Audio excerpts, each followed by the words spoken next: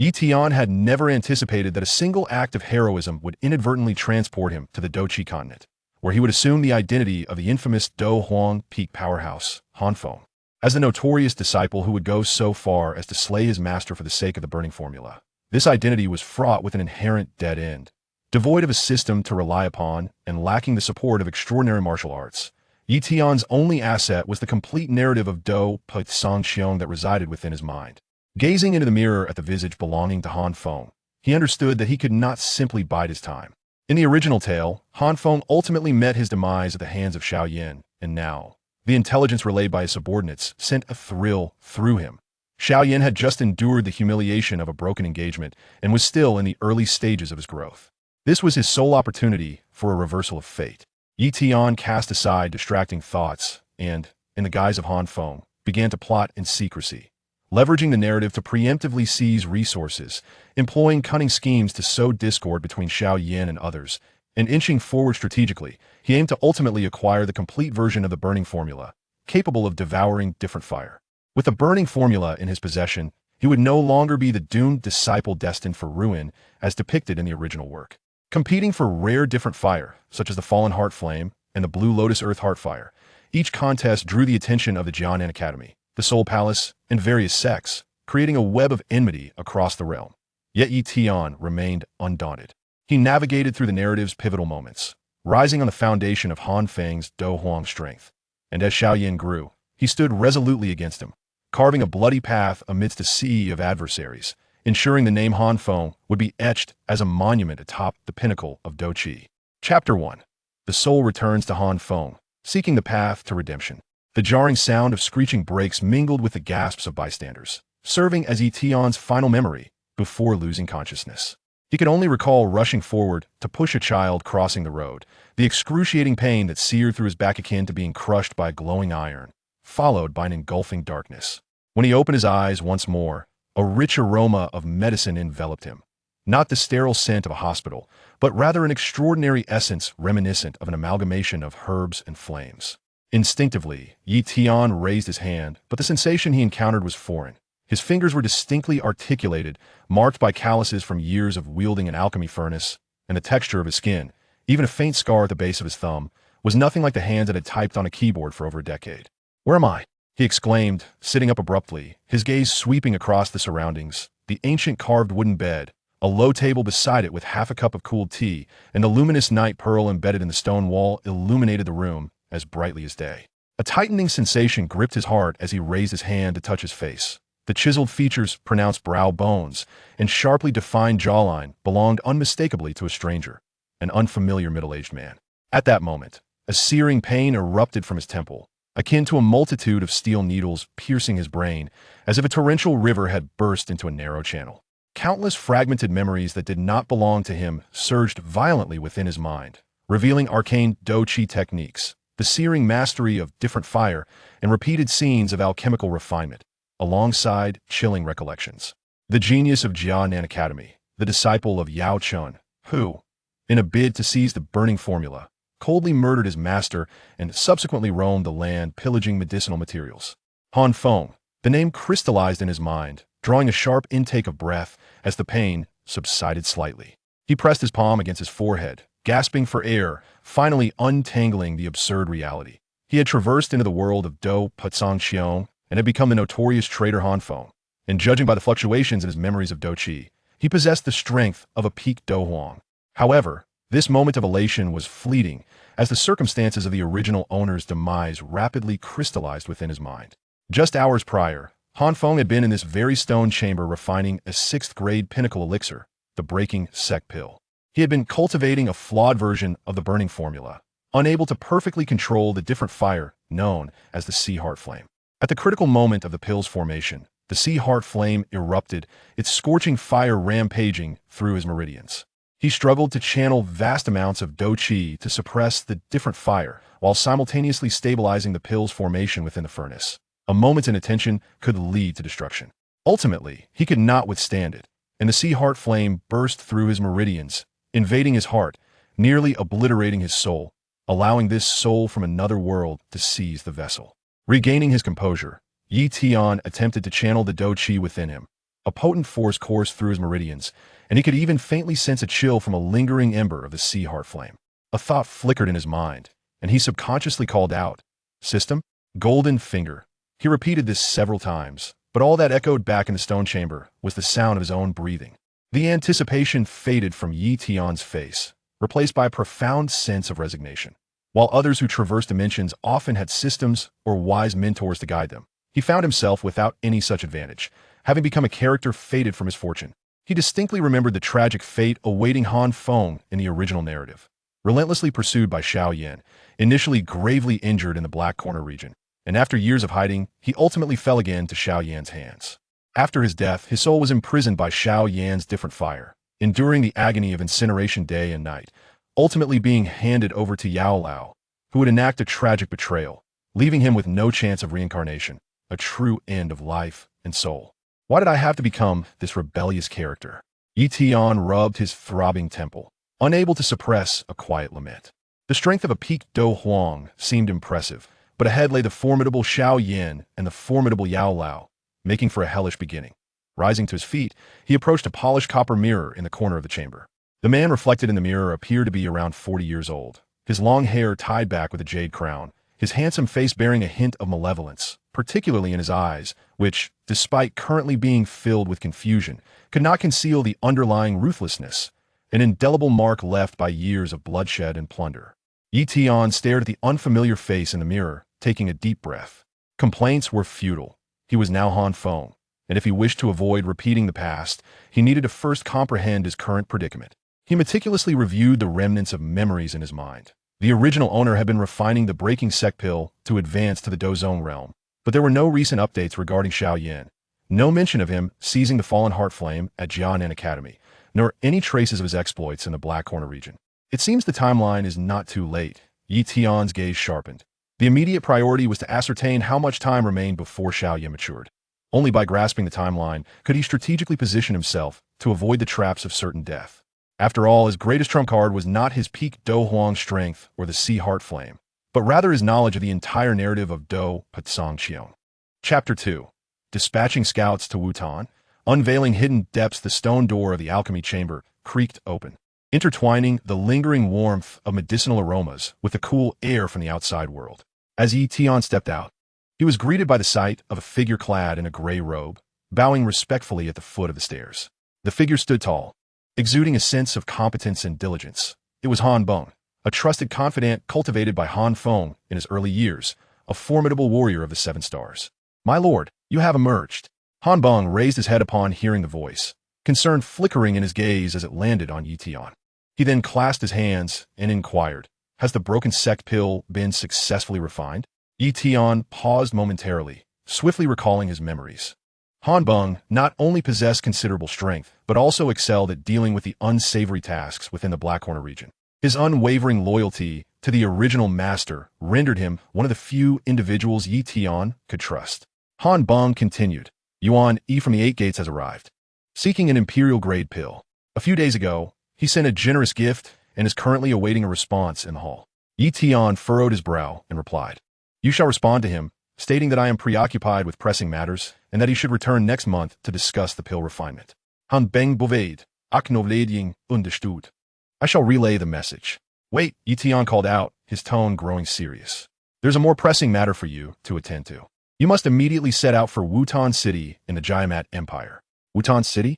Anbem's bro nita dikta. In his recollection, it was merely a remote small town, rarely frequented by doling powerhouses. "My lord, what business do we have in such a desolate place?" "Seek out a family known as the Xiao clan." Yi Tian's gaze sharpened as he emphasized, "The Xiao clan is merely a family of great Dou masters. Once you arrive, focus on gathering intelligence on a young man named Xiao Yan. Discover the details of his current strength and circumstances. The more detailed, the better. Ambens confusion dapanat."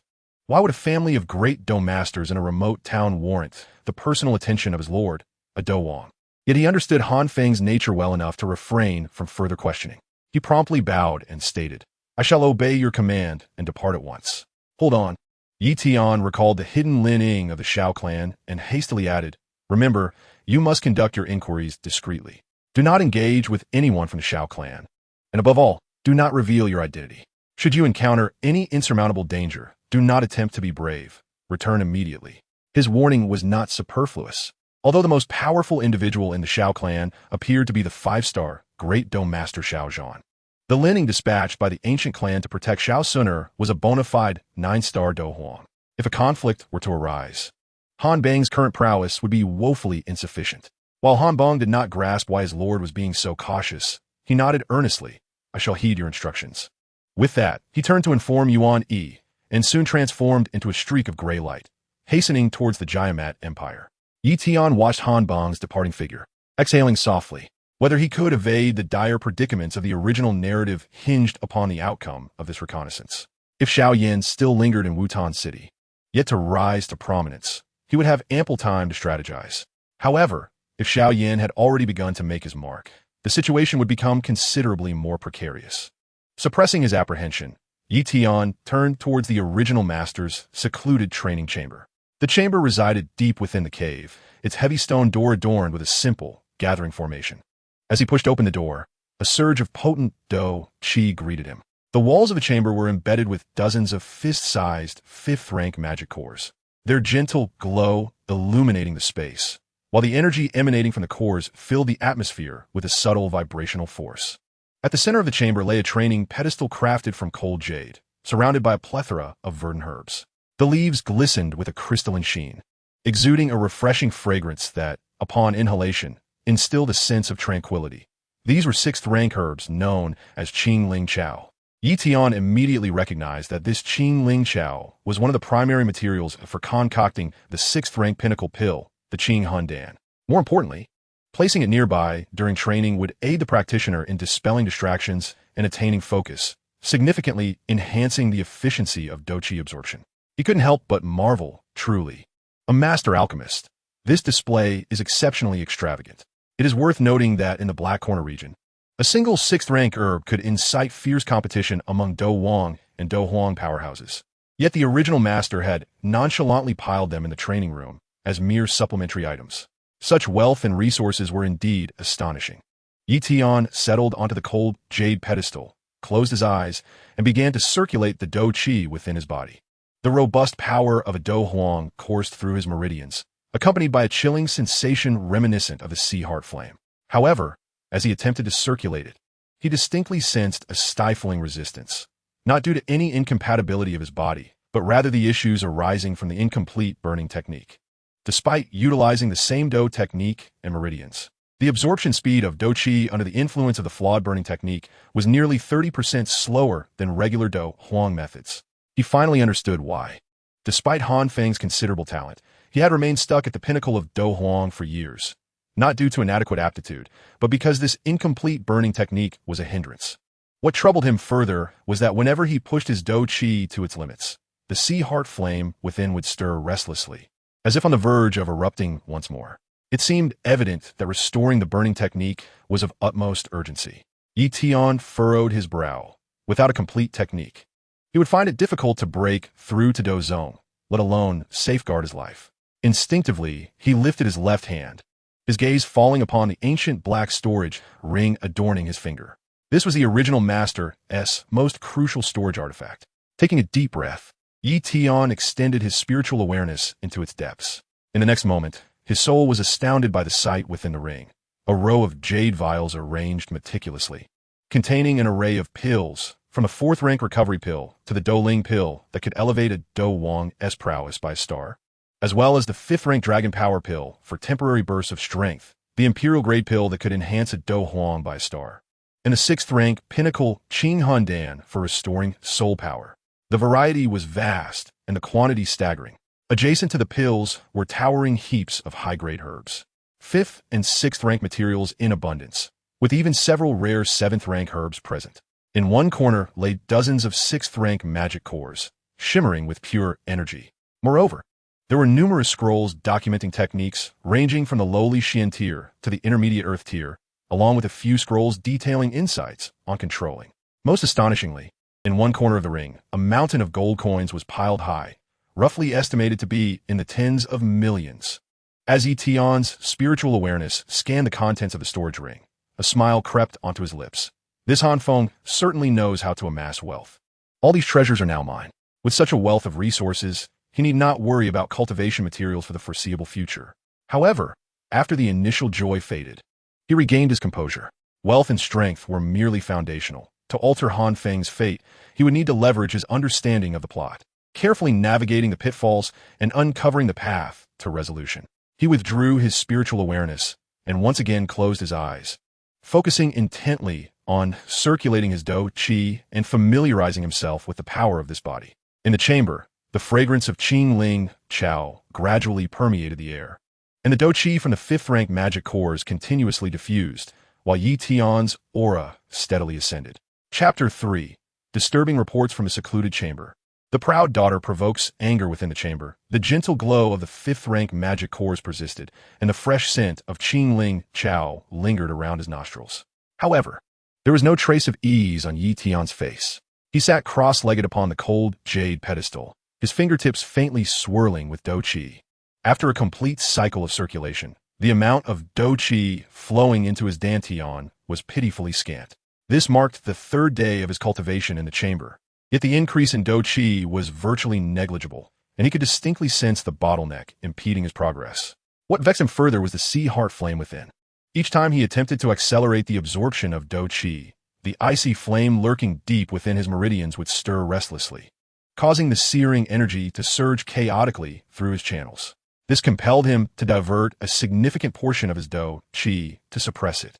On several occasions, he felt the burning sensation of the flame brushing against his heart vein, reminiscent of the peril he faced when the original master attempted to refine the broken sect pill. At this rate, it would be challenging not only to break through to Dou Zong, but even to maintain his position at the pinnacle of Dou Huang. Yi Tian opened his eyes, rubbing his throbbing temples. The shortcomings of the fragmented text of the burning formula have become increasingly apparent, with the complete methodology residing solely in the hands of Xiao Yan and Yao Lao.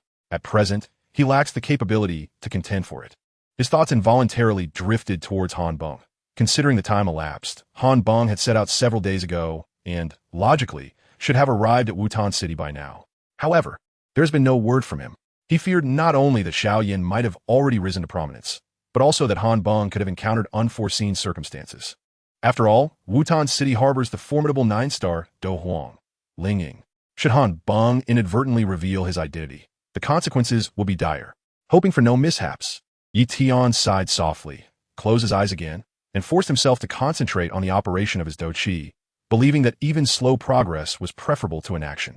Meanwhile, thousands of miles away in the Gamma Empire, Han Feng had endured several days of flight and finally reached Wutan City. He landed in the dense forest outside the city and swiftly concealed his Dou Huang aura, leaving behind only a faint, menacing presence, a reflex honed from years of survival in the Black Corner region. Even when deliberately hidden, it was sufficient to deter ordinary folk from approaching. After adjusting his gray robe, he stepped toward the city's gate. The entrance fee was 1 gold coin. The soldier guarding the gate cast a sideways glance at Han Feng. Noting his unremarkable attire, yet composed demeanor, he refrained from complicating matters further, accepted the payment, and allowed him entry. The moment Han Feng set foot in Wutan City, he frowned. Unlike the pervasive stench of blood and the sounds of battle characteristic of the Black Corner region, this place was filled with the clamor of the marketplace, where vendors shouted loudly, and passers-by wore tranquil expressions. The occasional fluctuations of Dou Qi he detected were typically at the Doushi level, with Dou Masters being a rarity. The buildings flanking the streets were lowly and rudimentary, and the herbs displayed at the stalls were mostly unrecognizable wild grasses, hardly qualifying as first-tier medicinal materials. Some vendors peddled rusty ironware, claiming it could shatter Dou Qi, which to Han Feng appeared to be nothing but a heap of scrap metal. In such a backward little town, why would a master have specifically sought information about the Xiao family? Han Feng pondered, yet suppressed his doubts and began to contemplate where to start his inquiries regarding the Xiao family. Just then, a flurry of hoofbeats echoed from the end of the street, accompanied by a sharp command. "Clear the way. You rabble, do not obstruct my path." Han Feng turned to see an ornately decorated carriage barreling down the street, its wheels clattering against the cobblestones with a jarring sound, knocking over several stalls as vendors scrambled to avoid being trampled, their wares scattering across the ground. Yet, no one dared confront the carriage. Instead, they retreated to the sides, whispering among themselves. "It's the second young lady of the Gailey family, Gailey Li. Step back." Being hit by her is a lost cause. The Gailey family, one of the 3 prominent families in Wutan City? A flicker of disdain crossed Han Feng's eyes. Such influence would scarcely merit a mention in the Black Corner region. He had no desire to complicate matters and turned to slip into a nearby alley to avoid this nuisance. However, fate had other plans, as the carriage seemed to be heading directly for him. Gailey lifted the curtain of the carriage, and upon seeing Han Feng stand his ground, her eyes widened in fury as she screeched, "Get out of the way. Are your eyes blind? You've injured my horse. Can you compensate for it?" This remark ignited Han Feng's wrath. Though he was not the top-tier powerhouse in the Black Corner region, he was a favored individual before the Medicine Emperor, Han Feng, and all factions treated him with respect. When had he ever endured such humiliation? Had this been the Black Corner region, anyone daring to utter such words would have long since become a corpse.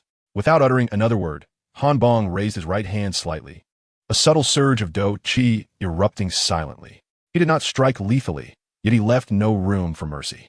With a resounding thud, the horse pulling the carriage collapsed instantly, its neck twisted grotesquely, falling silent.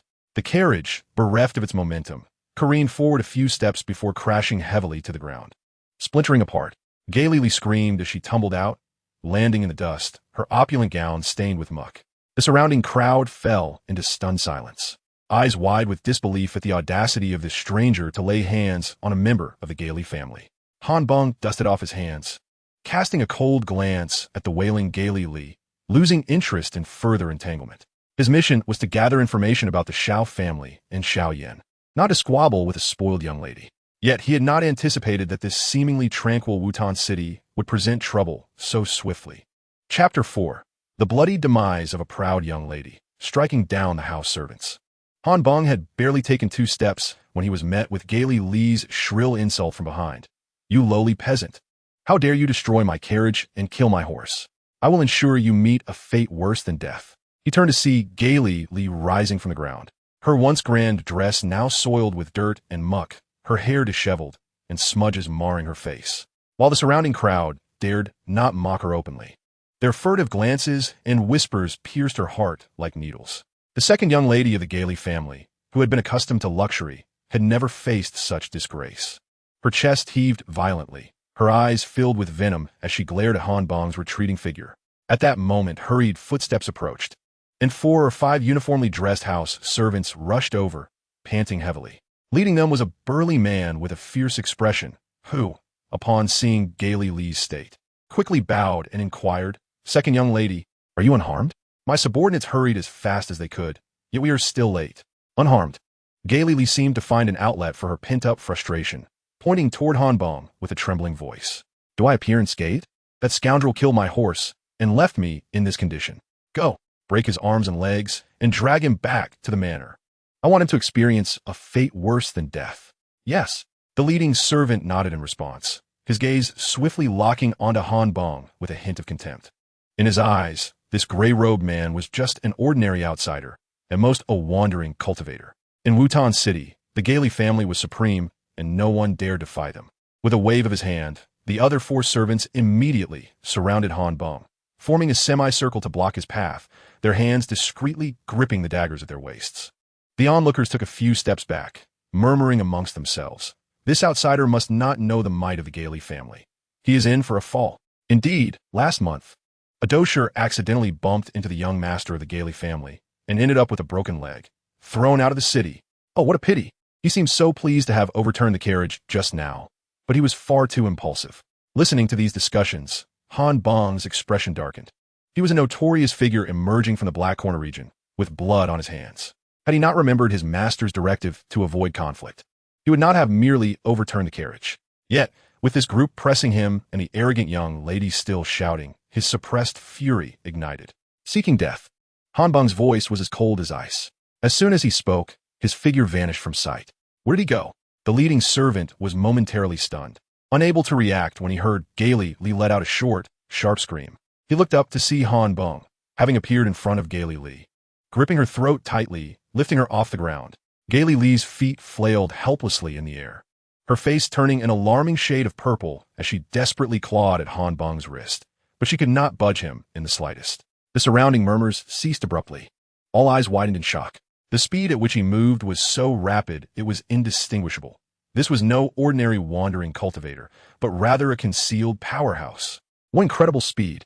This must be at least the strength of a great Dou master, if not more. No, wait. That speed was akin to teleportation. Only those above the Dou Ling level could achieve such velocity. The Gailey family has truly kicked a steel plate this time. The leading servant's complexion changed drastically. His earlier arrogance evaporating as he shouted urgently, "Release the second young lady. If you harm a single hair on her head, the Gailey family will ensure your bones lie buried in Wutan City."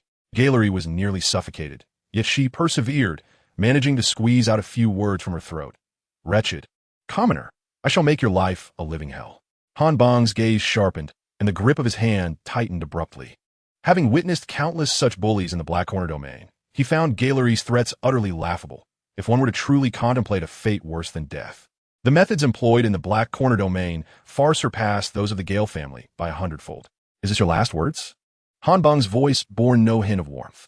With a sharp crack, akin to that of a withered branch snapping, Gailey's body stiffened, her struggling feet suddenly falling limp. The resentment and unwillingness in her eyes solidifying as her breath ceased entirely. Han Bang released her, and Gailey's lifeless form collapsed to the ground like a discarded rag doll. A deathly silence enveloped the surroundings. Even the sound of the wind seemed to resonate clearly.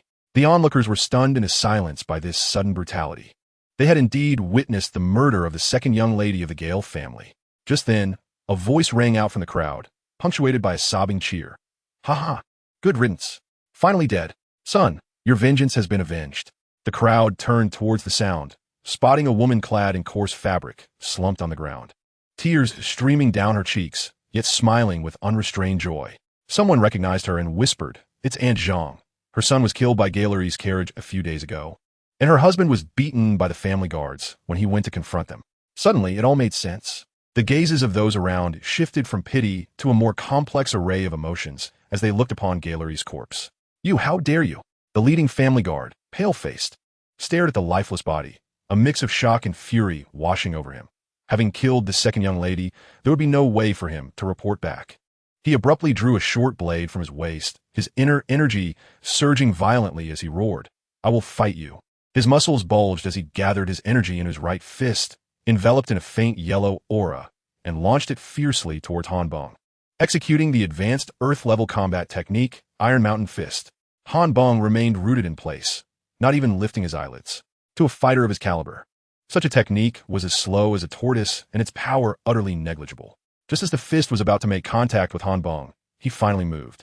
He slightly raised his right foot, casually kicking forward. Bang!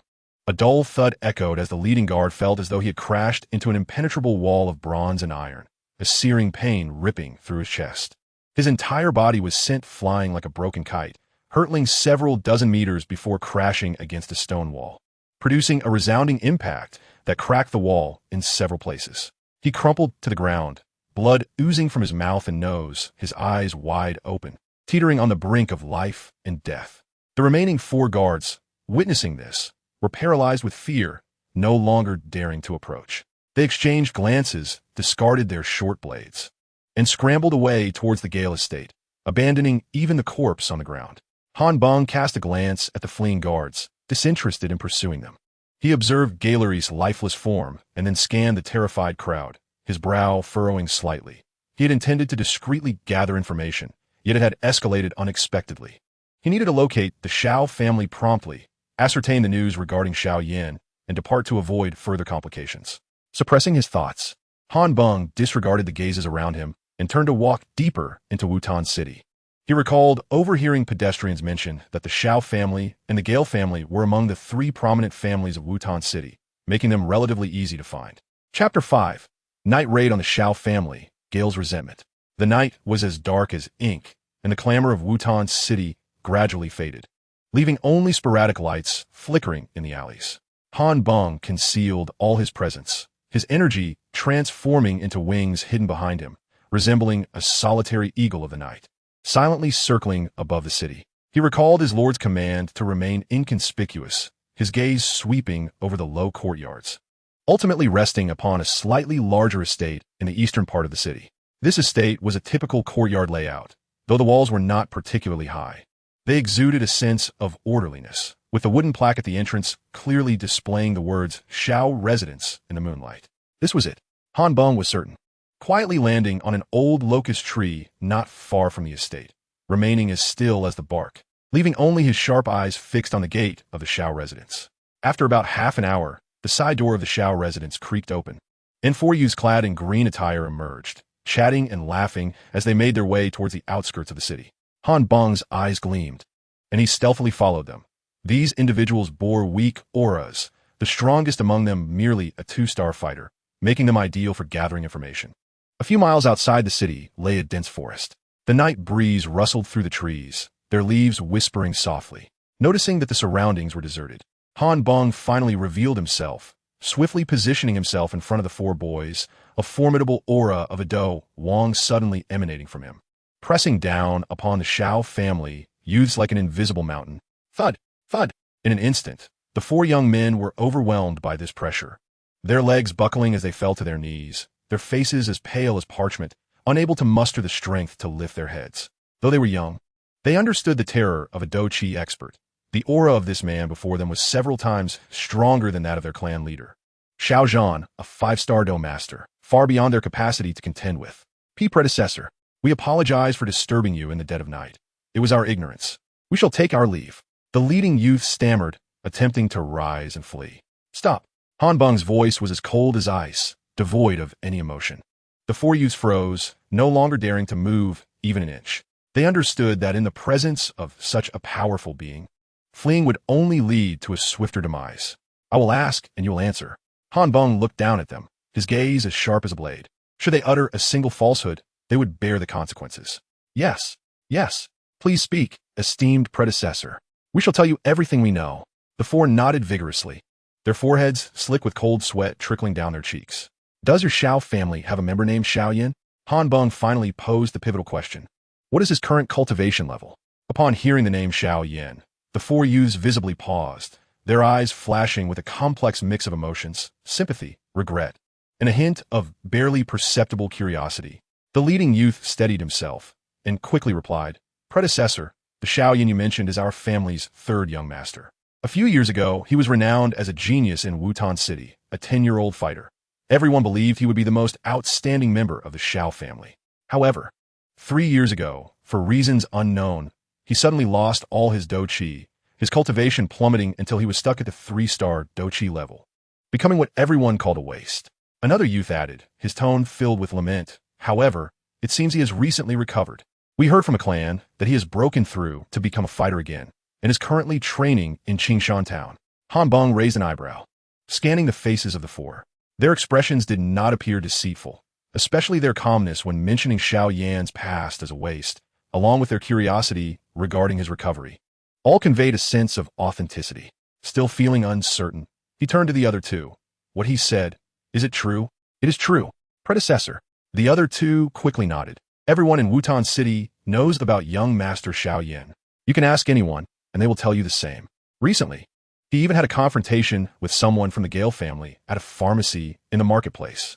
Having confirmed the information, Han Feng lost interest in retaining these youths any longer and dismissed his imposing aura. The four Xiao family youths felt as if a great weight had been lifted from their shoulders and scrambled back toward Wutan City, not daring to look back. Han Feng observed their retreating figures but did not leave immediately. To ensure absolute certainty, he circled around to other areas of Wutan City and captured 2 wandering cultivators unrelated to the Xiao or Gale families to further inquire about Xiao Yan's situation. The information obtained aligns precisely with what those 4 disciples of the Xiao family have stated. Han Feng no longer hesitated. He swiftly transformed, unfurling his wings of fighting spirit, and shot forth like a streak of gray light towards the Black Corner region. It was imperative that he relay this news back to his master without delay. Meanwhile, within the Gaily residence of Wutan City, an oppressive silence reigned. The conference hall was brightly lit, the flickering candle flames casting shadows that danced across the faces of the gathered individuals, revealing a spectrum of emotions from anguish to rage. In the center of the hall, a white satin cloth was spread upon the ground, where Gaily Li's lifeless body lay, her face still bearing the traces of terror and resentment from her final moments. Gaily stood beside the corpse, his fists clenched tightly, knuckles white, his eyes ablaze with an inferno of wrath. As the patriarch of the Gaily family, Having attained the rank of 6-star great fighter, he was a significant figure in Wutan City. Yet now, his beloved daughter had been publicly slain before him. Her cold body presented as a cruel reminder. How could he endure such humiliation? Speak. Who is responsible for this? Gaily spun around abruptly, his gaze sweeping over the elders and the few servants who had fled back, his voice hoarse with fury. Who dares to harm my daughter in Wutan City? Was it the Xiao family? Or the Ao Ba clan? The trembling servants, paralyzed with fear, exchanged fearful glances until the leader, stifling the pain in his chest, scrambled forward to recount the events in detail. Patriarch, it was neither the Xiao family nor the Ao Ba clan. It was a gray-robed man from elsewhere. His speed was astonishing, and he could teleport. He struck with lethal force and instantly killed the second miss, even sending Wang Huwei, a 4-star fighter, flying dozens of meters. His current fate remains unknown. Teleportation? Sending a 4-star fighter flying with a single kick? The elders in the hall widened their eyes in disbelief, their faces reflecting shock. As seasoned practitioners, they understood the implications of teleportation. It was a skill reserved for high-tier powerhouses. The ability to effortlessly defeat a 4-star fighter, leaving no room for resistance, indicated a level of strength that could not possibly belong to a mere great fighter. It was at least that of a spirit fighter, if not a formidable Dou Huang. Gaily Bai's fury momentarily froze, the rage in his expression gradually replaced by shock, and then an unmistakable hint of fear. Although he wielded power in Wutan City, the Gaily family was no more than an ant in the face of spirit fighters or Dou Huang-level experts. If the assailant truly wished to annihilate the Gaily family, it would be a mere trifle. Spirit fighter or not, Gaily Bai slammed his hand on the table, roaring in defiance. Though my Gaily family may be weak, we are not to be trampled upon. If necessary, I will spend vast sums to hire assassins to avenge my daughter. Patriarch, no. The elder rushed forward, urgency lacing his tone. The family's well-being is paramount. That expert was capable of easily killing the second miss and severely injuring Wang Huwei. Their strength is at least that of a spirit fighter, possibly even a Dou Huang. While the assassins are formidable, they may not succeed against such a level of power and could instead bring disaster upon our family. Yes, Patriarch, another elder chimed in.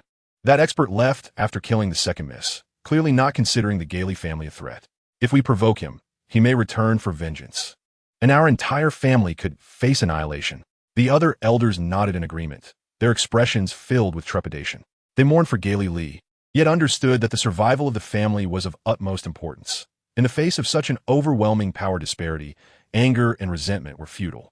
Observing the expressions of those around him and glancing at his daughter's corpse, Gaily Bai's tightly clenched fists gradually relaxed. The fire in his eyes replaced by a profound sense of helplessness. He recognized the wisdom of the elders' council. Before such a formidable adversary, the Gaily family lacked even the qualifications to seek revenge. Enough, Gaily Bai closed his eyes, his voice trembling slightly. Let us lay the second miss to rest with honor. This matter ends here.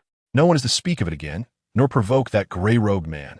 Silence enveloped the hall, the only sound being the crackling of the burning candles, harshly piercing the stillness of the night. Ultimately, the Gaily family's fury was quietly extinguished under the looming threat of a powerful adversary. Chapter 6. Secret discussions on the burning technique, dispatching envoys for aid. In the secret chamber, the soft glow of a 5th-tier magic core illuminated the stone walls, casting Yi Tian's silhouette in elongated form. Han Feng stood at the foot of the steps, reporting the events of Wutan City in meticulous detail. From Xiao Yan's restoration of his fighter cultivation and his journey to Qing Shantown for training, to the unfortunate incident involving Gaily Li and the consequent intimidation of the Gaily family. Every detail was accounted for. Yi Tian absently twirled a leaf of the Qingling grass between his fingers, a flicker of understanding crossing his eyes upon hearing that Xiao Yan was merely at fighter level. As he surmised, the timeline had progressed even earlier than he anticipated. The medicine elder should still be nurturing his soul within the ring, his strength at most restored to 1 or 2 stars of the Dou Huang level. In terms of sheer power, he might not be able to dominate Yi Tian, who stood at the pinnacle of Dou Huang. However, recalling the lurking presence of Ling Ying within the Xiao family, it was clear that with Xiao Yan's departure, Xiao Suner would certainly have Ling Ying shadowing him for protection. Yi Tian's grip on the leaf tightened, the greenish sap seeping through his fingers. 9-star Dou Huang. Yi Tian murmured to himself, his brows knitting together. Although Ling Ying's strength was inferior to his own, If he collaborated with the medicine elder, they could pose a significant threat. It would be a challenge to deal with them both. More critically, if this operation were to fail, Xiao Yan and the medicine elder would undoubtedly become cautious, making future attempts to acquire the burning technique increasingly perilous. Noticing Yi Tian's silence, Han Feng felt a pang of anxiety and quickly added, "My lord, regarding the incident with Gaily Li, is it of no consequence?" Yi Tian raised his hand to interrupt. His tone as calm as if discussing a trivial matter. She was merely the pride of a minor family. Killing her is inconsequential. The Gaily family dares not voice any objections. He was well aware of Gaily by S limitations. He was merely a great fighter family. And even if they were to discover that the culprit was a Dou Huang level expert, they would only swallow their anger. Changing the topic, Yi Tian focused his gaze on Han Feng, his tone softening slightly. "You have done commendably in uncovering this matter." As he spoke, he retrieved a jade vial from his ring, its translucent surface revealing an orange-yellow pill inside, surrounded by a faint fighting spirit aura, the Dou Ling Dan, capable of aiding a Dou Huang in breaking through to an additional star. This Dou Ling Dan is a reward for you. Refine it well, and strive to break through to Dou Huang as soon as possible. Yi Tian tossed the jade vial to Han Feng, quickly catching it with both hands. Han Feng felt the pure medicinal energy upon contact, his eyes bursting with elation. The Dou Ling Dan was a top-tier elixir for Dou Huang practitioners, a treasure sought by many. Suddenly, he dropped to one knee, his voice filled with excitement. "I am deeply grateful for your generosity, my lord. I shall not fail your expectations. Rise and be dismissed." Yi Tian waved his hand. Han Ben bouvied respectfully, carefully cradling the jade vial as he exited the secret chamber with quickened steps. The stone door slowly closed, restoring silence to the chamber once more. Yi Tian approached the base of the cold jade pedestal and sat cross-legged. Yet instead of channeling his fighting spirit, he fell into deep contemplation. The most pressing dilemma remained the incomplete text of the burning technique. Without the complete cultivation method, not only would he be unable to break through to the Dou zone level, but the ocean heart flame within him would also periodically stir, inevitably leading to a repeat of the original owner's fate. The complete version of the burning technique was currently hidden within Xiao Yan's ring, under the watchful eye of the medicine elder. To obtain the burning technique, he must first deal with Ling Ying and the medicine elder. Yi Tian say gazes sharpenit. He recalled from the original story that while Xiao Yan was training in Qingshan town, the medicine elder had intervened to assist him with difficulties. But at that time, the medicine elder's soul power had not yet fully recovered, limiting his combat capabilities. If he could act now, perhaps he could seize the opportunity. However, Ling Ying's presence posed a constant threat. That 9-star Dou Huang lurked in the shadows, and should he attempt to strike at Xiao Yan, Ling Ying would undoubtedly appear to obstruct him. Facing both Ling Ying and the medicine elder alone would be far too risky. He needed to find an ally to distract Ling Ying. Yi Tian's mind raced through the roster of powerful figures in the Dou Po world, traversing the forces of the Black Corner region until it finally settled on the Black Emperor sect, Mo Tianxing. Mo Tianxing, the esteemed leader of the Black Emperor sect, has achieved the formidable rank of a 2-star Dou zone, establishing himself as a dominant force within the Black Corner domain. This individual places immense value on profit. Provided sufficient benefits are presented, he may be inclined to take action. Moreover, the Black Emperor sect has maintained a relationship with Han Feng, the original owner. And although they are not allies, there exists no profound enmity between them. By leveraging a significant business proposition, it is highly likely that he can be persuaded to assist. As long as Mo Tianxing can entangle Ling Ying with my peak Dou Huang strength, coupled with my knowledge of Yao Lao, subduing him and seizing the Feng Ju should not pose a challenge. A glimmer of brilliance flickered in Yi Tian's eyes as the subsequent plans began to crystallize. After acquiring the Feng Ju, the initial step would be to refine and perfect the cultivation method, breaking through to Dou zone, followed by a journey to the Tagore Desert to obtain the Blue Lotus Earth Heartfire. Thereafter, he would stealthily infiltrate the Jianan Academy, awaiting the opportune moment to seize the fallen heart flame. With the complete Feng Ju and multiple exotic fires at his disposal, he would finally liberate himself from the original owner's fate, perhaps even surpassing Xiao Yan. With this thought in mind, Yi Tian cast aside his hesitation, rose, and approached the stone door, pushing it open slightly, calling out into the outside, "Han Feng." Moments later, Han Feng hurriedly arrived, maintaining his respectful demeanor. "My lord, what commands do you have?" "You must depart immediately for the Black Emperor's sect," Yi Tian replied gravely. "Seek out Mo Tianxing and inform him that I, Han Feng, have a significant business proposition, and request his presence at my abode for a discussion. Remember, your demeanor must be respectful. Do not lose your decorum. Han Feng's heart tightened. The sect leader Mo Tianxing is a figure of Dou's own caliber. The master wishes to invite him for business? Though filled with questions, he dared not inquire further. Swiftly bowing in acknowledgement, your subordinate obeys. I shall set forth at once. Watching Han Feng transform into a wisp of gray light, vanishing into the horizon. Tian closed the stone door once more. This step was crucial for altering his destiny. Securing the Feng Ju and mastering the exotic fires was already half the battle won. Should he fail, he would likely remain trapped at the peak of Dou Huang, helplessly watching Xiao Yan rise, ultimately leading to the original narrative's conclusion for Han Feng. In the secret chamber, the fragrance of the Qing Ling grass remained fresh, yet a plot concerning life and death ignited within Tian's heart. Chapter 7. The bamboo grove casts a heavy bait, assenting to intercept a strong foe.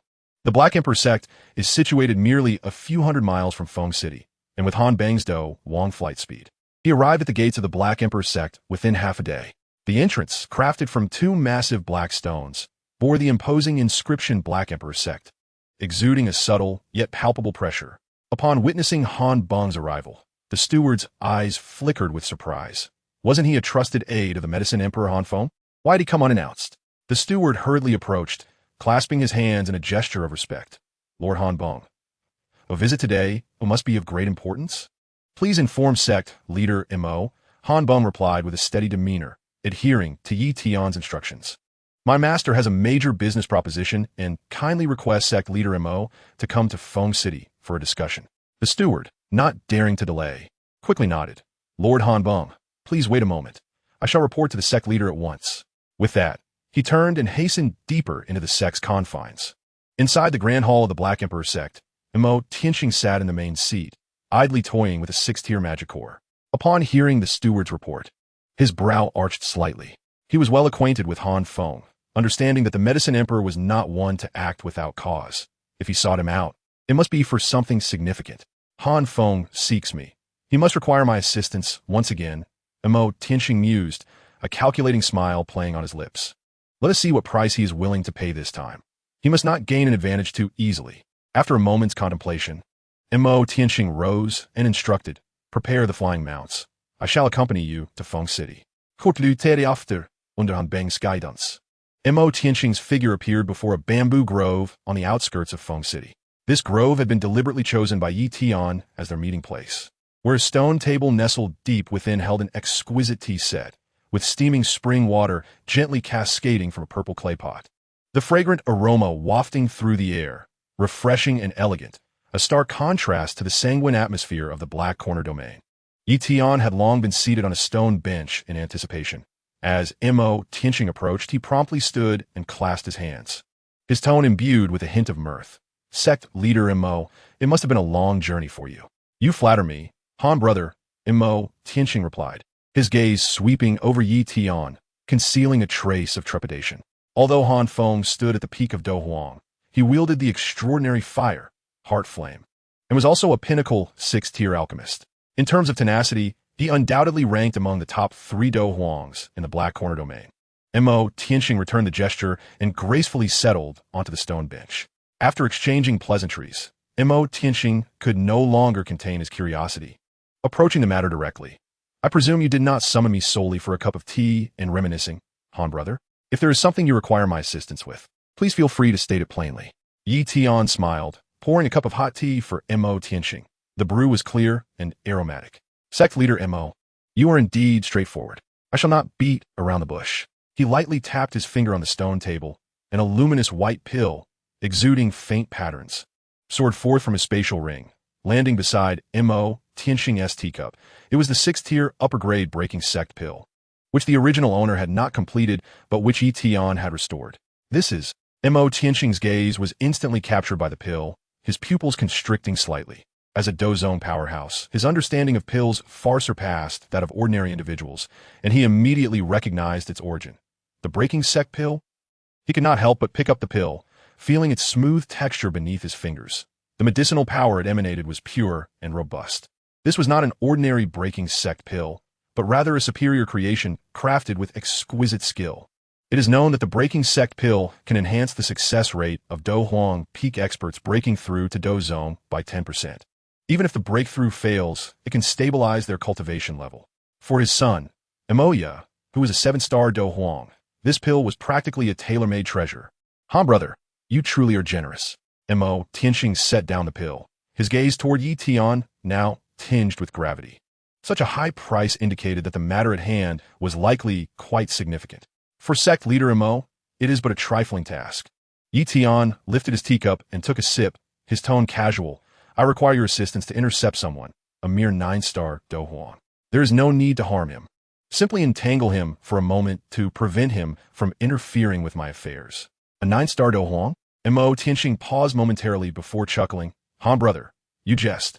With your strength, you could easily crush an ordinary 9-star Dou Huang, and even contend with a Dou Zone. Why would you specifically request my intervention? Yi Tian placed his teacup down, his expression now serious. If it were only him, I would not be concerned. However, I am dealing with 2 individuals this time.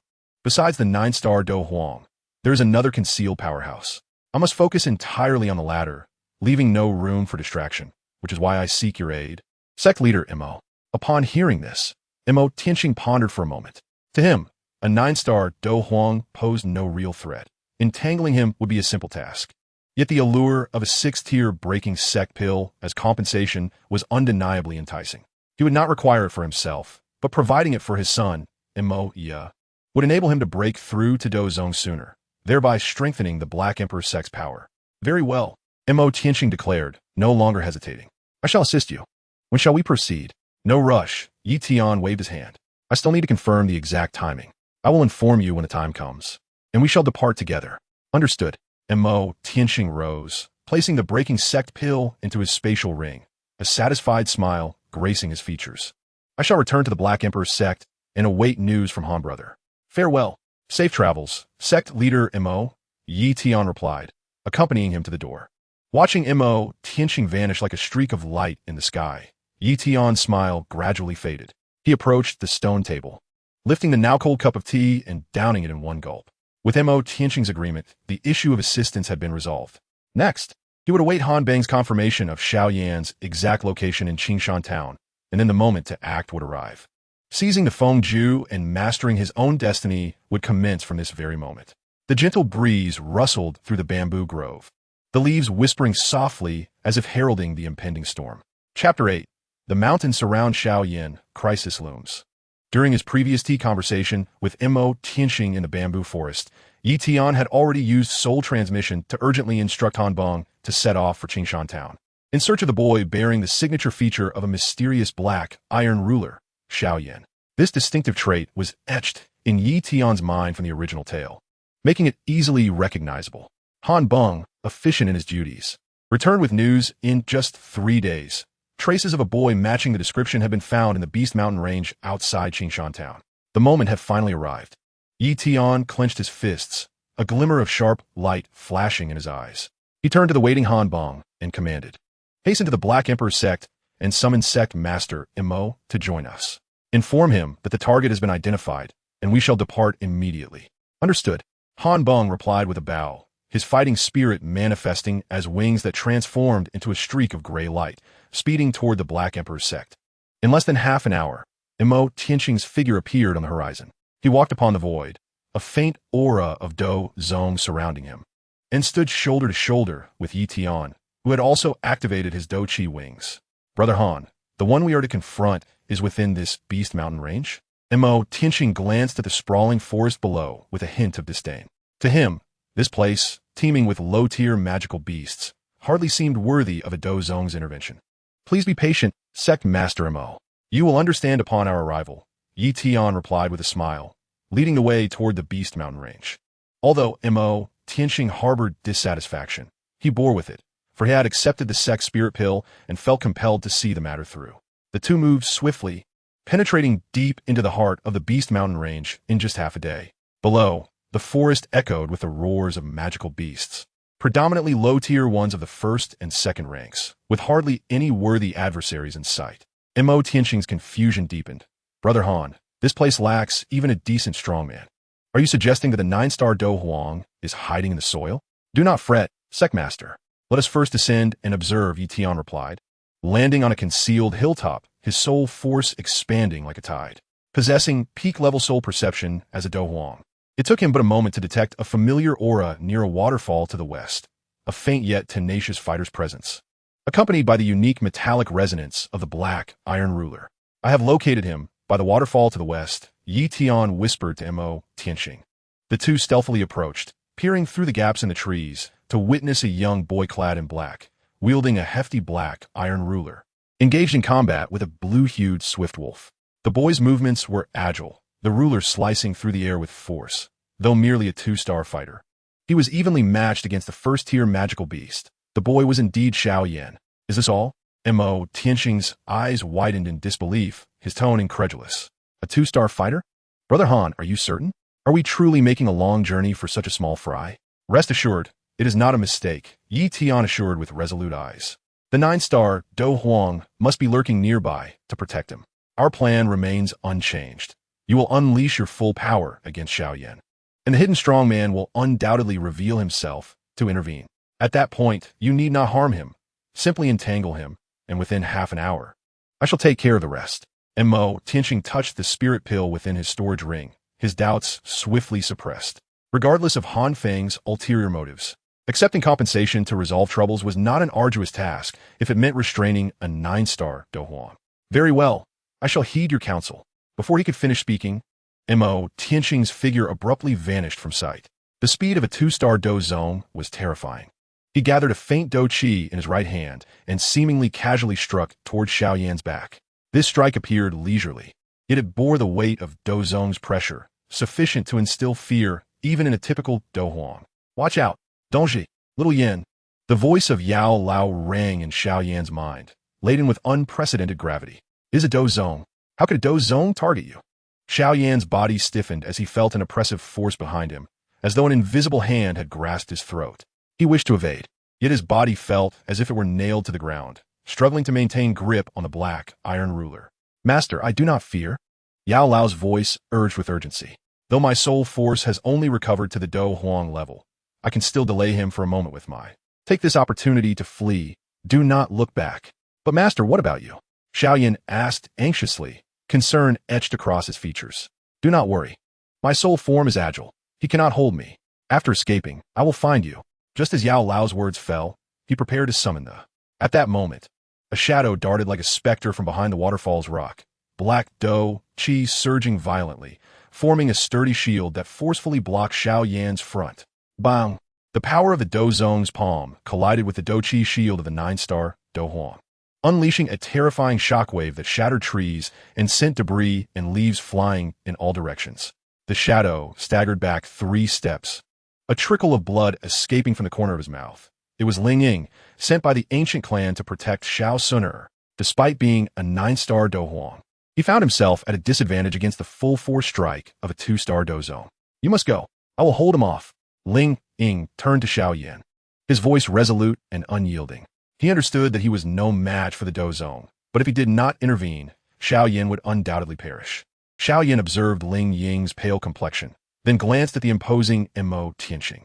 Gritting his teeth, he realized that remaining would only hinder progress. He could only clasp his hands in gratitude toward Ling Ying. Thank you, senior. No sooner had he spoken than his Dou Qi erupted within him, a pair of faint purple wings unfurling from his back. The flying Dou technique, Ziyun wings.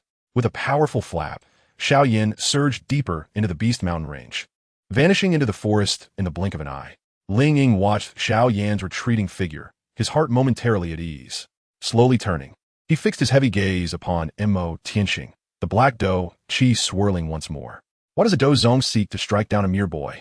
Montak ti Angsing Shulgit. A playful smirk gracing his lips. I am merely fulfilling a request, loyal to my duty. If you can restrain me, you may indeed protect him. The condition, however, is that you possess the capability. With that, the Dou Zong's pressure surged again, and he began to stride toward Ling Ying. Meanwhile, atop a nearby hill, Tian observed the unfolding events with a cold smile playing at the corners of his mouth. The first step of the plan had succeeded. Ling Ying had revealed himself and was entangled with Mo Tianxing. Next, it was time for him to settle accounts with Yao Lao. Chapter 9. The Tiger's Scheme Unraveled. Dou Zong engages to protect. within the forest of the Beast Mountain Range. The purple wings sliced through the air as Xiao Yan activated the Ziyun wings and fled at full speed, the wind howling in his ears. Yet the weight of confusion in his heart only grew heavier. He glanced at the black iron ruler in his hand, then touched the storage ring at his chest. Unable to fathom how, as merely a two-star fighter, he had drawn the attention of a Dou zone-level powerhouse. Master, why would a Dou zone target me? Xiao Yan could not help but question internally, his tone filled with bewilderment. A Dou zone, in the northwest continent, was a figure capable of establishing their own sect. Why would they fixate on someone as insignificant as himself? In the storage ring, Yao Lao's voice carried a note of seriousness, tinged with a hint of perplexity. This matter is indeed suspicious. The person who attacked clearly held back. If they truly intended to kill you, they would not have granted me time to react. Even if I summoned it might not suffice to protect you. He paused before continuing his analysis. Moreover, it is peculiar that the 9-star Dou Huang arrived at such an opportune moment, as if they were aware you would encounter peril and specifically awaited your presence. I sensed a hidden strongman within the Xiao family, and it seems that should be the guardian of Suner, whose purpose is to protect her. It is likely that Suner, fearing for your safety during your training journey, had them follow you covertly. Suner's backing is so formidable. Xiao Yan was taken aback. He had long known that Suner was not an ordinary individual, but he had never imagined that even a 9-star Dou Huang would bow to her and serve as her guardian. At that moment, the voice of the old pharmacist suddenly took on an urgent tone, tinged with alarm. Not good. Xiao Yan, hurry up and accelerate. This is a ruse to draw the tiger away from its den. A ruse to draw the tiger away from its den? Xiao Yan was momentarily taken aback. Yes. The old pharmacist's tone grew increasingly desperate. The Dou zone is intentionally holding back, luring Ling Ying to reveal himself to protect you, and then entangling him without delivering a fatal blow. Their true intention is not to kill you. Rather, it is to ensnare Ling Ying. The one truly targeting us is likely someone else. Having navigated the continent for many years, the old pharmacist had witnessed countless devious schemes. The earlier suspicions swiftly coalesced: the Dou zone's restraint, Ling Ying's timely appearance, and the opponent's insistence on entangling rather than killing. This was no coincidence, but a meticulously crafted trap designed to divert Ling Ying from protecting Xiao Yan, leaving him isolated and vulnerable. What should we do? A sense of trepidation gripped Xiao Yan as he urgently pushed the speed of his purple cloud wings to their utmost limit, the violet feathers almost transforming into a fleeting shadow as he plunged into the dense forest deeper within the mountains.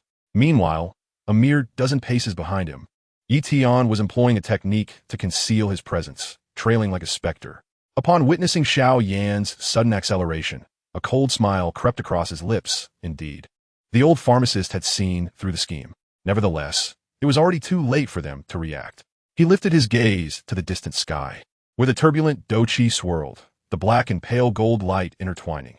This was the battlefield of Ling Ying and Mo Tianxing. At that moment, doubt also began to creep into Ling Ying's heart.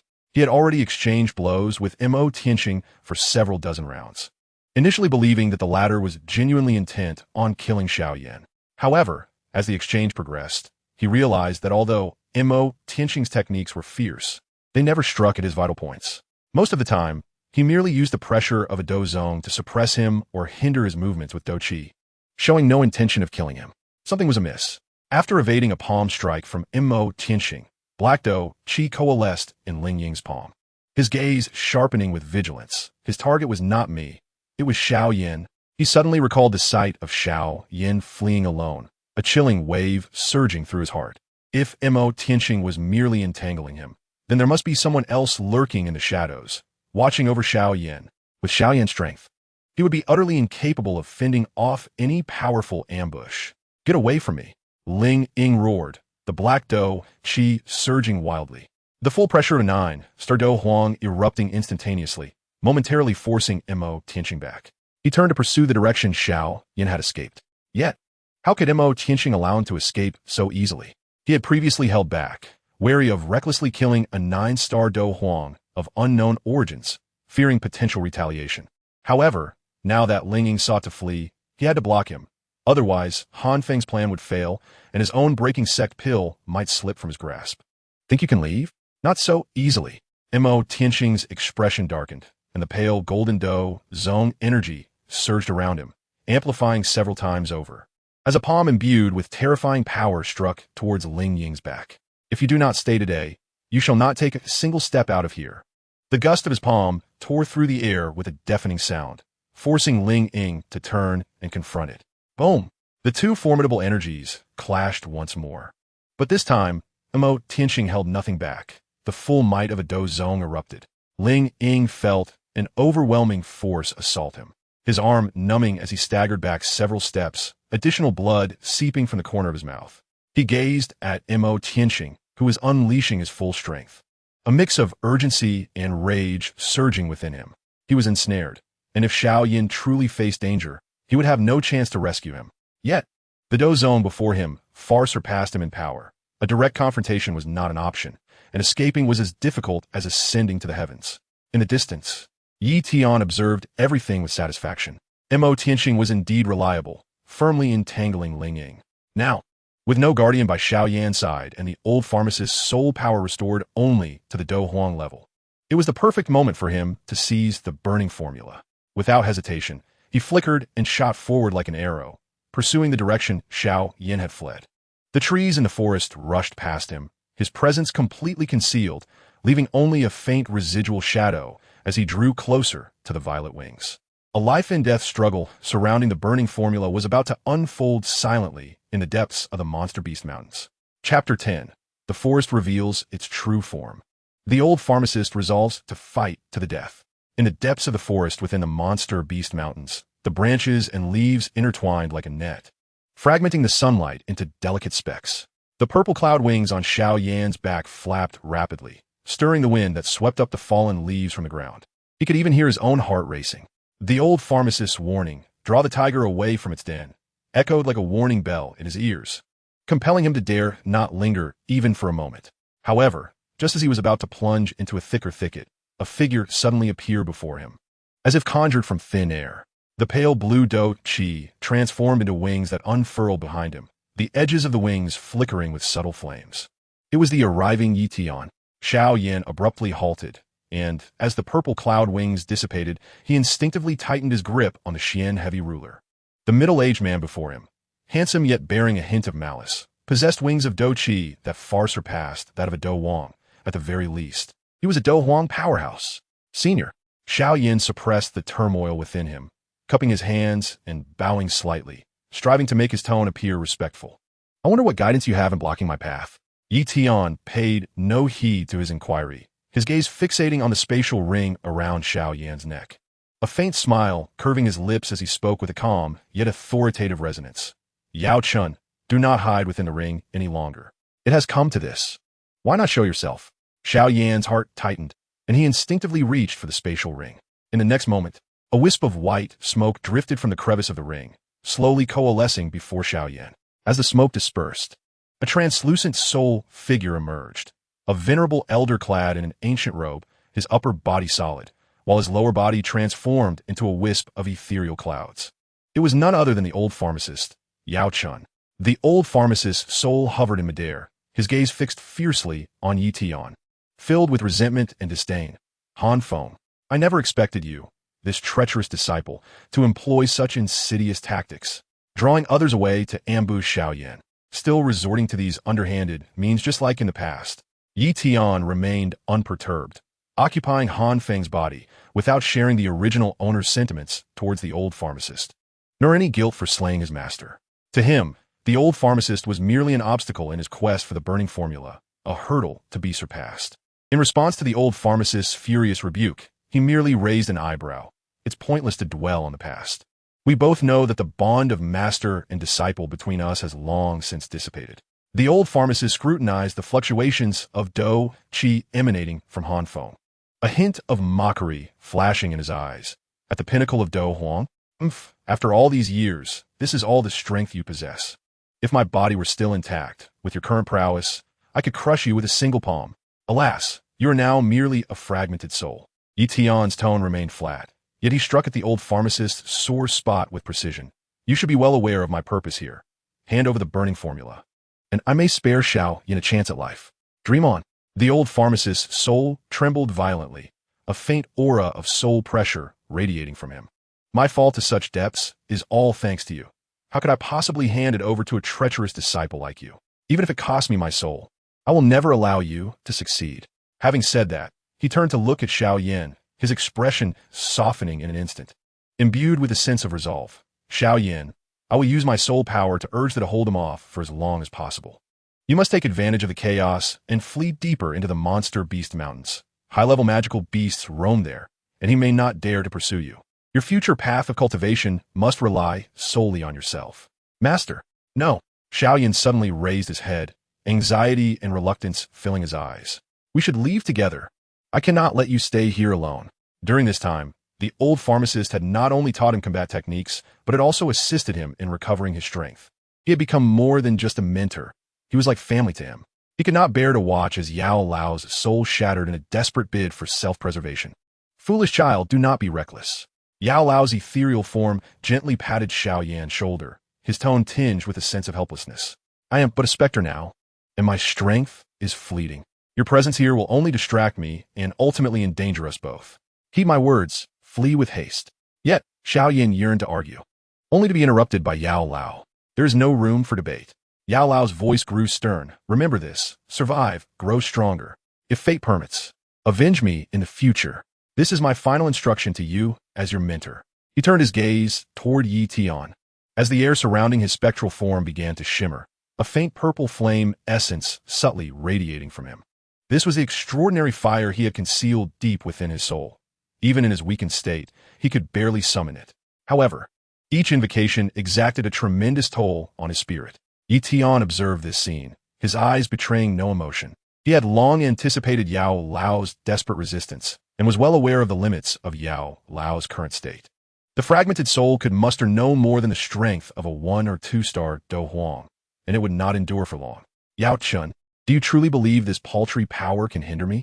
Tian slowly raised his right hand, the pale azure Dou Qi coalescing in his palm. The chilling aura of the Haixin flame quietly unfurling. Since he refused to yield, I shall take it by force. The atmosphere in the forest grew tense. On one side stood the desperate Yao Lao, willing to exhaust his soul in battle, while on the other loomed Tian, whose overwhelming power was unmistakable. Caught in the middle, Xiao Yan gripped the Xian Zhongqi tightly, his eyes filled with helplessness and urgency. He loathed his own weakness, resenting the fact that he could only watch, powerless to intervene. A life-and-death struggle over the burning formula, an extraordinary fire was poised to erupt in this tranquil forest. Chapter 11. Sacrificing for the teacher's life, returning to the black corner. In the depths of the forest, Yao Lao's spectral form was enveloped in a soft white, extraordinary fire. With every strike of his palm, he displayed a resolute determination to burn his soul. Yet, Tian's strength was ultimately that of a peak Dou Huang. The Haixin flame coalesced into a pale azure blade in his palm, and each clash sent violent tremors through Yao Lao's spectral form. After merely 3 exchanges, Yao Lao was struck by the residual force of the flame blade, violently propelled backward, suffering a grievous injury. His once solid form became increasingly translucent and ethereal, the extraordinary fire that surrounded him dimming slightly. Clutching his chest, his soul power fluctuated violently, clearly nearing its limits. Teacher, Xiao Yan's eyes widened in anguish, his grip on the Xian Zhongqi turning white with strain. He looked at Yao Lao's weakened appearance, feeling as though his heart was being torn asunder. If this continued, Yao Lao would surely dissipate into nothingness. Without a moment's hesitation, Xiao Yan roared toward Tian, "Stop. I'll hand it over. I will give you the burning formula." Before his words had fully escaped his lips, he reached into his storage ring and retrieved an ancient black scroll. The edges of the scroll were embroidered with intricate golden threads, and one corner revealed mystical Dou technique runes, resonating perfectly with the essence of the half-formed burning formula in Tian's memory. This scroll was a gift from Yao Lao, one he had committed to memory. Now, he presented it solely to grant Yao Lao a glimmer of hope. Tian's gaze was instantly drawn to the scroll, his breath momentarily hitching. The complete version of the burning formula. Just as he reached out to seize it, he saw Xiao Yan suddenly hurl the scroll toward the distant waterfall, using all his Dou Qi to shout, "If you want the burning formula, go fetch it yourself." The black scroll traced an arc through the air, flying toward the depths of the waterfall. Tian's heart raced. There was no time to concern himself with the gravely injured Yao Lao. With a swift motion, he unfurled his Dou Qi wings and surged through the air, pursuing the scroll. The burning formula was the core objective of his journey, and he could not afford any missteps. Seizing the moment while Tian chased after the scroll, Xiao Yan dashed to Yao Lao's side, supporting the half-transparent soul. "Teacher, we must go." He unfurled his purple cloud wings once more, carrying Yao Lao toward the battlefield where Ling Ying and Mo Tianxing clashed. "Xiao Yanzi." The burning formula. Yao Lao's voice was weak yet tinged with gratitude. "You are more resolute than I had anticipated. It matters not if the burning formula is lost," Xiao Yan declared through gritted teeth as he flew. "I have already mastered it, but there is only one teacher. Once we are safe, we will seek out herbs to restore your soul power. You will surely recover." Yao Lao gazed at Xiao Yan's determined profile, his spectral form warming slightly. After years of solitude, he had a disciple willing to forsake a treasure for his sake. This bond was far more moving than the burning formula itself. He nodded gently, refraining from further words, and instead focused on conserving his soul power to ease Xiao Yan's burden. Meanwhile, the battle between Ling Ying and Mo Tianxing raged on. Ling Ying, acutely aware of Xiao Yan's peril, grit his teeth and unleashed the ancient clan's secret technique. His black Dou Qi surging dramatically as he temporarily broke through to the Dou zone level, forcing Mo Tianxing back. Ignoring the backlash from the technique, he turned and sped toward the direction Xiao Yan had fled, fortuitously encountering Xiao Yan carrying Yao Lao. "Young Master Xiao, are you unharmed?" Ling Ying rushed forward, relieved to find Xiao Yan merely a bit disheveled. His heart eased. Should anything happen to Xiao Yan, he could never explain it to Xiao Suner. "Senior, we must leave this place," Xiao Yan urged anxiously. Ling Ying nodded and immediately positioned himself protectively in front of them, soaring toward the outskirts of the Beast Mountain range. Meanwhile, by the waterfall, Tian had securely caught the black scroll. Eagerly, he unfurled it, the profound characters and complete techniques, operational pathways unveiled before him, perfectly aligning with the remnants of the burning formula within his being. A wave of pure, potent energy washed over him. "It's real. The complete version of the burning formula." Tian's heart soared with elation. After years of struggle, he finally had the means to break through. With this scroll, not only could he stabilize the Haixing flame, but he could also strive for the Dou zone level. Just then, Mo Tianxing landed beside him, a hint of dissatisfaction in his voice. "Brother Han, you asked me to hold him off for half an hour, and I succeeded." That 9-star Dou Huang nearly escaped by invoking a secret technique to break through to Dou zone. Tian, his spirits lifted, put away the burning formula and retrieved a jade bottle from his storage ring, tossing it to Mo Tianxing. "Thank you for your hard work, Sect Master Mo. Please accept this breaking sect pill." Mo Tianxing caught the jade bottle, opening it to reveal a luminous white breaking sect pill, his eyes lighting up at the medicinal potency emanating from it. "Thank you, Pill Emperor." Without further words, he unleashed his Dou zone pressure and turned to fly toward the Black Emperor sect, eager to deliver the pill to his son, Moya, to aid in his breakthrough. Tian watched Mo Tianxing's retreating figure, then glanced toward the direction Xiao Yan and the others had escaped, feeling no lingering attachment. For him, the purpose of his journey had been achieved. Now, he merely needed to return swiftly to the black corner and refine the complete burning formula. He unfurled his Dou Qi wings, the azure wings slicing through the sky toward the black corner. The wind seemed to carry the ancient scent of the burning formula, and Tian gripped the scroll tightly, his heart brimming with anticipation. Breaking through to Dou zone, seizing the extraordinary fire, and escaping the fate entwined with Han Feng. This moment marked the true beginning. Chapter 12. Night's worry for the soul's deterioration. Ling Ying heeds the call. The night was as dark as ink, spilling its shadows over the treetops of the Xiao family Esbac Mountain in Wutan City. The evening breeze rustled the leaves, carrying a hint of autumn's chill. This secluded area was a forbidden ground for the Xiao family, typically accessible only to direct descendants. Yet at this moment, for figures converged here. Xiao Yan gazed at Yao Lao's increasingly ethereal form, while Suner stood beside him, her brow furrowed with worry. Ling Ying remained a short distance away on the stone steps, his complexion pale from the backlash of his earlier secret technique, a trace of blood still staining his lips. "Teacher, your soul." Xiao Yan's voice trembled with urgency as he stared at Yao Lao's increasingly translucent silhouette. In a desperate attempt to halt Han Feng, the esteemed elder Yao forcibly summoned his soul energy to invoke causing his soul waves to become chaotic, teetering on the brink of collapse. It was imperative that we procure medicinal herbs capable of mending the soul. However, The Xiao family's storeroom contained not even a single first-tier soul herb. Turning his gaze towards Sun he regarded her with a flicker of hope. Sister Sun do you possess any means? Xunia. Noticing the urgency reflected in Xiao Yan's reddened eyes, felt a pang of compassion within her heart. She hastily reached into her spatial ring, her fingertips flickering with radiant light as 3 pills of varying hues landed in her palm. One was a vibrant crimson, exuding a potent life essence. This was the 7th-tier healing pill, the revitalization pill. The other 2 shimmered with a faint blue aura, representing 6th-tier blood restoration pills. All treasures capable of bringing the dead back to life. Brother Xiao Yan, these are all I have, Sun said, extending the pills towards him with an apologetic tone. They are for healing and restoration. I cannot ascertain their efficacy for Elder Yao. Elder Yao's soul form gently shook its head, his voice barely audible, weakened to the point of being almost inaudible. Thank you, Miss Xiao. While these pills are indeed commendable, they are effective solely on the physical body and will be of no use for soul injuries. His figure faded further. Even maintaining his levitation seemed a Herculean task.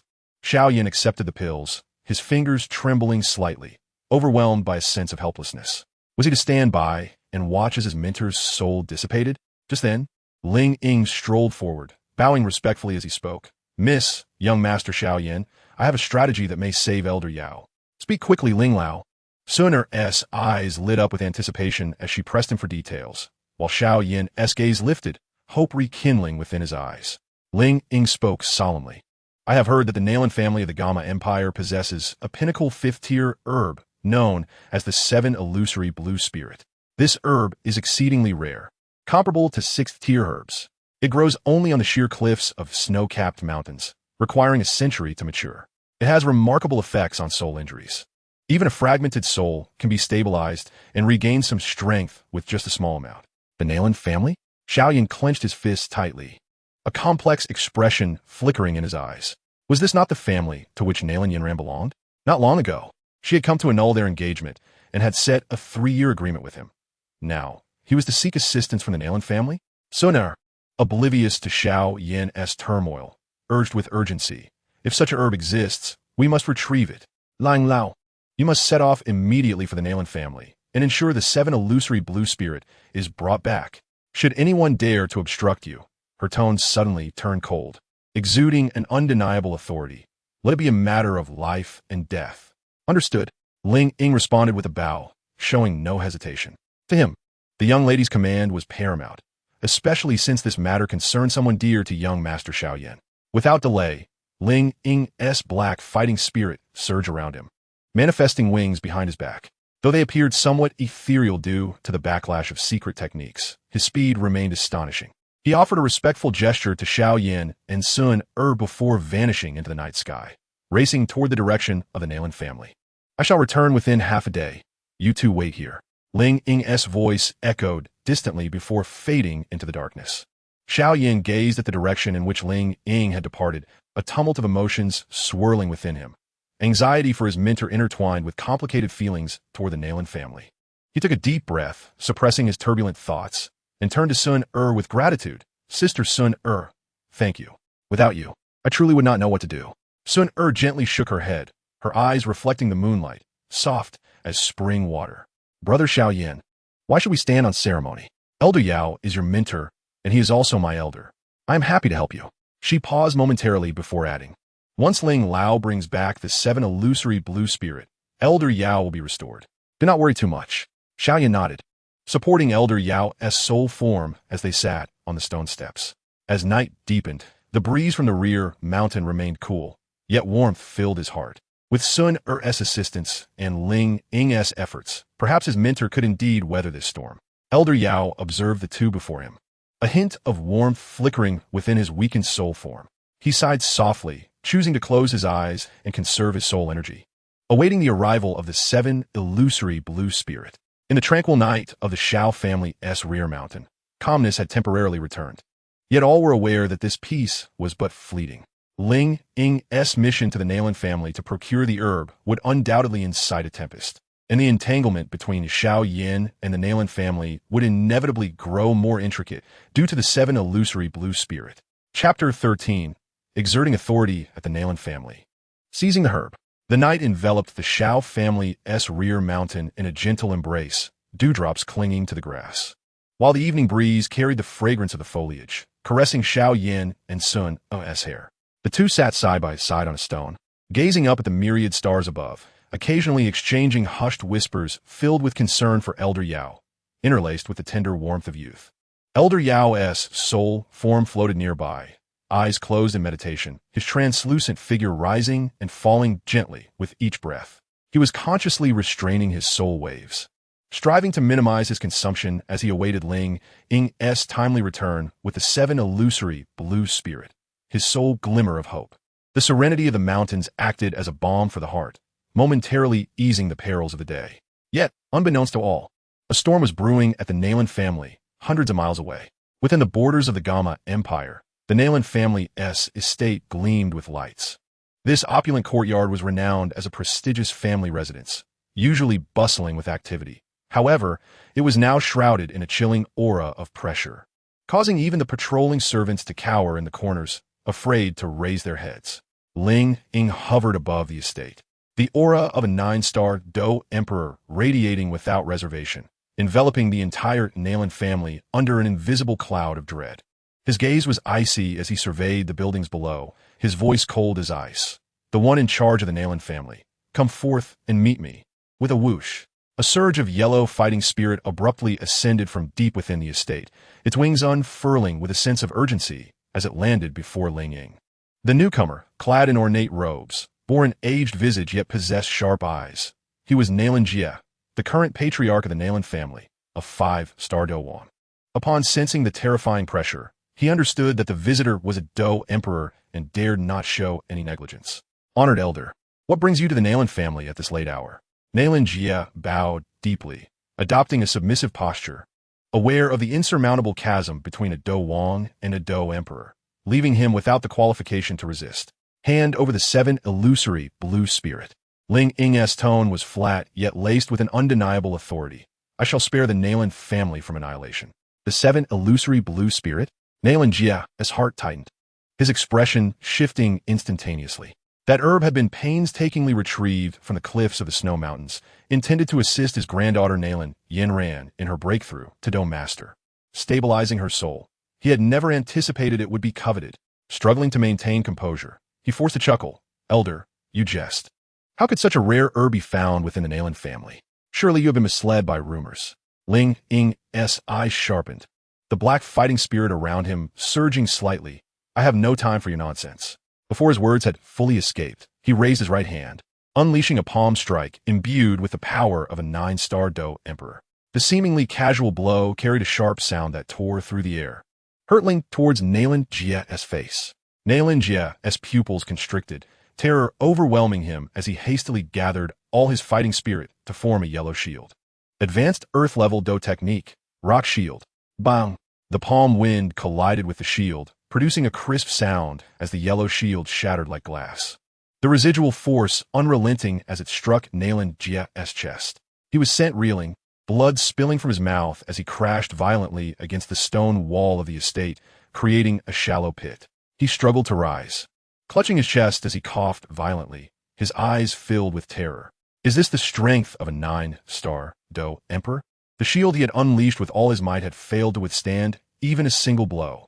Had the opponent chosen to strike with lethal intent, he would have already been a lifeless corpse. Chieftain, you can no longer hold on. Several individuals clad in elder robes rushed over to support Nalan Jie, their faces etched with anxiety. The Grand Elder cast a glance at the figure in the sky, his voice trembling. Predecessor, please quell your anger. The chieftain was merely momentarily confused. Our Nalan family is willing to surrender the 7 illusions green spirit birth. We beseech you to show mercy and spare our clan. Indeed, esteemed predecessor, another elder hastily echoed. Though the medicinal herb is precious, it pales in comparison to the survival of our family. We shall fetch it at once. Nalan Jie attempted to argue, but was firmly silenced by the Grand Elder's hand over his mouth. Leaning closer, the Grand Elder whispered urgently in his ear, Chieftain, the 9-star Dou Emperor seeks to annihilate us, which would be as effortless as crushing an ant. Is it worth sacrificing our entire family for a single medicinal herb? Nalan Jie, observing the pleading gazes of the elders around him and recalling Ling Ying's terrifying power, finally hung his head in dejection, a sense of unwillingness filling his eyes. That herb was a precious gift he had prepared for Yanran.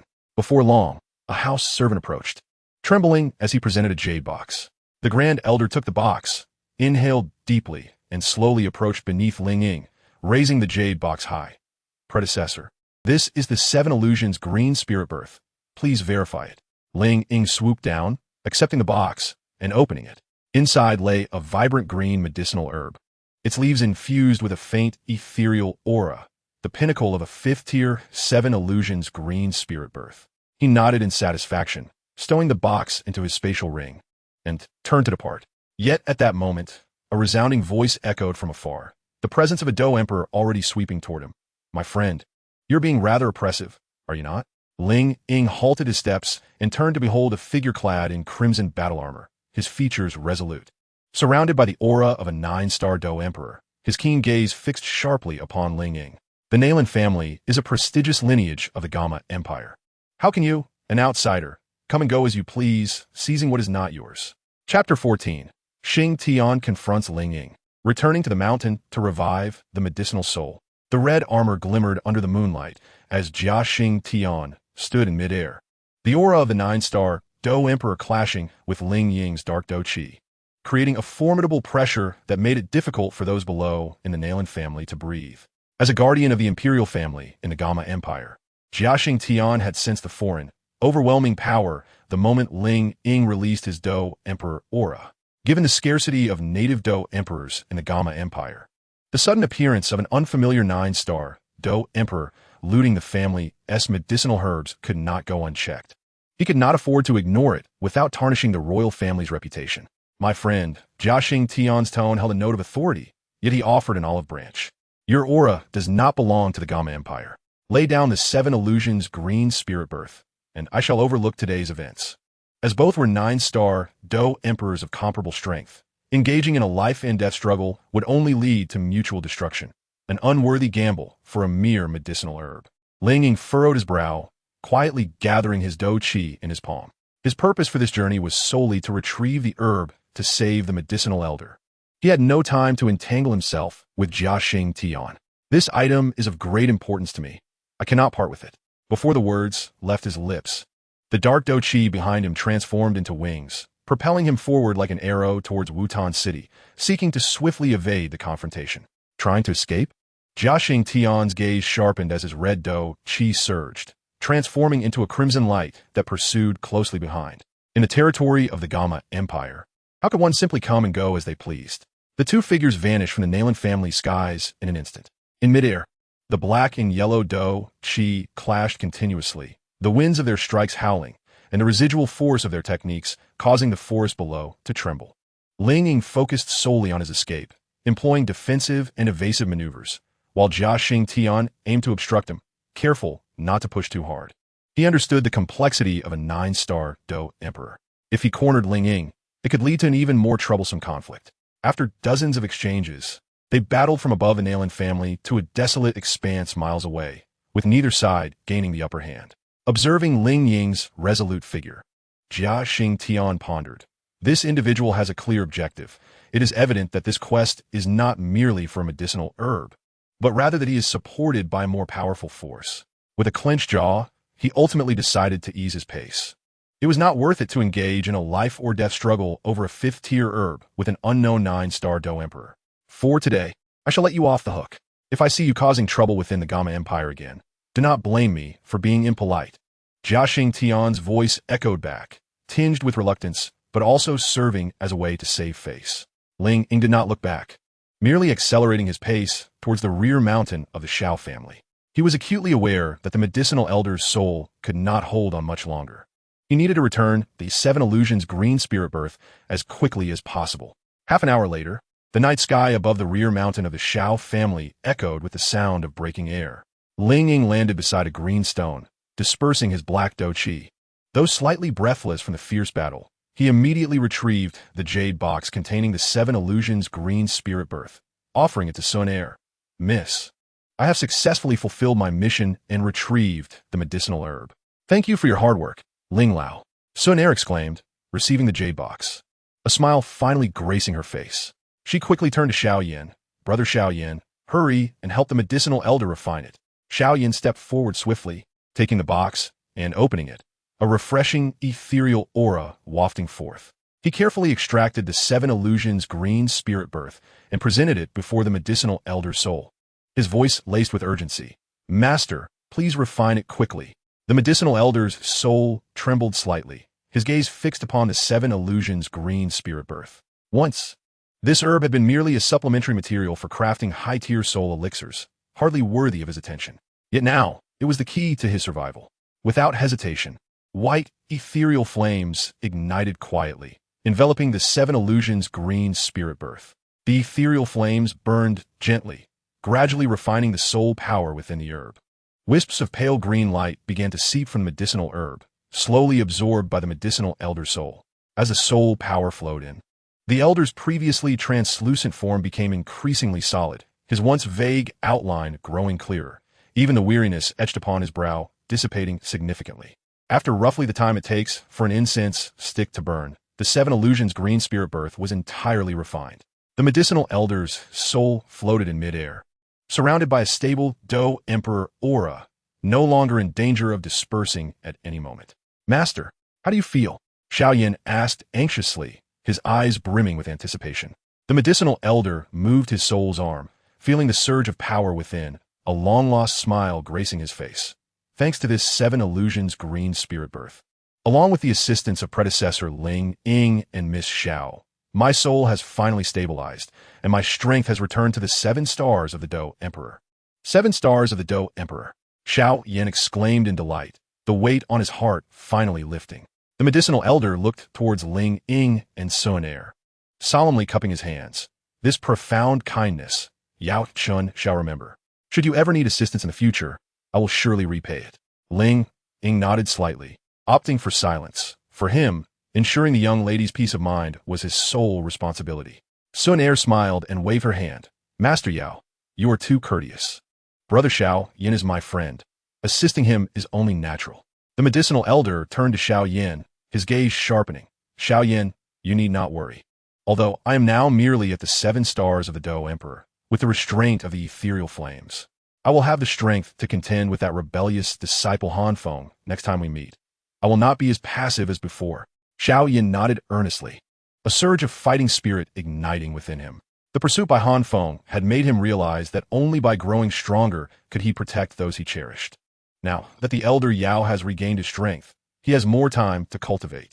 With the 3-year agreement approaching, he must swiftly enhance his cultivation not only to prove himself to the Nalan family, but also to confront the potential crisis posed by Han Feng. As night deepens, the gentle breeze on the back mountain of the Xiao family no longer carries the previous anxiety. Elder Yao closes his eyes, stabilizing his recently restored spiritual power, while Xiao Yan and Sun Er stand side by side, gazing at the myriad stars, their eyes filled with hopes for the future. A crisis has been temporarily averted, yet they are acutely aware that this is merely the beginning. With Han Feng acquiring the complete version of the burning technique, he will undoubtedly strive to break through to the Dou Zone level swiftly, and their next encounter may prove to be an even more perilous confrontation. Chapter 15. Achieving success and breaking through to Dou Zone, alone in the desert. In the secret chamber of Feng City within the Black Horner region, the stone door remains tightly shut, the soft glow of a 5th-tier magic core illuminating the flickering flame patterns on the stone walls. Tian sits cross-legged on a cold jade pedestal, surrounded by a faint blue Dou Qi, while the sea heart flame flows gently in his palm, devoid of the previous restlessness. Since he brought back the complete version of the burning technique, he has been in seclusion for 7 days within this chamber. During these 7 days, Tian has immersed himself in the study of the technique, meticulously refining every detail from the flow of his meridians to the fusion of the and Dou Qi. The profundities of the complete burning technique far surpass those of the fragmented version, as if it has opened a gateway to a new world for him. The previously sluggish Dou Qi has become smooth and unimpeded, while the sea heart flame has been thoroughly refined, closely intertwined with his soul, as if it has become an integral part of his being. Buzz, as the last trace of Dou Qi traverses the circuit of the burning technique. The Dou Qi within Tian's dantian surges violently, akin to a flood breaching a dam, crashing against the barriers of his realm.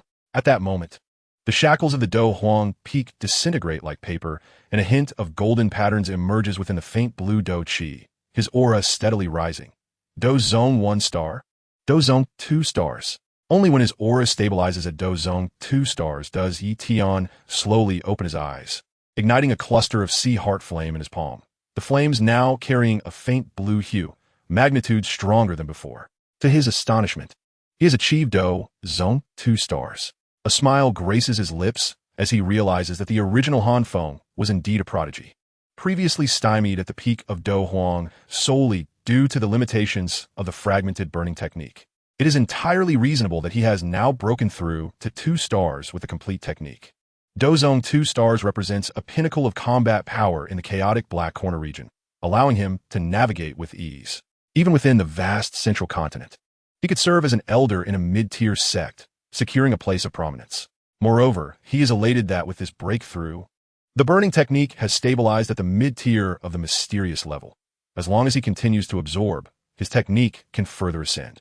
However, this joy does not linger long, as Tian's brow suddenly furrows.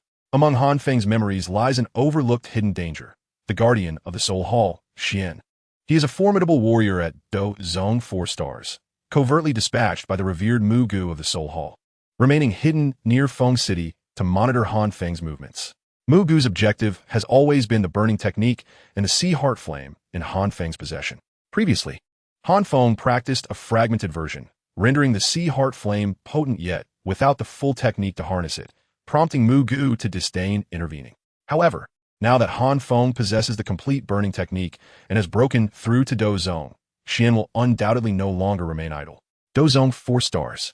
Along with the secret techniques of the Soul Hall, Tian murmurs to himself, his expression grave. The members of the Soul Hall are adept at concealment and can briefly elevate their strength by several stars through secret techniques.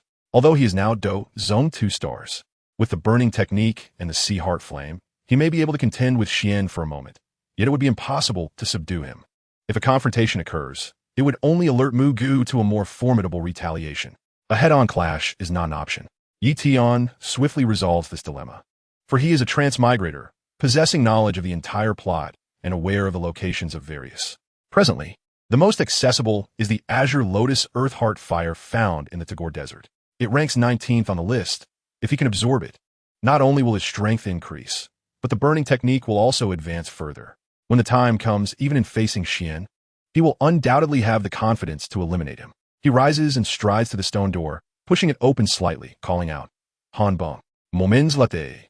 Han Beng approaches with a bow, his aura noticeably steadier, evidently having taken a Dou Ling Dan, bringing him a step closer to Dou Huang. Master, how may I serve you? I shall be departing for a while, approximately 1 to 2 months, Tian instructs calmly. If anyone inquires, say I am in seclusion to break through to Dou Zone. Do not disclose my whereabouts. Understood. Han Beng responds with a bow, not daring to ask further. Tian says no more and turns to exit the secret chamber. A Dou Zone warrior can tread upon the air. He lightly touches the ground with his toes, his figure soaring like a feather, enveloped in Dou Qi, racing toward the Tagore Desert. The speed of a Dou Zone is incomparable to that of a Dou Huang. The wind howls in his ears as the mountains and cities below retreat at an astonishing pace, far swifter than before. May the Azure Lotus Earth Heart Fire still be present. Tian silently prays within. He is acutely aware that according to the original timeline, the Azure Lotus Earth Heart Fire was originally taken by Queen Medusa for her breakthrough to Dou Zone. Now that he is acting in advance, it would be ideal to obtain the before Medusa.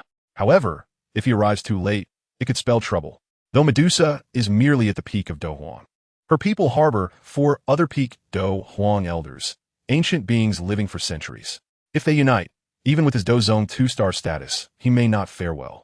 A faint blue figure streaks across the sky, heading toward the vast desert. Tian clenches the sea heart flame in his palm, his eyes resolute. To absorb the Azure Lotus Earth Heart Fire, break through to an even stronger realm, eliminate the threat of the Soul Hall, and escape Han Feng's fate. This journey into the desert is one he must complete. Chapter 16. Desert Search yielding no results, unintentionally seeking help from mercenaries. The scorching sun above the Tagore Desert is akin to a red-hot brand, searing the earth beneath. The endless yellow sand is whipped into the air by the hot winds, stinging his face. As far as the eye can see, only the undulating sand dunes and a few withered camel thorns remain, with not a bird in sight. Given such harsh conditions, it is no wonder that ordinary cultivators shy away from this place. Tian hovers above the sand dunes, the sea heart flame flickering in his palm, the faint blue flames dispelling the surrounding heat, but failing to alleviate his inner restlessness. He has been flying through the desert for nearly 2 hours, and, according to the clues from his memories of the original narrative, the azure lotus earth heart fire should be hidden within a secluded cave at the desert's edge. Yet currently, all he sees is an expanse of yellow sand, with not even a hint of a cave. Occasionally, sounds of combat reach his ears, and he looks down to see several teams of snake people engaged in battle with humans. The combatants are mostly at the Dou Qi level, and the mingling scents of blood and sand fill the air. Some human groups are even hunting female snake people, binding their captives to camels, evidently intending to transport them to a nearby desert city to sell to those with peculiar tastes among the nobility. This is the cruel law of this world. The strong prey upon the weak, devoid of any morality. Tian has no intention of intervening in these conflicts. His sole objective is the azure lotus earth heart fire. However, continuing this aimless search means he risks letting Queen Medusa acquire the first, leaving him with nothing. He must find a local to inquire for directions. An idea strikes Tian as he recalls that in the original tale, Xiao Yan's elder brother Xiao Ding and second brother Xiao Li established the Iron Desert Mercenary Group in the Tagore Desert. Mercenaries who operate in the desert year-round would undoubtedly be intimately familiar with the terrain and may provide information about the cave's location. Just as this thought crosses his mind, he hears laughter from a nearby sand dune. Tian scans the area, spotting 3 youths clad in coarse armor, carrying hunting knives as they venture deeper into the desert. Their Dou Qi fluctuations weak, the strongest among them merely at Dou Qi 4 stars. In this desert, they are little more than lambs awaiting slaughter. Perfect. Tian's figure flickers, and with the speed of a Dou Zong, he appears before the 3 without a hint of forewarning. Who goes there? The 3 young men were so frightened that their souls seemed to flee, hastily raising their hunting knives. However, upon witnessing the faint aura of battle energy enveloping Tian and the calmness in his eyes, their hands began to tremble uncontrollably. This was the oppressive power emanating from a high-level expert, rendering them incapable of even entertaining thoughts of resistance. I ask, and you shall answer. Tian spoke in a tone that was devoid of emotion, yet imbued with an undeniable authority. Where's the Motai Mercenary Corps located? The trio exchanged glances, 2 of them paling and shaking their heads repeatedly. They were merely menial workers in a small mercenary group and had never heard of the Motai Mercenary Corps. Only the youth standing on the far left hesitated for a moment, then, mustering his courage, said, Senior, I know. The Motai Mercenary Corps is located to the southwest, about 100 miles from here. Their main base is situated near an abandoned mine. A friend of mine is a scout there and often mentions it, so it must be correct. Very well. Tian nodded, not waiting for the boy to react before he lifted him by the collar, as if he were a chick, declaring, You shall lead the way. The boy let out a terrified scream, his legs flailing in vain, utterly devoid of strength. A 4-star fighter before Dou Zong was no different from an ant. Tian paid no heed to his fear. Lightly tapping his toes against the ground as he ascended slowly into the air, he deliberately slowed his pace. Flying at full speed would have created air currents strong enough to shred the boy to pieces. He still needed him as a guide and had no intention of harming the innocent. Initially, the boy continued to struggle, but as he felt the gentle shield of battle energy surrounding him and witnessed the desert dunes swiftly retreating below, he gradually quieted down, his face a mask of astonishment. He had never seen a powerful being capable of flight, let alone being carried aloft in such a manner. After approximately half an hour, a sizable encampment emerged beneath the dunes. Dozens of black tents were neatly arranged, with numerous mercenaries clad in black armor patrolling outside. The sounds of clashing weapons and shouts echoed in the air as some practiced their skills in the open space. In a corner of the camp, several women sat on stone benches washing and mending clothes, occasionally sharing laughter, creating a scene of bustling yet orderly activity. Senior, that is the Motai Mercenary Corps. The boy pointed to the encampment below, his voice still trembling. Tian descended slowly, releasing his grip on the boy. He retrieved a jade vial from his spatial ring and tossed it to the youth, saying, Inside is a 3rd-rank blood condensation pill, a reward for your guidance. Now, be gone. The boy caught the vial, and, upon opening it to reveal a bright red pill, was immediately overwhelmed by the rich fragrance of medicine. His pupils constricted as he trembled with excitement. A third-rank pill. He had only ever consumed a first-rank healing pill in his life. And this third-rank blood condensation pill could fetch tens of thousands of gold coins if sold, enough for his family to live comfortably.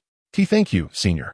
The boy bowed deeply to Yi Tian, clutching the jade vial, and ran toward the desert's edge without looking back, his steps far lighter than when he arrived. Yi Tian paid him no further mind, turning his gaze toward the Mo-Tai mercenary corps encampment. He could sense the strongest fluctuations of battle energy within the camp. Roughly at the peak level of a fighter, which posed no threat to him as a Dou Zong. He adjusted his robe and strode toward the largest tent at the center of the camp, where the leader of the Mo-Tai mercenary corps was likely to be found. Chapter 17. The Mo-Tai faces a threat and sets off in search of a cave. As Yi Tian stepped into the Mo-Tai mercenary corps encampment, two guards armed with long knives immediately approached to block his path, their expressions wary. Halt! Who are you? What business do you have with the Mo-Tai mercenary corps? Before they could finish speaking, Yi Tian's Dou Zong aura suddenly surged forth. A pale blue battle energy swept through the entire encampment like an invisible wave, causing the weapons in the hands of patrolling mercenaries to clatter to the ground, the women washing clothes to cower in the corners, and even the fiercest warhorses in the camp to become restless, stamping their hooves and whinnying anxiously. Everyone was pressed down by this oppressive force, gasping for breath, their minds filled with a singular thought: a Dou Huang. No, even stronger than a Dou Huang. This was at least a terrifying existence of the Dou Zong level. As Senior. The two guards suddenly knelt, pale-faced, without the courage to lift their heads.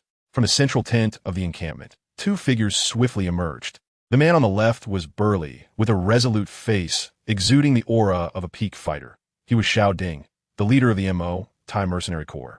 The man on the right was slightly leaner, with sharp eyes and a presence of a 7-star fighter, his younger brother, Xiao Li.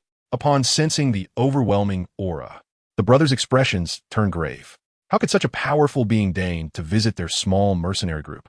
Xiao Ding suppressed the shock in his heart and quickly approached Yi Tian, bowing respectfully with his hands clasped. I am Xiao Ding, the leader of the Mo-Tai mercenary corps. I do not know what brings such an esteemed senior to our humble abode, but we shall serve you wholeheartedly. He understood that if such a formidable expert bore murderous intent, the entire Mo-Tai mercenary corps would have no chance of resistance.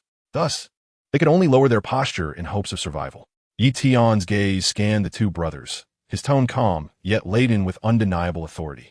How many members does your mercenary group have? Reporting to the senior, including menial workers and guards, there are a total of over 230 people. Xiao Li swiftly replied, his voice trembling. Though hot-headed, he recognized the gravity of the situation before him. Very well. Yi Tian nodded, then shifted his tone abruptly, turning cold. Convey my command. Have all your subordinates set off immediately to search for a cave on the outskirts of the Tagore Desert. If you find it, there will be a reward. If not, he paused, a glint of coldness flashing in his eyes. Then all of you 200+ will remain in the desert to feed the snakes. What? A chorus of gasps erupted throughout the camp. Some cowered in corners, trembling, while others were filled with despair. The outskirts of the desert were vast, and searching for an unspecified cave was akin to searching for a needle in a haystack. Yet, under Yi Tian's frigid gaze, no one dared to utter a word of dissent. Xiao Ding took a deep breath, forcing himself to remain calm. He knew that resisting was futile and could only strive to gather more information. Senior, might I inquire if you have any approximate location or characteristics of the cave? It would help us direct our brothers and prevent any delays in your important matters. Location? Characteristics? Yi Tian glanced at him and replied bluntly. I only know it is on the outskirts of the desert and likely covered by yellow sand. He paused, adding, every mile, send someone down to dig 3 feet. You will surely find it. This statement nearly drove Xiao Li to a fit of rage. Digging 3 feet every mile? How long would that take? Just as he was about to voice his protest, Xiao Ding silenced him with a glare. Yi Tian paid no mind to their reactions and walked directly toward the central tent of the encampment, lifting the curtain and stepping inside. He unceremoniously took a seat at the main position, placing his feet on the wooden table in front of him while watching the Xiao brothers enter. His tone was impatient. What are you standing there for? Hurry and gather your men. I will wait for your news here. Do not keep me waiting long. You're going too far. Xiao Li could no longer contain himself, clenching his fists, his eyes ablaze with anger. Our MOTI mercenary corps may be weak, but we are not mere playthings for you to manipulate. Xiao Li, be silent, Xiao Ding barked, turning to Tian while maintaining his respectful demeanor. Senior, rest assured, I will arrange it right away. With that, he pulled the furious Xiao Li along and swiftly exited the tent. Outside, Xiao Li shook off Xiao Ding's hand, angrily exclaiming, Brother, he treats us like slaves. We should just run away with our brothers. With just him alone, can he possibly catch up to all of us? Xiao Ding's face was heavy as he shook his head. We cannot run. He glanced at the tent where Yi Tian sat, his eyes filled with apprehension. Do you think he's merely a Dou Huang? The fluctuations I sense from him just now far surpassed those of the Battle Emperor. He is likely a legendary battle sovereign. The speed of a battle sovereign would allow him to pursue us with ease. He paused, then continued, moreover, our group includes the elderly, the weak, and women and children. Many of our brothers' relatives are also in the camp. If we flee and leave them behind, the consequences would be unimaginable. With over 200 of us trying to escape, we'd be an enormous target and would never succeed. Xiao Li fell silent. He knew Xiao Ding spoke the truth, yet the thought of being at the mercy of such a formidable being filled him with a sense of helplessness. Let us search for a way out. Xiao Ding patted his shoulder, his tone tinged with resignation. Perhaps fortune will smile upon us, and we will indeed discover that cave. If we can meet his demands, the MOTI mercenary corps shall be spared. With that, Xiao Ding no longer hesitated. He turned and shouted loudly to the mercenaries in the camp. Everyone heed my command. Immediately gather your tools and follow me to the outskirts of the desert. Dig down every mile to search for the cave. The first to find it will be handsomely rewarded. Although the mercenaries were filled with dread, they understood this was their only chance for survival. They picked up shovels and picks, assembling in an orderly fashion. Xiao Ding and Xiao Li led the bulk of the group towards the desert's edge, leaving behind a few elderly and infirm individuals to guard the empty camp. Inside the large tent, Yi Tian reclined against the back of a chair, idly toying with a 6-tier magic core between his fingers. He harbored no concerns that the MOTI mercenary corps would resist or flee. In the face of such overwhelming power, any defiance would be futile. All he needed to do was wait. Once he located the cave and acquired the heartfire of the Blue Lotus, his strength would ascend to a new level, granting him the confidence to confront even the guardian of the Soul Palace. As for the fate of the MOTI mercenary corps, to him, they were merely a means to an end. The desert winds swept through the tent seams, carrying the scent of yellow sand.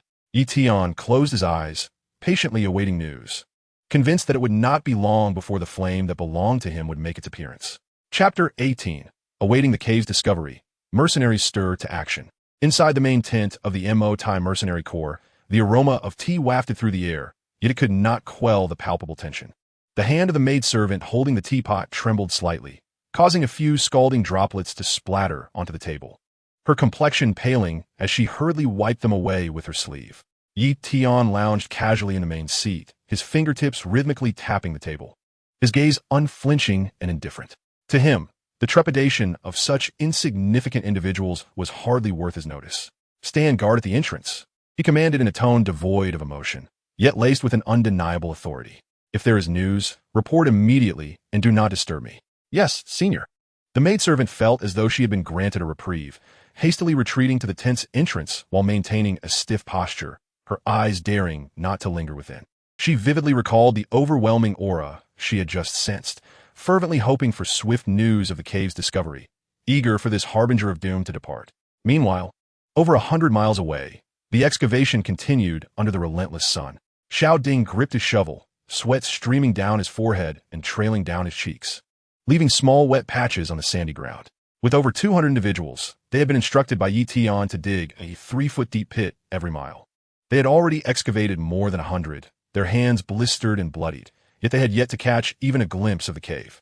Brother, this method is futile, Xiao Li exclaimed, shaking his aching arms as he surveyed the endless dunes, his voice tinged with frustration. If we continue like this, our brothers will be utterly exhausted.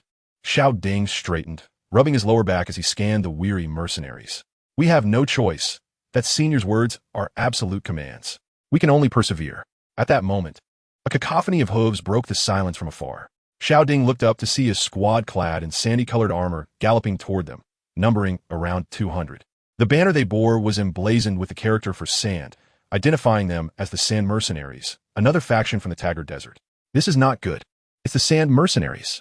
Xiao Li's expression darkened, swiftly gathering the mercenaries around him and gripping his long knife tightly.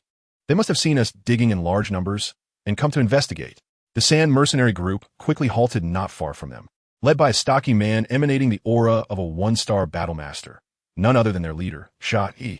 Following him was a tall, thin man whose presence also bore the mark of a 9-star battlemaster, the vice captain. Xiao Yan reined in his horse, surveying the multitude of pits and the bustling Thai mercenaries, a glint of greed flashing in his eyes. Xiao Ding, with so many of you digging here, what treasure are you searching for? Xiao Li, already brimming with suppressed anger, shot back. What we seek has nothing to do with your sand mercenaries. Begone, and do not obstruct us. You dare challenge me? Xiao Yi's expression darkened as he advanced a few paces on horseback. Come out and face me in a duel. I wish to see if your prowess as a 7-star battlemaster is merely bluster. Xiao Ding hurriedly restrained the impulsive Xiao Li and cupped his hands toward Xiao Yi, striving to maintain a calm demeanor. Leader Xia, we are merely following orders and seeking nothing of value. If you have no business here, please leave and do not hinder our work. He understood that while Xiao Yi was a 1-star battlemaster, the Thai mercenary corps boasted his peak battlemaster prowess alongside Xiao Li and a few others. Should a confrontation arise, the sand mercenaries might not have the advantage, given their numerical inferiority.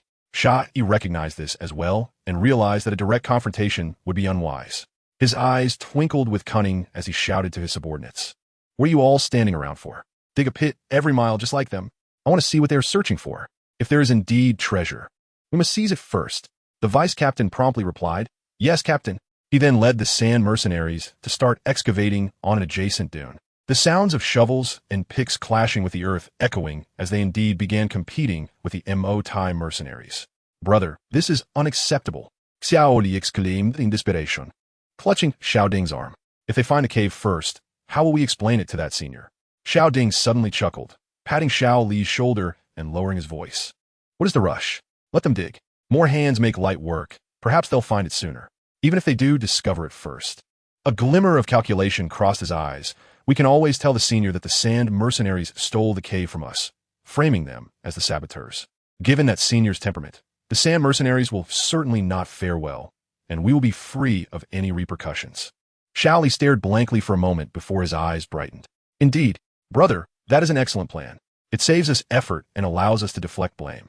Even if the sand mercenaries gain something, they ultimately shield us from misfortune. Keep your voice down. Xiao Ding shot him a glare, signaling him to avoid drawing attention from the sand mercenaries. Quickly, gather the brothers and continue digging.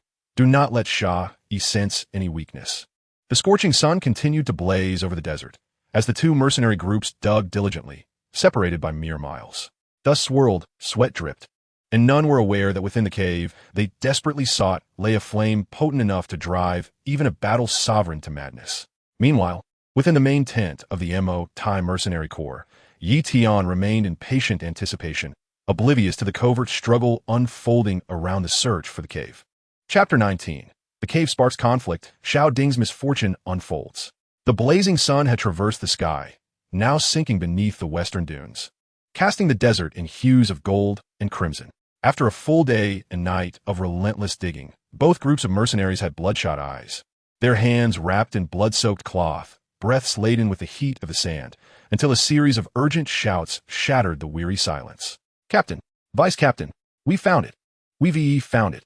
A mercenary, entirely covered in sand, scrambled toward us, his voice brimming with both excitement and trepidation. 3 miles to the southwest, we've unearthed a cavern. It seems unfathomably deep, and the heat emanating from within is terrifying. The brothers dared not descend, and I came to report. Xiao Ding abruptly straightened up, feeling an unexpected surge of strength in his aching back. He exchanged a glance with Xiao Li, both men sharing a fleeting sense of relief. They had finally found it.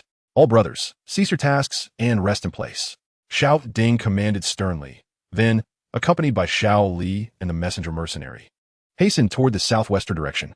The members of the Sand Mercenary Group noticed the Thai mercenaries suddenly halting their activities and congregating in one direction, promptly reporting this to Xiao Yi. Oh, have you found something? Xiao Yi's eyes widened with greedy anticipation, nearly overflowing with avarice. Everyone follow closely. Stealth is key. We must not let them catch wind of our approach. Before long, the trio reached the entrance of the cavern. The mouth of the cave measured approximately 2 zhang in diameter, with the excavated rock walls glistening faintly in hues of red and yellow. A wave of heat surged forth from the depths, making the surrounding sand feel hotter than elsewhere. Peering down, they were met with impenetrable darkness, save for the eerie whisper of the wind from within. "This is the place," Xiao Ding murmured as he crouched down, brushing his fingers against the warm, red-yellow rock. The temperature was unsettling, far beyond what one would expect from a mere desert cave. It felt as though something searing lay hidden within. "Brother, I shall notify the elder," Xiao Li exclaimed immediately, fearing that time might slip away and the Sam mercenary group might interfere. "All right," Xiao Ding nodded, cautioning him, "Be careful on the way.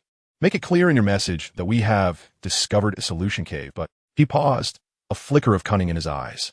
"The entrance is under the watchful gaze of the Sand mercenary group, who wish to claim the credit." Xiao Li understood instantly, a cold smile curling at the corners of his mouth.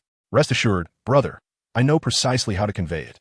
Yet, just as Xiao Li turned to leave, a cacophony of hurried footsteps suddenly erupted. Sha Yi, flanked by over 200 sand mercenaries, emerged from behind a sand dune, encircling the cave mouth with an air of triumph.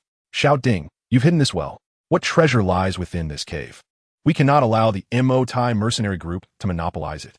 "Dream on," Xiao Li shouted angrily, reaching for his blade, only to be restrained by Xiao Ding. With a forced smile, Xiao Ding clasped his hands together and addressed Sha Yi. "Since you spotted it, there is no need for concealment. This cave is unfathomably deep, and I too am unaware of what lies within. If you wish to partake in the discovery, we can explore together."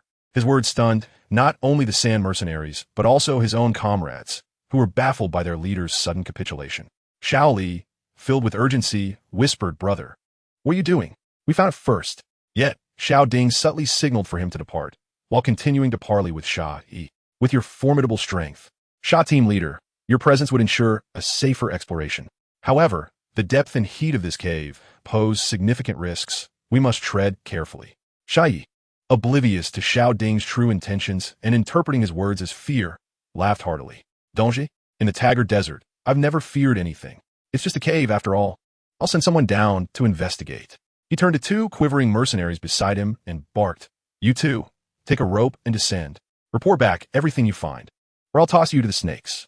The 2 mercenaries, pale with fear, dared not defy him, trembling as they secured the rope and were lowered inch by inch. The cavernous darkness loomed like a gaping maw, rendering those outside breathless. After what felt like an eternity, the rope shifted suddenly, and a faint voice echoed from the depths. Team leader, there is no danger down here. The temperature is high, but I can see the bottom. There is something glowing." "Glowing?" Sha Yi's eyes gleamed with avarice, his greed intensifying. He seized Xiao Ding's arm and exclaimed, "Xiao team leader, let us go. We must descend together to investigate. This treasure ought to be divided fairly between us." Xiao Ding acquiesced with reluctance, his gaze subtly drifting toward the distance, where Xiao Li had already slipped into the shadows of the sand dunes, hastening back to camp. It wouldn't be long before that formidable Dou Zong arrived. He regarded the exuberant Sha Yi with a silent derision. "Oh, Sha Yi, you think you've struck a bargain? Soon enough, you shall realize the calamity that lies behind this treasure." The heat within the cavern continued to surge, the red-yellow rock exuding an eerie luster in the dim light.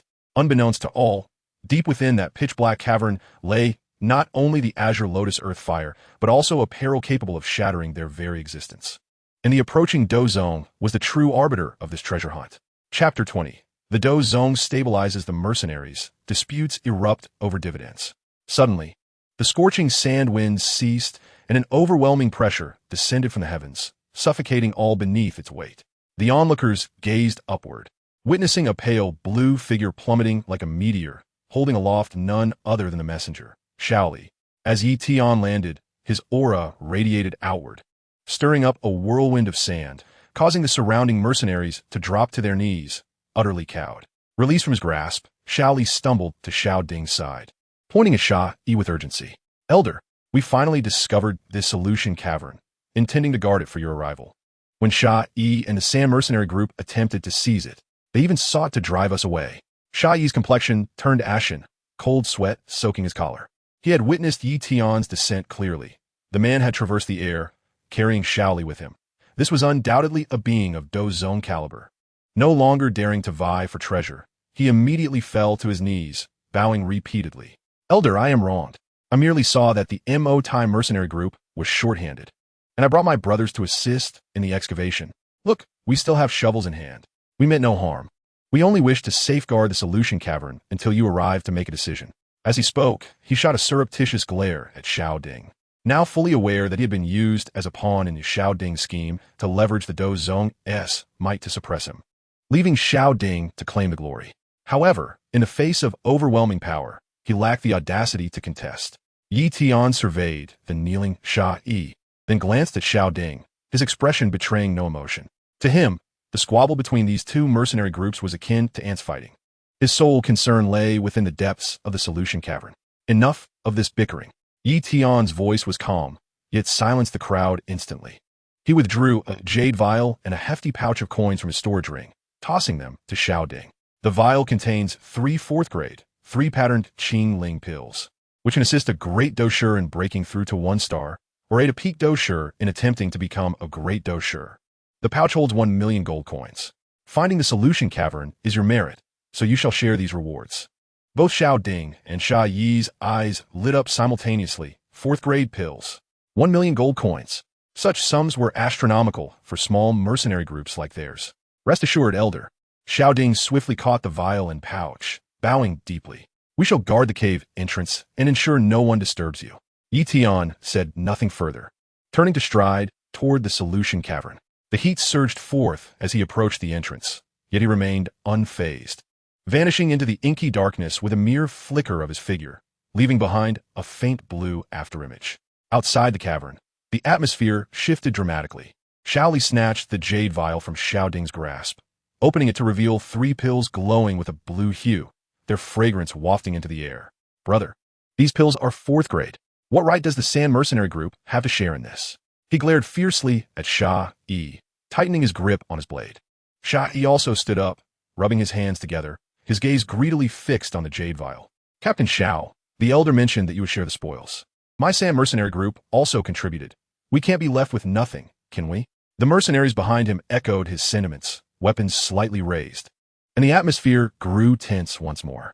Xiao Ding restrained the agitated Xiao Li, speaking in a low voice. "Captain Xia, there are 3 pills in total.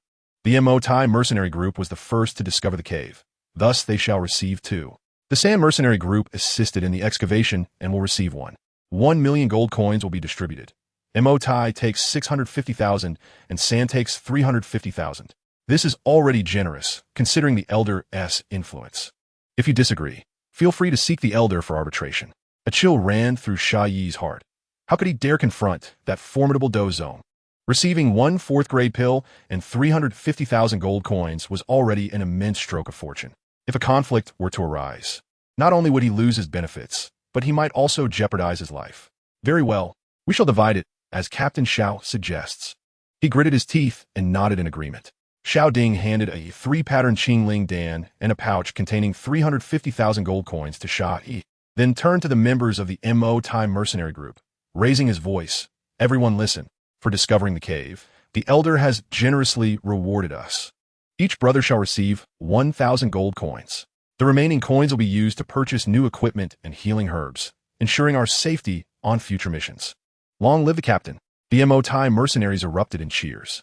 To them, 1,000 gold coins was equivalent to a year's salary, enough to provide a comfortable life for their families. Observing the jubilant scene before him, Xiao Yi felt a pang of anxiety. Should he fail to distribute the money to his men, they might easily be swayed and defect to the Thai mercenary group. He quickly raised the pouch of coins, calling out, "Brothers of Sand, each shall also receive 1,000 gold coins. Follow me, and there will be no shortage of benefits in the future." The Sand mercenaries also erupted in excitement, the earlier tension dissipating, replaced by joy over the rewards. Outside the cave, the 2 mercenary groups celebrated individually, no one paying heed to the commotion deep within the cave. Inside, Tian was slowly descending along the steep rock face.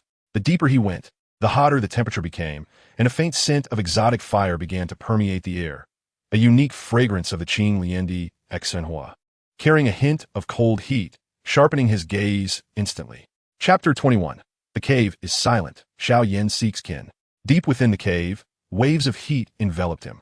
accompanied by a faint scent of burning. Yi Tian hovered in midair, his eyes fixed intently on the dark red glowing rocks below. According to his memories from the original text, this was supposed to be the lair of the Qing Liendi Exenhua.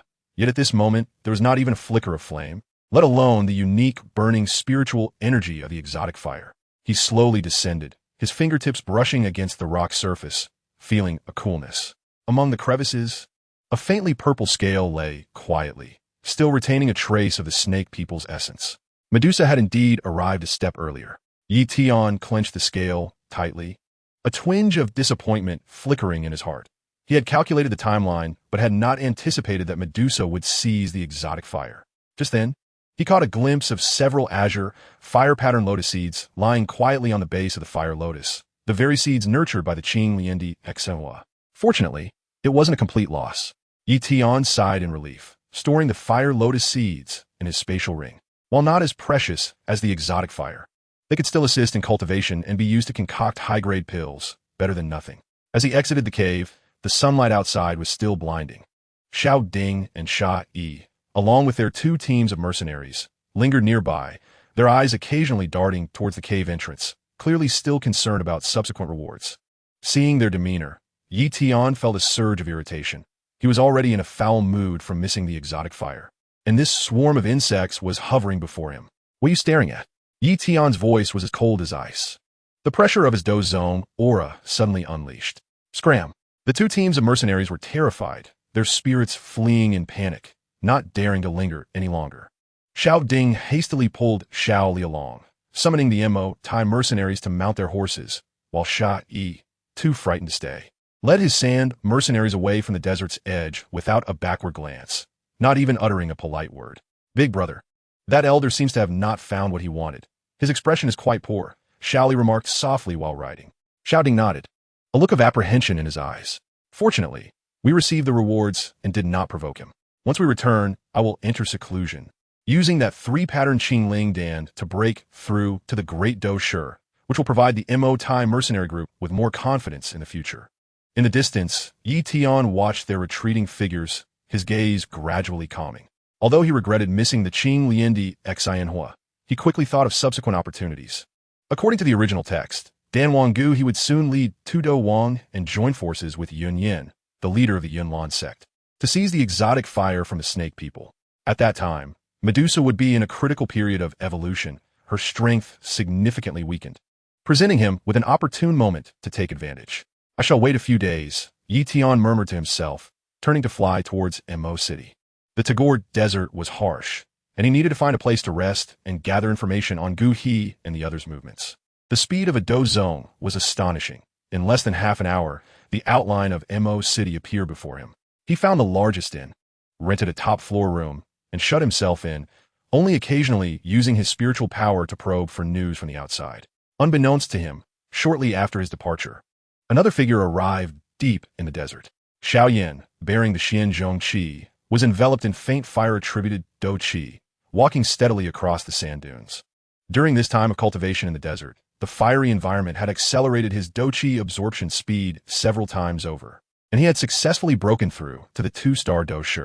Following the map given to him by Haibo Dong, he was originally in search of the Qing Liendi Exenhua, but had spotted the Mo Thai mercenary group's banner in the distance and made his way in that direction. "Big brother, second brother." As Xiao Yan entered the camp, he saw Xiao Ding and Xiao Li organizing their gear and immediately called out in excitement. "Little Yan." Xiao Ding and Xiao Li turned around, stunned at the sight of Xiao Yan, before their faces broke into expressions of joy as they rushed forward to greet him. "What brings you here?" Xiao Li clapped Xiao Yan on the shoulder, sizing him up. "Not bad. You become a 2-star Dou Shi, much stronger than before." That evening, within the main tent of the Mo Thai mercenary group, the place was brightly lit. Xiao Yan sat around the table with Xiao Ding and Xiao Li, where roasted meat and strong liquor were laid out. The 3 raised their cups in celebration, recounting their experiences since their last party. "Big brother, you are now a great Dou Shi." Xiao Yan, sensing the fluctuations of Dou Qi emanating from Xiao Ding, was filled with astonishment. Xiao Ding nodded with a smile, briefly recounting how he had assisted Yi Tian in finding the cave and received the 3-pattern Qing Ling Dan. "Thanks to the Elder Dou Zone's generous reward, I was able to break through successfully." "Elder Dou Zone?" Xiao Yan's interest piqued. He quickly inquired, What did that elder look like? What was he seeking in the cave? Xiao took over, detailing Yi Tian's appearance, aura, and the request for them to excavate the cave. That elder had quite the temper. He chased us off when he didn't find what he was looking for. Xiao Yan furrowed his brow slightly, a guess forming in his mind. A Dou Zong had come specifically to the desert in search of a cave, most likely in pursuit of the exotic fire. He hurriedly asked, "Did that elder find what he wanted? Is the cave you mentioned still there?" He probably didn't find anything. His face looked quite grim when he emerged. Xiao Ding shook his head. "The cave is still there, but that elder has already left. If you're curious, I can have Xiao Li take you to have a look tomorrow." "All right." Xiao Yan immediately agreed, a glimmer of anticipation shining in his eyes. He had originally come in search of and upon learning that powerful experts had also pursued this matter, he felt an intense curiosity to uncover the secrets that lay within the cave. Perhaps there he could discover clues about outside the tent, the desert wind gently whispered, carrying with it a hint of coolness. Unbeknownst to anyone, a clandestine tide surrounding was quietly converging towards the Snake People's territory. Yi Tian waited patiently in Mo City for the opportune moment, while Xiao Yan was consumed with curiosity about the cave, and the team led by Dan Wang, Gu He, and Yun Yun was already en route. Chapter 22. Xiao Yan discerns the flames trail. Yi Tian advances into the desert.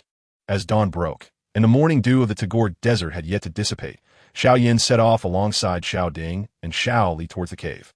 The three rode camels, their feet sinking into the cool yellow sand, and soon they arrived at the cave entrance.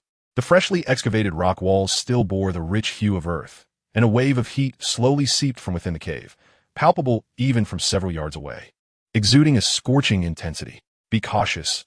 The temperature inside is exceedingly high," Xiao Ding warned as he dismounted, enveloping himself in a pale yellow aura of. "Last time, we lingered only at the entrance and did not dare venture deeper." Xiao Yan nodded, his Xian Zhong Qi secured on his back, and the Eva surged within him, forming a delicate azure shield that enveloped his form. Xiao Li followed closely behind, and the trio made their way into the cave in succession. As they ventured deeper, the temperature escalated, and the rock walls transitioned from earthy yellow to a dark crimson, as though scorched by fierce flames. The air was thick with a faint charred scent, mingled with an elusive trace of, though this aura had become exceedingly thin, akin to the flicker of a dying candle in the wind. "Master, do you sense it?"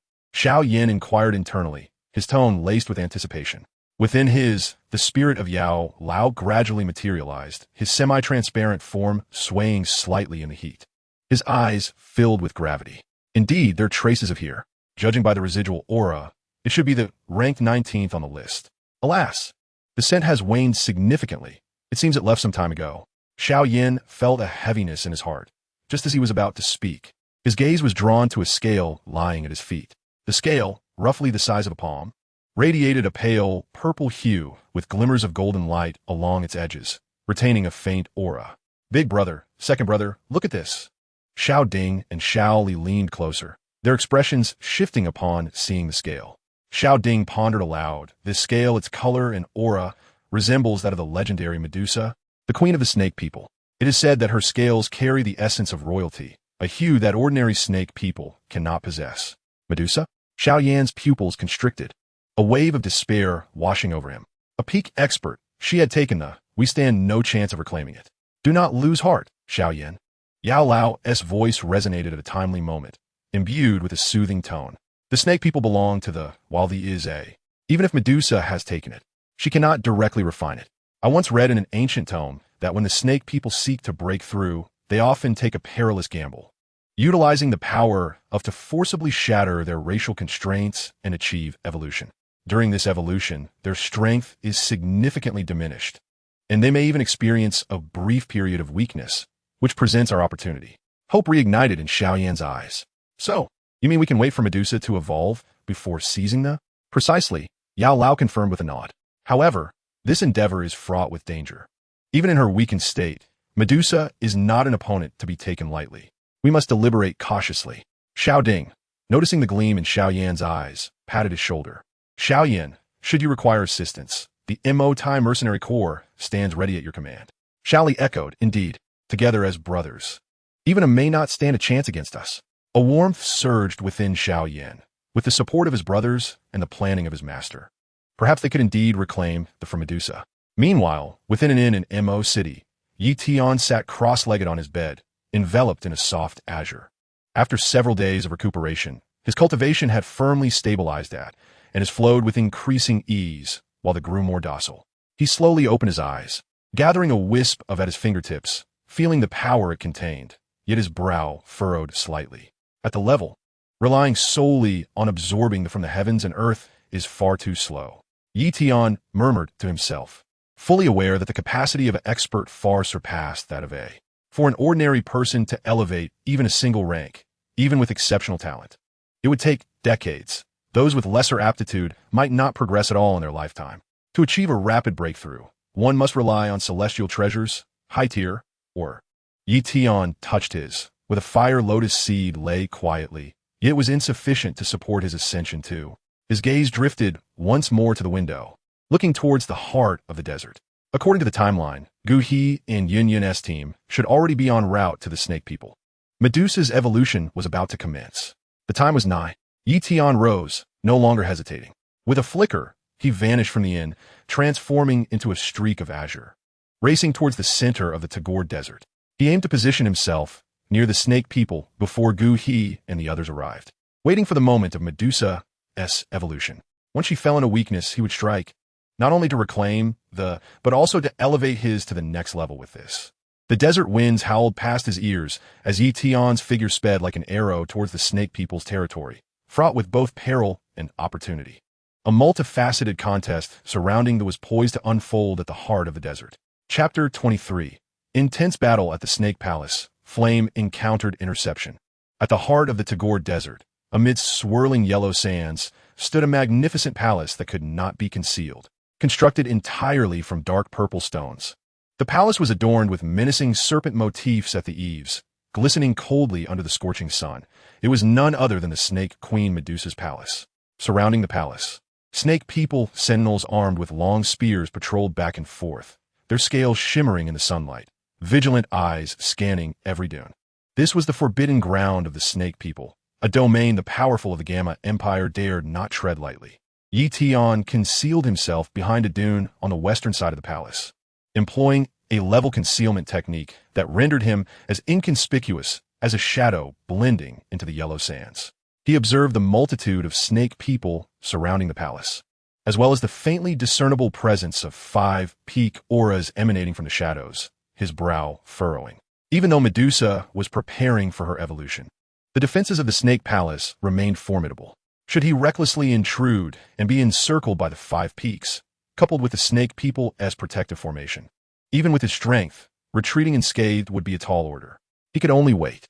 Yi Tian patiently lay in wait, his gaze fixed on the palace gates, for he knew that Dou Qi and Yunyan's team would soon arrive. As anticipated, about half an hour later, a series of piercing sounds echoed from the distant horizon. 5 figures sped towards him. At the forefront was a man clad in a blue robe, his demeanor refined, radiating the aura of a 5-star. It was Dan Wang Dou Qi. Beside him walked a woman in a white dress, her aura cold and poised. The pressure of a subtly emanating from her, revealing her identity as Yun, the leader of the Yunlan sect. The other 3 were 2 and several level attendants, forming an impressively luxurious entourage. Queen Medusa, I have long heard of your illustrious name, Dou Qi declared as he landed before the palace, his tone gentle yet imbued with an undeniable authority. I have come today to offer a 7th grade transformation and 2 in exchange for the in your possession. This transformation can aid your snake people in breaking through the constraints of transformation, while the will allow your subordinates to advance further, benefiting us both. Deep within the palace, a faint purple shadow gradually emerged, the voice of Queen Medusa resonating with an icy authority that echoed throughout the grand hall. The blue lotus heart fire is the providence of my serpent people. How dare outsiders covet it? Begone. Otherwise, do not blame me for my lack of courtesy. Why must the queen be so obstinate? Yunyan stepped forward, her voice tinged with a hint of persuasion. Though the blue lotus heart fire is magnificent, it is not something the serpent clan can easily master. Master Dou Qi's elixirs can sufficiently compensate for your losses. Words are futile. Suddenly, Medusa's ethereal form coalesced into a beam of purple fighting spirit, shooting towards Dou Qi and the others, declaring, if you wish to seize the extraordinary fire, you must first contend with me. Those who refuse the toast will face the penalty. Gu Hi's expression darkened as he waved his hand, commanding attack. Instantly, the aura of Dou Huang and Dou Huang erupted forth. Gu Hi and the two Dou Huang joined forces, assaulting the palace gates, while Yun hovered in midair, her white fighting spirit coalescing into a sword to restrain the serpent warriors lurking in the shadows. The serpent sentinels surrounding the palace surged forward, their spears clashing against fighting spirit as the sounds of battle reverberated through the desert, with yellow sand swirling, obscuring the sky. Just as the fierce battle raged on, a brilliant purple light suddenly erupted from the depths of the palace, ascending like a pillar piercing the heavens, radiating a dense wave of energy that caused the entire desert to tremble. "It's here." Tian's eyes gleamed with intensity. This was the sign that Medusa was beginning her evolution. He no longer concealed himself, his figure darting towards the source of the light like a specter. The speed of a Dou zone allowing him to effortlessly evade the chaotic battlefield, swiftly arriving at the evolution site in the palace's rear courtyard. Not far behind him, a shadowy figure stealthily followed, Xiao Yan, who had come in search of the extraordinary fire. Observing Tian's retreating figure, vigilance filled his eyes, yet he dared not advance rashly, opting instead to watch from a distance, waiting for the opportune moment. In the center of the evolution site, a colossal azure lotus floated in midair, its petals ablaze with fierce flames. This was the blue lotus heart fire. At this moment, the extraordinary fire's power far exceeded its usual potency, the searing heat waves causing the surrounding rocks to begin melting, rendering them impossible to approach. Tian understood that this was due to Medusa's evolution, as the extraordinary fire fused with her power. If he did not act swiftly to collect it, once Medusa's evolution was complete, the opportunity would be lost. He quickly retrieved a jade vial from his spatial ring, uncorking it, a frigid aura instantly permeating the air. It contained the ice spirit spring. This treasure had been prepared by Han Feng years ago to acquire the second extraordinary fire, sourced from the frigid lands, a millennium-old spiritual spring, worth its weight in gold. Just a single drop could temporarily suppress the might of high-tier extraordinary fires. Without hesitation, Tian hurled the ice spirit spring towards the blue lotus heart fire. The pale blue spring water met the azure flames, instantly creating a sizzling sound as white mist began to rise. The blue lotus heart fire writhed violently, as if stung, its flames rapidly diminishing in scale, shrinking from a vast expanse to the size of a plate, a manifestation of the fire's core. Now is the time. Tian produced a specially crafted glass bottle, forged from millennia-old cold jade, capable of isolating the extraordinary fire's intense heat. With a swift motion, the azure spark was drawn into the bottle, the cap sealing tightly, the vessel emanating a faint azure glow while no heat escaped. Mission accomplished. Tian felt a surge of joy in his heart as he turned to leave. With this extraordinary fire core in hand, he could devour and fuse it, breaking through to greater strength, and elevate the burning art to a higher level. Yet, at that very moment, a clear, cold voice rang out from behind him, imbued with undeniable authority. Put down the extraordinary fire. Chapter 24, Extraordinary Fire Breaks, 5 stars, Xiao Yan encounters opportunity. Upon hearing the voice, Tian turned to discover it was none other than Xiao Yan, who had followed closely behind, the Xian heavy ruler slung across his back, his eyes filled with wariness. Han Feng. As Xiao Yan recognized Tian's face, his pupils constricted, and a grave voice from within the spatial ring reached him. "It's him. This rebellious disciple has actually broken through to the 2nd star of Dou Zone." Tian also recognized Xiao Yan, a cold smile curling at the corners of his mouth. "I wondered who it was. Turns out it's you, little fellow. You're quite resilient, surviving the last encounter in the Beast Mountain range, and now you return to seek the extraordinary fire? Why should you not live if I have not perished?" Xiao Yan suppressed the trepidation in his heart, gripping the Xian heavy ruler tightly, declaring, "The blue lotus heart fire should not fall into the hands of a treacherous disciple like you." "Treachery?" Tian scoffed, his gaze sweeping over Xiao Yan's spatial ring, sensing the faint trace of Yao Lao's soul. "Yao Chun, you've raised quite a defiant disciple during your long concealment in the ring.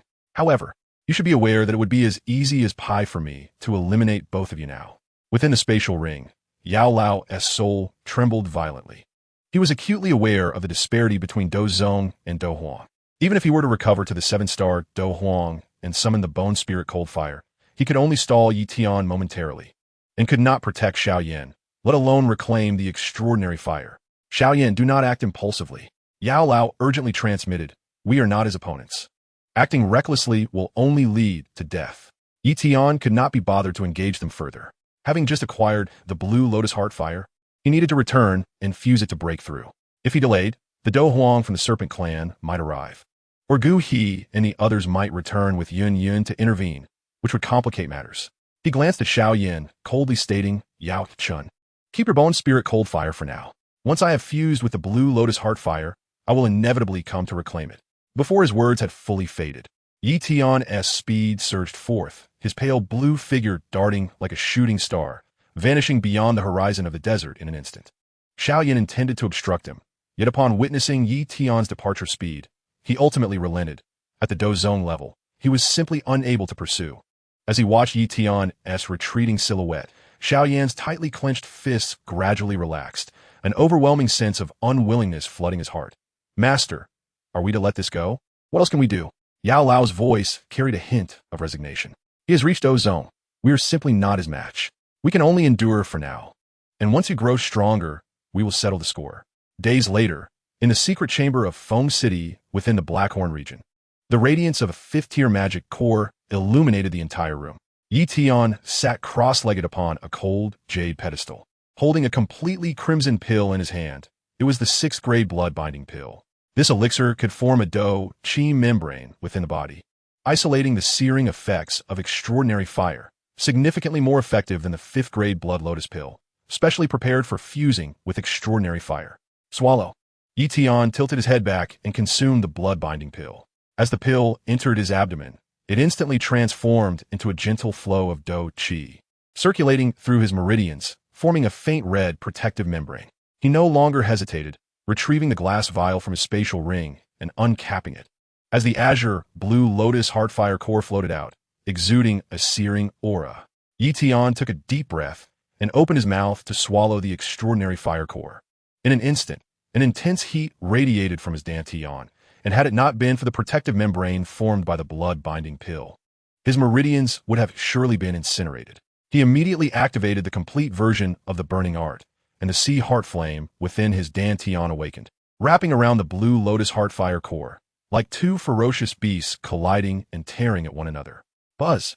The clash of the two extraordinary fires caused the temperature in the chamber to soar, the surrounding stone walls beginning to melt.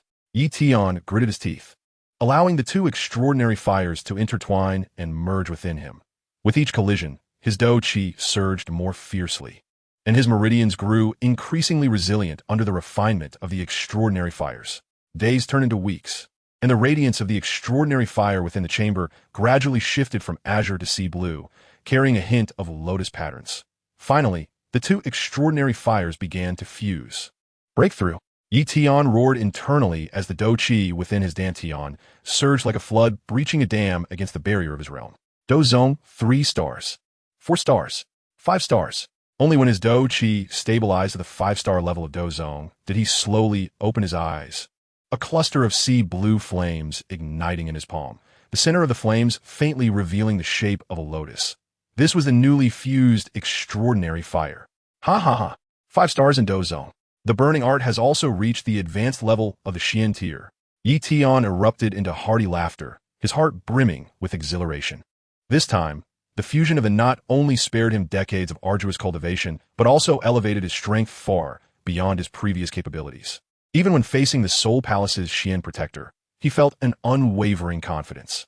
Meanwhile, in another region of the Tagore Desert, Xiao Yan sat atop a sand dune, surrounded by a gentle aura of fiery Dou Qi, a smile playing upon his lips. Not long ago, he had been caught in a sudden desert storm, only to unexpectedly discover the 18th ranked, the Wind Fury Dragon Flame, at the eye of the tempest.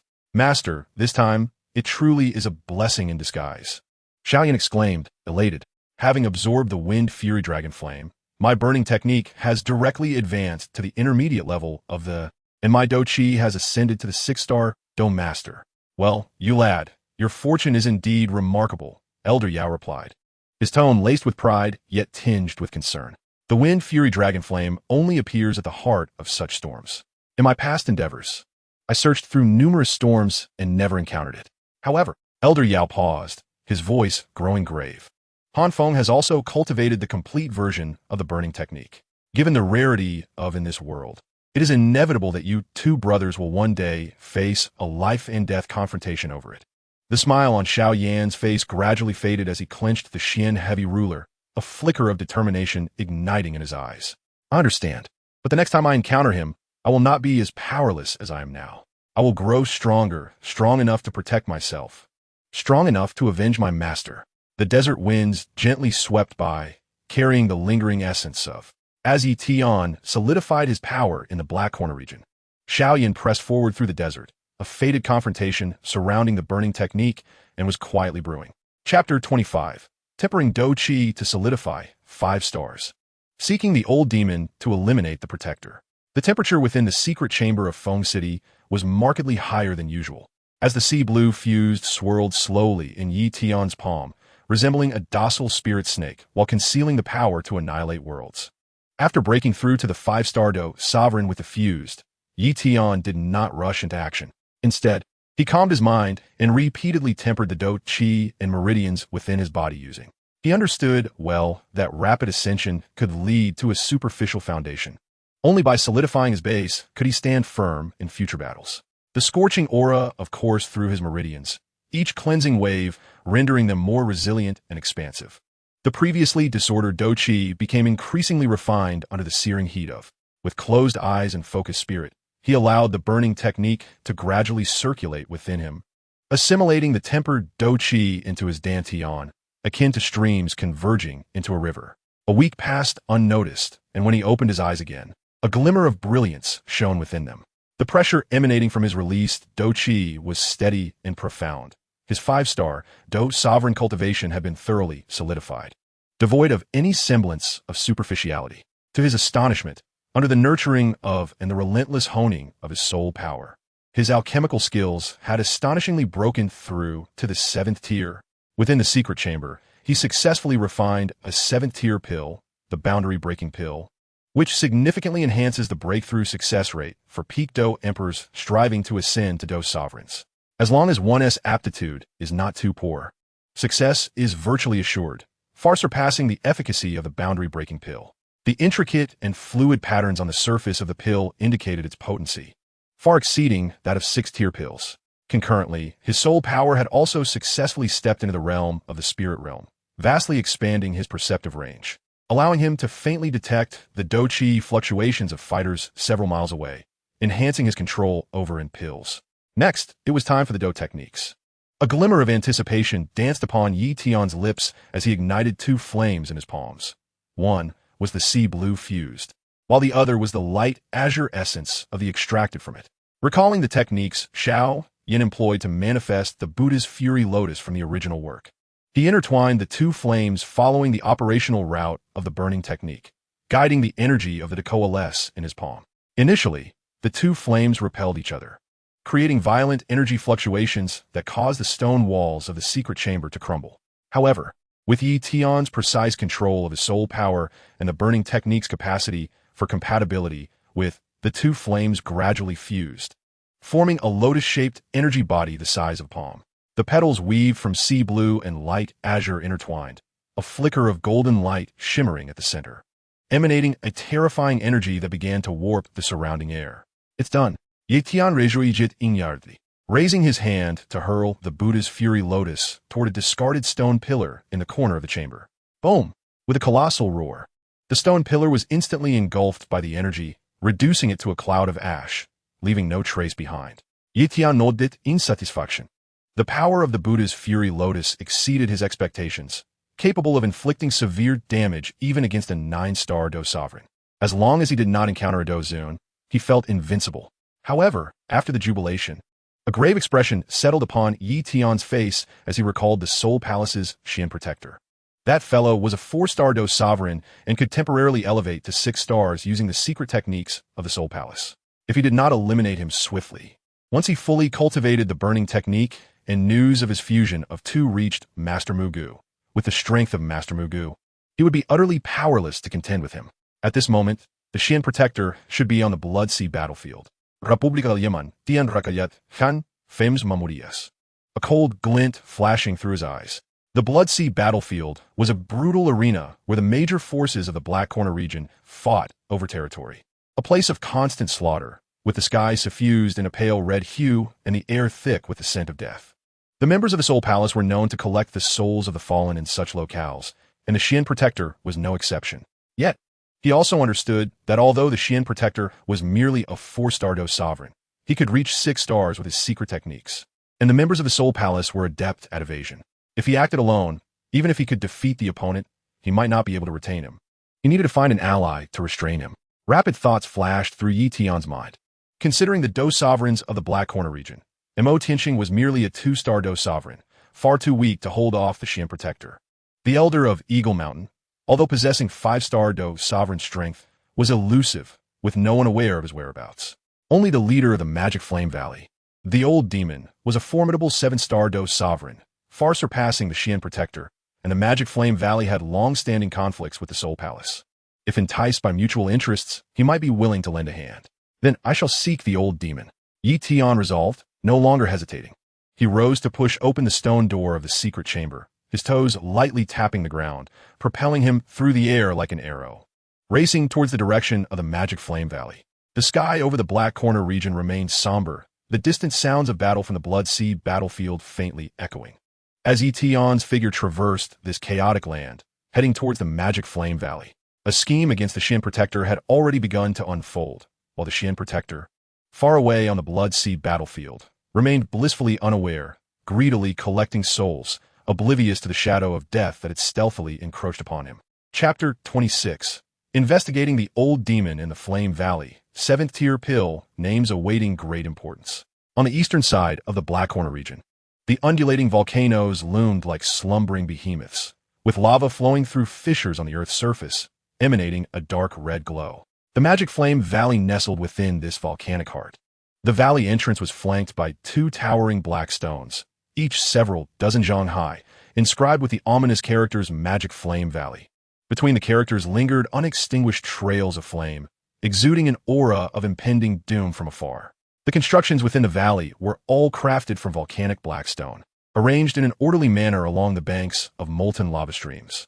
Some buildings perched precariously above the lava, shielded from the intense heat by Dou Qi formations, while others lay buried within volcanic caverns, with only their rooftops emitting faint wisps of black smoke.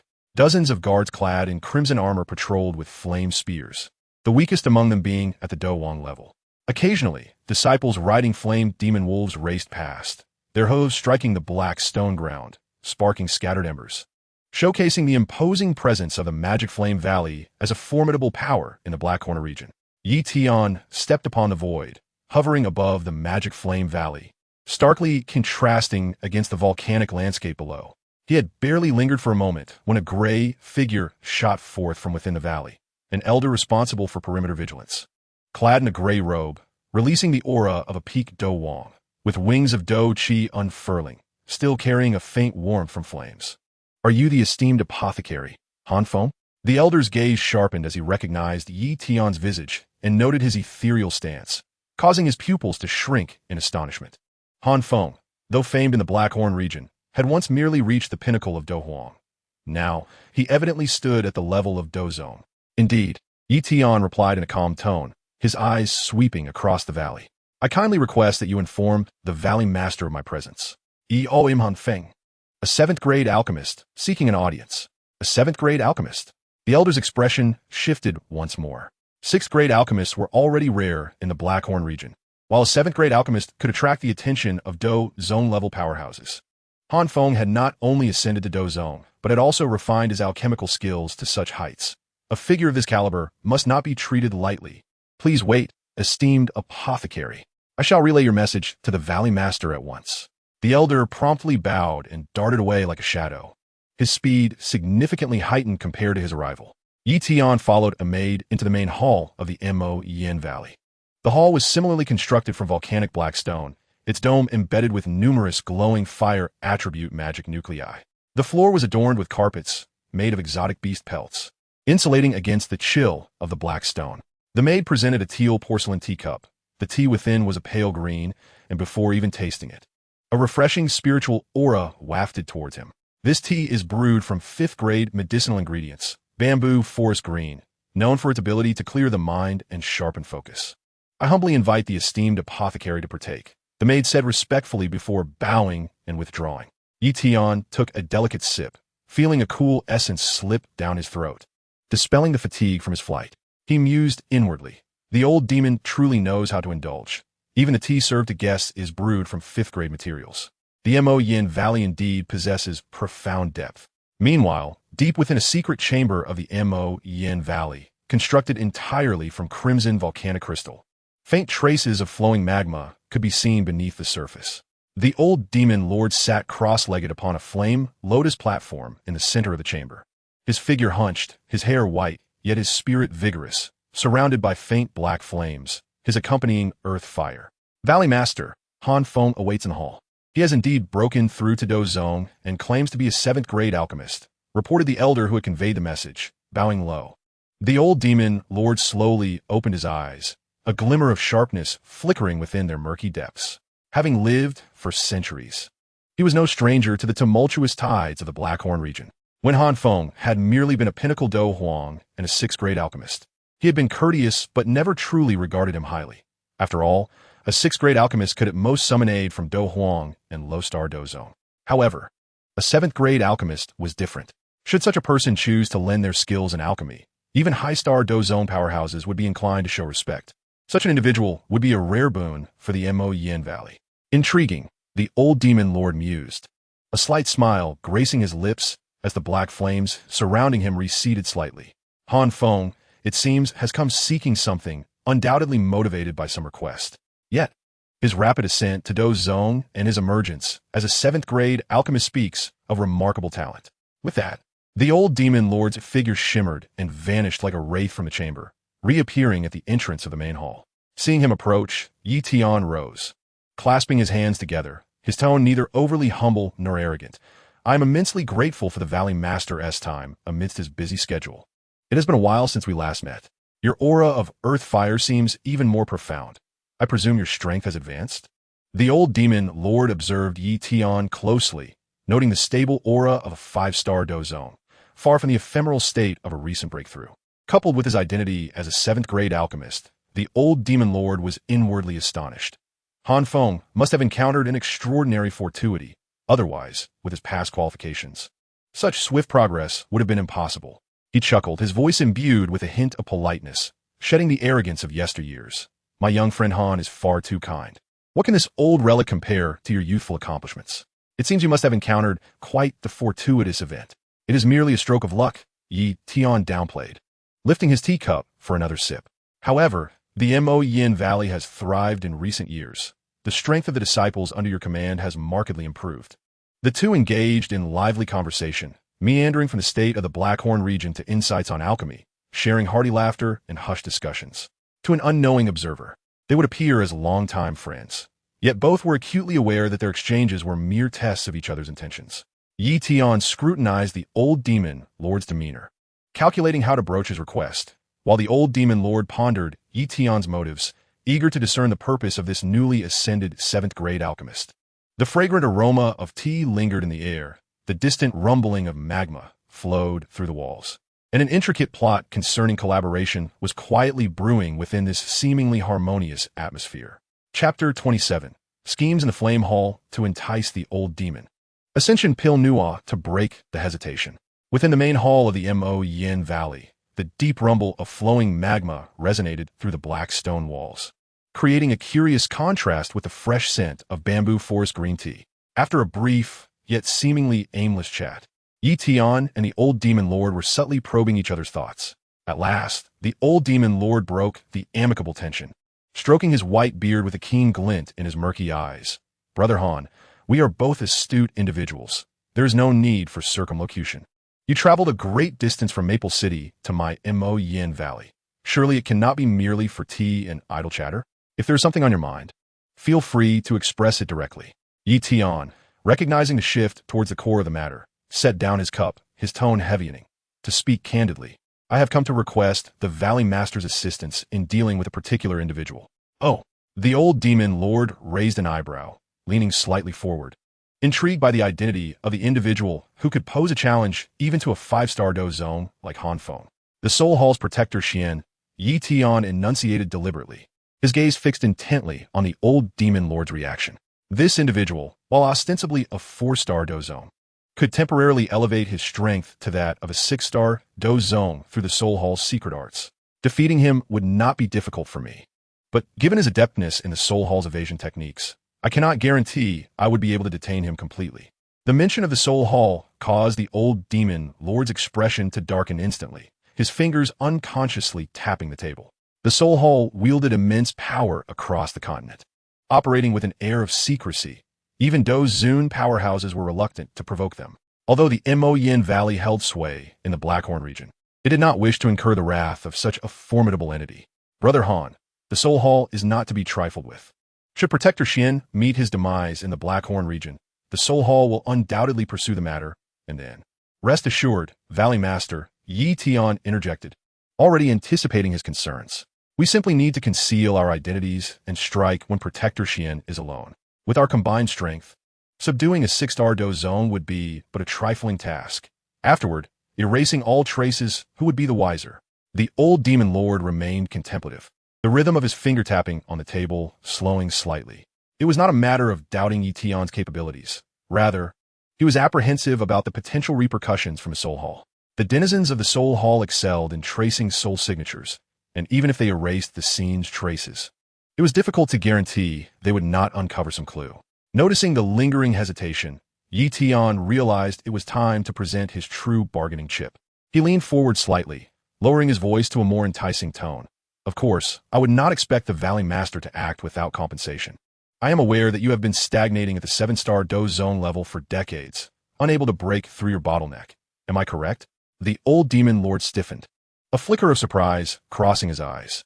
He had concealed his stagnation from the outside world after reaching 7-star Dou zone. How did Han Feng come to know of this? Though I have only recently ascended to 7th grade alchemist, my success rate in concocting 7th grade pills stands at 50%, Tian continued, omitting the source of his information. His tone brimmed with confidence. Among alchemists in the Blackhorn region, achieving a 30% success rate is already rare. Should the Valley Master be willing to lend his hand in aiding me to eliminate Protector Xian, I would be most willing to forge an ascension pill for you. An ascension pill? The Earth Demon Elder suddenly sprang to his feet, his murky eyes ablaze with an astonishing light that caused the surrounding black earth flames to writhe violently. Having lived for several centuries, he was well aware of the renown of this particular elixir. It was a rare 7th grade pill capable of elevating a Dou zone's cultivation by an entire star, devoid of any adverse effects, while also fortifying the meridians, laying a solid foundation for future breakthroughs.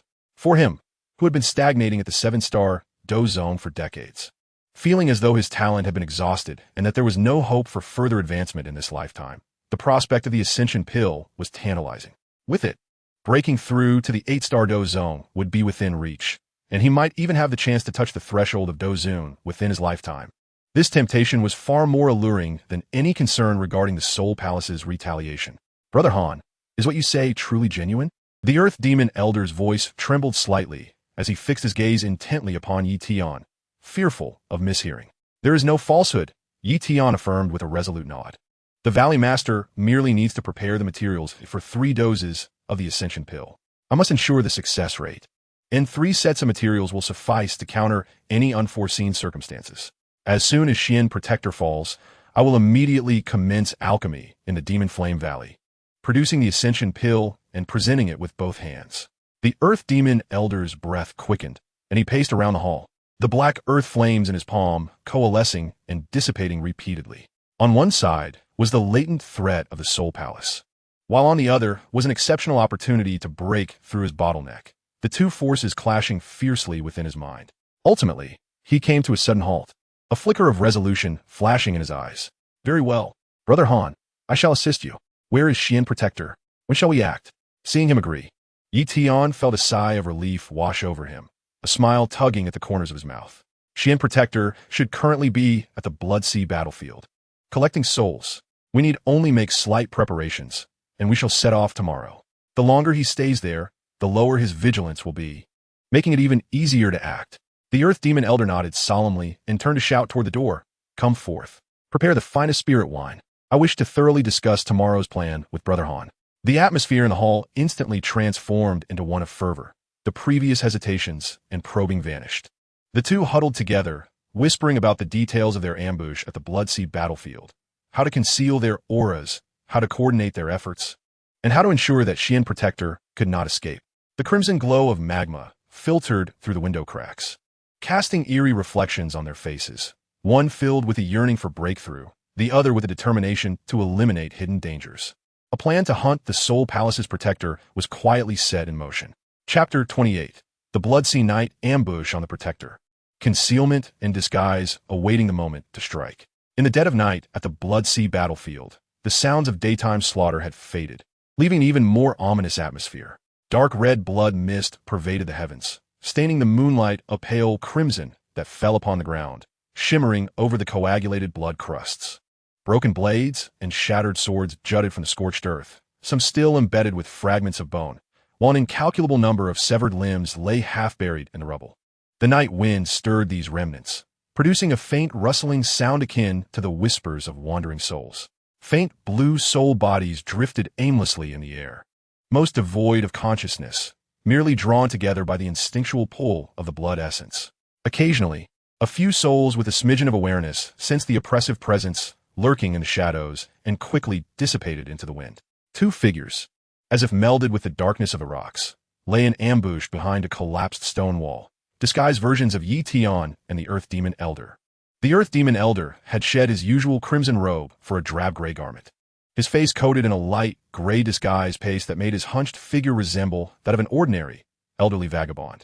He had also ingested a 6th-grade concealment pill, suppressing his 7-star Dou Zone aura to that of a Dou Huang level, rendering even his soul fluctuations indistinct.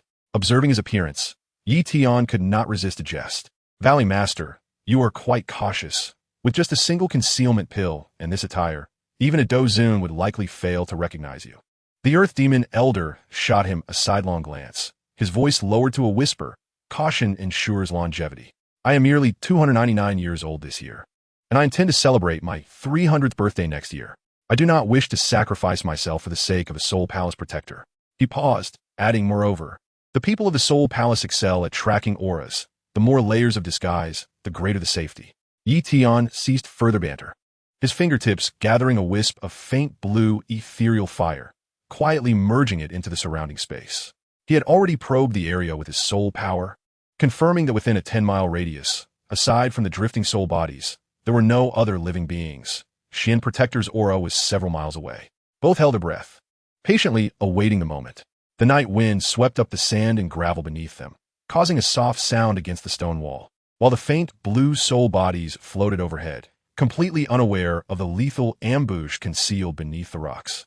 Time trickled by, and as the horizon began to glow with a deeper shade of dark blood, a shadow finally emerged into view. Draped in a black cloak embroidered with dark purple soul patterns, the figure wore a half-bronze mask that obscured all but a pair of dull gray eyes. It was none other than Xian Protector of the Soul Palace. He held a half-transparent soul bottle, its opening emitting a faint pulling force that drew the drifting faint blue soul bodies into it like invisible threads. His movements were slow and mechanical, enveloped in an almost imperceptible aura of death, clearly absorbed in the process of collecting souls, entirely oblivious to the anomalies surrounding him. "The target has appeared," Tian's voice, barely above a whisper, reached the Earth Demon Elder's ears. The Earth Demon Elder narrowed his eyes, his gaze fixated on Xian Protector. The aura of a 4-star Dou Zone was not weak, yet it emanated an eerie malevolence, particularly the flickering soul energy surrounding him, which made the Earth Demon Elder feel quite unsettled. "No wonder you said he could not be retained. This fellow's aura is peculiar, likely indicative of some extraordinary escape technique employed by the Soul Palace. Thus, I require your assistance, Valley Master." Tian's ethereal fire flickered slightly. "I will first seal off this space, deploying an ethereal fire net to prevent him from escaping with spatial techniques. Once I am prepared, you must strike with full force to disrupt his rhythm, and I will launch a surprise attack from the side, ensuring that he is severely injured at the first opportunity." Rest assured, the Earth Demon Elder slowly clenched his fist, black earth flames quietly coalescing in his palm. Though suppressed by the concealment pill, they still radiated a terrifying heat. Having pledged to assist you, I shall not hold back. Today, we shall ensure that this Soul Palace protector finds his end in the Blood Sea battlefield." Tian said no more, his figure ghosting out from behind the stone wall as the faint blue, ethereal fire instantaneously expanded, enveloping a 3-mile radius like an enormous web of fire. The fire net melded seamlessly with the night, almost undetectable unless observed closely, yet forming an invisible barrier that completely isolated this area from the outside world. Any spatial fluctuations would be ignited by the fire net in an instant, revealing their presence. Xian Protector seemed to sense a slight anomaly, momentarily halting his soul-collecting actions, his dull gray eyes scanning the surroundings warily. However, before he could react, a surge of black flames suddenly assailed him from a diagonal rear, carrying the terrifying pressure of a 7-star Dou zone, aimed directly at his back. Who? Xian Protector's expression shifted dramatically as he spun around, swinging the soul bottle in his hand, causing countless faint blue soul bodies to transform into a soul shield that interposed before him. Bang! The black earth flames collided with the soul shield, the soul bodies emitting a heart-wrenching wail, instantly consumed by the blaze. The black flames, undeterred, surged forth toward Xian Protector. The Earth Demon Elder's figure erupted from the shadows, his fist wreathed in roaring earth flames, striking at Xian Protector once more.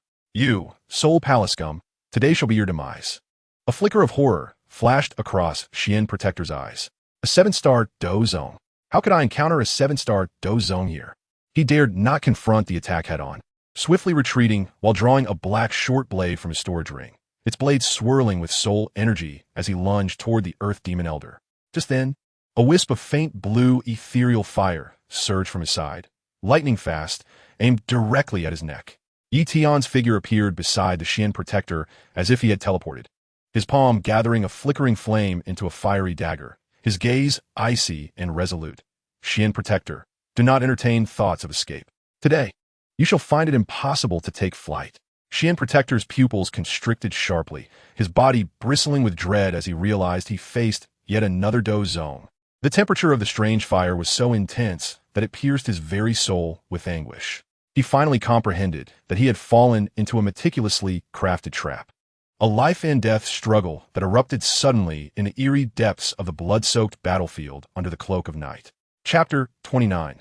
The Blood Sea Battle of the Soul Sacrifice. Dual sects surrounding the path of death. Xian Protector beheld the two figures before him, his gaze fixed on Tian through the bronze mask, eyes filled with rage and astonishment. Clearly, he recognized the man, Han Feng. "I am personally dispatched by the revered Mugu to collect soul bodies here for the purpose of alchemy. Do you dare to strike at me, knowing that the revered will turn you to ashes upon discovery? Collecting soul bodies?" Tian scoffed, the azure flame in his palm flickering gently. "Is it not more likely that you use this pretext to monitor my cultivation of the burning technique and the fusion of the strange fire?" He stepped forward, releasing the aura of a 5-star Dou zone, adding, "But rest assured, after today, the revered Mugu shall never know it was I who did this. After all, the dead are the best at keeping secrets." Xian Protector's heart sank, realizing that Han Feng had already seen through his intentions. He turned to the Earth Demon Old Ghost, his gaze laced with temptation. "Esteemed Elder, though I do not know your identity, what Han Feng can offer you, the Soul Palace will return in double. Technique, Elixir, Demon Cores. Choose freely from the treasures of the Soul Palace if you let me go." The Earth Demon Old Ghost's lips curled into a cold smirk, black earth fire coalescing in his palm. "Do you take me for a fool? The people of the Soul Palace are notoriously vengeful. If I let you go today, you will surely return with Soul Palace's strong men seeking revenge tomorrow. Moreover, what Han Feng has promised may not even be something your Soul Palace can deliver." Before he could finish, he surged forward, his aura exploding as a colossal hand engulfed in black flames formed from thin air, tearing through the air with a sharp crack as it struck toward Xian Protector. An Earth-tier intermediate Dou technique, the Heavenly Demon Palm. Xian Protector's expression changed dramatically, abandoning all semblance of hope. He understood that with his 4-star Dou zone strength, he could not withstand an Earth-tier technique from 7-star Dou zone. "Since you force my hand, do not blame me for my ruthlessness." Xian Protector hurled the soul bottle into the air, the court bursting as countless pale blue soul bodies surged forth like a tide. He formed seals with his hands, chanting a strange incantation, "Sacrifice of the souls." Those soul bodies were instantaneously drawn by an invisible force, frantically rushing into his being. Xian Protector let out a pained howl as his aura surged explosively. 4-star, 5-star, 6-star, until it finally stabilized at 7-star Dou zone. His eyes turned blood red, his face twisting beneath the bronze mask, a thick aura of death enveloping him. Clearly a tremendous price for this secret technique. This technique can only last 2 hours. If I do not perish today, I will ensure that you are all torn to pieces. Before his words could fade, Xian Protector waved his hands, and countless soul energies coalesced into a massive black python. Its body entwined with pale blue soul fragments, opening its gaping maw to bite at the heavenly demon palm. An earth-tier low-level Dou technique, the 100 souls binding python. Bang! The heavenly demon palm collided with the 100 souls binding python, black flames and soul energy erupting in a cataclysmic explosion, generating a terrifying shockwave that sent severed limbs flying and cracked the ground. Dark red blood energy swirling in the air, scattering even the drifting soul bodies. The earth demon, old ghost, staggered back 2 steps from the shockwave, just about to launch another attack, when he saw Yi Tian's figure flicker and, like a specter, appear behind Xian Protector, his palm gathering azure flames into a colossal fiery hand aimed at the Protector's back. An earth-tier intermediate Dou technique, the Burning Heaven Palm. Xian Protector had already sensed the movement behind him and whirled around, his blood-red eyes flashing with fierce determination. The residual soul energy from the 100 souls binding python quickly formed a soul shield to protect him. Bang! The Burning Heaven Palm struck the soul shield, igniting the soul energy instantly, the pale blue shield burning like paper. Yet the residual force still pushed Xian Protector back repeatedly. 2 against 1. Is this your prowess? Xian Protector bellowed in anger, forcing himself to stabilize his form as he prepared a counterattack, only to see the earth demon old ghost press in again. The heavenly demon palm descended like a dark cloud, while Yi Tian attacked from the side, the Burning Heaven Palm and heavenly demon palm converging in a pincer attack. Xian Protector found himself besieged. Despite possessing the strength of a 7-star Dou zone, he was relentlessly suppressed. The earth demon old ghost's heavenly demon palm was brutal and domineering, compelling him to defend with all his might, while Yi Tian's Burning Heaven Palm, infused with strange fire, specifically targeted soul energy, each collision igniting a searing pain within his being. Puff! At last, Yi Tian seized upon a flaw in Xian Protector's defense, landing the Burning Heaven Palm squarely on his chest. The azure flames surged into Xian Protector's body, scorching his meridians and soul energy. He was struck hard, flying backward to crash heavily onto the ground, a mouthful of blood spewing forth, staining the earth beneath him. He struggled to rise, his robe burned through by the strange fire, blood seeping from the corners of his mouth, his eyes filled with despair and unwillingness. Do you understand the consequences of attacking a protector of the Soul Palace? His voice trembled, carrying a final threat. If you stop now, I can overlook this transgression. Leave the northwest continent and never return. Yi Tian siteput collusive. The flickering flames in his palm revealing his cold demeanor. Do you truly believe anyone would trust such words from you? He raised his hand, gathering the Burning Heaven Palm once more, declaring, Today, your fate is sealed. You shall perish here. Chapter 30. Protector in desperation. Flames of resolve. The fire lotus shatters the void, erasing the soul's trace. The night wind of the blood-soaked battlefield carried a stench of blood, brushing against Xian Protector's pallid face. He gazed at the advancing Yi Tian and the earth demon old ghost, scanning the space around him sealed by strange fire. That pale blue net of flames loomed like an impassable chasm, suppressing even the fluctuations of space itself. It was clear that even in his prime, breaking through would cost him dearly. Since you insist on pursuing annihilation, then let us die together. Xian Protector straightened his posture, his blood-red eyes igniting with a frenzied glow as his aura surged uncontrollably, the soul energy within him boiling violently. Even if I, Xian Protector, fall, I shall take one of you with me. The threat of a 7-star Dou zone's self-detonation caused the earth demon old ghost expression to shift. He understood well that the power of a Dou zone's self-detonation could level this area to the ground, and even as a 7-star Dou zone, he might not escape unscathed. However, Yi Tian quickly regained his composure, moving stealthily to the earth demon old ghost side and whispering, Do not panic. He is merely bluffing. If he truly intended to self-detonate, he would not announce it beforehand. As he spoke, he retrieved a pearlescent pill from his spatial ring and handed it over. This is a 7-grade life recovery pill, no matter how grave the injury. Taking it will facilitate swift recovery. Hold on to it for now. The earth demon old ghost accepted the pill, feeling the vibrant life force contained within as his heart steadied significantly. He nodded toward Yi Tian. Rest assured, Han brother. I will restrain him. You prepare your killing move. Before his words could dissipate, the earth demon old ghost flickered. Black earth fire once again coalescing into the heavenly demon palm, striking toward Xian Protector. Seeing this, Xian Protector had no choice but to suppress his urge for self-detonation. Forming seals with his hands as the soul energy transformed into several black chains, meeting the heavenly demon palm head-on. Bang! The palm collided with the chains, the soul energy sizzling as it was scorched by the earth fire. Xian Protector was forced back 2 steps, yet he remained fixated on Yi Tian, sensing that Han Feng was brewing something even more terrifying. As expected, Yi Tian had retreated several meters away, his left palm igniting with a light azure flame, while his right hand summoned forth a turquoise-green earth heart fire. 2 clusters of slowly in his palm, initially repelling each other, but gradually merging as they took effect. The pale blue and verdant hues intertwined, faintly revealing a hint of ocean blue, forming a colossal lotus-shaped energy entity, causing the surrounding space to subtly distort due to the terrifying energy it emanated. At that moment, Su En's pupils constricted sharply. An intense premonition of death surged within him. He could no longer afford to consider anything else and abruptly dashed sideways, attempting to flee the area. Thinking of escaping? It's not that simple. The had long been prepared, swiftly blocking Su En's path. The rain down like a torrential storm, the black earth flames sealing off Su En's retreat mercilessly. Today he would not escape. Su En was forced into a series of retreats, barely managing to defend himself with soul energy, yet his gaze remained fixed on the fire lotus in Yi Tian's hand.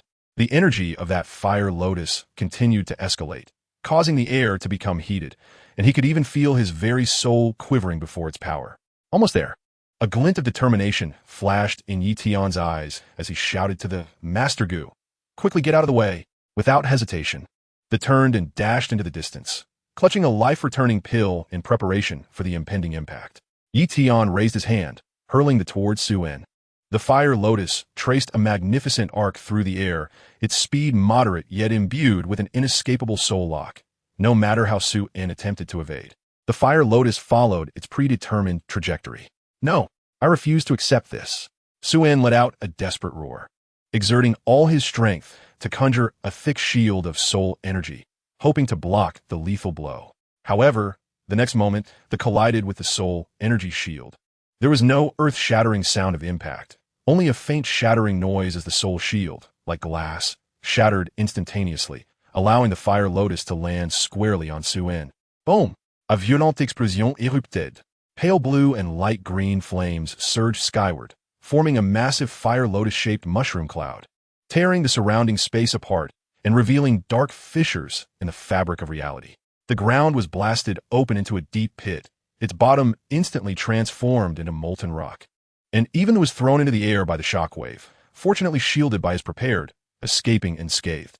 As the explosion gradually subsided, only the bubbling magma remained in the pit, while Su En's figure had long since vanished, leaving not even a fragment of his soul behind.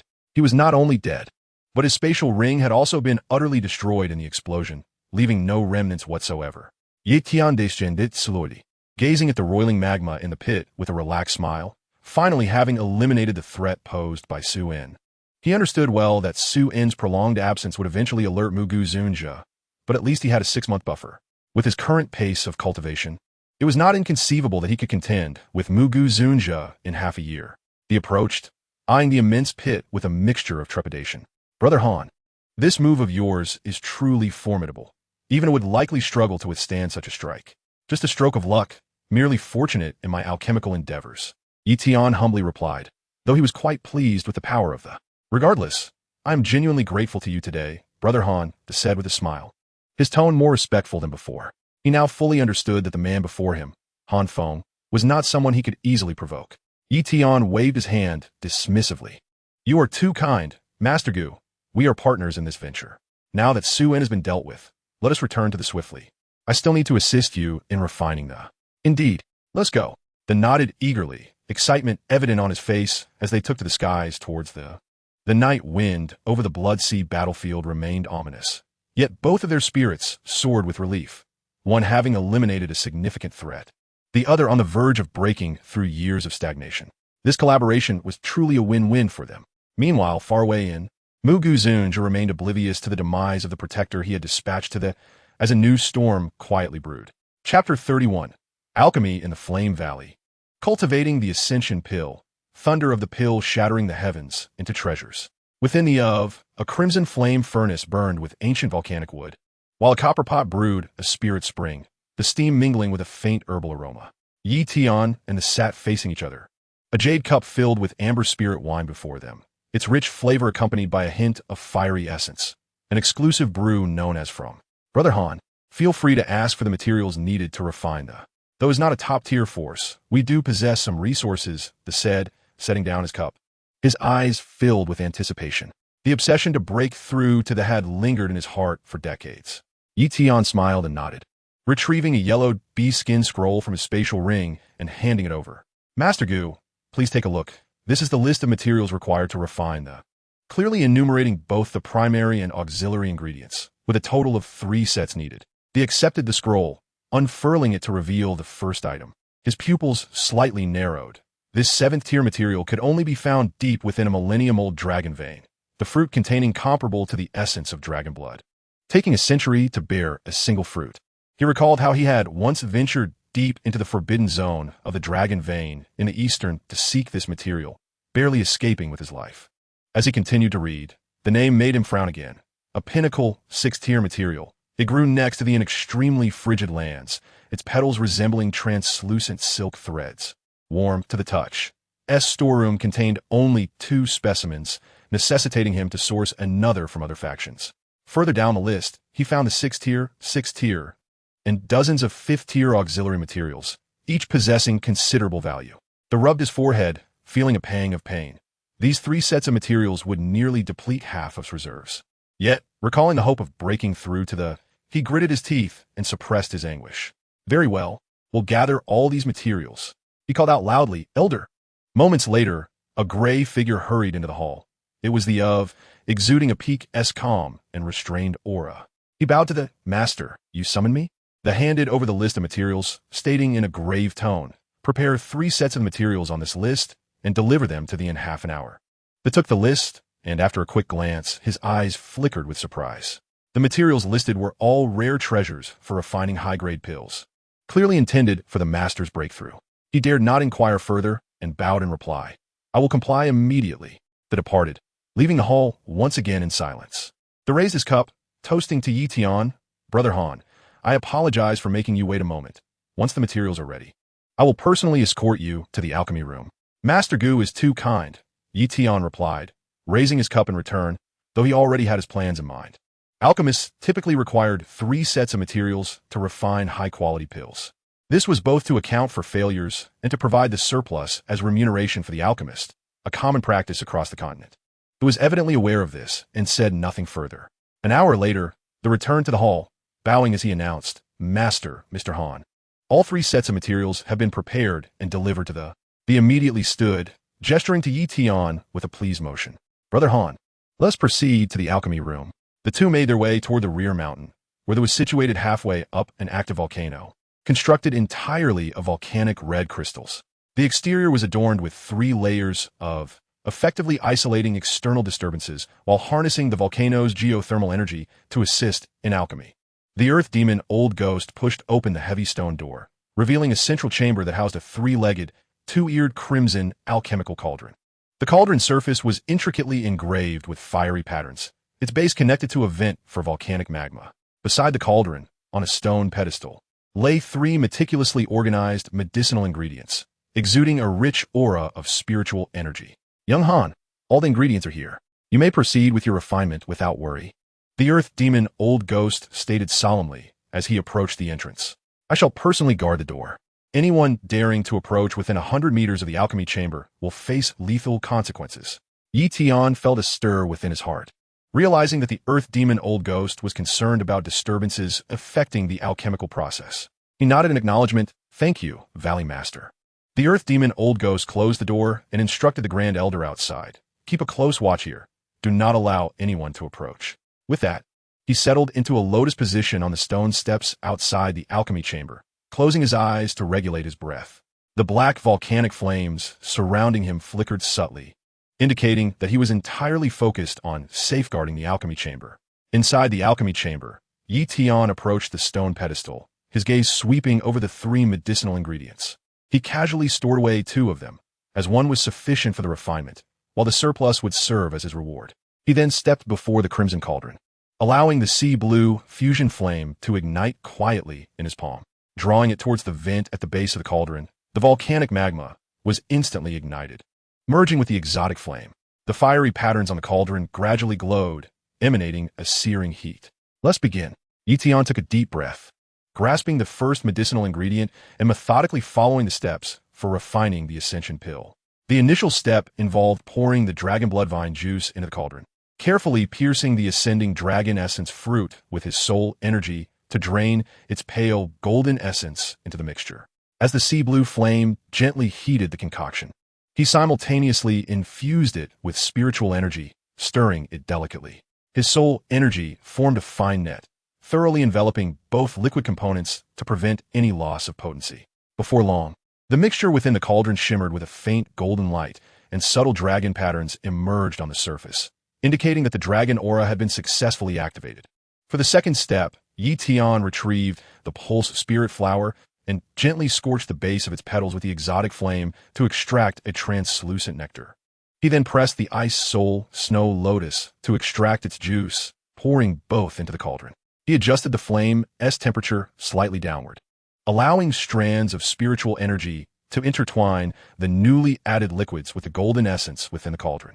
The components of the pulse spirit flower and the ascending dragon essence were prone to conflict, necessitating careful manipulation of the soul energy to ensure their flawless integration. In the third step, he began to add auxiliary herbs in batches. As he poured in the blue vein thunderleaf powder, the flame's temperature surged, causing the liquid within the cauldron to spark with faint lightning. Upon adding the purple crystal cloud mushroom slices, he stirred rapidly with his soul energy, infusing the purple fragrance into the mixture. When he introduced the 9-sectioned mysterious ginseng slices, he made minute adjustments to the temperature, ensuring each auxiliary herb's properties were fully released without introducing impurities.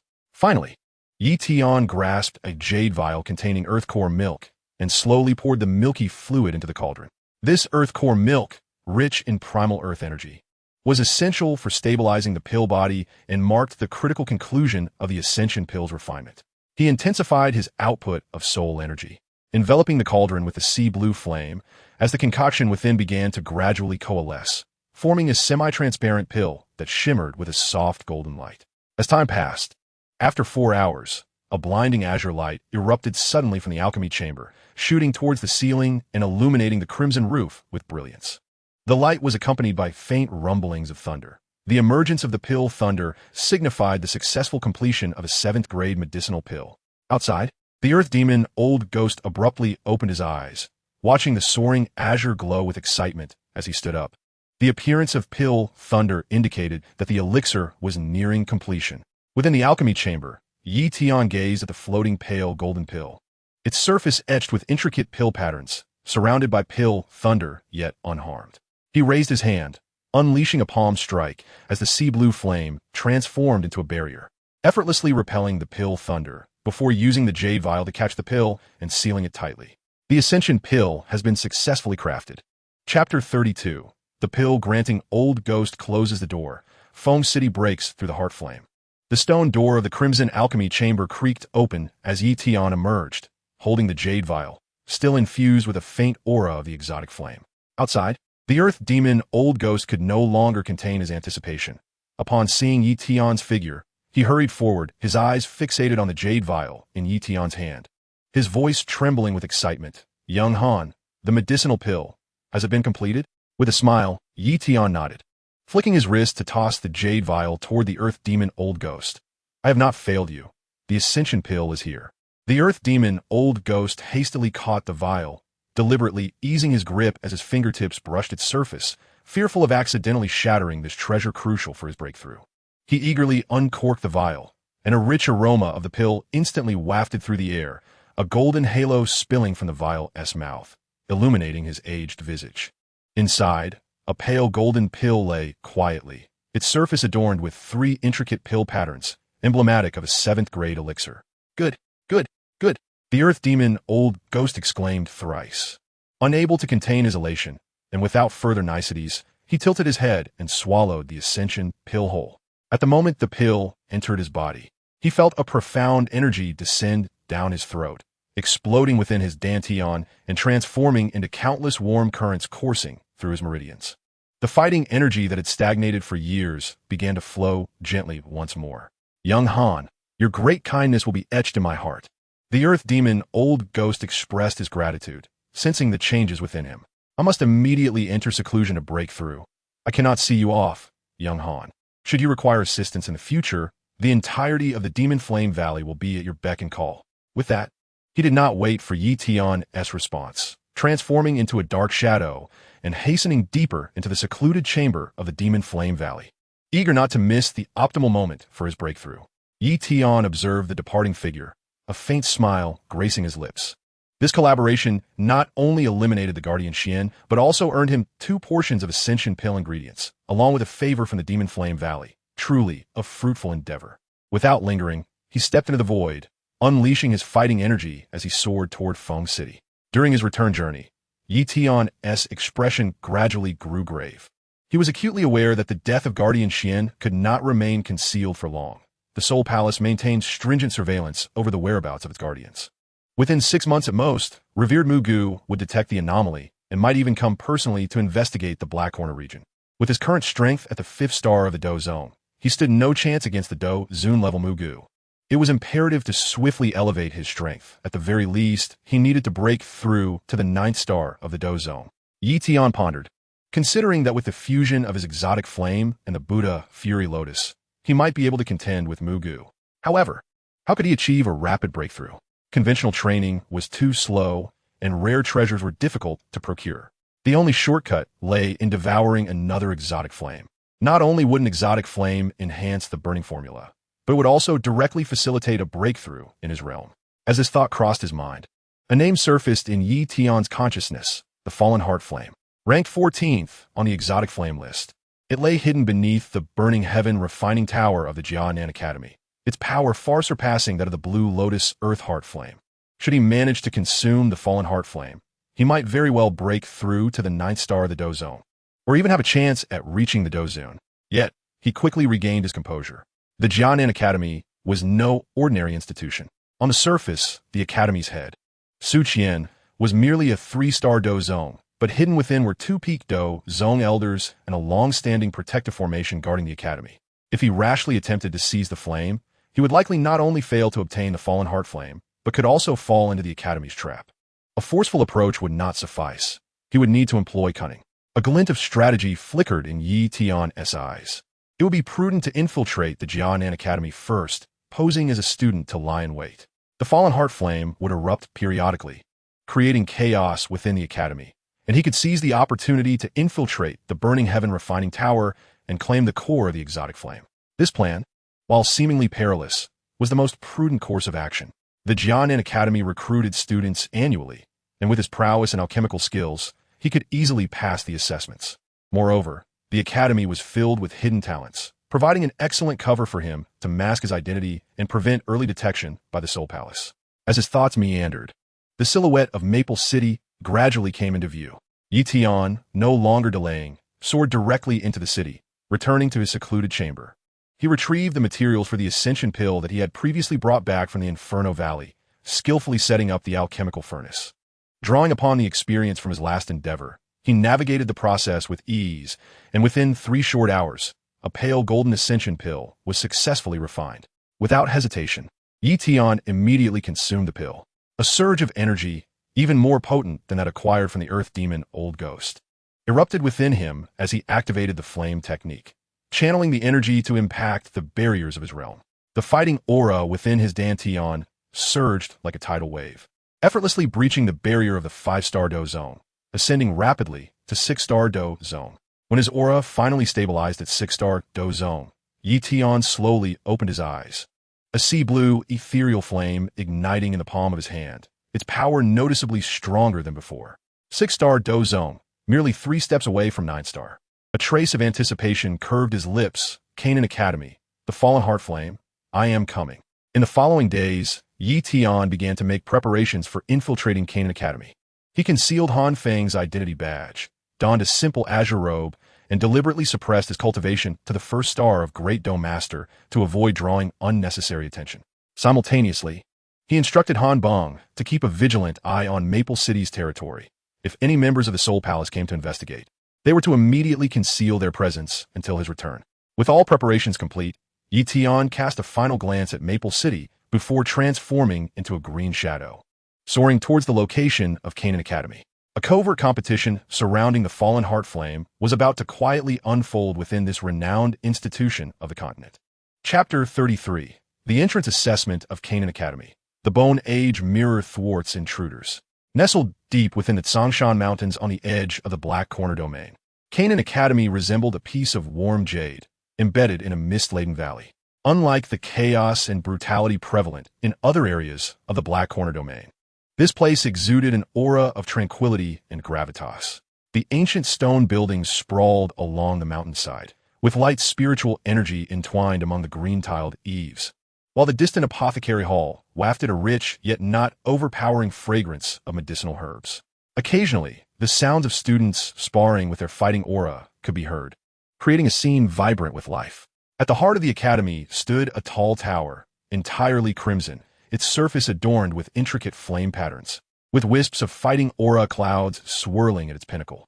This was the renowned sky-burning refinement tower of the Northwest continent. The tower contained the pure fire attribute spiritual energy of the fallen heart flame, capable of assisting cultivators in rapidly tempering their fighting aura and stabilizing their realms. Even children from prominent families in the central continent would travel great distances to seek entry for cultivation. The entrance of the academy was already crowded with youth eager to register. They gathered in clusters. Some donned luxurious brocade robes, clearly offspring of prestigious families, while others, clad in coarse garments, could not conceal the sharpness in their eyes, evidently having relied on their own strength to make their way here as independent cultivators.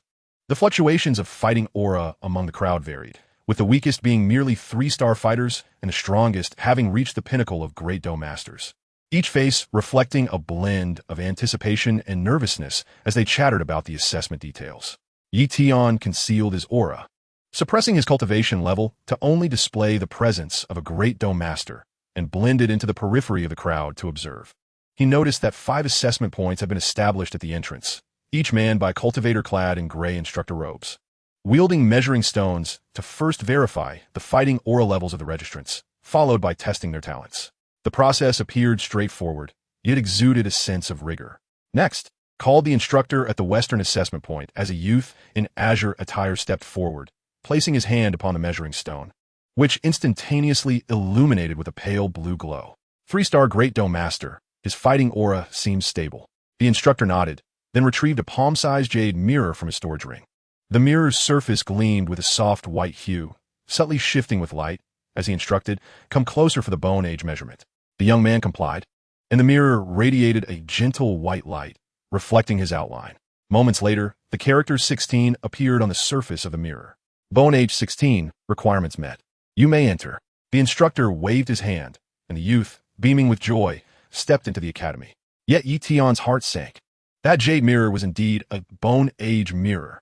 Not only could it see through disguises, but it could also accurately measure bone age, evidently designed to prevent individuals from concealing their age and infiltrating the academy under false pretenses. Though he could use methods to disguise himself and suppress his aura, bone age was innate. Han Feng's body had already surpassed adolescence, and once confronted with the mirror, abnormalities would surely be revealed. At that point, not only would infiltrating the academy become impossible, but he would likely also attract the instructor's inquiries. A conventional registration would not suffice. Tian quietly retreated to the outskirts of the crowd, casting his gaze towards other areas of the academy. Since the main entrance posed an obstacle, perhaps a back door or some concealed entrance could be found.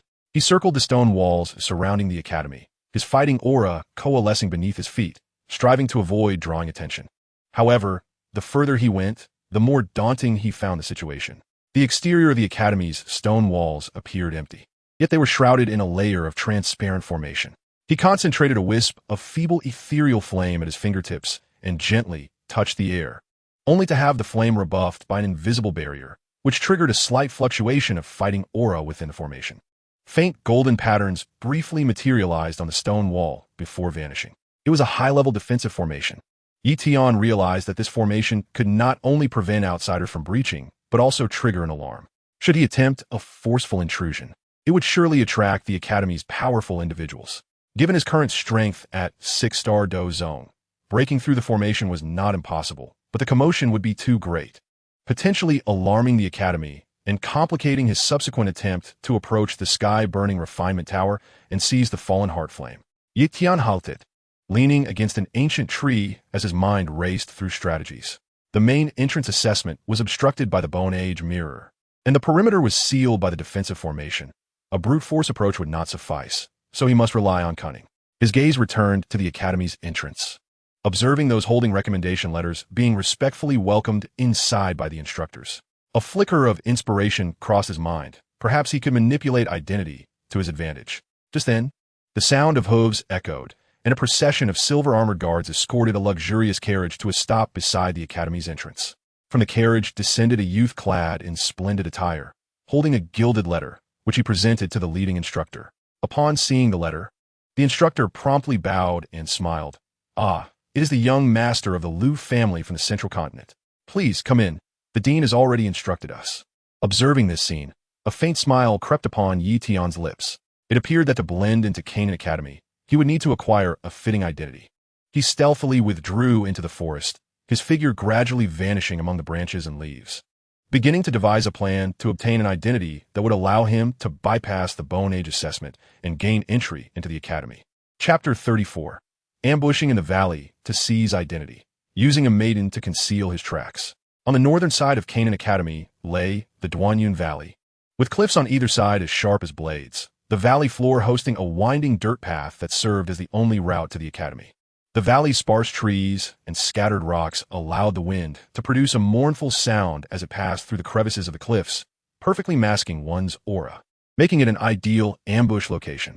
Tian concealed himself behind a massive rock, extending his spiritual sense to cover a 10-mile radius outside the valley, patiently awaiting the appearance of his target. 2 hours of waiting did not induce impatience. The patience of a Dou Zone expert far exceeded that of ordinary individuals. At last, the sound of hoofbeats echoed in the distance, accompanied by the rolling of carriage wheels. Tian's spiritual sense swept across the area, and a glimmer of excitement flashed in his eyes. His target had arrived. A carriage of dark wood, inlaid with silver threads, approached slowly, its sides intricately carved with cloud patterns, and adorned with several dust-repelling beads that left no trace of dirt in its wake. The carriage was drawn by 2 snow-white Tianxua horses, renowned for their extraordinary endurance, making them unaffordable for ordinary families. Leading the carriage were 4 silver-armored guards riding brown steeds, each emanating a Dou Ling-level aura, while 4 more guards followed closely behind, their strength reaching the pinnacle of great Dou masters. Most crucially, beside the carriage walked an elderly man clad in gray robes, his hands clasped behind him, surrounded by a faint aura of Dou Huang, evidently the leader of this entourage, tasked with safeguarding the individual within the carriage. Tian held his breath, attentively listening to the sounds within the carriage. A clear, confident male voice resonated, tinged with arrogance. "Cousin, once we enter Canaan Academy and utilize the Heavenly Flame refining tower for our training, it won't be long before I break through to the rank of Dou Huang. When that time comes, I shall return to participate in the family assessment, and the position of a young clan leader will undoubtedly be mine. Third brother is so impressive." A charming female voice chimed in, filled with admiration. "When you become the young clan leader, don't forget about me." Tian understood immediately. Yet another scion from a prominent family seeking to gild themselves at Canaan Academy. Perfectly useful. He hesitated no longer, his figure vanishing like a wraith behind the rocks. He unleashed his Dou Zone speed to its utmost, leaving only a faint azure afterimage, and in the blink of an eye, he appeared behind the elderly man in gray robes. A sense of alarm surged within the old man as he turned to unleash his Dou technique. But before he could react, Tian's palm ignited with a cluster of cerulean ethereal flames, striking him like lightning at the nape of his neck. The bizarre fire effortlessly pierced the old man's Dou Qi shield, searing through his meridians and soul.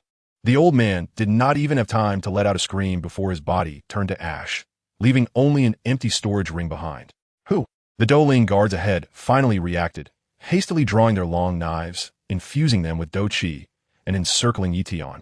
Yet, in the presence of a Dou Zong expert, their resistance was akin to ants attempting to shake a tree. Yi Tian darted among the guards, his cerulean flames dancing like the scythe of death, each sweep claiming a life. In but a breath, all 8 guards were reduced to cinders, not even leaving behind bones, with only a faint scent of charred remains lingering in the air. The 2 individuals within the carriage sensed something amiss as the door was suddenly thrust open. The first to emerge was a finely dressed young man, around 17 or 18 years old, handsome with piercing eyes, exuding the aura of a second-star Dou Shi, none other than Han Feng, the 3rd young master of the Qin family. Upon seeing the desolate valley littered with ashes, his face instantly turned pale, yet he mustered his courage to shout, "Who are you? How dare you slay my Qin family's guards? Do you have any idea who I am? I'm the 3rd young master of the Qin family from Linfeng City in Central State, and my father is the current clan leader. If you dare to touch me." Before he could finish, Yi Tian had already teleported in front of him, gripping his neck with a vice-like hand. Han Feng felt a wave of suffocation wash over him, and his Dou Qi went into disarray within his body. He stared in terror into Yi Tian's icy gaze, his words choking in his throat. With a sharp crack, Han Feng's neck was swiftly snapped, and his body crumpled to the ground. "Third brother." The girl from the carriage screamed as she rushed out, only to see Han Feng's lifeless body, her legs giving way beneath her as she collapsed to the ground. She appeared to be about 16, adorned in a lavish pink dress, petite yet strikingly developed. Her face turned pale as tears streamed down her cheeks, trembling as she pleaded, Please don't kill me. I will do anything you ask." Yi Tian initially contemplated silencing her with the ethereal flames to eliminate any future troubles. However, he reconsidered. If he were to eliminate all the Qin family members, it would inevitably raise suspicions when they discovered Han Feng and the guards had vanished without a trace. This could lead them to suspect Canaan Academy and possibly even stir the institution itself. Keeping this girl alive would allow him to manage any potential inquiries, and it would render Han Feng's enrollment more plausible, given that they were cousins entering the academy together. He retracted the ethereal flames and coldly inquired, "What is your name? Where do you hail from? Besides training, what was Han Feng's purpose for coming to Canaan Academy?" The girl trembled under his imposing presence, fearing for her life, and answered without a hint of deceit, "My name is Chun Yao, and I am from the Qin family in Linfeng City, just like Brother Feng." He came to the academy to enhance his strength using the Heavenly Flame Refining Tower, aiming to break through to Dou Huang and return to vie for the position of young clan leader. He also brought a letter of introduction from the family, which grants him direct access to meet with the elders of the academy. Upon hearing this, Yi Tian bent down to rummage through Han Feng's storage ring, and indeed, he retrieved a gilded letter, embossed with the Qin family crest and sealed with the stamp of the city lord's office. With this letter of introduction, he could bypass the entrance assessment, directly entering the academy and avoiding a great deal of hassle. He cast another glance at Chun Yao, his voice icy as he commanded, "Get up. From now on, pretend as if nothing has happened. I am Xin Feng. If you dare to utter a single word, you know the consequences." Chun Yao nodded fervently, wiping away her tears, struggling to stand, too frightened to meet Yi Tian's gaze, murmuring, "I understand. I want to say a word." Yi Tian spoke no further, raising his hand to unleash the ethereal flames, incinerating Han Feng's corpse, the carriage, and all traces of the encounter until nothing remained. Moments later, only he and Chun Yao remained in the valley, as if the preceding massacre had never occurred. He adjusted his robes, donned Qin Feng's splendid attire, and altered his appearance slightly with Dou Qi to resemble Qin Feng. Then, addressing Chun Yao, he said, "Let us proceed to Canaan Academy. Remember your identity and do not err." Chun Yao hurriedly followed, head bowed, her heart laden with fear, yet she dared not resist in the slightest. The two traversed the dirt path toward Canaan Academy, sunlight streaming through the crevices of the cliffs, illuminating Yi Tian's cold profile. The first step into the academy had finally been achieved.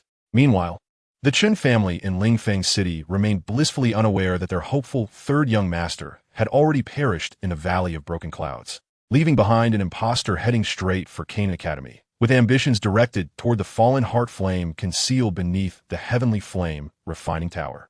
Chapter 35. Entering the inner courtyard with a false identity. Poison control for Chun Yao to prevent leaks. At the entrance of Canaan Academy, Tian, clad in Han Feng's brocade robes, stood tall. Although his appearance had been subtly adjusted with Dou Qi, he still bore an air of the Chun family's pride. Beside him, Chun Yao maintained a pallid complexion, nervously twisting the hem of her garment, her gaze evasive, fearful of revealing any cracks in their fade. Do not fear. If you expose us, you will be the first to perish, Tian spoke in a tone only they could hear, chilling Chun Yao to the core. She quickly lowered her head, forcing herself to regain composure. As they approached the instructor, Tian extended the gilded letter of introduction. The instructor took the letter, and upon seeing the Chun family crest and the city lord's seal, his demeanor shifted to one of respect. After verifying the contents, he smiled and clasped his hands, saying, "It is the third young master Chun Feng and Miss Chun Yao. Your clan leader has already made arrangements with us. Please enter. The inner courtyard has been prepared for you both." Tian nodded slightly, speaking in a calm tone. "Thank you, instructor." As he spoke, he naturally grasped Chun Yao's wrist, saying, "Cousin, let us go." Chun Yao was startled by his sudden movement, her body stiffening, yet she dared not pull away.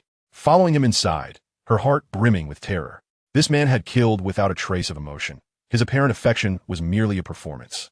As they traversed the academy's front courtyard, they observed numerous students clad in identical uniforms, some sparring with Dou Qi, others discussing alchemical knowledge, creating a lively yet orderly atmosphere. The silhouette of the heavenly flame refining tower stood clearly in the distance, its fiery patterns glimmering in the sunlight. And Tian could faintly sense the pure, fire attribute spiritual energy emanating from within, heightening his anticipation. Before long, a student assigned to guide them led them to a quaint little courtyard. Surrounded by a bamboo fence, the courtyard housed several green bamboos, with rooms on either side and a small garden in the center, exuding tranquility. "Young Master Chun, Miss Chun, this is the Qingzhou courtyard arranged for you both. Should you require anything, feel free to summon the servants outside," the guiding student said with a bow before stepping back.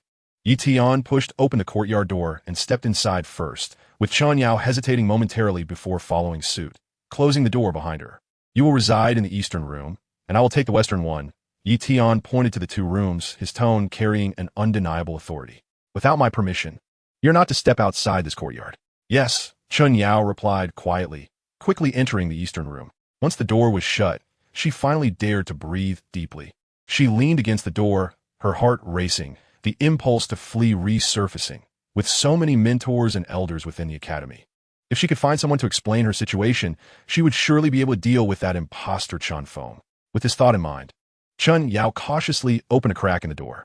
She saw Tian standing in the courtyard, gazing towards the sky-burning refinement tower, seemingly oblivious to her presence. She stealthily made her way to the courtyard gate, just about to pull the latch, when a chilling voice suddenly cut through the air. "Where do you think you're going?" Chun Yao froze, as if ensnared by a freezing spell. Slowly, she turned around, forcing a stiff smile onto her face. I was thinking of going to the cafeteria to eat, and wanted to ask if you would like to join me." "Eat?" Tian approached her, his gaze sharp as a blade, taking in her flustered demeanor. "The academy's attendants regularly deliver meals to the courtyard. Is it really necessary for you to go in person? Or perhaps you intend to seek out a mentor to report me?" Chun Yao's complexion drained of color, her lips quivering as she struggled to form a coherent response. "And no, I really didn't tea." Tian, uninterested in her futile explanations, grasped her chin, forcing her mouth open, and pulled out a black elixir from his storage ring, shoving it directly into her mouth. The elixir dissolved instantly, a bitter taste flooding her senses. Chun Yao felt the urge to vomit, but was only able to cough repeatedly. "What did you make me swallow?" "Sure Yin Dan," Tian replied, releasing her with a calm tone that bore a formidable threat. "Without the antidote for a month, your skin will age by the day, your hair will turn white, your teeth will fall out, and ultimately, you will be transformed into a frail old woman of 70 or 80, unable to seek death or escape." "No, please no." Chun Yao crumpled to the ground, tears streaming down her face as she clutched at Tian's clothing, pleading desperately, "I beg you, give me the antidote. I promise I won't dare again. I will obediently listen to you and won't cause you any trouble." She was only 16, at an age when one is particularly conscious of their appearance, and the thought of becoming an old hag filled her with sheer terror. Tian kicked her hand away, his voice cold. Now you know fear? Remember, as long as you behave and don't let slip a single word, once I finish my business, I will naturally provide you with the antidote and allow you to leave. Should you dare to pull any tricks, you know the consequences. Chen Yao nodded vigorously, wiping her tears as she scrambled to her feet, not daring to meet Yi Tian's gaze, her voice trembling. I understand. I will be obedient. Please don't let me grow old. Return to your room. Yi Tian waved his hand dismissively. Chen Yao felt as if she had been granted a reprieve and hurried back to the eastern wing, no longer daring to entertain thoughts of escape. Yi Tian observed the tightly shut door, his eyes betraying no emotion. Keeping Chen Yao around was not only to handle potential inquiries, but also to lend authenticity to Han Feng's identity. What he required now was time. To lie in wait within the academy for the opportune moment when the fallen heart flame would erupt. In the courtyard, a gentle breeze rustled through the green bamboo, creating a soft, whispering sound. Yi Tian raised his gaze towards the sky-burning refinement tower, a flicker of azure flame igniting in the palm of his hand. Fallen heart flame. Soon, you shall belong to me. Chapter 36. The sky-burning tower and the search for the heart flame.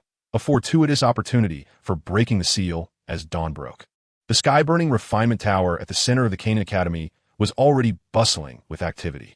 This towering structure, resplendent in crimson, pierced the very clouds. Constructed from millennia-old volcanic red crystals. Each brick was intricately engraved with elaborate flame patterns, and as the morning light cascaded over it, the patterns shimmered with a faint aura of fire attribute spiritual energy, pulsating as if alive. The plaza beneath the tower was filled with new students who had enrolled the previous day. Some stood on tiptoes, gazing up at the tower in awe, while others gathered around upperclassmen, eagerly inquiring about the interior, their voices brimming with anticipation, each one yearning to personally experience the wonders of this cultivation aid. Yi Tian blended into the crowd, donned in Han Feng's brocade robe, yet unlike the other new students, he remained composed, his gaze firmly locked onto the tower. A faint aura of foreign fire coiled around his fingertips.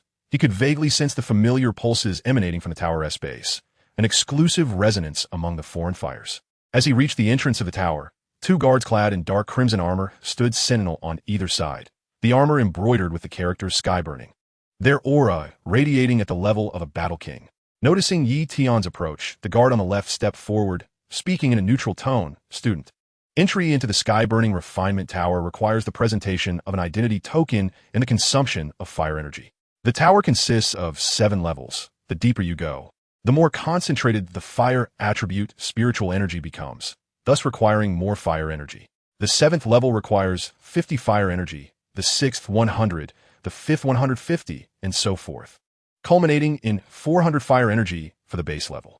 Yi Tian produced his identity token, handing it over. The token, a pale blue jade, bore the characters Han Feng on one side, the Academy's emblem on the reverse, with the number 500 inscribed in the corner, a privilege for new students in the inner court, each receiving an initial allocation of 500 fire energy, usable for cultivation or exchanging for supplies. After verifying the token, the guard returned it and added, fire energy can be obtained through hunting magical beasts for their cores, mining high-grade medicinal materials for Academy exchange, or accepting tasks released by the Academy. If supported by a family, private purchases are also possible. Yi Tian nodded in acknowledgement, receiving the token back and making his way directly towards the staircase leading to the tower's depths. His objective was the fallen heart flame at the base, so he naturally aimed for the level with the richest spiritual energy closest to the foreign fire. The passage within the tower was narrow, the walls emanating a warm glow. With each step down, the concentration of fire attribute spiritual energy increased. Upon reaching the base, he encountered a series of neatly arranged stone doors, each marked with a number, signifying the cultivation rooms. Yi Tian selected a room towards the interior. After inputting 400 fire energy, the stone door swung open slowly. The cultivation room was modest in size, its walls crafted from rare, flame-yellow stone, exuding a faint warmth upon touch. Within the crevices of the bricks, the unique searing aura of the fallen heart flame faintly emanated. Yi Tian closed the stone door, and the room fell silent, leaving only the sound of his steady breathing. He settled into a lotus position, no longer suppressing his soul power, allowing his spiritual consciousness to extend like invisible tendrils, probing into the earth beneath. It traversed the layers of flame-yellow stone and thick rock, ultimately connecting with a tumultuous yet sentient fire attribute energy. Indeed, it possesses intelligence, Yi Tian realized. The images relayed by his soul power revealed a massive dark red flame coiling deep within the earth, resembling a serpentine dragon, spanning dozens of meters in length. The surface of the flames shimmered with subtle, scale-like patterns. It was the fallen heart flame. It continually slammed against the surrounding pale, golden formation, each impact causing the formation to tremble violently, its brilliance dimming with every strike. Yi Tian's soul power meticulously scanned the formation, discovering that the edges had begun to develop minute fissures, spreading like a spider's web, nearly undetectable without close inspection. At this rate of impact, the formation's energy was steadily depleting. Within a month at most, the fallen heart flame would break free. A surge of joy filled Yi Tian's heart. This timeline was even sooner than he had anticipated. With the unsealing time confirmed, Yi Tian set aside his concerns and began to operate the burning technique, absorbing the surrounding fire attribute spiritual energy. The purity of the energy at the tower's base was indeed remarkable, entering his body at a speed 3 times faster than during his cultivation in the secret chamber of Feng City. The battle chi flowed through his meridians, nourished and strengthened by the spiritual energy, even addressing the subtle risks left from his previous fusion with the earth heart fire, gradually mending under the refining influence of the spiritual energy. The fallen heart flame, renowned as a cultivation aid, truly lived up to its reputation, Yi Tian mused.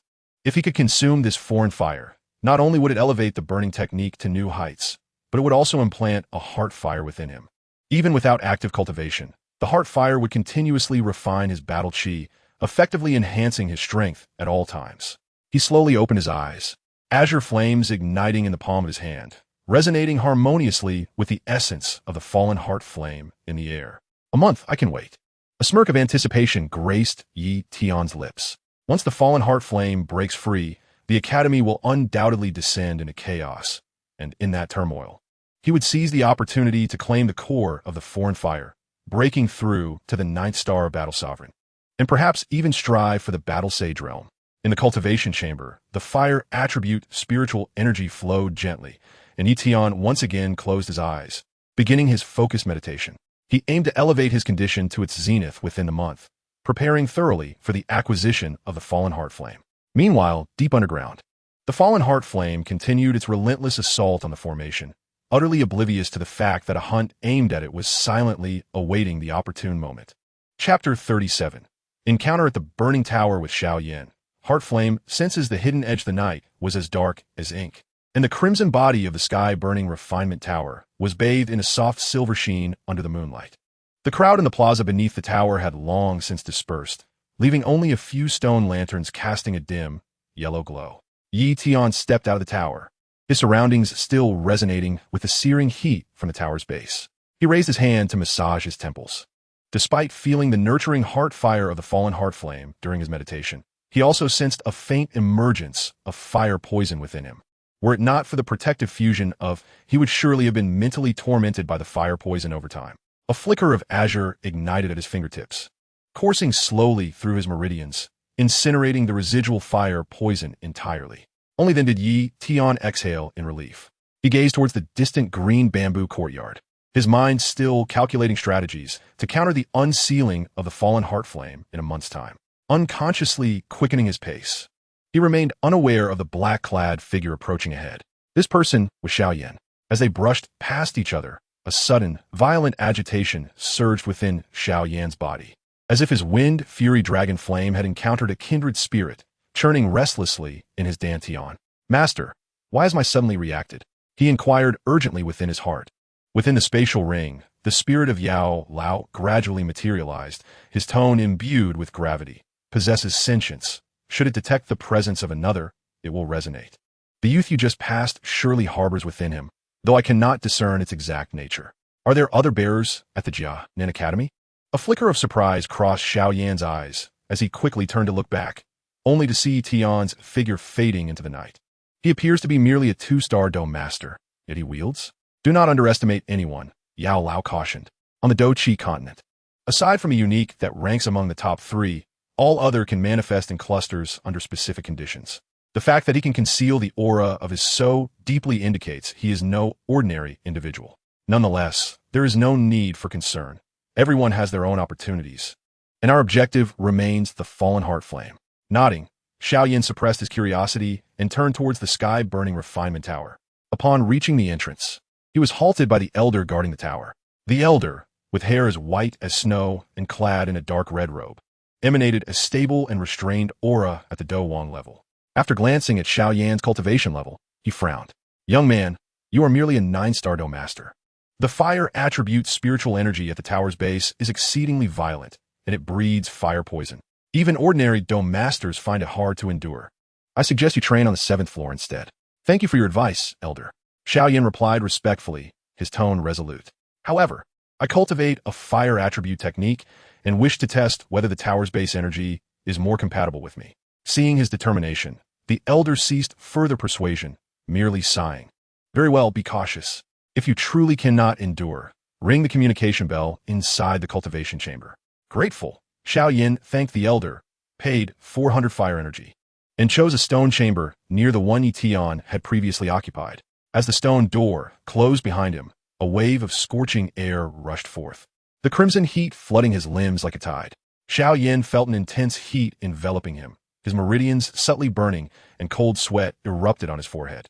The potency of this fire poison was far beyond his expectations. "Xiao Yan, do not push yourself too hard." Yao Lao's voice resonated timely. "Activate the Wind Fury Dragon Flame to refine this fire poison with the same source of.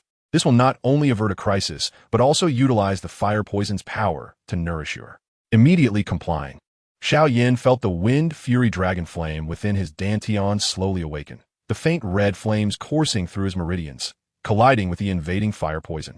To his surprise, the fire poison melted away upon encountering the Wind Fury Dragon Flame, akin to snow meeting sunlight, transforming into pure fire attribute energy that was absorbed and refined by the burning technique. "It truly works." Xiao Yan rejoiced internally, hastening the operation of his technique. The fire attribute energy at the tower's base surged into his body like a flood, rapidly amplifying his Dou Qi, and the barrier of a 9-star Dou Master began to show signs of loosening. "Master, the spiritual energy here is incredibly dense. At this rate, I could break through to Dou Master within half a month."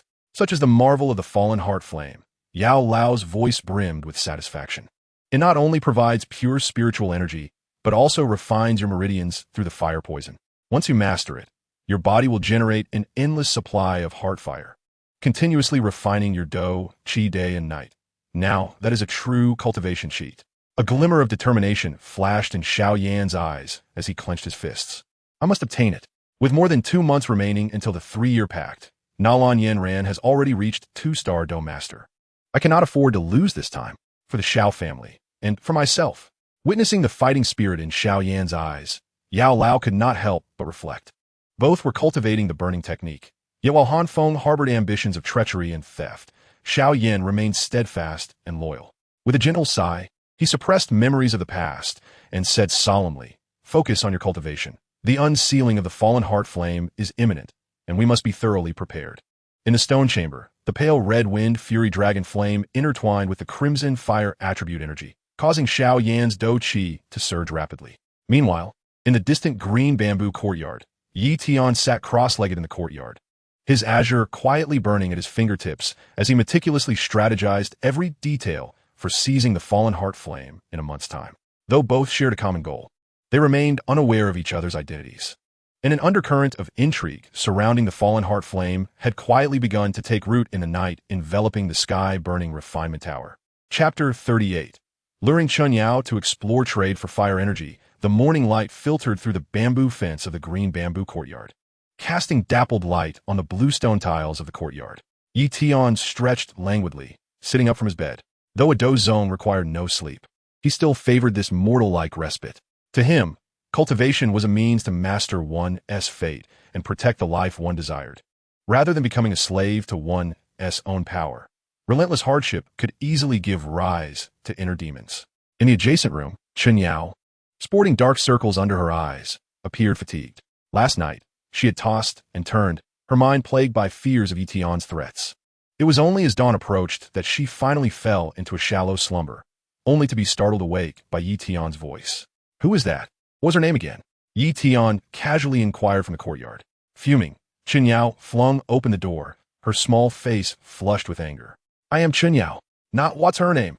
Having bottled up her grievances, she could no longer contain herself, her voice trembling slightly. "Oh, Qinyao." Yi Tian nodded absently, gesturing towards his disheveled room. "Clean this place up, make the bedding neat, and polish the table." "Why should I?" Chun Yao retorted, resembling a puffed-up kitten, hands on her hips. "I am a young lady of the Chun family, not your maid." Yi Tian's gaze sharpened, glinting like a cold blade as it swept over Chun Yao. "Right now, you are." He stepped closer, his fingertip lightly brushing against Chun Yao's cheek, the touch delicate and soft. "Every girl wishes to look beautiful, don't they?" Startled by his intense gaze, Chun Yao instinctively took a step back, yet the word beautiful captivated her heart. "For this period, you're responsible for my daily life," Yi Tian stated, retracting his hand, his tone flat, yet imbued with undeniable authority. "If you perform well, aside from the antidote for the Shurian pill, I will also gift you a 5th-grade beauty pill, which can preserve your looks for 10 years and nourish your skin, far superior to the cosmetics used in your family." "A 5th-grade beauty pill?" Chun Yao's pupils dilated, her breathing quickening. She was merely a distant cousin of the Chun family, receiving a modest stipend of merely 1,000 gold coins each month. The 5th-tier elixir seemed to her an unattainable treasure. Not only had she never used one, but she had scarcely even laid eyes on it. Fear and desire waged war within her heart. Ultimately, desire triumphed over fear. If she could obtain the restorative elixir, it was a few days of endurance. "Very well, I shall do it," Chun Yao murmured, her voice barely above a whisper. Yi Tian nodded in satisfaction and turned to leave the courtyard, stating, "I will be stepping out. Upon my return, I expect to find a tidy house." With that, he flickered and vanished beyond the bamboo fence. Chun Yao gazed at his departing figure, her heart a tumult of emotions. Though he wielded ruthless tactics, he had not truly harmed her. Indeed, he had even promised her the restorative elixir. Biting her lip, she turned and entered Yi Tian's room, beginning to clumsily tidy up. Despite her awkwardness, her diligence was palpable. The trading center of the Ganon Academy was situated on the eastern side of the inner courtyard, bustling with activity. Surrounding the plaza were dozens of wooden shops, each adorned with unique signs, some reading 10,000 Medicine Hall, others hanging Combat Technique Pavilion, with students crowding at the entrances, inquiring about prices. In the center of the plaza, makeshift stalls displayed an array of items. Profound-level cultivation techniques, 3rd-tier magic cores, and 4th-tier medicinal materials, with the occasional sighting of a few low-tier elixirs. The stall owners shouted boisterously, drawing many students to a halt. Thousands of students navigated between the shops and stalls, some haggling, others consulting about medicinal materials, while yet more cheered around students demonstrating combat techniques. The atmosphere vibrant and reminiscent of a bustling market. The air was infused with the fragrant aroma of herbs, the coolness of metal, and a faint undercurrent of fighting spirit, all showcasing the Academy's vitality.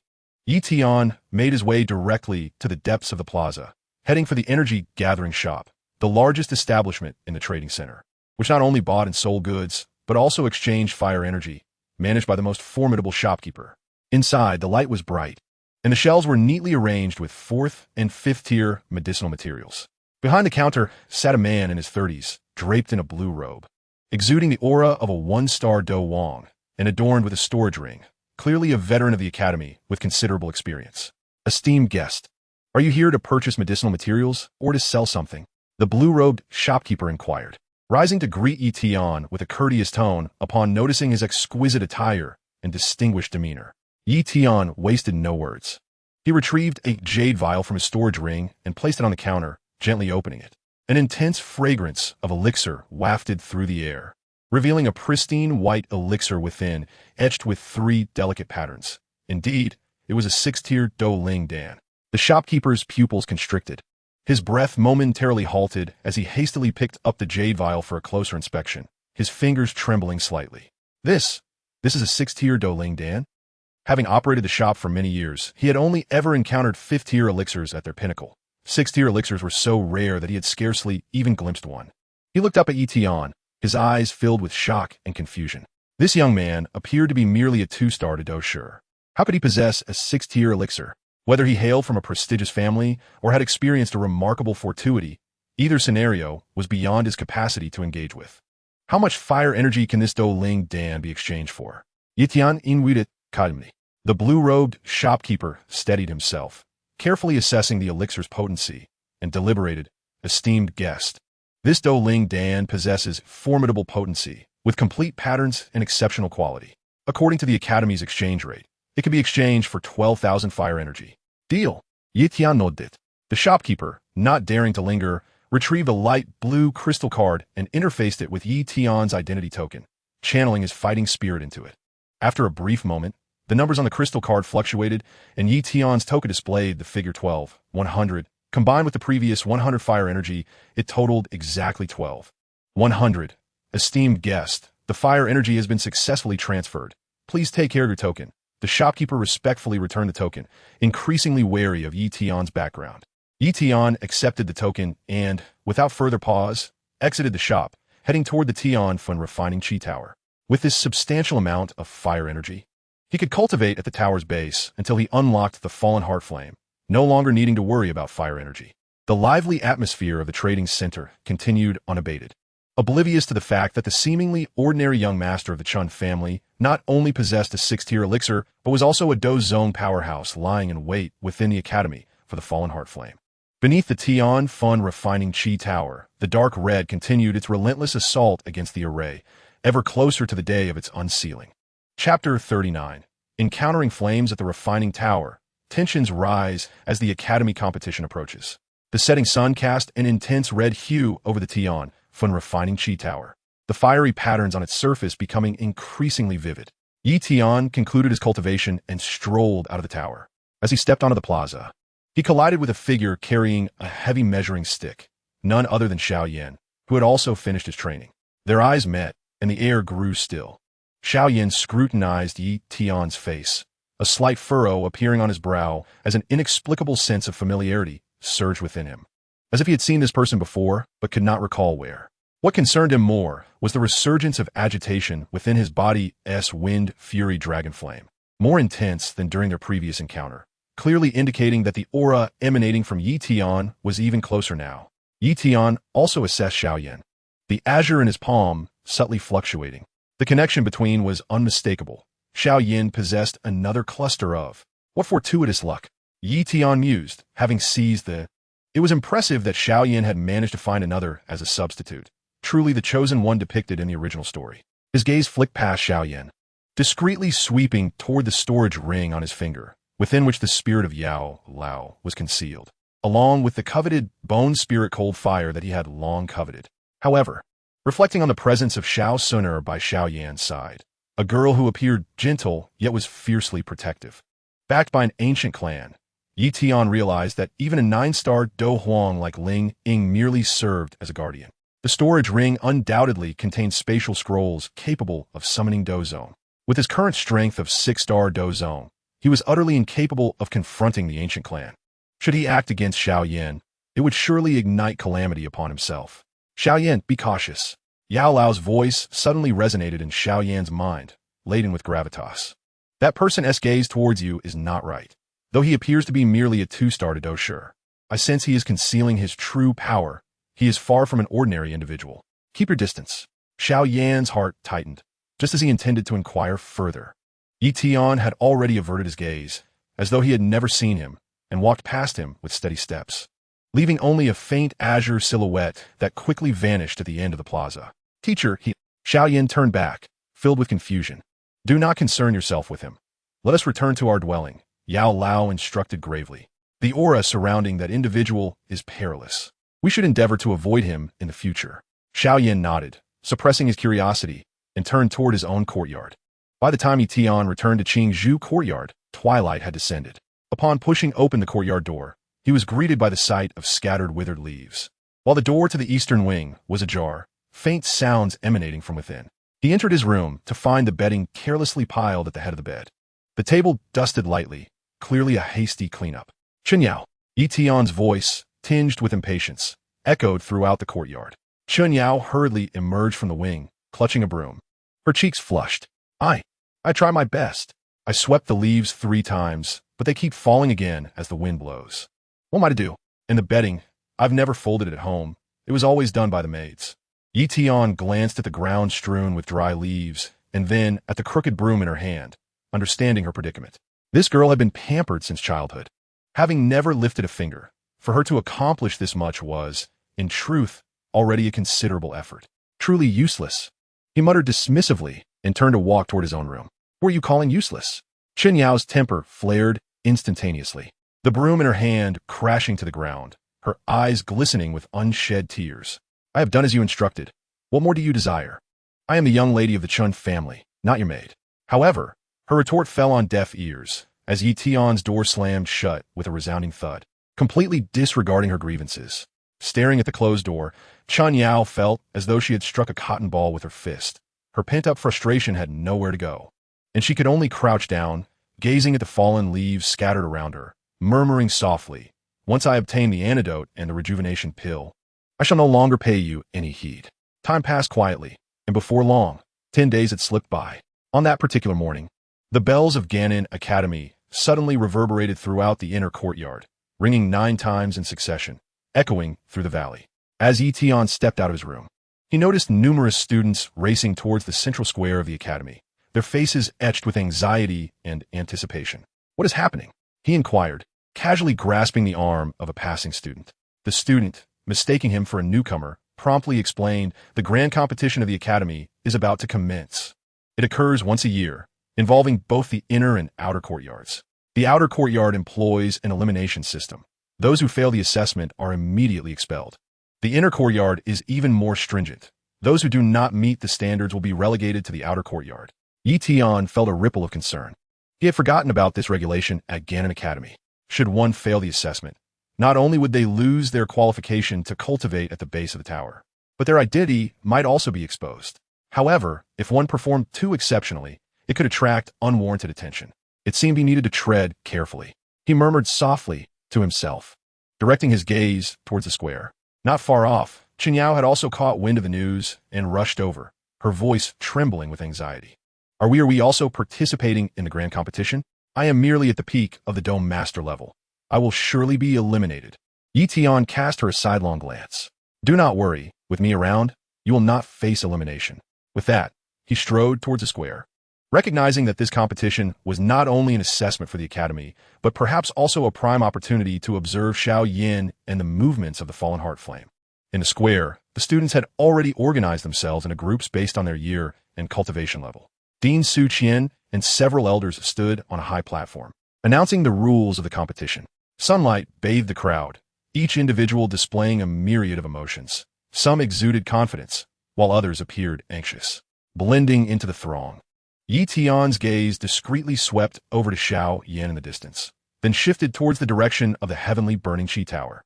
With the fallen heart flame on the verge of being unsealed, this grand competition might serve as a prelude to the contest for the Chapter 40. The Square's Combat Begins.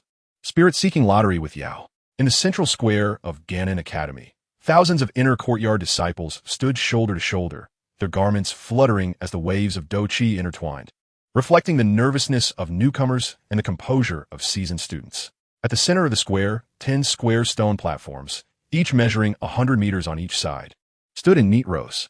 The surfaces were polished to a sheen akin to jade, with faint golden protective array patterns etched along the edges, designed to shield the audience from the aftermath of battles and to determine if any disciples fell off the platform. On the high platform, Su Qian, the elder clad in deep purple robes, slowly rose. The oppressive aura of a 3-star Dou zone enveloped the entire square like an invisible wind, silencing the previously chattering crowd in an instant. All eyes converged upon him, their breaths instinctively quieted. Chen Yao followed, closely behind Yi Tian, her small hand gripping the hem of her clothing, her knuckles turning white.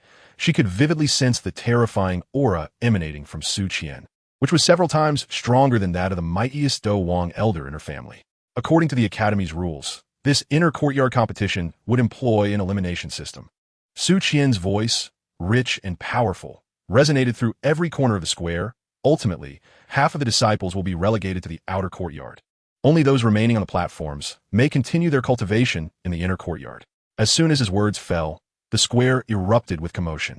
A few Douling disciples at the forefront of the crowd wore smiles, showing no signs of concern. Their strength was sufficient to secure their place in the inner courtyard. Conversely, those at the peak of the Dou Master level and the initial stage of the Dou Grandmaster level turned pale, whispering anxiously among themselves. Chen Yao was particularly terrified, her legs trembling, Her entry into the inner courtyard had relied on her family's connections, and as a mere peak Dou master, she could hardly withstand even 3 moves against the Dou Ling, let alone against the Dou Grandmaster. "Chen Feng, what shall we do?" she whispered, tugging at Yi Tian's sleeve. Her eyes filled with desperation. At that moment, this pretentious third brother had become her only hope. Yi Tian gently patted her hand, signaling her to remain calm. While his gaze remained fixed on a high platform, Su Qian raised his hand to quiet the crowd once more. "I understand that everyone's strength varies. So this competition will adopt a free-for-all format. Everyone will draw lots to determine their group. The number drawn will correspond to the platform on which they will compete. Remember, luck is also a component of strength." Soon, 10 students clad in gray robes approached, carrying 10 wooden lottery boxes to distribute to the disciples in different areas. Yi Tian and Chun Yao queued up. His gaze swept over the lottery boxes before him. The boxes were made of ordinary maple wood, devoid of any soul power protection. Appearing transparent to him, his spirit sense quietly extended, and the dozens of numbered slips within the box instantly became clear in his mind. With a slight movement of his fingers, a slip marked with the number 1 was drawn to his fingertip, and he casually took it out. Simultaneously, he secretly hid another slip marked 1 in his palm and discreetly passed it to Chun Yao as she stepped forward to draw her lot. Chun Yao felt the added weight of the slip in her palm and paused for a moment before quickly realizing what had happened. She hurriedly feigned seriousness as she drew her lot, clutching the 1 slip and retreating to Yi Tian's side. A glimmer of relief flickered in her eyes. With Chen Feng on the same platform, she at least wouldn't have to face a formidable opponent right from the start. An hour later, all disciples had drawn their numbers. With a command from Su Qian, the thousands of participants surged towards their respective platforms, the sound of their footsteps reverberating against the ground. Yi Tian and Chun Yao ascended platform number 1, where nearly 100 disciples already stood, each eyeing one another warily, assessing their potential adversaries. "Listen closely to the rules." Su Qian's voice rang out once more. "There is no requirement for one-on-one combat. A free-for-all is permitted. The goal is simply to knock your opponents off the platform to eliminate them. The final 50 remaining on the platform will advance to the next round, and the top 3 from each platform will gain access to the Academy's treasure vault, where they may select any one treasure. High-tier Dou techniques, 5th-grade herbs, or exquisite weapons await." The mention of the treasure vault sent waves of excitement through the disciples on the platform, their eyes sparkling with desire. Everyone knew that Ganon Academy's treasure vault housed countless rare items. Even acquiring a high-tier Dou technique could significantly enhance one's strength. Furthermore, Su Qian's tone suddenly turned grave. "During the competition, lethal force is strictly prohibited. Do not maim or kill your opponents. Violators will have their cultivation abolished and be expelled from the Academy." With the rules announced, the atmosphere on the 10 platforms instantly turned tense. Leaning against the edge of the platform, Yi Tian's gaze casually swept over the disciples present until he caught sight of a familiar figure on the opposite side of the crowd. That silhouette, bearing the Xian heavy ruler, could only belong to Xiao Yan. Xiao Yan, too, sensed Yi Tian's gaze, their eyes meeting briefly in the air. A wave of familiarity surged within Xiao Yan, and the wind-fury dragon flame within him began to stir restlessly. Meanwhile, Yi Tian scrutinized Xiao Yan in merely 10 days. He had astonishingly advanced to the Dou Grandmaster first star, showcasing his remarkable talent. It seemed this grand competition would not be devoid of excitement. A faint smile played at the corners of Yi Tian's mouth as the Dou Qi beneath his fingertips began to circulate subtly. He had intended to proceed discreetly, but since he had encountered Xiao Yan, perhaps this was an opportunity to gauge just how formidable this chosen one truly was. With a resounding begin from Elder Su Qian, a powerful surge of Dou Qi erupted simultaneously across all 10 platforms, the sounds of fists colliding and techniques roaring reverberating throughout the square. On platform number 1, a disciple made the first move, unleashing a pale blue Dou Qi palm print towards their opponent, marking the commencement of the chaotic battle. Yi Tian stood before Chen Yao, his gaze sharp as he scrutinized the surroundings. A tempest belonging to the Canaan Academy was officially upon them. Chapter 41. Wings ascending to evade the chaos. Remaining enemies forming a barrier on the arena. As the horn for the chaotic battle sounded, the first arena erupted into turmoil. Some wielded long knives to unleash energy slashes. Others coalesced their fist winds to strike at nearby opponents, while several groups had already formed alliances surrounding isolated disciples and forcing them towards the edge of the arena.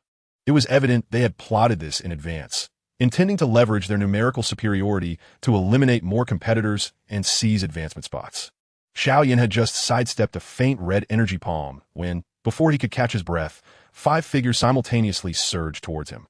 The leader, clad in brown attire, exuded the aura of a late-stage great fighter, brandishing a short gun aimed directly at Xiao Yan's heart. "Kid, if you know what's good for you." Jumped down voluntarily to avoid suffering. The other 4, armed with various weapons, emanated the energy of early-stage great fighters, clearly targeting this newcomer. Xiao Yan frowned. Although he had achieved a 1-star great fighter rank, facing 5 attackers was no simple feat, especially as he aimed to remain in the inner academy to seek the falling heart flame. His mind raced until he recalled Elder Su Qian's rule: merely staying on the arena sufficed for advancement. If he couldn't win, then he wouldn't fight. Determined, Xiao Yan felt his energy surge within, and behind him, a pair of pale purple wings unfurled, shimmering with a subtle violet glow. Indeed, the flight technique purple cloud wings. He lightly tapped the arena surface with his feet, and his form soared into the air, hovering several feet above the arena. Energy wings. A chorus of astonished gasps erupted from the arena. The disciples below looked up, their eyes wide with disbelief. The energy wings were a hallmark of a Dou Huang stronghold. How could a youth seemingly with just the cultivation of a 1-star great fighter achieve such a feat? Even the elders on the high platform straightened their postures. Elder Su Qian narrowed his eyes, slowly stating, "This ISNT energy wings, it's a rare flying technique. This lad possesses some fortune." The 5 assailants froze in place, gazing up at the suspended Xiao Yan, their faces ashen. Lacking any capacity for flight, they could only watch helplessly as their target escaped their attack range, begrudgingly redirecting their ire towards other isolated disciples. Tian stood on the opposite side of the arena, observing the scene unfold with keen interest. Contemplating, this method certainly simplifies matters, allowing for advancement without revealing strength. He turned to the now pale-faced Chun Yao beside him, speaking urgently, "Hold on to me tightly. Do not let go." Chun Yao was taken aback, her cheeks instantly flushing as she averted her gaze, stammering, "Why you? What are you going to do?" Before she could finish, Tian swiftly wrapped his arms around her waist. With a startled cry, she instinctively clutched his neck, just as she was about to protest. She felt a surge of energy emanate from Tian, and a pair of light blue wings unfurled behind him, their edges crackling with faint arcs of lightning. Indeed, the low-tier flying technique, thunder wings of the 9 heavens, were flying. The arena erupted again in astonishment. The onlookers gazed at Tian, holding Chun Yao in the air, then glanced toward Xiao Yan, their expressions incredulous. 2 disciples capable of flying techniques had emerged in a single competition. This was utterly absurd. Unfair. They can fly, and we have no means to attack. This is cheating. Disciples below immediately raised their voices in protest, many joining in, creating a chaotic scene. Silence. Elder Su Qian's voice rose sharply, imbued with the pressure of a 3-star Dou zone, instantly quelling the clamor. The rules state that being knocked off the arena results in elimination. It does not prohibit the use of flying techniques. If you have the capability, use it. If not, devise a way to cope. Rather than complain here, you should contemplate how to secure your advancement spots. The protesting disciples fell silent, begrudgingly turning back to continue their battles on the arena. In the air, Tian hovered with Chun Yao, the initial shyness on her part replaced by wonder. She looked down at the crowd below and murmured, "So, this is what it feels like to fly? How marvelous." Tian paid no heed to her musings, his gaze shifting toward Xiao Yan nearby. Their eyes locked, and it felt as though invisible sparks collided in the air. Xiao Yan grew increasingly wary. Possessing both and a flying technique, this Chun Feng was no ordinary scion from a prominent family. Tian, too, was quietly assessing Xiao Yan's strength. With purple cloud wings paired with, this lad had more hidden cards than he had anticipated. Time trickled by, and the number of disciples on the arena dwindled, with cries of agony and falls echoing throughout. As the sun set, the competitions on the other 9 arenas had concluded, determining their top 3. Yet the first arena still harbored a few souls. Tian and Chun Yao in the air, Xiao Yan, and 3 others standing on the arena. Those 3 formed a triangular formation, firmly occupying the center of the arena. The leader was a burly man, his aura unmistakably that of a 2-star Dou Ling, wielding a massive axe. To his left stood a woman in green, also a 2-star Dou Ling, her fingertips gathering faint green energy, evidently adept with wood attribute techniques. To his right was a tall, slender figure, a 7-star great fighter, with a short dagger at his waist, casting a sinister glare towards Tian and Xiao Yan above. Seems like to enter the treasure vault, we must first deal with you two flying nuisances. The burly man grinned broadly, his voice gruff. We three have already agreed to split the top 3 spots. You three should just jump down yourselves. The woman in green chimed in, her tone laced with disdain. What are your flying techniques? With our combined strength, we can exhaust your energy. In the end, you'll still be forced off the arena. Tian glanced down at the trio on the arena, then at Xiao Yan beside him, a cold smirk curling his lips. They wished to monopolize the top 3? They would have to see if he and Xiao Yan would acquiesce. The contest for the treasure vault spots was about to unfold once more on the first arena. Chapter 42. The pill assists Yao in soaring with rare wonders. Confrontation leads to mockery and hidden talents. Suspended in the air, Tian observed the deadlock on the arena. His brow slightly furrowed. Though he had the recuperative pill to sustain his energy, prolonging the standoff was unwise. He sought to utilize the opportunity presented by the treasure vault to search for materials beneficial to merging, and thus needed to resolve the trio swiftly. Sensing his thoughts, Chen Yao softly urged, "Why don't you set me down? I'm already quite satisfied with remaining in the Inner Academy. A 1T contest for the treasure vault." Tian cast her a glance, his tone resolute. "I promise to take you into the treasure vault. I will not go back on my word." From his spatial ring, he retrieved a pale blue pill, its surface shimmering with fine luster and faint currents swirling around it. It was indeed the 5-tier intermediate flying pill. This formula had been obtained by the original owner, Han Feng, years ago from a storage ring of a deceased ozone beneath a cliff. The crafting required the inner core of a 5th-tier wind, a tribute magical beast, supplemented by over a dozen high-grade herbs.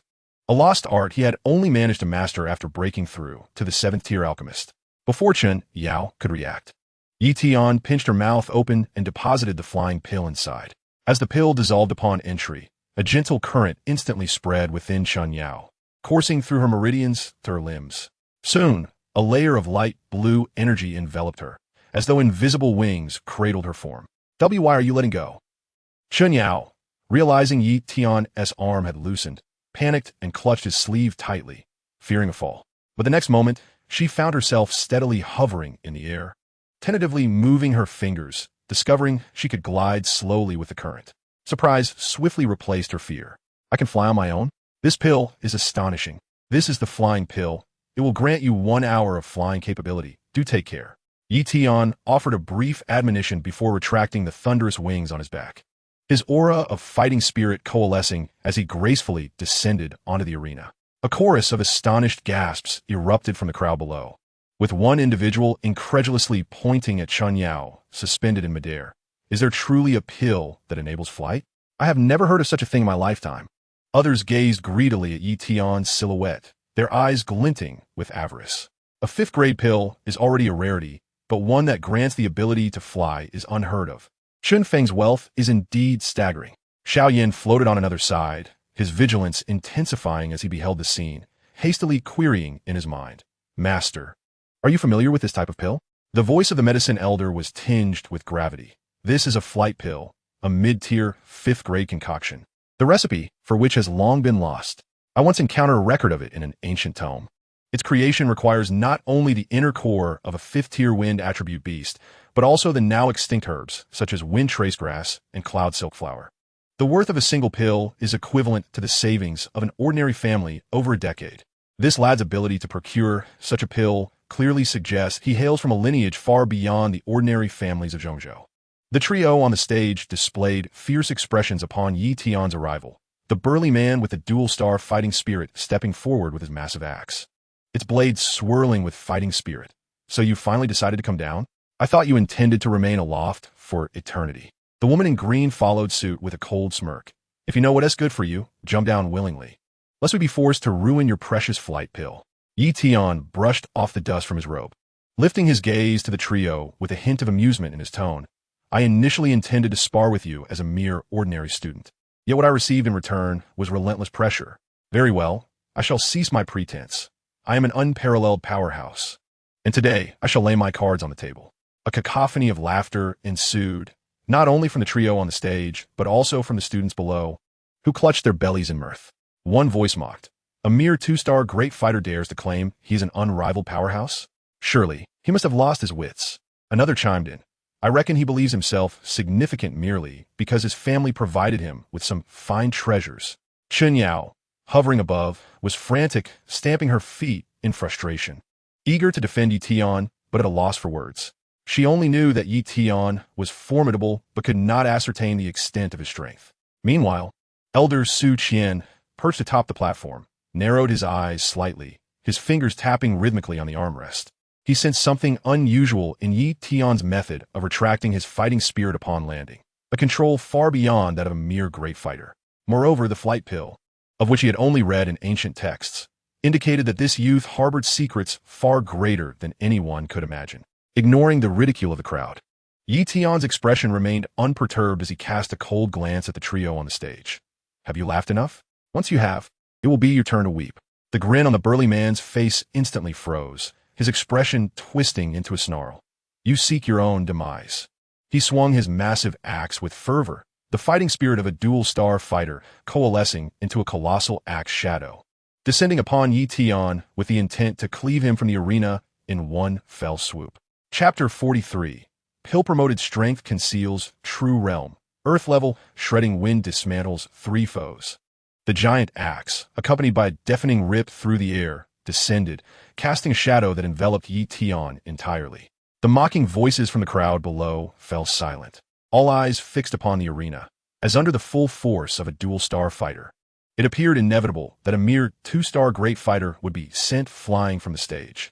Chun Yao's heart raced as she prepared to shout, but just then, she witnessed Yi Tian subtly shift his stance, his right hand stealthily reaching into his storage ring, revealing a dark red pill at his fingertips.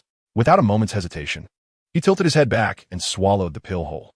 This was a specially concocted explosive qi pill, capable of forcibly elevating one's cultivation level for a brief period while ensuring that the fluctuations in aura remained at the target's level, thereby concealing one's true strength. In an instant, a torrent of violent fighting spirit erupted within Yi Tian, yet he skillfully suppressed it at the peak of the great fighter realm. His pale, blue fighting spirit surged dramatically, multiplying in strength, and he managed to withstand the oppressive force of the giant axe. How is this possible? The burly man's pupils constricted as the axe blade halted just half a foot above Yi Tian's head, unable to descend further. Though his fighting spirit was merely at the peak of the great fighter realm, its refinement was astonishing, surpassing that of an ordinary peak great fighter. With a frigid tone, Yi Tian declared, with such meager abilities, you dare to claim you would incapacitate me? His left hand shot out, deftly grasping the handle of the burly man's axe. A surge of overwhelming power coursed through the axe handle, leaving the man's hands numb as his giant axe was firmly locked in place, immovable no matter how much strength he exerted. Third brother, attack. The woman in green, witnessing the scene, flashed a glint of ruthlessness in her eyes. Her fingers coalesced pale green fighting spirit into several vine-like tendrils, akin to venomous serpents, that slithered toward Yi Tian's limbs, seeking to bind him and restrict his movements with the wood attribute technique, green vine lock.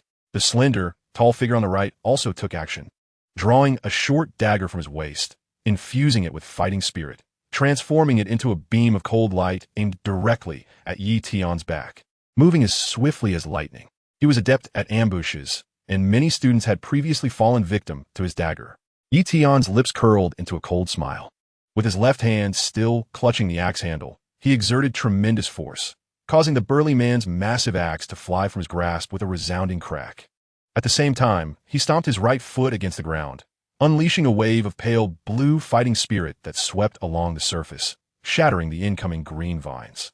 Earth-level low-class technique, shredding wind palm. Yi Tian pivoted, his right hand gathering dense fighting spirit, a pale blue wind blade materializing in his palm, exuding a fierce energy as it shot toward the slender figure. This seemingly ordinary strike contained the intricacies of an earth-level technique. The wind blade sliced through the air with a piercing howl. The slender figure's expression shifted dramatically as he hastily brandished his dagger to block. Clang! The dagger collided with the wind blade, producing a crisp metallic sound. Yet the dagger was cleaved in two. The remnants of the wind blade continued unabated, striking the slender figure in the chest, sending him reeling backward, blood spewing forth as he tumbled from the arena. Second brother. The burly man roared in fury. Charging at Yi Tian with his bare hands, the fighting spirit of a dual-star fighter erupting without reservation. However, Tian merely sidestepped, grasping the man's wrist with ease. With a gentle twist, a sharp crack rang out as the burly man's arm was forcibly broken.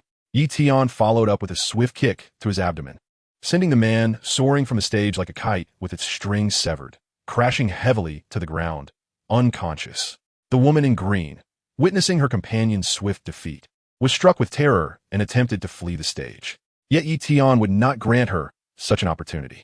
Gathering a thread of fighting spirit at his fingertips, he skillfully ensnared her ankle, and with a gentle tug, the woman lost her balance and tumbled off the stage. In a matter of mere moments, the three formidable foes who had joined forces were all vanquished, leaving Tian standing alone on the arena, accompanied only by the suspended Chun Yao and Xiao Yan. A thunderous cheer erupted from the crowd below, drowning out the earlier mockery, replaced by astonishment and reverence. A voice cried out that shredding wind palm is an earth-level technique. Isn't it? For a peak great fighter to wield an earth-level technique is astonishing. Others gazed at Tian, their eyes brimming with envy. Possessing an earth-level technique passed down through his family, and having access to a flight pill, Han Feng's background must be unfathomably deep. Xiao Yan, floating in the air, furrowed his brow in concern, his wariness heightened. Master, how can he, merely a peak great fighter, so effortlessly defeat a dual star fighter? The medicine elder's voice carried a weight of seriousness. That dark red pill is likely an explosive chi pill, capable of forcibly boosting one's strength. Moreover, his fighting spirit's refinement exceeds that of ordinary individuals. His true foundation is likely much more profound than it appears. Furthermore, that earth-level technique is not something an ordinary family could possess. This lad is hiding far too much. On the high platform, Elder Su Qian's eyes glimmered with a hint of brilliance as he slowly nodded. Indeed, young man, at such a tender age, you possess not only remarkable character and strength, but also the wisdom to conceal your true potential. You are a talent worthy of cultivation. Tian retracted his fighting spirit. The effects of the explosive chi pill would last for another half an hour, which was more than sufficient. He gazed upward at Chun Yao, speaking calmly. Come down. It is safe now. Chun Yao hurriedly maneuvered her control over the airflow and descended to stand beside Tian, her eyes brimming with admiration. You are incredibly impressive. You nearly terrified me just now. At that moment, the elder responsible for Arena 1 ascended the stage and announced loudly, the final qualifiers for Arena 1 are Han Feng, Chun Yao, and Xiao Yan. The three of you are permitted to enter the Academy's treasure pavilion and select one item of your choice. Tian breathed a sigh of relief. Not only advancing, but also securing a spot in the treasure pavilion, where he might discover materials beneficial for merging with the fallen heart flame. He cast a sidelong glance at Xiao Yan. Their eyes met once more, and although there was no overt hostility in the air, an invisible contest lingered between them. As the grand competition concluded, Tian, Xiao Yan, and Chun Yao followed Elder Su Qian toward the treasure pavilion. Sunlight bathed the three of them, and none could foresee that this seemingly ordinary contest would lay deeper groundwork for the future contention over the fallen heart flame. Chapter 44. The Secret Realm's treasure shines brightly. Seeking rare flames to obtain the Heart of Fire. At the rear mountain of the Jiannan Academy, before a valley enveloped in a faint golden array, two figures stood with their hands clasped behind their backs. The elder on the left donned a gray robe, his hair and beard as white as snow, with a presence that contained fighting spirit as deep as a tranquil pool. He was the venerable Qian Lao among the elders.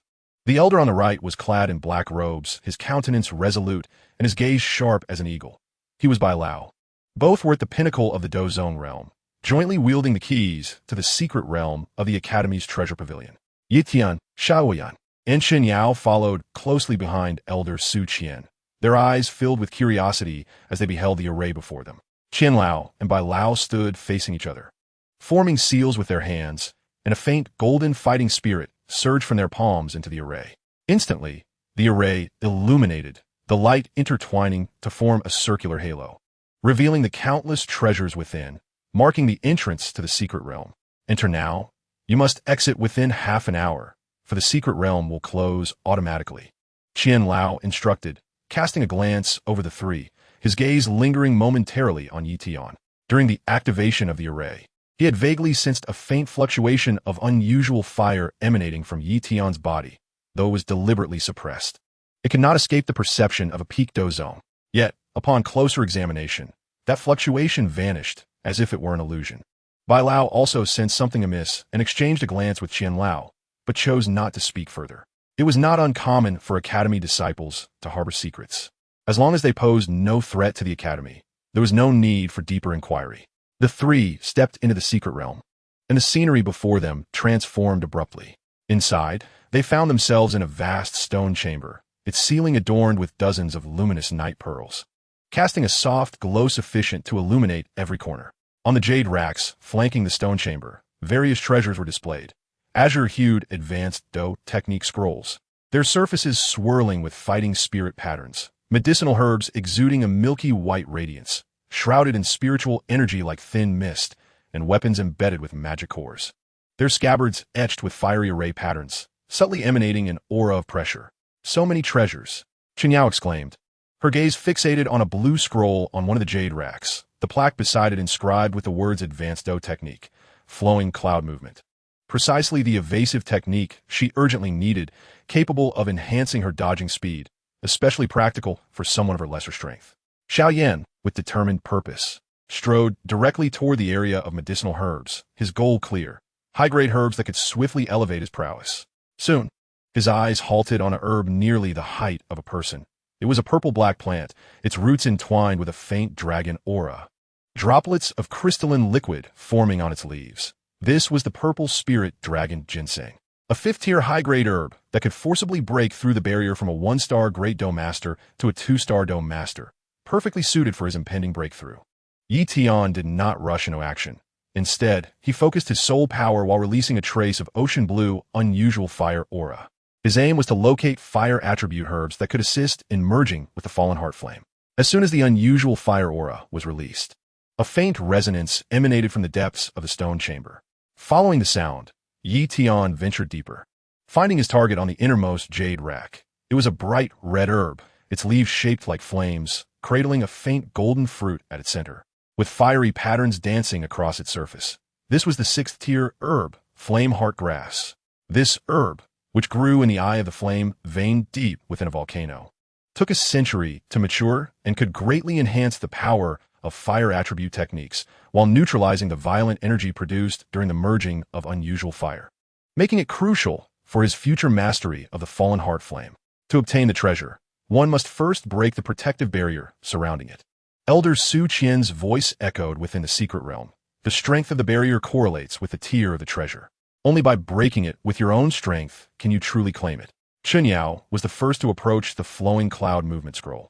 Taking a deep breath and channeling all her peak Dou Master fighting spirit into her palm as she struck at the light blue barrier surrounding the scroll.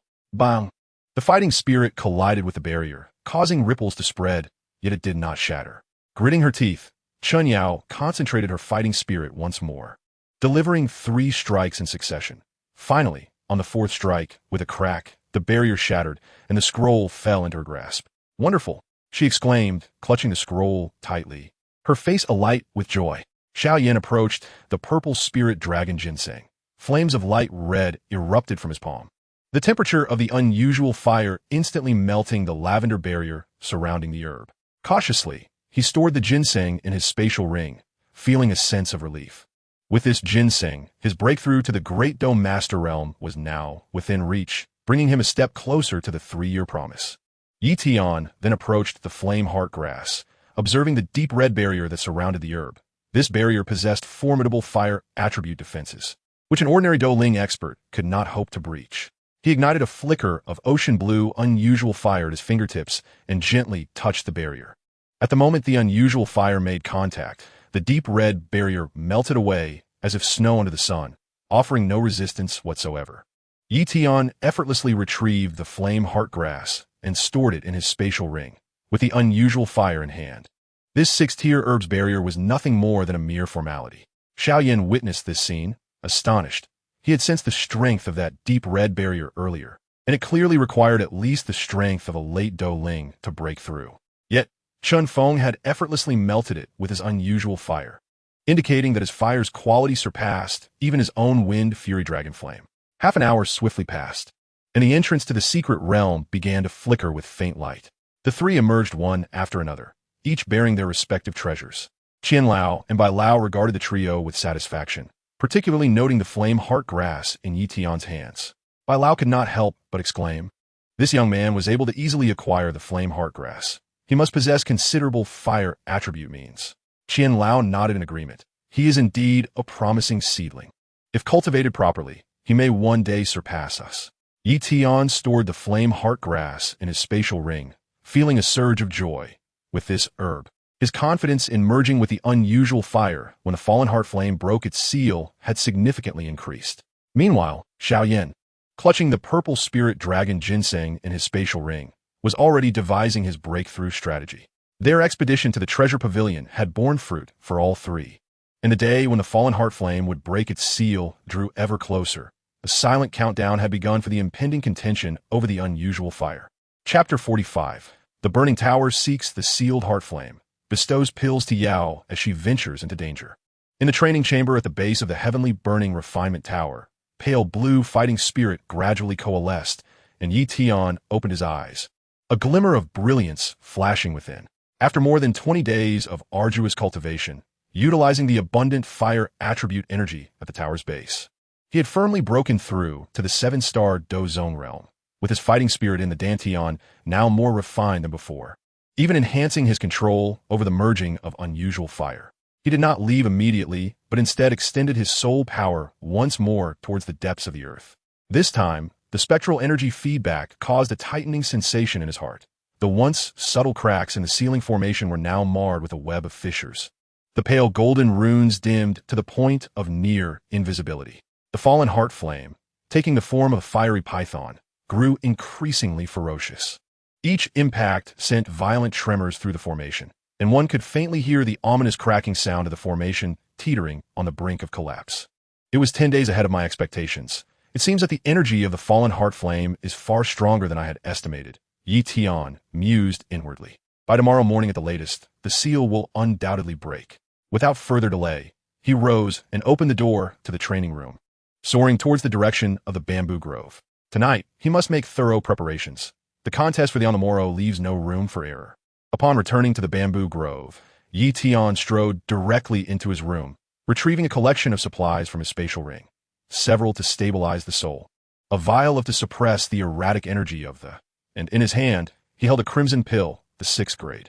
This pill could form a protective membrane of within his body, shielding him from the searing flames. However, as he surveyed his provisions, his brow remained furrowed. The greatest peril did not stem from the fallen heart flame itself, but rather from the 2 venerable elders of the Canaan Academy.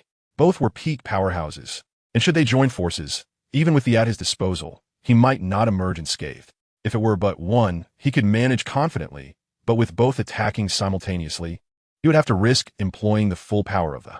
Clenching his fists, a glint of determination flashed in his eyes. Fortune favors the bold, and the fallen heart flame must not be missed. Chen Yao, Yi Tian called out, his tone leaving no room for dissent. Moments later, Shen Yao briskly, still bearing traces of sleep on her face, yet unable to conceal a flicker of anticipation. Was it at this late hour? Yi Tian tosit het a pearlis gentby. Indeed, the promised 5th grade. Here, Izzy, I promised you. Take it. Chen Yao caught the pill, her fingertips brushing its warm surface, her eyes alight with excitement. Is this really the? What about the for the? Yi Tian cast her a sidelong glance, his tone nonchalant. What? The one I gave you was merely the dregs of a failed concoction. You. Chen Yao's eyes widened in disbelief, a mix of anger and frustration surging within her. Yet, gazing at the in her hand, the reprimand that rose to her lips was swallowed back down. After spending time together, she had come to understand Yi Tian's temperament. Further complaints would be futile. From this moment forth, you are free. After tomorrow, I shall depart from Canaan Academy. After a moment of silence, Chen Yao's voice softened. You will leave Canaan Academy after tomorrow? But if my 3rd brother and the guards are gone, how should I explain it to my family? Her head hung low, her voice tinged with a hint of grievance. I was born of a concubine of lowly status. If my clan learns that I am the only one to return alive, I fear I shall lose even my previous standing. Yi Tian felt a stir within his heart at her words. His initial decision to spare Chen Yao's life was merely to infiltrate the academy. Without consideration for her family's plight, he retrieved a pill and from his spatial ring, handing them to her. This is a 4th grade, which can assist you in breaking through to. This communication jade pendant. Should you find yourself in danger, crush it to send word to me. if I am free, I may assist you once. Chen Yao accepted the pill and pendant, her fingers trembling slightly as she looked up at Yi Tian, her eyes brimming with complexity, gratitude, reluctance, and a touch of timidity. She hesitated for a long moment before finally whispering, Can you tell me your true name? What you said before cannot be your real name, can it? Yi Tian paused. He had no intention of revealing his true identity. Yet, seeing the earnestness in Chen Yao's eyes and recalling her obedience despite her timidity, he finally replied with a subdued tone, Han Feng. With those words, he did not linger, his surging as he flew towards Though night had fallen and the tower's doors were closed, he needed to scout the terrain outside the tower, marking the best escape routes to prepare for the contest for on the morrow. Chen Yao stood in the courtyard, watching Yi Tian's silhouette fade into the night, tightly clutching the communication jade pendant, her heart a maelstrom of emotions. She could not foresee what the next encounter with Han Feng would entail after this hasty farewell. Meanwhile, outside Yi Tian concealed himself in the shadows, his gaze fixed on the tower, as a storm concerning the ownership of the began to brew silently in the night. Chapter 46. Heartflame breaks seal, tower erupts. United against the morning sun bathed the Canaan Academy square, the thin mist still lingering as numerous disciples, identity tokens in hand, made their way in groups towards the flame patterns on the tower shimmered with a soft crimson glow in the morning light, appearing as tranquil as ever, unbeknownst to anyone that a storm capable of upheaving the academy was brewing deep within the tower's depths. Suddenly, a resounding thud echoed from within followed by the entire structure shuddering violently, the cobblestone ground cracking with fine lines, and debris tumbling from the tower's pinnacle. The elder stationed at the tower's entrance, tasked with verifying identities, turned pale, abruptly looking up at the tower, alarm etched across his face. This is bad. The fallen heart flame has broken free. Without further ado, he leapt into the square's center, his coalescing into a booming voice that reverberated throughout the vicinity. There is danger within the tower. All disciples, retreat from the immediately, to a distance of at least 100 meters. Quickly, the disciples erupted into chaos, those originally queuing to enter the tower, turning to flee, some even manifesting to sprout wings, fearful of this imminent danger. In mere moments, the area within 100 meters of the tower was deserted, save for the elder and a few instructors tasked with maintaining order, anxiously watching the trembling structure. Whoosh, whoosh, whoosh. Several figures streaked through the air like meteors from the depths of the academy. Leading the charge was Grand Elder Su Qian, donned in a deep purple robe, the aura of a fully unleashed. Following closely were the peak for elders and 5 level instructors, all landing at the edge of the square, their expressions grave as they focused on the Elder Su. The tower is shaking more violently. The seal may not hold, he said solemnly, a flicker of concern crossing his eyes. Su Qian nodded decisively. Everyone, join me to form a formation and reinforce the outer seal. We cannot allow this abomination to escape. Before his words had fully settled, Su Qian was the first to act.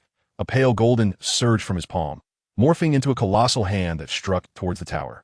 The other elders and instructors quickly followed suit, unleashing intertwining various hues into a massive energy net, attempting to suppress the within the tower. Yet, just as the energy net was about to make contact with the tower, a tempestuous scarlet energy erupted from the tower's base, akin to a volcanic eruption, shattering the energy net with a resounding crack. The ensuing wave of fiery energy engulfed the entire square, instantly melting the cobblestones into lava, the air becoming unbearably scorching. A thunderous roar, reminiscent of a beast's howl, erupted from within the tower, and moments later, a fire python, stretching over 10 meters in length, burst forth from the tower's entrance. This fire python was composed entirely of blazing red flames, its scales shimmering with tiny sparks, its eyes burning with deep violet flames, exuding the terrifying aura of a. Where it passed, the very air ignited, a manifestation of the released fallen heart flame. This aura has reached the gasped, shock evident in his eyes. It surpasses our estimates. On the other side of the square, Xiao Yan gazed at the emerging fire python, excitement brimming in his eyes, unable to restrain himself as he internally questioned, Teacher, that has emerged. Should we act now? The voice of Yao Lao was tinged with a hint of helplessness. You, young man, can you not maintain your composure?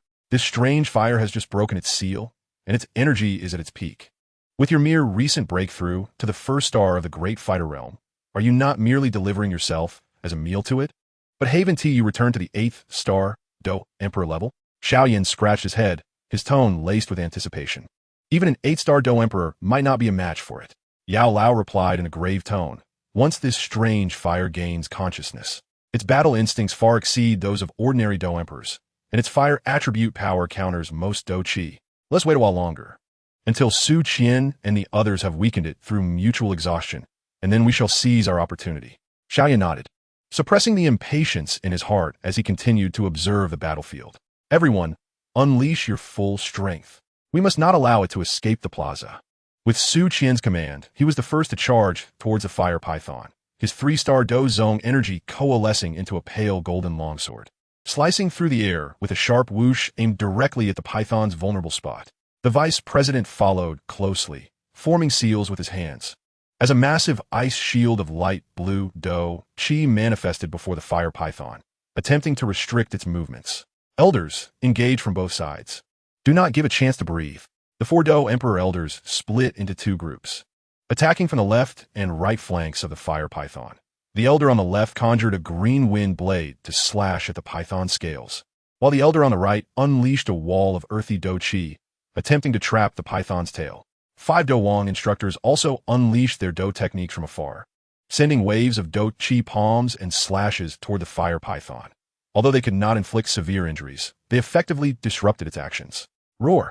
The fire python sensed the threat and violently lashed its tail, the crimson flames striking like a whip against Su Qian's golden sword. With a resounding clang, the sword bent slightly, and Su Qian was forced back 2 steps. Immediately after, the fire python opened its massive jaws, unleashing a fire pillar as thick as a barrel, barreling toward the vice president's ice shield. Crack! The ice shield was instantly melted by the fire pillar, and the vice president was thrown back by the fiery wave, a trickle of blood escaping from the corner of his mouth. The wind blade elder on the left had no time to dodge and was struck by the python's tail. The fiery scales grazed his arm, instantly scorching his meridians. With a pained cry, the elder fell to the ground, his arm charred and devoid of combat capability. My meridians! Quickly, take me to heal.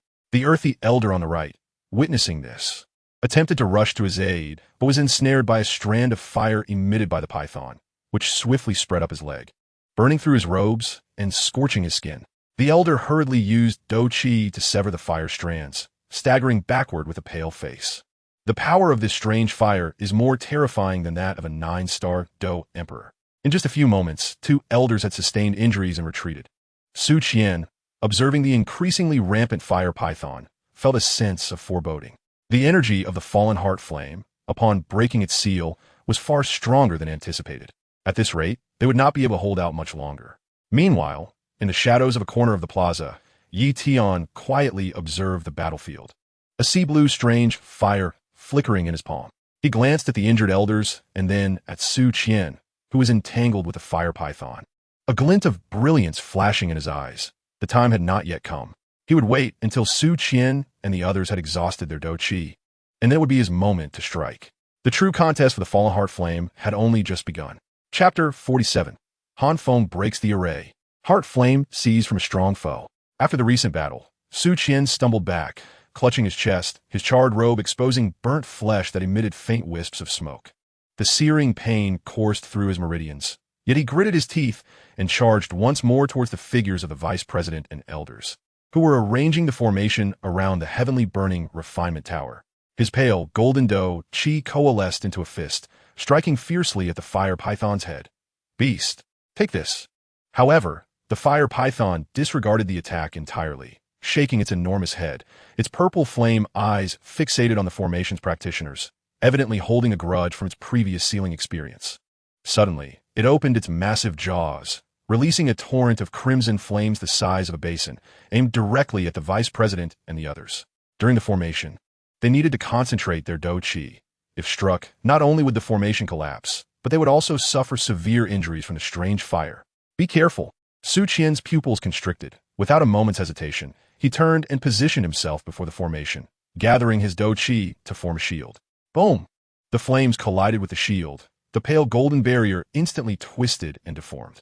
Su Qian was propelled back by the fiery onslaught, crashing heavily to the ground as the burns on his chest deepened, each breath tinged with the acrid smell of charred flesh. Don't mind me, quickly complete the formation. He coughed up a mouthful of blood, his voice hoarse yet resolute. The vice president and the others, their eyes red with urgency, hastened to complete the formation. The light blue array patterns gradually began to take shape around the tower, almost ready to envelop the fire python. But just then, a pale azure streak of light suddenly shot out from the corner of the plaza, rushing toward the formation. It was Tian. This is bad. The vice president's heart raced with alarm, but just as he was about to react, he saw Tian gathering sea blue flames in his palm, delivering a palm imprint infused with terrifying power toward the array patterns. An earth-level intermediate Dou technique, the burning heaven palm. The palm imprint struck precisely at the weak point of the array, causing no harm to anyone, yet shattering the suniform array in an instant. The light blue array patterns disintegrated into fragments, and the vice president and elders were struck by the backlash of their own Dou Qi, collapsing to the ground. Coughing up blood, their faces as pale as paper. The collapse of the formation compounded the exhaustion of their already depleted Dou Qi. Is that Han Feng? A disciple exclaimed, disbelief etched across his face. Tian hovered in the air, surrounded by the oppressive aura of a 7-star Dou zone. The sea blue flames flickering in his palm, his presence magnitudes stronger than Su Qian's. He was no longer the mere 2nd-star great fighter from the Chun family. Xiao Yan, struggling to rise from the ground, clutched his chest and shouted angrily, Han Feng, why have you destroyed my formation? Who exactly are you? But Tian paid him no heed, flying directly before the fire python, retrieving a jade vial from his spatial ring, and pouring out a light blue ice spirit cold spring onto the fire python. Sizzle. As the cold spring made contact with the strange fire, thick white smoke billowed forth, and the fire python emitted a piercing howl. The crimson flames diminished at a visibly rapid pace, the aura of the 9-star Dou Emperor receding like a tide, plummeting within moments to that of a mere 1-star Dou Emperor. Teacher, he has actually a 7-star Dou zone. We have no chance now. Xiao Yan watched Tian in the air, his anxiety causing him to stomp his feet. Last time, the green lotus earth heart fire was seized. Now, it seemed the fallen heart flame was on the verge of falling into enemy hands once more. Yet, Yao Lao's voice was imbued with unprecedented fury and gravity. He is not Han Feng. He is Han Feng, my rebellious disciple. Yao Lao suddenly recalled previous doubts. Han Feng, Han Feng, phonetically similar. He must have used disguise to infiltrate. Years ago, he had murdered his master to seize the burning technique. And now he had broken through to 7-star Dou zone, returning to claim the fallen heart flame. A truly deranged act. Tian, however, had no time to listen to their dialogue. Seeing the fire python subdued, he reached for the source of the strange fire. Just then, Su Qian charged forward once more, his pale golden Dou Qi coalescing into a sword aimed directly at Tian's back. You treacherous fiend. You infiltrated the academy to seize the strange fire. I, Su Qian, will not let you succeed, even if it costs me my life. Tian sidestepped the attack, turning to face Su Qian with a cold smile creeping across his lips. It seems you have forgotten me during this time, Elder Su. He raised his hand and tore off the disguise from his face. The pale azure mask fell away, revealing a visage that was somewhat sinister yet unmistakably familiar. It was Han Feng of the Black Corner region. It's you, Han Feng. Su Qian trembled with rage, daring to openly destroy the academy's formation, injure its elders, and seize the fallen heart flame. Did he truly think the Jianan Academy was so easily bullied? And what if I do? Tian replied, his tone flat. You were gravely injured by the strange fire, your Dou Qi nearly depleted. How many of my attacks can you endure now? Yet Su Qian, undeterred, once again swung his sword in a fierce assault. Even if I die, I will not allow you to take the strange fire. A flicker of complexity crossed Tian's eyes. In the original narrative, Su Qian was a devoted guardian, cherished by his disciples, and not a villain. He sidestepped the sword's edge, raising his hand to strike Su Qian's shoulder with profound precision, merely sending him stumbling back a few paces without inflicting any critical harm. Su Qian staggered, the wound on his chest bursting anew, unable to withstand the strain. Collapsing to the ground, nearly devoid of combat capability, Tian, not wishing to linger, seized the essence of the fire python, a fist-sized orb of dark red flame that thrashed and writhed. He retrieved a jade vial inscribed with flame motifs from his storage ring, opened it, and cast the essence of the fallen heart flame inside. The vial sealed instantly, leaving only a faint glow flickering within. With the extraordinary flames secured, it was time to depart. Tian stowed the vial and turned to leave. Just then, two terrifying auras surged forth from the Academy's rear mountain, descending upon the square like invisible mountains, causing the very air to stagnate. An ancient yet authoritative voice echoed across the land, imbued with undeniable pressure. Han Feng, relinquish the fallen heart flame. Yi Tian's expression shifted dramatically as he whirled around, witnessing two figures streaking toward him like shooting stars. To his left, an elder clad in gray robes, his hair and beard white, exuded a profound yet contained aura. To his right, another elder in black robes, his countenance stern, and his gaze sharp as a blade, represented the hidden trump card of the Jia Nan Academy. The two Peak Dou Zong elders. Peak Dou Zong. Yi Tian tightened his grip on the jade vial, a sense of foreboding enveloping him. Indeed, what one fears often comes to pass. Though he possessed the strength of seven-star Dou Zong, facing the joint might of two Peak Dou Zong masters would likely spell disaster. The two elders swiftly circled him, one on each side. The elder in gray concentrated pale, golden Dou Qi in his palm, his presence formidable. You dare to destroy my academy and seize the extraordinary flame? Do you truly believe no one in Jia Nan Academy can contend with you? The elder in black drew forth a black long knife, its blade radiating murderous intent. Surrender the extraordinary flame, and I may spare your life. Otherwise, today shall mark your demise. Yi Tian regarded the approaching powerhouses with steely resolve. Azure flames ignited in his palm, a flicker of determination glimmering in his eyes, to retain both himself and the fallen heart flame.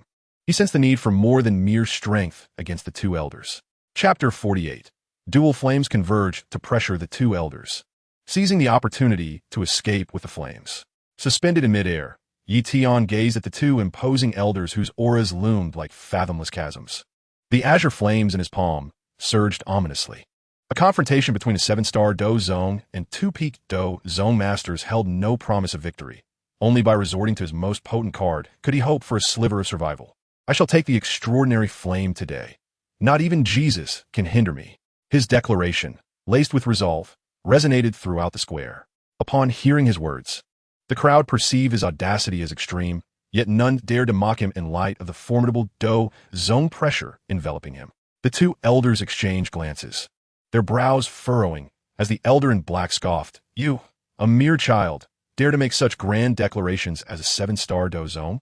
Today, you shall witness the foundation of Jia Nan Academy. With that, he brandished his black knife, glinting ominously as he prepared to strike at Yi Tian. However, at that moment, Yi Tian suddenly moved. His left hand ignited with pale blue flames adorned with lotus-like patterns, the azure lotus heart flame, while his right hand manifested deep blue flames that surged like crashing waves, the ocean heart flame. The two extraordinary flames danced in his palms, emanating a temperature so formidable that the surrounding air warped. Two extraordinary flames. Gasps of disbelief echoed across the square. Even Su Qian, struggling to rise, stared in astonishment. How could a single individual possibly harbor two extraordinary flames? Wouldn't they repel each other? The voice of the medicinal elder carried a weight of gravity and understanding. This rebellious disciple not only ascended to the seven-star Dou Zong, but has also refined the burning techniques to this extent. Before the crowd could fully grasp the situation, Yi Tian slowly brought his hands together. The azure lotus heart flame and ocean heart flame, initially resistant, began to intertwine as the burning techniques circulated, merging into a magnificent fire lotus, half blue, half green. The surface of the fire lotus shimmered with flowing patterns, and the terrifying energy contained within made the very earth tremble, eclipsing the pressure of the fallen heart flame many times over. This is madness. He has truly lost his wits. The elder in gray's countenance changed dramatically. Should the two extraordinary flames fuse explosively, Jia Nan Academy would be reduced to rubble. Han Feng, cease this at once. The elder in black also sheathed his knife, his eyes filled with trepidation. While they might disregard Han Feng's life, they could not overlook the lives of the thousands of disciples in the square, nor could they allow the academy to face annihilation. Yet Yi Tian remained unperturbed, gently coaxing the fire lotus with his fingers, his gaze sweeping over the panicked disciples in the square as a cold smirk graced his lips. If you wish for me to cease, it is simple. Allow the two elders to step aside, and I shall depart with the extraordinary flames, ensuring no harm comes to the innocent. Do you dare threaten us? The elder in black bellowed, but as he beheld the escalating energy within the fire lotus, he hesitated to act rashly. Yi Tian, no longer willing to waste words, raised his arm and hurled the dual flame lotus toward the center of the square.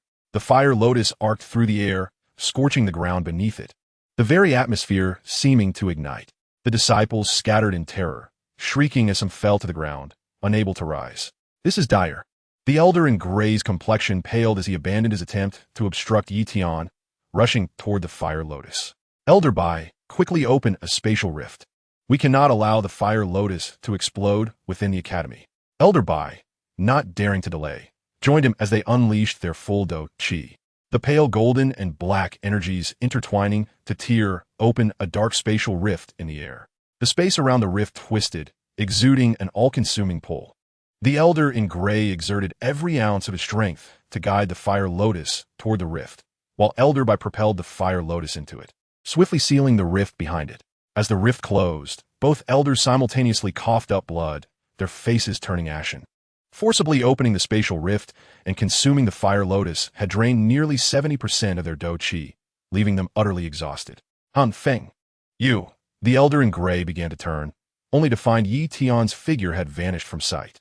In that fleeting moment, as the two elders were preoccupied with the fire lotus, Yi Tian seized the opportunity, securing the jade vial containing the fallen heart flame to his chest and transforming into a pale blue streak of light, soaring toward the academy's exit. His speed rivaled lightning, and in mere moments, he disappeared beyond the horizon.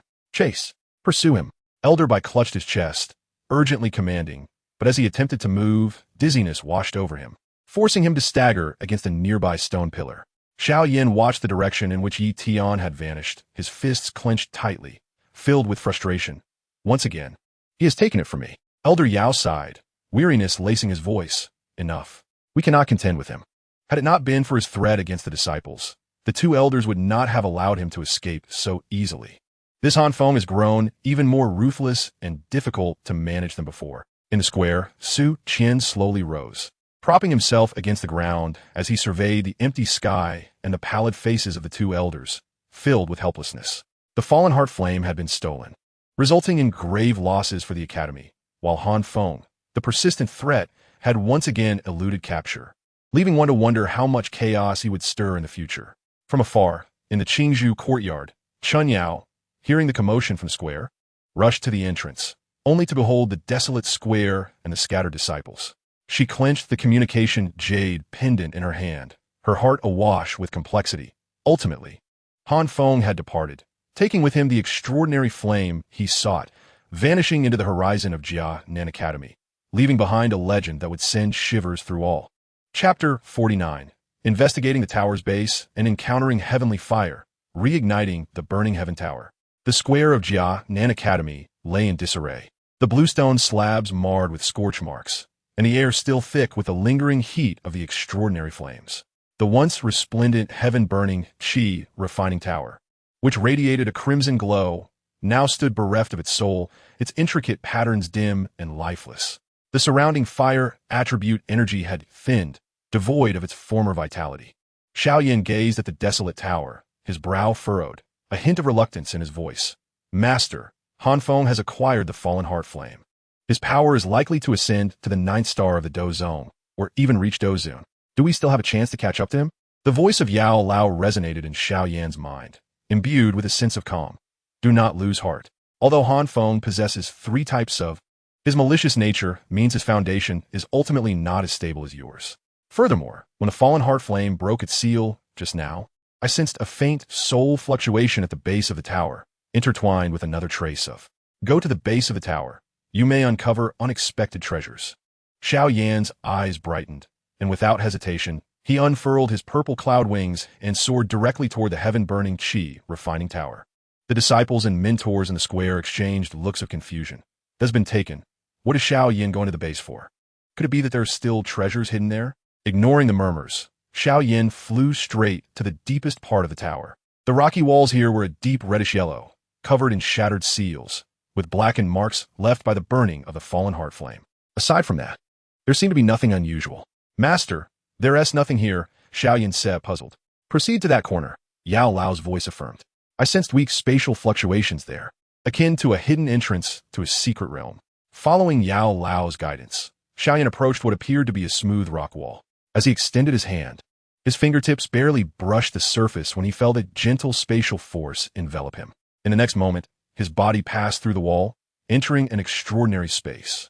The interior was dimly lit, with a faintly glowing, pale red soul body suspended in the center, surrounded by a delicate aura of. Upon sensing Xiao Yan's arrival, the soul body slowly opened its eyes and spoke with a voice tinged with weariness.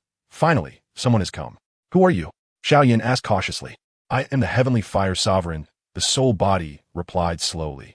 Years ago, I inadvertently acquired 2 fallen heart flames and attempted to forcibly merge them. However, they repelled each other, causing a backlash that left me gravely injured. During my escape, I encountered a Dou Zun-level lizard beast, ultimately leading to my demise. Fortunately, I had previously refined a soul crystal, allowing my soul to persist until now. At this moment, Yao Lao's soul body also emerged from the spatial ring. Bowing respectfully to the Heavenly Fire Sovereign, esteemed friend, it is an honor to meet the revered Heavenly Fire Sovereign. After a brief exchange, the Heavenly Fire Sovereign learned of Yao Lao's circumstances and the method to revive his soul body, which required the crafting of a compatible physical form, supplemented with high-grade elixirs. I have been trapped here for many years and have grown weary, the Heavenly Fire Sovereign remarked, turning his gaze towards Xiao Yan with anticipation. I am willing to bestow upon you the other fallen heart flame. In the future, when you have achieved success in your cultivation, assist me in crafting a physical body. Would you? Xiao Yan was overjoyed and nodded fervently. Rest assured, esteemed senior, I shall certainly accomplish this.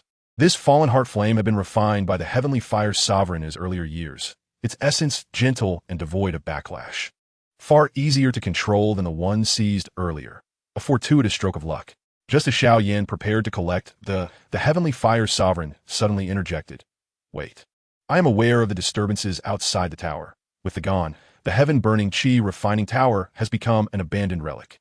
If you split a trace of from this fallen heart flame and embed it into the core of the formation at the tower's base, you can reactivate the heaven-burning Qi refining tower. Wouldn't splitting damage the essence of the? Xiao Yan hesitated. Not at all, the Heavenly Fire Sovereign chuckled. Though will consume some of the essence, as long as you nurture it well in the future, it can gradually recover. After all, the Jianan Academy has provided you with the opportunity to cultivate. This act can be considered a form of repayment. Xiao Yan nodded, following the Heavenly Fire Sovereign's guidance as he activated the burning secrets, splitting a trace of pale red from the essence of the fallen heart flame. He exited the space and embedded it into the shattered core of the formation at the base of the tower. With a hum, as they entered the formation, the patterns on the heaven-burning Qi refining tower reignited, the crimson glow enveloping the tower once more, and the surrounding fire attribute energy began to coalesce. The training rooms within the tower regained their warmth. Su Qian and the elders, along with mentors, gathered around, witnessing this moment. Upon learning that it was Xiao Yan who had discovered and reactivated the heaven-burning Qi refining tower, Su Qian excitedly grasped Xiao Yan's hand. Young friend Xiao Yan, thank you for preserving the heaven-burning Qi refining tower for the Academy. This kindness will be remembered. Xiao Yan smiled and shook his head. Elder, you are too kind. I am also a disciple of the Academy. This was my duty. The disciples in the square erupted in cheers. Their previous despondency over the loss of replaced by joy at the reactivation of the heaven-burning Qi refining tower. Holding the gentle, fallen heart flame within his spatial ring, Xiao Yan felt invigorated. With this, his strength would surely soar, bringing him a step closer to the 3-year agreement. Only Yao Lao gazed toward the base of the tower, sighing inwardly. The affairs of the world are unpredictable. Han Feng took one fallen heart flame, yet he did not anticipate another was concealed at the tower's base. Perhaps this is Xiao Yan's fortune. Chapter 50. The Valley of Melting Flames ascends to the pinnacle of the sect, preparing for the body refining agreement. The moment Tian obtained he hastened toward the northwestern edge of the continent, determined to avoid the Black Corner Domain's Maple City. As Han Feng's identity had been exposed, if the Jianan Academy pursued him, they would undoubtedly focus on that location first. He needed to find a secluded spot to swiftly refine the fallen heart flame, lest he invite unnecessary complications. After a day's journey, an unfathomably deep gorge came into view. The cliffs on either side soared sharply, and the roar of waterfalls echoed from the valley floor, shrouded in mist, devoid of any human presence, save for the crisp calls of birds. Yi Tian chose a dry cave deep within the gorge. gathering his at his fingertips to set up a simple concealment barrier at the entrance. While it would not deter a Dou Zong expert, it would suffice to block the probing of ordinary cultivators. He sat cross-legged, retrieving a unique jade vial containing the fallen heart flame from his spatial ring. The instant he opened the vial, a dark red flame surged forth, restless and eager to break free from its confines. This was the essence of the fallen heart flame. Although weakened by the ice spirit cold spring, it still bore the remnants of a 9-star Dou Huang might. Do not struggle.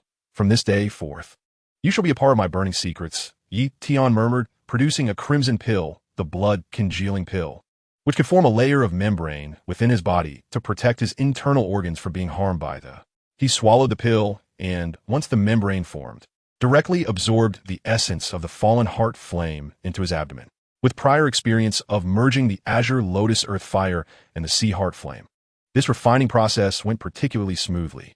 Within his dantian, the azure blue merged actively enveloped the dark red fallen heart flame. The burning secrets technique operated swiftly, grinding the essence of the fallen heart flame little by little, merging it. Boom! The within his dantian surged explosively, akin to a flood breaching a dam, crashing against his meridians. The barrier of 7 stars of Dou Zong shattered instantly, with wildly ascending to 8 stars, then 9 stars, ultimately halting at the pinnacle of the Dou Zong realm. The energy contained within the fallen heart flame far exceeded expectations, propelling him directly from 7 stars to the peak of the sect realm. Tian slowly opened his eyes, a trio of igniting in his palm. The pale azure of the azure lotus, the deep blue of the sea heart flame, and the dark red of the fallen heart flame intertwined, their power magnified several-fold. Even more astonishingly, the burning secrets had evolved to a low-grade Earth-level technique due to the fusion of 3, absorbing a rate more than thrice that of its previous form. At the peak of Dou Zong, he stood just a step away from Dou Zun. Tian clenched his fists, a glimmer of confidence in his eyes. Mugu, the old man, is merely a 3-star Dou Zun. With these 3 fused, even if I cannot defeat him, I can certainly protect myself, no longer fearing the people of the Soul Palace. He remained in meditation for 3 days, repeatedly refining his meridians with the fallen heart flame. His newly attained realm required solidification, and the refinement would ensure that it became more refined, laying a solid foundation for his future ascent to Dou Zun. 3 days later, Tian completely mastered the 3 flames of, rose to lift the restrictions, and prepared to leave the canyon. By the way, the 3-year agreement of Xiao Yan is approaching, isn't it? Tian suddenly recalled the original plot, and according to the timeline, Yao Lao would be captured by the Protector Wu. It would be prudent to observe how this child of destiny navigates his impending calamity. Meanwhile, within the Tianfen refining tower of the Jianan Academy, Xiao Yan was seated cross-legged in the cultivation room. A crimson, the falling heart flame bestowed by the Flame Emperor, was slowly rotating within his dantian, having successfully fused with his Wind Fury Dragon Flame to form a brand new fusion flame. At the moment of fusion, Xiao Yan's cultivation soared from a 1-star Great Dosher to a 6-star. Subsequently, Yao Lao refined a 3-pattern Qingling pill for him, aiding him to break through another star and reach the 7-star Great Dosher.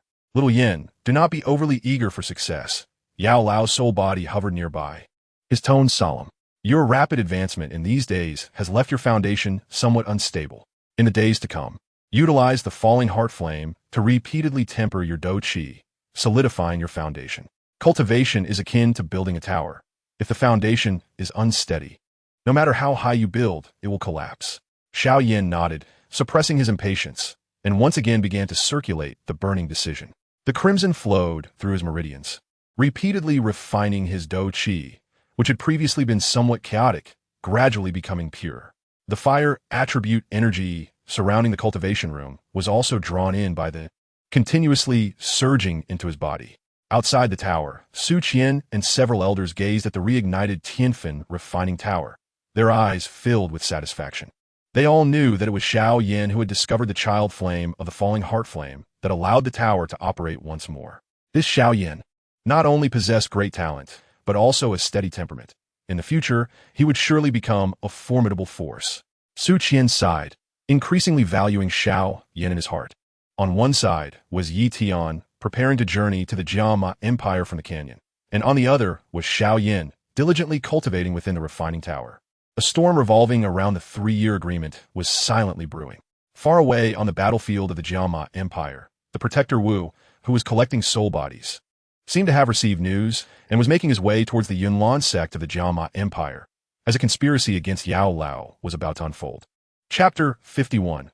Observing prosperity in the capital of Jiama, gathering celestial pavilion awaits the agreement.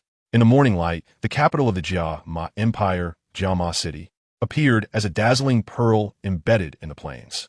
Towering gray-blue city walls stretched for dozens of miles, adorned with intricate defensive formations that shimmered with a faint golden hue under the sunlight. At the city gates, the clamorous sounds of the crowd resonated, with several lines winding outside the city. Guards clad in silver armor, armed with long spears, methodically collected the city entrance fees. Their boisterous shouts, echoing through the throngs, form an orderly line. 100 gold coins per person, no cutting in line. Tian mingled within the crowd, his gaze sweeping over the bustling flow of people. Merchants burdened with travel packs, noble youths riding fine steeds, and vendors pushing carts selling various goods. Amidst the hustle and bustle, at least several thousand awaited entry into the city. He mused to himself, 100 gold coins per person. The daily entrance fee must amount to hundreds of thousands. The Jiama royal family can maintain their imperial position, thanks to such a substantial source of revenue. The line gradually advanced, and, occasionally, ornately decorated carriages would pass through the side gates, emblazoned with various family crests, clearly belonging to individuals of high status. The sound of wheels rolling over the bluestone slabs intertwined with the vendors' cries, as the air was infused with the aromas of spices, herbs, and food, exuding the vigor of thriving commerce. When it was Tian's turn, he retrieved 100 gold coins from his storage ring and handed them to the guard. The guard accepted the coins, his gaze inadvertently scanning Tian. Although Tian had concealed his cultivation, merely revealing the aura of a great dosher, the underlying presence of a formidable expert made the guard's heart tremble, and he dared not utter a word more, promptly stepping aside to allow entry. Please, go ahead. Upon stepping into Jiama City, the splendor before him intensified. The broad bluestone avenue could accommodate 4 carriages side by side, with shops lining both sides, each displaying a unique sign. The faade of the Baichao Hall was adorned with dried herbs, and the attendants enthusiastically introduced the effects of 5th-tier magical beast intercores to the patrons. In the Qi Ling Pavilion, weapons gleamed with the luster of Dou Qi, a mysterious iron sword labeled as mid-level Xian grade, drawing the attention of passing cultivators. The brocade from the Brocade Manor and the delicacies from the 100-flavor Pavilion kept the crowds flowing, with shouts echoing continuously. At a tea stall beside the avenue, groups of cultivators gathered, either discussing combat techniques or exchanging information about magical beasts. In a corner, a street performer showcased Dou Qi fire breathing, earning cheers from the onlookers. Occasionally, a golden royal carriage would pass by, prompting pedestrians to step aside as the aura of Dou Huang from the guards beside the carriage subtly radiated, underscoring the majesty of the Jia Ma royal family. Tian continued along the avenue, noting that there was still time, and thus headed towards a towering wooden pavilion ahead. The pavilion, 5 stories high, had copper bells hanging from its eaves that jingled in the breeze. A gilded plaque inscribed with the words Gathering Celestial Pavilion marked it as a renowned upscale restaurant in Jiama City. He entered the first-floor hall and chose a seat by the window. Soon, a young attendant in a short blue jacket hurried over, a smile plastered across his face. Greetings. Esteemed guest, are you here for a meal or lodging? Tian casually tossed a bag of gold coins onto the table, the open top revealing a glimmering pile of coins, about 1,000. Bring me some fine wine and dishes and prepare a private room. The rest is for you. The attendant's eyes instantly sparkled, hastily accepting the money bag with both hands and bowing in gratitude. Thank you, esteemed guest. Thank you. Please wait a moment. I will fetch you the finest food and drink. It was worth noting that his monthly salary was only 100 gold coins. This generous tip equated to several months' worth of earnings. How could he not be excited? Before long, the attendant returned with a spread, a bowl of steaming spirit rice porridge, made from 2nd tier, carrying a faint spiritual essence that nourished Dou Qi, a platter of golden roasted wind wolf legs, tender and infused with a hint of wind attribute spiritual energy, a plate of steamed water-pattern fish with soft bones and delicious broth, and finally, a jug of amber-hued spiritual brew, rich and fragrant, with a sip warming the belly and soothing weary meridians. Tian savored the unique flavors of the exotic cuisine, but his gaze inadvertently drifted to the diners at the neighboring table, where a few individuals were huddled together, quietly discussing recent significant events. Have you heard? The 3-year agreement of the Yunlan sect is set to commence in 3 days. A gray-robed cultivator whispered, his eyes filled with anticipation. I've heard about it. The young master of the Yunlan sect, Nalan Yinran, is now a 5-star great dosher. Not only is she breathtakingly beautiful, but her strength is also among the top of the younger generation. I wish I could see Yunlan Mountain, but alas. Unfortunately, you lack the qualifications. A nearby individual teased. For this 3-year agreement, the Yunlan sect has only invited the royal family and the Dou Huang families, such as the Mu and Feng clans. The least among them are forces of the Dou Ling level. We who have not even reached Dosher cannot even get near the gates of Yunlan Mountain. That may not be the case. A girl in a pink dress interjected, her eyes sparkling with curiosity. I've heard that Xiao Yan, who was once rejected by Nalan Yinran, seems to have regained his talents and is quite formidable now. What if Xiao Yan wins? Wouldn't that be a disgrace for the Yunlan sect? Impossible. The gray-robed cultivator shook his head.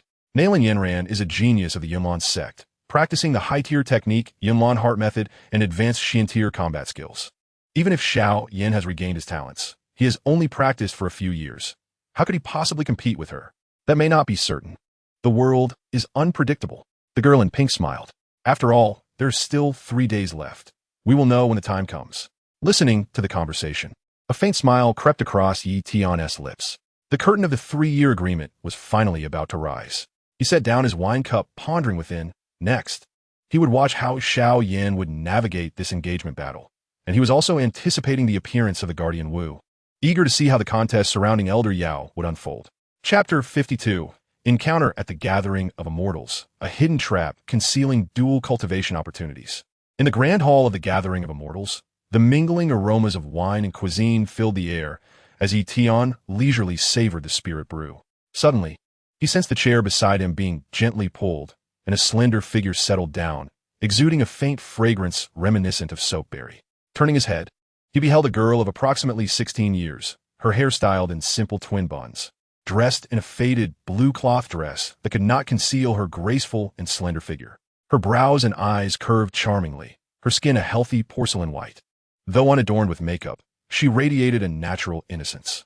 Were she in the chaotic Black Corner region, such beauty would undoubtedly attract envy. Yet fortunately, the laws of the Jamadi Empire offered protection, with the reflective armor of patrolling soldiers glinting outside the windows, safeguarding ordinary citizens. Young master, I've been sitting here for quite a while. Will you not invite me for a drink? Her voice was soft, imbued with a playful tone. Yi Tian withdrew his gaze, taking a sip of the spirit brew, his tone flat. I have no money. Upon hearing this, the girl could not help but cover her mouth and giggle, a glimmer of mischief dancing in her eyes. You truly lack grace, young master. Leaning slightly forward, her voice took on a petulant softness. How boring. Do keep me company and chat a while. The nearby cultivators erupted in playful banter. Little sister, come sit with your elder brother. I shall treat you to the finest wine. This lad is truly oblivious to his fortune. Such a beautiful girl initiates conversation, and he remains aloof. Yet the girl appeared to ignore them entirely. Calling for the waiter with a clear voice, bring me 3 bottles of the finest nectar, place it on this young master's tab. Oh no, make it mine. She turned to Yi Tian, her eyes sparkling with challenge. What, young master, are you afraid that I, a mere girl, might poison you? Yi Tian raised his gaze, fixing his eyes upon her face. Flattery without cause is often a guise for deceit. Just as he was about to decline, he noticed a subtle glimmer of allure in her eyes, an almost imperceptible charm wafting through the air, drifting toward his consciousness. Enchanting technique? Yi Tian Skofut Inyardli. With his peak Do Zong soul power, this trivial trick from a mere 1-star dosher was akin to a child playing with fire. He discreetly channeled his soul power, swiftly dispelling the seductive influence. Yet at that moment, his soul power brushed against the girl's dantian and abruptly halted. Deep within her dantian, a faint silver halo lingered, pure and untainted, devoid of any sinister energy, instead emanating a wave of innate Tian star power. The Tian's sacred body. A tempest of astonishment surged within Yi Tian. He had encountered relevant records in Han Feng's memories, within the spectrum of physical constitutions on the Dou Qi Continent. The Tian's sacred body was universally acknowledged as a treasure for yang cultivation. Its essence was not the common cold energy, but rather the primordial yin source refined from innate Tian star power. This primordial yin served as a catalyst for male cultivators, and, if absorbed through dual cultivation, it could not only instantly bolster the foundation for breaking through to Dou Zun, but also stabilize the Dou Qi's roots. However, should the primordial yin be seized, the Tian's sacred body would fall from grace, becoming merely an average individual. Just as he was troubled over how to break through to Dou Zun, an opportunity had unexpectedly presented itself. Tian suppressed the exhilaration surging within him, maintaining an expression of calm. At that moment, the waiter had brought the nectar to their table. The girl personally took the wine jug and poured a full glass for Tian. The amber liquid shimmering as it swirled within the cup, releasing a rich aroma. "Young master, do taste this wine. It is far more exquisite than the spirit brew you had earlier." Tian accepted the cup, and with a sweep of his soul power, discerned that the wine bore no poison. He tilted his head and drank it in one gulp. For the next half hour, the two engaged in light conversation, the girl alternating between laughter and furrowed brows, her words imbued with the charm of a young lady. The 3 bottles of nectar were quickly emptied. Rubbing her temples, a rosy hue blossomed on her cheeks, her gaze becoming somewhat dazed. I think I'm a bit tipsy. My head is spinning. "Young master, could you possibly escort me back to my room?" Tian understood her intentions, yet feigned compliance. "Very well." The cultivators at the neighboring table exchanged suggestive smiles. This lad has finally come to his senses. How fortunate he is. Tian supported the girl as they followed the waiter toward the guest rooms of the Gathering of Immortals. The guest rooms on the second floor were exquisitely decorated. Upon pushing open the intricately carved wooden door, they entered a room of approximately 20 square meters. In the center stood a round table made of pear wood, with 2 chairs flanking it. Against the wall lay a bed with a canopy of light pink gauze, above which hung a painting of a beautiful woman. In one corner rested a bronze incense burner, slowly emitting a calming fragrance, while a pot of blooming orchids on the window sill infused the entire room with an air of elegance.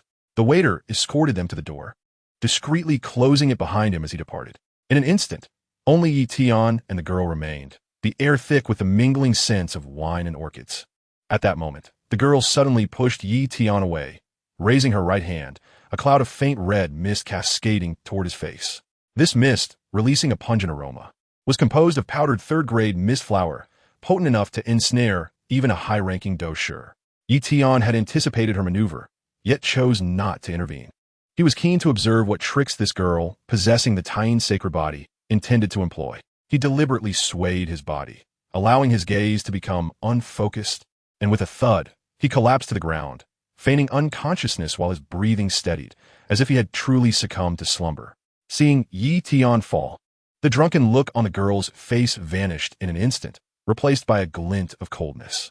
She crouched down, carefully checking his breathing, confirming his unconsciousness. Yet the fallen Tian wore a faint smirk. Before absolute power, any schemes and tricks were but futile endeavors. He quietly awaited, eager to discern the true nature of this girl, and to see if the primordial yin of the Tian's sacred body could indeed aid him in breaking through to Dou Zun. An intricate plot revolving around Tian had silently begun to unfold.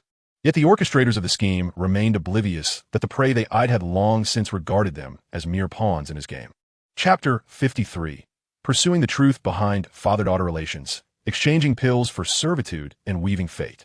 Within the guest room of the Gathering of Immortals, Tian lay on the ground, listening to the movements of the girl beside him. She first crouched down, prodding his cheek with her fingers, seeing no response. She reached for the spatial ring on his finger, her fingertips rubbing over its surface as if confirming whether she could remove it. Tian allowed her to take the spatial ring, a cold smile forming within him.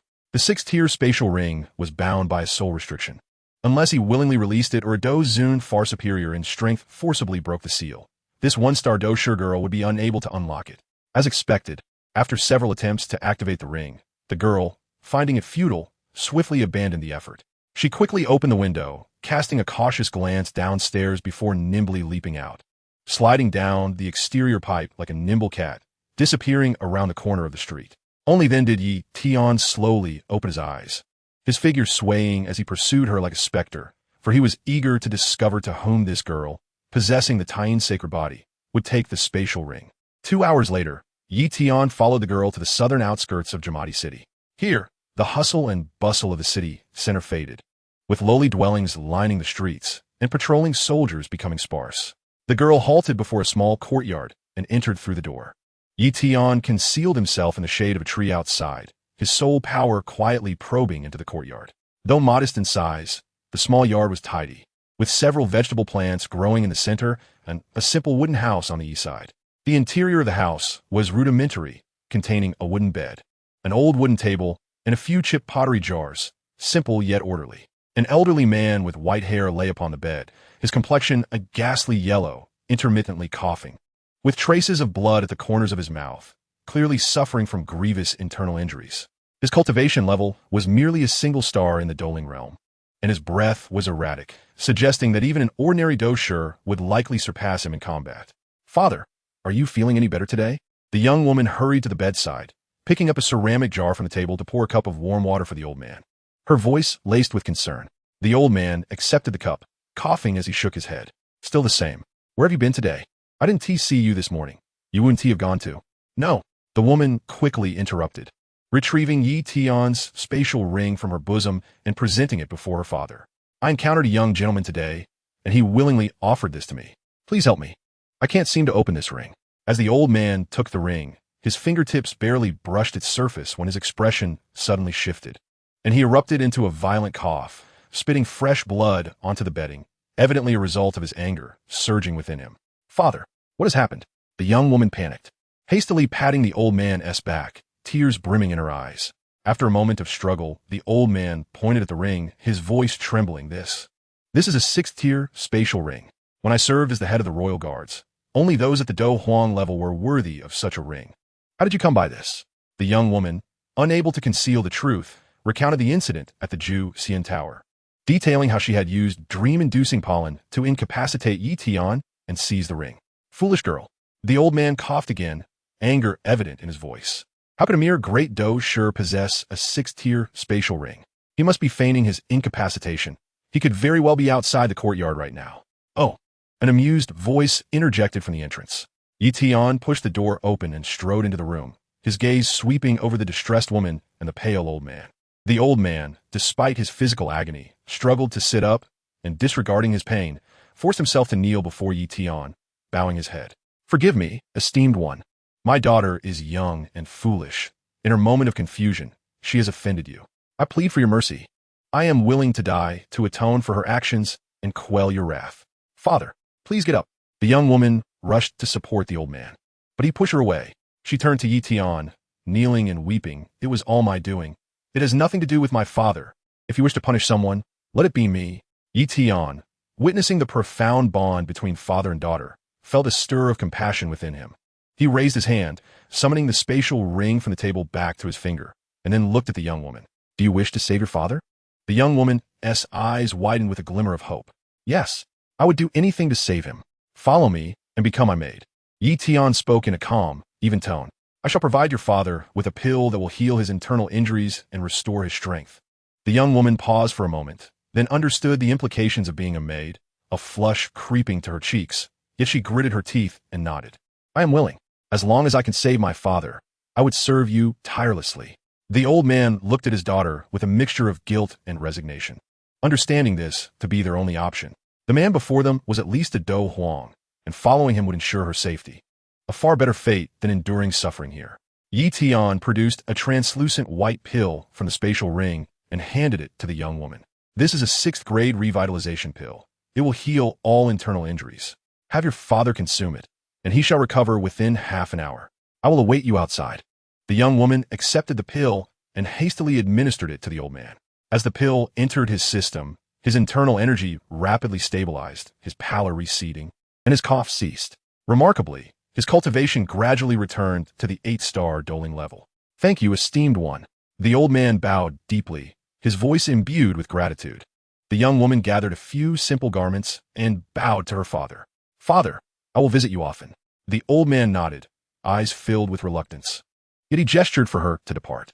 Exiting the wooden house, the young woman approached Yi Tian, lowering her head and softly stating, "Esteemed one, I am ready." Chapter 54. The Fusion of Yin, breaking through to Douzuan, explicitly sending snow to Yunlan. Yi Tian returned to room number 3 at Dou Qi Tower with Shui Er. The moment the door closed behind them, he inquired, "What is your name?" Shui Er, her head bowed and fingers gripping the hem of her attire. replied in a voice barely above a whisper, "I am called Xiao Yan. Go take a bath," Tian instructed, his tone devoid of any emotional inflection. Xiao Yan's head shot up in surprise, her cheeks flushing crimson. Though she had prepared herself to be a maid, she had not anticipated such a swift command. A mixture of fluster and uncertainty gripped her, but under Tian's frigid gaze, she dared not defy him and silently turned toward the bathroom. The bathroom, though modest, was well kept, with a copper tub filled with warm water, the steam carrying a faint floral fragrance. Xiao Yan shed her simple blue dress and stepped into the tub, enveloped by the warm water, yet unable to wash away the tension in her heart. She understood that once she entered this room, certain things could never be undone. She could only hope for her father's safety, and that alone made it worthwhile. Half an hour later, Xiao Yan emerged from the bathroom wrapped in a white towel. The towel barely concealed her form, accentuating her delicate curves, while damp strands of hair clung to her cheeks, lending her an air of vulnerable charm. Standing still, she gripped the edge of the towel tightly, her expression betraying a hint of resolve. Given the circumstances, she could only face what lay ahead with fortitude. Tian had already set up 2 layers of barriers in the room, the outer layer preventing external probing, and the inner layer serving as a soundproof shield, ensuring no noise would escape. He stepped forward, grasping Xiao Yan's wrist and guiding her toward the bed. Xiao Yan trembled slightly, but did not resist. Instead, she closed her eyes. The flickering candlelight in the room illuminated their entwined silhouettes, the soft murmurs and breaths intertwining, gradually forming an intimate symphony. Tian activated the burning art, gently coaxing the pure yin energy from Xiao Yan's Tian sacred body. As this energy, as pure as crystal and imbued with the gentle force of the innate Tian star, surged into his dantian, it resonated wondrously with the 3 flames of fusion within him. The yin energy transformed into a stream of pure energy, flowing through his meridians, quenching the long-standing drought of his Dou zone pinnacle barrier. He could distinctly feel his Dou Qi surging wildly, the power of the 3 flames intensifying under the nurturing embrace of the yin energy. Boom! When the last vestige of yin energy was refined, an explosive surge of Dou Qi erupted within Tian, shattering the barrier of Dou zone pinnacle as if it were glass, a more formidable aura radiating from him. He had ascended to the first star of Dou zone. Tian slowly opened his eyes, elation radiating from him. He had initially believed that breaking through to Dou zone would require months of tempering. Yet unexpectedly, encountering Xiao Yan's Tian sacred body had allowed him to leap forward, directly stepping into the Dou zone realm. Such an opportunity was truly a divine blessing. Outside, the first light of dawn began to break. After a long night, Xiao Yan had fallen into a deep slumber, the remnants of tears still glistening at the corners of her eyes, and a striking red stain on the sheets was painfully conspicuous. Tian rose, dressed, and reached out to awaken Xiao Yan. As she rubbed her sleepy eyes and beheld Tian, her gaze was laced with complexity, shyness, grievance, and an almost imperceptible glimmer of hope. "You may leave now." Tian's voice, however, was as cold as ice, extinguishing any lingering thoughts she had. "What I desire is solely your Tian sacred body. Now that I have absorbed the yin energy, you are of no further use to me." Xiao Yan's body instantly stiffened, the anticipation in her eyes gradually transforming into despondency, ultimately giving way to an overwhelming silence. She nodded quietly, offering no argument or outcry. She understood that the chasm between her and this formidable figure was insurmountable. No amount of emotion would change that. With a heavy heart, she rose, clumsily donning her clothes and smoothing her disheveled hair, making her way toward the door. Pausing at the threshold, she hesitated but did not look back. Ultimately, she pushed the door open and vanished into the corridor's depths. She was returning to the small courtyard in the southern city, where her father awaited her. As long as her father remained safe, losing her physique and her purity seemed less difficult to accept. Tian watched her departing figure, his eyes betraying no emotion. The value of the Tian sacred body lay in the initial Yuan Yin, and now that he had transcended to the Dou zone level, Xiao Yan, with her mere 1-star Dou sure strength, would only be a burden. It was better to let her go, thus conserving his energy. He approached the window, pushed it open, and felt the Dou Qi of the Dou zone level coursing through him, a faint smile gracing his lips. Having broken through to Dou zone, his strength had ascended to a new tier. Even if he encountered the ancient Mugu, he felt certain he could safeguard himself, perhaps even eliminate him.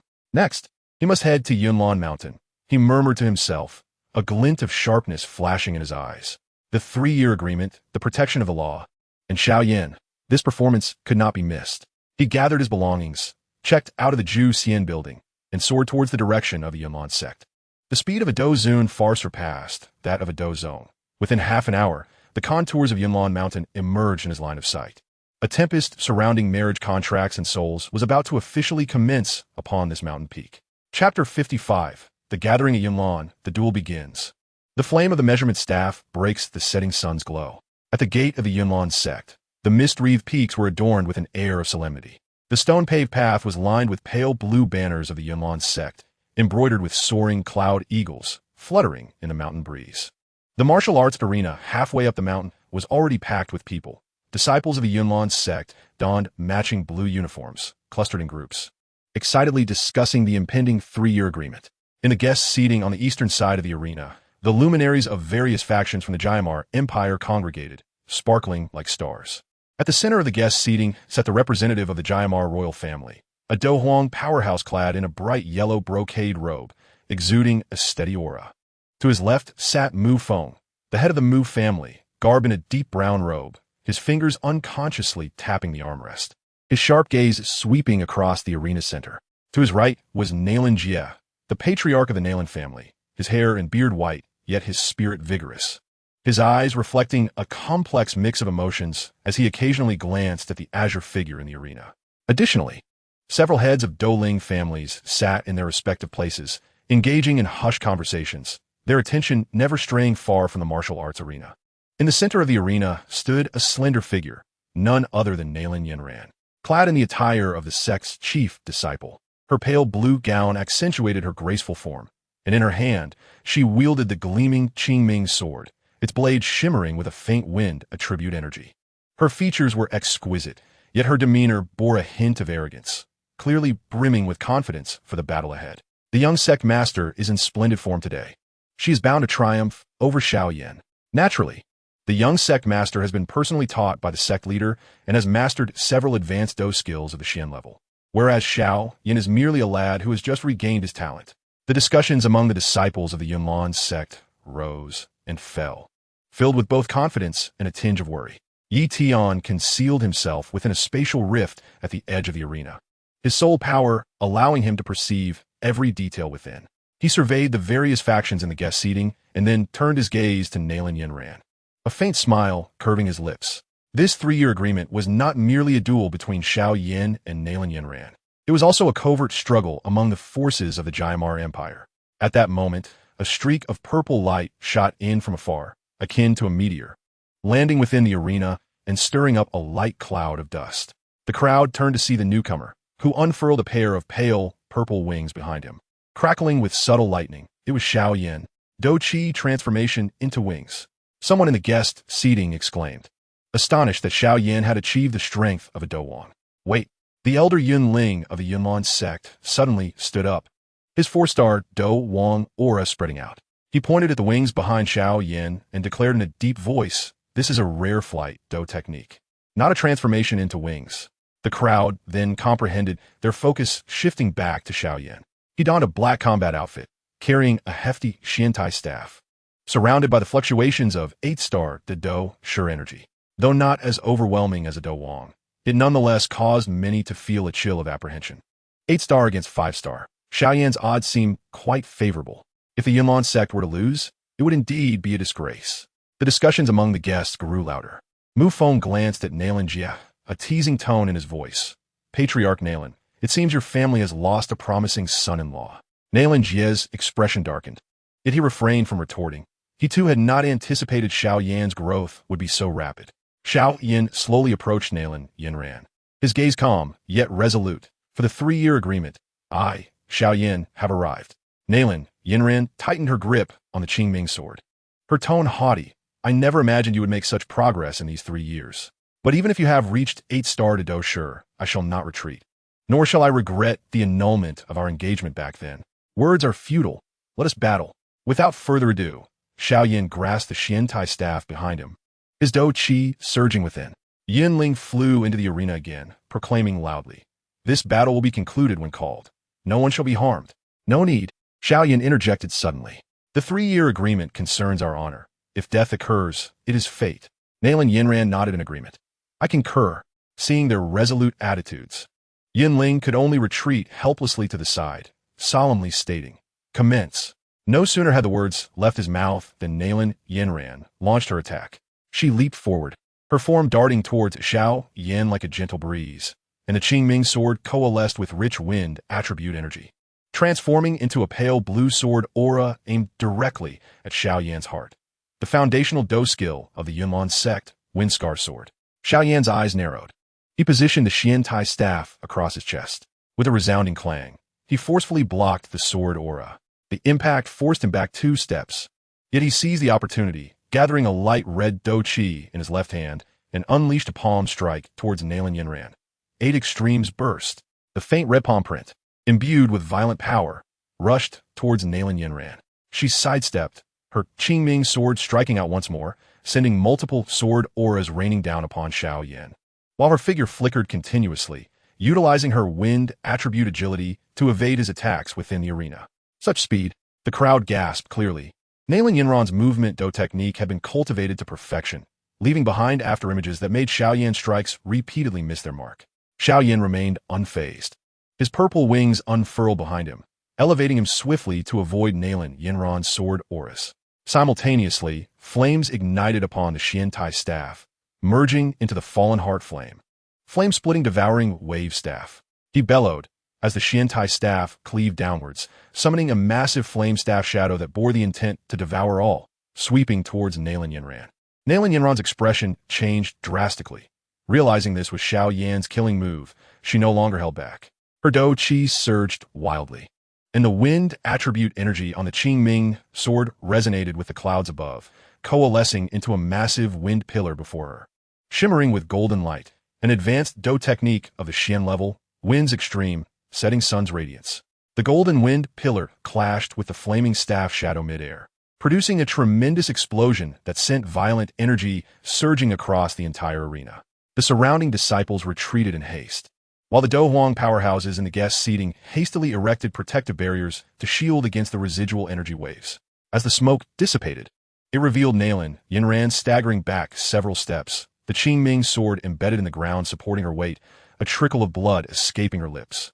In contrast, while Xiao Yan's breath was somewhat disordered, he stood resolutely in place, the flames on the Xiantai staff still ablaze. I have lost. Nailan Yinran gazed at Xiao Yan, her eyes brimming with reluctance. Yet she slowly spoke. The 3-year agreement concluded with Xiao Yan's victory. The arena fell into a profound silence, which was soon shattered by thunderous applause. Some cheered for Xiao Yan's triumph, while others lamented the defeat of the Yunlan sect. Yi Tian, observing from the rift in space, flickered with a glimmer of understanding. Chapter 56. Seeking provocation after the agreement, Linging displays might to protect Yan. The outcome of the 3-year agreement was settled, and the festive atmosphere in the Yunlan sect's arena abruptly chilled. The disciples in blue robes hung their heads in despair. Some clenched their fists, their faces painted with bitterness, while others murmured in disappointment. The young sect master had lost face before the grand powers of the empire, tarnishing not only Nailan Yinran's honor, but also the reputation of the Yunlan sect, as a stifling air of oppression filled the surroundings. As Xiao Yan stowed away the Xiantai ruler and was about to turn away, a sharp cry suddenly rang out from above. Xiao Yan halt. The crowd turned to see Yunling, the grand elder of the Yunlan sect, unfurling his Dou Qi wings, hovering above the arena. His gaze piercing as he fixed it on Xiao Yan. I am Mo Cheng, the external affairs steward of the Yunlan sect, who was murdered 6 months ago in Yin City. According to our investigation, the Dou technique employed by the killer bears an exact resemblance to the Yin Feng Shilang Qi you just demonstrated. What do you have to say for this? Xiao Yan's heart tightened. He had indeed slain Mo Cheng years ago to save Qing Lin, yet he never anticipated that the Yunlan sect would cling to this matter. Maintaining his composure, he replied coolly, Elder, you jest. I have never heard of Mo Cheng, nor am I aware of his demise. There are countless Dou techniques in this continent, and similarities occasionally occur. Does that constitute evidence of guilt? Such sophistry. Yinling scoffed, his tone unyieldingly authoritative.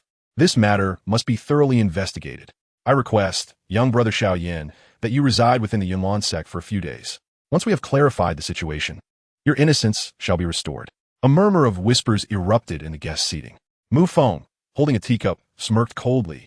The Yunlan sect seems unable to bear their loss, and seeks an excuse to detain Xiao Yan. Beside him, Nailan Jie furrowed his brows, pondering. Yunling's actions may very well thrust the Yunlan sect into a storm of controversy. Others whispered, with such astonishing talent as Xiao Yan, the Yunlan sect likely wishes to eliminate him before he fully matures. Xiao Yan's expression darkened, his Dou Qi quietly surging. I, Xiao Yan, intend to leave today, and none shall impede me. Is that so? Yunling's eyes glinted with ferocity as he bellowed. Where's the enforcement team? Here. A dozen figures sprang forth from either side of the arena, quickly surrounding Xiao Yan. These disciples of the enforcement team were the elite of the Yunlan sect, each at least at the late stage of the Great Dou Master, with 3 having reached the 5-star Dou spirit, wielding standard long swords. Their Dou Qi condensing at the blades, radiating a chilling gleam. Take him down. With a single command from Yunling, the enforcement team sprang into action. Long swords cleaved through the air, unleashing waves of Dou Qi strikes aimed at Xiao Yan's vital points. Xiao Yan, not daring to be negligent, unfurled his purple cloud wings, his form soaring upward to evade the incoming Dou Qi strikes. Simultaneously, he ignited the crimson falling heart flame in his palm. The Xiantai ruler enveloped in flames, unleashing a massive fiery ruler shadow. Yin Fun Shi Lang Qi. The ruler's shadow swept across, and the first 2 late-stage Great Dou Masters charging forward were caught unawares, suffering burns to their arms as they screamed and were hurled from the arena. The remaining disciples, witnessing this, intensified their assault, with the 5-star Dou spirit leader conjuring a pale blue wind blade aimed directly at Xiao Yan's back. Xiao Yan sidestepped, the fiery ruler's shadow striking back, colliding with the wind blade. With a thunderous roar, the wind blade shattered, and the leader was knocked back repeatedly. Seizing the opportunity, Xiao Yan moved like lightning, the fiery ruler shadow striking out in succession, each blow imbued with the scorching heat of the. Despite their numbers, the enforcement team dared not meet the head-on, and within moments, 7 or 8 were sent flying, while the remaining few struggled to maintain their ground, their earlier momentum dissipating. Worthless! Yunling, witnessing this, roared in fury, losing all restraint. His 4-star Dou Huang Dou Qi surged violently, propelling him like an arrow toward Xiao Yan, his right hand coalescing into a pale blue Dou Qi palm, evidently intent on directly capturing Xiao Yan. Having just repelled the last enforcement disciple, Xiao Yan found his Dou Qi nearly depleted and felt somewhat powerless to evade the impending Yunling. Gasps of shock rippled through the guest seating. With Mu Feng unable to contain a low exclamation, Yunling dares to resort to lethal force against a Great Dou Master. In that critical moment, a shadow suddenly flashed from the edge of the arena, moving with blinding speed. With a resounding crash, the shadow struck Yunling's Dou Qi palm. Yunling was sent flying as if struck by a boulder, crashing heavily against the rocks at the mountain's base, spitting blood as his breath became labored. As the onlookers focused, they realized the shadow was a man clad in black, exuding a terrifying aura of a 9-star Dou Huang, none other than Lingying, who had been secretly protecting Xiao Suner, Grand Elder. The sect master of the Yunlan sect, Yun, turned pale, having just arrived from the back mountain. She immediately soared down to the foot of the mountain, retrieving a 5th-grade heart-protecting pill from her storage ring and administering it to Yunling. Once his breath stabilized, she rose and approached Lingying, her tone icy. Even if you possess formidable strength, you should not resort to such brutality against a Grand Elder of my Yunlan sect. Do you intend to make an enemy of us? Lingying's lips curled into a mocking smile, his tone dismissive. Yunlan sect? Do you even have a right? He turned to Xiao Yan, supporting the somewhat exhausted youth, his gaze sweeping over the disciples of the Yunlan sect, declaring loudly, Today, Xiao Yan is leaving with me. Who dares to obstruct? The oppressive aura of the 9-star Dou Huang swept across the arena like an invisible tidal wave. The disciples of the Yunlan sect turned pale. Even the 4-star Dou Huang Yunling had been defeated with a single blow. They were no match. The guest seating erupted in astonishment, some gasping in awe. Xiao Yan actually has the backing of a 9-star Dou Huang. There's no way the Yunlan sect can retain him now. Others shook their heads. Not necessarily. The Yunlan sect has stood in the Jiama Empire for a century. It is rumored that their ancient ancestor was already at the peak of 9-star Dou Huang, perhaps still alive. Today's events may not come to a swift conclusion. Lingying paid no heed to the murmurs of the crowd, supporting Xiao Yan as they turned toward the gates of the Yaman sect. Yin watched their departing figures, her clenched fists turning white, her eyes filled with complexity, both resenting Ling Ying's arrogance and wary of his strength, while also concerned for the Yaman sect's dignity. The wind in the arena gradually intensified, the banner of the Yaman sect fluttering in the breeze, yet all remnants of its former grandeur were lost. Chapter 57. Cloud smoke covers the sun, ensnaring two emperors. The flute calls the shadow to break the sky, with Ling Ying shielding him. Xiao Yan was about to unfold his purple cloud wings and depart when a furious roar from behind pierced through the air. Want to leave? You humiliate my Yaman sect and injure our grand elder. Do you truly think my Yaman sect is a soft persimmon to be squeezed at will? Turning back, they beheld Yunling, having consumed the heart-protecting pill, his complexion still pale, yet forcing his body upright. Surging with Dou Qi as he soared toward the center of the Yaman sect's arena, he formed hand seals and proclaimed loudly, "Elders, I am issuing orders. Form a cloud smoke covers the sun formation. Today, we must detain these two here to uphold the dignity of the Yaman sect." Yes. For resounding affirmations echoed simultaneously as four gray-robed Dou Huang elders leapt from the crowd, positioning themselves at the four cardinal points of the arena. They stomped their feet, pale blue Dou Qi spreading across the ground, intricately outlining array patterns around the altar. The disciples of the Yaman sect gathered at the edges of the array, channeling their Dou Qi into the formations, and in an instant, the entire arena was shrouded in a thick layer of azure mist, through which sword energy flickered ominously, carrying a disquieting sharpness. Sect Master Yun flew to the center of the altar, pressing her hands upon the heart of the array. Her two-star Dou Huang Dou Qi continuously flooding into the formation. Cloud smoke covers the sun formation. Activate. With her command, the azure mist abruptly contracted, forming a massive light shield that ensnared Xiao Yan and Ling Ying within. The surface of the shield shimmered with intricate sword energy, occasionally unleashing a streak of azure light that aimed directly at the two within the formation. The audience in the guest seats gasped in astonishment, while Mu Feng inhaled sharply. This cloud smoke covering sun formation was indeed a convergence of the entire sect's power. Even the Dou Huang elder had laid the foundation for the formation. The Yaman sect was truly enraged this time. Ling Ying let out a cold snort, unleashing the full force of his 9-star Dou Huang energy. His right palm coalesced into a black imprint, striking fiercely at the protective barrier. Such a mere sect formation. Does it dare to confine me? However, as the imprint struck the barrier, it merely created a ripple, leaving the barrier unyielding.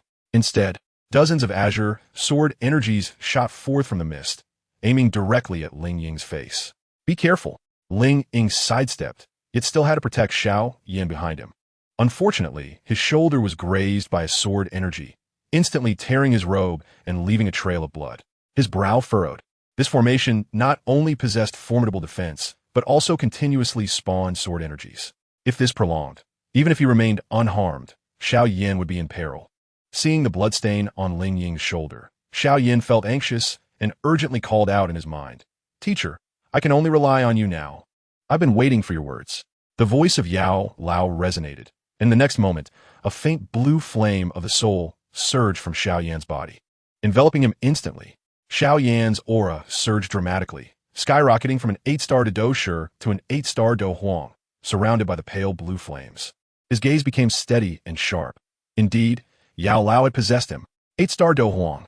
The guest seats erupted in an uproar, with some pointing at Xiao Yan, their faces filled with disbelief. This was undoubtedly not the strength of Xiao Yan himself. Did he harbor the soul of a powerful being within him? Nalan Jia looked at Xiao Yan within the formation, his face turning ashen. He never anticipated that the youth he had once belittled would possess such a hidden trump card. The Nalan family had truly missed out on an extraordinary genius this time. Xiao Yan, under Yao Lao's possession, glanced at the barrier confining them, a cold smile curling at the corner of his mouth. The cloud smoke covering sun formation indeed has some merit, but unfortunately, the one controlling the formation is too weak. He turned to Ling Ying and said, "Brother Ling Ying, hold off the sword energies for me. I will go for the formation's eye." Ling Ying nodded, his black Dou Qi surging violently, forming a barrier to block all incoming sword energies. Yao Lao then unfurled faint blue flame wings from his back, coalescing a phantom of a mysterious iron ruler made of extraordinary fire in his hand. Indeed, the complete version of the flame-dividing and devouring ruler. Receive this. Yao Lao Sautet. The fiery ruler shadow charged toward the formation's eye at the center, aiming for Yun Yun. The four Dou Huang elders within the barrier quickly gathered their Dou Qi in an attempt to obstruct it, yet their energies collided with the fiery ruler shadow. Melting away like ice meeting the sun, Yun Yun's expression shifted dramatically. She hurriedly mobilized all her Dou Qi to resist. But how could an 8-star Dou Huang's full force strike be withstood by a mere 2-star Dou Huang? With a thunderous crash, the fiery ruler shadow struck Yun Yun's Dou Qi shield, shattering it instantly. She was sent flying, crashing heavily onto the altar, spitting out a mouthful of blood. Her aura instantly waning. With the main formation's controller severely injured, the entire cloud smoke covering Sun Formation lost its energy, the azure barrier cracking with a resounding snap, dissipating into countless specks of light. The four Dou Huang elders, deprived of the formation support, were also backfired, falling to the ground, their Dou Qi greatly depleted. The martial arts arena fell into silence, all gazes fixated on the formidable Xiao Yan within the formation, their eyes filled with reverence. Is anyone else going to stop me? Yao Lao's voice, imbued with authority, swept across the disciples and elders of the Yunlan sect. Yunling gazed at the injured Yun Yun and the elders, his eyes filled with resentment and madness. He strained his body and pulled out a pitch-black jade flute from his robe, placing it to his lips, and began to play. The shrill notes pierced the air, darkening the sky. A fierce wind howled as an aura far more formidable than Ling Ying's surged from the back mountain of the Yunlan sect, shaking the ground violently. A hazy figure stepped through the void, gradually emerging from the clouds. The hidden trump card of the Yunlan sect was finally about to make its entrance. Chapter 58. The Yun sect's Dou sect descends to battle. Dual flames merge into Lotus, breaking Nirvana. As the clouds churned, the figure clad in white slowly descended. Although the Dou Qi surrounding him was unassuming, it carried an overwhelming pressure. This was the former sect master of the Yunlan sect, a 1-star Dou Zong, Yin Shan. His countenance was resolute, and his gaze, as deep as an ancient well, swept over the chaos of the martial arts arena, finally resting on the injured Yun Yun, his brow slightly furrowing. Yinling, what exactly transpired? Yun Shan's voice, though not loud, held an undeniable authority. Yunling scrambled to his feet, clutching his chest. Embellishing the tale, Sect Master, this Xiao Yan not only used cunning and deceit to triumph over the young Sect Master during the 3-year agreement, but he also harmed my law enforcement disciples and allowed this person, referring to Ling Ying, to severely injure the elders and the Sect Master. If we do not subdue them, what face will our Yunlan sect have left? Yun Shan's eyes turned icy. Although he detected the resentment in Yunling's tone, he also understood that with the sect elders severely injured and the Sect Master humiliated, if Xiao Yan were to leave today, the reputation of the Yunlan sect within the Jiangma Empire would plummet. He raised his gaze toward Xiao Yan and Ling Ying, his eyes lingering on Xiao Yan. The soul energy within you possesses some intrigue. This 8-star Dou Huang strength is not all your own, is it? It has nothing to do with you. The voice of Xiao Yan, under Yao Lao's possession, was cold as ice. Today, I am leaving, and your Yunlan sect cannot stop me. Arrogance. Yun Shan scoffed, his figure suddenly vanishing from sight. The speed of a Dou Zong far surpassed that of a Dou Huang. Ling Ying only felt a blur before the white-robed figure was before Xiao Yan, his palm gathering pale blue Dou Qi, striking with a sound that tore through the air. Be careful. Ling Ying reacted swiftly, his black Dou Qi surging to form a heavy shield in front of Xiao Yan. Bang! The collision between the Dou Qi palm and the shield sent Ling Ying staggering backward, his palms cracking, a trickle of blood escaping his lips. The chasm between a Dou Zong and a Dou Huang was ultimately insurmountable. Seeing this, Yao Lao reconstituted the fiery ruler shadow in his hand.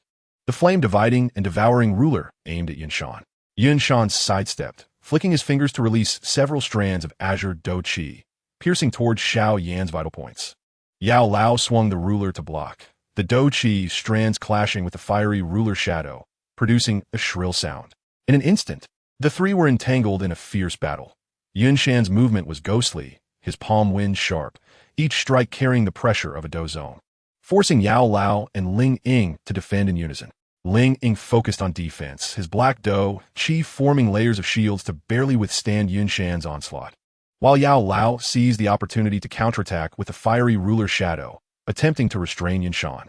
The martial arts arena overflowed with Dou Qi, intertwining hues of azure, black, and red. The the clash of palm winds and ruler shadows echoing deafeningly. The guests in the seats were already dumbfounded. Mu Feng murmured, "The strength of a Dou Zong is truly terrifying. Even two Dou Huangs can only barely hold on." Nalan Jia turned pale. It was at this moment he realized how ridiculous his previous disdain for Xiao Yan had been. As half an hour passed, the energies of Yao Lao and Ling Ying began to grow disordered. Yao Lao's possession already drained his soul power, and Ling Ying had sustained numerous injuries from repeatedly taking Yunshan's attacks. Yet Yunshan remained as composed as ever, his pale blue Dou Qi showing no signs of waning, a cold smile playing at his lips. "If you persist any longer, your demise will only be more tragic." Xiao Yan, Yao Lao, felt a heaviness in his heart, knowing that they could not drag this out any further. He called to Ling Ying, "Brother Ling Ying, hold him off for a moment." Ling Ying gritted his teeth, unleashing all his Dou Qi, the black shield instantly swelling, entangling Yunshan tightly. "Go ahead and act." Yao Lao no longer hesitated. His left hand ignited with faint red flames, imbued with the might of a dragon, the Wind Fury Dragon Flame, while his right hand manifested crimson flames, the phantom of a fire python swirling in his palm, the fallen heart flame. The two extraordinary fires danced in his hand, emanating a terrifying heat that warped the surrounding air. "That is extraordinary fire?" Someone in the audience gasped, astonished that it was extraordinary fire. In the eyes of the ancient river, a greedy flame ignited at the sight of the two-star Dou Huang. For alchemists, the exotic fire is a rare treasure that one can only hope to encounter. He had spent his entire life in search of such a phenomenon, never expecting that a mere youth would possess it. What astonished everyone even more was the slow approach of the two exotic fires, under the control of the medicine elder. Madness. He intends to merge the... Is he not afraid of being consumed by its backlash? Someone shouted in disbelief, for it is common knowledge that repels each other. Forcibly merging them is akin to suicide. Tian raised an eyebrow amidst the spatial rift, comprehending the situation. "So, he learned this from me. It appears that the venerable Tianhua indeed bestowed the heart of fallen flames upon him." As gasps of astonishment echoed, the two began to entwine, transforming into a colossal fire lotus, half crimson and half pale pink, under the guidance of the medicine elder. The surface of the fire lotus shimmered with intricate patterns, and the energy contained at its core caused the very earth to tremble, its potency surpassing even the dual fire lotus previously summoned by Tian. This was the improved fusion method derived from the burning technique. "Yunshan, receive this blow," the medicine elder bellowed, hurling the fire lotus towards Yunshan. His expression shifted dramatically, as he could distinctly sense the terrifying energy within the fire lotus and dared not to take it lightly. He formed seals with his hands, and a pale azure Dou Qi surged around him, coalescing into a massive light shield adorned with intricate carvings. A low-level earth-tier Dou technique known as the Nirvana Shield. "Block for me." At the moment of collision between the fire lotus and the Nirvana Shield, the entire Yunlan mountain shook violently. Crack! A fissure first appeared on the Nirvana Shield, swiftly spreading until with a resounding boom, the shield shattered completely. The wild energy erupted forth, flattening half of the mountain peak of Yunlan sect, enveloping the area in dust and debris. As the dust gradually settled, those present saw Yunshan, propped against the rocky wall with one hand, slowly rising to his feet. His white robe was torn, his body bore numerous burns, and his hair was disheveled, stripping him of his former grandeur, rendering him utterly disheveled. The medicine elder, Xiao Yan, gasped for breath, looking at Yunshan. "Yunshan's sect master, shall we continue?" Yunshan's eyes were filled with resentment and rage. He glared fiercely at Xiao Yan, gritting his teeth. "My Yunlan sect has stood for a century in the Jiama Empire. Will we concede so easily? Do you truly believe that my Yunlan sect possesses merely this level of means?" No sooner had he spoken than a black token subtly slipped from his sleeve into his palm. Tian's gaze sharpened as he recognized the patterns on the token. It belonged to the Soul Palace. It seems the Guardian Wu is about to make an appearance. Chapter 59. The Guardian Wu appears to capture Yao Chun. Tian enters to exchange exotic fire. The martial arts arena of Yunlan sect had long been reduced to ruins, half the mountain peak obliterated by the explosion of the fire lotus. Debris and dust swirling in the air. The onlookers turned their attention to the disheveled Yunshan in the pit. Curiosity piqued regarding what his so-called backup plan might entail. Yunshan trembled as he crushed the black jade pendant in his palm, and in an instant, a chilling and eerie aura enveloped the entire square. The sky darkened to a deep crimson, the clouds roiling as if stained with ink. Even the sunlight was obscured. What is this aura? It's terrifying. A disciple could not help but retreat, fear etched across their face. A plume of black smoke surged forth from the back mountain of Yunlan sect, floating like a specter above the martial arts arena, gradually coalescing before Xiao Yan and Ling Ying. The figure was clad in black robes, their skin as dark as charcoal, and they wore a half-bronze mask that revealed only a pair of luminous eyes, exuding the oppressive aura of a four-star Dou zone. It was none other than the Guardian Wu of the Soul Palace. Yinshan Sect Master, you truly are useless, the voice of the Guardian Wu rasped, tinged with mockery. Unable to handle even Dou Huang, you require my personal intervention. Yinshan's face flushed with indignation, yet he dared not retort. He had relied on the assistance of the Soul Palace to break through to Dou Zone, and now he could only swallow his pride. The Guardian Wu's gaze swept over Xiao Yan before landing on the energy within him, sneering, Yao Chun, do not hide any longer. My Soul Palace has sought you for many years, yet you have been languishing within the body of a mere junior. Today, you will find no escape. Oomph! A cowardly rat daring to claim to seek me? Yao Chen's voice resonated, and a faint white soul flame emerged from Xiao Yan, gradually taking the form of a translucent figure, Yao Chen's soul. He regarded the Guardian Wu with disdain. You Soul Palace only knows how to lurk in the shadows and plunder souls. Do you believe you are worthy to contend with me? Enough talk. Surrender willingly. The Guardian Wu ceased his prattle, and with a flourish of his right hand, a black chain shot forth from his sleeve, imbued with the essence of soul devouring, aimed directly at Yao Chen's soul. Seeing this, Ling Ying sprang into action, conjuring black Dou Qi into a palm strike aimed at the black chain. You shall not harm Yao Chen. Simultaneously, Yao Chen wielded his soul power, transforming the faint white flame into a massive ruler aimed at the Guardian Wu. In an instant, the three became entangled in combat. The Guardian Wu's black chain was as agile as a serpent, continuously coiling around Yao Chen's soul, the ghostly light on the chain corroding his soul essence.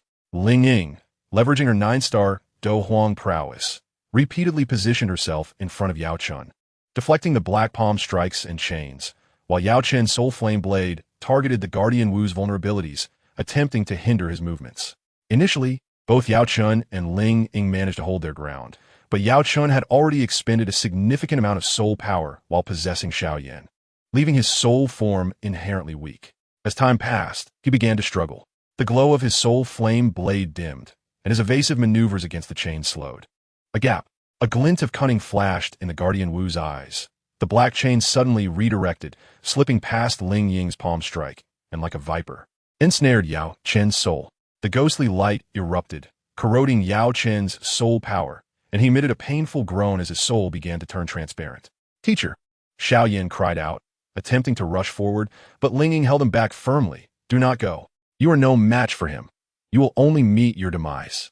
The Guardian Wu sneered, producing a black bag from his spatial ring, the soul pouch used by the Soul Palace to contain souls. He forcibly shoved Yao Chen's soul into the bag, sealing it, and stowed it away. Yao Chen has been captured. This mission is considered complete. As the Guardian Wu prepared to depart, Xiao Yan struggled desperately to break free, when suddenly, a pale azure figure emerged from the spatial rift, exuding the terrifying pressure of a 1-star Dou Zun, descending like a deity, and instantly appeared before Xiao Yan. Who is this? The audience in the guest seats erupted in astonishment, their eyes wide in disbelief. Hey, the Dou Zun. A Dou Zun has actually arrived at Yunlan sect today. So many powerful figures gathered. Gui looked at Yi Tian with awe. A Dou Zun is a legendary existence in the Jia Ma Empire. Yi Tian ignored the shock around him, his gaze fixed on Xiao Yan, speaking in a calm tone. If you wish to rescue Yao Chen, it is not impossible. Hand over that wind fury dragon flame within you, and I shall help you reclaim Yao Chen from the Guardian Wu. What say you? Xiao Yan trembled. The wind fury dragon flame was the first he had ever possessed, accompanying him through many trials. Yet to him, Yao Chen was akin to his second father. Without Yao Chen, he would not have achieved his current stature, nor would he have had the chance to reverse his fate. Do not agree to him, Ling Ying urged urgently. It was the foundation of his cultivation. Without it, his strength would plummet. However, Xiao Yan shook his head, determination gleaming in his eyes. As long as I can save my teacher, what does it matter if I lose the... He ceased his hesitation, sitting cross-legged and forcibly activating the burning technique, beginning to extricate the wind fury dragon flame from his body. that had long since fused with his meridians and Dou Qi, and the extraction was a painful endeavor akin to peeling layers of a silk cocoon. Sweat beaded on Xiao Yan's forehead, his complexion paling to that of a sheet. As beads of sweat cascaded down his cheeks, and his body trembled uncontrollably. Moments later, a faint red flame gradually emerged from Xiao Yan's body. It was the wind fury dragon flame. Clutching the flame tightly, he, enduring the excruciating pain, hurled it towards Yi Tian, his voice weak. "This is yours. Quickly save my teacher." As the wind fury dragon flame was severed, Xiao Yan's energy instantly became chaotic, causing his rank of 8-star Dou Master to plummet like a receding tide, ultimately settling at 3-star Dou Master. His aura diminished to an extreme. He slumped to the ground, gazing at Yi Tian with eyes filled with anticipation and pleading. Yi Tian accepted the wind fury dragon flame, a satisfied smile gracing his lips with this rare flame. The potency of his combined flames would ascend once more. He lifted his gaze towards the nearby Guardian Wu, the pressure of a 1-star Dou Zun fully unleashed. His lips curling into a chilling smirk. The Soul Palace demands the return of Yao Chun. You may leave. Chapter 60. The Dou Zun guards against the Soul's torment. Flames returned to aid the Xiao clan. Guardian Wu's countenance paled as he beheld the Dou Zun aura emanating from Yi Tian.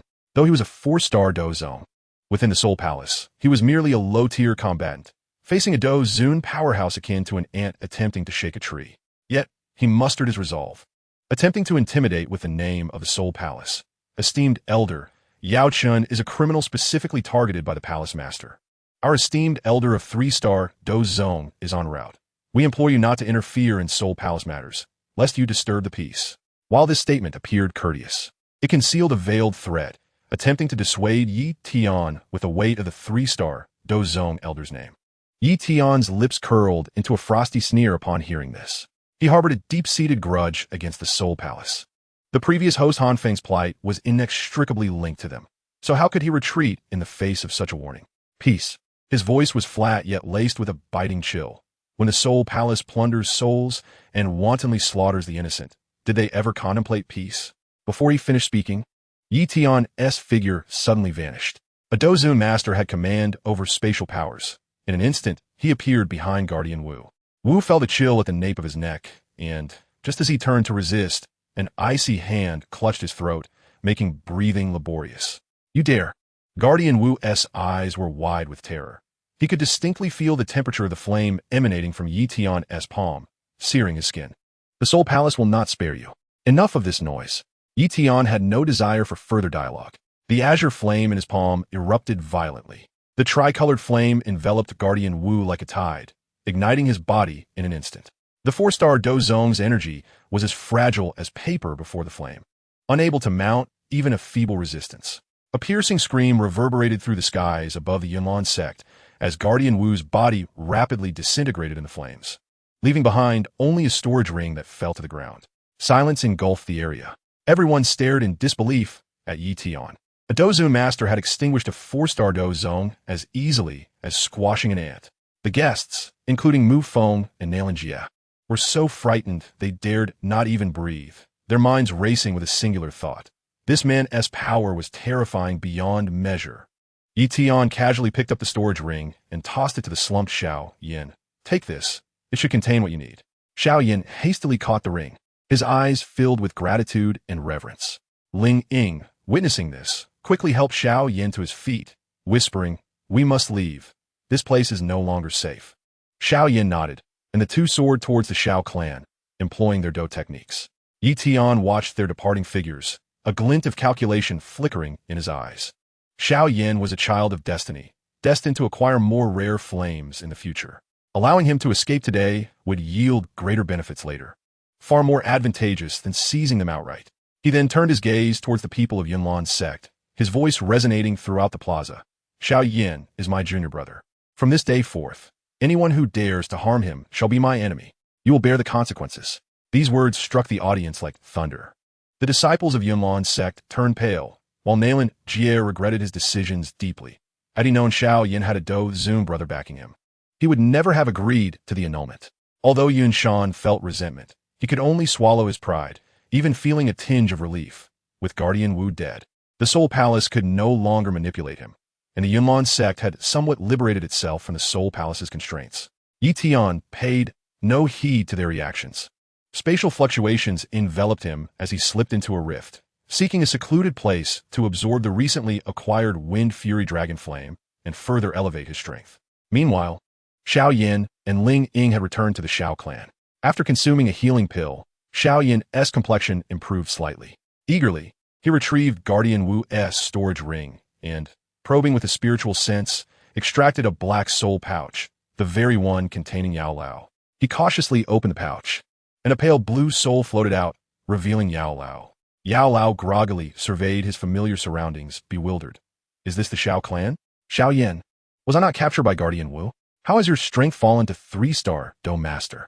Sighing, Xiao Yan recounted the events of Han Feng's appearance, the bargain made for Yao Lao's rescue, and the slaying of Guardian Wu in detail.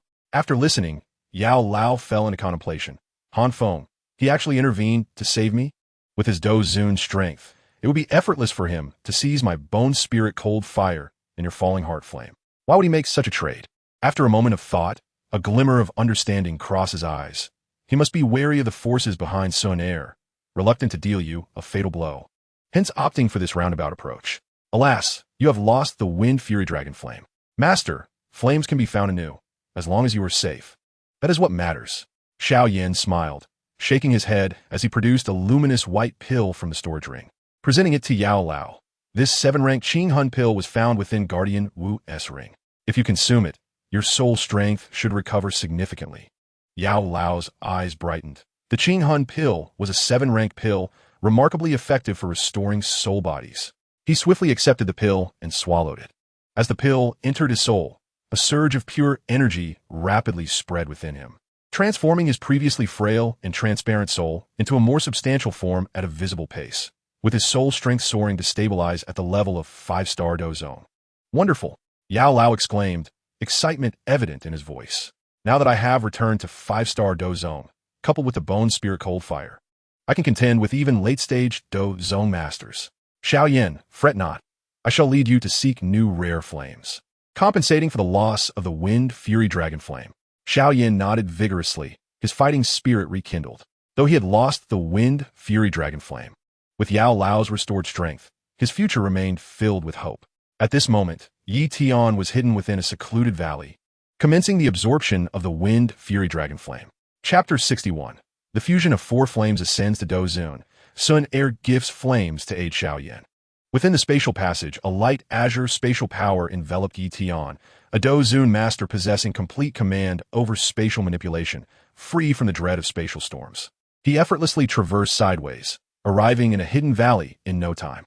Upon landing, Yi Tian raised his hand to extract the essence of the Wind Fury Dragon Flame. The soft crimson flame danced in his palm, having already been refined by Xiao Yan. The essence was docile and untroubled, classified as a mid-low tier flame, requiring no preparation on his part. Without hesitation, Yi Tian opened his mouth and inhaled the essence of the Wind Fury Dragon Flame. Within his dantian, the blue lotus earth fire, sea heart flame, and falling heart flame stirred restlessly, converging towards the Wind Fury Dragon Flame under the operation of the burning art.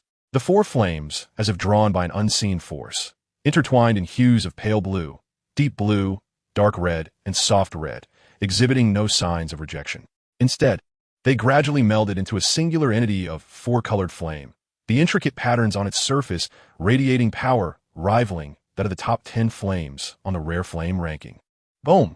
At the moment the 4-colored took shape, a surge of violent energy erupted from Yi Tian's dantian, coursing through his limbs and body.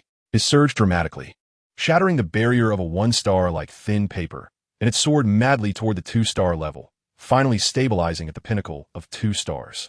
As Yi Tian sensed the enhanced power within him, he furrowed his brow. Only a 1-star breakthrough? That hasn't upgraded. It remains at the low level of the Earth rank. However, upon further reflection, he felt a sense of relief. For an ordinary, achieving a 1-star enhancement could take decades, if not a century. Take the character Mu Gu from the original work, for instance. He stagnated at 3-star for decades until he was ultimately slain by Xiao Yan without ever breaking through. Yet, with merely a mid to low tier, Yi Tian had ascended to the pinnacle of 2 stars in just half a day, an astonishing speed. The issue lay with the grade of the... A realization flickered in Yi Tian's eyes. If he could obtain a high tier from the top 10 on the, not only would his breakthrough speed increase, but perhaps the could also advance. He sat cross-legged and began to sort through the four-color within him. Contemplating his next step, he had already collected all the from the northwest continent, and to find higher tier, he could only venture to the heart of the continent, where the most elite beings on resided, such as the ranked ninth in the Dan Tower, or the from the.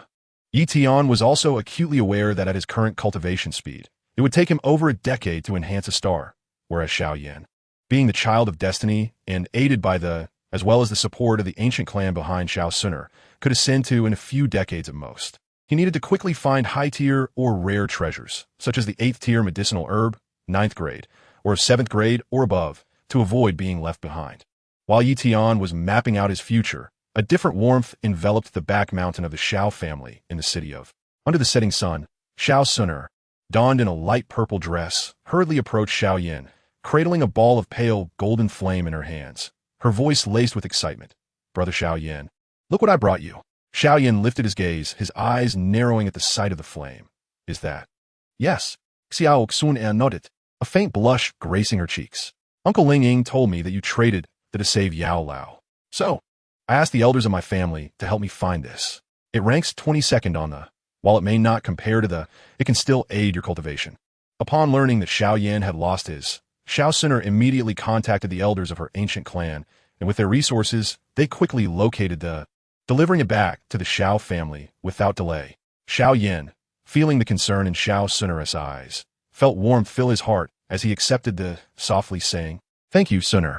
"There is no need for thanks, Brother Xiao Yan," Xiao Suner replied, lowering her head and nervously twisting the hem of her dress. Her youthful shyness particularly pronounced in the golden glow of the sunset. Without further delay, Xiao Yan sat cross-legged and began to channel the pale golden met the crimson within his dantian, gradually merging under the guidance of the. Although this was not of the highest tier, it revitalized his, which had previously plummeted to the level of a 3-star, now steadily rising once more. After a night passed, as the first rays of sunlight bathed the back mountain, Xiao Yan slowly opened his eyes, feeling his stabilize at 6-star. Although he had not yet returned to his peak of 8 stars, he was significantly stronger than before. Moreover, the fused proved to be even more formidable than he had previously possessed. "That's wonderful, Brother Xiao Yan," Xiao Suner exclaimed, clapping her hands in delight.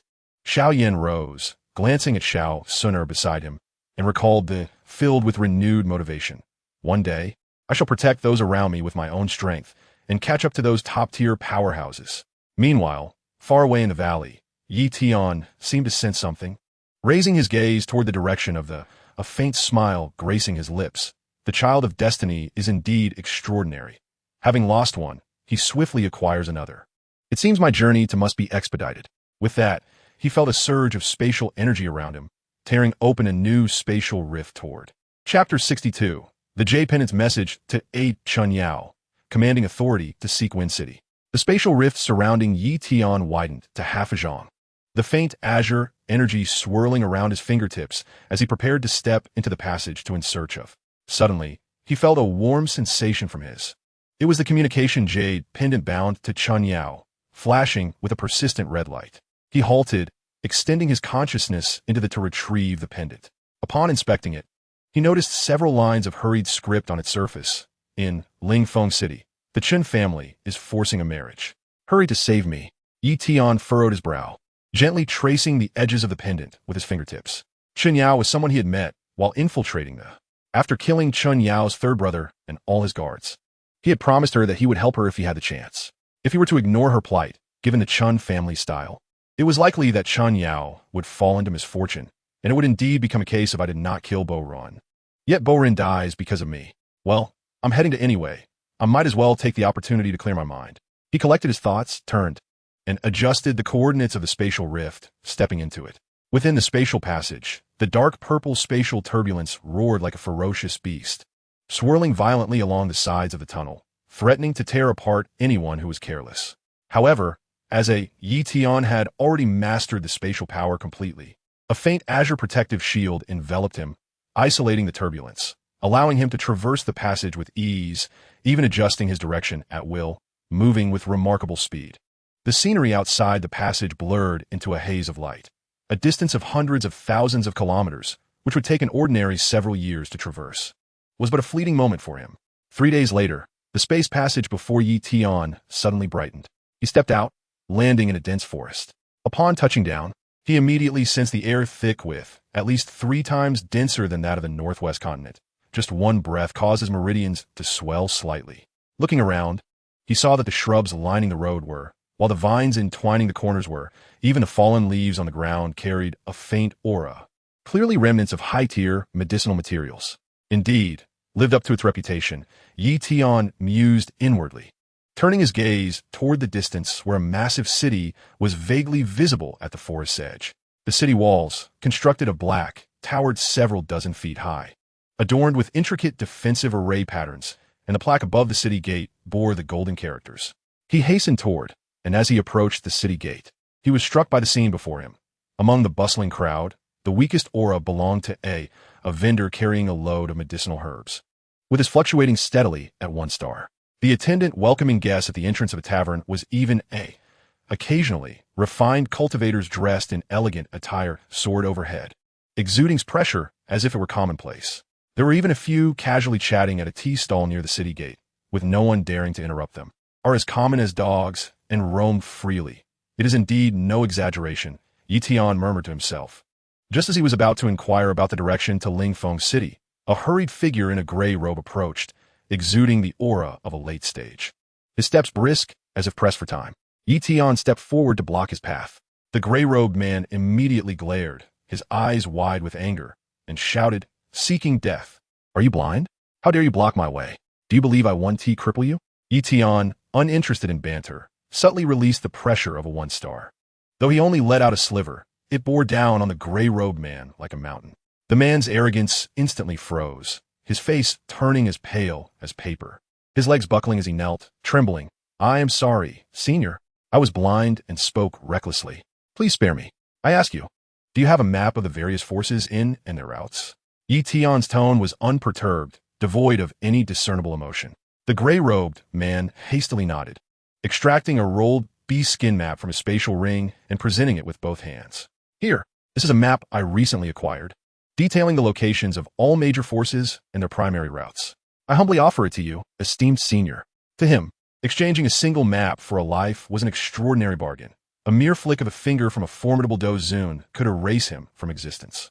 Tian accepted the map and unfurled it.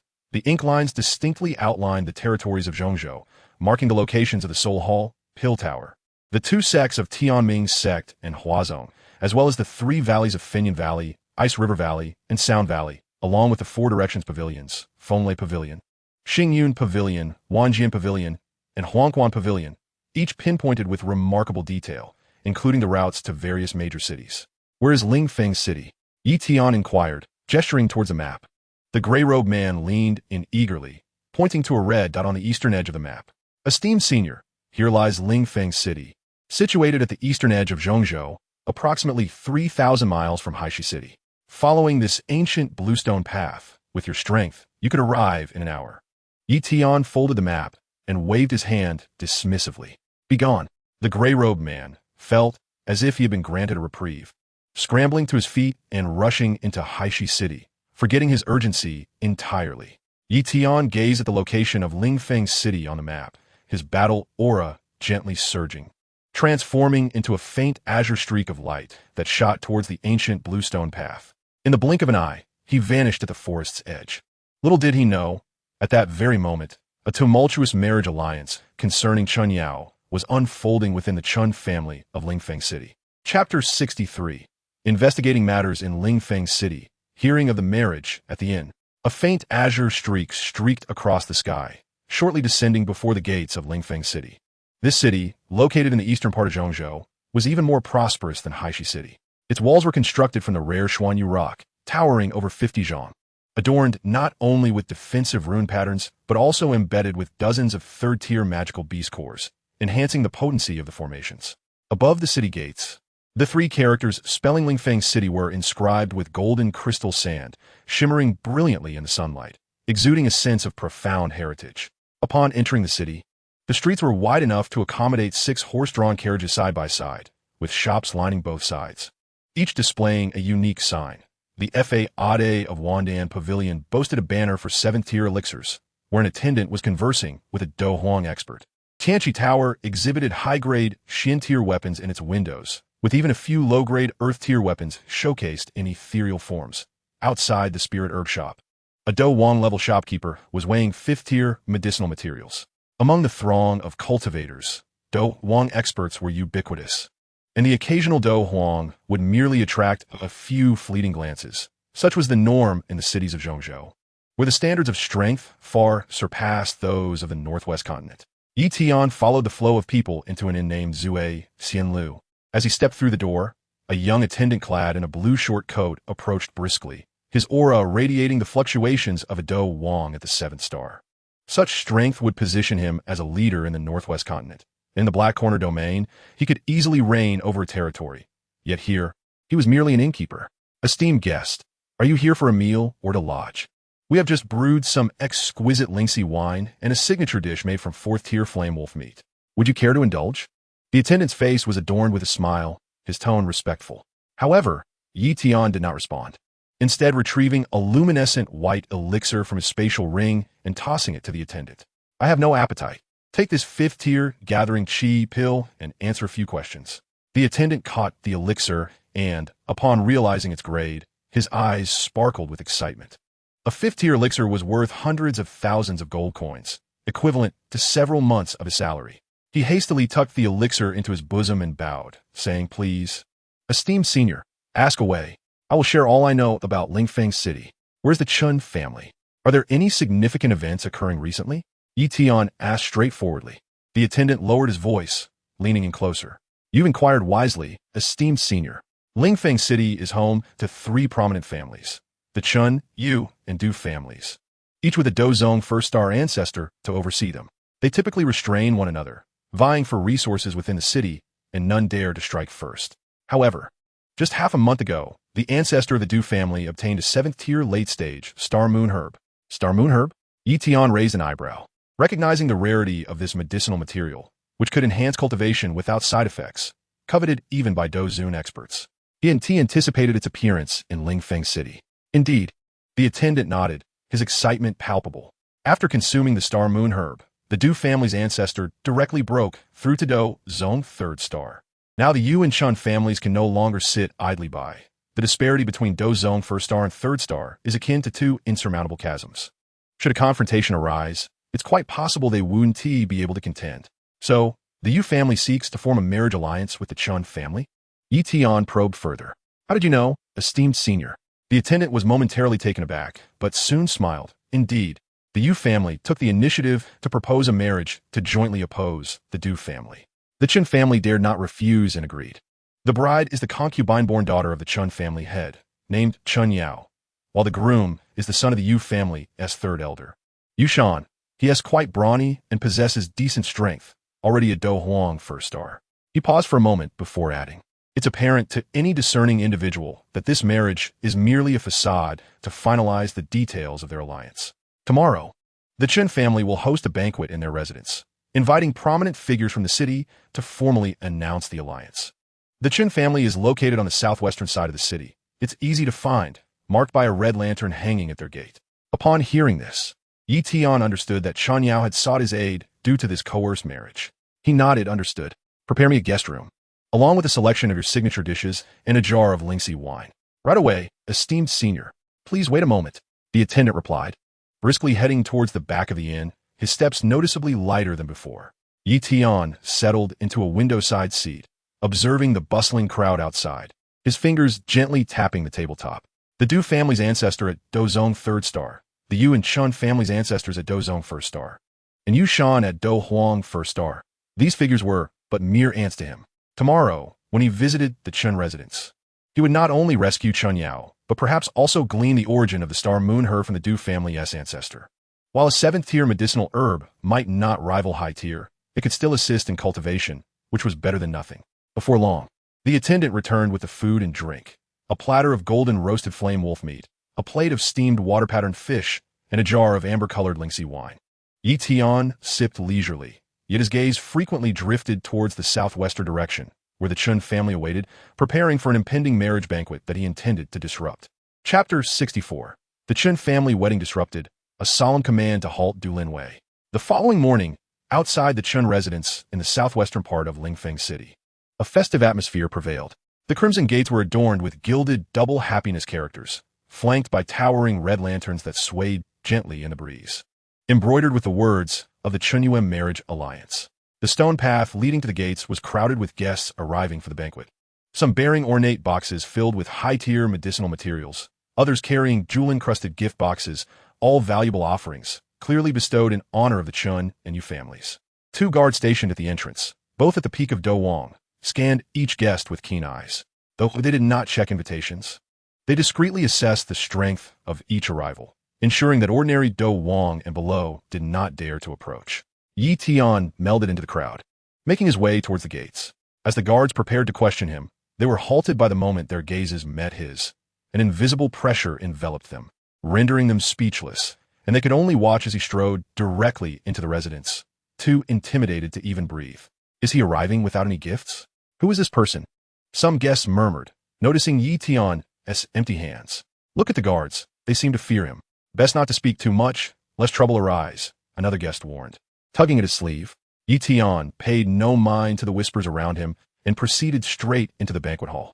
The grand hall was spacious and resplendent, adorned with dozens of round tables at its center, each laden with exquisite delicacies. Roasted meats from 4th-tier magical beasts, soups brewed from 5th-tier spiritual herbs, and numerous jugs of ethereal spirits filled the air with their enticing aromas. He chose a prominent seat near the head table and, without a hint of decorum, picked up his chopsticks and began to eat, utterly oblivious to the astonished glances of the surrounding guests. What manner of glutton is this? Some furrowed their brows, but only dared to murmur amongst themselves. Before long, the hall was filled to capacity, with guests chatting in small groups, their conversations inevitably gravitating towards the marriage alliance between the Chun and Yu families. The root of the urgency lay in the recent breakthrough of the Dou family's patriarch to the 3rd star of the Dou zone, the Chun and Yu clans. Fearing the might of the Dou family, hastily sought to bond together. Indeed, the Dou family now wielded considerable power, and should they fail to unite, their eventual demise was all but assured. As a chorus of ceremonial music began to play, the banquet commenced in earnest. Chun Yao appeared resplendent in her bright red wedding gown, adorned with a phoenix crown, her face veiled in a red silk. Yet one could still perceive the slight tremor of her form and the hesitance in her steps. She cast furtive glances towards the entrance, her heart heavy with disappointment. Surely, he would not come, would he? Beside her, the groom, Yushan, tall and robust in his red wedding attire, appeared somewhat clumsy, his aura pulsating with the energy of a 1st star, Dou Huang. His face was alight with pride. Marrying a daughter of the Chun family would significantly bolster his standing within the Yu family. Chun Jie, the patriarch of the Chun family, ascended to the main seat, raising his cup in a hearty toast. Today marks the joyous union of my daughter Chun Yao and the esteemed Yushan. I thank you all for gracing us with your presence. Indulge in the feast, and let none depart without being thoroughly merry. With that, he signaled to the officiant to commence the ceremonial rites. Just as the officiant was about to announce the first bow to heaven and earth, a brash voice erupted from outside the estate, shaking the very beams of the hall. How can the Chen family hold such a grand celebration without sending an invitation to the Dou family? Do you deem me, Dou Lin, unworthy, or my family beneath your consideration? The crowd turned towards the source of the voice, where a figure descended from the void, landing gracefully in the courtyard of the banquet hall. It was none other than Dou Lin, the patriarch of the Dou family, clad in a violet robe. He radiated the terrifying aura of a 3rd star Dou zone, flanked by 2 formidable Dou Huang experts with wings of condensed energy, their presence instantly shattering the jovial atmosphere of the gathering. The Dou family had come to disrupt the event. A murmur rippled through the guests. It seemed Dou Lin intended to thwart the marriage alliance between the Chun and Yu families. There was much to witness. The disparity between the 3rd star Dou zone and a 1st star Dou zone was akin to an insurmountable chasm. The Chun family was likely in dire straits this time. Chun Jie's expression darkened as he suppressed his fury, stating firmly, Patriarch Dou, today marks the union of the Chun and Yu families and does not concern the Dou family. I kindly ask you to leave. Leave? Dou Lin sneered, his gaze fixed greedily upon Chun Yao. If a marriage is to take place, the Yu family hardly suffices. I propose that Chun Yao wed into my Dou family instead. We have no shortage of talented young men, far superior to that fool Yushan. Someone, seize Chen Yao for me. One of the Dou Huang experts behind him surged forward, hand outstretched towards Chen Yao. Seeing this, Yushan rushed to intercept, bellowing, "Dare you lay a finger on my wife, and you shall pay with your life." He summoned the energy of a first-star Dou Huang and swung his fist at the approaching assailant. Yet the gap between a first-star and a late-stage Dou Huang was akin to a vast abyss. The assailant merely flicked his wrist, sending Yushan crashing into a pillar. Blood spraying forth as he crumpled to the ground, unable to rise. "You, my nephew." Ken Yi gusped. A mixture of shock and rage flooding him as he gathered the peak energy of a Dou Huang, striking towards the assailant. Though Chen Jie held the advantage in cultivation, he too was forced to stagger back, while the assailant barely stumbled, clearly aided by Du Lin's hidden support. "Chen Jie, you dare to strike?" Du Lin's eyes flashed with cold fury as he swiftly appeared before Chen Jie, delivering a casual palm strike to his chest. Chen Jie flew backward like a broken kite, blood spilling from his mouth, his vitality instantly waning. "Patriarch!" The members of the Chen family exclaimed in horror, witnessing the elder Chen Kong emerge slowly from the back hall. His aura flickering at the first-star Dou Zone level, yet appearing somewhat frail due to recent injuries sustained in his training. He was forced to present himself despite his diminished strength. Du Lin, attacking a junior is hardly befitting of a Dou Zone expert. "Is it?" Chen Kong asserted, mustering what little strength he could. "Becoming befitting? I merely impose a slight reprimand." Du Lin scoffed. "Today, I must take Chen Yao with me. Can you prevent it?" A wave of despair washed over Chen Kong. He knew he was no match for Du Lin. With the patriarch of the Yu family yet to arrive, a direct confrontation could lead to not only Chen Yao's capture, but also the potential annihilation of the entire Chen family. Gritting his teeth, he thought, so be it. Chen Yao is merely the daughter of a concubine. Allowing her to wed into the Du family might at least ensure a temporary peace for the Chen family. Seeing Chen Kang's silence, Du Lin assumed compliance, commanding his followers, "Take Chen Yao back." Just as the assailant's hand was about to touch Chen Yao's veil, a calm yet authoritative voice resonated from the corner of the banquet. "To take Chen Yao. Do you have my permission?" The crowd turned to see Tian set down his chopsticks, wiping the remnants of food from his lips, rising slowly. He emitted no discernible pressure, yet his presence struck a chord of unease within those present, even causing Du Lin to instinctively glance his way, eyes filled with wariness. With Yi Tian's proclamation, the Chen family banquet hall fell into a profound silence, the sound of a pin dropping resonating clearly. Guests turned to regard Yi Tian, their expressions a mix of astonishment and confusion. Who possessed the audacity to publicly challenge Du Lin, a third-star Dou Zone? Beneath her veil, Chen Yao stiffened momentarily, her eyes welling with tears. This voice, it was him. He truly had come. The emptiness in her heart was filled, her trembling body finally at ease. She understood that with him present, she would no longer be forced into marriage with Yushan, nor would she be taken away by Du Lin. Du Lin fixed his gaze on Yi Tian, his brows knitted in concentration. He probed repeatedly with his spiritual senses, but could not detect any trace of energy emanating from Yi Tian, an unsettling realization washing over him. To occupy a seat at a premier banquet in Lingfeng City, he could not possibly be an ordinary person devoid of cultivation. If he possessed a means to conceal his strength, it would only deceive those of equal rank. Yet, as a third-star Dou Zone, he could glean nothing, leading to only one conclusion. This individual surpassed him greatly in power. "My friend," Du Lin suppressed the trepidation he felt, softening his tone. "This is a matter concerning the three great families of Lingfeng City. It does not pertain to you. I kindly ask that you refrain from intervening to maintain the peace." Upon hearing this, the hall erupted in astonishment. Good heavens! The patriarch Du was addressing a young man with such courtesy? Who could this young man possibly be? Could he be a disciple of a prominent sect from the Central Plains? Clearly, Du Lin was wary of him. Yi Tian, however, had no desire for further discourse. He stated flatly, "I have said it. Today, you will not take Chen Yao. If you doubt my words, feel free to test me." Du Lin's complexion flushed with indignation. As a third-star Dou Zone, he was a top-tier powerhouse in Lingfeng City.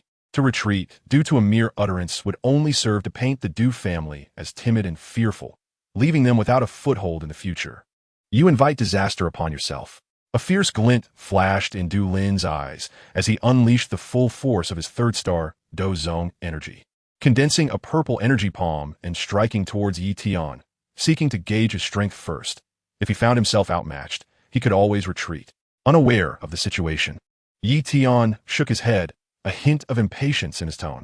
He had hoped Du Lin would take the hint and withdraw, sparing him the need for violence. But the man insisted on courting death. With a mere flick of his finger, Yi Tian unleashed a pale green energy that crackled with the residual heat of ethereal flames, shooting forth like lightning. So swift was the strike that Du Lin had no time to react, only feeling a chill at his forehead before excruciating pain followed. With a sickening sound, the pale green energy pierced through Du Lin's forehead, leaving a gaping wound the size of a coin, blood gushing forth from the grievous injury.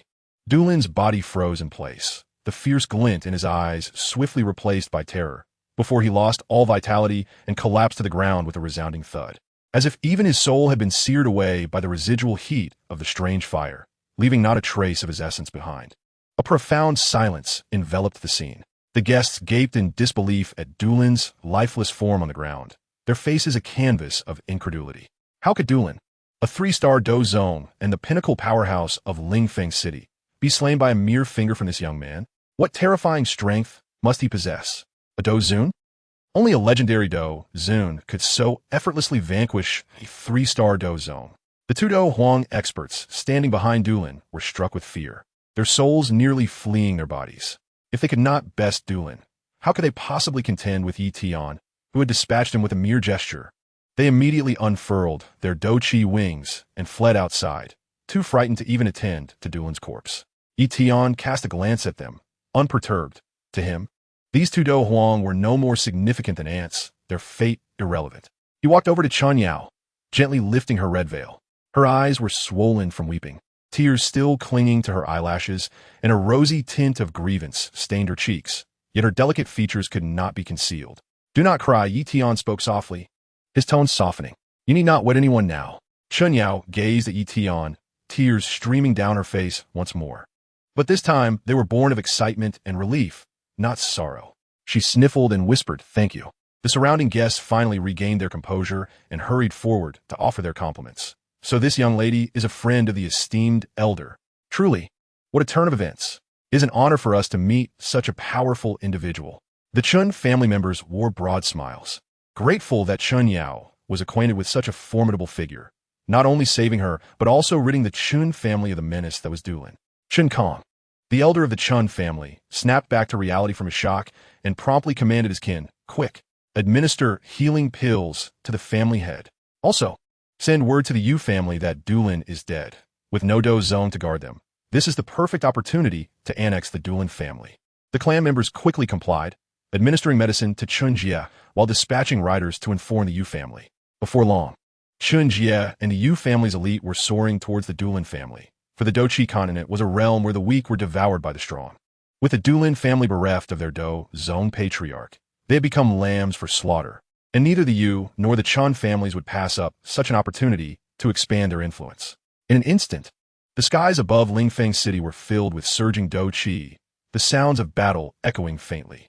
Yi Tian observed this scene with not a flicker of emotion in his eyes. This was the norm of the Dou Qi Continent. Weakness was the original sin, and only with sufficient strength could one seize control of their destiny. He turned to Chun Yao and asked, "Now that this matter is settled, where do you wish to go next?" Chapter 66. Yao's Oath to Serve, Ye's Rest before heading to the Pill Tower. Chun Yao was momentarily taken aback by Yi Tian's question. Then she raised her head, her eyes filled with a mix of shyness and unwavering resolve. "I do not know where to go, but wherever you go, I shall follow. I only promise to help you escape the marriage." "I never said I would keep you by my side," Yi Tian replied, frowning. His sole focus was on seeking the strange fire to enhance his power, and having a burden like a 5-star Dou Ling alongside him would only hinder his progress. Chun Yao's cheeks flushed, but her voice held no trace of hesitation. "You have lifted my veil, according to custom. I am now yours, and naturally, I shall follow you." She stepped forward, clutching the hem of her garment, and added, "I know my strength is lacking, but I can take care of your daily needs. Being your maidservant would suffice." "A maidservant? You?" Yi Tian shot her a sidelong glance, memories flashing through his mind of her clumsily tidying up his room back at the Canaan Academy. The blankets askew and clutter strewn about, dust left untouched. Chun Yao seemed to sense his thoughts, and quickly clarified after I returned home last time. "I specifically learned from the housekeepers how to tidy up and manage clothing. This time, I will not mess it up." She raised her hand in assurance. her eyes brimming with earnestness. Tian fell silent for a moment, contemplating. He indeed loathed dealing with mundane chores, and having a maid to manage daily life could save him considerable hassle. Despite Chun Yao's weak abilities, she harbored no ill intentions, so keeping her around might not be a detriment. Very well, if you wish to follow, then so be it. However, should you hinder me, I will dismiss you immediately. Upon hearing this, Chun Yao's face broke into a radiant smile, and she nodded vigorously. Thank you. I will not hold you back. Nearby, the Chun family's members witnessed this exchange and quickly approached, bowing respectfully. Esteemed elder, we have prepared the largest guest room in our residence, fully equipped. You and this young lady may stay tonight, should you find it suitable. They dared not exhibit any semblance of negligence, as Tian was capable of dispatching a 3-star Dou zone with a mere finger, and they were eager to curry favor. Tian nodded and followed the Chun family members to the guest room. Indeed, this room was the most lavish in the Chun estate, adorned with rare 5th-tier, worry-free grass in the courtyard, soft bee-skin carpets within, exquisite tea sets atop pearwood tables and chairs, and a silk-draped bed in the bedroom, complete with a mirror polish from the inner cores of 3rd-tier magical beasts, exuding luxury at every turn. Chun Yao gazed at the room with wide-eyed curiosity, but dared not touch anything, merely standing by, awaiting Tian's instructions. That evening, the Chun family even specially selected 2 exquisitely beautiful maidservants, both at the early Dou Huang level, dressed in light, sheer skirts, who entered the guest room carrying calming soup. Their voices sweetly alluring. Esteemed elder, we are here by the family head's command to attend to your rest. Tian cast a glance at them, his tone cool and detached. There is no need. You may leave. His mind was consumed with thoughts of how to elevate his strength and seek higher-tier, strange fires. He had no desire to be distracted by women, as they would only disrupt his focus and impede his training speed. The 2 maidservants were taken aback, seeing Tian's resolute demeanor. They dared not linger and could only bow as they withdrew. Chun Yao entered, carrying the freshly brewed spirit tea, and upon noticing the absence of others, she inquired, Esteemed elder, do you not like them? Now is not the time for such thoughts, Tian replied, taking the spirit tea from her and sipping it while gazing out at the night sky. I plan to rest here for 3 days, then head to the Pill Tower. The Pill Tower? Chun Yao asked, curiosity piqued. What do you intend to do there? To seek strange fire, Tian answered flatly, yet with a hint of anticipation. The Pill Tower's star domain contained the thrice thousand flame, ranked 9th on the strange fire list, which was crucial for my rapid advancement to Dou Zun. Now at the peak of 2-star Dou Zun, should I acquire the thrice thousand flame, not only would my burning technique likely ascend to the heavenly tier, but I might even break through to 4-star Dou Zun or even higher. Chun Yao nodded, though her understanding was limited. While she did not know what the thrice thousand flame was, she recognized its significance to Tian. Then I shall ensure the room is well cared for, and when you are ready, I will accompany you. Tian ceased further conversation, closing his eyes to commence the circulation of Dou Qi. In the ensuing 3 days, he aimed to stabilize the 4-colored strange fire within him, while recovering the soul power he had previously expended, preparing himself for the journey to the Pill Tower to seize the thrice thousand flame. Meanwhile, the turmoil in Ling Feng City gradually subsided after the Dulin family was consumed by the Yu and Chen families. Yet all remembered the mysterious powerhouse who could slay a 3-star Dou zone with a mere finger, and none dared to utter a word about it thereafter. Chapter 67. Observing the Pill Tower in Holy Pill City, seeking assessment to enter the star domain. Tian instructed Chun Yao to remain at the estate while he investigated the situation at the Pill Tower, and then he tore open a spatial rift. Stepping into the passage, the spatial traversal speed of a Dou Zun was remarkably swift. In just a day's time, he arrived at Holy Pill City, located in the heart of the central state from Ling Feng City. As I stepped through the rift in space, an intoxicating aroma of medicinal herbs enveloped me. Along the streets of St. Dan City, shops displaying signs for Spirit Herb Pavilion and Pill Artifact Pavilion were abundant, their shelves brimming with 6th and 7th tier medicinal materials. Some upscale establishments even showcased ethereal images of 8th tier herbs. Among the bustling crowd, nearly every passerby carried the aura of an alchemical furnace, while the occasional fleeting cultivator bore the badge of an alchemist certified by the Pill Tower, all of whom possessed at least the strength of a battle emperor, showcasing the profound heritage of this sacred ground for alchemists. At the end of the street stood a towering edifice, the Pill Tower, constructed from the rare burning heaven pill stone. its surface radiating a soft golden hue. Sunlight cascaded upon the tower, refracting into a kaleidoscope of colors. The structure comprised 9 levels, each etched with intricate alchemical formations, faint wisps of pill fire swirling within, as if ready to ignite at any moment. Suspended at the pinnacle was a colossal phantom of a pill furnace, inscribed with the character Dan, exuding an air of authority that seemed to dominate the very heavens and earth. This was the holy ground for all alchemists across the Dou Qi Continent, a premier force rivaling even the Soul Palace. Tian gazed skyward at the pill tower, understanding its essence. The tower was guarded by 3 peak battle sovereigns, Zhuang Kongzi, Xian, and Tian Lazy. Yet the true strength lay within the lesser pill tower, where among 7 elders, 1 was a 2-star Dou Saint, 5 were half-saints, and an esteemed ancestor was a 6-star Dou Saint. Such power was beyond his current reach. His objective on this journey was the 3rd-ranked Strange Fire, the 3,000 yen flame, which had been sealed within the pill tower's exclusive star domain. He had heard tales of this star domain, an isolated celestial secret realm devoid of sun and moon, filled instead with twinkling stars, their energies so concentrated they manifested as silvery light streams flowing through the void. The 3,000 yen flame floated at the center of this realm, its flames a delicate purple, enveloped in a cocoon of stellar energy. Born of the cosmos, it could continuously absorb stellar power to augment itself and even utilize that energy to heal its injuries, earning it the moniker of Undying Fire. Moreover, it had developed a level of intelligence equivalent to a 2-star battle sovereign, making it exceedingly troublesome to contend with. Regaining his focus, Tian approached the grand entrance of the pill tower. Upon arrival, 2 guards clad in golden armor stepped forward to block his path. Both were at the late stages of the Battle Emperor realm, adorned with the pill tower's officiant badges. Their tone was respectful yet firm. "Sir, please halt. Only certified alchemists are permitted entry." "I am an alchemist," Tian replied nonchalantly. "Then please present your pill tower certification badge," the guard insisted, still barring his way. "Without a badge, you must first pass the alchemist assessment, and you must be at least a 6th-tier alchemist to enter the pill tower." Tian muset silently. Having just arrived at St. Anne City, he was unaware of the exact location of the 3,000 yen flame seal and was no match for the 3 peak battle sovereigns. To force his way in would be folly. Taking the assessment was indeed the prudent course of action. He inquired, "Where's the assessment located?" "To your left.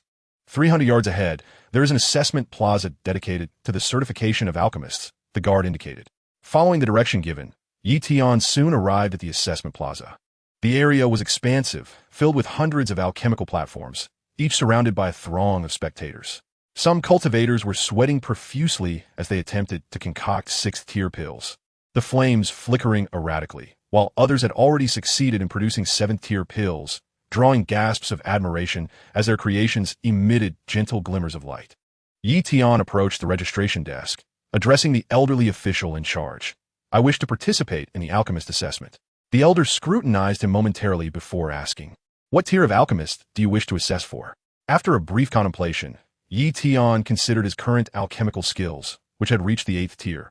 However, he was here merely to gather information about the 3,000 yen flame and deemed it unnecessary to reveal his true capabilities. He had also learned that the Pill Tower held a grand alchemist competition every 30 years, where only the top 10 would gain access to the star domain to attempt to subdue the 3,000 yen flame. The next competition would not occur for another 5 years, so securing a 6th-tier badge to enter the Pill Tower and ascertain the situation was paramount.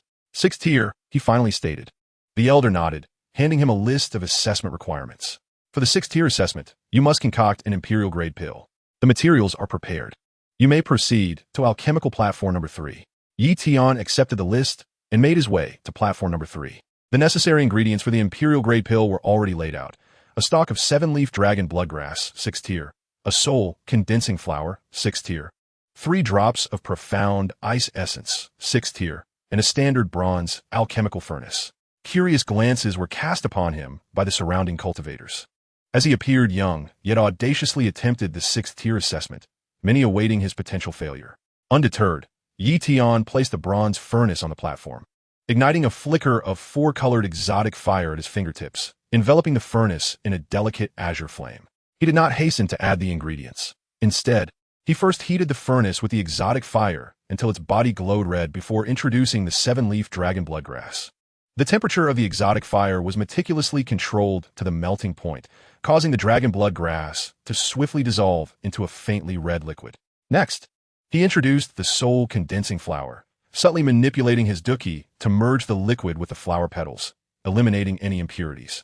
Finally, he dripped in 3 drops of profound ice essence, causing a sudden drop in temperature, and the liquid within the furnace began to congeal into a pill embryo. The entire process flowed seamlessly, with no pauses, as impurities were instantaneously incinerated by the exotic fire during refinement. The properties of the 3 ingredients harmoniously intertwined, and as the pill formed, the embryo spun within the furnace, gradually enveloped by a layer of faint golden pill patterns. "It's done," someone exclaimed in astonishment. Tian gestured with a flourish, and 3 plump imperial-grade pills soared from the furnace, landing gracefully within a jade vial.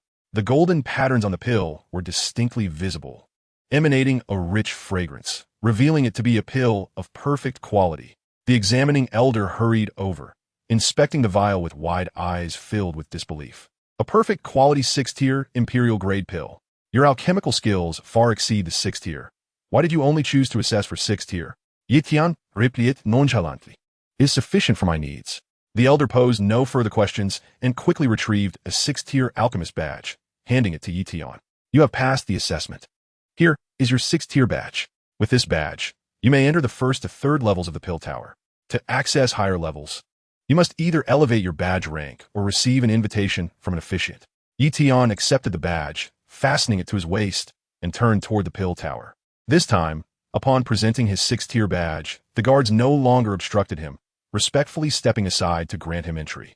The moment he stepped into the pill tower, an even richer aroma of herbs and the essence of pill fire enveloped him, signaling the successful commencement of his quest to gather information about the 3,000 yen flame. Chapter 68. Seeking the star domain within the pill tower, confronting barriers to unravel the dilemma. As Tian crossed the threshold of the pill tower, he was struck by a sudden transformation of the surroundings. What had appeared to be an ordinary entrance concealed an intricate spatial array, and the internal space was magnitudes larger than it had seemed from the outside, resembling a miniature city. Along the walls of the corridor, thousands of luminous pearls were embedded, casting a gentle light that illuminated the vast area, though it paled in warmth compared to the pervasive aroma of pill fire in the air. Ahead lay an expansive trading zone, where hundreds of stalls were neatly arranged along a cobblestone path, each manned by at least a 6th-tier alchemist. Before them lay jade plates filled with various high-tier medicinal herbs. 6th-tier purple aura dragon scent flower petals radiated a soft lavender glow. 7th-tier 9 nethergrass exuded a chilling aura, and a few stalls even displayed 8th-tier heavenly ascension grass, drawing throngs of alchemists to gawk. In this trading zone, the sound of clinking coins was absent. Instead, the air was filled with the negotiations of herbal exchanges. "I will trade 3 7th-tier stargrass for 1 7th-tier rejuvenation pill. How does that sound?" This 8th-tier dragon blood ginseng requires at least 2 7th-tier pinnacle barrier-breaking pills. Alchemists permitted entry to the pill tower had long since detached from reliance on gold coins. Bartering was the prevalent custom. To the east of the trading zone stood a 5-story building, the pill tower's scripture pavilion. Above the attic hung a wooden sign inscribed with the words, "Only alchemists of the 6th rank and above may enter. Private possession of formulas is prohibited, and the destruction of classics is forbidden." From time to time, individuals bearing alchemist medals would come and go, evidently there to consult formulas and exchange alchemical insights. Tian felt no interest in these bustling transactions or the precious formulas. He swept his gaze across the trading area, quietly extending his spiritual sense. Yet he could not perceive the slightest hint of the star domain's aura. The spatial formations of the alchemist tower effectively shielded spiritual probing, far more securely than he had anticipated. He strode towards a patrolling guard in the corner, clad in silver armor, surrounded by the aura of a 3-star Dou Huang, with a token of the alchemist tower hanging at his waist. Tian retrieved a smooth, royal-grade elixir from his spatial ring and handed it over. The guard initially intended to refuse, but upon recognizing the royal-grade elixir, his eyes instantly sparkled with excitement. The royal-grade elixir represented the pinnacle of 6th-rank medicinal substances, capable of reliably enhancing a Dou Huang's prowess by a star, and perhaps even 2 if fortune favored him. To a 3-star Dou Huang like him, it was akin to a treasure. It would take him at least a decade of savings to afford one. He hurriedly accepted the elixir, carefully stowing it in his spatial ring, his tone instantly shifting to one of deference. Master, you are too kind. Please, feel free to ask anything. I have heard that the Alchemist Tower possesses a star domain space containing the 3,000 flame fires. Might you enlighten me on its whereabouts? Tian invited Citrai to forwardi. The guard glanced around to ensure no one was paying attention and then lowered his voice. It seems this is your first visit to the Alchemist Tower, Master. The star domain space indeed exists, but cannot be accessed under ordinary circumstances. It is only after the Alchemist competition held every 30 years that the entrance can be opened through the combined efforts of the three Tower Masters, the Floating Child, the Mysterious Garment, and the Thunder Child. And where is its location? Yi Tian pressed further. Just behind the Scripture Pavilion. The guard pointed towards the eastern side of the building, though it appears to be merely an empty lot. That area is actually cloaked by a barrier set by the three Tower Masters, impervious to any spiritual probing. The entrance will only reveal itself when activated. He paused, adding, however, knowing its location is of little use. The barrier has been established by three peak Dou Zun experts, and unless a Dou Sheng level master intervenes, no one can forcibly breach it. There have been those who, in their arrogance, attempted to break through, only to be grievously injured by the backlash of the barrier, and they're still recovering. Yi Tian nodded, making his way towards the rear of the Scripture Pavilion. Indeed, behind the building lay an area approximately 100 feet wide, its ground paved with even blue stone slabs, appearing no different from an ordinary open space. He walked to the center of the lot, concentrating his spiritual power to its utmost, gradually probing the ground. As his spiritual sense brushed against a certain area, an invisible barrier abruptly manifested, rebounding his probing energy. Within the barrier lingered the formidable presence of three peak Dou Zun auras. Indeed, there's a barrier. Yi Tian furrowed his brow, contemplating. He was currently at the pinnacle of 2-star Dou Zun, still considerably distant from peak Dou Zun. Attempting to force his way through the barrier would be akin to throwing stones at a hornet's nest. Waiting for the Alchemist competition 5 years hence would be excessively protracted. He had no desire to squander time. Should he seek assistance from the Minor Alchemist Tower? However, the Minor Alchemist Tower was home to a Dou Sheng powerhouse, and his current strength was akin to that of an ant in their presence. Any unwarranted contact would only expose his intentions. He circled the open area, scrutinizing the fluctuations of the barrier. The energy flow of the barrier was remarkably stable, yet near the corner of the Scripture Pavilion, he detected a faint crack, evidently caused by years of traffic in and out of the pavilion, inadvertently wearing down the barrier. Perhaps I can exploit this opening. A glimmer of insight sparked in Yi Tian's eyes as he recalled his mastery of spatial power. While Dou Zun experts may be unable to breach the barrier of a peak Dou Zun, they could utilize spatial power to probe for its weak points, potentially uncovering a temporary means of infiltration. He seated himself beside the crack, closing his eyes and merging his spatial power with his spiritual sense, gradually seeping into the fissure of the barrier. As he delved deeper, he began to perceive the spatial fluctuations beyond the barrier. Indeed, there lay a vast secret realm of starry skies, the essence of celestial power thick enough to be palpable, accompanied by a formidable aura of exotic fire, precisely the 3,000 flame fires. However, just as he contemplated further probing for an entrance, an even more potent aura surged from the depths of the barrier, seemingly aware of his intrusion. Yi Tian's heart sank, and he quickly withdrew his spiritual sense and spatial power. That was the consciousness of the 3,000 flame fires, a 2-star Dou Zun in strength. Though it might not surpass him, it could harness the celestial power of the star domain. Should it sense anything amiss, it would undoubtedly alert the 3 heads of the Alchemist Tower.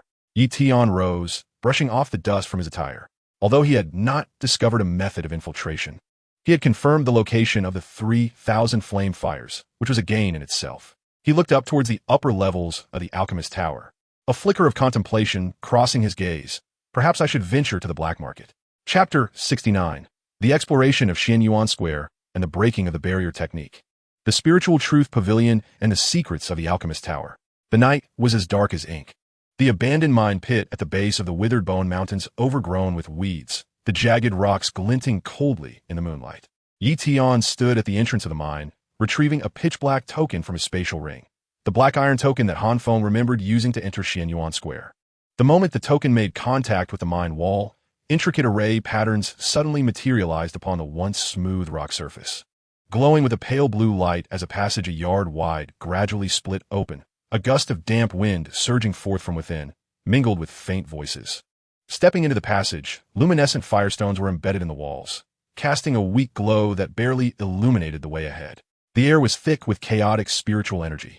After just a few steps, the surrounding scenery began to warp, indicating the activation of the maze array. Yi Tian's expression sharpened as he unleashed his Dou Zun-level spiritual sense and spatial power simultaneously, isolating the illusionary disturbances as he steadily advanced deeper into the passage. For an ordinary cultivator lacking a guide, becoming ensnared in the illusion would lead to disorientation. But for him, this maze array was merely child's play. Approximately a stick of incense later, the scene before him suddenly expanded into a gigantic underground cavern, the Xianyuan Square. Countless stalactites hung from the cave's ceiling, their surfaces glimmering with the soft light of firestones, illuminating the entirety of the black market. The ground was paved with smooth blue stone slabs, and numerous stalls lined either side, most vendors donning masks, revealing only their vigilant eyes. The wares on display were diverse: jade vials containing dark purple forbidden drugs, animal skin scrolls inscribed with incomplete combat techniques, and one stall even exhibited the inner core of a sixth-tier magical beast, exuding a ferocious aura.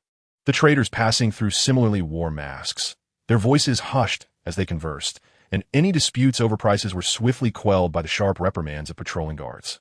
A few patrollers, garbed in black attire and at the late Dou Zone level, surveyed the area with keen eyes, maintaining the fragile order of the black market.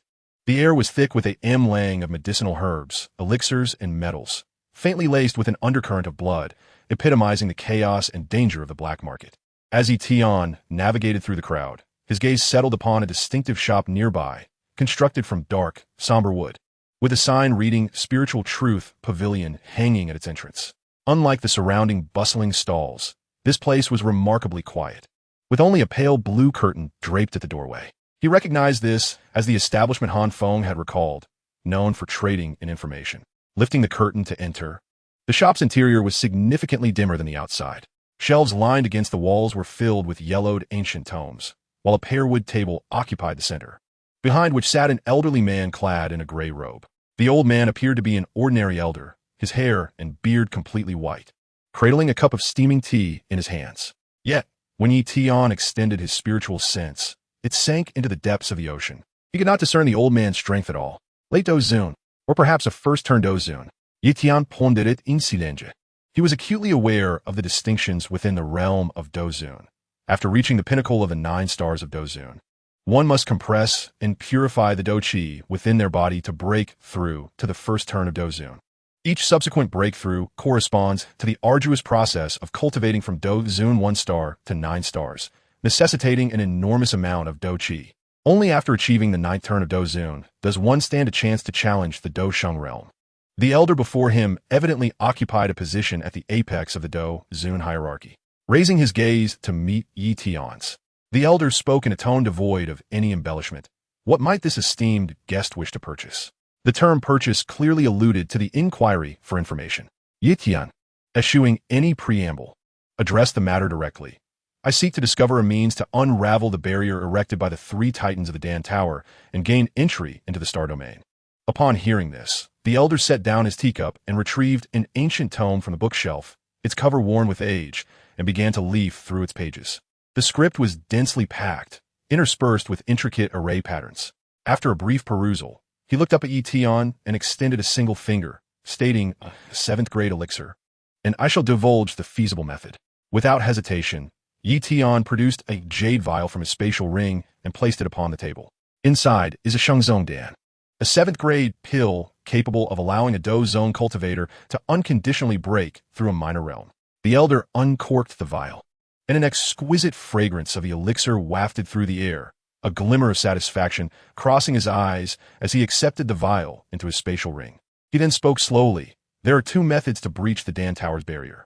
The first requires the use of an 8th grade artifact, known as the Stargate Shuttle. This shuttle, forged from celestial iron, can harness the powers of the cosmos to forcibly tear open a breach in the barrier. He paused momentarily before adding, however, this artifact has long been lost to time. It has only appeared once in the past millennium at a spatial trading fair in Zhongzhou, and its current whereabouts are unknown. Yi Tian furrowed his brow. A lost artifact was as good as a non-existent one. The second method, however, still holds promise. The elder continued. The Fenglei Pavilion houses a rupturing talisman, an 8th grade early stage item, in the possession of its master, the Thunder Sovereign. This talisman was acquired by the Thunder Sovereign at an auction many years ago. Though it lacks the potency of the Stargate shuttle, it is capable of forcibly tearing apart the barrier set by a peak Dou Zun, albeit for a limited duration of no more than 1 hour.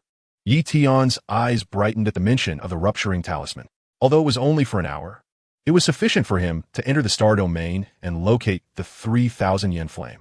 With the transaction concluded, the elder resumed his tea, closing his eyes, clearly unwilling to engage further. Yi Tian stood, offering a slight nod to the elder before departing the Lingzhen Pavilion. Upon returning to the passageway of Xianyuan Square, he gazed upward at the luminous stones adorning the cave's ceiling, his mind already formulating a plan. Fenglei Pavilion, Thunder Sovereign. It appeared that a visit to Fenglei Pavilion was in order. As night deepened, the cacophony of Xianyuan Square continued unabated. Yet Yi Tian's figure had vanished from the passageway's entrance, soaring towards the direction of Fenglei Pavilion. The key to unraveling the Dan Tower's barrier now rested upon that rupturing talisman. Chapter 70. Fenglei Pavilion and the Rupturing Talisman. A respectable pill to entice the Thunder Sovereign. The Thunder Mountain range stretched endlessly, its heights perpetually cloaked in a haze of pale purple lightning, where gales and thunder intertwined to form a natural barrier. This was the very entrance to the Fenglei Pavilion, one of the esteemed Four Directions pavilions. As Yi Tian tore through the spatial rift and stepped forth, he was immediately met by a colossal gate constructed of black stone inscribed with lightning patterns. Towering 100 feet high, the gate was adorned with a lifelike thunder dragon, its body crackling with currents of electricity, exuding a formidable aura. Beyond the gate lay a series of tiered pavilions, each adorned with bronze bells that chimed melodically when stirred by the wind, harmonizing with the distant thunder. On the stone steps between the pavilions, disciples clad in light purple attire occasionally passed by, their bodies suffused with lightning energy, the least of whom were Dou Huang, with many reaching the Dou Huang level, indicating the profound heritage of Fenglei Pavilion. Who dares intrude upon the gates of Fenglei Pavilion? A commanding voice rang out as a steward clad in a silver and purple robe descended from the pavilion, surrounded by the aura of a 4-star Dou Zone. His gaze sharp as he fixed it upon Yi Tian. He probed with his spiritual sense repeatedly, yet could not fathom Yi Tian's cultivation level. An alarm ringing in his mind. Anyone capable of tearing the fabric of space nearby and concealing their true power was no ordinary individual. Yi Tian spoke calmly, 8th grade alchemist. Han Feng, kindly inform the Thunder Sovereign that I wish to meet him. 8th grade alchemist. The steward's pupils constricted, his tone instantly imbued with respect. An 8th grade alchemist was akin to a treasure in Zhongzhou. Even Dou Zun powerhouses would afford them a measure of deference, for everyone relied on the assistance of pills. He promptly bowed. Master Han, please wait a moment. I shall inform the pavilion master at once. Inside the main hall of Fenglei Pavilion, the atmosphere was solemn. Seated at the head was an elderly man with white hair, adorned in a purple gold robe embroidered with thunderous totems, his countenance stern and imbued with authority, radiating the aura of a peak 3-star Dou Zun, with subtle lightning dancing amidst his Dou Qi. This was the pavilion master, Thunder Sovereign. Unconsciously tapping his fingers against the armrest, he was engaged in discussions regarding sect affairs with several elders when the steward's report interrupted him, prompting him to cease and regard the matter with astonishment. An 8th grade alchemist? We do not yet know his identity? Quickly invite him in. Before long, Yi Tian followed the steward into the main hall. On either side sat 6 elders, all at the late or peak Dou Zone level, their eyes fixed curiously and warily upon Yi Tian. Unfazed, Yi Tian strode directly to the center of the hall and sat across from the Thunder Sovereign. A maid presented spiritual tea, and as the Thunder Sovereign lifted his cup, his gaze scrutinized Yi Tian. He could perceive the latter's peak 2-star Dou Zun cultivation, which, although 1 star beneath his own, emanated an undeniable aura of significance. Master Han graces Fenglei Pavilion.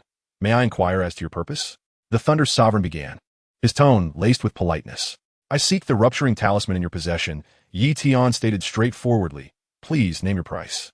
Upon hearing this, the Thunder Sovereign paused. His hand with the teacup momentarily halted, before he chuckled. Master Han is indeed forthright. However, that rupturing talisman was acquired by me at great expense, utilizing resources equivalent to half of the sect's treasury at a clandestine auction. Its crafting methods have long been lost, and parting with it is not a decision to be made lightly. His words subtly elevated the talisman's worth, keen to ascertain what Yi Tian might offer in return. Yi Tian took a sip of his tea, his tone calm. I have heard that the Thunder Sovereign has been stuck at the peak of 3-star Dou Zun for decades. Fenglei Pavilion has consistently ranked third among the Four Directions pavilions. Do you not wish to break through and elevate your sect further? A flicker of melancholy crossed the Thunder Sovereign's eyes. Breaking through the Dou Zun realm is no simple task, particularly the transition from peak 3-star to 4-star. It demands not only an immense amount of Dou Qi, but also fortuitous circumstances. I have searched in vain for years without progress. I possess a solution, Yi Tian declared, setting down his teacup and meeting the Thunder Sovereign's gaze directly. A respectable pill, an 8th-grade intermediate elixir, can enable a Dou Zun cultivator to unconditionally break through a minor realm. Even a peak 3-star Dou Zun would find a stable ascent into the pinnacle of 4-star Dou Zun upon consumption. A respectable pill. The Thunder Sovereign leapt to his feet, astonishment filling his eyes, prompting the elders to cast sidelong glances. They were all acutely aware of the terrifying difficulty involved in crafting a respectable pill, which required more than a dozen 8th-grade herbs and over 37th-grade herbs, with the stipulation that all ingredients must be at least a millennium old. Even an 8th-grade alchemist at the peak would boast a success rate of less than 30%. How could a young man, seemingly no more than 30, dare to claim he could concoct such a pill? Is Master Han speaking the truth? The Thunder Sovereign's voice trembled slightly. Indeed, I speak the truth, Yi Tian affirmed. If the Thunder Sovereign is willing to part with the rupturing talisman, I shall forge a respectable pill for you. The herbs will require 2 portions from you, 1 for myself. And in addition, I shall owe Fenglei Pavilion a favor. Should Fenglei Pavilion encounter difficulties in the future, as long as it does not contravene my principles, I shall lend my assistance. The price offered is undoubtedly exceedingly generous. A single prestigious pill capable of transcending the Dou Zun realm, coupled with the goodwill of an 8th-tier alchemist of Dou Zun strength, far outweighs the value of a mere void-breaking talisman. Yet, the revered Lei still hesitates, for the talisman was acquired at the cost of half a treasure vault and pertains to the sect's urgent needs. He cannot make a unilateral decision. Master Han, this matter is of great significance. I kindly ask for your patience, revered Lei remarked as he rose. I need to confer with the elders before providing you with a response. Yi Tian nodded. No worries, I can afford to wait. Revered Lei promptly led the 6 elders into the side hall, leaving Yi Tian alone in the main hall. Holding a cup of spiritual tea, he gazed toward the Thunder Mountain range outside, his heart already made up. The revered Lei's fervent desire to break through, combined with the allure of the prestigious pill, made it highly likely that this transaction would come to fruition. Once he acquires the void-breaking talisman, he would be able to enter the Dan Tower's spatial domain and seize the 3,000 flames of Yin Yin, bringing him yet another step closer to the 4-star Dou Zun. Chapter 71. Council discussion on the exchange of talisman alchemical formulation awaiting ingredients. Yi Tian sat in the guest seat of the Fenglei Pavilion's main hall, delicately pinching a piece of osmanthus cake infused with spiritual energy, savoring it slowly. The spiritual tea brewed from 6th-tier Yunwu grass was rich and mellow, leaving a lingering aftertaste that afforded him a measure of patience. The sounds of thunder from outside occasionally intruded, yet they did not disturb his tranquil mind as he awaited the elders' deliberation results within the side hall. Inside the side hall, the atmosphere was not as calm as in the main hall, with purple sandalwood chairs lining either side. Revered Lei sat at the head, casting his gaze upon the 6 elders below, and spoke in a solemn tone. What are your thoughts on the proposal we just discussed? The 3rd elder was the first to rise, clad in a deep purple robe with a grave expression. Pavilion Master, this is inappropriate.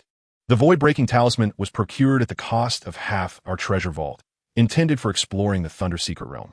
That realm may conceal ancient legacies and high-tier medicinal herbs.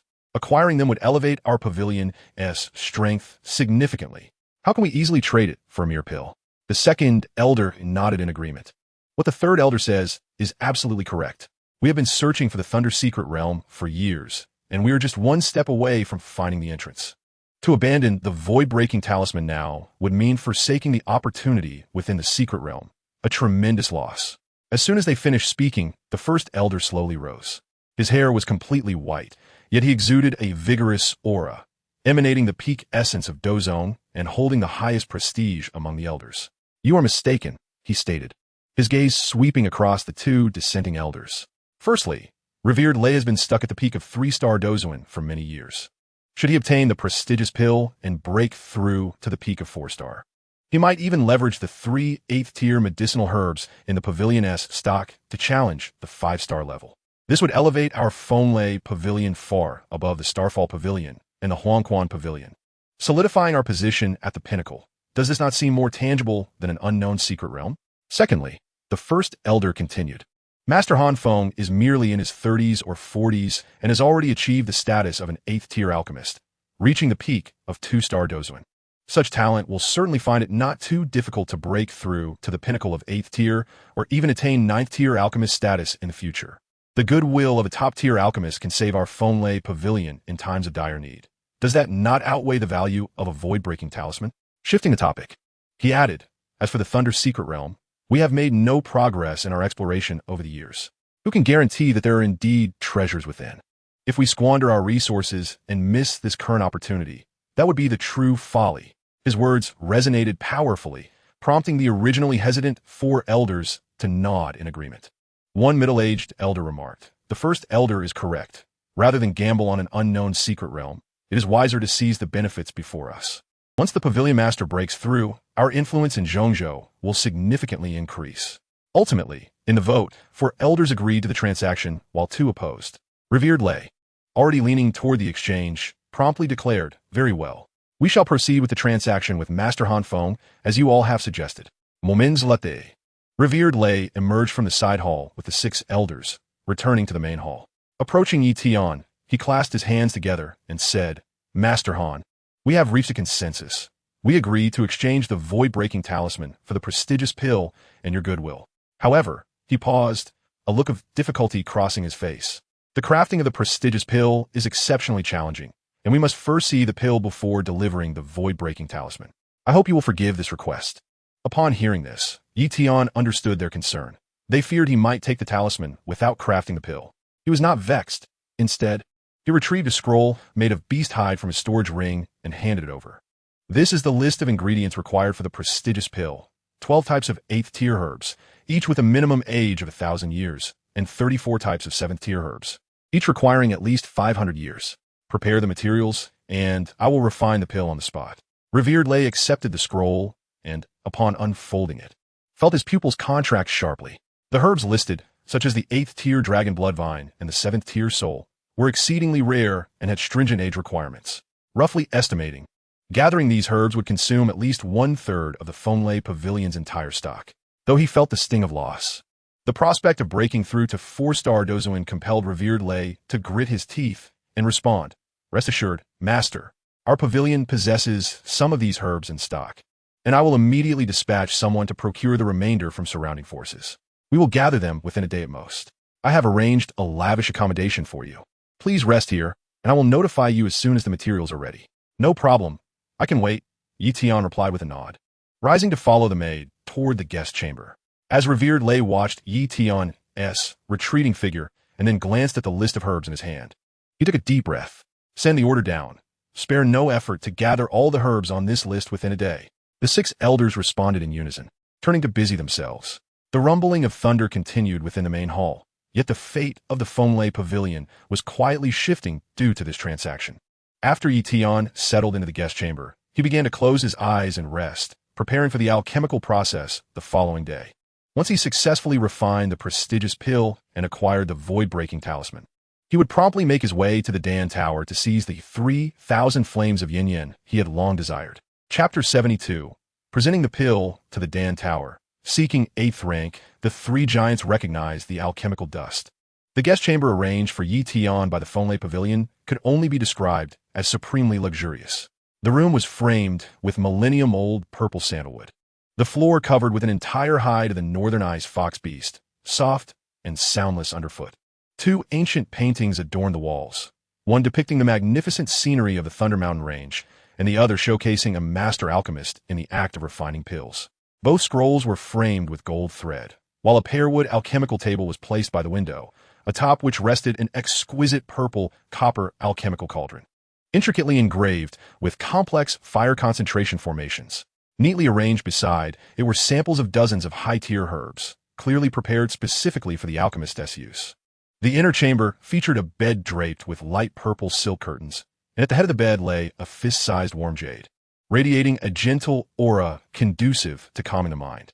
The dressing table's mirror was polished from deep-sea ice crystal, exceptionally clear, while the tabletop held several boxes of Zhongzhou specialties, nourishing creams made from fifth-tier herbs, rare even for ordinary Dou Huang practitioners.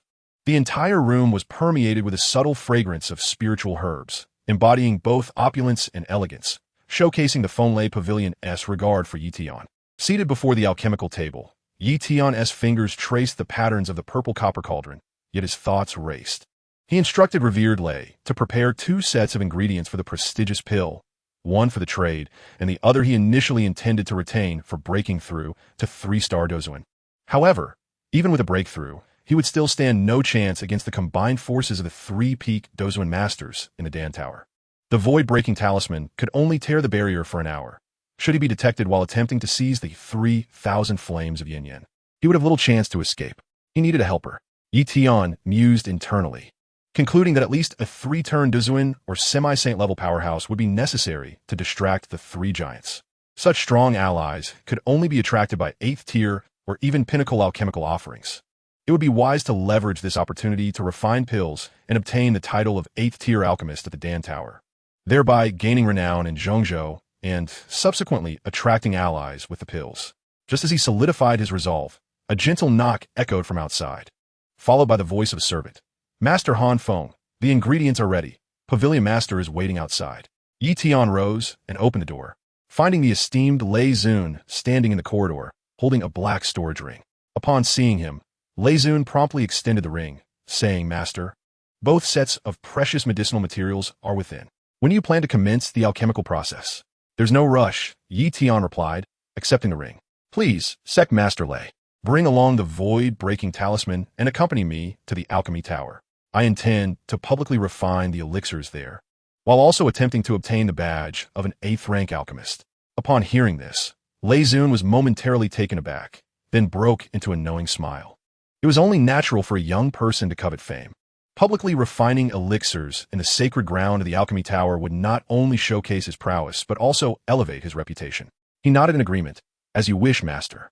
Without further delay, the surrounding space rippled, and they both entered the spatial passage.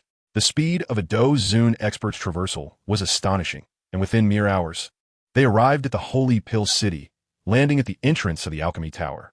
Yi Tian navigated the familiar path towards the examination center, while Lei Zun remained at the entrance, as he was not an alchemist and could not enter the assessment area.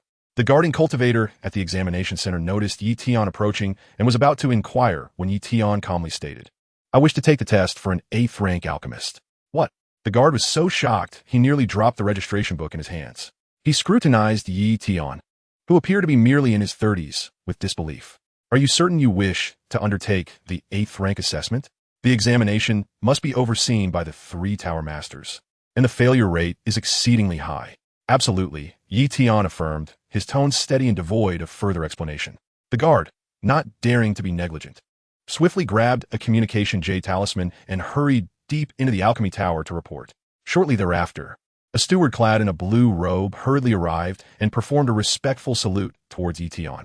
"Lord Han Feng, the 3 tower masters are awaiting you in the examination hall. Please follow me." Yi Tian followed the steward through the corridor and entered a massive hall, the 8th-rank examination hall of the Alchemy Tower, which spanned 100 feet. In the center stood a towering white jade alchemical platform, inscribed with spirit gathering and fire prevention formations. The sides of the hall were crowded with alchemists, from venerable 7th-rank experts to middle-aged 6th-rank practitioners, all bearing expressions of curiosity and anticipation. It had been nearly 30 years since anyone dared challenge the 8th-rank assessment, and today, a remarkably young challenger had appeared. On the elevated platform above, 3 individuals sat, the 3 heads of the Alchemy Tower. To the left, the Xian Kong Zi, an elderly man with white hair, donned a gray robe, exuding a gentle yet authoritative aura.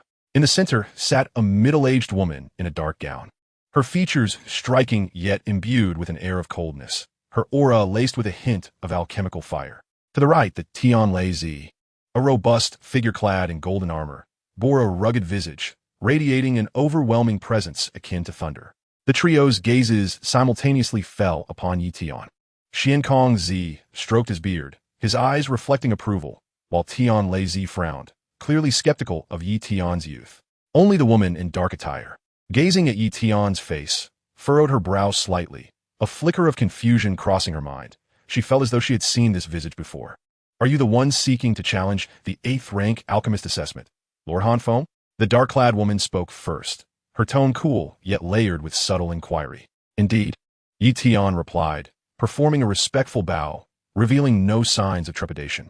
She began, but suddenly a long-buried memory surged forth in her mind. Many years prior, Yao Chun had brought a young boy to the alchemy tower for an exchange, and that boy bore a striking resemblance to the one before her now. Her heart raced, and her voice trembled slightly. You are Yao Chun's disciple? As her words resonated, an immediate silence enveloped the hall. The name Yao Chun was known throughout the alchemy tower, having been the youngest 8th rank alchemist and the most renowned alchemist across the central continent. Yet he had mysteriously vanished for many years. Yi Tian had not anticipated being recognized. Yet he remained unfazed, responding calmly. That is correct. I am his junior. Complex emotions surged in the woman's eyes, surprise, regret, and a hint of pride. Yao Chun had been missing for so long, yet his disciple had grown into a formidable challenger for the 8th rank alchemist title. She composed herself, her voice firm. In that case, let us commence the assessment. You need only refine an 8th rank elixir, regardless of its quality, to pass. And the alchemy tower shall bestow upon you the 8th rank alchemist badge. Yi Tian nodded and approached the central white jade alchemical platform, retrieving the materials for the precious elixirs from the storage ring. He intended to refine an intermediate 8th rank elixir, which would fulfill his agreement with Lei Zun, while also establishing the name of Han Feng. Chapter 73. The Starfall Cauldron, melding 9 soul threads, 7-colored thunder tribulation elixir. Yi Tian raised his hand and withdrew an ancient cauldron from the storage ring. The cauldron was a dark purple hue, intricately engraved with celestial patterns, with faint starlight shimmering across its surface. This was none other than the Starfall Cauldron from the Heavenly Cauldron rankings, forged from celestial meteorites. Not only could it autonomously gather the spirit energy of heaven and earth, but it also significantly enhanced the success rate of alchemical processes by 20%, serving as the treasure that had propelled Han Feng to fame in the past. Is that truly the Starfall Cauldron from the Heavenly Cauldron rankings? A voice from the crowd gasped in astonishment. With such an artifact, the success rate of alchemical refinement would at least see a marked improvement. On the elevated platform, Xian Kong Zi stroked his beard, a glimmer of approval in his eyes. An excellent cauldron. Yao Chen once utilized a similar vessel. It appears that Han Feng has indeed inherited his true legacy. Yi Tian placed the Starfall Cauldron upon the white jade platform, then retrieved the precious material for the elixirs. 12 8-rank herbs were meticulously arranged, with the millennium-old dragon blood vine glistening in a dark crimson sheen, its tendrils still imbued with a faint dragon's might. The petals of the starry flower resembled shattered stars, radiating gentle star power, while the nether flower exuded a chilling aura, its petals dark and carrying an eerie essence. There were also the purple lightning root, the vast sea leaf, and others, each a treasure in its own right. The dozens of 7th-rank herbs piled up like a small mountain, each over 500 years old, eliciting gasps from the onlookers. So many 8-rank herbs. This must be the foundation of at least half a major sect. Given this configuration, it must be an intermediate 8th-rank elixir. Perhaps it is specially prepared for a Dou Zun breakthrough. Yi Tian paid no heed to the surrounding discussions. A faint azure flame ignited at his fingertips, as he deliberately concealed the 4-color different fire to avoid revealing too many trump cards. The flame enveloped the Starfall Cauldron, rapidly increasing its temperature, causing the celestial patterns to glow as it began to autonomously gather the spirit energy of heaven and earth, dividing spirit to refine medications. Yi Tian acclaimed, unleashing a surge of Dou Zun-level spiritual force that transformed into 9 translucent soul threads, each intertwining with the 12 8-rank herbs and core 7th-rank materials. The first soul thread wrapped around the dragon blood vine, carefully channeling the flame's power from the azure fire to extract the dark crimson dragon's blood from the tendril. The second soul thread guided the starry flower, precisely harnessing the star power from outside the cauldron and integrating it into the alchemical fire. The third soul thread enveloped the nether flower, utilizing a low-temperature flame to slowly refine it, preventing the cold aura from escaping. The 9 soul threads moved with the grace of agile limbs, simultaneously controlling over 10 types of herbs with impeccable precision. This extraordinary level of soul thread manipulation left the 7th-rank alchemist below in a state of astonishment. For an ordinary alchemist to manage 3 soul threads was already a remarkable feat. Yet Tian could divide 9 while maintaining absolute synchrony. Such mastery of spiritual force and control was nothing short of terrifying. On the elevated platform, the woman in dark attire was filled with nostalgia. This dividing spirit technique is identical to what Yao Chen employed back in the day. I never expected Han Feng to have perfected it to such a level. Half an hour later, all the herbs were refined into crystalline medicinal liquid pearls. A total of 14, floating within the cauldron. Tian made a subtle gesture, retrieving a Qing Ming fruit, crushing it to release the power of the boundary patterns, which coalesced into a 9-layered light green protective shield within the cauldron. He skillfully manipulated the shield to gradually contract, enveloping the 14 spirit pearls while simultaneously infusing the purple lightning roots, lightning resonance, inscribing intricate anti-thunder runes onto each layer of the shield. He also utilized the vast sea leaf's essence to fill the gaps in the boundary patterns, ensuring the pearls would not shatter during compression. Buzz! As the boundary shield gradually contracted, the 14 spirit orbs began to merge, ultimately coalescing into a luminous white elixir embryo, its surface faintly adorned with flowing star patterns. Tian rose, cradling the starfall cauldron in one hand, and swiftly made his way to the open platform of the assessment hall. A prestigious elixir requires the power of elixir lightning to complete its final refinement, a crucial step indeed. He lifted the lid of the cauldron, allowing the embryo to float in midair, forming a spiritual flow closed loop with the stars in the night sky. Tian continuously infused his fighting spirit, cascading over the embryo like a waterfall. With each wash, another golden star pattern emerged on its surface. As the 9th star pattern solidified, the embryo suddenly erupted in a dazzling golden light, while at the same time, dark clouds gathered in the sky, and multicolored lightning churned within the clouds. The 7-colored elixir lightning descended. It was indeed the 7-colored elixir lightning, possessing 3 times the power of a typical 8th-grade elixir lightning. Tian Lei's expression shifted. This Han Feng dared to concoct a prestigious elixir, truly an extraordinary talent. The first golden elixir lightning struck down, but Tian remained unperturbed. He summoned the blue lotus earth heart fire to form a protective shield while simultaneously activating the anti-lightning runes inscribed upon the embryo. With a thunderous crash, the lightning collided with the flames and runes, most of the golden lightning dissipating, leaving the embryo unscathed. The second wood attribute elixir lightning followed suit, infused with corrosive power. Tian flicked a strand of wind attribute energy from his fingertips, redirecting the lightning to the side. The third was water attribute elixir lightning, and the 9 bolts of elixir lightning intensified with each strike, culminating in the final lightning attribute bolt, thick as a pillar and exuding a destructive aura. A glint of brilliance flashed in Tian's eyes as he positioned the starfall cauldron before the embryo, simultaneously channeling his Dou Huang fighting spirit to resonate with the star patterns on the cauldron, forming a faint purple protective barrier. Boom! The lightning crashed against the barrier, the cauldron trembling violently, yet remaining intact. When the final bolt of lightning dissipated, the embryo gently descended into Tian's hand, transforming into a golden elixir inscribed with 9 star patterns. A prestigious elixir, complete. The assessment hall erupted in fervor. It was accomplished. An 8th-grade, mid-tier prestigious elixir. This Han Feng, merely in his 30s, possessed such exceptional alchemical skills. Several hidden Dou Huang experts within the crowd approached eagerly, their voices urgent. Master Han, I am willing to exchange 10 8th-grade medicinal herbs for a prestigious elixir. I offer an 8th-grade artifact. Master Han, consider me. The 3 titans on the high platform rose. Xian Yi gazed at Tian, her eyes filled with satisfaction. Han Feng, you have passed the assessment. The Dan Tower officially awards you the 8th-grade Alchemist Medal. From now on, you are a certified 8th-grade alchemist recognized by the Dan Tower, with the freedom to enter and exit all levels of the tower and enjoy the privileges of an elder.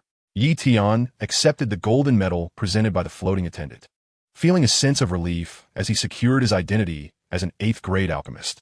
The next step was to recruit allies and seize the 3,000 yen flame, thus gaining confidence. Meanwhile, Lei Zunjia, waiting outside the Dan Tower, smiled upon hearing the cheers within. The prestigious elixir was within reach, and his hope of breaking through to Dou Huang 4 stars was imminent. Chapter 74. Xian inquires about Master Yao Chen's whereabouts, and Feng Zun seeks traces of medicine. Xian held a golden medal delicately in both hands, slowly extending it toward Tian. The medal was intricately engraved with alchemical patterns, featuring a central embedded 8th-grade Dan crystal that emitted a faint medicinal fragrance, symbolizing an 8th-grade alchemist of the Dan Tower. Her eyes displayed a hint of complexity as she softly asked, Han Feng, your master Yao Chen has been missing for many years. Have you had any news of him during this time? Yi Tian's heart tightened, yet he feigned ignorance on his face. In these years, I have remained devoted to my cultivation and have not found any trace of my master. I only hope for his safety. He was acutely aware that the original Han Feng was the very perpetrator who conspired with the Soul Palace to cause Yao Chen's demise. Thus, he could not reveal any hint of this, for not only would the Dan Tower retaliate against him, but Feng Zunjia and other old friends of Yao Chen would pursue him to the ends of the earth. Upon hearing his words, the brightness in Xian Yi's eyes dimmed instantly. She and Yao Chen had been contemporaries in the Dan Tower, sharing a profound bond. When Yao Chen vanished years ago, she had searched everywhere for him, yet found no leads. Now, witnessing Yao Chen's disciple become an 8th-grade alchemist while still being unaware of his whereabouts, she couldn't help but feel disheartened. Well then, should you obtain any news of him in the future, please do inform me. Yi Tian nodded in agreement, taking the medal and turning to leave the assessment hall. Just as he exited the grand doors of the Dan Tower, he noticed Lei Zun had been waiting nearby. His gaze fixated eagerly on the jade vial in Yi Tian's hand. Master Han, the elixir. Yi Tian offered no further words, simply handing over the jade vial containing the prestigious elixir. Lei Zun hastily accepted it, confirming the elixir's authenticity with his spiritual sense before breaking into a broad smile. He produced a palm-sized yellow talisman from his storage ring, inscribed with array patterns capable of tearing through space. It was the early-stage 8th-grade void-breaking talisman. Master Han, the void-breaking talisman is yours. Thank you for this transaction. Receiving the void-breaking talisman, Yi Tian felt a wave of relief wash over him. This was the key to entering the Dan Tower's star realm. Suddenly recalling his need for allies, he called out to the departing Lei Zunjia. Lord Lei, please hold on. May I inquire if you know of any semi-saint level experts within the Central Continent? I require assistance from a semi-saint. Lei Zunzipauzid. Pondering for a moment, semi-saint level experts are exceedingly rare, most of whom remain hidden from the world. However, I do know of one, known as the Shimming Saint. He was once a close friend of the founder of the Wind Thunder Pavilion and has long attained semi-saint strength. Yet, many years ago, he was ambushed during a revenge battle. Though he eliminated his enemies, he sustained severe injuries, causing a significant decline in his cultivation. After the passing of our Wind Thunder Pavilion's founder, he withdrew from the secular world, and his whereabouts have since been unknown. Do you know his approximate location? Yitian Pidesidon. I only know that he might be in the ancient forest located in the far west of the Central Continent. That forest has existed for millennia, and it is rumored that a Dou saint perished there. He may have gone there in search of high-grade medicinal herbs to heal his wounds. Yi Tian noted the location of the ancient forest, cupping his hands in gratitude. Thank you for this information, Lord Lei. Lei Zunjia waved his hand with a smile. Master Han is too courteous. Should you ever require assistance from the Wind Thunder Pavilion in the future, feel free to ask. With that, he eagerly tore through the fabric of space, vanishing into the tunnel en route to the Wind Thunder Pavilion. Unable to contain his anticipation to consume the prestigious elixir and break through to Dozong 4 stars, Yi Tian watched Lei Zunjia depart, then stepped into the spatial rift, deciding to head to the ancient forest in search of the Shimming Saint. If he could recruit this semi-saint, he would possess the strength to contend even against the 3 titans of the Dan Tower. Meanwhile, on the other side of the Central Continent, the Starfall mountain range was steeped in solemnity within the hall of the Starfall Pavilion. The Starfall Pavilion, perched atop the main peak of the Starfall mountain range, was constructed entirely of black meteorite stone, its surface engraved with runes that absorbed stellar energy. At night, the entire structure radiated a faint starlight, resembling stars suspended in the night sky. Inside the hall, an elder clad in a blue robe, with hair flowing down to his waist and a lean visage, sat in the main seat. A 4-star Dou Zong's oppressive aura surrounded him, intermingled with a hint of wind attribute energy. This was the pavilion master of the Starfall Pavilion, Feng Zunjia. Below, an attendant bowed to report. Pavilion master, recent news from the Dan Tower indicates that the disciple of the late Yao Chen, Han Feng, has resurfaced in Sacred Dan City. Not only has he advanced to 2-star Dou Zong, but he has also successfully refined a mid-tier 8th grade prestigious elixir. He is now a certified 8th grade alchemist of the Dan Tower, his reputation echoing throughout the entire central continent. Feng Zunji's hand froze mid-motion with the teacup, his eyes flashing with shock and skepticism. When Yao Chun vanished, Han Feng had publicly claimed that Yao Chun had perished in an accident while refining elixirs. However, Feng Zunji, being a close friend of Yao Chun, knew well the exquisite mastery of Yao Chen's alchemical skills. He would never have met his end due to an accident in alchemy.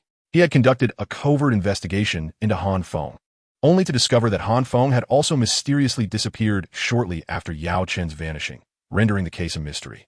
Now, with Han Feng's sudden reappearance as an 8th grade alchemist, the clouds of doubt in Feng Zunji's mind deepened. Han Feng, he murmured softly, a sharp glint flashing in his eyes. Issue a command. Everyone in the pavilion. Search for Han Feng's whereabouts. Once any information arises, report it immediately. I must uncover the truth behind what happened to Yao Chen all those years ago. Yes. The attendant bowed in compliance, swiftly departing. The Wind Sovereign gazed at the Meteor Mountain range beyond the hall, his fingers unconsciously tapping against the armrest. A premonition stirred within him. Perhaps Han Feng's emergence could unravel the mystery surrounding Yao Chen's disappearance years ago. At that moment, Tian remained blissfully unaware that he was being watched by the Wind Sovereign. As he traversed the spatial passage towards the ancient forest located on the western side of Zhongzhou, a tempest brewing around the old grievances of Yao Chun and the 3,000 blazing flames was quietly taking shape. Chapter 75, Spatial Ambush Encountering Mu Go. Four-colored fire lotus annihilates the soul of the sovereign. Within the ethereal blue glow of the spatial passage, a sudden stasis enveloped the surroundings. Yi Tian felt an intangible resistance ahead, akin to colliding with a transparent barrier. Startled, he halted his advance, only to discover that the space around him had been sealed off by a chilling force, rendering the flow of Dou Qi stagnant and suppressing even his soul energy within. Clearly, an ambush had been laid in advance. Come forth, hiding in the shadows. Yi Tian's voice was icy, his gaze sweeping across the distorted space. A hoarse chuckle emerged from the shadows, laden with jealousy and greed. My dear disciple, after all these years, you fail to recognize your own master's uncle? The shadow gradually materialized, revealing a figure clad in the Soul Hall's signature black robe, his face obscured by a bronze half-mask, leaving only a pair of glimmering eyes visible. The air around him crackled with the oppressive aura of a peak 3-star Dozun, mingled with a repulsive aura of soul corrosion, none other than Mugu, Yao Chen's fellow disciple who had aligned himself with the Soul Hall. His emaciated form and fingers resembling gnarled claws gripped a bone staff adorned with a skull. With each step, faint black patterns rippled across the ground, a testament to years of practicing the Soul Hall's dark arts. Yi Tian's heart raced with understanding. Mugu must have heard of his rising fame in the Pill Tower and coveted the burning formula along with the exotic flames, prompting this ambush. It is indeed Uncle Mugu. He feigned respect, though a glimmer of murderous intent flickered in his eyes. What brings you to obstruct my path? What brings me? Mugu scoffed coldly, his gaze slithering over Yi Tian like a venomous serpent. I have heard of your breakthrough to 2-star Dozun and your successful concoction of a sovereign-level pill. That old coot, Yao Chun, hoarded the burning formula without sharing. Yet you have managed to break through the bottleneck. You must have acquired the complete burning formula, and I assume the within you is more than one kind? He licked his lips, his eyes gleaming with avarice. As a fellow disciple of Yao Chun, his treasures rightfully belong to me. Hand over the burning formula and the within you, and perhaps I might spare your life. Fine surprise, Yi Tian simirke derisivedi. You desire it? That depends on whether you possess the capability. Before the words fully left his lips, he ignited the pale, blue earth heart fire in his palm, followed swiftly by the deep blue sea heart flame, the dark red falling heart flame, and a light red wind fury dragon flame, each materializing and swirling around his hand, emitting a terrifying heat that warped the surrounding space. 4 types of such harmonious coexistence. Mugu's pupils constricted sharply, jealousy and greed bubbling to the surface. The burning formula is indeed in your possession. Today, you shall find no escape. With a fierce swing of his bone staff, a black soul shockwave surged towards Yi Tian. Simultaneously, he darted forward like a phantom, the skull atop his staff spewing black flames, aimed directly at Yi Tian's vital points. This was the Soul Hall's Earth-tier Dou technique, the soul-eating flame, capable of not only burning flesh, but also corroding the soul. Tian had anticipated this. The four instantaneously coalesced into a four-colored firewall, effectively blocking the soul shockwave and the soul-eating flame. The collision erupted into a deafening roar, the black flames crackling as they were consumed by the dissipating rapidly. Seeking death, Mugu bellowed in fury, swinging his bone staff to summon countless black soul threads from the ground, snaking towards Tian like venomous serpents. Tian harnessed his spatial powers, nimbly weaving through the soul threads, while simultaneously casting forth four fiery projectiles, each igniting a soul thread and incinerating it to ashes. The two engaged in a fierce battle. Mugu, wielding the peak power of a three-star Dou Zun, unleashed ruthless techniques aimed at Tian's vitals, occasionally launching soul attacks to disrupt his focus. In contrast, Tian relied on his spatial abilities to evade and counterattack with the fused flames of the four. Although slightly weaker in cultivation, he held his ground against Mugu, utilizing his advantages and the enhancement of the burning formula. An hour passed, and Mugu's black robe bore numerous singe marks from his body sustaining several burns, his breath growing increasingly ragged. He had not anticipated that a mere two-star Dou Zun could withstand him for so long, intensifying the murderous intent within him, since he refused to surrender. Do not blame me for being ruthless. Suddenly, Mugu's eyes turned crimson, and his black Dou Qi surged violently, brutally breaking through to four-star Dou Zun. With aspirations of reaching five-star, this was the Soul Hall's forbidden secret technique, the soul-burning art, which allowed one to temporarily elevate two cultivation realms at the cost of weakening oneself thereafter. Five-star Dou Zun. Tian's expression shifted dramatically. He could acutely sense the oppressive force of Mugu skyrocketing beyond previous levels. Wasting no time, he rapidly formed hand seals, thrusting the four before him. In that case, witness the power of the four-colored fire lotus. The pale blue earth heart fire served as the pedestal. The deep blue sea heart flame and the dark red falling heart flame entwined as petals, while the light red wind fury dragon flame consolidated into the lotus core. Under the guidance of the burning formula, the four exhibited no repulsion.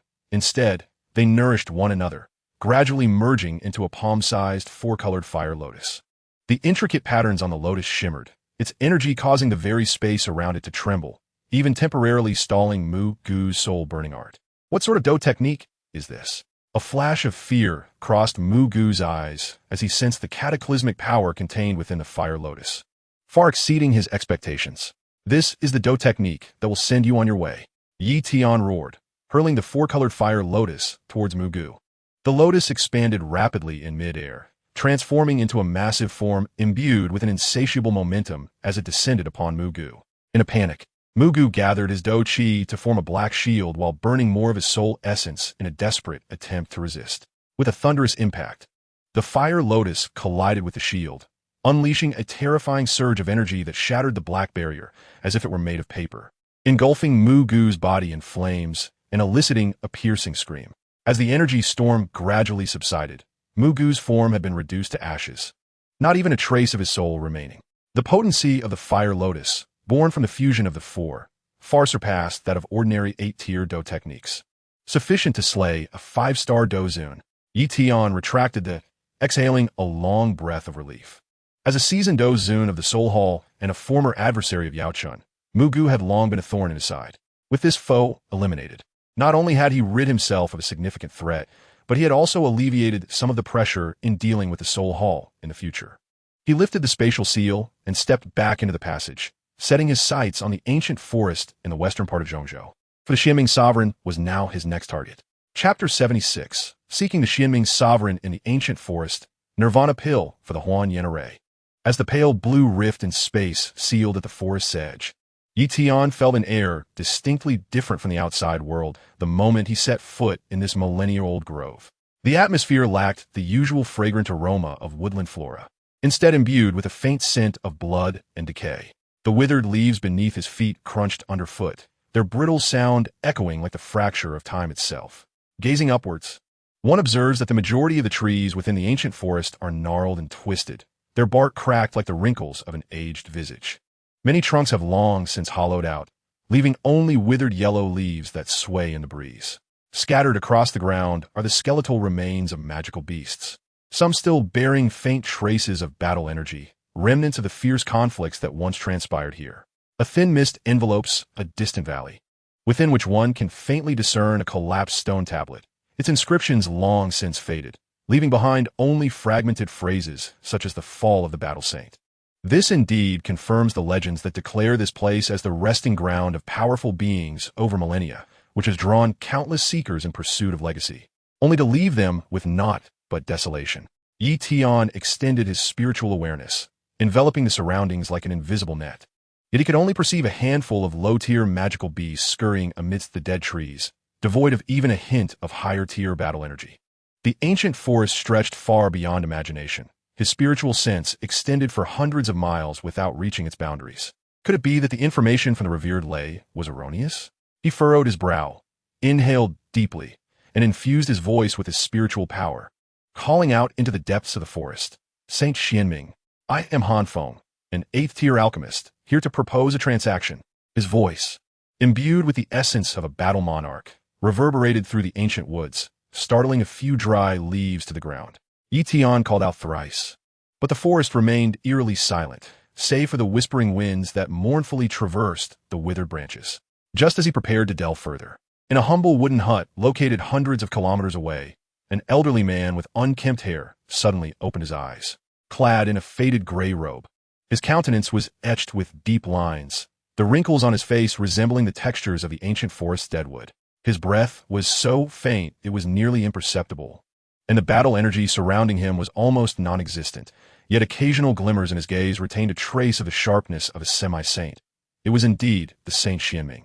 He had been meditating to suppress the internal injuries that had plagued him for years. The venom that gnawed at his insides, having reduced him from a semi-saint to a state where even a third transformation battle monarch was difficult to maintain. Initially, he paid little mind to Tian's call, but the phrase 8th-tier alchemist struck him like thunder in his mind. An 8th-tier alchemist might indeed be able to heal my wounds.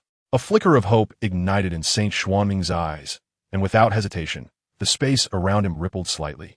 And in the next moment, he vanished from the wooden hut. Even severely injured, a semi-saint's mastery over space far surpassed that of a battle monarch. In but an instant, he appeared behind Tian. Tian felt his entire body stiffen, an imperceptible pressure weighing down upon him. Despite the apparent weakness of his opponent's aura, he felt as though he were under the gaze of a formidable adversary. Slowly turning, he found Saint Xianming standing a short distance away, scrutinizing him with a discerning gaze that lingered briefly on the 8th-tier alchemist's insignia on his chest, before his vigilance lessened slightly. Youngster, what brings you to me? Saint Xianming's voice was hoarse and dry, akin to the sound of brittle branches scraping against one another, yet it carried an undeniable authority. Were it not for the alchemist's insignia, he would have already expelled this audacious intruder based solely on Tian's 2-star battle monarch strength. Tian bowed respectfully, his tone courteous yet not servile. I am Han Feng, honored to meet the Saint Xianming. I have come upon the information from the revered lay of the Wind and Thunder Pavilion regarding your presence here, and I humbly seek your understanding for my audacity. The revered lay, that little rascal, still remembers me. Saint Xianming snorted coldly, evidently having a history with the Wind and Thunder Pavilion. Speak, what is this transaction you propose? Tian eschewed any further circumlocution and stated directly, I wish to utilize the void-breaking talisman to enter the Dan Tower's star domain and seize the 3,000 flamefire. The greatest risk of this endeavor lies with the 3 heads of the Dan Tower, 3 peak battle monarchs. I hope that in a moment of peril, you may provide me with a brief respite, and in return, I am willing to bestow upon you an 8th-tier pinnacle elixir, the Nirvana Pill. The 3 heads of the Dan Tower? Saint Xianming raised an eyebrow, a hint of disdain curving his lips. Merely 3 peak battle monarchs. Even in my current weakened state, it would not be difficult to obstruct them with the strength of a 3rd transformation battle monarch. The foundation of a semi-saint is not to be compared with that of a battle monarch. Even in injury, he possesses a crushing advantage over peak battle monarchs. However, his tone shifted to urgency as he inquired, but tell me, does the Nirvana Pill truly have the power to mend my internal injuries? In recent years, he had experimented with countless medicinal herbs, yet had failed to eradicate the venom within him. His organs had been ravaged beyond repair, and if this continued, he would likely lose even the strength of a 3rd transformation battle monarch. The venom within your body has infiltrated your 5 viscera, requiring daily suppression with battle energy. This approach merely addresses the symptoms, not the root cause. Prolonged neglect will not only precipitate a decline in your cultivation, but also significantly shorten your lifespan. Tian accurately pinpointed the nature of his affliction, his tone resolute. The Nirvana pill, crafted with 8th-tier Nirvana grass and complemented by high-tier herbs, such as the purple dragon vine and 100-leaf flower, can not only completely eradicate the venom within, but also restore your ravaged organs, allowing your body to return to its prime, and even potentially granting you the opportunity to glimpse the semi-saint realm once more. Saint Xuanming's breath quickened, and his eyes sparkled with disbelief. What he had longed for above all was the complete restoration of his injuries. For years, he had hidden within this desolate forest, enduring the torment of his wounds, all in hopes of one day seeing the light again. You truly can concoct the Nirvana pill? He stepped forward, his voice trembling slightly, fearful that this might merely be a fleeting dream. Tian retrieved a beast skin scroll from his spatial ring and handed it over. This is the formula for the Nirvana pill. You may examine it at your leisure. As an 8th-tier alchemist, if I cannot concoct this elixir, I would never dare to disturb you. Saint Xianming took the formula, scrutinizing it closely. With each passing moment, the brilliance in his eyes intensified. The combination of herbs and the method of preparation were exquisitely crafted, perfectly aligning with the standards of an 8th-tier pinnacle alchemist. Certainly no fabrication. He suddenly raised his head to meet Tian's gaze, his tone grave. Very well. I accept this transaction, provided you can concoct the Nirvana pill. I shall assist you in holding off the 3 heads of the Dan Tower. Chapter 77. Seeking Flamefire in the Void-Breaking Star Domain. The saint lies in wait in the shadows of crisis. Within the forest, I trust you are aware that the herbs must be prepared by yourself. As soon as Tian's words fell, Saint Xianming nodded in agreement. This is indeed the custom within the alchemical realm. I am well aware. With that, he turned and soared deeper into the ancient forest, his figure flickering among the withered trees. Even though he was gravely injured, a semi-saint's speed far surpassed that of a battle monarch, and in mere moments, he vanished into the fog. Tian waited for a brief period before witnessing Saint Xianming return, stepping upon the star power, the spatial ring in his hand faintly emanating a rich medicinal fragrance. I have not failed my duty, Saint Xianming remarked, shaking the spatial ring, his tone lightening. Over the years, I have collected numerous high-tier herbs within this ancient forest, and with some from my earlier stock, it is not difficult to gather the necessary components for the Nirvana pill. Tian sensed the presence of 8th-tier medicinal herbs emanating from the spatial ring, including vital ingredients such as dragon bloodvine and stellar flower, indicating that Saint Xianming had indeed made thorough preparations for his healing. With everything in place, let us depart. Tian nodded, ready to tear open the spatial rift, but was halted by Saint Xianming. Your speed in spatial traversal is too slow. It would be troublesome if we delayed. As he spoke, Saint Xianming placed a hand upon Tian's shoulder, and the space around them suddenly distorted. Unlike the spatial channels of a battle monarch, the semi-saint's control over space was far more exquisite. An invisible shield of star power enveloped them, and in the blink of an eye, they plunged into the infinite starry tunnel. Tian felt the scenery rush past him at an alarming speed. A journey that would normally take 4 days was reduced to merely 2 hours under the guidance of Saint Xianming, bringing them to hover above the holy Dan city. The two concealed their forms, descending like streaks of light behind the Dan Tower scripture pavilion, precisely at the entrance to the star domain space, as described by the previous guards. Tian looked up to see an invisible barrier swirling above the open ground, the surface shimmering with a faint golden light. This was the barrier set by the 3 heads of the Dan Tower, Xian Kong Zi, Xian Yi, and Tian Lei Zi, all peak battle monarchs. Within the barrier lay 3 formidable waves of combat aura, intricately interwoven to form an impenetrable defense net. Even the mightiest of Dozun warriors would find it challenging to make a dent. Is this all it is? The Xianming saint cast a dismissive glance at the barrier, his tone laced with disdain. Though I am gravely injured, shattering it with a single punch would not pose much of a challenge. With that, he reached a strike, only to be hastily stopped by Tian. Please wait a moment, Senior Tian whispered. If we forcibly breach the barrier, the commotion will undoubtedly alert the semi-saints and even Dosheng experts of the Little Dan Tower. The trouble would be far greater. It would be wiser to enter quietly using the void-breaking talisman. You merely need to wait in the shadows. Should the 3 heads detect our presence, we can act then. Upon hearing this, the Xianming saint found merit in Tian's reasoning. He withdrew his hand and melted into the nearby shadows, his aura instantly retracting, resembling a stone merging with darkness. Tian wasted no time. He retrieved the void-breaking talisman from his storage ring. Under the moonlight, the yellow talisman shimmered with faint spatial ripples, its intricate patterns resembling swirling star trails. He gently infused it with his Dou Zun combat aura, and the talisman blazed to life with a brilliant yellow glow. As it adhered to the surface of the barrier, the patterns seemed to come alive, spreading along the seams of the barrier. With a loud hum, the golden light on the barrier trembled violently as a wide opening was forcibly torn apart. The power of the void-breaking talisman acted as a brace, preventing the opening from closing. Tian hastily released his combat aura, surrounding the opening with a layer of concealed array patterns to mask the spatial fluctuations, preventing detection by the Dan Tower's personnel. Senior, once I enter, I kindly ask you to guard this spot. Should any unexpected events arise, I hope you will act. Tian murmured towards the shadows, and without waiting for the Xianming Saint's reply, he leaped into the opening of the barrier. The moment he crossed through the barrier, Tian felt an abrupt shift in his surroundings. He was no longer in the courtyard of the Dan Tower, but rather in an expansive, boundless secret realm of the starry sky. Within the starry domain, there was neither sun nor moon, only a myriad of stars suspended in the void. The star power was so dense it seemed tangible, flowing like a silvery stream across the cosmos. Enormous meteors floated in the distance, their surfaces etched with ancient runes, evidently set by the Dan Tower to seal the 3,000 yen flames.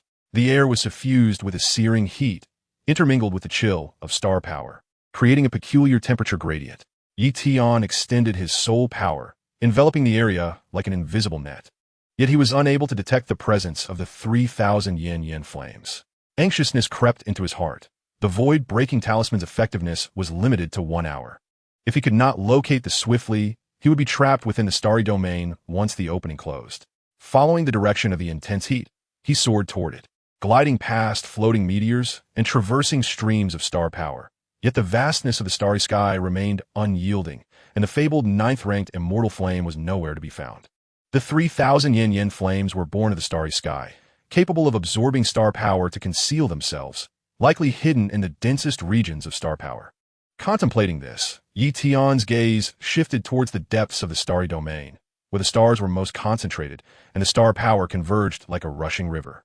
Faint violet flames flickered amidst the nebulae.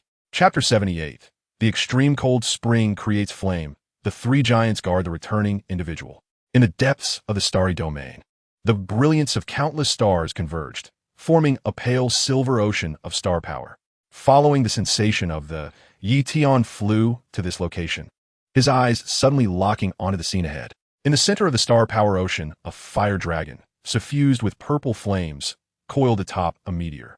As the flames surged, the patterns of dragon scales were faintly visible, revealing it to be the 3,000 yen flames that had attained sentience. What caught his attention further was that the fire dragon was ensnared by 3 black chains, each adorned with densely packed golden runes that pulsated with a power to suppress the flames. Despite the 3,000 yen flames possessing the strength of a 2-star Dou Zun, they were firmly bound by these chains, currently in a state of slumber. Their fiery aura weakened. Clearly, these were the sealing chains laid down by the 3 giants of the Dan Tower to prevent them from erupting, bolstered by the power of a peak Dou Zun, making it difficult even for the immortal flames to break free. Fortunately, he had come prepared. A glint of determination flashed in Tian's eyes as he retrieved a crystal vial from his storage ring, containing a light blue spring water, the extreme cold profound ice spring, which he had previously exchanged for 2 8th-grade pills at the black market in the Xianyuan Square. This spring water originated from the core of the ice vein in the ever-frozen ice plains, requiring millennia to cultivate. The moment the vial was opened, a bone-chilling cold permeated the air, causing frost flowers to bloom around the surrounding star power. Without hesitation, he flicked his wrist, and the extreme cold profound ice spring transformed into several blue water streams, shooting towards the 3,000 yen flames. As the spring water made contact with the purple flames, it erupted with a terrifying chill. The purple fire, which had spread over 100 meters, rapidly contracted within 3 breaths, ultimately reducing to a mere 10-meter radius. The color of the flames shifted from a blazing purple red to a muted deep purple. Even the scorching heat in the air was suppressed by the cold. Awakened by the chill, the slumbering 3,000 yen flames roared violently. The purple flames, churning in a frenzy, releasing a roar akin to that of a ferocious beast. With its intelligence rivaling that of a human, it instinctively recognized that this human sought to seize it. Gathering its remaining strength, a concentrated mass of purple fire surged towards Tian. Yet at this moment, its power had been suppressed to that of a 5-star Dou zone by the extreme cold profound ice spring, rendering its attack akin to a child's punch before Tian. In my prime, I might have avoided your sharpness, but in your current state, you dare to be audacious? Tian scoffed coldly, his Dou Qi surging powerfully. The pressure of a 2-star Dou zone enveloping the area. He raised his hand, and a pale blue flame, the heart of the earthly lotus, entwined with his Dou Qi, struck precisely at the core of the 3,000 yen flames. Boom! The purple fire trembled violently. A clear imprint of his palm left at the core of the flames. The aura of the 3,000 yen flames waned once more, and the previously raging fire exhibited a hint of retreat, its sentience sensing the imminent danger. Seizing the opportunity, Tian's gaze fell upon the black chains binding the. He raised his hand to summon the 4-colored fusion, weaving pale blue, deep blue, dark red, and light red flames into a long sword aimed at the chains. Sizzle. The temperature of the fusion far exceeded that of ordinary flames, causing the golden runes on the surface of the chains to dim rapidly under the intense heat. The once unbreakable chains began to show cracks. Tian continued to infuse Dou Qi, the 4-colored flame sword slicing through the 3 black chains one by one. As the final chain shattered, a simultaneous awakening occurred among the 3 giants within the Dan Tower, who had been meditating. Suspended in midair, Xian Kongzi suddenly rose, his teacup shattered by the force of his Dou Qi. This is bad. The sealing chains of the starry domain have been broken. Tian Lazy, surrounded by surging thunderous Dou Qi, spoke gravely. Did the 3,000 yen flames break free in a fit of rage? Xian, he shook his head, a glimmer of vigilance in his eyes. Impossible. Though it possesses the strength of a 2-star Dou zone, it cannot break our jointly laid chains. Someone must have intruded into the starry domain. Without further words, the 3 figures vanished from their spots, arriving at the back of the scripture pavilion in an instant. Gazing at the opening in the barrier torn by the void-breaking talisman, Xian Kongzi's expression darkened. It is indeed someone who has entered using the void-breaking talisman. How audacious to covet the 3,000 yen flames. Should we pursue immediately? Tian Lazy clenched his fists, ready to step through the barrier. Not so fast. Xian Yi quickly interjected. The starry domain is vast and boundless. If we scatter to search after entering, we may inadvertently allow him to escape. Observe the power of the void-breaking talisman. It can only sustain for a short while. Before the opening closes, he will undoubtedly emerge. We shall wait here and catch him. Exchanging glances, Xian Kongzi and Tian Lazy nodded in agreement. Xian Yi's reasoning was sound. Lying in wait was far more prudent than a reckless pursuit. The 3 immediately spread out, positioning themselves in a triangular formation around the barrier opening. Their peak Dou zone pressure quietly released, sealing off the surrounding space completely, making it nearly impossible for even a fly to escape. Within the cosmic domain, Tian has successfully subdued the 3,000 yen flame. He retrieves a specially crafted violet crystal vial, fashioned from 8th-tier amethyst marrow, designed to isolate the essence of foreign flames, specifically for the containment of high-tier. As he gently draws the weakened 3,000 yen flame into the vial, a sigh of relief escapes him at the moment he secures the lid. He has finally achieved the most pivotal objective of his journey. He gazes upwards towards the breach in the barrier, acutely sensing the waning power of the void-breaking talisman, and promptly channels his spatial energy, propelling himself towards the opening. Unbeknownst to him, outside the barrier, the 3 titans of the Pill Tower have laid a meticulous trap, and a fierce battle concerning the 3,000 yen flame is on the verge of erupting. Chapter 79. Encountering 3 opponents in the cosmic domain. The sage breaks through to aid Feng Li. As Tian's figure bursts forth from the spatial barrier, the fissure behind him closes like a receding tide. The now powerless void-breaking talisman drifts downwards, losing its luster and leaving no trace of spatial fluctuation. Before he can steady himself, 3 formidable presences descend upon him with the weight of a mountain. They are indeed the 3 titans of the Pill Tower. Xian Yi's eyes brim with disappointment and fury. Zhuang Kongzi's expression is grave, while Tian Lazy is enveloped in a tempest of thunderous energy, clearly seething with rage. Han Feng. Xian Yi is the first to speak, her voice trembling slightly.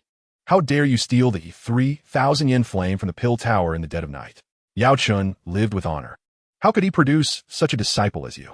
Having once shared a friendship with Yao Chun, she had expected Han Feng to inherit his noble spirit as an alchemist, only to find herself plunged into despair at his acts of thievery. Zhuang Kongzi's consciousness sweeps over Yi Tian's form. His tone frigid. The aura of the 3,000 yen flame resides within you. Surrender thee and accompany us to the pill tower to face justice. Perhaps leniency may be extended. Face justice? Yi Tian scoffs, his gaze sharp as a blade. The 3,000 yen flame was born in the starry skies and is not the private possession of the pill tower. Today, this shall be mine. Not even the three of you, who stand at the pinnacle of, nor even Jesus himself, could retain it. I stand by my words. Arrogance. Tian Lei Zi Belaos. Unable to contain his wrath any longer, as he condenses his thunderous into a spear of lightning, hurling it fiercely towards Yi Tian. The full force of a pinnacle attack, imbued with the power to rend space itself, reaches Yi Tian in an instant. I knew you wouldn't simply let this go. Yi Tian's lips curl into a cold smile as he declares loudly, Xianming Sage, it is time for you to make your move. No sooner had he spoken than a terrifying aura erupted from the shadows beside him. The figure of the Xianming Sage materializes like a specter. Despite his pallid complexion, his eyes gleam with sharpness as he raises his hand to unleash a strike. A faint golden, laden with the weight of a semi-saint's pressure, collides with the lightning spear in a thunderous clash. Boom! A resounding explosion fractures the ground beneath them, the lightning spear shattering instantly under the might of the palm strike. As the violent energy radiates outward, Tian Lei Zi is struck back as if by a colossal hammer, stumbling several steps while clutching his chest. Blood seeping from his lips as disbelief fills his eyes. The power of a third transformation. Who are you? Xian Yi and Zhuang Kongzi's expressions shift dramatically. The ability to repel Tian Lei Zi with a single blow indicates that this elder's strength surpasses their own. Suppressing her shock, Xian Yi bows slightly to the Xianming Sage and states, Esteemed elder, Han Feng has stolen our pill tower's treasure. This matter does not concern you. If you would kindly remain uninvolved, the pill tower is prepared to offer 10 8th-tier medicinal herbs and 3 pinnacle 7th-grade pills as a token of our gratitude. Gratitude? The Xianming Sage scoffs, the golden around him surging once more, fully suppressing the aura of the 3 titans. What are you to dictate my actions? Though gravely injured, he remains a semi-saint-level entity, far beyond being swayed by the paltry offerings of the pill tower. Yi Tian, seizing the moment, refrains from further delay.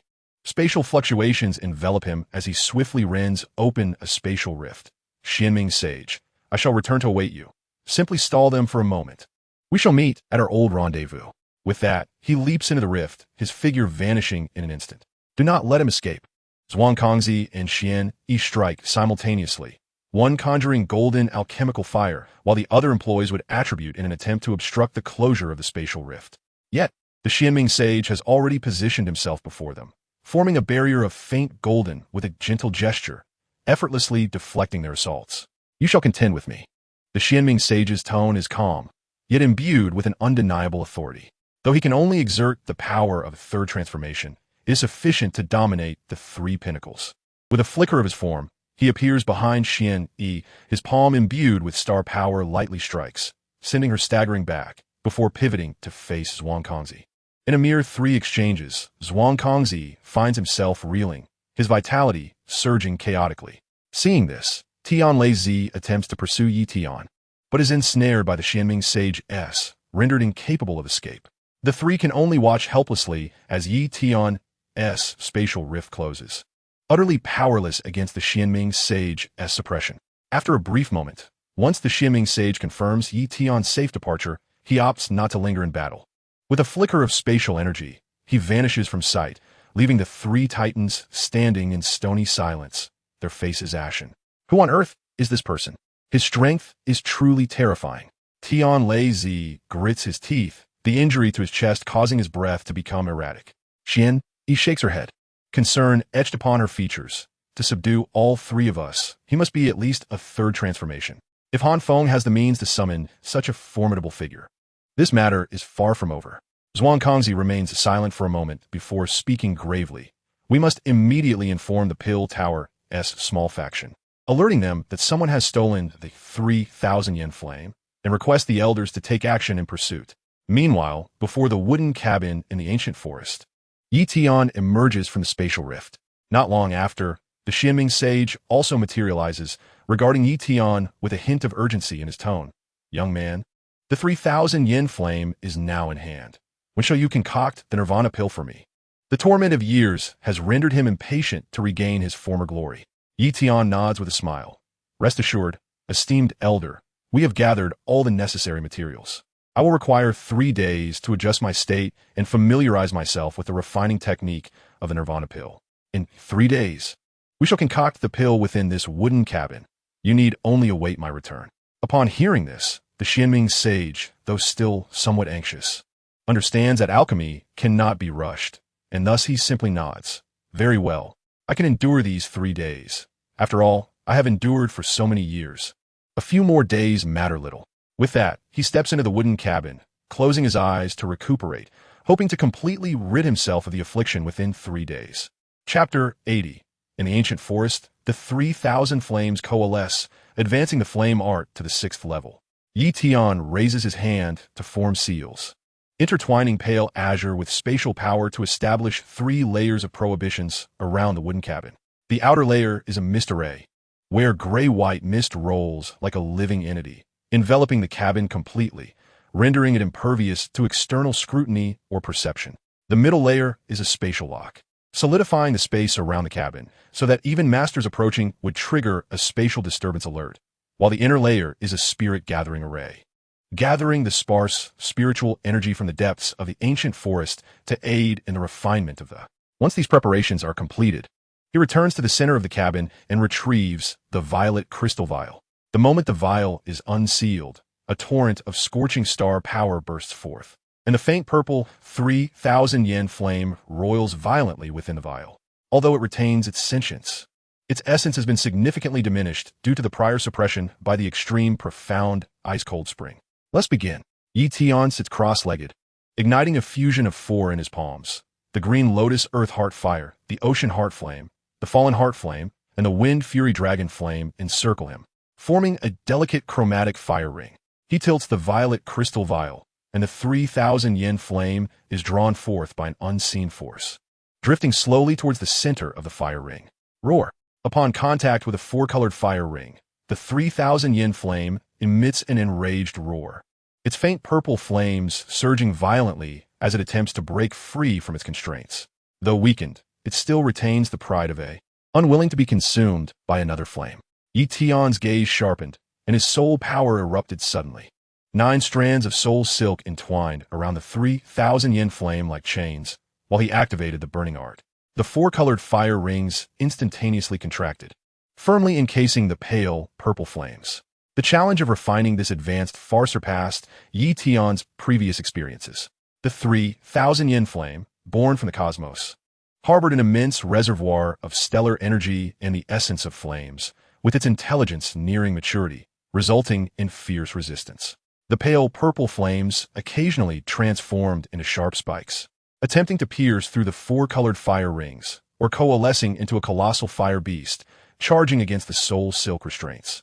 Each act of defiance drained Tian's soul power significantly, beads of sweat forming on his forehead. Still wishing to struggle, Tian uttered a low command, retrieving several drops of the ethereal frost from his storage ring and letting them fall onto the 4-colored fire rings. A pale blue chill swiftly spread, momentarily diminishing the 3,000 yen flame struggles.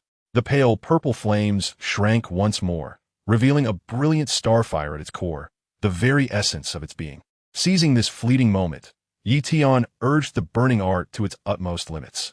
The 4-colored fire rings began to slowly devour the essence of the 3,000 yen flame. The azure lotus earth fire absorbed its vitality from the stellar energy. The sea heart flame merged with its icy flame characteristics. The fallen heart flame refined its violent energy, and the wind fury dragon flame guided its spatial adaptability. Under the direction of the burning art, the 4 and the essence of the 3,000 yen flame transitioned from initial repulsion and conflict to gradual integration and symbiosis. The energy within the wooden cabin surged violently, flames of pale hues and lavender intertwining, shooting skyward and scorching the wooden beams of the roof, which crackled under the heat. The surrounding spirit-gathering formations operated frantically, yet still could not keep pace with the rate of energy consumption. Within Yi Tian's meridians, his fighting spirits surged like a torrential river. With every operation of the burning art, a vast amount of flame energy flooded into his dantian, battering against the barrier of the second star Dou Zun. Boom! After an indeterminate duration, a thunderous sound erupted from his dantian as the barrier of the second star Dou Zun shattered violently, with fighting spirits surging like a flood breaking its dam, madly climbing towards the third star Dou Zun. At this moment, more than half of the essence of the 3,000 yen flame had been consumed, and the pale purple flames had completely merged into the four-colored fire rings, forming a five-colored fire lotus. Azure green, sea blue, fallen red, wind fury orange, and flame purple intertwined, exuding a pressure far surpassing that of the previous four, almost possessing the might to rival the top 5 of the rankings. The five-colored fire lotus floated at the center of Yi Tian's dantian, continuously releasing pure energy, propelling his cultivation to break through. Third star Dou Zun, fourth star Dou Zun, fifth star Dou Zun. When his cultivation reached the pinnacle of the fifth star, the burning art within his dantian suddenly radiated golden light, and the original low-level earth-grade runes began to reorganize and upgrade. The golden runes flowed like living entities, ultimately stabilizing into a mid-level earth-grade form. At the moment of the burning art's advancement, the energy absorption rate surged dramatically as the energy from the five-colored fire lotus poured into his meridians like a tidal wave, shattering the barrier of the fifth star Dou Zun as if it were made of paper, as fighting spirit surged towards the sixth star Dou Zun. This breakthrough occurred without the slightest hindrance, as if it were a natural progression. Moments latte. Yi Tian's fighting spirit stabilized at the early stage of the sixth star Dou Zun, its aura as profound as a deep pool, and his spatial control significantly enhanced, allowing him to create minute ripples in the surrounding space with merely a thought. Yi Tian gradually opened his eyes, cradling the five-colored fire lotus in his palm. The flames dancing at his fingertips, sometimes morphing into starlight, at other times coalescing into a fire dragon, completely under his control. He could distinctly feel that the stellar power of the 3,000 yen flame not only rendered his fighting spirit more resilient, but also endowed him with the ability to heal using starlight. By merely invoking external stellar energy, he could swiftly mend his wounds, embodying the core trait of the undying flame. Sixth star Dou Zun, mid-level earth-grade burning art. A smile crept onto Yi Tian's lips. The gains from refining the 3,000 yen flame far exceeded his expectations. Rising to his feet, he stretched his muscles, feeling the surging fighting spirit within, and his confidence in concocting the nirvana pill had considerably increased. Outside the wooden cabin, the Xianming saint had already sensed the energy fluctuations within. Though he could hardly contain his eagerness, he understood that refining required patient waiting. Upon sensing Yi Tian's aura post-breakthrough, a glimmer of astonishment flickered in his eyes.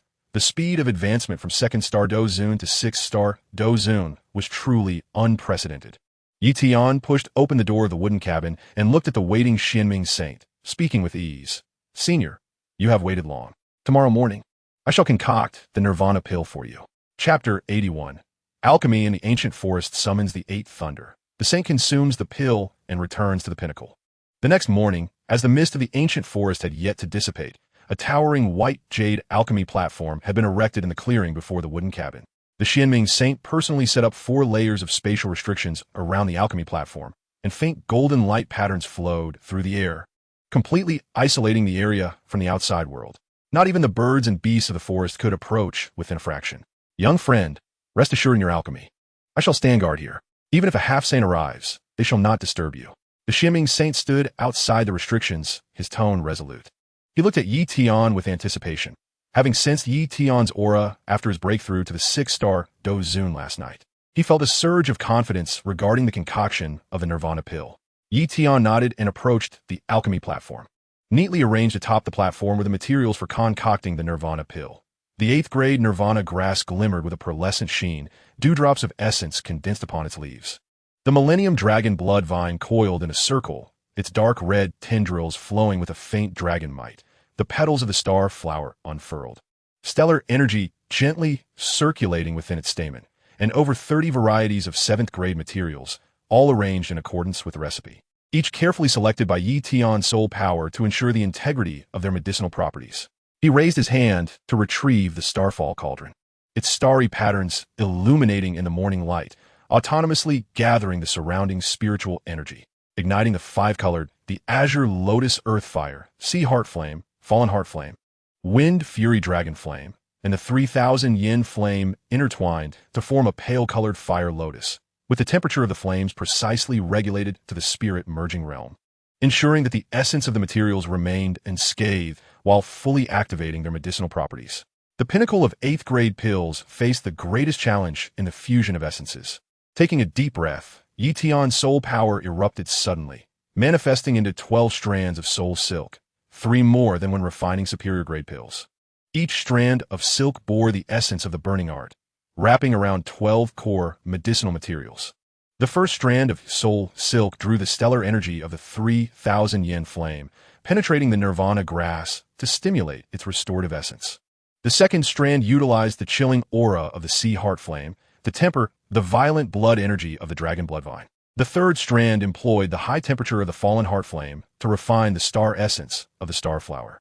The 12 strands of soul silk acted like 12 deft hands, simultaneously controlling the refining of the materials, a difficulty far surpassing that of conventional 8th grade pills. The nirvana pill required the repair of damaged internal organs and the removal of internal toxins, demanding an exquisite balance of medicinal properties. Even a slight excess of the dragon bloodvine's blood energy could lead to a scorching pill, while an overabundance of the sea heart flame's chill would damage its vitality. With the backing of the mid-level earth-grade burning art and the agile manipulation of the five-colored, Yi Tian refined each medicinal property to its utmost potential. Then, using the nirvana grass as a guide, gradually fused the 12 medicinal liquid pearls. Half an hour passed, and the first medicinal liquid pearl coalesced within the cauldron, its pearlescent form glimmering with a faint golden light, the surface faintly displaying intertwined dragon and star patterns, representing the embryonic form of the nirvana pill. However, just as the pill embryo took shape, the sky suddenly darkened, clouds converging from all directions, and 7-colored radiance rolled within the clouds. Following this, a golden lightning bolt of the 8th color, the holy thunder, quietly manifested. 8-colored pill thunder. The Xianming saint's expression shifted dramatically, shock filling his eyes. He had not anticipated that the thunder of the nirvana pill would reach the holy tier. It was even more terrifying than the tribulations faced by the 3 giants of the pill tower during their breakthroughs. Before he could finish his thought, the first golden holy thunder descended like divine retribution, carrying the force to tear space apart, crashing towards the white jade alchemy platform. "Get away from me!" The sage of the dark abyss bellowed fiercely, his aura of battle energy surging dramatically, a faint golden pressure of a semi-saint enveloping the heavens in an instant. He raised his hand to conjure a starry shield, resolutely interposing it between the Dan thunder and the alchemical platform. Bang! The sacred lightning struck the shield, golden currents spreading like a spider's web, the surface of the shield quaking violently, yet remaining intact. The sage of the dark abyss let out a muffled groan, his arm slightly numbed. The power of the 8-color Dan thunder was indeed 30% stronger than he had anticipated. Had he not been able to barely summon the essence of a semi-saint, he would have likely faltered at the first strike. The second bolt of Dan thunder followed closely, this time a corrosive dark green lightning, the third a fiery crimson bolt, and the fourth a light blue bolt laced with blades of wind. Each of the 8 bolts varied in color and intensity, each imbued with the pressure of the saintly realm, as if they sought to obliterate the ancient forest entirely. The sage of the dark abyss dared not be careless. He formed seals with his hands, merging spatial restraints with his battle energy, creating a multi-layered defense net above the alchemical platform. He alternately guided the direction of the lightning with star energy and braced against the onslaught of the heavenly tribulation with his battle energy. Although he gradually found himself at a disadvantage, blood seeping from the corner of his mouth, he steadfastly protected the alchemical platform. Fully aware that this was his sole opportunity to heal, he could not afford to fail. Meanwhile, Yi Tian on the alchemical platform had entered the final phase of Dan condensation. Ignoring the thunderous tribulation outside, he poured all his soul energy into the starfall cauldron, 5-colored blazing wildly, directing the Dan embryo to absorb the spiritual energy of heaven and earth alongside the residual might of the thunder. Though the 8-colored Dan thunder was terrifying, it also contained pure, saintly energy, perfectly suited to refine the essence of the nirvana pill, enhancing its efficacy further. Success. At the moment the eighth bolt of Dan thunder was deflected by the sage of the dark abyss, Tian let out a low shout, and the lid of the starfall cauldron flew open abruptly. A radiant nirvana pill, shimmering with a golden hue, soared from within, its medicinal fragrance wafting through the air, even reviving a hint of vitality in the surrounding dead trees. The dragon and star patterns on the surface of the pill had fully formed, emanating a restorative aura that stirred the sage of the dark abyss from afar. Tian raised his hand to store the nirvana pill in a jade bottle, turning to the perspiring sage of the dark abyss, presenting him with a pill. "Senior, I hope I have not failed your expectations." The sage of the dark abyss trembled as he accepted the jade bottle, immediately consuming the nirvana pill. The pill dissolved upon entering his mouth, a soothing energy rapidly coursing through his body, dispelling the toxic corruption that had been eroding his organs as swiftly as ice meets the sun. The damaged viscera were visibly restored under the nourishment of the energy, and his battle energy began to surge wildly, quickly escalating from a state of lethargy to the peak of a four-turn Dou Zun. "I have recovered. I have finally recovered." The sage of the dark abyss reveled in the surging battle energy within him, his eyes gleaming with excitement, unable to suppress a hearty laugh. Although he had not returned to the semi-saint realm, he was already tenfold stronger than in his severely injured state. With a bit more time spent in seclusion, regaining the semi-saint level would be within reach. He gazed at Tian, solemnly clasping his hands. "Young friend, your great kindness shall never be forgotten by this old man. Henceforth, should you require any assistance, merely send a message, and I shall not refuse." Tian smiled and nodded, having secured the allegiance of a peak four-turn Dou Zun. His journey into the ancient forest had yielded far more than he had anticipated. Meanwhile, the pursuit against him within the Dan Tower had only just begun. Chapter 82. Breakthrough in the Secret Realm. Meeting Ling Feng and the charming Yao. As Tian prepared to depart, he accepted the dark jade pendant offered by the sage of the dark abyss, intricately engraved with star patterns, warm to the touch, and containing a clear spatial imprint.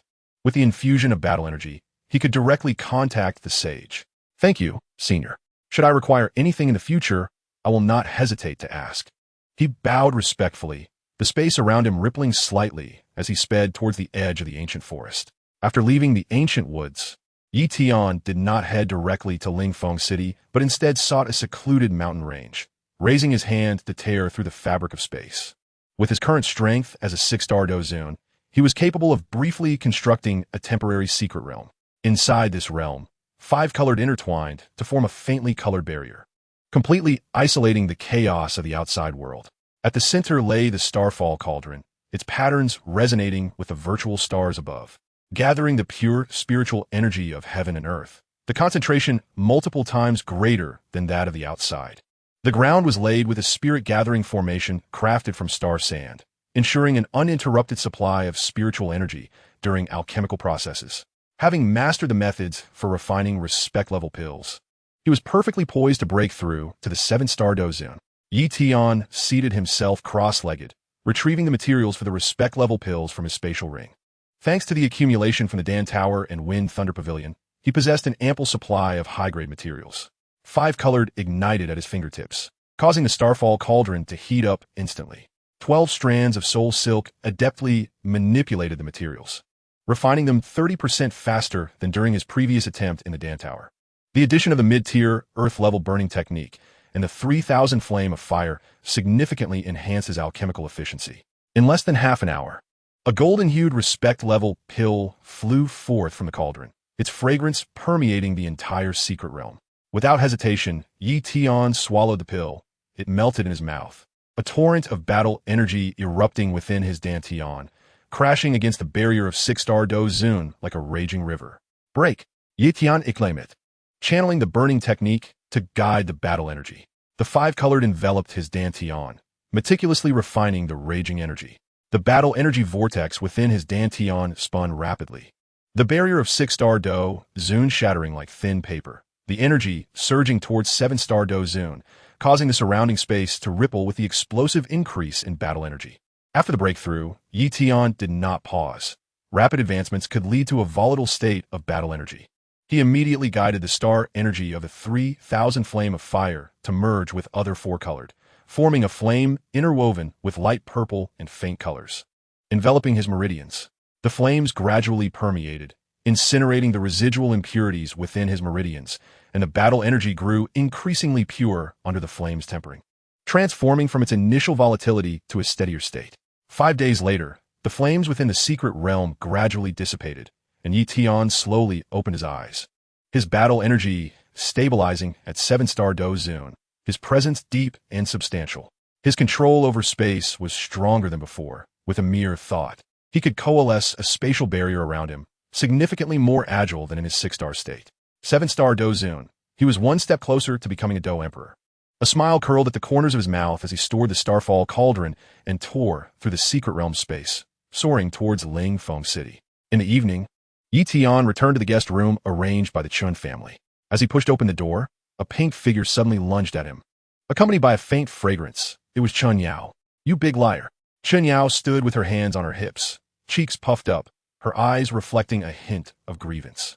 "You said you'd be back in 3 days, and now it's been half a month." Yi Tian raised an eyebrow, his tone nonchalant. "But it's only been half a month. That's not long." "Not long." Chun Yao stamped her foot in frustration. "I waited by the door every day, fearing something happened to you."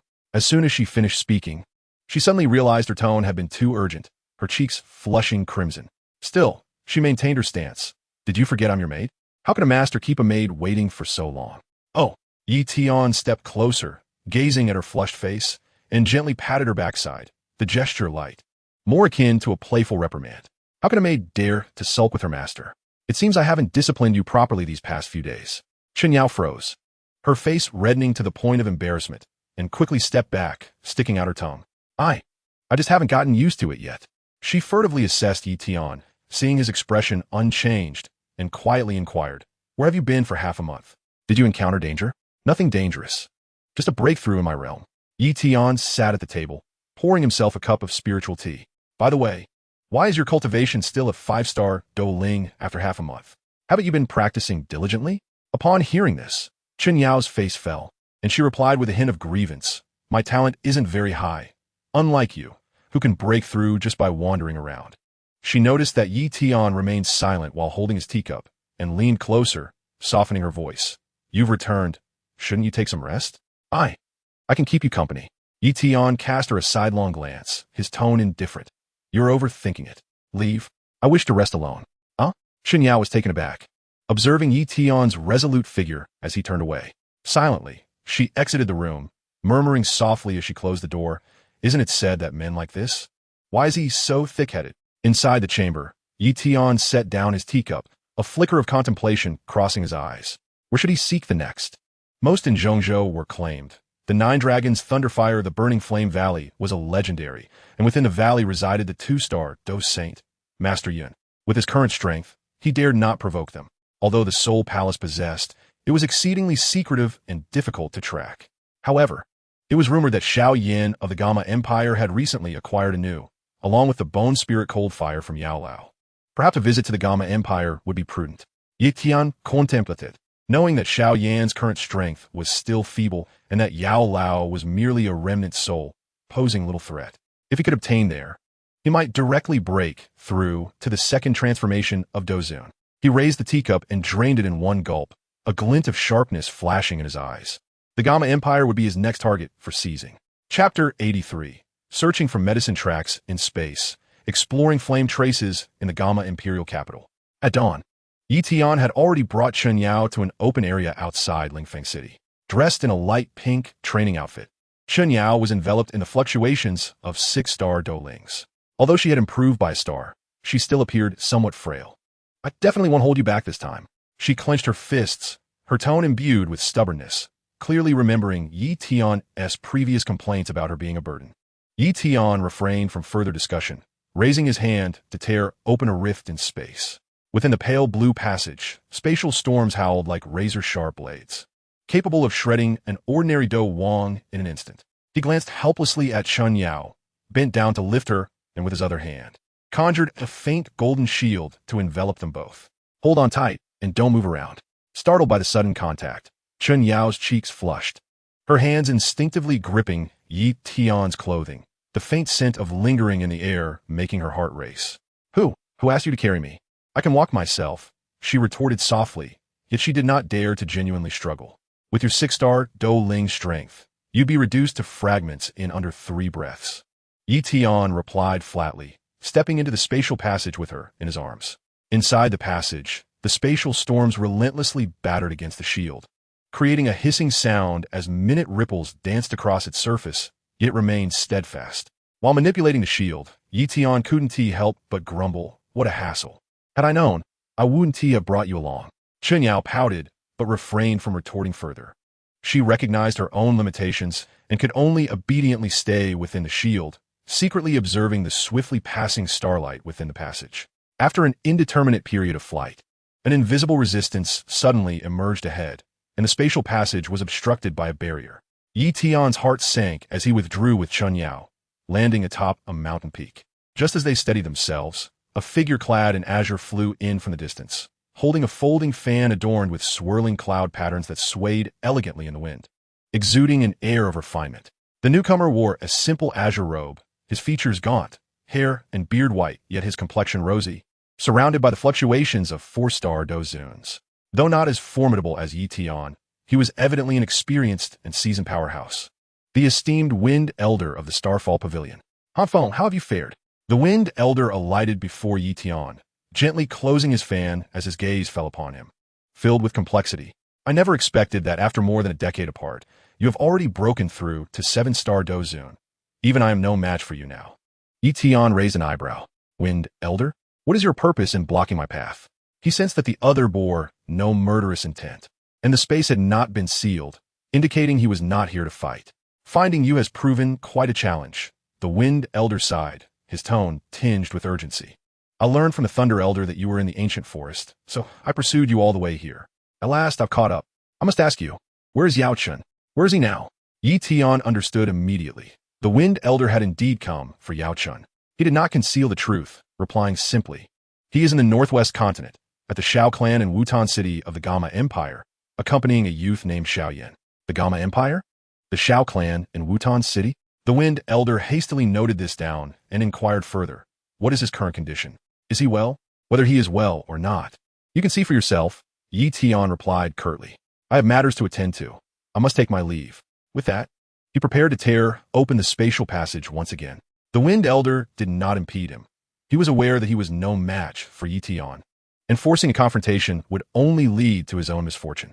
Watching Yi Tian's retreating figure, a flicker of determination crossed his eyes as he turned and flew toward the Gamma Empire. No matter what, he was determined to find Yao Chun and uncover the truth behind his disappearance all those years ago. Yi Tian, carrying Chen Yao, stepped into the spatial passage once more, this time encountering no further obstructions. 2 days later, they finally reached the skies above the Gamma Empire's imperial capital. As they emerged from the spatial passage, Chen Yao wriggled free from Yi Tian's embrace, clutching a nearby tree trunk as she retched, "Ugh, this spatial flight is unbearable. It has exhausted me." Yi Tian frowned, observing her with a hint of impatience. "You're the one who's exhausted? I maintained a shield the entire time and controlled the passage." Chen Yao felt her cheeks heat under his scrutiny and quickly straightened up, patting her chest. "Well, it's not my first time. Once I elevate my strength to Dou Huang, I won't need your protection." Yi Tian chose not to argue further, striding toward the imperial capital. "First, let's find an inn to rest. Then we can gather information about Xiao Yan." They entered in a named Joyful Pavilion, where Yi Tian requested a room with 2 beds. The room was simply adorned yet clean, with a view of the bustling streets of the imperial capital, alive with activity. Chen Yao slumped on a bed, massaging her sore legs. Finally, a chance to rest. This Gamma Empire doesn't seem all that impressive. It pales in comparison to Zhongzhou. Enough chatter. Focus on recuperating. Yi Tian instructed, settling onto the other bed and closing his eyes to circulate his. He needed to swiftly recover the expended during their spatial flight while preparing to investigate Xiao Yan's whereabouts. Though the Gamma Empire was modest, it concealed the bone spirit cold fire and Xiao Yan's newly acquired. These two were essential to him. Chapter 84. The respectful encounter with the soul of dust. Refusing to return to the pavilion, awaiting Xiao Yan's growth. In the bamboo grove behind the Xiao clan in Wutan city of the Gamma Empire, a serene atmosphere prevailed.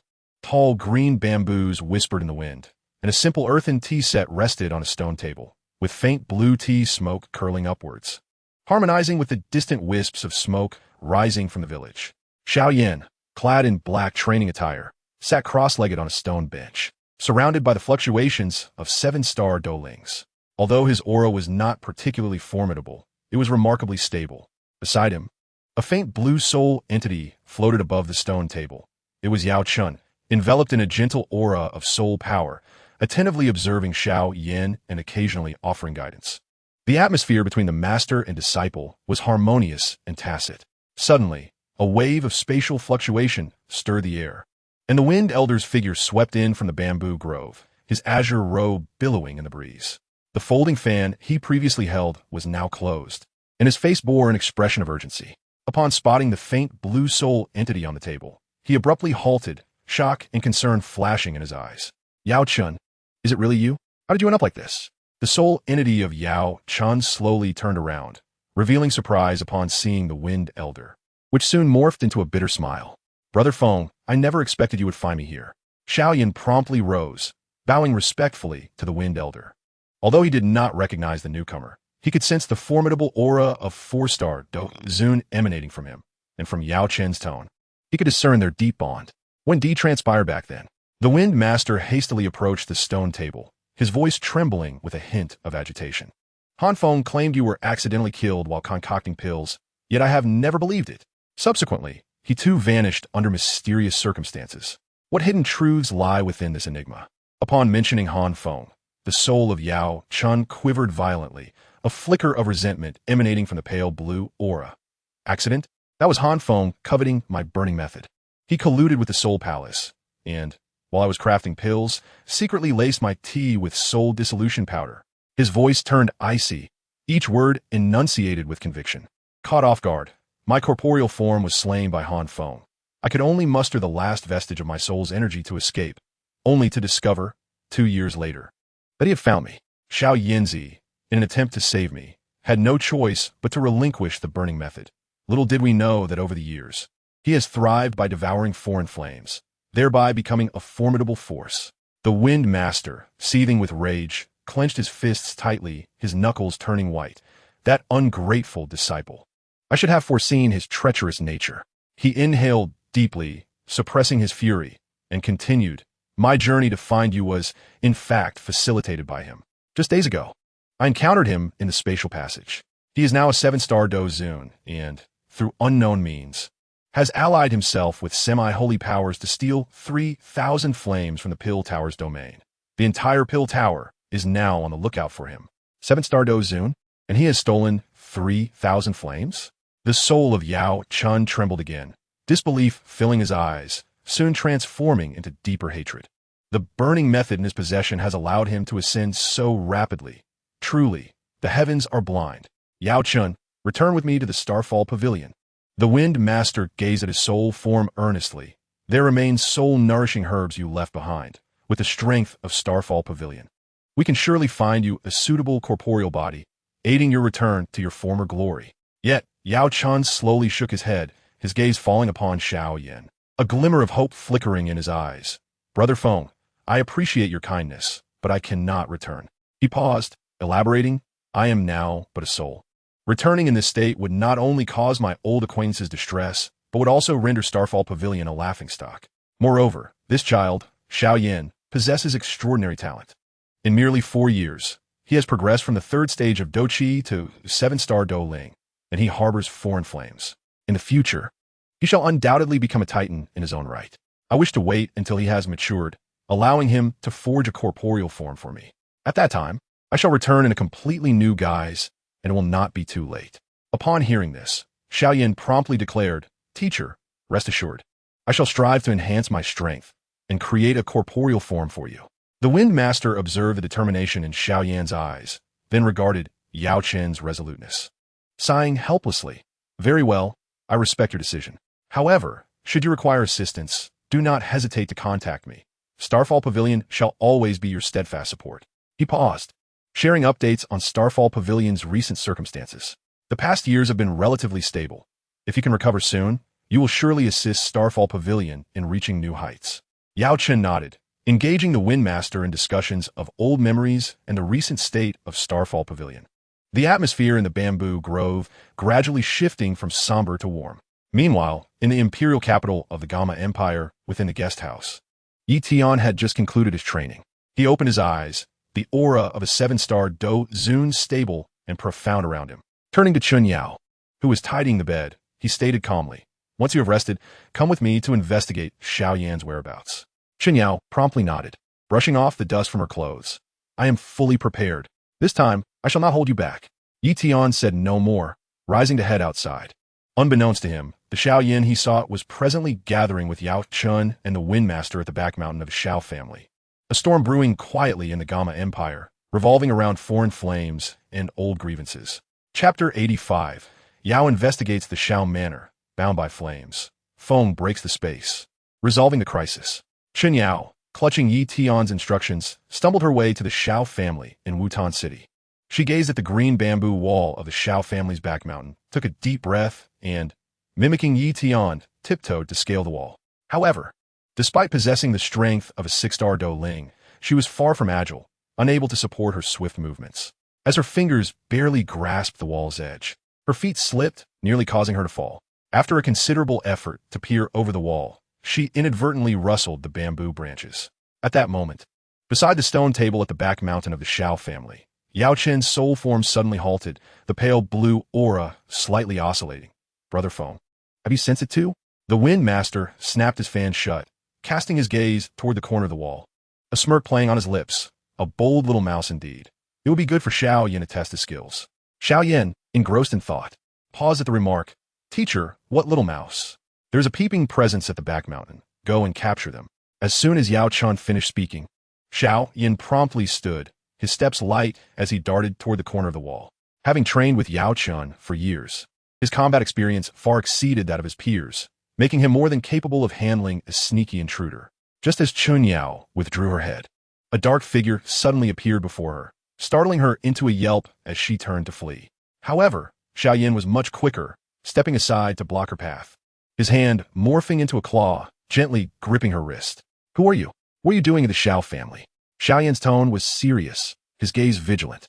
Chun Yao, having never encountered such a situation, flailed her limbs in panic. I was just passing by." She swung her fist at Xiao Yan, but her attacks were disorganized and chaotic, failing to even graze his clothing. Rather, her excessive force caused her to stagger back a few steps. Xiao Yan shook his head in exasperation. With a light flick of his foot, Chun Yao lost her balance and fell to the grass with a thud. Before she could rise, Xiao Yan produced a length of binding rope and swiftly secured her, lifting her like a small chick toward the stone table. Chun Yao's face flushed with anger as she protested. "Let me go. My master is very formidable." Yet, after struggling for a while, the ropes only tightened, forcing her to comply and be carried along. When Xiao Yan brought Chun Yao before Yao Chun and the Windmaster, both turned their gazes upon her.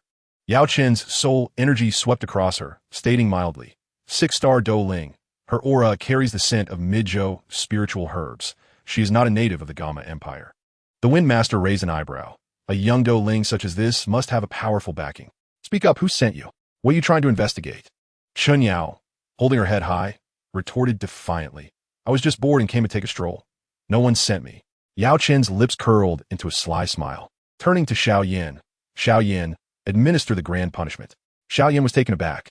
"Huh? What grand punishment?" "Burn all her hair off. So, she becomes a little bald head." Yao Chen's tone was flat, yet it instantly drained color from Chun Yao's face. Her hair was her most cherished possession. If burned off, wouldn't she be hideous? I'll talk. Chun Yao cried out in haste, tears nearly spilling forth. "My master sent me. He instructed me to find out if Xiao Yan is home and assess his strength." "Who is your master?" Xiao Yan pressed further. Chun Yao stammered, her eyes darting. "See, can I not say? My master is quite fearsome. If he learns I betrayed him, I will surely be punished." Yao Chan scoffed. "Do you believe you have any options left?" Chun Yao bit her lip, whispering, "My master is Han Feng." Han Feng. The Wind Master abruptly stood, astonished, exclaiming, "That ungrateful disciple would send such a foolish person to investigate?" Upon hearing this, Chun Yao grew indignant, struggling as she shouted, "I am not foolish. I am Han Feng's maid. He trusts me." The Wind Master suggested, "Should we eliminate her to relieve your anger?" Chun Yao was instantly terrified, thinking, "Where is my master?" Yao Chun shook his head, stating, "Family matters should not involve innocent parties. Throw her out, lest she tarnish the Xiao family's reputation." As Xiao Yan lifted Qinyao, a violent disturbance suddenly rippled through the distant space, a pale blue fissure manifesting out of thin air. A cool voice emanated from within. Is it not rather demeaning for several of you to lay hands on a young girl? The crowd turned towards the sound, and there emerged Yi Tian, stepping forth from the spatial rift, enveloped in the profound aura of a seven-star Dozun, his gaze landing on the bound Qinyao, imbued with a barely perceptible chill. His arrival instantly solidified the atmosphere of the entire rear mountain, the wind sovereign gripping his folding fan tightly. While Yao Chen's soul body trembled violently, and Xiao Yan instinctively regarded Yi Tian with wariness. Han Feng, the wind sovereign, shouted angrily. Do you dare to come forward of your own accord? Yi Tian paid him no heed, his eyes fixed on Qinyao. Who bound you? Upon seeing Yi Tian, Qinyao immediately felt aggrieved, her eyes reddening. It was him. He not only bound me, but also wanted to burn my hair. She pointed at Xiao Yan. Yi Tian's gaze instantly turned frigid, directing a look of pressure toward Xiao Yan. Release her. Chapter 86. The Spatial Battle Against the Wind Sovereign. Xianbing's surprise attack on the Fire Lotus. Seeing Yao Lao nod, Xiao Yan promptly withdrew the binding ropes. Qinyao rubbed her reddened wrists and hurriedly ran to Yi Tian's side, whispering, I'll be waiting for you at the inn. Be careful. Yi Tian nodded slightly, and she turned to flee towards the Xiao family, not daring to glance back at the tense atmosphere of confrontation. Yi Tian addressed the three. Yao, Chun, hand over the bone spirit cold fire, and I shall release you. Han Feng, do you truly believe that you can act at will merely because you are a seven-star Dozun? The wind sovereign unfurled his fan. Azure Dou Qi swirling across its surface, the pressure of a four-star Dozun instantaneously enveloping the rear mountain. The bone spirit cold fire is Yao Chen's life flame. Do not harbor delusions. Yi Tian dismissed the banter, five-colored igniting abruptly in his palm, intertwining into a radiant fire ring of Qinglian green, Haixin blue, fallen red, wind fury orange, and yin yin purple, the searing heat causing the surrounding green bamboos to wither instantly. If you do not wish to perish, then step aside. Otherwise, do not blame me for being merciless. The wind sovereign's expression darkened, realizing that further words would be futile. He leapt into action, swinging his fan violently, sending several azure wind blades slicing towards Yi Tian, each imbued with the power to tear apart space. Yi Tian remained motionless, the five-colored fire ring transforming into a shield, resolutely blocking the wind blades. With a sizzling sound, the wind blades were consumed by the flames, not even creating a ripple. Victory or defeat shall be determined within the secret realm, Yi Tian declared with a low shout, tearing open a spatial rift and leaping into it. The wind sovereign gritted his teeth and followed, knowing that fighting on the Xiao family's rear mountain would harm innocence. And fearing that Han Feng might turn against Xiao Yan and Yao Chun, he had no choice but to enter the secret realm to engage in battle. Inside the secret realm, fragments of stars floated around, and a spatial storm howled in the shadows. Yi Tian's figure flickered, the five-color transforming into several fiery spears aimed at the Wind Sovereign. The Wind Sovereign danced his fan with precision, Azure Dou Qi coalescing into a barrier, which trembled continuously under the impact of the fiery spears. The temperature of the five far exceeded his expectations, quickly scorching the surface of the barrier. Wind sweep the clouds.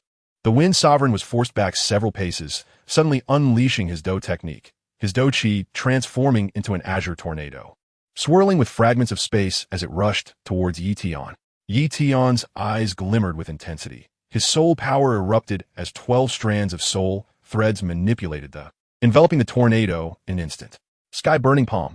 He struck forth, the five-colored flames coalescing into a massive palm print that collided with the tornado. Boom! The terrifying energy erupted within the secret realm, scattering the star fragments. The Wind Sovereign was hurled back like a kite with its string cut, crashing against the barrier of the secret realm, spitting blood, his azure robe torn by struggling to rise, disbelief filled his eyes. The disparity between a 4-star Dozun and a 7-star Dozun was already vast, and compounded by the suppression of Yi Tian's 5. Enduring for even a quarter of an hour was a testament to his years of combat experience. Yi Tian approached the Wind Sovereign slowly, the 5 coalescing in his palm, clearly intent on delivering a fatal blow. However, at that moment, an icy chill suddenly surged from behind him, a sense of danger washing over him like a tide. With no time to turn, a faint blue Dou Qi palm print slammed into his back. Puff! Yi Tian was struck as if by a heavy hammer.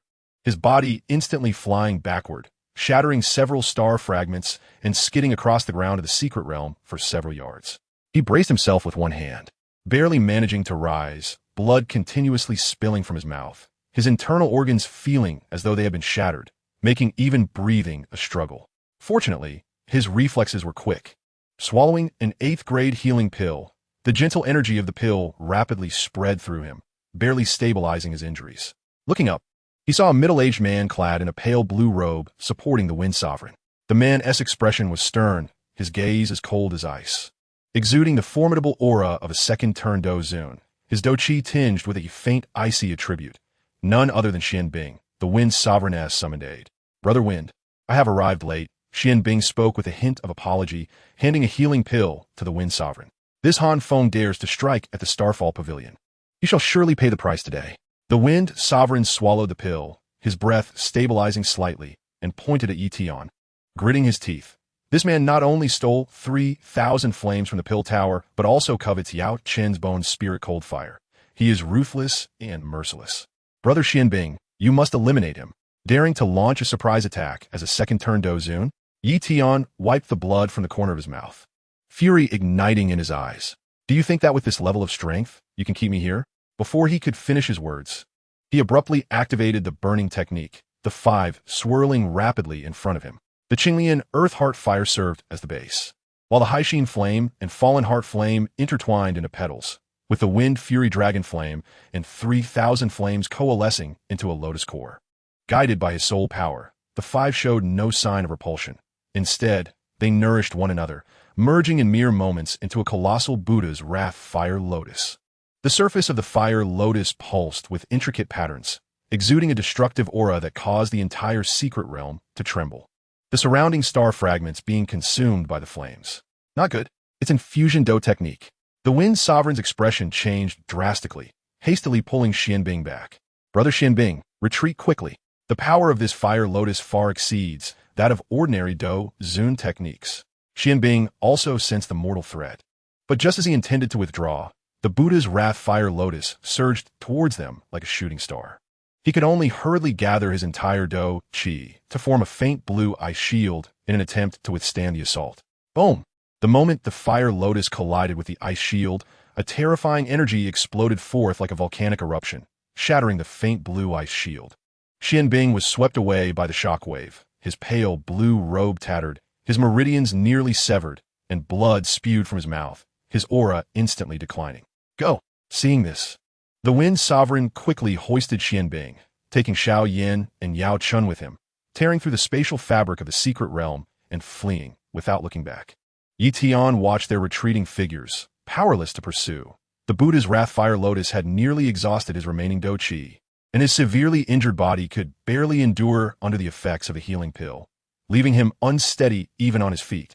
"Next time we meet, I shall ensure you pay with your lives." Tian gritted his teeth and muttered, sitting cross-legged as he retrieved another healing pill, focusing intently on recuperating his wounds. He knew that after this battle, Yao Chun and the Wind Sovereign would undoubtedly bolster their defenses. If he wished to seize the Bone Spirit Cold Fire, he would likely need to seek another opportunity. Chapter 87. Healing in the Valley Cave. Xianbing's gracious farewell to an old friend. In the misty valley on the outskirts of the Gama Empire, morning dew dampened the carpet of fallen leaves, and a stream meandered gently through the valley. Its sound akin to natural white noise, rendering the surroundings even more tranquil.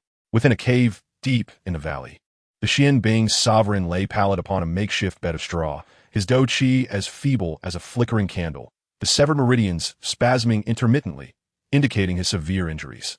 The Wind Elder stood vigil by the bedside, his brow furrowed with concern, while Xiao Yan stood beside him, gripping several freshly gathered healing spirit herbs. His face etched with worry. The faintly pale soul of Yao Chun hovered above the unconscious Xianbing Elder, his soul energy gradually permeating into the latter's body for examination. With each probe, the luminosity of the soul dimmed a fraction. Observing the plight of his once dear friend, who had suffered such grievous injuries to save him, guilt weighed heavily upon his heart. "How is it, Yao Chun? Is there any hope for Xianbing?" The Wind Elder inquired urgently, his voice quivering slightly. Yao Chun retracted his soul energy with a sigh. "His meridians are shattered in most part, and his internal organs are injured by the residual force of the Buddha's wrath lotus. For complete recovery, he requires an 8th grade revival pill, a treasure that can restore his meridians and mend his internal injuries. However, I am left with only my soul form. Not only can I not refine an 8th grade pill, even summoning the lightning of one would shatter my soul. Upon hearing this, a flicker of despondency crossed Xiao Yan's eyes. Is there truly no other way? There is not a complete absence of alternatives, Yao Chen replied, shifting his tone. He retrieved a scroll of beast hide from his spatial ring, unfurling it to reveal an extensive list of medicinal materials. This is the formula for a pinnacle 7th grade revival pill. While it may not possess the miraculous effects of the 8th grade counterpart, it can reconnect his meridians and awaken him from his coma. However, the subsequent internal injuries will require a decade of recuperation through the slow cultivation of Dou Qi, during which time he will not only be unable to progress in strength, but may even regress slightly. 10 years is but a small price. As long as it means Xian Bing can awaken, it is worth any duration. The Wind Elder exclaimed, quickly accepting the formula and turning to gather the necessary ingredients. I shall scour the various apothecaries of the Gamma Empire and surely amass what is needed. Xiao Yan chimed in eagerly, Master. I shall assist the Wind Elder and see if I can procure some aged spear herbs in the process. The two hastily departed, leaving behind Yao Chun and the unconscious Xian Bing Elder in the cave. Yao Chun gazed at his friend's pallid visage, murmuring, Xian Bing. Back in the day when we were hunted by the Soul Palace, you shielded me from a fatal blow. Now, you're gravely injured in your effort to save me. I vow to repay this debt of gratitude. Half an hour later, the Wind Elder and Xiao Yan returned to the cave, arms laden with a collection of medicinal materials. The 7th grade meridian recovery grass shimmered with a faint green glow. The petals of the condensing muscle flower were still adorned with morning dew. And the blood spirit ginseng boasted robust roots, all over 500 years old, key ingredients for refining the small revival pill.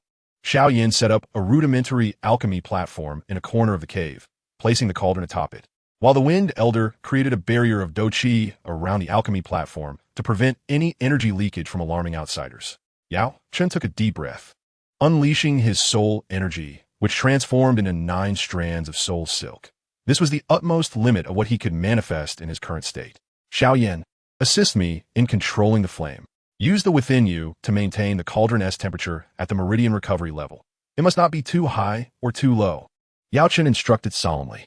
Xiao Yan nodded, igniting a flicker of pale purple, fallen heart flame, which he had preliminarily mastered, and cautiously directed it into the base of the starfall cauldron. The cauldron's star patterns illuminated, as Yao Chen's 9 strands of soul silk entwined around 9 core medicinal materials.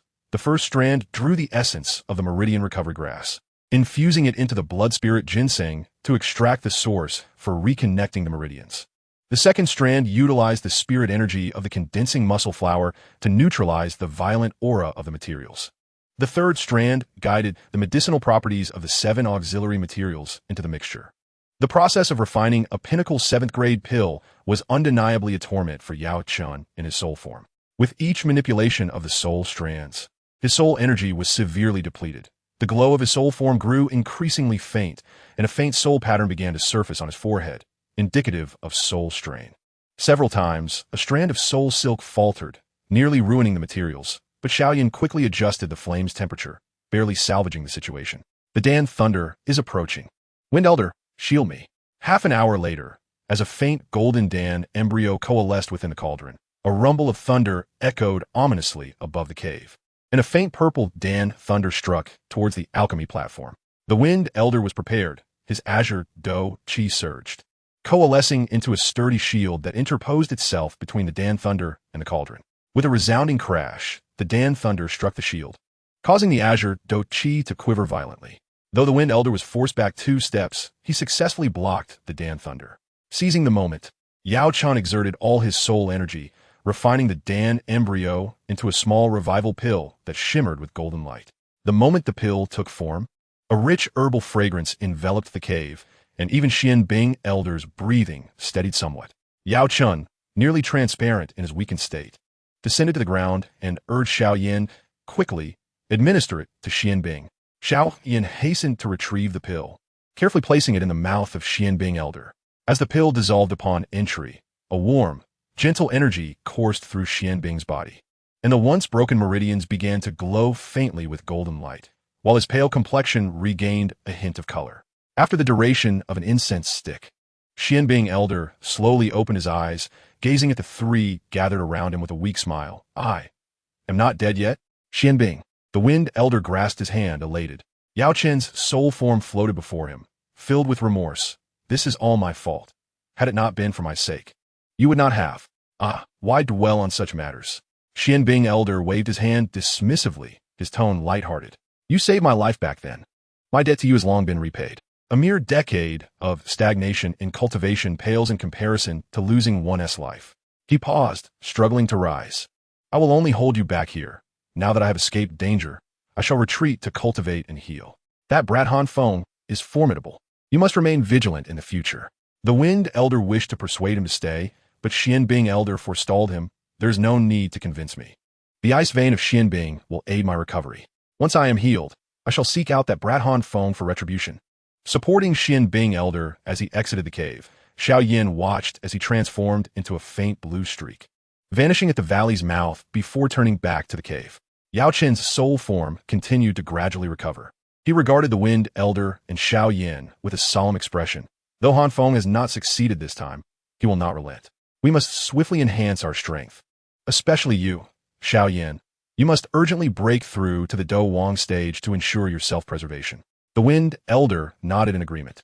I will remain in the Gamma Empire, both to protect you and to keep an eye on Han Feng's movements. As long as this rebellious disciple remains at large, we shall find no peace. The stream through the valley continued its gentle flow, yet the undercurrents surrounding and past grievances had not subsided with Xianbing Elder's departure. Meanwhile, far away in the imperial capital inn, Tian had already recovered much of his strength and was plotting his next scheme to seize the Bone Spirit Cold Fire. Chapter 88.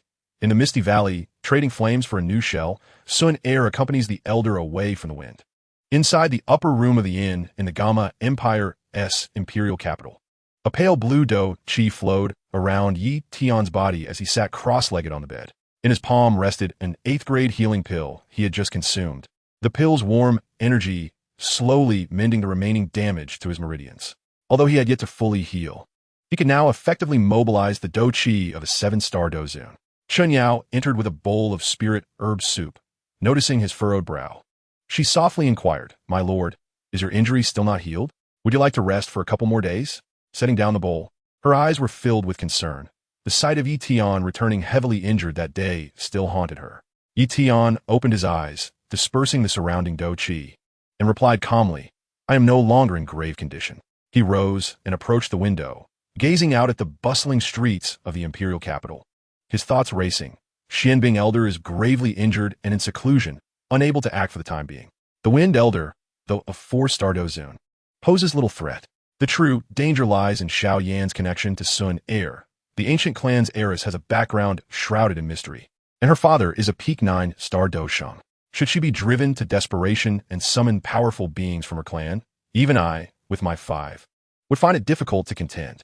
Xiao Yan's ranking of these is disappointingly low, rendering it futile to seize. Rather, the key lies in Yao Chen's Bone Spirit Cold Fire. Yi Tian pondered deeply. Yao Chen currently exists solely as a soul entity, yearning for a corporeal body. It would be prudent to leverage to negotiate with him, thereby avoiding conflict with the ancient clan while securing the Bone Spirit Cold Fire with certainty. Resolute in his decision, Yi Tian wasted no time and instructed Chun Yao. Please wait for me at the inn. I shall return shortly. No sooner had the words left his lips than the space around him rippled, and his figure vanished from the room in an instant. Outside the cave of Qingwu Valley, the Wind Sovereign was in earnest discussion with Yao Chen regarding an escape plan. This place is ill-suited for prolonged stay.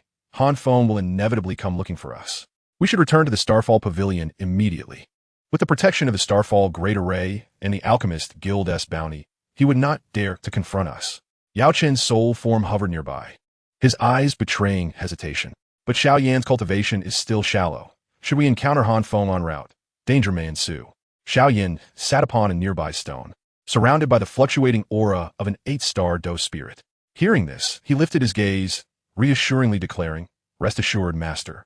I have already broken through to the 8-star Dou spirit.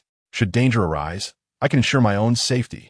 Just then, the space above the cave erupted with violent fluctuations, and a pale azure fissure tore open, from which Yi Tian emerged, his presence exuding the oppressive aura of a 7-star Dozun. Yet he refrained from making an aggressive move, his gaze fixated on Yao Chun. Han Feng, you truly are tenacious. The Wind Sovereign immediately shielded Yao Chun and Xiao Yan behind him, his green Dou Qi surging as he pointed his folding fan at Yi Tian. Do you still dare to come here? Yi Tian waved his hand dismissively, his tone calm. I have not come here to engage in combat, but rather to propose a transaction. His eyes turned to Yao Chun as he continued. Yao Chun, you currently exist only as a soul. Your strength cannot advance. Do you not wish to possess a true corporeal form? Yao Chun's soul form trembled slightly, a flicker of barely discernible desire flashing in his eyes. The possession of a body had been his greatest obsession over the years. I can utilize 3 types of his catalysts to forge you a body. A Dozun's form is within my capabilities. The 8th Grey Bow Melting Pill is also easily within my reach. Yi Tian persisted. All I require in return is the bone spirit cold fire within you. The Wind Sovereign can attest. I am a certified 8th grade alchemist of the Alchemist Guild. Yi Tian turned his gaze toward the Wind Sovereign, his tone laced with conviction. Creating a body is a trivial task for me. Do not believe him. The Wind Sovereign interjected hastily, his eyes filled with wariness. This man is treacherous. He once betrayed even you. How could he sincerely assist you? Should he acquire the bone spirit cold fire, he will certainly turn against you. Yao Chen's longing gradually faded, and reason prevailed. He understood Han Feng, Yi Tian's current identity, all too well. Back then, the latter had conspired with the Soul Hall for the sake of the burning technique. How could he now genuinely assist him? He shook his head, his tone resolute. I appreciate your offer, but I have no need for it. Xiao Yan is loyal and righteous. With his talent, he will be able to forge a body for me in no more than a decade. I have endured for so many years. I can wait a few more. Refusing a toast only to drink a forfeit.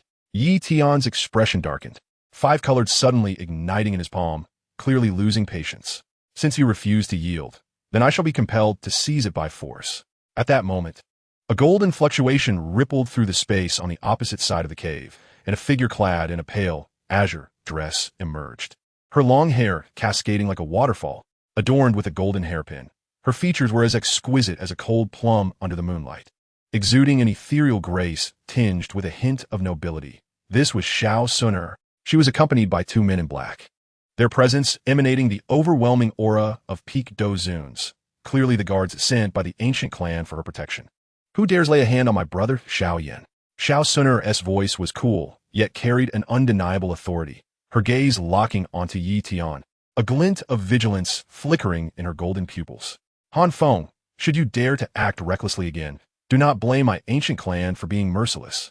Yi Tian's heart sank. The 2 peak Dozuns behind Xiao Suner, while not on par with the 3 titans of the Alchemist Guild, were nonetheless formidable adversaries. More critically, her backing from the ancient clan, which boasted numerous Dou saints, posed a grave threat. Should he truly engage, provoking the ancient clan, it would not only jeopardize his attempt to seize the bone spirit cold fire, but also his very survival in the Jiama Empire. Consider yourself fortunate. Yi Tian scoffed coldly, no longer hesitating, as the space around him rippled once more, his figure vanishing from the spot, leaving only a chilling voice echoing. When we meet again, I shall take the bone spirit cold fire. As Xiao Suner watched Yi Tian's retreating figure, she finally exhaled in relief, hastening to Xiao Yan's side with concern in her voice. Brother Xiao Yan, are you unharmed? I received word that Han Feng was searching for you, and I rushed here immediately. Xiao Yan shook his head, gratitude evident in his eyes. Suner, thank you. Had you not arrived in time, we would likely have faced dire consequences today. The Wind Sovereign and Yao Chun also breathed a sigh of relief. With the presence of the ancient clan, Han Feng would certainly refrain from returning in the near term. The stream outside the cave flowed gently, and although the immediate crisis had been averted, all understood that Han Feng would not relent. The next encounter would likely herald an even more perilous confrontation. Chapter 89. The Flames of Fury Unleashed. The Black Order sends word to the Soul Hall, inside the upper room of an inn in the imperial capital of the Jiama Empire. Shards of tables and chairs lay strewn across the floor, exquisite porcelain vases shattered into fragments.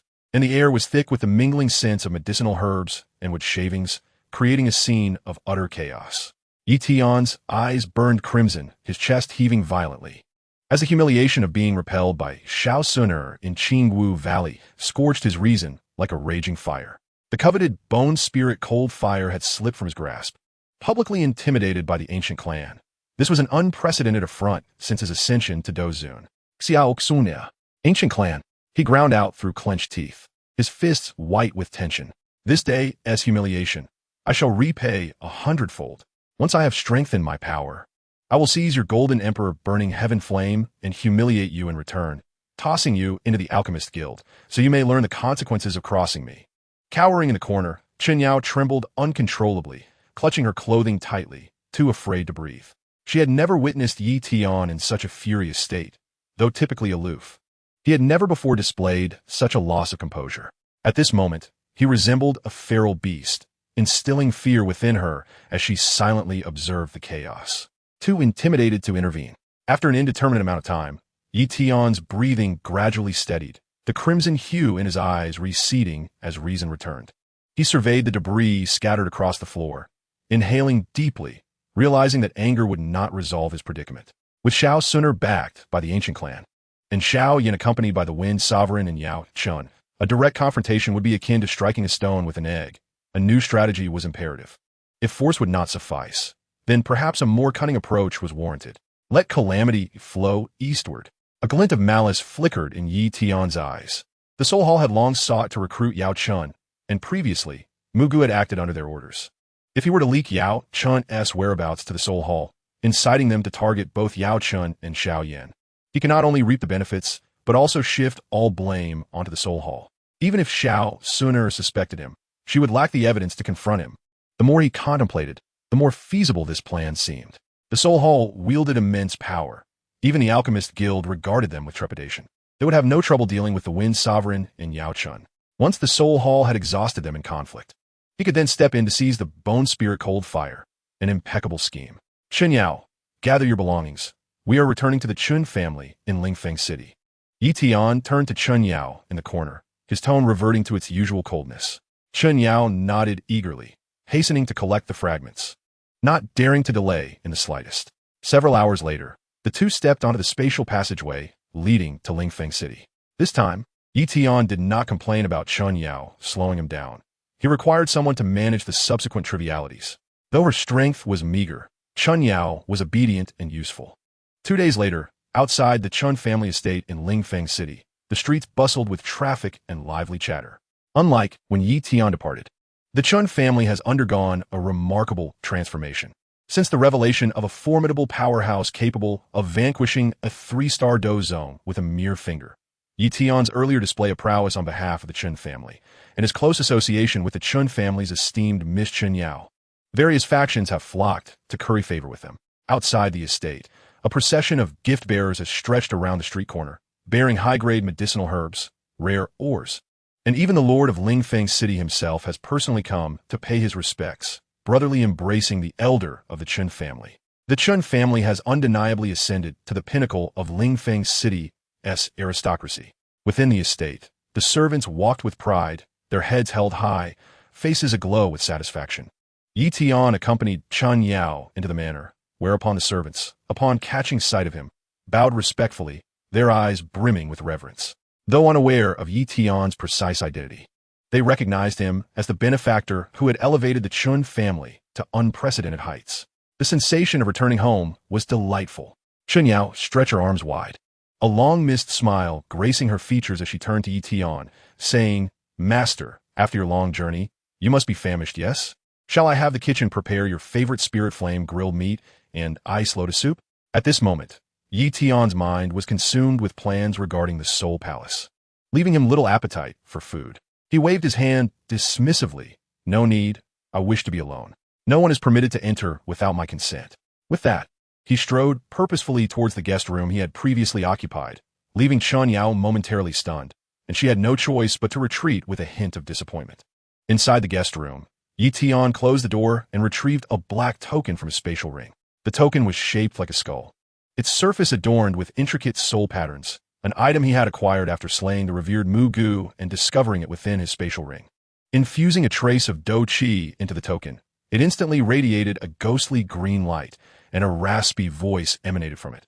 "Mu Gu, did you not pursue Han Feng? Why contact me all of a sudden?" A glimmer of coldness flickered in Yi Tian's eyes as he mimicked Mu Gu's voice, which he had discerned from Han Feng's memories and replied in a hoarse tone. Zhai Xingzun, I have urgent news to report. I have located the whereabouts of Yao Chun. The voice on the other end, belonging to the old specter Zhai Xing, Mugu's direct superior and a 5-star Dozun, immediately perked up, his tone eager. Oh? Where is Yao Chun? Are you certain there is no mistake? Absolutely certain, Yi Tian replied slowly. Currently, I exist solely as a spiritual entity, residing within a youth named Xiao Yan of the Jiama Empire, who is under the protection of Feng Zun from the Starfall Pavilion. If you wish to capture Yao Chun, this is the most opportune moment. Feng Zun is merely a 4-star Dozun, and with your prowess, it will be effortless to subdue them. Good, good. The excitement in Zhai Xing's voice was palpable. Where are you? I will dispatch someone to meet you immediately. We must ensure Yao Chun is brought back to the Soul Palace. A faint smirk curled upon Yi Tian's lips as he replied coolly. I have other tasks and have already left the Jiama Empire. You should lead your men to the outskirts of Qingwu Valley in the Jiama Empire, and you will assuredly find them there. Remember, this must remain clandestine. Do not let the Dan Tower or the ancient clan catch wind of it. With that, he severed the communication, the token's ghostly light extinguishing instantly. Zhai Xing, I hope you do not disappoint me, Yi Tian mused, stowing the token back into his ring. A glimmer of anticipation flashing in his eyes. The involvement of the Soul Palace would undoubtedly disrupt Xiao Yan and Yao Chen's plans. And he only needed to bide his time, ever prepared to seize that coveted bone spirit cold fire. Chapter 90. The Soul Palace's encirclement at Qingwu Valley. Blood sacrifice to the demon claw. The morning mist of Qingwu Valley had yet to dissipate, whereupon the azure stones by the stream. Xiao Yan and Xiao Suner stood facing each other, the air thick with a bittersweet melancholy of parting. Xiao Suner raised her hand to adjust Xiao Yan's collar, her eyes filled with hope. Brother Xiao Yan, I must return to the ancient clan to attend to family matters. Once you break through to Dozun, come find me at the ancient clan. Only then will you have the right to stand by my side. Xiao Yan gaspetia han tightly nodding ernstel ypsilon, xun rest assured. I will not keep you waiting long. In a few short years, I shall step into the ancient clan as a Dozun. Xiao xun smilet gently. Then turned to the 2 black-clad elders behind her, addressing the stern-faced elderly on her left. Elderly, please escort brother Xiao Yan and Feng Zun to the Starfall Pavilion, ensuring their safety above all. Miss, do not worry. I will not fail my mission. Elderly bowed in response, his aura emanating the peak of Dozun, an invisible barrier enveloping the group. Xiao Suner cast one last glance at Xiao Yan before stepping into the golden spatial rift, her figure vanishing in an instant. Xiao Yan watched the rift close, taking a deep breath before turning to Feng Zun and Yao Chun. Let us set off as well.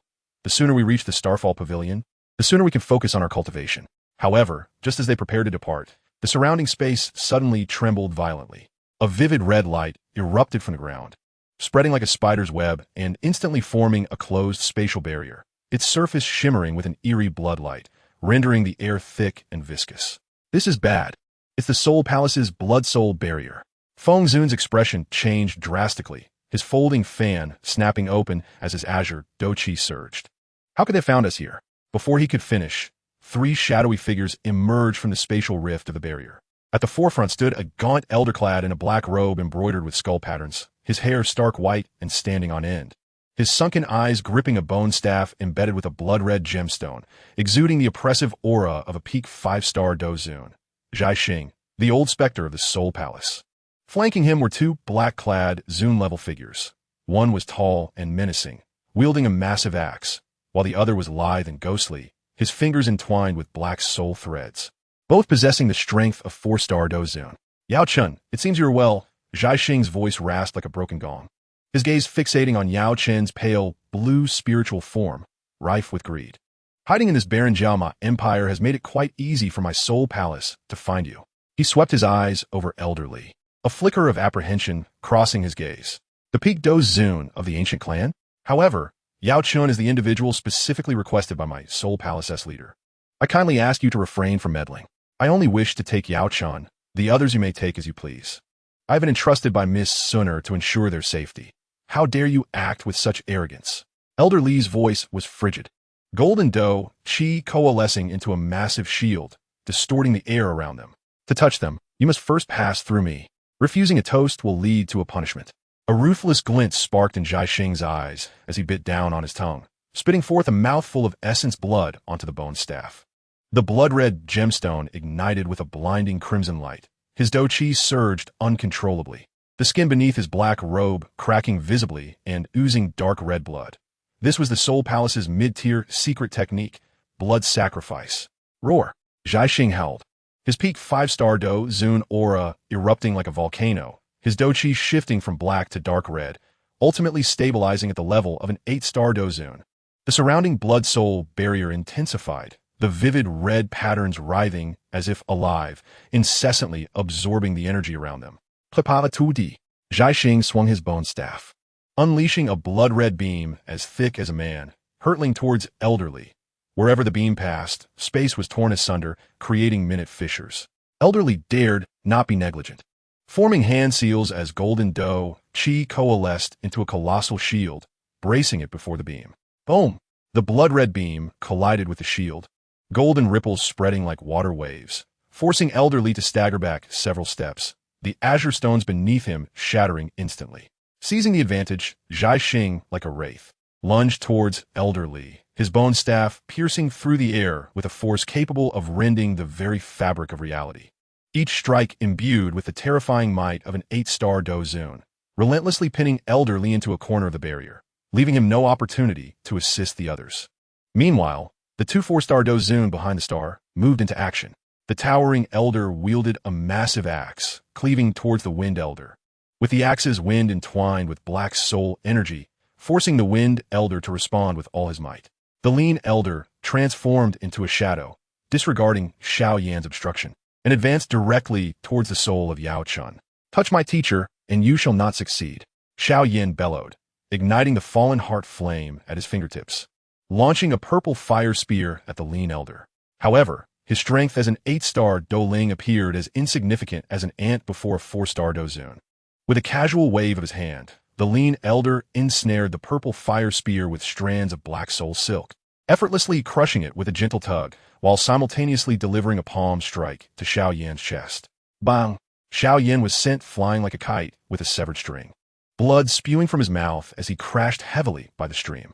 The Wind Elder, witnessing this, felt a surge of desperation and wished to rush forward to assist, but was firmly entangled by the towering elder's massive axe. The azure wind blades clashed incessantly with the black axe winds. His 4-star Dou Zun strength was already evenly matched with his opponent's, and divided by his concern for Yao Chun, he quickly fell at a disadvantage, sustaining multiple wounds. Yao Chun, come back with me to the Soul Palace. The lean elder's claw, emanating black soul energy, grasped Yao Chun's soul. Yao Chun struggled desperately, unleashing the full extent of his soul power, yet was unable to break free from the 4-star Dou Zun's restraints. His soul, inherently fragile, was soon tightly bound by the lean elder's soul lock, the pale blue aura of his soul gradually dimming. Yao Chun, the Wind Elder's eyes widened in rage, attempting to break through the towering elder's obstruction, but was struck on the shoulder by an axe, instantly staining his azure robe with crimson blood. Elderly also witnessed Yao Chen's capture and felt a surge of anxiety, trying to breach the blockade set by the Star Dash, but was struck by a blood-red palm imprint to his chest, causing him to cough up blood, his breath instantly faltering. The pressure from the 8-star Dou Zun left him with no opportunity for rescue. Retreat. The Star Dash, seeing Yao Chun captured, ceased his entanglement with Elderly, snorted coldly, and summoned back his 2 subordinates. The 3 of them, bearing the bound Yao Chun, stepped into the blood-red spatial rift, vanishing instantly within the barrier. As they departed, the vivid blood-soul barrier gradually dissipated. Elderly clutched his chest, gazing at the direction of the closing rift. Filled with guilt, it is my ineptitude that failed to protect Mr. Yao Chun. The Wind Elder helped the injured Xiao Yan to his feet, staring into the empty valley. His voice hoarse, it is not your fault. The Soul Palace is too cunning, and the blood sacrifice of the star is indeed formidable. We must hasten to the star-falling pavilion and devise a plan to rescue Yao Chun. Xiao Yan pressed his hand against his chest, his eyes brimming with resentment and fury. His teacher had once again fallen into peril while attempting to protect him. He clenched his fists, a singular thought echoing in his mind, to grow stronger as swiftly as possible and rescue Yao Chun from the clutches of the Soul Palace. Chapter 91. The Star-Falling Pavilion in the Central State's Star-Falling Mountain Range. The Star-Falling Pavilion atop the main peak sparkled like a star embedded in the night sky. The entire structure was constructed from dark meteorite stones, its walls adorned with swirling star array patterns. During the day, it absorbed sunlight to refine Dou Qi, while at night, it drew upon star power to nourish the cultivators within. From a distance, a faint silver aura of star power enveloped the pavilion like a delicate veil, showcasing the grandeur of a prestigious sect. Inside, the pavilions and terraces were harmoniously arranged, and the spirit garden was filled with high-grade medicinal materials. Streams meandered through, occasionally interrupted by disciples clad in azure robes, each exuding a presence above the Dou Huang level, creating a scene of flourishing vitality. However, within the quarters of the young pavilion master Xiao Yan, an entirely different atmosphere prevailed. This chamber, originally exquisite and elegant, featured a pearwood desk adorned with star maps, and a mountain terrain chart hand-painted by Xiao Yan hung on the wall. A jade vase by the window held fresh spirit herbs, while the bed was laid with smooth beast skins. Yet now, the floor was littered with shattered wine jars, amber liquid saturating the carpet, a potent aroma of alcohol filling the air. The candlesticks had long extinguished, leaving only a dim light seeping through the window. Xiao Yan curled in the corner, his black attire stained with wine, his hair disheveled against his face, clutching an empty wine jar, mumbling incoherently, "It's all my fault for being useless. If only I were stronger, my teacher wouldn't have been taken." Since Yao Chun had been abducted by the Soul Palace, he had drowned his sorrows in alcohol day after day. In the half-month since arriving at the star-falling pavilion from the Gamma Empire, although his cultivation had advanced to 1-star Dou Huang, he had lost all motivation for further progress, merely seeking to numb his guilt with alcohol. The disciples of the star-falling pavilion observed this with growing concern, whispering among themselves, "The young pavilion master cannot continue like this. The old pavilion master is still awaiting rescue. Indeed, the Soul Palace is formidable. We need the young pavilion master to lead us. He cannot afford to be so despondent." These murmurs soon reached the ears of the Wind Elder. One afternoon, donned in a simple azure robe, he hastened to Xiao Yan's quarters. Upon pushing the door open, the overwhelming stench of alcohol assaulted him, and his brow furrowed immediately as he beheld Xiao Yan curled in the corner, his eyes filled with sorrow and anger. "Xiao Yan," the Wind Elder admonished in a deep voice. Xiao Yan slowly lifted his head, his bloodshot eyes devoid of spirit. He shook the empty wine jar in his hand and rasped, "Elder Feng, you've come? Would you like to drink? I can get you some." He struggled to rise, attempting to reach for a distant wine jar, but his legs buckled, nearly causing him to fall. The Wind Elder's anger surged further upon witnessing this, stepping forward to snatch the wine jar from Xiao Yan's grasp and smashing it onto the ground with a resounding crash, wine splattering everywhere. "Wake up!" The Wind Elder's voice trembled. "Yao Chen's fate is uncertain within the Soul Palace, and you hide here drowning your sorrows in alcohol instead of striving for progress. Can you justify his years of dedicated teaching? Can you justify his willingness to be captured by the Soul Palace to protect you?" Xiao Yan trembled at the Wind Elder's roar, lowering his head, his hands clutching his head, his voice choked. I know, I've let down my teacher, but I am powerless. I can't even protect him. The Soul Palace is so strong. How can we rescue him? How can we save him? Can you save him by drinking?" The Wind Elder took a deep breath, softening his tone, yet remaining stern. "I have already dispatched people to gather information. Yao Chun is imprisoned in the Soul Palace's branch in the Central State's Wraith Mountain Range, guarded by the Star and 2 4-star Dozun, along with dozens of Dozong experts. I am reaching out to the factions that Yao Chun once aided to assemble personnel for a rescue. But what about you? As Yao Chen's most valued disciple, you are wallowing in self-pity here." Wraith Mountain Range, Star Dash, Xiao Yan muttered to himself, repeating the names, and a glimmer of hope sparked in his eyes. He abruptly lifted his head, grasping the Wind Elder's sleeve. "Elder Feng, then let us go rescue my teacher now. If we delay, it will be too late. Go now." "With what?" The Wind Elder chuckled bitterly, shaking his head.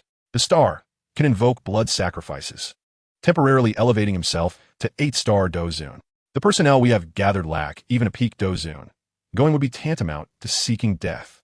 Xiao Yan's eyes dimmed instantly, releasing the Wind Elder's sleeve and returning to the ground without reaching for the wine jar again.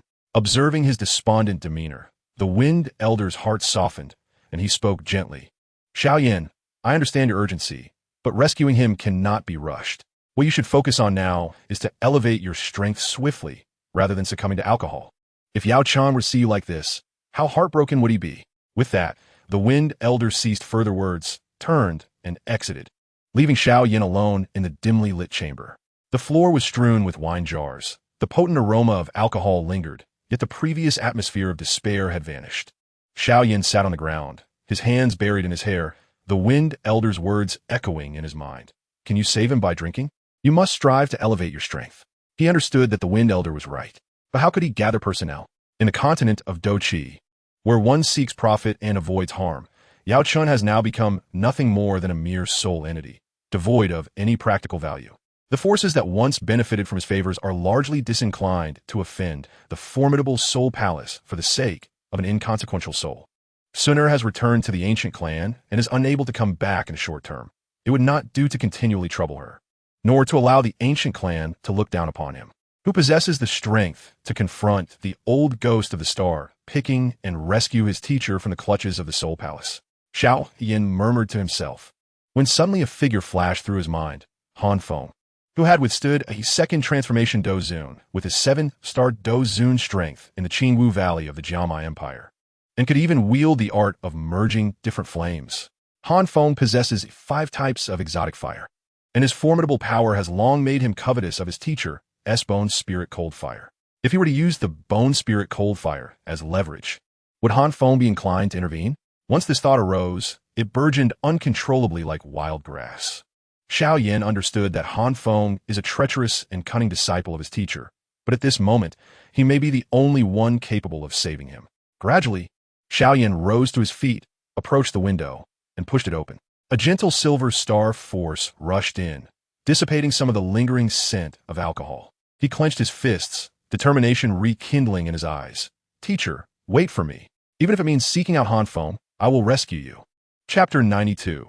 The Revelries of Ling City as Yan arrives. Feng schemes in ancient jade to chart the stars. Ling Feng City, located on the western side of Zhongzhou, has now become the most prosperous city within a radius of 1,000 miles. The main street, paved with bluestone slabs, gleams from years of foot traffic, flanked by shops in close succession.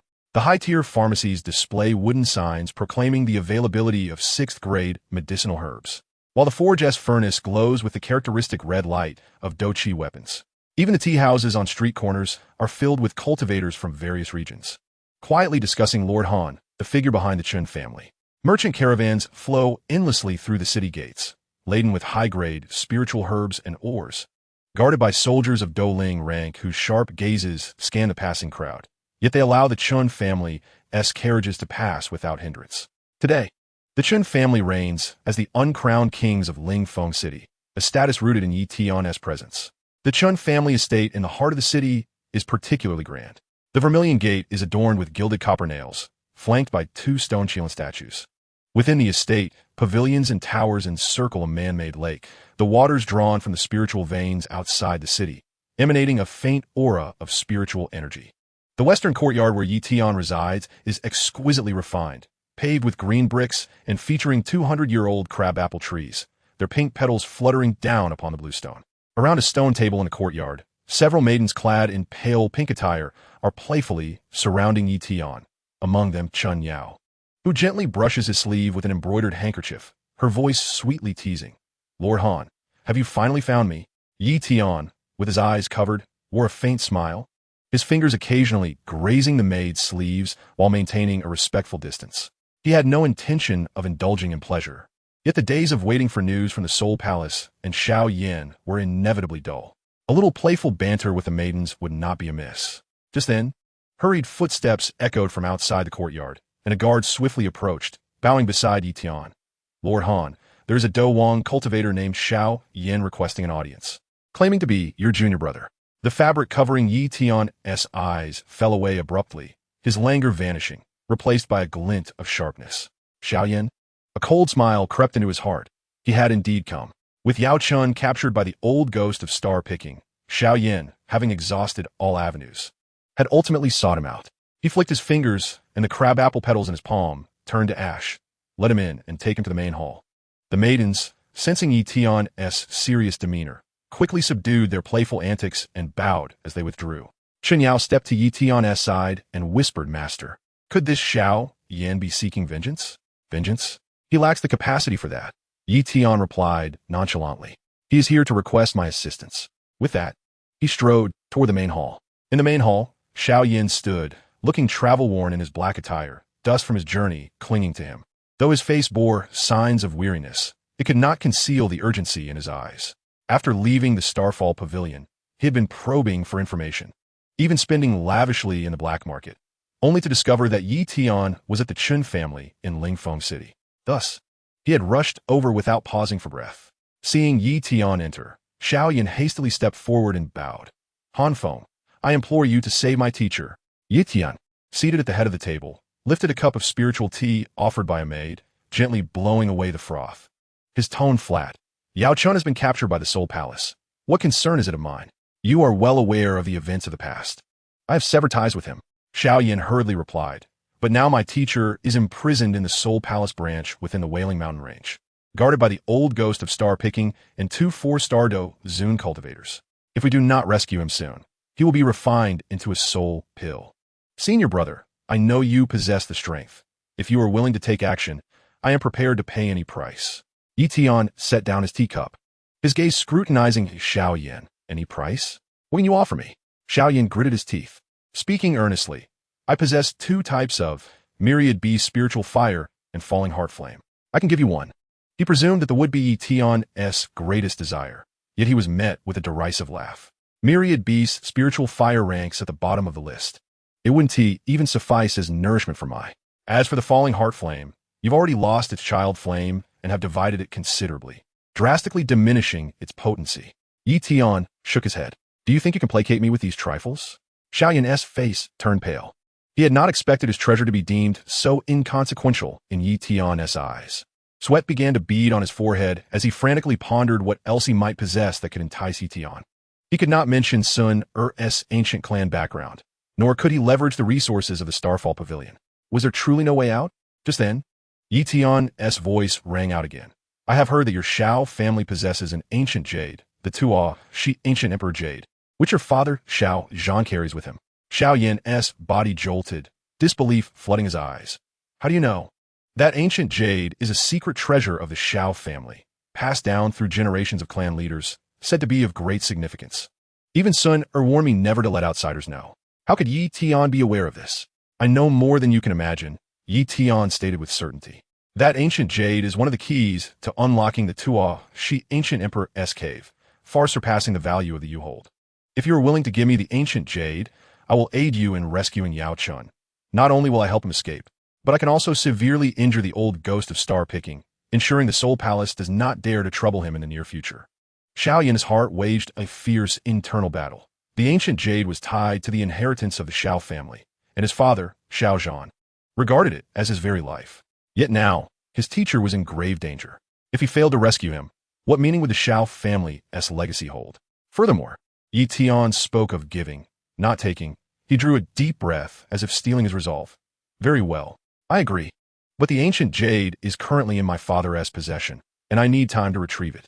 Moreover, I wish to accompany you to the Wailing Mountain Range to ensure my teacher's safety before handing over the ancient jade.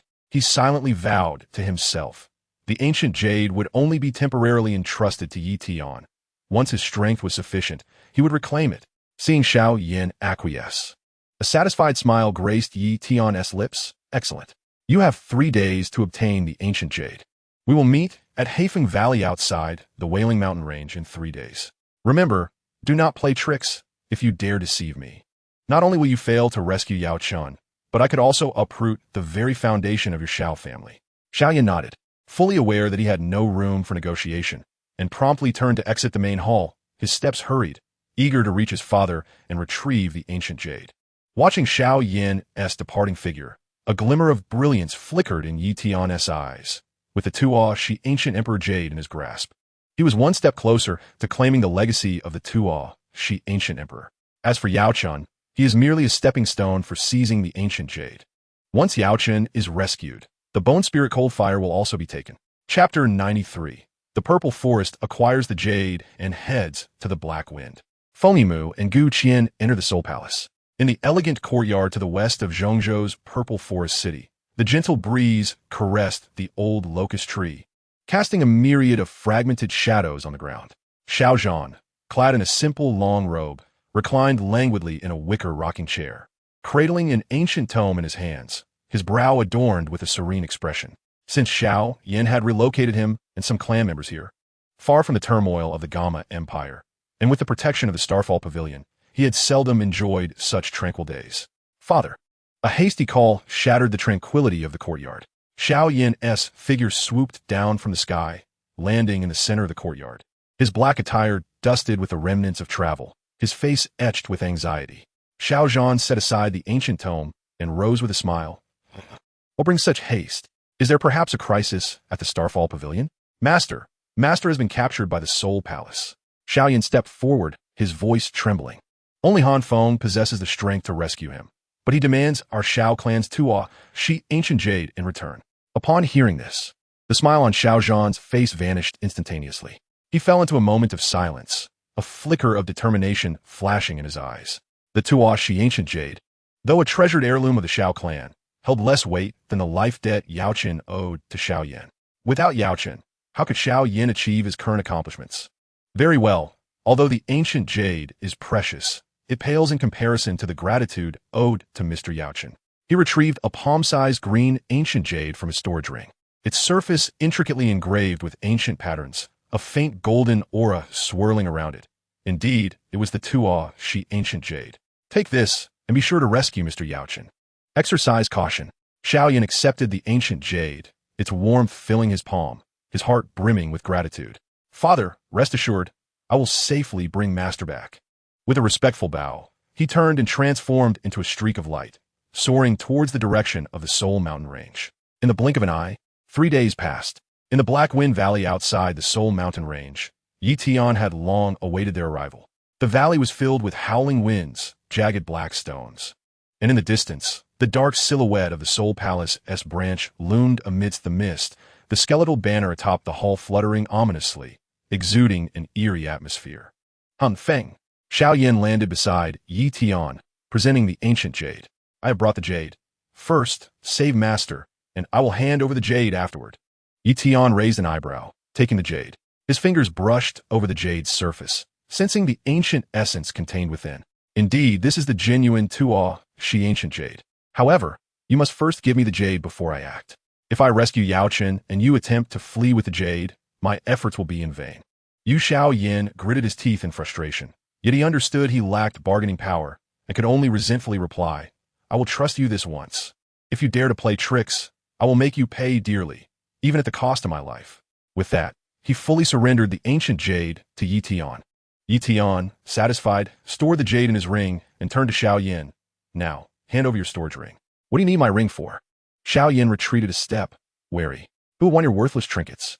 Tian scoffed coldly. Yao Qin is currently a soul entity and requires a vessel to contain his soul. Your storage ring, having been used for years, bears your essence, which Yao Qin can adapt to. Only then did Xiao Yan relax, removing the black storage ring from his finger and handing it over. Tian accepted the ring and extracted a pale gray pill from his own storage ring, an 8th grade early-stage disguise pill he had previously refined. He also took out a pitch-black token inscribed with the characters Mugu, which he had obtained upon defeating the Mugu Elder. Wait here while I infiltrate the Soul Palace branch to rescue Yao Qin. If you hear any commotion inside, do not enter, just flee. Xiao Yan nodded, his heart racing, his gaze fixed anxiously on the direction of the Soul Palace branch. Tian said no more, swallowing the disguise pill. The pill dissolved upon entry, a peculiar energy swiftly coursing through his body. His form began to shift gradually, his once robust physique withered, skin taking on a faint grayish hue, his features contorting and reshaping, ultimately transforming into the familiar visage of the Mugu Elder. A half-bronze mask covered much of his face, revealing only a pair of glimmering eyes, the surrounding fighting spirit altering, morphing from the robust aura of a 7-star Do Zone to the chilling essence unique to the Mugu Elder, even the movements of his fingers taking on the eerie quality of withered claws. Xiao Yan stood by, dumbfounded, realizing that the disguise pill could mimic even the aura with such precision. Had he not witnessed it with his own eyes, he would never have discerned that the person before him was Tian in disguise. Tian flexed his fingers, feeling the state of his disguise, nodding in satisfaction. Grasping the Mugu token, he strode towards the Soul Palace branch, with the token and the disguise pill to bolster him. As long as he did not encounter the likes of the star-plucking old ghost, who was familiar with Mugu, he would be able to blend effortlessly into the palace. The winds of Black Wind Valley whipped around Yi Tian's black robe, his figure gradually merging into the shadows of the Soul Palace branch, leaving Xiao Yan anxiously waiting in place. Inside the hall, the laughter of the star-plucking old ghost echoed faintly, intermingled with the anguished cries of Yao Chen's soul. A clandestine plot surrounding the soul and the ancient jade was quietly unfolding. Chapter 94. Infiltrating the Soul Palace to rescue Yao Chen. The chain breaks, shattering the star-plucking old ghost seclusion. The Soul Palace branch in the Soul Mountain Range was constructed entirely of obsidian, its spire adorned with grotesque skull carvings. Every crevice between the stone bricks seeped with a faint black soul energy, the air thick with the acrid scent of blood and the stench of decaying souls. On either side of the palace's corridor, everlasting lamps burned with an eerie green soul fire, casting flickering light. Occasionally, soul envoys cloaked in black robes hurried past, their expressions blank, surrounded by a barely perceptible aura of death, resembling animated puppets. Yi Tian, disguised as the Mugu Elder, strolled through the corridor, his black robe sweeping over the soul energy on the ground without pausing for a moment. The two five-star Dou Zone guardians at the entrance bowed in deference, yet he did not spare them a glance. In the Soul Palace, a being of the elder rank required no acknowledgement of the younger Dou Zone. As he proceeded deeper into the palace, the soul envoys and lower-ranked guardians he encountered quickly knelt in respect, not daring to show any signs of negligence. Upon reaching the depths of the Grand Hall, a stone door inscribed with the characters Soul Prison came into view. Guarding the entrance was an elder clad in dark crimson-black robes, the Soul Celestial. He was of medium stature, his visage stern, with a skull-shaped black jade earring dangling from his left ear, exuding the pressure of a one-star Dou Zone, his fingers absently tracing the soul lock at his waist. His eyes filled with vigilance. "Oh, is that not the Mugu Elder?" The Soul Celestial feigned a smile as he observed Yi Tian's approach. "I heard you traveled to the northwest continent to hunt down Han Feng. What brings you back to this branch?" As a fellow elder, he felt a tinge of apprehension towards Mugu due to his slightly weaker strength. Yi Tian imitated Mugu's raspy voice, adopting a tone of arrogance. "Merely dealing with a traitor. I heard that the old fool Yao Chen has been captured. I have a long-standing grudge with him, so I came to witness his misfortune." "Is that so?" The Soul Celestial's expression shifted to understanding as he stepped aside to clear the path, yet he cautioned, "Yao Chen is locked in room No. 7 of the Tian building. Do not linger too long. The star-plucking elder is currently in seclusion, cultivating the soul-devouring hand, and has specifically instructed us to keep a close watch on Yao Chen. Any mistakes, and we both will bear the consequences. Fear not. A mere soul entity is hardly a threat." Yi Tian scoffed, striding directly into the soul prison stone door. Beyond the door lay a narrow passage, flanked by countless cells, each ensnared with black soul chains inscribed with runes, the eerie glow of the chains continuously eroding the souls within the cells. Some souls had long lost their sanity, screaming and struggling within their confines, while others curled weakly in the corners, lacking even the strength to raise their heads. The deeper he ventured, the stronger the soul's auras grew within the cells, the runes on the soul chains becoming increasingly intricate, indicating that the higher the status of the imprisoned prisoners, the more stringent the restraints. Before long, the cell numbered 7 appeared before him. Inside the confinement, the pale white soul of Yao Chen was ensnared by 4 soul chains, each as thick as an arm, adorned with flickering golden runes that incessantly devoured his soul power. His eyes were tightly shut, his complexion ashen, and the radiance of his soul dimmed to near transparency, clearly in a state of unconsciousness.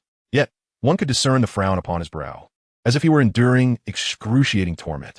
Yi Tian pushed open the cell door and closed it behind him, severing the external gaze. Yao Chen seemed to sense the disturbance. He slowly opened his eyes, and upon seeing Mugu, a bitter smile curled at the corners of his mouth.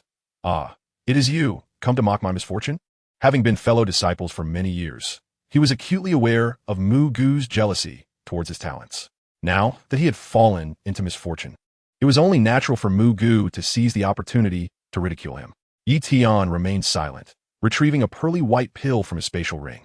It was the mid-grade, 8th-grade Qinghun pill, its surface radiating a faint azure glow, exuding a nurturing aura for the soul that made Yao Chen's soul tremble involuntarily.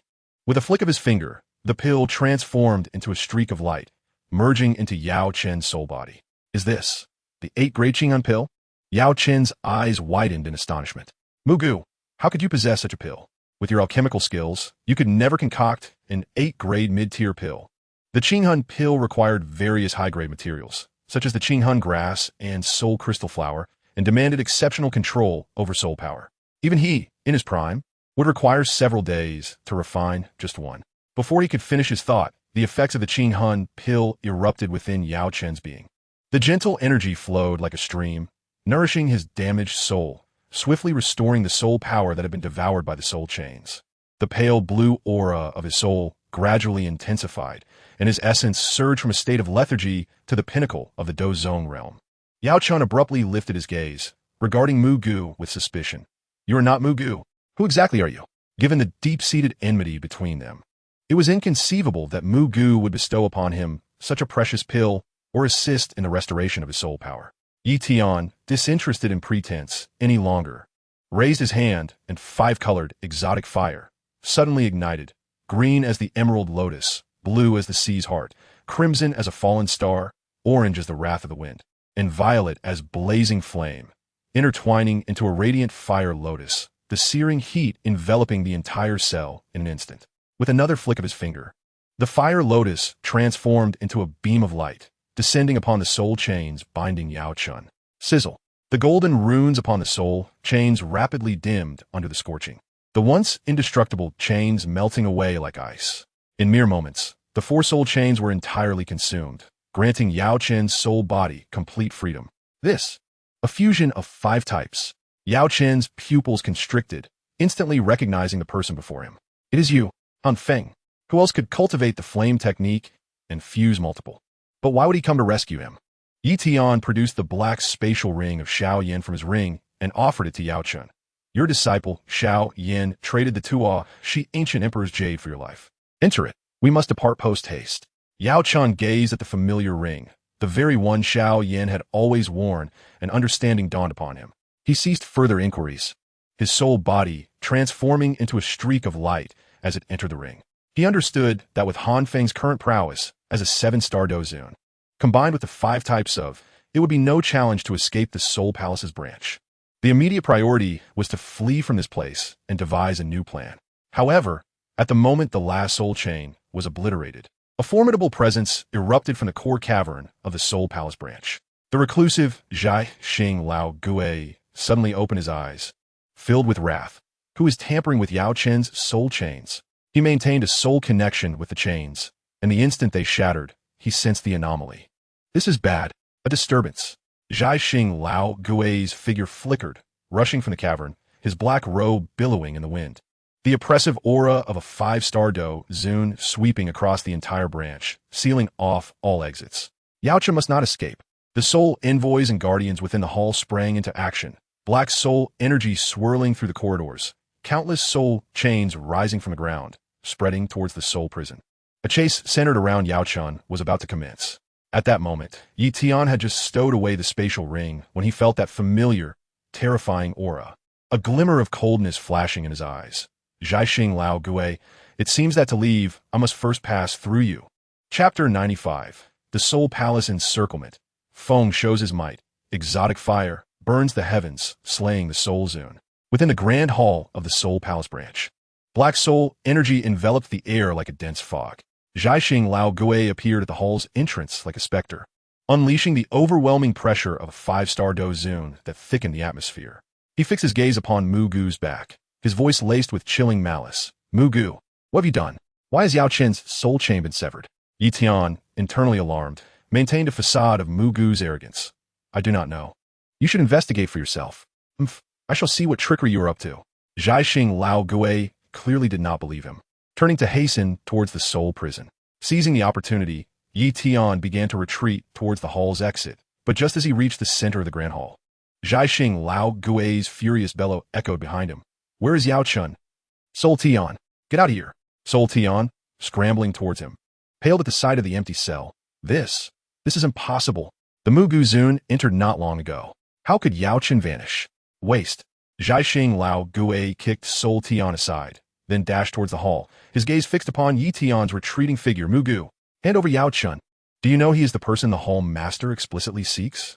Do you dare to take him away without permission? Do you wish to perish?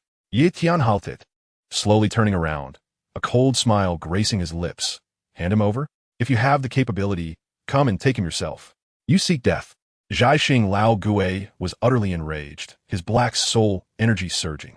His right hand morphed into a shadowy claw, imbued with the power to rend space.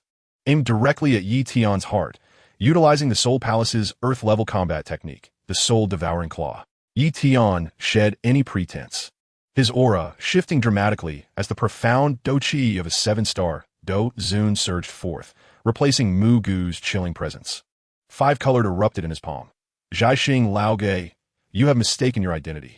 Light azure, deep blue, dark red, pale orange, and pale purple flames intertwined to form a fiery shield that forcibly halted the soul devouring claw. Bang! The claw collided with the fire shield, the black soul energy being incinerated by the flames, emitting a hissing, corrosive sound, rapidly dissipating. Zhaixing Lao Gu's Steka Bakwat? Shock evident in his eyes. A 7-star Dou Zun. You are not Mu Gu. Who are you? Who I am is irrelevant. What matters is that today, Yao Chun shall be mine. Yi Tian's flames surged, the guise of Mu Gu fading under the brilliance of the, revealing his true form, clad in black armor. With a stern visage, his eyes ablaze with the light of. At that moment, 2 formidable auras surged from outside the hall, belonging to 2 4-star Dou Zun. The previously kicked Soul Tian also rose, clutching his chest, his gaze filled with resentment, while over a dozen peaked Dou Zone Guardians brandished soul weapons, encircling from all directions. Black soul chains slithered across the ground like venomous serpents, aiming to ensnare Yi Tian. A mere 7-star Dou Zun dares to wreak havoc in my soul palace? Zhaixing Lao Gui regained his composure, emboldened by the presence of his subordinates. Today, you shall find it impossible to escape. Attack. Life or death does not matter. Attack? With this group of inept fools? Yi Tian scoffed, the 5-colored suddenly expanding into a fire ring several dozen yards in diameter. Wherever the fire ring passed, the soul chains on the ground were instantaneously reduced to ashes. He flickered, darting into the midst of the Dou Zone Guardians, igniting the burning heaven palm in his palm, the delicate flames coalescing into a massive palm imprint aimed at one of the Dou Zone. The Dou Zone, attempting to raise his shield in defense, found the palm imprint crashing down upon it. Crack! The soul weapon shield shattered instantly, the flames spreading from the shield onto his body, and within mere moments, he was reduced to ashes, his very soul unable to escape. Kill him! A furious Dou Zone bellowed, wielding a soul blade aimed at Yi Tian. Yi Tian deftly sidestepped it, his fingertips releasing a fiery spear that precisely pierced the man's chest. The spear erupted within him, instantly transforming him into a sea of flames. In mere moments, 3 Dou Zone Guardians perished beneath the otherworldly fire, causing the remaining Dou Zone to recoil in terror, their eyes brimming with fear. The potency of the 7-star Dou Zun's otherworldly flames was indeed terrifying beyond imagination. Fools! Charge at once! The Soul Emperor, witnessing the scene, roared in fury as he surged forward. As a 1-star Dou Zun, he conjured a black soul sword, its blade entwined with malevolent energy that corroded the soul. Striking at Yi Tian, dare to trespass into my soul palace. Today, I shall forge you into a soul slave. A glimmer of coldness flickered in Yi Tian's eyes as 5-colored otherworldly fire coalesced behind him into a miniature Buddha's wrathful lotus. Is that all you've got? With a flick of his finger, the fire lotus shot towards the Soul Emperor like a shooting star. The Emperor's expression changed dramatically as he hastily summoned a soul shield for protection. However, the instant the fire lotus collided with the shield, it erupted violently, the terrifying shockwave launching the Soul Emperor into the air, igniting his black robe and eliciting a harrowing scream from his very soul. No, I do not wish to die. The Soul Emperor thrashed desperately, attempting to extinguish the flames with Dou Qi, but the 5-colored otherworldly fire clung to him like a festering wound, burning ever more fiercely until it entirely consumed his body and soul, leaving only a wisp of black smoke to dissipate into the air. Soul Emperor, the star-plucking old demon, watched this scene unfold, his eyes bulging with rage. He had not anticipated that a 1-star Dou Zun from his side could be so easily slain by the opponent. Without hesitation, he bit his tongue, spitting blood into his palm for a blood sacrifice. A dark red Dou Qi enveloped the star-plucking old demon instantly, his aura surging rapidly from the pinnacle of 5-star Dou Zun to 8-star Dou Zun, warping the very space around him. Han Feng, I shall make you pay for Soul Emperor's demise. He formed seals with his hands, summoning countless black soul claws from the air, which lunged at Tian. Each claw imbued with the power to rend souls. Two 4-star Dou Zun seized the opportunity to attack as well. One conjuring soul fire and the other manipulating soul chains, creating an impenetrable encirclement alongside the star-plucking old demon. Though Tian had vanquished the Soul Emperor and several Dou Zong, he was now pressed back by this sudden onslaught, his battle attire torn in several places. A trickle of blood seeping from the corner of his mouth. Quite amusing. Tian wiped the blood from his lips, his eyes igniting with an even fiercer battle intent. The 5-colored otherworldly fire swirled around him violently, coalescing into a mightier Dou technique, for since these men sought death, he would happily oblige them. Chapter 96. The 5 flames converge to shatter the blood array. The old demon of the subordinate palace falls. The 5-colored otherworldly fire around Tian suddenly erupted into a frenzy, the azure lotus earth fire entwining his palm like ghostly green vines, establishing the foundation for the fire lotus. The ocean heart flame transformed into deep blue ripples, flowing through the vines to temper the ferocity of the otherworldly flames. The fallen heart flame exploded in a dark red hue, forcibly merging the energies of the 3 flames, while the wind fury dragon flame swept in with orange-red flames, spiraling the fusion process onward. Ultimately, the 3,000 flames' energy morphed into a pale, purple starry brilliance, twinkling like celestial bodies at the confluence of the flames. The 5 types of otherworldly fire no longer merely stacked upon one another. Under the guidance of the burning technique, they devoured and coexisted like living beings. Each collision of energy induced minute fissures in the surrounding space, and the outline of the pastel fire lotus expanded continuously in his palm, ultimately forming a colossal fire lotus with a diameter of over 10 feet. The runes upon its petals shimmered, exuding a destructive aura that made the entire Soul Palace tremble. This is the fusion of otherworldly fire techniques. Quick, set up the blood soul array. The star-plucking old demon's pupils constricted as he sensed the terrifying energy contained within the fire lotus, realizing that if struck, not only the subordinate palace, but the entire Soul Mountain could be reduced to rubble. He howled as he dashed towards the palace gates, simultaneously commanding the 2 4-star Dou Zun and the remaining Dou Zong. Use your blood to activate the blood soul array. Block this fire lotus. Otherwise, we shall all perish. The 2 4-star Dou Zun dared not hesitate. They bit their tongues, spraying their blood onto the ground. The remaining 7 Dou Zong followed suit. Dark red blood coalescing into a bizarre rune array on the ground, from which black soul energy surged forth, forming a towering soul energy shield adorned with skull patterns. The high-tier defensive formation of the Soul Palace, Blood Soul Array.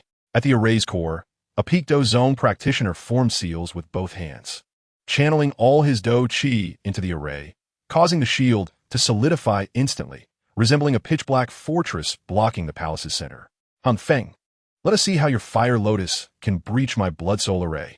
The star-plucking old demon hid behind the shield, his eyes filled with malice. Though the blood soul array required blood and soul energy to activate, which would greatly harm the array's creator, he had no other choice now. Tian observed the soul energy shield before him, a cold smile curving his lips. You think this feeble array can stop me? He raised his hand, casting the gigantic fire lotus forth. The pastel fire lotus streaked across the palace like a shooting star, incinerating the black soul energy in its wake, even warping the air around it. Boom! The fire lotus violently collided with the blood soul array's shield, pastel flames clashing fiercely against the pitch-black soul energy. A horrific shockwave radiating outward. The obsidian walls of the palace fractured instantly, countless stones plummeting from the ceiling. The skull patterns on the shield began to flicker, the dark red blood rapidly depleting, and the expression of the Dou Zong at the array's core turned increasingly pale, blood oozing from his mouth. The energy of the fire lotus far exceeded their expectations, and the shield was visibly dimming. Put in more effort. Hold it together. The star-plucking old demon howled, injecting his own Dou Qi into the shield. But even so, cracks began to appear on its surface, pastel flames seeping in like venomous serpents, scorching the array creator's body. Crack!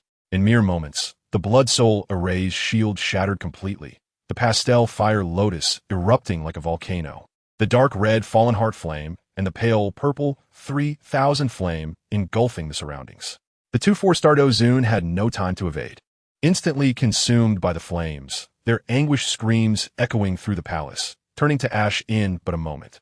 The seven Dou Zong found themselves with no chance to struggle amidst the fiery waves, disintegrating into dust in an instant. Seeing the perilous situation, the star-plucking old demon hastily summoned the remnants of his blood sacrifice's power, turning to flee from the palace. In the moment the fire lotus detonated, flames swept across his left arm, igniting him in the pale purple 3,000 flame like a festering wound. Gritting his teeth, he severed his left arm, barely escaping the palace's confines propelled by the force of his severed limb. Boom! The residual force of the colossal fire lotus erupted, the entire Soul Palace collapsing, the obsidian walls crumbling into rubble. The ghostly green soul fire lanterns ignited in the flames, creating a sea of fire, while the cells imprisoning the soul shattered, unleashing countless pale blue and white souls that surged from the ruins, fleeing like a tide into the depths of the Soul Mountain. They had been imprisoned for years, and now they were finally free, unwilling to return to the grasp of the Soul Palace. The star-plucking old demon collapsed outside the ruins, blood gushing from the stump of his severed arm, his face as pale as paper. He gazed at the inferno before him, listening to the howls of escaping souls, his eyes filled with despair. The medicinal dust had been rescued, the subordinate palace destroyed, his subordinates annihilated, and the souls escaped. Such grave offenses would not be forgiven by the Soul Palace Lord. He could only await a punishment worse than death. Han Feng, even if I perish, I shall drag you down with me. A flicker of madness ignited in the star-plucking old demon's eyes as he rose abruptly, his Dou Qi spiraling chaotically, his body inflating as if filled with air, preparing to self-detonate his Dou Qi. The self-detonation power of a peak Dou Zun could turn the surrounding area into scorched earth. And even though Yi Tian was a 7-star Dou Zun, he might not escape unscathed. Yi Tian had long sensed his movements, a glimmer of coldness flashing in his eyes. You think you can self-detonate and take me down with you? You are not worthy. A mesmerizing array of 5-colored flames enveloped his entire being, coalescing into a delicate shield of ethereal fire. Simultaneously, he infused his fighting spirit into the shield, causing a golden halo to shimmer upon its surface. This formidable defense, an amalgamation of the 3,000 flames of celestial fire, was sufficient to withstand the self-detonation of a peak Dou Zun. Bang! The body of the Star Snatcher exploded with a thunderous roar, unleashing a dark red wave of fighting spirit that surged towards Yi Tian. Surrounding debris was swept away by the force of the shockwave, and the ground erupted into a massive crater. Yet, when the shockwave collided with the delicate fire shield, it was repelled as if by an incoming tide, leaving only ripples on the surface and effectively nullifying the explosion's might. As the dust settled, Yi Tian stood unharmed at the center of the fire shield, his attire slightly ruffled by the shockwave. He cast a glance at the ashes of the Star Snatcher and then touched the storage ring containing the medicinal dust, speaking softly. Mission accomplished. Chapter 97. The ruins of soul capture and the exchange of exotic fire above the ruins of the Soul Hall's branch. The black smoke had yet to dissipate, and amidst the charred obsidian debris lingered the residual warmth of the 5-colored flames. Occasionally, unburned fragments of soul chains flickered in the ashes, exuding an air of deathly stillness.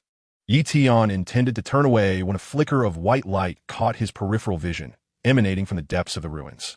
This pure light, imbued with a potent essence of souls, starkly contrasted with the hall's chilling atmosphere. Intrigued, he hastened towards the source of the glow, sweeping aside the rubble with a wave of his hand. At the bottom of the pit floated a massive white energy entity, its surface rippling like water, revealing countless tiny soul lights drifting within. The essence of souls. A spark of joy flashed in Yi Tian's eyes. This was the pure soul essence refined from the countless souls devoured by the Soul Hall over the years. Typically, the essence of ordinary souls is no larger than a basketball. Yet this mass before him was the core power condensed from over 100 high-level souls, capable of significantly enhancing one's soul power, nurturing the physical body, and even assisting a Dou Zun in breaking through realms. It was truly a treasure. The Soul Hall may have plundered, but alas, it ultimately benefited me. Yi Tian smirked coldly. The Soul Hall had slaughtered countless cultivators to concoct soul pills. And now this soul essence, stained with blood, had fallen into his hands, representing a form of poetic justice. He raised his hand to summon the storage ring, a vortex of energy drawing the white soul essence inside. The moment the essence entered the ring, he distinctly felt a warm energy emanating from within, bringing a wave of comfort to his very soul. With the essence secured, Tian lingered no longer. The space around him rippled as he soared toward the direction of the Black Wind Valley. In the Black Wind Valley, Xiao Yan paced restlessly, glancing anxiously towards the direction of the Soul Hall's branch. The distant ruins were shrouded in a plume of black smoke, stirring a mix of anticipation and worry within him. Fearing that Tian might not have rescued Yao Chun and might even be in peril himself. Just as his thoughts spiraled into chaos, a familiar figure suddenly appeared in the valley. It was Tian. Han Feng. Xiao Yan rushed forward, his gaze scanning Tian eagerly. "Where's my master? Did you manage to save him?" Tian cast a nonchalant glance at him, tossing the black storage ring containing Yao Chun to him. "Here, yes, inside. You didn't waste that ancient jade for nothing." Xiao Yan hurriedly caught the ring, his fingers trembling with anxiety, fearing even the slightest damage to it. He gently tapped the ring's wall, his voice choked with emotion. "Master, are you in there?" "It's Xiao Yan." After a moment of silence, a pale blue soul entity slowly drifted out. It was Yao Chun. Though his soul aura was not as vibrant as in his prime, it had stabilized significantly, indicating that he had received some rest within the ring. Upon seeing Xiao Yan, Yao Chun's soul flickered slightly, his tone imbued with warmth. "Xiao Yan, I'm sorry to have worried you." "Master." Xiao Yan knelt on the ground with a thud, his eyes reddening. "It's all my fault for being weak, allowing you to be captured by the Soul Hall and suffer." Yao Chun swiftly supported him with his soul energy, speaking gently. "Silly boy, this is not your fault. The Soul Hall is formidable. Had it not been for Han Feng's intervention, I would have truly perished at the hands of the Star Snatcher." He looked at Tian, a complex emotion flickering in his eyes. The former rebellious disciple had become his savior. Such is the unpredictability of life, indeed. Tian observed the touching reunion between master and disciple, his brow furrowing in impatience. "Enough with the melodrama. Yao Chun, I saved you this time out of respect for Xiao Yan's exchange with the ancient jade. However, I have a proposition to discuss with you." Yao Chun's interest piqued at his words. "What do you wish to discuss?" "As per our previous arrangement, I shall assist you in refining a physical body. In return, I require your bone spirit cold fire." Yao Chun fell silent, not because he was untempted. After enduring the Soul Hall's captivity, he understood better than anyone the importance of possessing a physical body. Furthermore, although Han Feng had come to his aid under the pretense of a transaction, he had indeed kept his word without any mid-course reversal. More importantly, given his current condition, retaining the bone spirit cold fire would only hinder him, potentially becoming a liability. If he could exchange it for a physical body, with his expertise as a peak 8th grade alchemist, he could later seek out even stronger exotic fire. "Very well, I agree." Yao Chun finally nodded, his tone resolute. "As long as you can refine a truly usable physical body for me, I shall willingly part with the bone spirit cold fire." A glimmer of satisfaction flashed in Tian's eyes. "Splendid. The refining of the exotic fire body requires several high-level medicinal materials, which I will prepare within 3 days. After 3 days, I will seek you out at the Starfall Pavilion, and we shall commence the body refinement." With that, he said no more, and the space around him slightly distorted before his figure vanished from the valley. Xiao Yan watched Tian depart, then turned to Yao Chun, perplexed. "Master, are you truly going to give the bone spirit cold fire to Han Feng?" Yao Chun shook his head calmly. "Xiao Yan, the bone spirit cold fire has become a burden to me. If it can be exchanged for a physical body, this transaction is indeed worthwhile. Moreover, while Han Feng may act ruthlessly, he also has his principles. At the very least, he has honored his promise this time." He paused, a glimmer of hope in his eyes. "Once I have a physical body, I shall be able to guide your cultivation once more. Together, we shall carve out a domain for ourselves in this Dou Qi Continent." Xiao Yan nodded earnestly, supporting Yao Chun's soul entity as they soared toward the Starfall Pavilion. The impending body refinement in 3 days not only bore significance for Yao Chun's future, but might also alter the fates of the master and disciple duo. Chapter 98. The Starfall Pavilion. Dust returns to narrate grievances, schemes for a shell to conceal the heart of rejection within the grand hall of the Starfall Pavilion. Pale silver, star-patterned stone pillars supported the towering dome above. Scattered across the long discussion table were dozens of unopened letters. All communications from the Wind Sovereign in recent days attempting to reach out to old friends, but most replies were mere evasions. Clad in a plain azure robe, the Wind Sovereign sat at the head of the table, his brow furrowed deeply, unconsciously rubbing the table's edge with his fingertips, his eyes filled with despair. Alas, my old friend Yao Chun, it's not that I haven't tried, he sighed, recalling the events of recent days. The sects that had once benefited from Yao Chen's kindness either claimed their leaders were in seclusion or expressed fear of offending the Soul Hall. Not a single one was willing to extend a helping hand, and ultimately, he could only barely recruit 2 second-star Dozun warriors.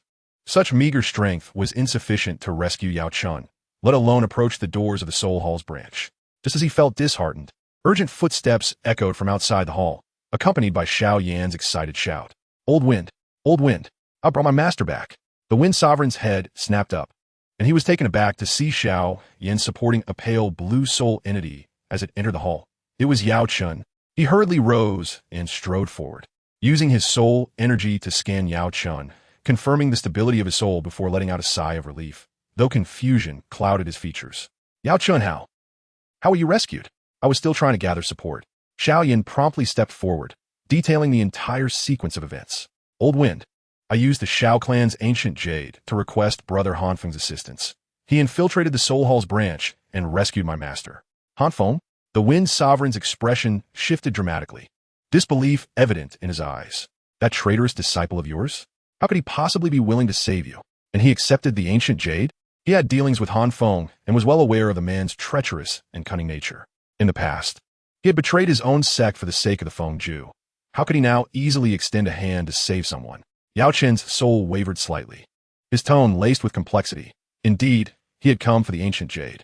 However, on this occasion, he had kept his promise, not only rescuing me, but also slaying the star-plucking old ghost in the Soul Hall's branch and destroying that branch, which was a tremendous help. Slaying the star-plucking old ghost? The Wind Elder was even more astonished. The star-plucking old ghost was a pinnacle 5-star Dozun, capable of using blood sacrifice to elevate to an 8-star Dozun. How could Han Feng, a mere 7-star Dozun, have possibly defeated him? Yao Chun had now fused 5 types of and could wield the fusion techniques of, his power far exceeding that of his peers. Yao Chun slowly spoke, recalling the terrifying might of the 5-color fire lotus that Yi Tian possessed, and he still felt a lingering dread. This time, being captured had allowed me to understand many things. Without a physical body, I am ultimately constrained at every turn, and a moment's carelessness could lead to the shattering of my soul. Therefore, I have agreed to Han Feng's proposition, to exchange the bone spirit cold fire for his crafting of a body for me. Upon hearing this, the Wind Elder hastily advised against it. Yao Chun, you must think this through. The bone spirit cold fire is your life essence, having accompanied you for many years. If you relinquish it, your strength will diminish significantly. Moreover, the crafting of a body carries immense risk. Should Han Feng attempt any treachery midway, you could lose your soul. Yao Chen's soul suddenly fell silent, a hint of coldness emanating from the pale blue glow, and his tone grew resolute. Brother Wind, do you truly believe I am willing to part with the bone spirit cold fire? He paused, his voice tinged with suppressed rage. Back then, Han Feng poisoned my tea for the sake of Feng Ju, destroying my physical form and forcing me into a wandering soul for many years. Now, he only seeks to rescue me for the ancient jade, intending to use my bone spirit cold fire as a bargaining chip. This body is, in fact, what he owes me. How could I genuinely hand over my dim? The Wind Elder was taken aback, quickly realizing, you intend to have him craft your body first, and then refuse to part with the afterward? But Han Feng is formidable. Should he discover your deceit, he would surely retaliate against the Starfall Pavilion. Our protective array is strong, yet cannot withstand his 5. I have been prepared for this. Yao Chen's soul drifted into the hall, his gaze landing on the suspended Dan Tower token. That was the token bestowed upon him when he served as an honorary elder of the Dan Tower. I'm still an honorary elder of the Dan Tower, and the 3 heads of the Dan Tower have been actively hunting Han Feng due to his theft of the 3,000 flames. If Han Feng dares to stir trouble at the Starfall Pavilion, I need only send a message to the Dan Tower, and the 3 heads will surely come in person. They would relish the opportunity to capture Han Feng and reclaim the... How could they allow him to rampage in the Central Continent? A flicker of understanding crossed the Wind Elder's eyes, and he nodded. You have indeed considered this thoroughly.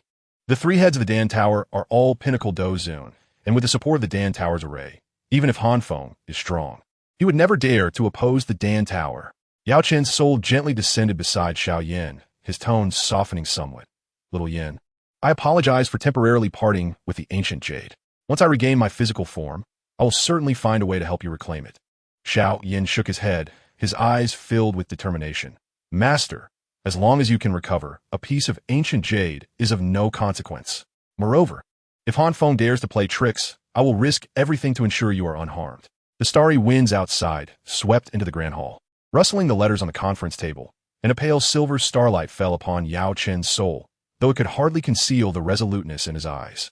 The wind elder observed the master and disciple before him, his worries gradually dissipating. With the Dan Tower as their backing and Yao Chen's cunning strategies, this endeavor could not only restore Yao Chen's physical form, but perhaps also eliminate the hidden threat that was Han Feng.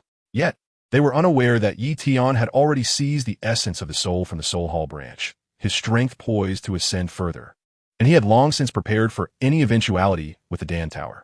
The appointment at the Starfall Pavilion 3 days hence was destined to be anything but tranquil.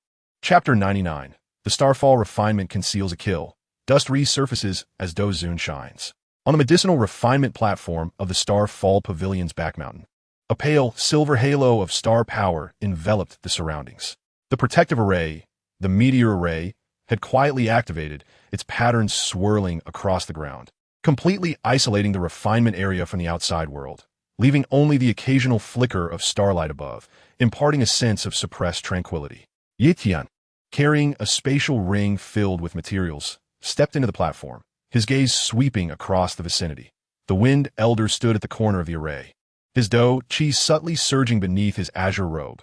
Xiao Yan remained beside the refining platform, casting a complex glance at him, while Yao Chen's pale blue soul hovered at the center of the platform, its surface betraying a subtle tension.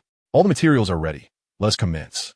Tian paid no heed to the peculiarities among them, methodically retrieving the items from the spatial ring, a completely pristine Dou Zun body, previously acquired from the black market. Having undergone preliminary purification with an 8th-grade bone fusion pill glowing with golden light, a massive essence from 7th-tier magical beast, extracted from 7th-tier earth bear, rich in pure life energy, along with dozens of auxiliary spiritual herbs, all neatly arranged on either side of the refining platform. Raising his hand, Tian ignited the 5-color, Qinglian green, Haixin blue, falling red, wind fury orange, and yin flame purple interwove into a delicate fire net, gently enveloping the Dou Zun body. The first step is tempering. His voice remained calm as his soul power erupted suddenly, 12 strands of soul threads manipulating the 5, each penetrating the body's sinews, bones, and flesh. The 3,000 flames refined the bones, the Haixin flame nourished the veins, and the falling heart flame fused with the blood, purging the body of impurities to ensure a perfect bond with the soul.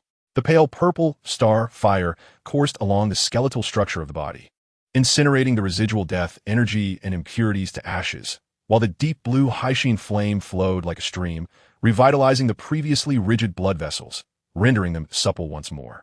The dark red, falling heart flame melded into the flesh, gradually infusing the pallid skin with a hint of color. Under the embrace of, on the refining platform, the body shimmered faintly, its surface wounds visibly healing at a remarkable speed, and even the density of the bones steadily increased. This originally ordinary Dou Zun body, under the tempering of the 5, began to take on the form of a true body. The wind elder observed from the side, astonishment flashing in his eyes. While he was aware of Han Feng's exceptional alchemical skills, he had not anticipated the terrifying precision with which the man wielded the. Each type performed its role without conflict. Such mastery far surpassed that of an ordinary 8th-grade alchemist. Half an hour later, as the gradually receded, the Dou Zun body had transformed to a jade-like purity, enveloped in a faint aura of. Tian raised his hand to grasp the 8th-grade bone fusion pill, igniting a small flame at his fingertip and slowly melting the pill into a golden liquid. The second step is to infuse the bone fusion pill. This pill would enhance the connection between the bones and the soul, preventing the body from shattering during the subsequent fusion. He directed the golden liquid toward the crown of the body, simultaneously instructing Yao Chen, "Channel your soul power to guide the liquid into your soul imprint." Yao Chen complied, his pale, blue soul power intertwining with the golden liquid, spreading like a spider's web through the body's bi-wee point and permeating throughout the skeletal structure. Where the liquid flowed, golden patterns emerged on the surface of the bones, resonating subtly with Yao Chen's soul power, and the once lifeless body gradually began to exude a semblance of life. Xiao Yan fixed his gaze on the refining platform, his palms sweating profusely. He was both eager for his master to regain his physical form and apprehensive about any potential tricks from Tian, fearing that any subsequent calculations by his master might provoke conflict. The final step. The soul enters the body, with the magical beast essence providing energy. Tian took the mass of earth-yellow magical beast essence and crushed it into energy particles surrounding the body. Yao Chun, relax your soul and do not resist. I will shield your soul to prevent any damage during the entry. Taking a deep breath, Yao Chen's pale blue soul began to gently drift toward the body. The instant his soul made contact with the body, a powerful repulsion surged forth. Though the body had been tempered, a barrier still existed between it and the foreign soul. Yao Chen's soul aura dimmed instantly, emitting a muffled groan of pain. Endure. Tian let out a thunderous roar, summoning the five-colored once more, which coalesced into a faintly hued protective shield, enveloping both the soul and the body. Simultaneously, it guided the energy particles of the magical beast's essence to permeate the corporeal form, acting as a lubricant to alleviate the repulsion. The earthy yellow energy particles surged through the body's pores, nourishing every inch of flesh and blood, while also providing energy to the soul of Yao Chun. Under the dual enhancement of and the essence, the sensation of repulsion gradually diminished, and Yao Chen's soul slowly immersed into the body, first the head, then the torso, and finally the limbs. With each integration, the vitality of the body surged forth. It worked, Xiao Yan exclaimed with fervor. On the alchemy platform, the fingers of the corporeal form twitched slightly, followed by the opening of its eyes. The pale blue glow of the soul faded away. Replaced by a pair of sharp eyes, it was indeed Yao Chun. He gradually sat up, moving his limbs and feeling the surging Dou Qi within. His gaze filled with uncontainable joy. I have finally returned. He raised his hand, gathering Dou Qi as a pale golden energy swirled in his palm. Steadily climbing in intensity, Dou Zone Pinnacle, Dou Zun 1 star, 2 stars, and ultimately stabilizing at 7-star Dou Zun. Although he had not regained the peak of the 9 revolutions Dou Zun, he was undoubtedly a formidable Dou Zun, far surpassing his previous state as a soul. Tian observed this scene, retracting his and calmly stated, "The body is complete. As per our agreement, hand over the bone spirit cold fire." The ecstasy on Yao Chen's face instantly froze. He slowly rose to his feet, directing his gaze towards Feng Zun and Xiao Yan, both stepping forward to shield him. The meteor array surrounding the alchemy platform suddenly illuminated with a brilliant light, and pale silver star power transformed into sharp blades, encircling Tian. As the hidden crisis finally erupted, Chapter 100, the Starfall Banquet commences. 3 masters confront Feng with unyielding might. On the alchemy platform of the Starfall Pavilion, the faint silver patterns of the meteor array abruptly surged, morphing into dozens of sharp star blades that hovered around Tian, their cold gleam flickering. The Grand Elder of the Starfall Pavilion, 1-star Dou Zun, emerged from behind the array, accompanied by 5 Dou Zun elders, their Dou Qi fully unleashed, forming a surrounding siege. Feng Zun and the newly corporeal Yao Chun stood side by side, the aura of 7-star Dou Zun intertwined with the oppressive presence of 4-star Dou Zun, causing the air in the vicinity to feel as if it had solidified. Even the wind carried a bone-chilling coldness. Yao Chun, do you intend to breach our agreement? Tian's gaze turned frosty, a flicker of flame igniting quietly in his palm. I helped you regain your corporeal form. Yet you wish to renege on the bone spirit cold fire? Standing beside the alchemy platform, Yao Chun's newly acquired form was tall and imposing, with pale golden Dou Qi circulating around him. His tone bore a hint of resoluteness. Han Feng, I saved you from peril, taught you alchemy, and passed on my Dou techniques, yet you betrayed me for the burning art, destroying my corporeal body. Assisting you in regaining your form is merely repaying an old debt. From this day forth, our master-disciple bond is severed, and the bone spirit cold fire shall never be yours. Upon hearing this, Tian could not help but scoff. You save Han Feng, not me. The past debts of this body are of no concern to me. He stepped forward, unleashing the pressure of 7-star Dou Zun, causing the surrounding star blades to tremble slightly. You witnessed the outcome in the sub-hall. The old ghost of the Starfall Pavilion lies in ruins. Do you truly believe that these people can stop me? Stop you? What if we join in? 3 powerful voices resonated simultaneously from the sky, revealing 3 figures descending through the air, their overwhelming Dou Zun peak presence sweeping over the alchemy platform. To the left stood a figure clad in a black robe, his expression stern. It was Xian Yi, the leader of the 3 pillar elders of the Pill Tower. In the center, a white-haired man wielded a lightning-patterned staff, his eyes sharp as lightning. He was Tian Lazy, one of the three heads. To the right, a figure donned in a blue robe held a medicinal hoe, radiating a gentle yet hidden sharpness. He was Xian Kongzi, another of the three heads. Yao Chun promptly stepped forward, bowing to the three. Thank you for coming, esteemed elders. Han Feng possesses 5 types of, and his fusion of and Dou techniques is immensely powerful, capable of severely injuring even a 3-star Dozun. You must be cautious.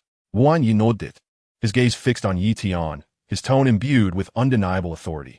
Han Feng, you have stolen the 3,000 from the Pill Tower's star domain, and now you stir up turmoil in Central State. Considering your assistance in helping Yao Chun regain his corporeal form, if you surrender the 3,000, we shall spare your life and let you depart. A banquet of treachery? A glint of coldness flashed in Yi Tian's eyes as the 5-colored surged explosively around him. The Qing Miandi Xen were coiled around his arm like ethereal green vines, while the Hai Xen Yin formed a deep blue shield before him. Do you truly believe that the 3 of you, at the peak of Dozun, can compel me to surrender my arrogance? Tian Lazy, whose temper was the most volatile, slammed his lightning-patterned staff down, summoning bolts of purple lightning from the heavens to strike at Yi Tian.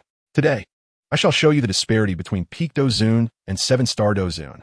Xian, Yi, and Qing, he also made their move. Xian Yi gathered pale, golden alchemical fire in his palm, transforming it into a sword aimed straight for Yi Tian's heart, while Qing, he waved his hand, causing numerous blue medicinal vines to erupt from the ground, slithering toward Yi Tian like venomous serpents, attempting to bind his movements. Come at me. Yi Tian advanced rather than retreated, controlling the Hai Xen Yin with his left hand. The deep blue flames formed an icy wall, staunchly blocking the purple lightning. With his right hand, he concentrated the burning heaven palm, creating a colossal palm print of 5-colored flames that collided with Xian Yi's alchemical fire sword. Simultaneously, he pivoted on his toes, unleashing the wind fury dragon flame that transformed into an orange-red whirlwind, incinerating the encroaching medicinal vines. Boom! Boom! Boom! 3 resounding crashes echoed simultaneously as Yi Tian was propelled back 3 steps, the stone slabs beneath him shattering. The 3 from Xian Yi's group also staggered back half a step, their expressions filled with astonishment. They had joined forces but had not managed to inflict a single wound on Yi Tian. The defense of this is astonishing. Xuan Kong zifroned, swinging his medicinal hoe once more, this time causing the vines to emanate a black hue, infused with corrosive power. Swing Yigriki, Tian Lazy. We must restrict his control over the. Tian Lazy nodded, the lightning-patterned staff pulsating with blinding light. Countless threads of lightning coalesced into a massive net, descending upon Yi Tian. This lightning net could not only paralyze the body, but also disrupt the soul's power. If ensnared, Yi Tian's control over the would be significantly hampered. Meanwhile, Xian Yi seized the opportunity to gather alchemical fire, transforming it into dozens of fiery needles, targeting the major acupoints around Yi Tian, poised to strike.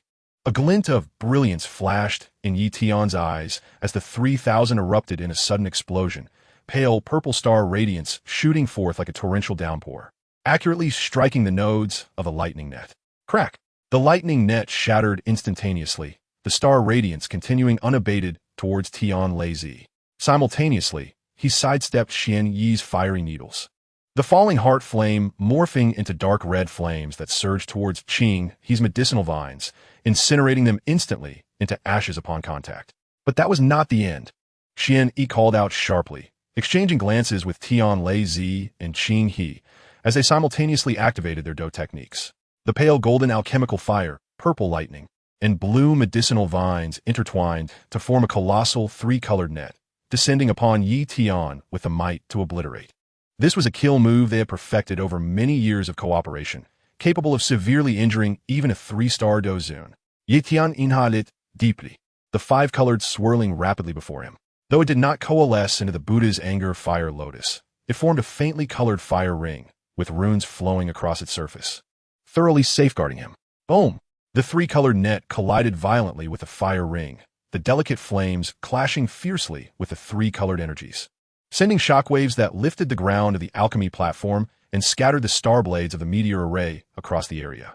As the dust settled, Yi Tian stood unscathed at the center of the fire ring, albeit slightly winded. The expressions of Xian, Yi, and his companions turned grave. Their gazes towards Yi Tian now tinged with apprehension. A 7-star Dou Zun had managed to emerge unscathed from the combined killing move of 3-peak Dou Zun. Such power had far exceeded their understanding. Feng Zun and Yao Chen stood by, their faces pale. They had initially believed that the intervention of the 3 pill tower heads would easily subdue Han Feng, yet they had not anticipated Han Feng's formidable strength, which left even the 3 heads at a loss. Well, do you still wish to stop me? Yi Tian raised his hand to dissipate the fiery halo, the 5-colored dancing nimbly at his fingertips. Surrender the bone spirit cold fire, or I shall dismantle this Starfall Pavilion and seek an explanation from the Dan Tower. The 3 figures clad in dark attire exchanged glances, each detecting hesitation in the other's eyes. Continuing the battle would not guarantee their victory. Rather, they risked mutual destruction. Yet, allowing Yi Tian to depart would not only mean losing the 3,000, but also tarnishing the reputation of the Dan Tower. The atmosphere once again descended into a stalemate, as a more significant storm brewed quietly beneath the surface. Chapter 101. Lin Zun of the Dan Tower arrives at Starfall. The Fire Lotus challenges the might of the 5th turn. The tension at the alchemy grounds of the Starfall Pavilion reached its zenith when a voice, warm yet imbued with overwhelming authority, resonated from the void. Today, as Starfall Pavilion is indeed lively, must even the matters of the Dan Tower be resolved here? As the words echoed, a faint silver ripple spread through the space, and an elderly man clad in a moon-white brocade robe emerged gracefully. A jade buckle adorned his waist. His hair held up by a simple wooden pin, his countenance refined like that of a scholarly master. Yet the profound gaze that swept over the crowd compelled even the 3 titans in dark attire to instinctively restrain their auras. The old man exuded a weighty aura, akin to the depths of the ocean, and the mere trace of his pressure caused the starry light of the alchemy grounds to quiver slightly. He was none other than Lin Xian, the esteemed elder of the small Dan Tower, a 5th turn Dou Zun. Welcome, Elder Lin. The trio, Xian Yi, Tian Lei Zi, and Xian Kong Zi, simultaneously bowed in respect, their voices laced with reverence. The small Dan Tower is the heart of the Dan Tower. Lin Xian is not only a 5th turn Dou Zun, but also one of the few alchemists capable of concocting 8th grade elixirs, his status far surpassing theirs. Yao Chen and Feng Zun also cupped their hands in greeting, their eyes wide with astonishment. The presence of an elder from the small Dan Tower indicated that the Dan Tower's concern for the 3,000 exceeded their expectations. Lin Xian nodded slightly, his gaze finally settling upon Yi Tian, a faint smile gracing his lips. He swiftly appeared behind Yi Tian, gently patting his shoulder. Young man, is it you who has stolen the 3,000 from the Dan Tower? Yi Tian felt an invisible force locking onto him, the very fabric of space thickening around him. He hastily sidestepped, narrowly evading the seemingly gentle hand, his heart tumultuous. The speed and pressure of a 5th turn Dou Zun were indeed fearsome. The 3,000, left unguarded in the astral realm, was up for the taking. How could one speak of theft? Suppressing his astonishment, Yi Tian reignited the 5-colored. If Elder Lin had come for then they must rely on strength to negotiate. Rely on strength? Lin Xian chuckled lightly, his gaze sharpening suddenly. Then allow me to demonstrate the disparity between a 5th turn Dou Zun and a 7-star Dou Zun. With a wave of his hand, he summoned a light blue ice-type Dou Qi, which rapidly expanded into a massive palm over a foot wide, the intricate patterns crystallizing with shards of ice. This was his renowned technique, the Earth-tier Advanced Frozen Heaven Palm. The colossal palm, radiating a bone-chilling coldness, descended upon Yi Tian, freezing the air in its wake, even lowering the temperature of the 5-colored. Yi Tian, unwilling to be reckless, gathered all 5 before him. The Qinglian Earth Heart Fire and the Haixin Flame intertwined to form a dual-layered shield, while the falling Heart Flame and the Wind Fury Dragon Flame transformed into fiery spears, attempting to pierce the giant palm. The 3,000 circled to the side, waiting for an opportunity to launch a surprise attack. With a resounding crash, the frozen heaven palm collided with the shield. The light blue ice energy surged forth like a tidal wave, and the shield of Qinglian Earth Heart Fire instantly became riddled with cracks, while the second layer of the Haixin Flame shield shattered within mere moments. The ice energy, undeterred, slammed into Yi Tian's chest with tremendous force, sending him flying backward, colliding against the light patterns of the meteor array, a mouthful of fresh blood spilling forth, staining his battle attire crimson. Kneeling on one knee, Yi Tian braced himself with his right hand, feeling as if his meridians were pierced by icy needles. his Dou Qi thrown into disarray, even the act of clenching his fist causing a faint pain. He finally comprehended how terrifying the disparity in star levels was among Dou Zuns. A single strike from a fifth-turn Dou Zun left him utterly defenseless. Had it not been for the absorbing much of the impact, he would have been grievously wounded or worse. How about it? Do you wish to continue? Lin Xian approached Yi Tian with measured steps, his tone calm, yet laced with undeniable authority. Hand over the 3,000, and I shall spare you this once. Considering your contribution to the Soul Palace S branch and saving Yaotzen, which shall mitigate your offense of stealing fire. My life is my own, not dictated by the heavens. Yi Tian abruptly lifted his head, a fierce glint flashing in his eyes. Ignoring his injuries, he activated the burning method. The five-colored world chaotically before him. Green tendrils of the Qinglian Earth Heart Fire, deep blue waves of the Haixin Flame, dark red flames of the Falling Heart Flame, orange-red gusts of the Wind Fury Dragon Flame, and pale purple starlight of the 3,000 intermingled, spinning to form an even larger Buddha Fury Fire Lotus. The runes on the lotus petals flickered, emanating a destructive aura that caused the entire Starfall Pavilion to tremble. Not good. That Fire Lotus is immensely powerful, Elder Lin. Be cautious. Xian Yi warned hurriedly, having witnessed firsthand the Fire Lotus severely injure a second-turn Dou Zun. Yet Lin Xian merely waved his hand dismissively, a hint of disdain in his eyes. It is merely a fusion of a seven-star Dou Zun. How strong can it truly be? Taking a deep breath, his Dou Qi erupted suddenly, forming a massive vortex of light blue ice-type Dou Qi before him. The vortex resembling an endless abyss, voraciously consuming the energies around it. As Yi Tian hurled the gigantic Fire Lotus, Lin Xian pointed his finger, causing the Dou Qi vortex to accelerate rapidly. The moment the Fire Lotus drew near the vortex, an overwhelming suction pulled it in. The light flames and light blue Dou Qi clashed violently within the vortex, the energy of the Fire Lotus dissipating rapidly. Like a tide receding, the once mighty Buddha Fury Fire Lotus was gradually extinguished by the vortex. Impossible! Xiao Yan gasped in disbelief, never imagining that Yi Tian's strongest Dou technique could be resolved so easily. Moments later, the energy of the Fire Lotus fully dissipated, and the Dou Qi vortex gradually ceased its tumult. Lin Xian stood firm, yet his complexion paled slightly, his aura less stable than before. Neutralizing that Fire Lotus had consumed nearly 30% of his Dou Qi. He feigned calmness, his voice cold as ice. What other tricks do you possess? If none remain, then you must leave this behind today. Yi Tian, supporting himself against the ground, slowly rose. Though blood still stained his lips, a glimmer of clarity sparked in his eyes. His spiritual strength had detected that Lin Xian's Dou Qi fluctuations had significantly weakened. His previous composure was merely a facade, though a fifth-turn Dou Zun was formidable. He could not resolve the Buddha Fury Fire Lotus without incurring some expenditure. This was his opportunity. Chapter 102. The Burning Lotus explodes. 3 respectable stars fall. Xian Ming descends to assist Feng's escape. Yi Tian pinched a pearlescent recovery pill between his fingers, the elixir dissolving upon entry. A surge of pure Dou Qi rushing down his throat into his dantian. This was an 8th-grade recovery pill he had meticulously refined, capable of restoring 70% of his Dou Qi in a short span, perfect for replenishing his earlier consumption.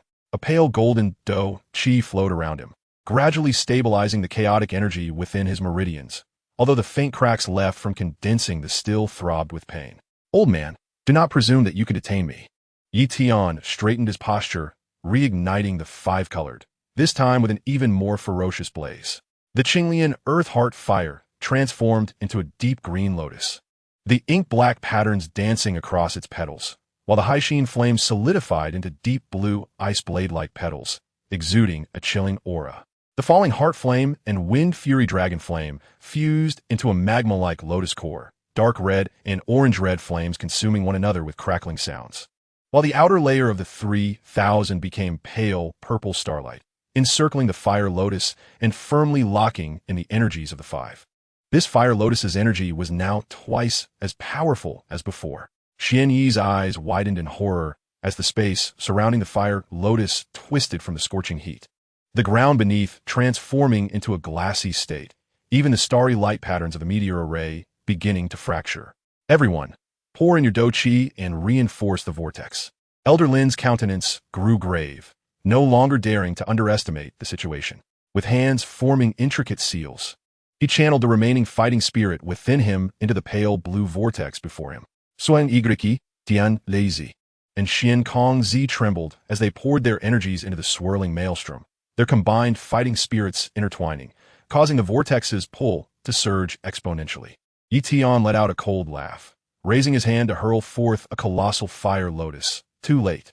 The pale-hued fire lotus hurtled toward the vortex like a shooting star, and in an instant, the two terrifying energies collided with a thunderous roar that reverberated throughout the Starfall Pavilion.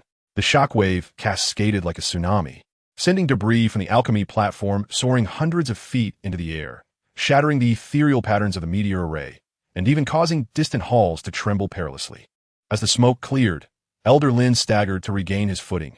The pale blue vortex vanished without a trace. His ornate robe bore several scorch marks, and blood trickled from the corner of his mouth. Though only lightly injured, his pallor betrayed the toll of defending against the fire lotus, which had cost him a significant portion of his fighting spirit. Meanwhile, Xian Kong Zi, Tian Lei Zi, and Xian Yi lay on the ground, grievously wounded, their energies flickering like candle flames, unable even to rise, clearly devoid of combat capability. Youth, your fusion of and combat techniques may be formidable, yet your meridians have been ruptured. You shall be unable to unleash such power for the foreseeable future. Am I correct? Elder Lin gasped, a glint of malice flashing in his eyes. Surrender the 3,000 flames of Yin Yan, and I might allow you to keep your remains. Yi Tian clutched his chest, blood seeping from his lips, yet suddenly burst into laughter. Spare my remains? Old man, you are sorely mistaken if you think you possess that capability. He raised his gaze to the heavens and proclaimed, Xian Ming Sage, I beseech your assistance. I have awaited this very utterance. A steady voice resonated from the void. As the fabric of space tore apart, a figure in a gray robe stepped forth, revealing himself to be none other than the Xian Ming Sage. Enveloped in a halo of faint golden fighting spirit, the oppressive aura of a six-star Dou Zun loomed over the scene, far surpassing Elder Lin's presence. His hair was white, yet his complexion remained vibrant. A six-star Dou Zun. Elder Lin's expression shifted abruptly, instinctively retreating a step. Who might you be? Why do you meddle in the affairs of my alchemy tower? This individual has pilfered my 3,000 flames of Yin Yan. His crimes are unforgivable. The Xian Ming Sage, disinterested in idle chatter, swiftly appeared before Elder Lin. With a mere gesture, he unleashed a colossal palm of golden fighting spirit, imbued with an overwhelming force, aimed directly at Elder Lin's chest. Elder Lin hastily raised his hands to defend, but having already expended much of his fighting spirit and sustained injuries. The clash between his pale blue energy and the golden palm resulted in utter devastation.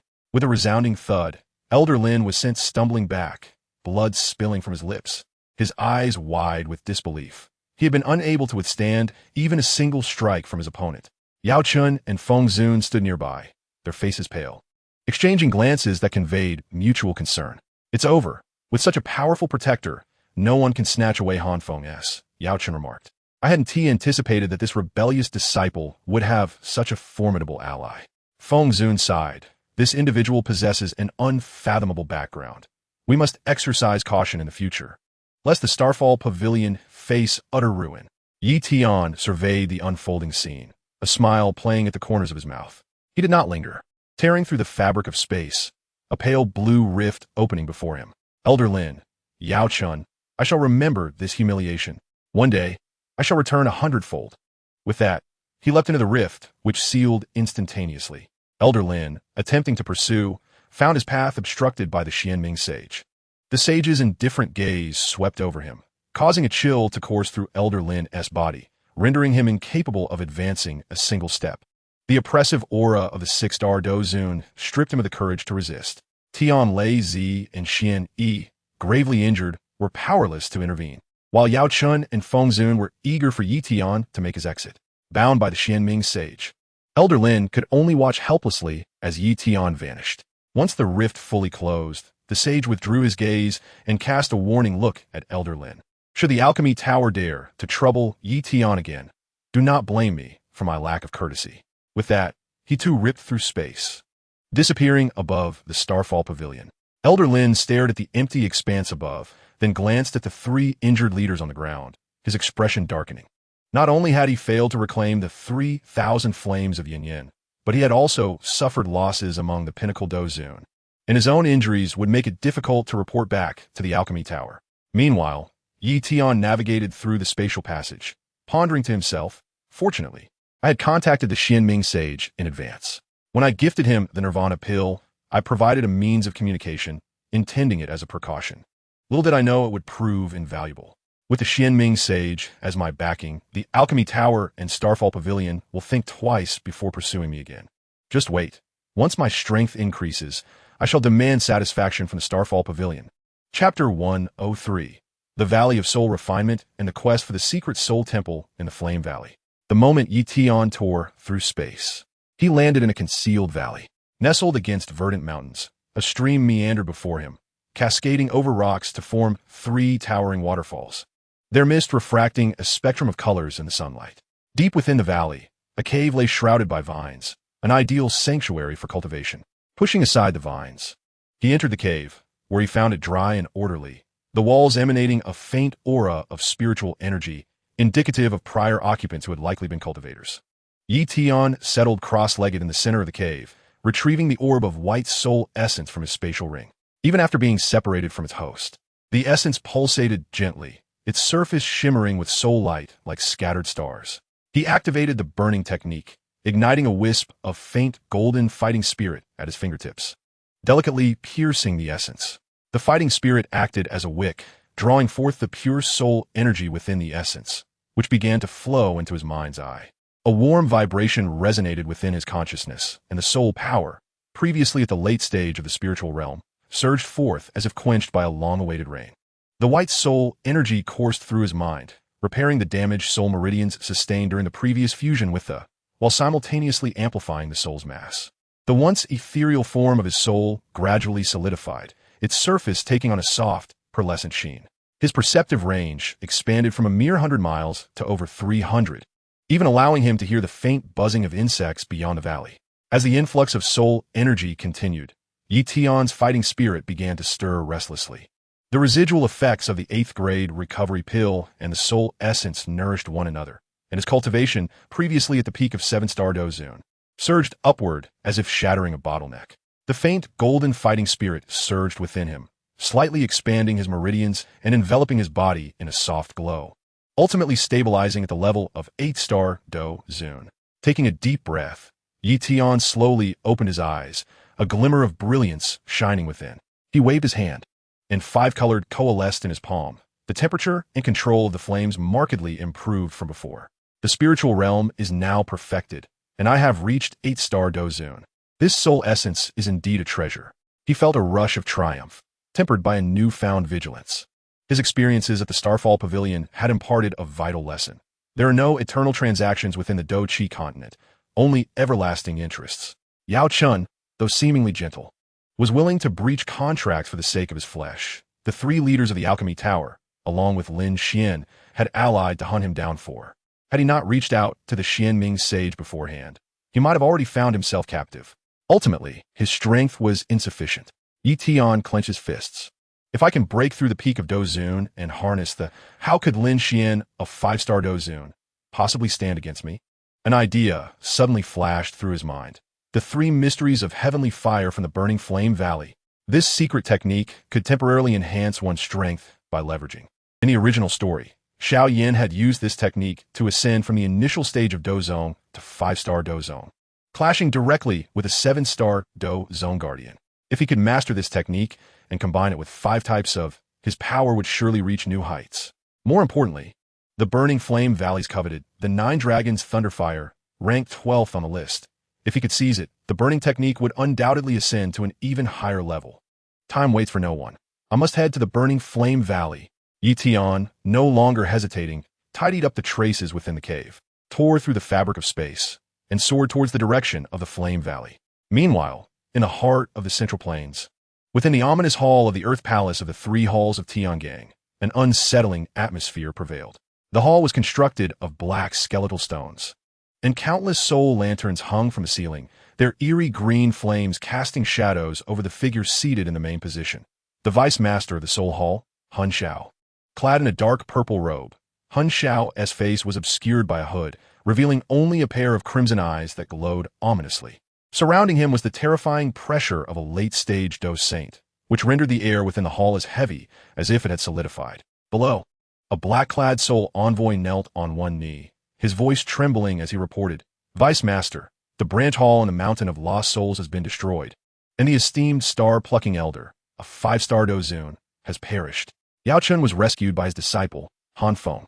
It has been confirmed that Han Feng has cultivated the ability to fuse exotic flames, using the fire lotus formed from 5 distinct flames to reduce the branch hall to rubble. Prior to this, he had a falling out with Yao Chun at the Starfall Pavilion, and the 3 giants of the Pill Tower alongside the 5-turn Dou, Lin Xian, attempted to intercept him, only to be thwarted by the rogue Xianin Saint, a 6-turn Dou, who aided his escape. Upon hearing this, Han Xiao lightly tapped the armrest with his fingers, his voice flat and devoid of emotion. Yao Chun is merely a pharmacist favored by the Hallmaster. Losing him is inconsequential. As for Han Feng, he is merely an 8-star Dou, incapable of stirring significant waves. He paused, a glint of cold severity flashing in his crimson eyes. With the grand plan nearing fruition and the 6 major clans eyeing our soul hall covetously, there is no need to be distracted by such a minor character. Dispatch orders for all branch halls to act with discretion, focusing closely on the movements of the Ancient Clan and the Thunder Clan. Once our grand scheme succeeds, these insignificant clowns will be dealt with in due course. Understood? The black-clad soul envoy bowed in acknowledgement and quietly withdrew. Silence once again enveloped the hall as Han Xiao gazed into the darkness beyond, a cold smile curling at the corners of his lips. Ancient Clan, Thunder Clan, Pill Tower, do you truly believe you can thwart the Soul Hall? Once all 8 ancient jade artifacts are gathered and the ancient Emperor's cavern is opened, the entire Dou Qi Continent shall fall within the grasp of the Soul Hall. At this moment, Tian was traversing the spatial passageway leading to the Flame Valley, unaware that he had been deemed an inconsequential character by the upper echelons of the Soul Hall. He remained oblivious to the brewing storm surrounding the millennia-old scheme and the ancient Emperor's cavern within the Central Plains. His sole objective was to seize the Heavenly Fire Transformation and the 9-Dragon Thunderfire, to elevate his strength to new heights. Chapter 104. The Quest for the Transformation Secret in the Flame Valley. The revered level pill lures uncertainty. Emerging through layers of spatial passages, Tian finally found himself in a realm of searing heat. This was the Flame Valley, one of the 3 great valley forces in the Central Plains. As he surveyed the area, he beheld a landscape encircled by a chain of active volcanoes, where dark red lava flowed slowly through the gorges, and the rising heat shimmered in the air, creating rippling distortions. At the foot of the volcanoes, patches of fire spirit grass thrived, their leaves glistening with a faint red hue, while the occasional flame butterfly danced among the foliage, scattering sparks as it fluttered its wings. The structures within the valley were constructed of dark volcanic rock, adorned with swirling flame runes that occasionally illuminated, casting the buildings in the glow of a burning torch, filling the air with a faint scent of sulfur and exotic flames, intensely fiery yet vibrant with life. Tian stood suspended in midair above the Flame Valley, inadvertently exuding the pressure of an 8-star Dou, causing the disciples training below to look up in awe.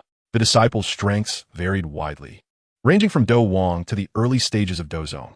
Upon sensing the overwhelming aura that surpassed their own, they displayed expressions of reverence, ceasing their training to fix their gazes upon Tian.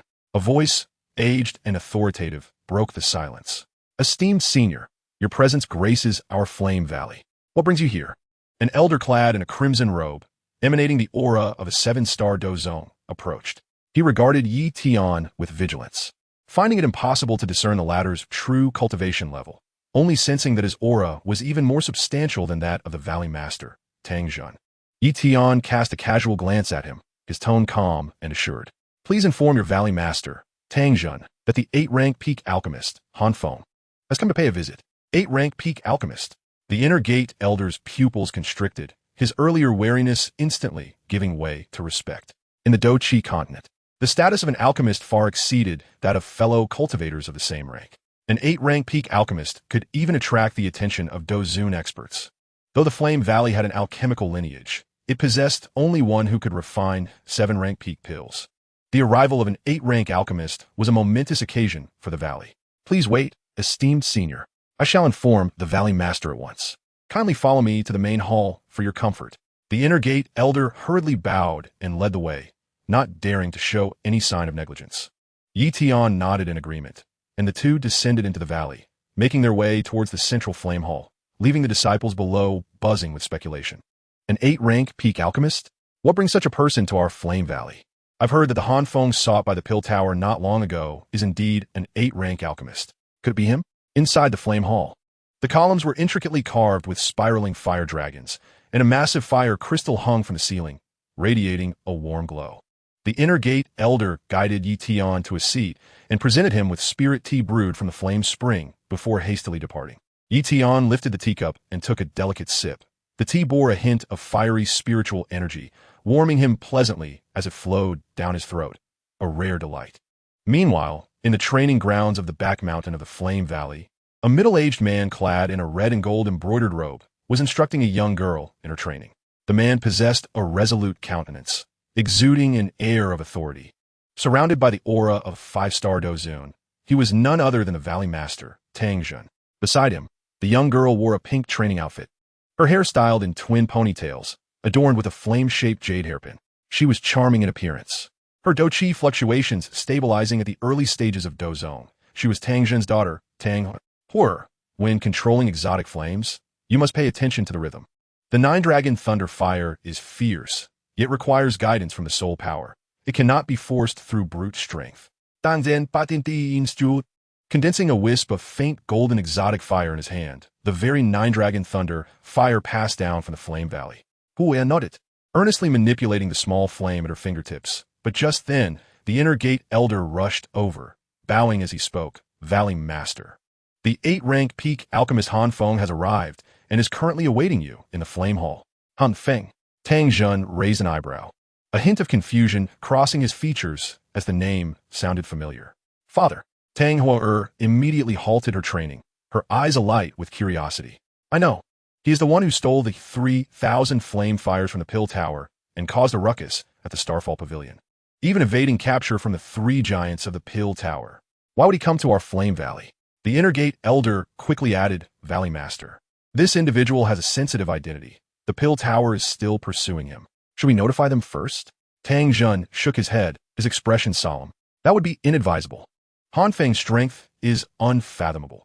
It is said he has already reached the 8-star Dou Huang and confused 5 types of exotic flames. In the battle at the Starfall Pavilion, even a 5-turn Dou Huang Lin Xian could not subdue him, and he has the backing of a 6-turn Dou Huang. Furthermore, as an 8-rank peak alchemist, offending him would bring nothing but calamity to the Flame Valley. He paused for a moment before addressing Tang. You should accompany me to meet this legendary figure. It will be a valuable experience. Yay! Tang Horror exclaimed excitedly, quickly following in her father's footsteps. The 3 soon arrived at the Flame Hall.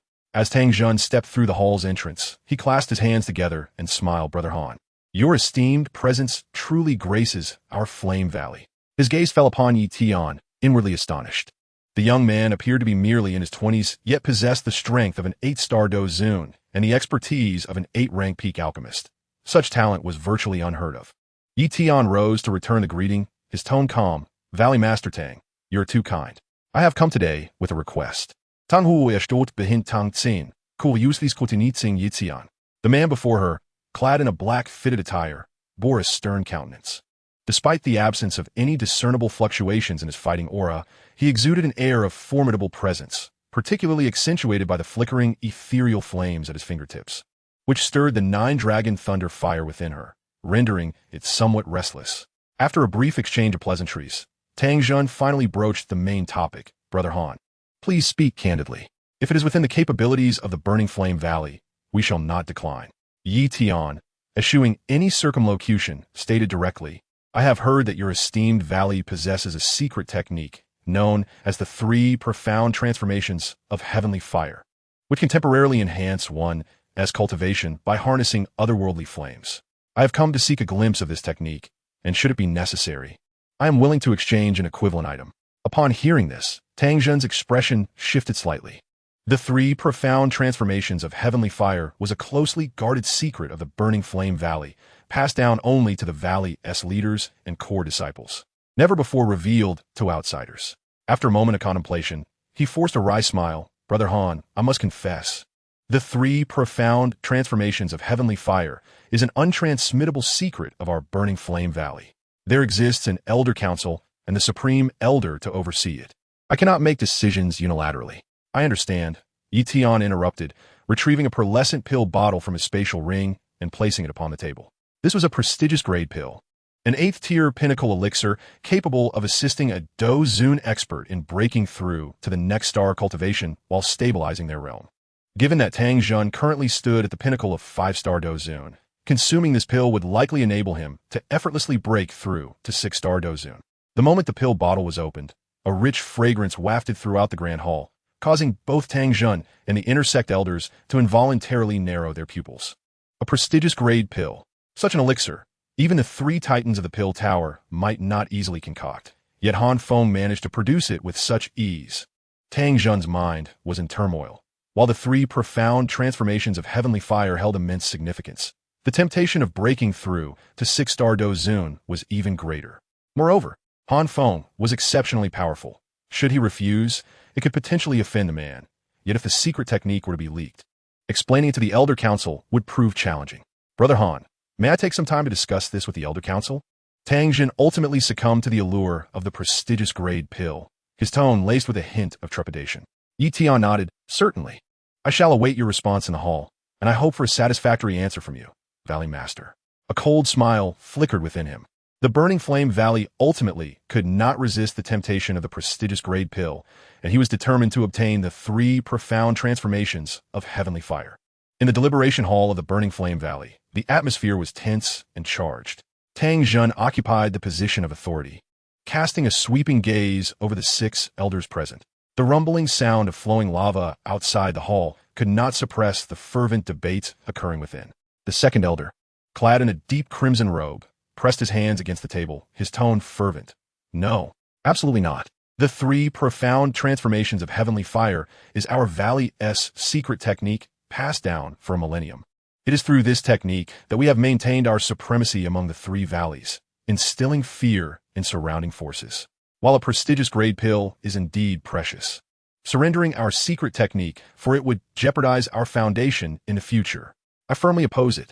As soon as he finished, the 3rd elder chimed in. The 2nd elder is correct. We are not to be trifled with. Do we fear one Han Feng? Let's not forget that we have our ancestors to back us. The might of a Dou Sheng expert can surely intimidate an 8-star Dou Zun. If necessary, we can confront him head-on. I refuse to believe he would dare to act recklessly within our valley. Foolishness. The Grand Elder, Tang Li, slammed his palm on the table, releasing a subtle pressure of a 1-star Dou Zun that instantly quieted the hall. His hair was entirely white, yet his gaze remained sharp. You only see the importance of the secret technique, yet fail to recognize Han Feng's potential. By the age of 30 or 40, he has already reached 8-star Dou Zun and is a pinnacle 8th-tier alchemist. Such talent is exceedingly rare across the entire Dou Qi Continent. Given his pace, it is virtually guaranteed he will break through to 9-tier alchemist in the future. Do you realize what a 9-tier pill signifies? It is enough to drive semi-saint experts to madness, perhaps even entice Dou Sheng experts. He paused, his tone grave. If we refuse him today, once he becomes a 9-tier alchemist, with a mere word, he could summon a legion of Dou Sheng experts to demand retribution. While our ancestor is formidable, a mid-stage 1-star Dou Sheng may not prevail against several Dou Sheng working in concert. Conversely, if we willingly grant him the secret technique, we create a debt of gratitude. Should the Burning Flame Valley require assistance in the future, would he turn a blind eye? Furthermore, the Valley Master may leverage the prestigious grade pill to break through to 6-star Dou Zun, achieving 2 objectives with 1 action. What is not to gain? The 4th elder and 5th elder exchanged glances, both perceiving wavering resolve in one another's eyes. The 5th elder pondered. The Grand Elder makes a valid point. Han Feng has the support of the 6-star Dou Zun Xianming Saint. Even the pill tower struggles against him, and we need not engage in a head-on confrontation. The 4th elder nodded as well. For the long-term benefit of the Burning Flame Valley, yielding the secret technique may not be a poor decision. Yet the 6th elder remained apprehensive. However, the transmission of the secret technique goes against the rules of the Elder Council. Rules are dead, but people are alive. Tang Zhun finally spoke, rubbing his temples. You have debated for ages without arriving at a definitive conclusion. Let's do this. This matter is of great significance. and I will consult the ancestor for a decision." Upon hearing this, the others ceased their disputes. The Fire Cloud Ancestor, a mid-stage 1-star Dou Huang expert, served as the stabilizing force within the valley. His verdict was one no one dared to contest. The group traversed the core area of the burning flame valley, arriving at a summit encircled by flowing lava. Atop the mountain stood an ancient secret chamber, its entrance fashioned from millennia-old volcanic rock, adorned with intricate flame runes that flowed with energy, effectively sealing the searing heat of the lava outside.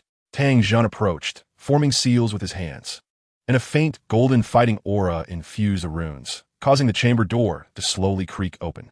Upon entering the secret chamber, an overwhelming and terrifying pressure far exceeding that of Dou Zun bore down upon them, compelling Tang Zhen and the elders to instinctively hold their breath and avert their gazes. In the center of the chamber, an elderly man with fiery red hair sat cross-legged on a stone platform at the heart of a magma pool. Clad in a robe adorned with crimson and gold flame patterns, his skin took on a bronze hue, and faint flames danced around him. Though his eyes were closed, he resembled a dormant volcano, ready to erupt at any moment. This man was none other than the Fire Cloud Ancestor, the linchpin of the burning flame valley. What brings so many of you here at once? The Fire Cloud Ancestor slowly opened his eyes, revealing two blazing golden flames within, causing the temperature of the chamber to spike, as if the very air threatened to ignite. Danzen Huyan Baoet, detailing Han Feng's request for the 3 profound transformations of heavenly fire, the debates within the Elder Council, and Han Feng's remarkable talent and background. The Fire Cloud Ancestor listened intently, his fingers rhythmically tapping against the stone platform, causing the magma pool to ripple slightly. After a brief pause, a faint smile graced his lips. A future 9-tier alchemist, indeed a person worth befriending. He turned to Tang Zhen, his tone imbued with undeniable authority. Grant him access to the 3 profound transformations of heavenly fire. However, make it clear that the Burning Flame Valley is extending this secret technique as a personal favor. Once he ascends to 9-tier alchemist, he must assist the Burning Flame Valley in concocting a pill with the materials provided by us, along with a generous gift of thanks. Wise Ancestor. Tang Zhen and the elders bowed in unison, their previous apprehensions dissipating instantly. The Ancestor's decision not only afforded Han Feng due respect, but also secured future benefits for the Burning Flame Valley, achieving a dual advantage. Go now. The Fire Cloud Ancestor waved his hand, closing his eyes once more as the flames surrounding him gradually receded. Remember, do not underestimate Han Feng. His future accomplishments may well exceed our expectations. Tang Zhen and the others respectfully acknowledged his words and slowly exited the secret chamber. The door closed once more, the magma pool returning to tranquility, save for the occasional flicker of golden light in the Ancestor's eyes, a testament to this Dou Huang expert's foresight regarding the future. In the deliberation hall, Tian patiently awaited, holding a cup of spiritual tea. The hall door creaked open, and Tang Zhen, accompanied by the elders, entered with smiles gracing their faces. Brother Han, I apologize for the wait. Regarding the 3 profound transformations of heavenly fire, we have decided to allow you to observe. Tian took the yellowed scroll handed to him by Tang Zhen, and as his fingertips brushed against its surface, he could distinctly feel the warmth emanating from the fiery runes etched upon it. This was indeed the ancient secret technique of the Burning Flame Valley. The 3 transformations of heavenly fire. Standing solemnly beside him, Tang Zhen remarked, Brother Han, this secret technique requires a foundation of exotic flames. Practice must be approached with utmost caution. Given our circumstances, I hope you will keep this in mind. Tian nodded faintly. Rest assured.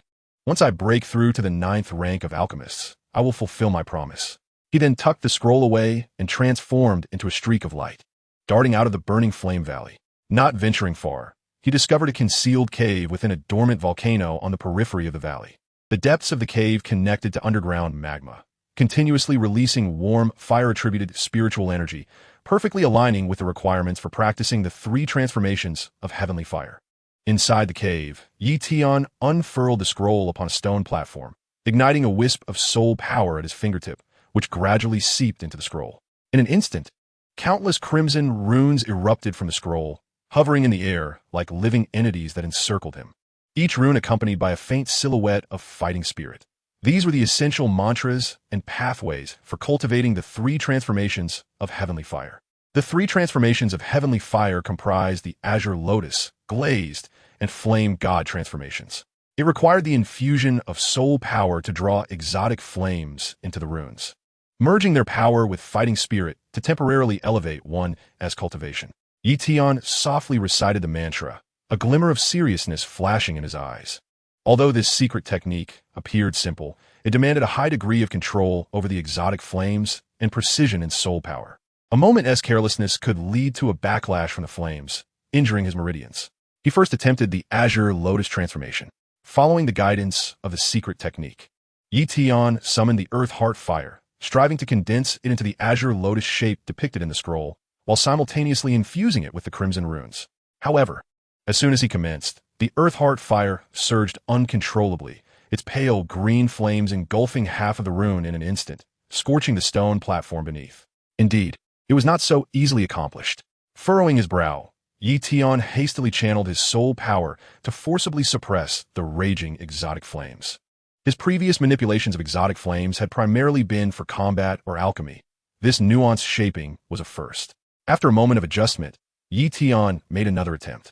This time, he divided his soul power into dozens of strands, piercing into the Earth Heart Fire like fine needles, meticulously sketching the petal-like patterns of the Azure Lotus. Simultaneously, he held a crimson rune at his fingertip, gradually bringing it closer to the flames. The moment the rune made contact with the exotic fire, it transformed into a red light that fused into the flames, solidifying the Azure Lotus form. Delicate red runes appeared on the pale green petals, and a pure energy surged into Tian's body. Buzz! Tian felt the fighting spirit in his dantian suddenly boil, his aura soaring rapidly from the 8-star Dou Zun level, manifesting faint green flame patterns on his skin, stabilizing at the 9-star Dou Zun tier within mere moments. Clenching his fists, he reveled in the tumultuous yet orderly fighting spirit within him, a spark of delight flickering in his eyes. The Azure Lotus transformation truly allowed for a temporary enhancement of 1 star's power, and the fighting spirit flowed smoothly without any sense of obstruction, starkly contrasting with the blood sacrifices required by the Soul Palace, which came with adverse effects. Yet before he could savor this achievement, the flame patterns on his body began to flicker, and his aura subsequently receded. The duration was 2 hours, just as anticipated.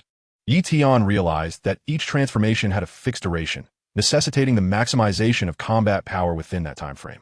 After a brief rest, Tian began to attempt the second transformation, the Glaze transformation. Compared to the Azure Lotus, the Glaze transformation posed an even greater challenge, as it required not only the condensation of exotic flames into a protective glazed layer, but also the permeation of rune power throughout every meridian of fighting spirit, enhancing both defense and attack. For this, Tian chose the Ocean Heart Flame and the Fallen Heart Flame, intertwining the deep blue and dark red flames to form a translucent glazed fire shield before him.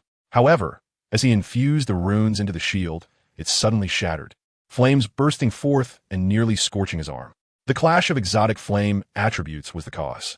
Tian swiftly identified the issue. The Ocean Heart Flame was too cold, while the Fallen Heart Flame was too fierce, making their direct fusion for shaping exceedingly prone to mutual repulsion.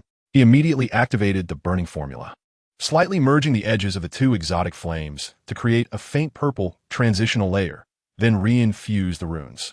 This time, the glazed fire shield formed steadily, the runes on its surface flowing like radiant clouds, capable of not only withstanding attacks, but also converting incoming fighting spirit into fire-attributed energy to nourish itself. As the glaze transformation was activated, Tian's aura surged once more, this time leaping directly from the 8-star Dou Zun to the pinnacle of the second transformation. The glazed fire shield glimmered with a chilling sheen as he raised his hand and struck the cave wall. The gust of his palm, enveloped in glazed flames, created a deep pit in the hard volcanic rock, the walls adorned with a layer of crystalline fire glaze, a testament to its formidable power. Lastly came the most challenging transformation, the Flame God transformation. According to the secret technique, this transformation required the complete fusion of multiple exotic flames with his own fighting spirit, condensing a flame god silhouette on his body to temporarily elevate his strength by 1 star. Although the increase was minimal, it could double the potency of both the exotic flames and fighting techniques. Tian took a deep breath and summoned 5 exotic flames simultaneously, the 5-colored flames swirling before him like 5 serpentine dragons of fire. He endeavored to merge the exotic flames with his fighting spirit, But the energy of the five flames was too violent. Upon contact, they clashed violently, with the dark red fallen heart flame even surging back through his meridians, causing a sharp pain in his chest. He needed to weave the exotic flames and fighting spirit into a singular pathway using his soul power.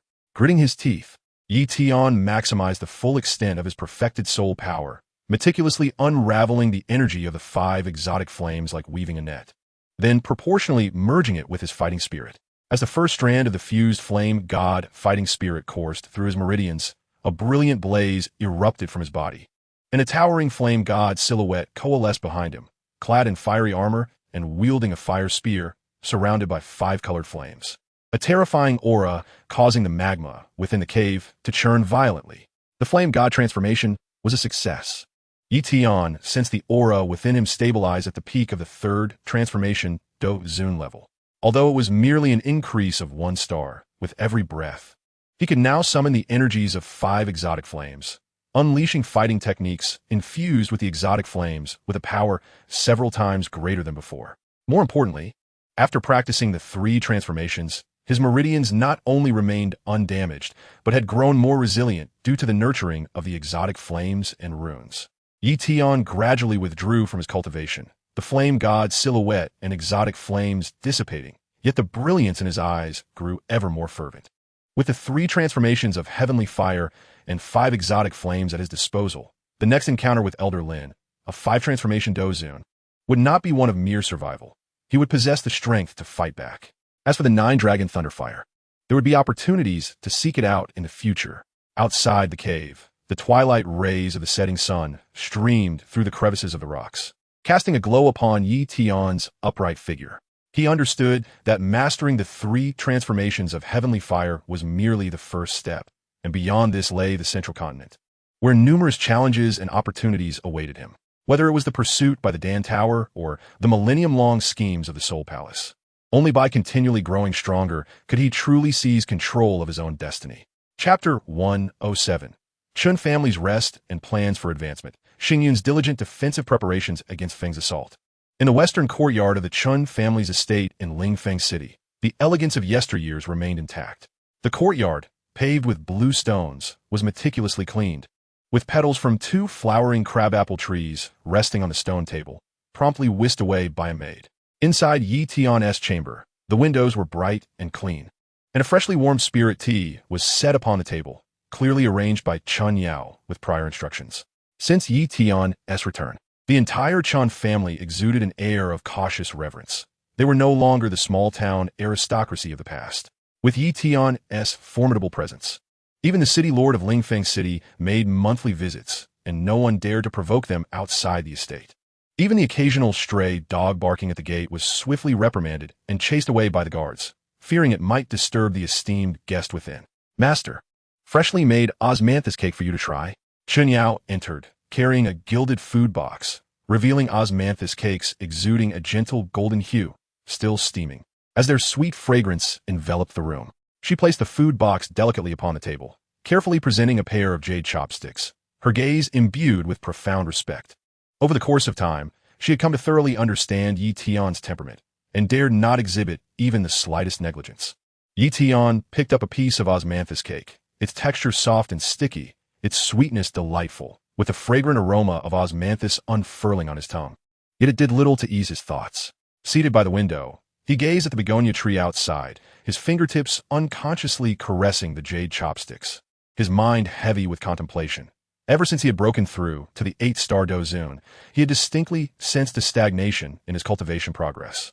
The capacity for Dou Qi at the Dou Huang level far surpassed that of the Dou Zone, and relying solely on the burning technique to absorb fire attribute energy from the heavens and earth was akin to drawing water with a sieve.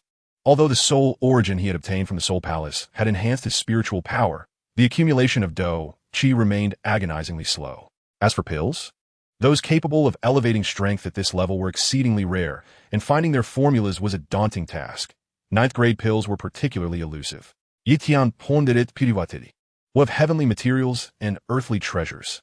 The rare herbs that could aid a Dou Huang's advancement, like the 9-turn fire lotus and burning heaven vine, had long been monopolized by major forces, with not even a shadow visible in the black market.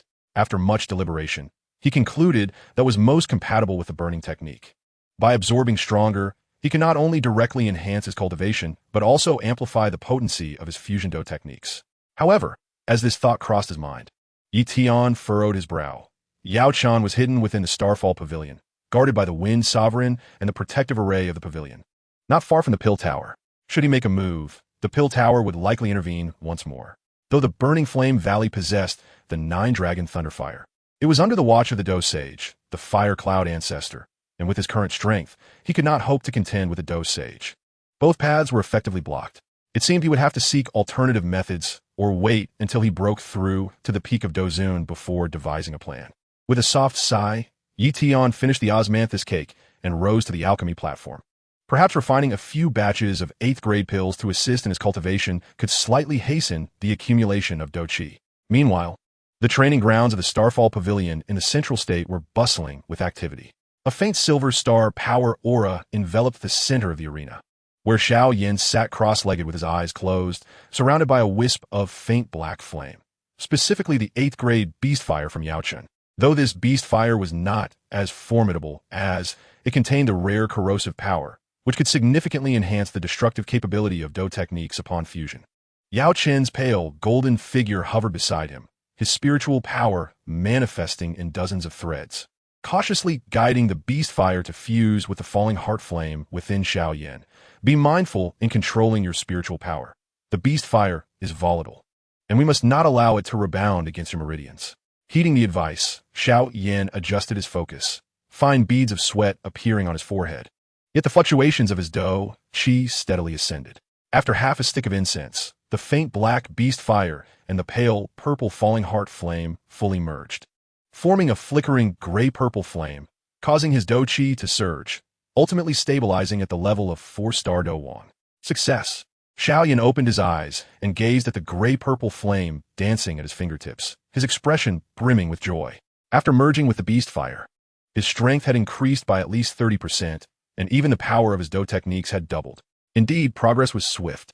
Yao Chen nodded in satisfaction, feeling his own aura had grown considerably more robust. After regaining his physical form, he had been utilizing 8th grade pills to assist in his cultivation. Though it was a process of recultivation, drawing upon the experiences of his former 9-turn Dozun self. He had broken through to 9-star Dozun in a remarkably short time, now merely a step away from the 1st-turn Dozun. Old friend Yao Chen, young friend Xiao Yan, congratulations are in order. A hearty voice resonated as the Wind Sovereign, clad in a blue robe, approached briskly, surrounded by the pressure of a 5-star Dozun, even stronger than before. The pills you provided have proven exceptional. I have gone from 4-star Dozun to 5-star Dozun in merely half a month. Yao Chen smiled softly. Brother Feng was already on the threshold of 5-star Dozun. The pills merely provided a timely boost. Despite this, he added, without your 8th grade pills, I would not know how long I would have remained stuck. The Wind Sovereign's tone shifted to a grave note. However, we must remain cautious regarding Han Feng. That lad possesses terrifying talent, and with the time that has passed, he has surely made considerable advances. If he harbors resentment over the breach of contract with the Starfall Pavilion, it is only a matter of time before he seeks revenge. A flicker of coldness flashed in Yao Chen's eyes, but was quickly suppressed. He will not come at us openly. The Starfall Pavilion is not far from the Pill Tower, and I am now a 9-star Dozun. Should he attempt a direct confrontation, he may not fare well. However, Xiao Yan, he turned his gaze to Xiao Yan. His tone serious. You must refrain from venturing out alone during this time. If Han Feng seeks revenge, you're the most likely target, so remain vigilant. Xiao Yan nodded earnestly. Rest assured, Master, I will exercise caution and will not provide Han Feng with any opportunities. At this moment, in the Chun family's western courtyard, Tian had ignited the alchemy furnace. The faint golden Dou Qi flowed into the base of the furnace, and soon a red glow emanated from within. As he prepared to refine a batch of 8th grade fire essence pills, this pill could condense the fire attribute energy of the Dozun realm. While it could not directly facilitate a breakthrough, it would expedite the accumulation of Dou Qi. Observing the flickering flames within the furnace, a sharp glint crossed Tian's eyes. At the peak of Dozun, one day, I shall acquire everything I desire. Chapter 108. Investigating information at Xian Yuan Feng. Unexpectedly obtaining the ice silkworm mask, Tian consumed the recently refined 8th grade fire essence pill, which dissolved upon entry. unleashing a surge of pure fire attribute energy that erupted within him, flowing through his meridians like molten lava. He sat cross-legged, operating the burning technique to guide the energy. The previously somewhat chaotic Dou Qi gradually solidified and became rich, with a faint glimmer of glass-like sheen emerging within the pale golden Dou Qi. Excellent. This fire essence pill truly proves effective.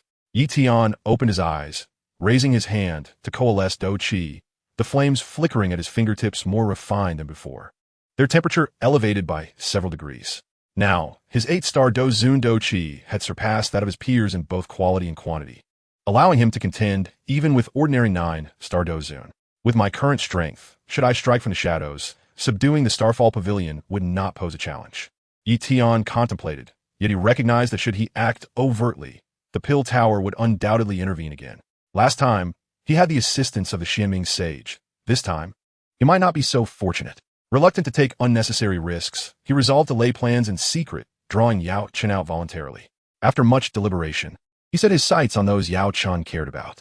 Xiao Yan was heavily protected by the Starfall Pavilion and would not venture out alone in the short term.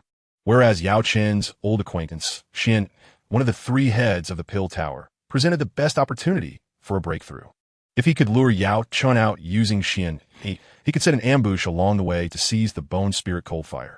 To approach Xian, he first needed to conceal his identity. Tian hesitated no longer, tearing through space as he sped toward the largest black market in the central state, Xian Yuanfang. Xian Yuanfang was situated in an abandoned valley on the outskirts of the central state, silent and still during the day, yet ablaze with lights at night. The valley was filled with makeshift stalls, with vendors either cloaked in hats or masked, shrouding their figures completely. The passing cultivators were taciturn, only communicating with the stall owners through spiritual power when interested in wares, and the air was thick with a mysterious and tense atmosphere. As soon as Tian stepped into Xian Yuanfang, he was enveloped by a mingling of various energies, the chaotic Dou Qi of low-level cultivators, the fragrant aroma of high-grade herbs, and the metallic tang of rare ores. His gaze swept the area, ultimately settling on a stall in a corner. On display was a palm-sized mask, entirely a pale blue, intricately carved with delicate ice silk patterns, glimmering softly under the lantern light. The stall was manned by an elderly man in a gray robe, who lowered his head, the brim of his hat obscuring much of his face. Surrounded by the aura of a 2-star Dou, not the pinnacle, yet significantly more formidable than the other stall owners in the market. Upon noticing Tian's approach, the old man slowly raised his head, a flicker of brilliance igniting in his murky eyes. He seemed unable to discern Tian's cultivation level, sensing only an unfathomable depth akin to a deep pool. Tian lifted the mask, its cool touch sending a shiver down his spine, the icy silk patterns seemingly alive, writhing gently beneath his fingertips. What is the origin of this mask? What effects does it possess? He inquired using his soul energy, careful to keep his voice concealed. The old man responded with a raspy voice through the same ethereal medium. This is the Ice Spirit Mask, crafted from the silk of an 8th-tier ice silkworm that dwells beneath the snow-capped mountains of the eastern region of Central Continent, blended with a millennium's worth of ice marrow. When donned, it not only flawlessly conceals one's aura, but also allows the wearer to alter their appearance at will. Even a half-saint would find it nearly impossible to detect any anomalies without close inspection. A treasure indeed. A flicker of surprise glimmered in Tian's eyes. This ice spirit mask perfectly aligned with his needs. With it, he could approach Xian stealthily, undetected. What is its price? The old man paused momentarily, seemingly weighing the pros and cons, before finally stating 1 8th-grade elixir. Any type will suffice for the exchange. Although he was a 2-star Dou, he had been stuck at a bottleneck for years and desperately needed an 8th-grade elixir to break through. While the ice spirit mask was precious, it paled in comparison to the importance of transcending his limits. Without hesitation, Tian retrieved a gleaming white elixir from his spatial ring, the 8th-grade fire marrow pill he had previously concocted, which nourished fire attribute energy and greatly benefited Dou practitioners. Is this fire marrow pill sufficient? The old man accepted the elixir, confirming its 8th-grade status with a sweep of his soul energy, a spark of ecstasy igniting in his eyes as he eagerly nodded. Yes. Yes, the ice spirit mask is yours. Tian donned the ice spirit mask, and in an instant, a refreshing energy enveloped him entirely. He could distinctly feel his presence perfectly concealed, Even the oppressive aura of a Dou Zun vanished without a trace. At the same time, a thought flashed through his mind. The icy silk patterns on the mask began to undulate, and his appearance gradually transformed into that of an ordinary middle-aged cultivator. Truly effective. Satisfied, Tian nodded slightly to the old man before seamlessly blending into the crowd of Xianyuan Square. He did not linger. Xian, being one of the three titans of the Pill Tower, spent most of her time within its confines. He needed to ascertain her whereabouts before formulating his next plan. At a stall in Xianyuan Square, the old man clutched the fire marrow pill, his face radiant with excitement as he murmured, an 8th grade elixir.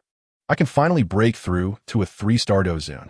Unbeknownst to him, the ice spirit mask he sold would soon incite a new storm across Central Continent. Meanwhile, Tian caressed the ice spirit mask resting on his face, arriving at the Lingzhen Pavilion, where he sought the information he required. Chapter 109, Lingzhen Pavilion, Investigating Xian Yi's Secrets and Scheming Action. Wearing the ice spirit mask and transformed into an unremarkable middle-aged cultivator, Tian stepped quietly into the Lingzhen Pavilion. The atmosphere within the loft remained tranquil as always, the purple sandalwood shelves neatly lined with various scrolls. The air infused with a faint scent of ink and spiritual energy. Behind the counter, the shopkeeper who had attended to him last time was engrossed in organizing accounts. Upon noticing a customer, he did not lift his head, but asked nonchalantly, "Are you here to purchase information or to commission an investigation?" "I wish to inquire about an individual." Tian approached the counter, deliberately lowering his voice to a rasp, seeking details about her daily schedule, frequented locations, and all information regarding her close acquaintances. The more detailed, the better. Finally, the shopkeeper raised his head, his gaze sweeping over Tian. Though he could not discern his true depth, he recognized that he was not an ordinary person, and thus dismissed his earlier condescension, asking, "Which individual do you wish to investigate?" Xian Yi, one of the three titans of the Pill Tower. Upon hearing the name Xian Yi, the shopkeeper's expression remained calm, as if merely mentioning an ordinary cultivator. He set aside his accounts and walked toward the rear shelves, his fingertip gliding over rows of scrolls until he finally withdrew a weathered tome, slowly flipping through its pages. The rustling of the pages echoed within the loft, and after a moment, he ceased his actions, raising his gaze to say, "I have found it." The detailed information regarding Xian Yi requires an 8th grade mid-tier elixir as compensation. Tian did not hesitate, retrieving a softly glowing golden elixir from his spatial ring, the 8th grade mid-tier gold marrow pill he had previously refined. Known for nourishing the marrow of Dou Zun realm practitioners and highly valuable. He placed the elixir on the counter, and the shopkeeper accepted it, confirming its authenticity with a sweep of his soul energy before tearing off several pages from the tome, compiling them into a document which he handed to Tian. Tian accepted the document and quickly skimmed through it. The past and present of Xian Yi gradually became clear. She was 387 years old, a direct disciple of a certain Dou Shang powerhouse from the Minor Pill Tower. Not only a peak 8th grade alchemist, but also a formidable Dou Zun at the pinnacle of her realm. Within the Pill Tower, she held a revered status and had a long-standing acquaintance with Yao Chun, their bond deeply rooted. She had even been hailed as one of the 3 pearls of Holy Pill City. For many years, she remained unmarried and had no notable suitors, seemingly solitary, yet concealing a buried past within her heart. The most crucial segment of the document detailed the history between Xian Yi and her close friend, Yu Ling. The two were once like sisters, apprenticed to the same alchemical master, cultivating together for decades, their bond profound. 15 years ago, in pursuit of an 8th grade peak elixir needed to break through, Xian Yi and Yu Ling ventured into the depths of the ocean to seek the main ingredient, the incondensation pearl. After securing the pearl, they encountered the formidable 8th-tier peak beast, the deep-sea giant whale. Such a creature possessed strength comparable to that of a half-saint, while Xian Yi and Yu Ling were merely Dou Zun at the 8th star, rendering them no match. Within moments, they sustained grievous injuries, and as they faced certain doom, Yu Ling, in a desperate bid to save Xian Yi, unleashed a forbidden secret technique, sacrificing her own life to unleash power far beyond her own realm, temporarily repelling the deep-sea giant whale and buying Xian Yi precious time to escape. In her final moments, Yu Ling urged Xian Yi to take care of her newborn daughter, Yu Qingqing, imploring her to ensure the child grew up well. With guilt and sorrow, Xian Yi escaped, thereafter treating Yu Qingqing as her own, showering her with affection. Whenever Yu Qingqing inquired about her mother's whereabouts, Xian Yi would recall the harrowing scene in the depths of the ocean, holding back tears as she fabricated stories of her mother being in a distant land. Now, Yu Qingqing had blossomed into a lively 15-year-old girl, disliking the oppressive atmosphere of the Pill Tower and choosing to reside in the heart of Holy Pill City at the Yu residence. Xian Yi would periodically visit to check on her, accompanying her in her cultivation and leisure. So, Xian Yi has such a past, Yi Tian mused, a faint, almost imperceptible smirk gracing his lips. Yu Qingqing, you are indeed her Achilles heel. He had initially pondered how to draw Xian Yi out. Now, it appeared that capturing Yu Qingqing would compel Xian Yi to surrender willingly. Furthermore, given Yao Chen's close ties to Xian Yi, upon learning of her predicament, he would undoubtedly rush to her aid, leaving the Starfall Pavilion to come to her rescue. This would present him with the perfect opportunity to lay a trap and seize the Bone Spirit Coldfire. Yi Tian carefully stored the document, nodding slightly to the shopkeeper before turning to depart from Lingjin Pavilion. As he exited the loft, he melted into the throng of Holy Pill City, his gaze beneath the ice spirit mask growing increasingly sharp. Xian Yi, Yu Qingqing, the curtain is about to rise on this grand performance. He did not proceed directly to the Yu residence, but instead sought refuge in a discreet inn. His next step was to assess the guard situation at the Yu residence and the patterns of Xian Yi's visits to Yu Qingqing, ensuring that his actions were foolproof. Yu Qingqing was Xian Yi's sensitive spot, and should he fail, not only would he be unable to draw Xian Yi and Yao Chen out, but he would also risk alerting them and causing his meticulous plans to unravel. In his room at the inn, Yi Tian unfurled a map of Holy Pill City, his fingertip tracing the location of the Yu residence as he gradually sketched a potential ambush route. He understood that this step was crucial. Capturing Yu Qingqing would ensure the subsequent plans would unfold seamlessly, and the coveted Bone Spirit Coldfire would be within his grasp. Chapter 110. Night Exploration of the Yu Residence. Encountering a spiritual array, disguising as a husband to enter. As night enveloped the city like ink, the streets of Holy Pill City fell silent, save for the area surrounding the Yu residence, which blazed with lights, resembling a pearl amidst the darkness. Yi Tian concealed himself behind an ancient locust tree at the street corner, the icy mass transforming his visage into that of an ordinary cultivator. Through the foliage, he meticulously scrutinized the moon residence not far away. The crimson gate was adorned with gilded copper studs, and above it hung a golden plaque inscribed with the words Moon Residence. Flanking the plaque were two stone-carved cheilants, their eyes embedded with luminous pearls, emanating a soft halo. The walls of the estate rose approximately 3 zhang, with lanterns hanging at intervals along the top, casting light that revealed guards clad in black, wielding long spears as they patrolled with synchronized steps and steady breaths. Even the weakest among them possessed the strength of a beginner Dou Huang, while the leader was a formidable Dou Zong of the 7 stars, evidently set in place by Xian Yi to safeguard Yu Qingqing with utmost diligence. The vigilance was indeed formidable. Yi Tian mused internally and then released his spiritual energy, attempting to probe the situation within the estate. However, as soon as he grazed the boundaries of the moon residence, he was met with a translucent azure barrier that repelled his spiritual force as if it had sunk into the ocean, yielding no response whatsoever. His pupils constricted as he observed the barrier closely. Intricate runes flickered across its surface, indicating it was a Qing Ling array, specifically designed to obstruct spiritual inquiries.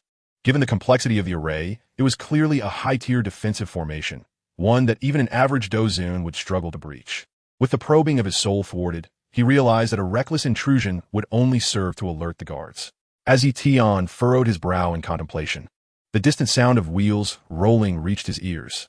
A modestly adorned carriage emerged from around the corner, a small silver token hanging from its yoke, engraved with the character Moon, clearly indicating it was delivering goods to the moon residence.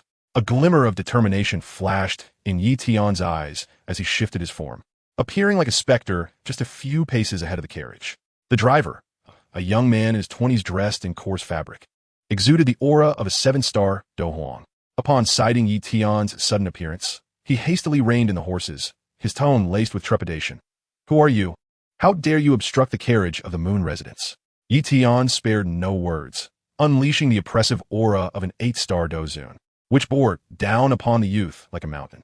The young man turned pale instantly, his whip falling from his grasp as he uncontrollably tumbled from his cart, collapsing to his knees with a thud, trembling as he pleaded, "Predecessor, spare me. I'm merely delivering ingredients to the moon residence. I mean no offense."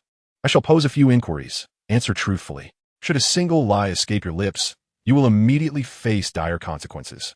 Yi Tian's voice was frigid, devoid of warmth. Please, speak. I shall answer faithfully. The youth bowed repeatedly, his forehead bruised from the impact. You truly deliver ingredients to the moon residence? Yes. The young lady of the moon residence occasionally craves fresh produce from the farms outside the city, and I am summoned thrice a month for deliveries. Today happens to be one of those days. Who holds the greatest power within the moon residence? In which part of the estate does Yu Qingqing reside? A look of distress crossed the young man's face. Predecessor, I am but a mere driver. I can only access the outer courtyard's pantry and have never seen the young lady's quarters. However, each time I deliver ingredients, I can sense an overwhelming aura emanating from the depths of the estate, at least that of a Dou Zun, likely a guard assigned to protect the young lady. Yi Tian's mind raced with understanding, evidently. Xian Yi had not only arranged for Dou Huang guard to patrol, but also stationed a Dou Zun within the depths of the moon residence. To abduct Yu Qingqing directly would prove more challenging than anticipated. Since you are uninformed, your existence is no longer necessary. His tone remained impassive as a wisp of pale violet flame shot forth from his fingertips, piercing the young man's brow like a needle. The youth did not even glimpse the trajectory of the flame before his life extinguished, his body crumpling to the ground, a look of terror frozen on his face. With a wave of his hand, the violet flames surged, instantly reducing the young man's corpse to ashes, leaving not a trace behind. Though he acted decisively, he wished to avoid leaving any potential hazards. After disposing of the body, Yi Tian approached the carriage, and with a thought, the icy mask began to morph moments later. He had assumed the appearance of the young man, even mimicking the aura of 7-star Dou Huang with remarkable precision. He picked up the fallen whip and nimbly mounted the carriage, inspecting the interior filled with fresh produce, fruits, and meats, still carrying the scent of dew. Clearly just transported from the farms. Go! Yi Tian flicked the whip, guiding the carriage slowly toward the moon residence's grand entrance. The two Dou Huang guards at the gate, recognizing the familiar driver, posed no further inquiries, merely conducting a routine check of the carriage's contents before stepping aside to allow passage. You may enter. Manager Wang in the pantry is awaiting your arrival. Yi Tian nodded slightly as he drove the carriage through the gates of the moon residence. Traversing the front courtyard, he beheld a meticulously crafted garden, adorned with rare flora and stone pathways lined with palace lanterns that cast a gentle glow. Occasionally, maidens carrying food boxes would pass by, nodding slightly in acknowledgement of the carriage without uttering a word. Yi Tian maintained his composure, driving the carriage forward while discreetly observing his surroundings. The layout of the moon residence formed a character resembling. The outer courtyard housed servants and guards. The middle courtyard was for receiving guests and discussions, while the inner courtyard likely housed Yu Qingqing, and the aura of Dou Zun emanated from that direction. First, he would reach the pantry, then seek an opportunity to infiltrate the inner courtyard. Yi Tian contemplated as he guided the carriage toward the pantry in the outer courtyard. He understood that every subsequent step must be executed flawlessly. Should his identity be revealed, not only would he fail to lure out Xian Yi and Yao Chun, but he would also find himself ensnared within the encirclement of the moon residence's Dou Zun and the Dan Tower, with catastrophic consequences. Chapter 111. In search of the inner courtyard, capturing Qing, overcoming the manager hidden in the deep valley. Yi Tian unloaded the ingredients from the carriage into the pantry of the outer courtyard, casually exchanging pleasantries with manager Wang, who had come to tally the items, before seizing the opportunity to incapacitate him with a single strike. Silently, he evaded the patrolling guards and stealthily advanced toward the inner courtyard. The courtyard of the inner estate exuded even greater elegance than the outer one, with fine stone paths flanked by crushed white pebbles, and every few steps, a glass palace lantern illuminated the space, casting a gentle glow through its sheer shade. Scanning the inner courtyard, he noted over a dozen rooms lining both sides, each with lit windows, evidently designed to obscure the view and make it difficult to discern Yu Qingqing's residence. Yi Tian slowed his pace, his gaze sweeping over each room. Most featured ordinary elm doors and windows adorned with simple cotton curtains, with only commonplace ceramic pots of flora on the sills. However, the room at the far left stood out with its exquisite craftsmanship. The pearwood door boasted intricate lotus vine carvings, inlaid with fine silver powder that glimmered under the light, while the window frames were composed of rare crystal glass, allowing glimpses of the interior. On either side of the entrance, 2 pots of moonheart grass stood, their leaves shimmering with a silvery hue, a rare spiritual herb that only blooms under the moonlight. and the surrounding spiritual energy was several times denser than in other areas. This is the place, Tian affirmed within, quietly maneuvering to the window of the room, focusing a wisp of spiritual energy at his fingertips, carefully probing through the gap. Inside, a young girl sat at a desk by the window, engrossed in a book.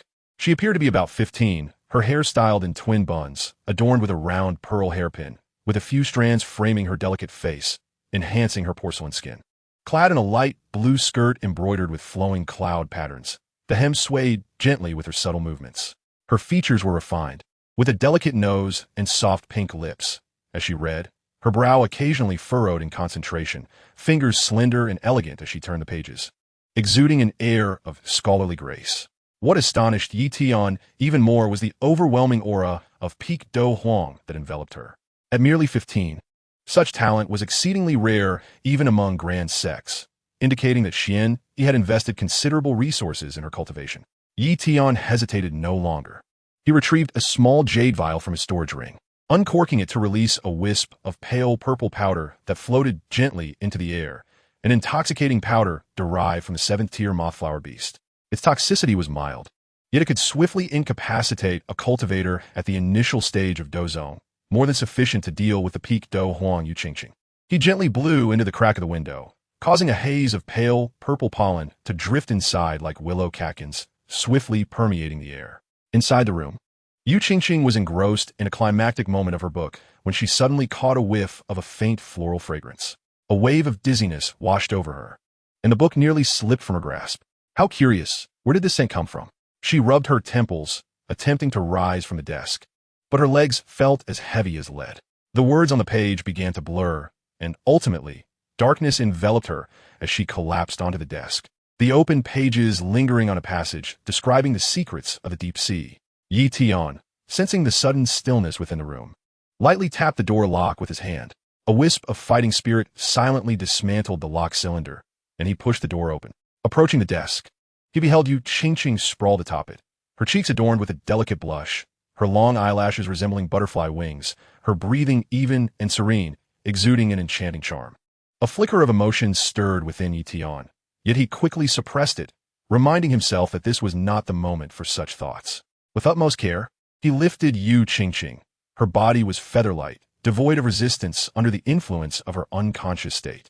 Just as he exited the room, cradling her, an irate voice thundered from behind. "You scoundrel! Release the young lady." Tian turned to see an elderly man clad in a gray robe striding towards him, emanating the aura of a 2-star dozone. Despite his aged appearance, his gaze was sharp and penetrating. He was the steward of the Yu residence, a protector assigned to Yuqingqing by Xian.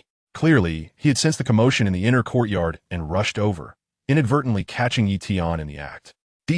The steward roared, summoning pale, golden fighting spirit that morphed into a colossal axe, cleaving towards Tian with the full force of a 2-star dozone, the air howling in its wake, exuding a formidable power that threatened to rend the atmosphere itself.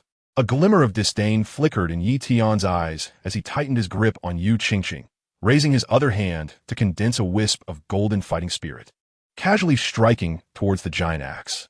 Boom! The clash between the fighting spirit axe and the golden palm print erupted, the 2-star dozone's energy shattering like paper, while the golden imprint continued unabated, striking forcefully against the steward's chest. Puffed! The steward was sent hurtling backward, crashing into a nearby flower pot, shattering it and scattering soil everywhere.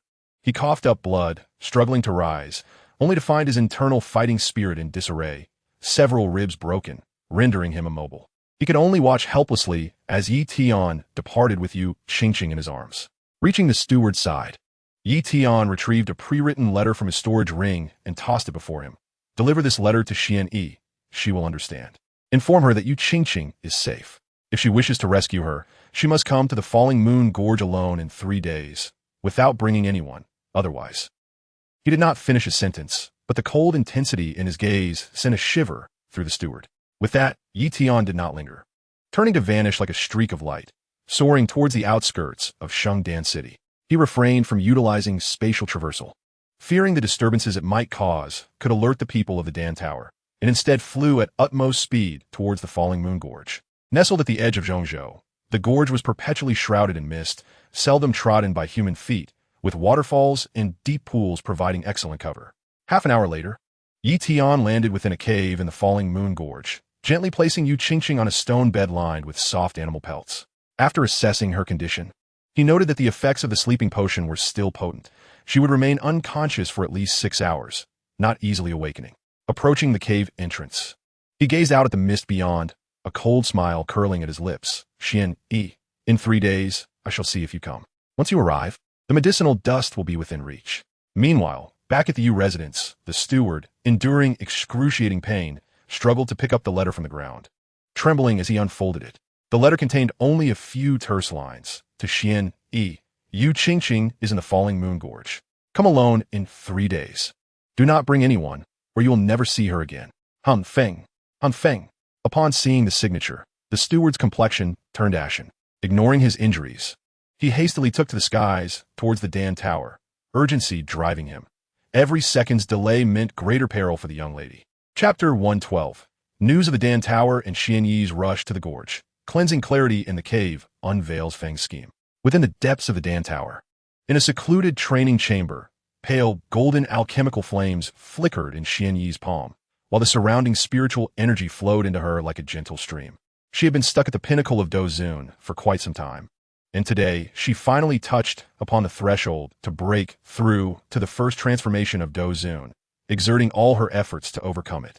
The fluctuations of her fighting spirit grew ever more profound, causing even the air to ripple with subtle waves.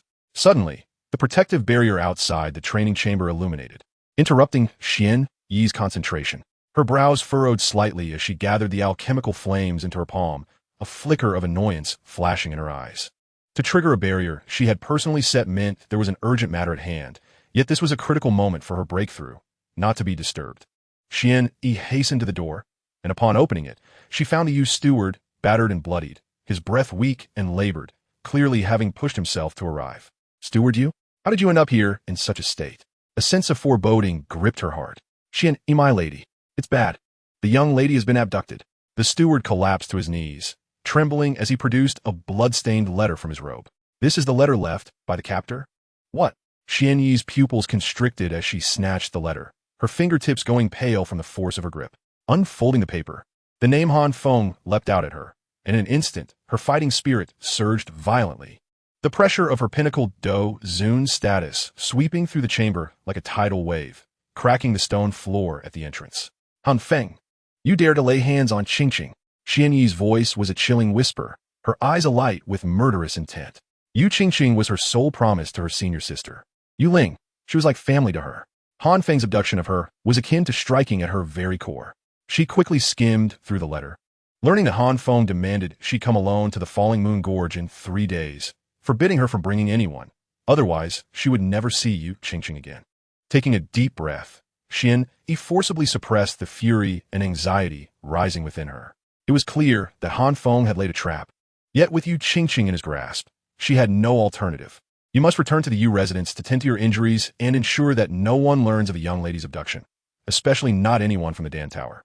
Xian Yi's tone was grave. She understood Han Feng's cunning well. If the people of the Dan Tower were to discover this matter, they would undoubtedly send someone along, which would not only jeopardize the rescue, but could also provoke Han Feng further. The steward nodded in acquiescence, struggling to rise and depart. Xian Yi watched his retreating figure, then turned and tore through the fabric of space. The falling moon gorge lay thousands of miles from the Dan Tower, and she needed to reach it swiftly, to scout the area and seek an opportunity to rescue Yu Qingqing. The rift in space opened before her, and Xian Yi's figure vanished into it, leaving behind the lingering anger and spiritual energy in the training chamber. Meanwhile, 500 miles from the falling moon gorge, within a secluded cave, flickering candlelight illuminated the simple interior. A flat piece of blue stone served as a table, upon which lay several spiritual fruits and a pot of clear water, clearly prepared by Tian for Yu Qingqing. Yu Qingqing slowly opened her eyes, rubbing her throbbing temples as she surveyed the unfamiliar cave. There was no trace of panic in her gaze, only a hint of serenity. Sitting up, her attention fell upon Tian, who was meditating with his eyes closed not far away. She inquired softly, "Who are you? Why have you abducted me?" Tian opened his eyes, meeting Yu Qingqing's gaze. Though ensnared in captivity, she maintained an air of refinement, her robes slightly wrinkled yet neatly arranged. her eyes clear and devoid of fear, a composure far beyond that of ordinary young women. "You need not know my name," he said calmly. "Just understand that after I conclude my matters in 3 days, I shall return you to your home." Yu Qingqing nodded gently, retrieving a bound book from her spatial ring. The very tome titled Secrets of Zhongzhou that she had perused at the Yu estate. She settled cross-legged upon the verdant stone platform and began to leaf through its pages in serene silence. Although her aura was subtly affected by the lingering effects of the sedative, it remained remarkably stable, indicating she was discreetly adjusting her condition without attempting to flee. She understood all too well that the individual capable of abducting her from the Yu estate with such stealth possessed strength far superior to her own and that of the steward. Escaping would be a futile endeavor. Yi Tian observed her actions, curiosity stirring within him. He approached the stone platform, picked up a spirit fruit, and inquired, "Are you not afraid of potential harm from me? What if I were?" Yu Qingqing raised her gaze, her eyes clear and penetrating. "I bear no grievance against you. If you wish to harm me, you could have done so at the Yu estate without the need to bring me here. Furthermore, my abilities pale in comparison to yours. Whether I resist or not, the outcome remains unchanged." Yi Tian raised an eyebrow, taken aback by the perceptiveness of the 15-year-old girl. He seated himself beside her, his tones softening slightly. "You are indeed astute. Pray tell, why do you think I have taken you?" Yu Qingqing closed the book, her fingertips grazing the edges of the pages as she pondered briefly before responding. "It must be for Aunt Xianyi." She lifted her eyes to meet Yi Tian's. "Though your strength is inscrutable, you easily bested the steward, a 2-star dozong. I surmise your prowess is not far from that of Aunt Xianyi. If you intend to confront her, there is no need to use me as leverage, and if you wish to enlist her aid, kidnapping is unnecessary. I suspect you seek her assistance with a matter you wish to keep secret from others, and should she refuse, you would not return me." Yi Tian was taken aback. The girl's calmness and keen observational skills had allowed her to deduce a significant portion of his intentions from mere details. He neither confirmed nor denied her assertions, but merely offered her a cup of water, saying, "You are quite clever. However, do not inquire into matters that do not concern you. It is best to remain tranquil." Receiving the cup, Yu Qingqing expressed her gratitude softly and resumed her reading. The cave once again fell into silence, save for the crackling of candlelight and the gentle rustling of pages. As Yi Tian gazed upon the girl's tranquil profile, an unfamiliar sensation blossomed within him. He had initially orchestrated her abduction to draw out Xian, Yi, and Yao Chun, yet he found himself admiring her wisdom and clarity. At that moment, Xian, He had traversed the spatial passage and arrived at the periphery of the Falling Moon Valley. Standing at the entrance, she surveyed the swirling mists within, her eyes filled with vigilance. The valley lay eerily silent, devoid of even the sounds of birds or beasts, clearly having been cleared by Han Feng. It was undoubtedly a meticulously laid trap. Yet, concern for Yu Qingqing's safety compelled Xian to take a deep breath and venture deeper into the valley. A contest surrounding Yu Qingqing was poised to unfold within the Falling Moon Valley. Chapter 113. The Valley of Falling Moon. Xian Yi battles foam. The three mystics display their might to summon Yao Chun. Yi Tian watched as Yu Qingqing continued to read quietly in the cave. He concentrated his Dou Qi at his fingertips, laying down a faint golden barrier at the entrance. This barrier, rooted in the Dou Qi of an 8-star dozong, was intermingled with a trace of the 3,000 yin fire, its surface adorned with flowing runes, impervious to anyone below the dozong level. Moreover, should anyone breach it, he would instantly sense their presence through his soul imprint. Having completed this, he transformed into a fleeting ray of light, soaring toward the Falling Moon Valley. Inside the valley, the mist swirled, and the cliffs flanking it rose steeply, resembling blades. The stream at the valley's base flowed quietly, yet it exuded an air of desolation. Xian Yi awaited in the valley's center, her form enveloped in a soft golden Dou Qi, the Dan fire quietly flickering in her palm as her vigilant gaze swept the surroundings. She had surveyed the valley and found no ambush. Yet an instinctual sense of danger hung thick in the air. "You have arrived earlier than I anticipated." Yi Tian emerged from the mist, his tone neutral as his gaze fell upon Xian Yi. "It seems Yu Qingqing holds considerable significance in your heart. Where's Qingqing?" Xian Yi stepped forward, her Dan fire suddenly surging. "I have come. What do you desire? Release her. There's no need for haste." Yi Tian raised his hand to signal her to remain calm. "She is quite safe. I have concealed her in a place known only to me, and no one can harm her." He paused, getting straight to the point. "I require your assistance with a task. Draw Yao Chun out of the Starfall Pavilion. Once he arrives, I will obtain the bone spirit cold fire and immediately return you Qingqing without fail. Xian Yi's expression shifted dramatically. You seek to take the bone spirit cold fire? That is inconceivable. The bone spirit cold fire is Yao Chen's fated flame, having accompanied him through countless trials. I will never aid you in harming him. Harm him? Tian scoffed. He broke our agreement first. We had a deal. I would assist him in refining his body in exchange for the bone spirit cold fire. What did he do instead? He conspired with the Starfall Pavilion and set a trap for me. This debt remains unsettled. That is your grudge, not mine. Xian Yi retorted angrily, her Dan fire morphing into a long sword, its pale golden blade inscribed with shimmering runes. Release Qingqing, or I shall confront you here and now. Before her words had fully escaped her lips, Xian Yi leapt into the air, her Dan fire long sword wielding the force to tear through the air. Aimed directly at Yi Tian. The full force strike of a peak dozong carried the power to refine all things. And even the rocks upon the cliffs were shattered by its sword energy. Yi Tian's eyes glinted with cold ferocity. Instead of retreating, he advanced, igniting the five colored around him. Since you refuse my hospitality, do not blame me for being impolite. He activated the first transformation of the Heavenly Fire 3 mystics, the Azure Lotus transformation. As azure flames coalesced around him into delicate green lotus petal patterns, his aura surged rapidly, breaking through to the first transformation of Dozong. Bang! Yi Tian raised his hand, conjuring a palm of the pale green flames colliding with the Dan Fire longsword. The shockwave radiated outward, sending the stream at the valley's base soaring several feet high. While the mists were dispersed in an instant, Xian Yi felt a tremendous force emanating from the sword. Her arm growing numb as the Dan Fire long sword nearly slipped from her grasp. She had not anticipated that Han Feng's strength had progressed so significantly, surpassing her expectations. But he was not finished. Yi Tian pressed the attack, his form moving like a specter as he circled behind Xian, simultaneously activating the second transformation, the Glaze transformation. The Sea Heart Flame and the Falling Heart Flame intertwined, forming a semi-transparent glazed fire shield around him, his aura surging once more, breaking through to the peak of the second transformation of Dozong. He raised his hand and struck out toward Xian Yi's back. The glazed fire palm imbued with the dual powers of ice and fire, causing the temperature to fluctuate violently, distorting the air around them. Xian Yi sensed the imminent threat from behind and quickly turned, raising her Dan Fire long sword to block, but the force of the glazed fire palm exceeded her expectations. Crack! The runes inscribed upon the Dan Fire long sword shattered in an instant, sending Xian Yi reeling backward against the cliff wall, a mouthful of blood escaping her lips as her pale golden Dou Qi became disordered. How is this possible? How could your strength have escalated so rapidly? One Yukalach Hatchist, Dispedief Fududin Herius. In a matter of mere breaths, Han Feng had managed to elevate his realm consecutively, his aura stable, devoid of any side effects.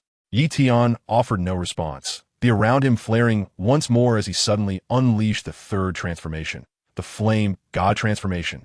The 5 types of fully merged, coalescing behind him into a towering Flame God apparition, clad in a fiery armor that shimmered with 5 colors, brandishing a fire spear. A terrifying aura swiftly enveloped the entire valley, his strength surging to the third transformation of Dozong. What kind of secret technique is this? Xian Yi beheld the Flame God apparition, dread coursing through her veins, each breath becoming increasingly labored. The pressure of a third transformation Dozong surpassed that of a peak Dozong by several tiers, sapping her resolve to resist. Yi Tian raised his hand, reaching out toward Xian Yi, prompting the Flame God apparition to lift its fire spear and thrust it toward her. Xian Yi found herself devoid of the strength to evade, helplessly watching as the fire spear approached, despair filling her heart. She feared not death, but if she perished, no one would be left to save Yu Qingqing. Stop! I will comply. I will comply. Suddenly, Xian Yi cried out hoarsely, tears streaming from the corners of her eyes. I will lure the medicinal dust out for you. Please do not harm Qingqing. I beg you. The coldness in Yi Tian's eyes diminished slightly as he raised his hand to retract the phantom of the Flame God, and the aura of a second-order Dou Zun gradually subsided. He approached Xian Yi, observing her disheveled appearance, blood trickling from the corner of her mouth.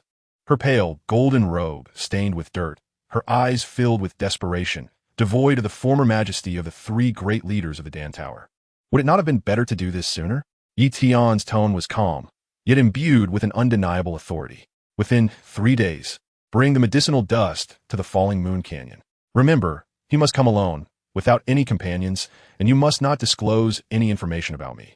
Should I discover the slightest hint of deceit, you will never see you Qingqing again in this lifetime.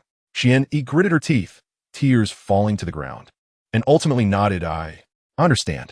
3 days from now, I will have the medicinal dust come here. You must ensure Qing's safety. As long as you comply, she will be unharmed. Upon finishing his words, Tian did not linger, turning and vanishing into the mist. Xian watched the direction he departed, slowly collapsing to the ground, her heart filled with turmoil. She felt guilty towards the medicinal dust, yet could not afford to lose Qingqing, a promise made with her life by her senior sister. Wiping her tears away, she retrieved a healing elixir from her storage ring and consumed it, her gaze gradually firming. Medicinal dust, I am sorry. Once I rescue Qingqing, I will certainly seek your forgiveness. With that, she rose and soared towards the direction of the Starfall Pavilion. As a conspiracy surrounding the Bone Spirit cold fire was about to erupt in the Falling Moon Canyon 3 days hence. Chapter 114. In the Cave. Culinary Tales of the Past. Qing Feng and Mutual Understanding of Their Origins. Tian gazed at Xian Yi's figure disappearing into the mist, his fingertips unconsciously tracing the edge of his sleeve. Her agreement had been too swift, and though Qingqing served as leverage, it left him with an unsettling sense of apprehension. Well, the hostage is in my hands. She would not dare to play tricks. Shaking his head to dispel his concerns, he turned and flew towards the cave where he had hidden Qingqing. Passing through the marketplace, he deliberately took a detour, purchasing some fresh spirit rice, a few tender spirit mountain herbs, and selected 2 pieces of fatty and lean meat from the 7th Order Crimson Flame Tiger.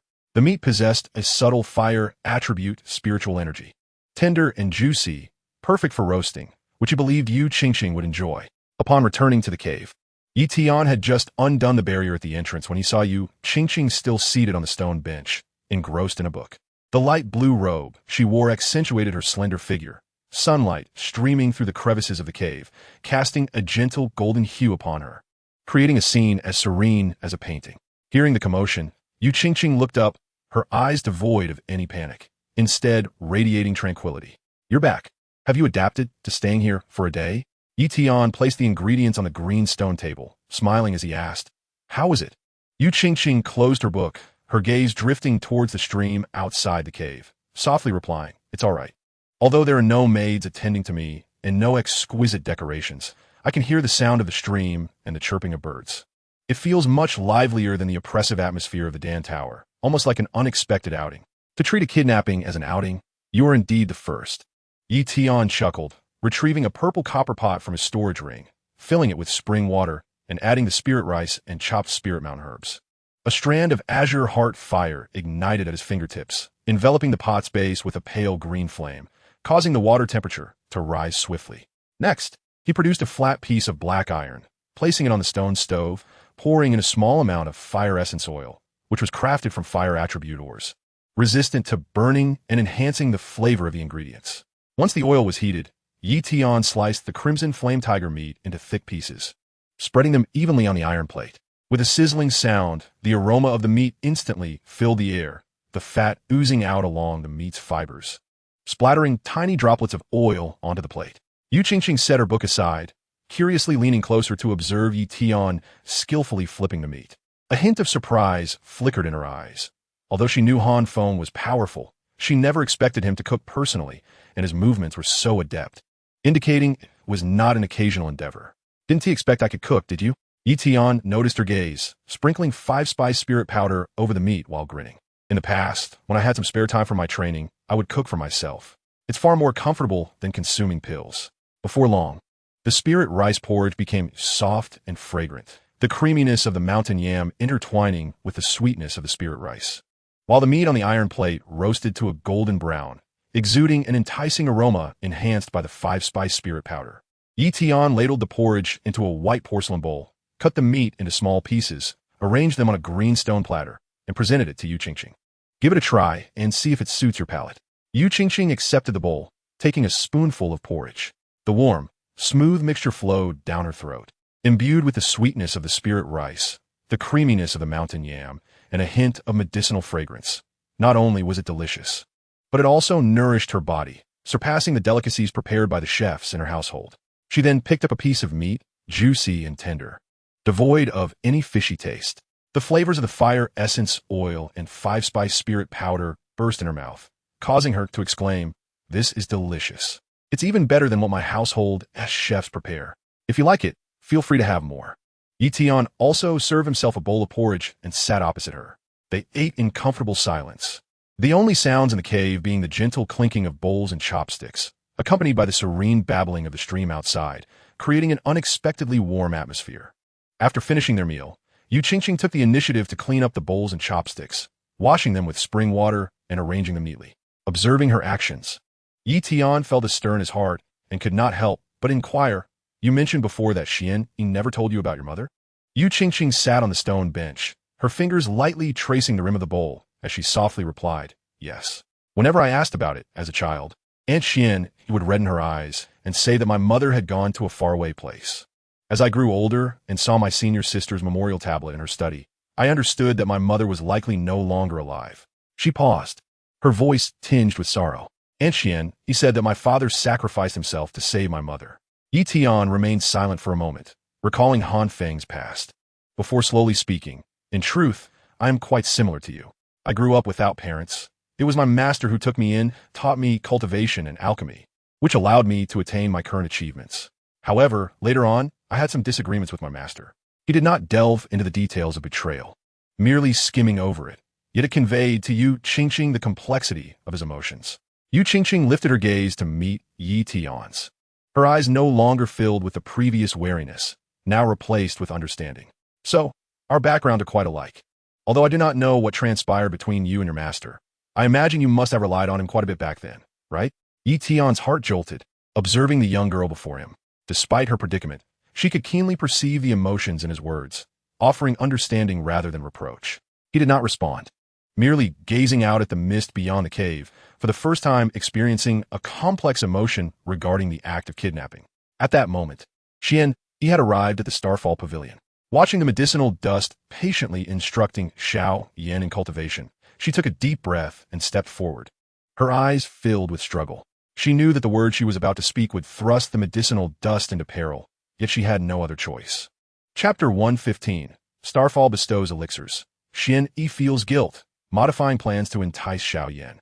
In the teaching grounds at the back mountain of the Starfall Pavilion, a faint silver star power swirled around as the medicinal dust patiently guided Xiao Yan in concocting fifth-tier elixirs. When refining elixirs, one's soul force must remain steady, and the heat must not be rushed. The medicinal catalyst for the Dragon Power Pill must be added at the very last moment before the pill is formed to lock in its potency. The medicinal dust's voice was gentle, as he concentrated a strand of soul force at his fingertips, subtly adjusting the flame beneath the cauldron. Xiao Yan nodded in response, beads of sweat forming on his forehead, intently focusing on the cauldron. He had just broken through to the 4-star Dou Huang, and refining the 5th-tier Dragon Power Pill still felt somewhat unfamiliar, fully relying on the medicinal dust's guidance. At that moment, Xian Yi's figure slowly approached, her expression betraying unmistakable fatigue and conflict. Upon her arrival, Yao Chan seized his guidance, retrieving a glistening white elixir bottle from his spatial ring and extending it toward her. "Xian Yi, I have heard that you are about to attempt a breakthrough to the first stage of Dozun. This is the 8th grade intermediate spirit warming pill that I refined, which can aid you in stabilizing your aura during the breakthrough and enhance your success rate by 30%. Xian Yi accepted the elixir bottle with trembling hands, a shiver coursing through her fingertips as they brushed against the cool surface of the vial. Yao Chen treated her as a cherished friend, yet she was determined to thrust him into peril for the sake of Yu Qingqing. Her throat felt constricted, and 1,000 words coalesced into a single hoarse, "Thank you." Unable to meet Yao Chen's gaze for fear that her guilt would be unveiled, she swiftly turned and departed. As she reached the edge of the training grounds, a single tear slipped down her cheek, splattering onto the stone slab below and creating a small, damp stain. She could not bear to reveal to Yao Chan that she was about to betray their years of friendship for Yu Qingqing. Yao Chan watched her hurried departure, his brow furrowing in concern. "What is amiss? She is acting strangely today, hardly speaking a word." Xiao Yan, putting away the alchemy furnace and wiping the sweat from his brow, remarked, "Perhaps the imminent breakthrough is weighing heavily on her mind." Aunt Xian has always placed great importance on her cultivation. She must be worried about failing. Yao Chan considered this and chose not to dwell further. Resuming his instruction of Xiao Yan in alchemy. Upon returning to the pill tower, Xian locked herself in her cultivation chamber, spending the entire night awake.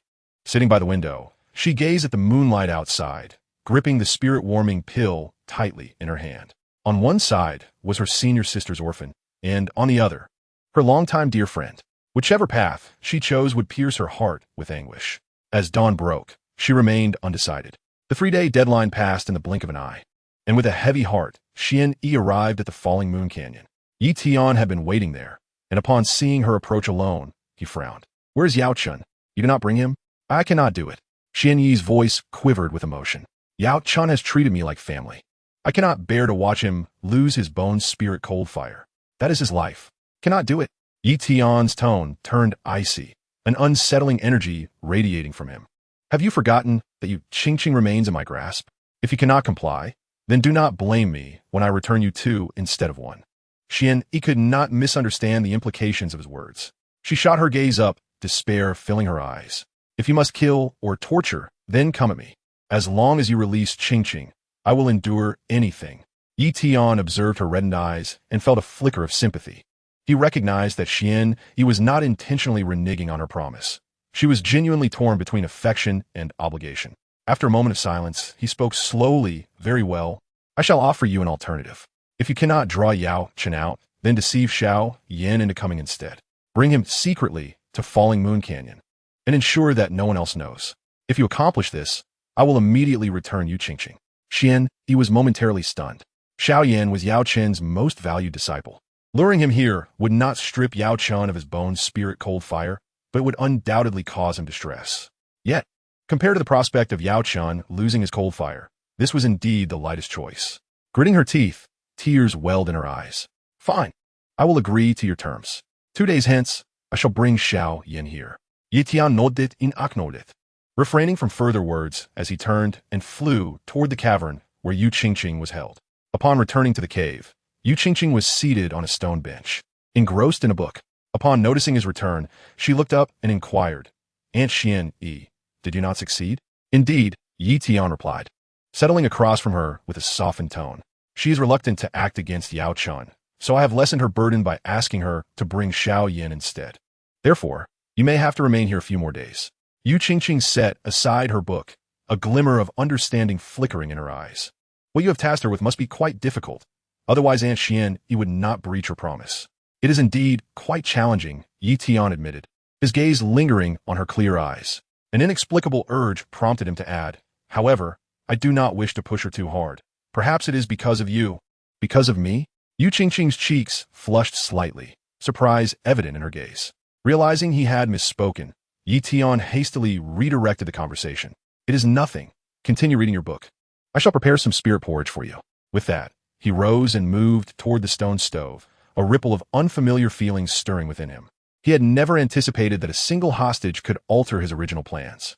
2 days later, within the alchemy room of the Starfall Pavilion, Xiao Yan successfully concocted a batch of 5th-grade dragon power pills, their fragrant aroma permeating the air. Just as he was carefully placing the pills into a jade bottle, Xian entered the room. "Aunt Wanyi," Xiao Yan exclaimed with a smile. "What brings you here?" "Teacher has just gone to drink with Wind Venerable. Should I summon them?" "No need." Xian suppressed her guilt and forced a smile. "I discovered traces of unusual fire in the mist-hidden canyon on the outskirts of the city. It appears to be a low-tier strange fire. And since you require it to aid your cultivation, I thought I would bring you to have a look." "Unusual fire?" Xiao Yan's eyes lit up instantly. With only the Fallen Heart Flame and the Beast Spirit Flame to his name, acquiring another unusual fire would significantly enhance his strength. Though Yao Chan had advised him against venturing out alone, Xian was a close friend of his teacher and would never harm him. Without a second thought, he agreed. "Excellent. Let's go at once." Xian felt a pang in her heart, yet nodded in agreement. "Let us proceed quietly, so your teacher does not worry." The two walked side by side out of the alchemy room and toward the Starfall Pavilion's exit. This scene was observed by a patrolling inner door elder. Seeing Xian Yi's hurried expression while leading Xiao Yan away was filled with confusion. Why would Lady Xian take young friend Xiao Yan out alone? Did not Lord Yao Chun expressly forbid him from going out? Not daring to be complacent, He promptly turned and raced towards the pavilion where Wind Venerable and Yao Chun were drinking to report the matter. Unbeknownst to Xiao Yan, he was unwittingly walking into a trap set by Yi Tian, and Xian Yi remained oblivious to the fact that her seemingly compromising choice would soon trigger a far greater turmoil. Chapter 116. Starfall lightheartedly guides Qing Yin. Falling Moon captures Xiao Yan to Lord Chun. Within the pavilion of Starfall, 2 jars of strong liquor and several plates of snacks adorned the stone table, where Yao Chun and Wind Venerable sat across from each other, their cups filled with amber-hued liquid. Engaged in an animated conversation, they discussed the training of disciples at Starfall Pavilion and the movements of various factions across the Central Plains, creating a harmonious atmosphere. Another cup, Wind Venerable exclaimed, raising his cup and clinking it with Yao Chen's before downing it in one gulp, his face radiating delight. Since you have regained your corporeal form, it has been ages since we have enjoyed such hearty drinking together. Yao Chun smiled and nodded, just about to lift his cup when an inner door elder burst in. Looking flustered, Pavilion Master, Lord Yao Chun, I have urgent news to report. Wind Venerable furrowed his brow, setting down his cup with a hint of irritation. Do you not see that I am drinking with Yao Chun? Is it not something that can wait until we finish? Yao Chun raised a hand to halt him, understanding the elder's temperament. If he had come rushing in, it must be a matter of urgency. Speak, what is it? The elder took a breath, quickly relaying, I just saw Lady Xian Yi take young friend Xiao Yan out of Starfall Pavilion, claiming to have discovered traces of unusual fire in Falling Moon Canyon, and intends to take him to investigate. What? I thought it was something serious. Wind Venerable scoffed, taking another swig from his cup. Xian Yi is a Picto Zun and a close friend of yours, Yao Chun. How could she lead Xiao Yan to danger while seeking unusual fire? Yao Chun nodded in agreement, not giving it much thought. Xian Yi had known him for many years and had always looked after Xiao Yan, so she would never endanger him. Besides, with Xian Yi's formidable strength, Xiao Yan would surely be safe under her watch. Thank you for your hard work. You may leave now. We understand the situation. The elder wished to say more, but seeing that both men dismissed the matter, he could only leave in resignation. In the pavilion, Yao Chun and Feng Zun continued to indulge in their libations, oblivious to the insidious plot that had silently unfurled against Xiao Yan in the Moonfall Canyon. Meanwhile, deep within the canyon, Xian Yi stood with Xiao Yan at its base, surrounded by swirling mists, devoid of even a trace of the unique fire's aura. Xiao Yan, puzzled, glanced around and scratched his head, inquiring, Aunt Xian, where's the strange fire? I can't sense any fire attributes at all. Xian Yi felt a pang of anxiety, unable to meet Xiao Yan's gaze, and murmured, perhaps I misjudged. Let's search a bit more. Just as Xiao Yan turned to investigate, a flicker of resolve flashed in Xian Yi's eyes. She raised her hand, condensing a strand of Dou Qi, and struck at the back of Xiao Yan's head with lightning speed. I am sorry, Xiao Yan. Before he could react, a sharp pain surged through Xiao Yan's skull, and the world around him faded to black as he collapsed. Xian Yi, gazing at his still form, felt tears welling in her eyes, but dared not linger. She turned swiftly and made her way out of the canyon, fearing that another glance would drown her in regret. Before long, Yi Tian emerged from the mist, casting a glance at the unconscious Xiao Yan, a cold smirk playing on his lips. At least you know your place. Upon hearing his voice, Xian Yi halted, turning to ask, Qing, when can she return home? You won't harm her, will you? Rest assured, she is quite well. Yi Tian replied, producing a note from his storage ring and handing it over. This is a letter from her to the Yin family, written this morning. You can read it yourself. Xian Yi accepted the note, recognizing the familiar handwriting of Yu Qing. Aunt Xian, do not worry. I am safe and will return in a few days. Seeing the familiar script, her anxious heart finally eased somewhat. I will return her in 3 to 4 days at most, Yi Tian stated flatly. And if Yao Chun inquires, you should say that Xiao Yan got lost while playing. Do not disclose my affairs. Xian Yi bit her lip and nodded, hastening her departure. All she wished was to leave this place that weighed heavily on her conscience. Yi Tian bent down to hoist Xiao Yan over his shoulder, tearing through the fabric of space as he flew towards the cave where Yu Qing was hidden. Inside the cave, Yu Qing was seated on a stone bench, engrossed in a book. Upon seeing Yi Tian enter with someone in tow, she set her book aside, her eyes widening in surprise before she teased, Are you worried I might be bored alone, so you brought me a companion? Yi Tian unceremoniously tossed Xiao Yan onto the ground with a thud that jolted him awake, rubbing the back of his head. Xiao Yan blinked groggily at the unfamiliar surroundings and then at Yi Tian, suddenly alert. Han Feng, what are you doing bringing me here? Where's Aunt Xian Yi? Aunt Wan Yi? Tian scoffed. If she hadn't brought you here, do you think you'd be standing here now? Xiao Yan was momentarily taken aback. But soon his eyes blazed with fury. You coerced Ancienne. Han Feng, you despicable scoundrel. What kind of skill is this? Silence. Tian's gaze turned icy, and he released a hint of his Dou Qi, casting a wave of pressure over Xiao Yan. If you continue to make noise, I'll toss you out to feed the beasts of the canyon, ensuring you never see Yao Chen again. Xiao Yan stiffened, acutely aware of the chasm between their strengths. The oppressive aura of an 8-star Dozun made even breathing a struggle. He gritted his teeth, ultimately refraining from further protest, his hands clenched into fists in silent fury. Yu Qingqing observed Xiao Yan's angry yet helpless demeanor and softly advised, do not be too angry. He won't harm you for the time being. Turning to her, Xiao Yan's eyes were filled with confusion. Who are you? Why are you with Han Feng? Tian ignored their exchange, moving to the cave entrance to survey the mist outside, plotting, Xiao Yan is Yao Chen's most valued disciple. Upon learning of his disappearance, Yao Chen will surely be frantic. Even if he knows it's a trap, he will come personally. Yao Chen, we shall see if you can continue hiding in the Starfall Pavilion. A cold, sharp smile graced Tian's lips as the final contest surrounding Xiao Yan and the Bone Spirit's cold fire was poised to commence. In the cave, Tian's fingertips coalesced a faint golden sealing rune, completely sealing the entrance before turning his gaze back to Xiao Yan. Hand over your storage ring. Xiao Yan tightened his grip on the ring around his wrist, a look of defiance on his face. My ring only contains some pills and alchemical materials. Nothing of the strange fire you want. It will be of no use to you. Tian's eyes sharpened suddenly, releasing a slight pressure of his 8-star Dozun aura, causing the air in the cave to thicken. Xiao Yan felt his chest constrict and his limbs weaken, unable to resist any longer. Gritting his teeth, he finally surrendered the ring, tossing it towards Tian. Take it. Tian caught the ring, his soul power sweeping over it as he stored away. Not for its contents, but rather to ensure that Yao Chen believed Xiao Yan was in his grasp. Completing his task, he made no further delay, turning and shooting out of the cave like a streak of light towards the Starfall Pavilion. The atmosphere within the cave fell silent once more. Xiao Yan glared at the sealed entrance, refusing to give up. He sat cross-legged, summoning the faint purple falling heart flame, directing it towards the seal. Flame-splitting wave. The lavender flame, imbued with the force to rend the air, struck the seal, creating only a ripple of faint golden light. The seal remained unyielding, and the backlash left Xiao Yan's arm numb. Do not waste your effort, Yu Qingqing said softly, setting her book aside. That is a seal laid by a Dozun expert. As a mere 4-star Dou Huang, even expending all your Dou Qi will not break it. Frustrated, Xiao Yan retracted his unique fire and sat back on the stone bench, looking at Yu Qingqing. You seem unfazed by Han Feng. He is the one who kidnapped you. He did not harm me.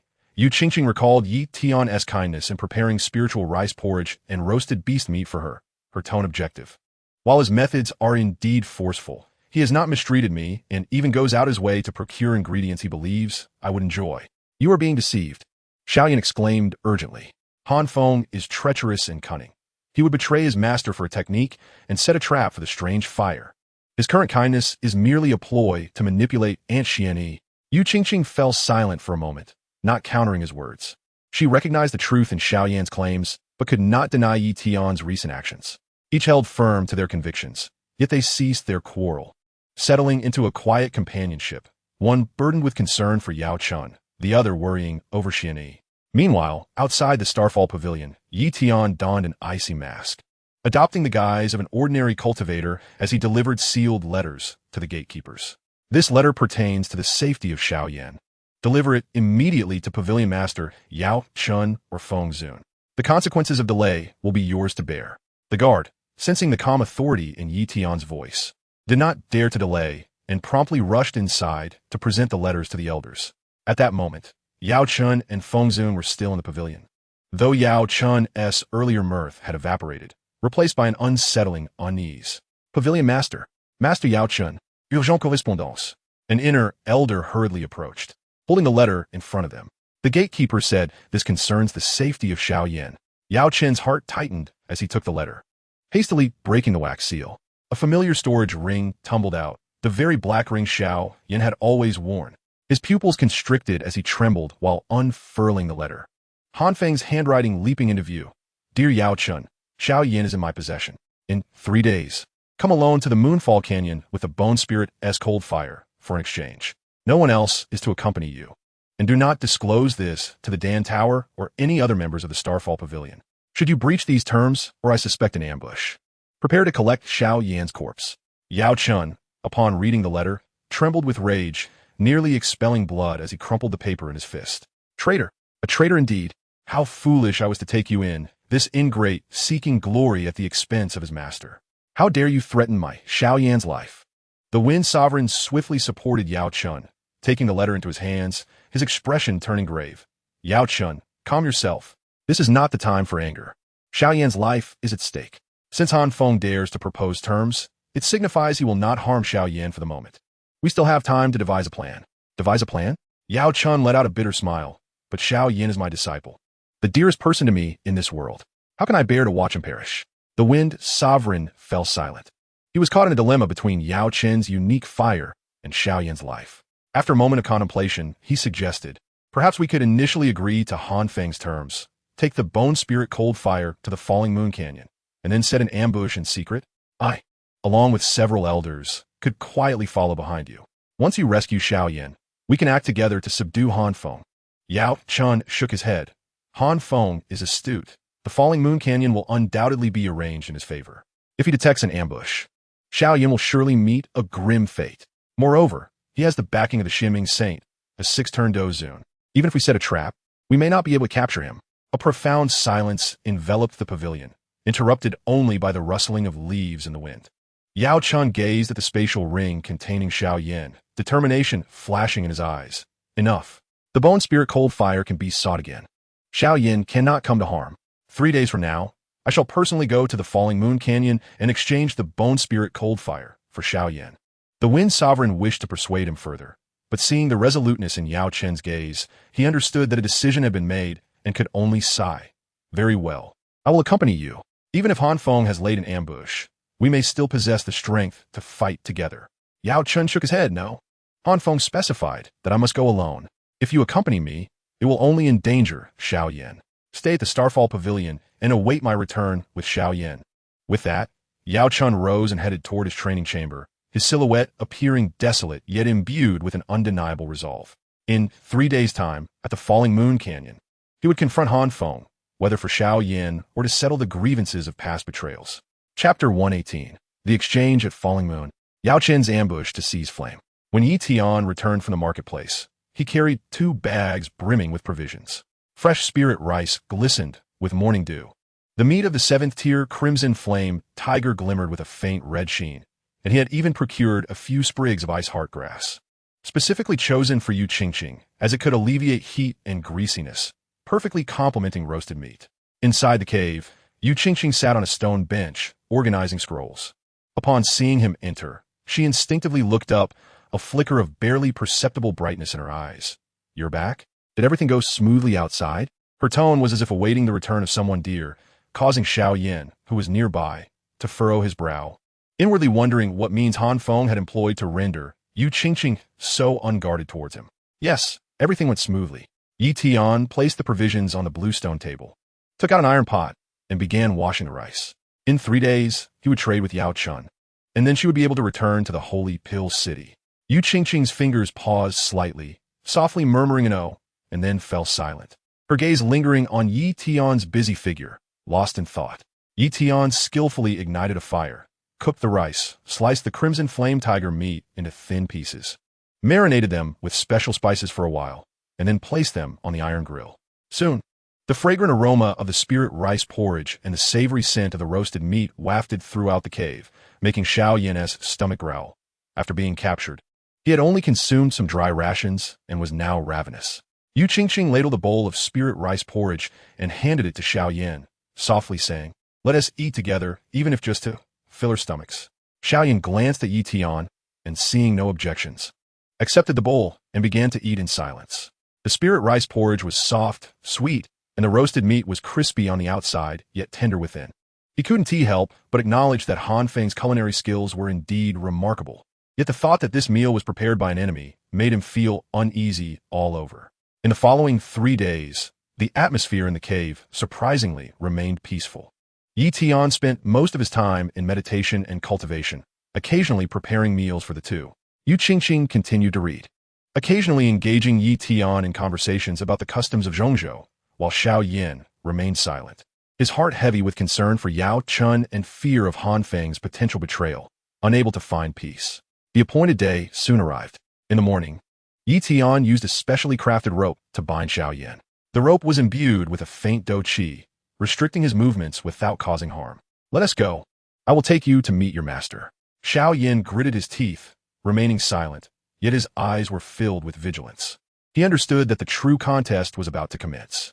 At the falling moon canyon, Yao Chun had already awaited at the canyon's base. Enveloped in the aura of a 9-star Dou Zun, tightly clutching a translucent white jade vial containing the bone spirit cold fire, now severed from its soul link. He occasionally glanced towards the canyon entrance, his eyes filled with anxiety and struggle. The bone spirit cold fire had accompanied him for decades. How could he not feel pain at the thought of relinquishing it? Yet, considering Xiao Yan's safety, he had no choice but to harden his resolve. They're here. Yao Chen suddenly lifted his head, spotting Yi Tian leading Xiao Yan, emerging slowly from a mist. Release Xiao Yan. Yao Chen bellowed, raising the jade vial before him. The bone spirit cold fire is here. You must release him first. Yi Tian halted his steps, his gaze falling upon the jade vial. The faint white flames swirling within were unmistakably the signature aura of the bone spirit cold fire, devoid of any soul fluctuations, indicating that Yao Chun had indeed severed the link. He nodded in satisfaction, pushing Xiao Yan forward. Here. Xiao Yan stumbled towards Yao Chun, who hurriedly untied the ropes binding him and scrutinized him from head to toe. Xiao Yan, are you all right? Are you injured? Master, I am fine. Xiao Yan shook his head, speaking in a lowered voice. Han Feng captured Yu Qingqing and used her to threaten Aunt Xian. Aunt Xian, he was forced into a corner, which is why she led me here. Yao Chun suddenly comprehended, and the flicker of resentment he held towards Xian dissipated. He understood Yu Qingqing's significance to Xian He. Were he in her position, he too would make the same choice. Just as Yi Tian reached for the jade vial, Yao Chun suddenly shouted, "Attack!" Boom! From behind the canyon's cliffs, over a dozen formidable figures dressed in various attires surged forth, their Dou Qi swirling violently. All at the Dou Zun level. Among them were 3-star Dou Zun, 5-star Dou Zun, and even 2 9-star Dou Zun. These individuals were the scattered cultivators that Yao Chun had hired with 8th-grade elixirs and rare medicinal materials, all to reclaim the bone spirit cold fire after the exchange. Han Feng, you think you can take my unique fire and leave? You are far too naive. Yao Chun sneered, his Dou Qi surging violently. With these predecessors here today, you want to escape. Hand over the bone spirit cold fire, and I may spare your life. Yi Tian, observing the sudden appearance of the Dou Zuns, felt no panic. Instead, he scoffed and took the jade vial. Yao Chun, do you really believe that these worthless pawns can hinder me? His body erupted in 5-colored unique flames. The oppressive aura of an 8-star Dou Zun crashing over the canyon like a tidal wave, causing even the 2 9-star Dou Zun to instinctively step back. Though his aura was merely that of an 8-star, it was even more formidable than the average 9-star Dou Zun, especially with the terrifying energy woven from the 5 unique flames, instilling a sense of dread within them. Charge! Whoever can capture Han Feng, I shall reward them with an 8th-grade elixir. Seeing the hesitation among the gathered cultivators, Yao Chun hastily sweetened the deal. The temptation of an 8th-grade elixir was enough to drive these scattered Dou Zun to take risks. Indeed, upon hearing the words 8th-grade elixir, the eyes of the over a dozen Dou Zun gleamed with greed as they began to gather their Dou Qi and encircle Yi Tian. The light golden, light blue, and dark red Dou Qi intertwined, forming a massive Dou Qi net that completely sealed off Yi Tian's escape route. Yi Tian gazed at the encroaching Dou Zun, a cold, sharp smile curling on his lips. Since you seek death, I shall oblige. As his words lingered in the air, an unusual blaze enveloped him, surging with a fierce intensity. The aura of the heavenly fire's triad transformation began to ascend, heralding the onset of a bloodbath centered around the bone spirit's cold fire, erupting violently within the moonlit canyon. Chapter 119. The Flame God displays power, shaking the elders, the half-saints' narrow escape. Inside the moonlit canyon, over a dozen Dou Zun simultaneously launched their assaults, their fighting spirit intertwining to weave a colossal net that obscured the sky, crashing down upon Yi Tian. The earth-based fighting spirit of the 3-star Dou Zun morphed into a formidable rock wall, sealing off any retreat. while the 5-star Dou Zong's lightning-infused energy coalesced into a violet spear aimed directly at his heart. 2 9-star Dou Zong joined forces to unleash an Earth-grade combat technique, their pale, golden fighting spirit transforming into twin colossal axes, cleaving down with a might to shatter mountains and stones towards Yi Tian's shoulder. Is this all they can muster?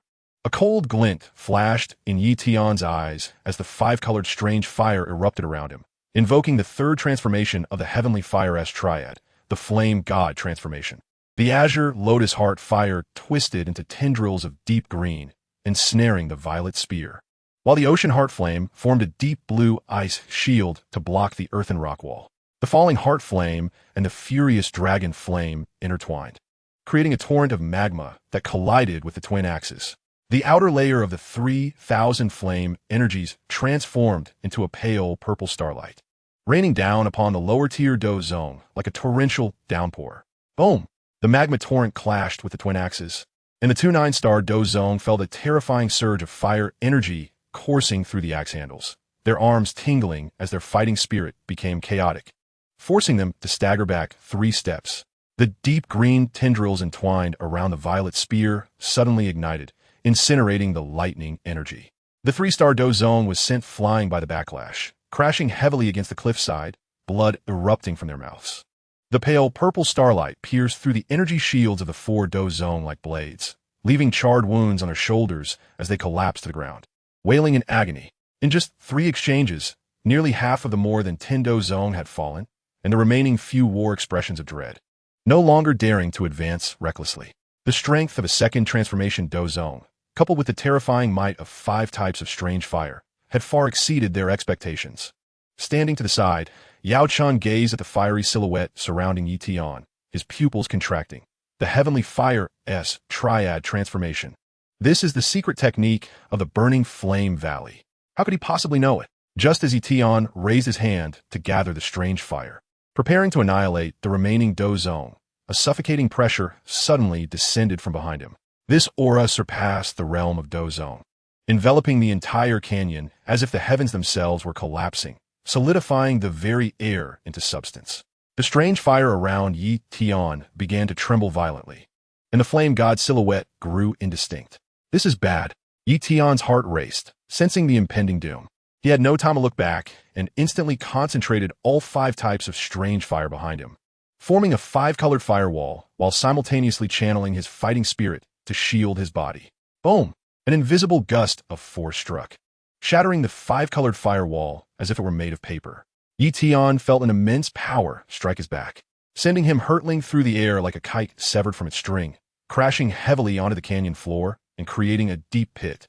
As the dust settled, Yi Tian lay in the pit, blood oozing from the corners of his mouth, his chest caved in, clearly indicating that his internal organs had shifted severely. His arms bore several gashes, with fighting spirit gushing out like a flood. The jade bottle containing the bone spirit's cold fire slipped from his spatial ring, rolling to the edge of the pit, where the pale white flame within flickered slightly. Struggling, he lifted his head to gaze at the canyon entrance, where an elder clad in a moon-white robe with golden trimmings approached slowly. His silver hair was bound by a red-gold crown encrusted with jade, and though his face was lined with wrinkles, it exuded an air of authority. His eyes were as deep as a tranquil pool, surrounded by faint spatial ripples. With each step he took, the rocks at the canyon's base cracked slightly. It was none other than Xian Yi's master, the early-stage half-saint of the small pill tower. Xianling. Xian Yi trailed behind Xianling, her eyes filled with anxiety, yet she dared not approach, urgently calling out to Han Feng. Han Feng, where is Qingqing? Where have you hidden her? Xiao Yan hurried forward. Aunt Xian Yi, I know. She is in a cave 500 miles to the left of Moonlit Canyon. Han Feng has not harmed her. Upon hearing this, Xian Yi could no longer afford to hesitate, transforming into a streak of light as she sped towards the cave. Yao Chun hastily approached the pit's edge, picking up the jade bottle that had fallen to the ground. Sensing the aura of the bone spirit's cold fire within, the weight that had burdened his heart finally lifted. He turned his cold gaze towards Yi Tian. Unworthy disciple, you ultimately have not succeeded. Xianling arrived at the edge of the pit, looking down at Yi Tian with an unyielding authority in his tone. Han Feng, Yao Chun saved you in the snow, raised you, and taught you the art of alchemy, yet you repay his kindness with treachery, seeking to seize his life as fire. This is ingratitude. Xian, he has no enmity with you. Yet you have kidnapped her beloved Qingqing. This is injustice. The 3,000 flames of the Pill Tower are a legacy of strange fire, yet you have stolen them without permission. This is unkindness. Xiao Yan is your junior brother, yet you have threatened Yao Chan with his life. This is disloyalty. Such a person, devoid of loyalty, righteousness, kindness, and filial piety, why should I spare you? Before his words faded, Xianling raised his hand, gathering pale, golden fighting spirit, ripples of spatial energy emanating from his palm as the high-level earth-grade technique, the Nirvana palm, took shape. Though the palm print was merely the size of a hand, it contained a terrifying power capable of rending space itself, crashing down upon Yi Tian's head. My fate is mine to decide, not to be dictated by heaven. A fierce glint flickered in Yi Tian's eyes.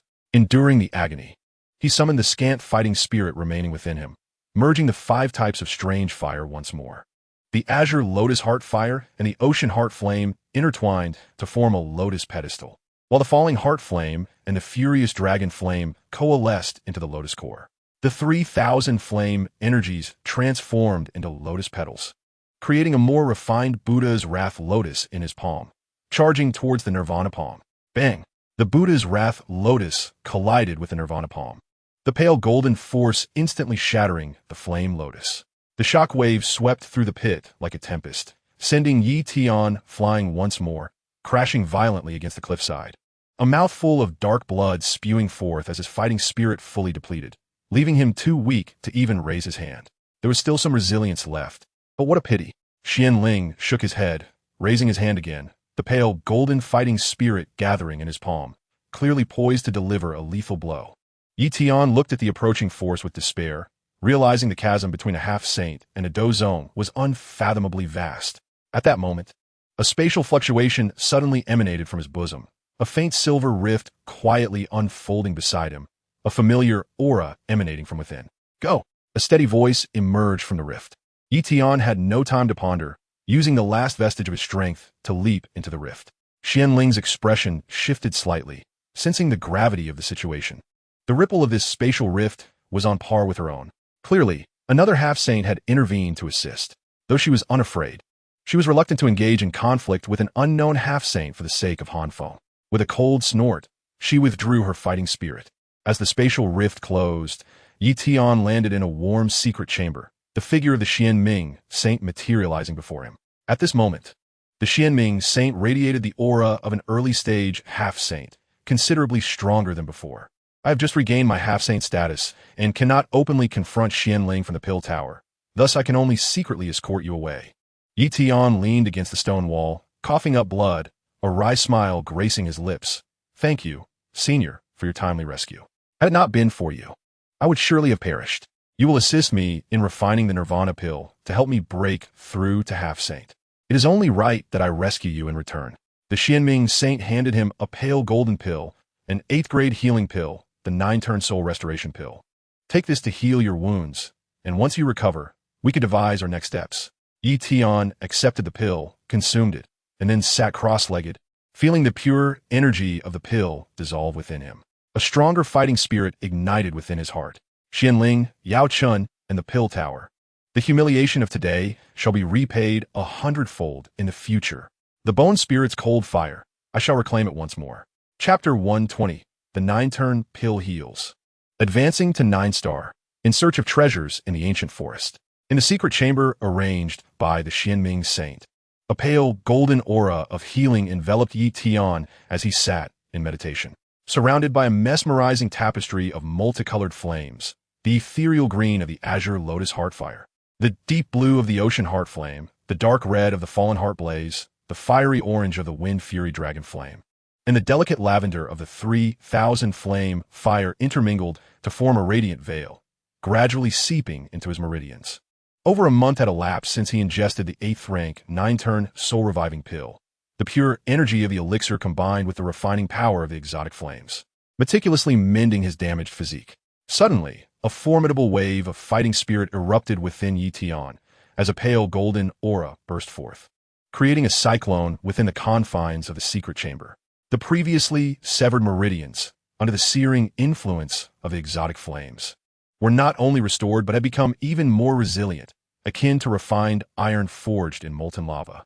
The capacity of his fighting spirit in the Dantian surged dramatically, shattering the bottleneck of the 8-star Dou Zun, and firmly stepping into the realm of the 9-star Dou Zun. As Tian gradually opened his eyes, a glimmer of brilliance flickered within them. He raised his hand to condense a strand of fighting spirit, which bore faint imprints of the 5 varieties of exotic flames. Its potency nearly 30% stronger than before his injuries. Unexpectedly, a grievous wound had propelled him to the 9-star Dou Zun, a fortuitous turn of events indeed. He clenched his fist, his tone laced with a cold edge, but I shall not let this matter rest. Wan Yi, Yang. You once forced me to flee in disgrace. I shall demand 100-fold retribution in due time. At that moment, the door to the chamber creaked open, revealing the Xianming sage, who entered with measured strides. Upon sensing the fluctuations of fighting spirit emanating from Tian, a flicker of astonishment crossed his eyes. Young friend, you have actually broken through to the 9-star Dou Zun? Such a rapid recovery and remarkable cultivation talent are indeed rare. Thanks to the esteemed elder's 9-turn soul-reviving pill, I would not have regained my strength so swiftly otherwise, Tian replied, rising to clasp his hands in gratitude, acknowledging that without Xuanming's timely intervention, he would have perished beneath Xianling's grasp. Xianming waved his hand with a smile. You assisted me in refining the nirvana pill, helping me to break through to the semi-holy realm. It is only right that I extend my aid to you. Now that your injuries have healed, what are your plans? I seek a more potent exotic flame, Tian stated candidly. Though the 9-star Dou Zun is formidable, it remains insufficient against a semi-holy opponent. I must elevate my strength swiftly to secure the means for vengeance. Esteemed elder, having traversed the central state for many years, do you know where I might find traces of exotic flames? After a moment of contemplation, Xianming replied slowly, exotic flames are ethereal entities of heaven and earth. They can be encountered but not sought after. Unless one is among the top 5 ranked exotic flames, they offer limited enhancement for warriors of our caliber. However, the ancient forest in the eastern part of the central state may be worth your exploration. The ancient forest? Tian's eyes sparkled with curiosity. Though termed a forest, it had long since withered. Legend spoke of a high-tier Dou saint who had fallen there a millennium ago, distorting the very fabric of space with their energy. I have ventured there once, Xianming elaborated. In the depths of the forest, I encountered numerous ancient relics and even discovered several 8th-rank medicinal herbs. If fortune favors you, you might uncover treasures left behind by the Dou saint, or perhaps even uncharted exotic flames, for places where Dou saints have perished often give rise to unique spiritual entities. Tian's heart stirred. Relics of the Dou saint would not only bolster his power, but might also unveil the path to breaking through to the semi-holy realm. Should he acquire another exotic flame, with the flame technique post-breakthrough, his strength would undoubtedly ascend to new heights. Thank you for your guidance, esteemed elder. I shall set forth to the ancient forest at once. Go forth, Xianming said, handing him a black token. This is a spatial token I obtained in the ancient forest years ago. It can help mitigate some of the spatial distortions within and may aid you in your journey. Receiving the token with solemn gratitude, Tian turned and tore through the fabric of space, soaring towards the direction of the ancient forest. Emerging through layers of spatial passages, Tian found himself upon a desolate expanse, the entrance to the ancient forest. As he surveyed the surroundings, he was met with a landscape of withered trees. Their trunks so thick they required several people to encircle, their bark cracked and gnarled like the wrinkles of an elderly visage. The ground was carpeted with dried, yellowed leaves, which crunched underfoot with each step devoid of any vitality, while the air was suffused with a faint scent of decay. Occasionally, he detected a subtle spatial fluctuation, evidently remnants of the energy left behind from the Dou saint's demise. Taking a deep breath, he activated his spiritual consciousness to probe the vicinity. The forest was eerily silent, devoid of any sign of wildlife. Only the distant sound of space tearing reminded him of the lurking dangers. Clutching the spatial token tightly, he ventured deeper into the woods. As he progressed, the desolation intensified. Scattered around the path were remnants of collapsed structures, crumbled stone walls, shattered pillars, and indistinct carvings depicting ancient battles. Despite the ravages of time, the majesty imbued within them remained discernible. Occasionally, he spotted fragments of weaponry strewn across the ground. Though the fighting spirit clinging to them had diminished, they remained razor-sharp, clearly wielded by high-tier fighters. Crouching down, Tian picked up a shard of weaponry. its dark golden hue glinting in the light. Intricate runes were etched upon its surface, and it felt icy to the touch, even after a millennium. The residual aura of the Dou Saint was palpable. Indeed, this was the site of the Dou Saint's downfall, and his anticipation grew. If he could find the Dou Saint's storage ring or legacy, his chances for vengeance would increase significantly. Continuing deeper into the forest, the dried leaves rustled behind him, leaving a trail of footprints. The spatial fluctuations intensified ahead, as if some mysterious treasure lay hidden in the innermost depths of the forest, awaiting his discovery. Unbeknownst to Tian, however, alongside the relics of the Dou Saint, perilous dangers lurked within the ancient forest. Chapter 121: Secrets of the Ancient Ruins and the Pact of the Flame Soul for Resurrection. In the deepest part of the ancient forest, crumbling stone walls and broken pillars lay scattered about, their surfaces cloaked in thick dust and moss. Only the faint engravings of fire patterns on the pillars hinted at the presence of fire-type powerhouses who once roamed here. Tian stood at the center of a collapsed palace, his perfected soul consciousness spreading like a fine web in all directions. The spatial fluctuations he had sensed earlier emanated from beneath this palace, faint yet remarkably stable, unmistakably not a natural spatial fissure. He knelt down, clearing away debris and withered grass, until his fingers brushed against a cold, azure stone slab. The slab bore intricate runes, and the grooves of the runes still held a faint trace of fire attribute energy. Indeed, something peculiar is at play here, Tian thought, his eyes glinting with insight. He promptly summoned the 5 exotic flames, intertwining them into a searing pillar of fire directed at the azure stone slab. Boom! The flames collided with the stone slab, debris flying in all directions as the remnants of the palace were reduced to ashes. Yet, the space beneath the azure slab remained unaffected. Not even a ripple disturbed its surface. Tian frowned. His exotic flames were capable of melting the fighting spirit shields of ordinary Dou Zun. Yet they could not breach even the surface of this space, underscoring the terrifying prowess of the entity that had crafted it. As he pondered his next move, the azure stone slab suddenly radiated a soft, golden light, and dense spatial energy surged from the grooves of the runes, forming a black vortex about a yard in diameter. As the vortex spun, a powerful suction force erupted, akin to an unseen giant hand, gripping Tian's body and pulling him toward its center. Not good. Tian quickly mobilized his fighting spirit, encasing himself within a shield of flames, but the suction exceeded his expectations. His fighting spirit shield was torn asunder like paper, and he was helplessly drawn towards the vortex, ultimately engulfed entirely. The scene before him shifted abruptly. The piercing sound of space tearing faded, replaced by the refreshing aroma of verdant flora. Steadying himself, Tian surveyed his surroundings, astonished to find himself in a vibrant valley teeming with life. A stream gurgled nearby, bordered by clusters of 7th-rank flame-condensing grass and 8th-rank heart-burning flowers, dew glistening upon their petals, exuding pure fire attribute energy. In the distance on the slopes, he even spotted a few 9th-rank medicinal herbs, the 9-turn fire lotus, their leaves shimmering with a soft golden glow, clearly having matured over a millennium. This is indeed the inner space created by the Dou Saint. Tian was astounded. The Dou Sheng, a formidable powerhouse, possessed the ability to infuse their insights into space, thereby creating a realm independent of the external world. This space not only served as a repository for rare treasures, but also facilitated cultivation.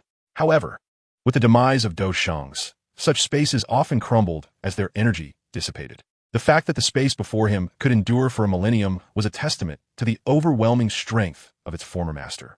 Youth, you demonstrate a keen perception. A sudden, ancient, and authoritative voice resonated, followed by a golden soul manifesting from the depths of the valley's clouds. This soul, as tangible as flesh, was adorned in an archaic robe patterned with flames. Its face bore a resolute expression, silver hair cascading to its shoulders, and a hint of weariness etched between its brows. Surrounding it was a faint golden flame, exuding an oppressive aura that left Tian breathless, a presence far surpassing that of a Dou Zun, even rivaling a half-saint. Crushing him like a mountain, a shiver coursed through Tian, prompting him to bow respectfully. I am the junior Han Feng, honored to meet you. May I inquire your esteemed name? I am the Flame Saint, a once-renowned 7-star Dou Sheng, the golden soul replied, pausing to observe the extraordinary flames surrounding Tian. A flicker of surprise crossing its gaze. To host 5 distinct flames within one body, achieving perfect harmony without conflict, The cultivation method you practice must be extraordinary, far beyond the ordinary body refinement or Dou Qi techniques. You possess discerning eyes, Senior, Tian replied, not daring to withhold the truth. By chance, I acquired a technique known as the burning scripture that allows me to absorb to enhance my strength, hence my ability to accommodate multiple. The flame saint nodded, a hint of nostalgia creeping into his tone. Alas, had I possessed such a technique in my prime, I would not have met my tragic fate. He paused, recounting his past. A millennium ago, I was ambushed and gravely wounded by a treacherous friend. To prevent my lifetime of cultivation from falling into the hands of scoundrel, I ultimately detonated my Dou Huang essence, perishing alongside that traitor. Only a remnant of my soul escaped into this inner space, surviving on its energy until now. Moved, Tian retrieved a piece of yellowed silk from his storage ring and presented it. Senior, I possess a method of resurrection, a chance discovery from years past. Utilizing 3 as a catalyst, it can refine a physical body. Perhaps it could aid you. This was the very method of body refinement that Yao Chun had once imparted to Han Feng, now serving as an opportunity to forge a bond with the Flame Saint. Accepting the silk, the Flame Saint's soul energy swept across it, a glimmer of hope igniting in his eyes, only to dim once more. Though this method is ingenious, it harbors a fatal flaw. As a 7-star Dou Huang, my remnant soul requires a complete physical body of at least half-saint caliber to sustain it, along with a pinnacle 8th-grade blood fusion pill and the essence of a peak 8th-grade magical beast to harmonize the connection between soul and body. More critically, my soul has deteriorated after a millennium. Even if I were to acquire the materials, success in body refinement would be unattainable. Do not despair, Senior, Tian urged. I have heard of the soul infant fruit, a rare treasure found in the central continent. It has the power to mend fractured souls, even restoring one's soul energy to its prime. If we can locate the soul infant fruit and gather the other materials, you may indeed have a chance at revival. The Flame Saint's eyes suddenly sparkled with golden light, fixated on Tian. Is what you say true? The soul infant fruit? I have encountered records of it in ancient tomes, but it has long since become extinct. Do you possess the means to procure it? Though I cannot guarantee success, I am willing to try, Tian replied earnestly. I possess a spirit ring capable of accommodating your soul. Should you consent to reside within, I will devote myself to seeking the soul infant fruit. However, my strength is still lacking, and should we encounter dangers along the way, I hope you might lend your assistance. Upon hearing this, the Flame Saint erupted into laughter. Well spoken, young lad. I have waited a millennium. What is a little longer? Safeguarding your journey is a trivial matter for me. Even in my current state as a remnant soul, I can still wield the power of a 3-star Dou Huang, and no ordinary half-saint can contend with you. With that, his soul transformed into a golden light, willingly entering the spirit ring offered by Tian. The ring shimmered with a faint golden hue as the Flame Saint's voice echoed, "Feel free to take the herbs within the space. They are of no use to my current state. Better you utilize them to enhance your strength, enabling you to assist me in finding the soul infant fruit sooner." Tian's heart soared with joy. He immediately summoned his storage ring, collecting all the 7th and 8th grade herbs within the space, carefully uprooting a few 9-turn fire lotuses for safekeeping. Completing this task, he grasped the spirit ring and made his way toward the exit of the space. With the assistance of the Flame Saint, a 3-star Dou Huang, coupled with the treasures within this realm, he was not only poised to elevate his strength swiftly, but also increased his chances of revenge against Xianling and Yao Chun. Emerging from the black vortex, Tian returned to the remnants of the ancient forest. He gazed toward the sky beyond the forest, a glint of determination flashing in his eyes. Xianling, Yao Chun, just wait. Before long, you shall realize that today's retreat is your gravest error. With that, he tore through the fabric of space and soared toward the heart of the central continent. Next, he would first utilize the herbs within the space to concoct pills to enhance his power, then seek out the whereabouts of the soul infant fruit. A tempest revolving around the resurrection of the Dou Huang and the contest was poised to erupt once more in the central continent.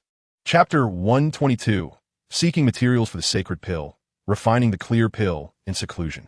Adorned with an icy mask, Tian transformed into an unremarkable middle-aged cultivator as he slowly stepped into the Danding Square of the Sacred Pill City, the largest trading market in the city.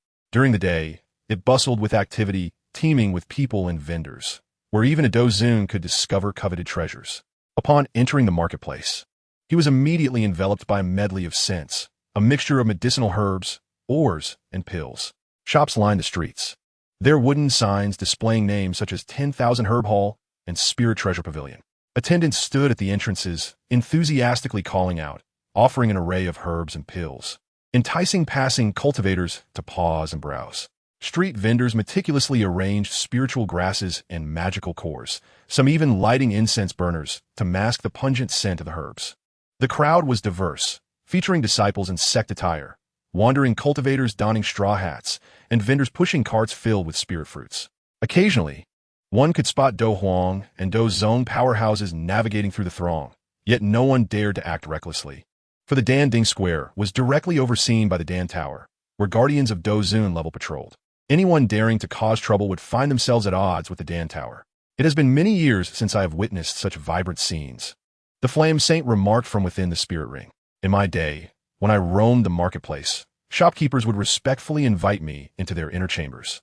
Now I must hide within this ring to observe. Tian smiled, a slight curve gracing his lips as he navigated through the crowd. Rest assured, senior, once you restore your soul and refine your body anew, when you next visit the marketplace, all shall welcome you with respect.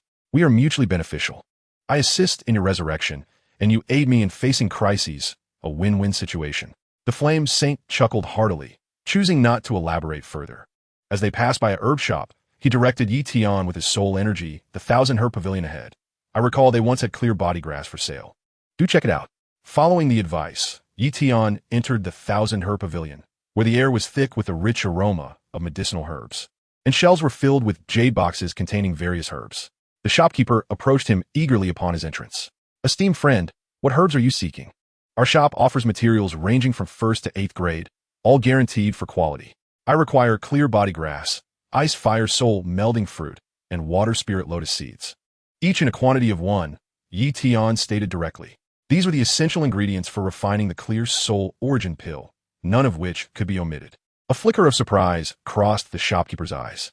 These 3 herbs, all 8th grade, were typically beyond the reach of ordinary cultivators, and yet this middle-aged cultivator sought 3 at once, indicating a rather significant status. He dared not be negligent and promptly retrieved 3 jade boxes from the inner chamber.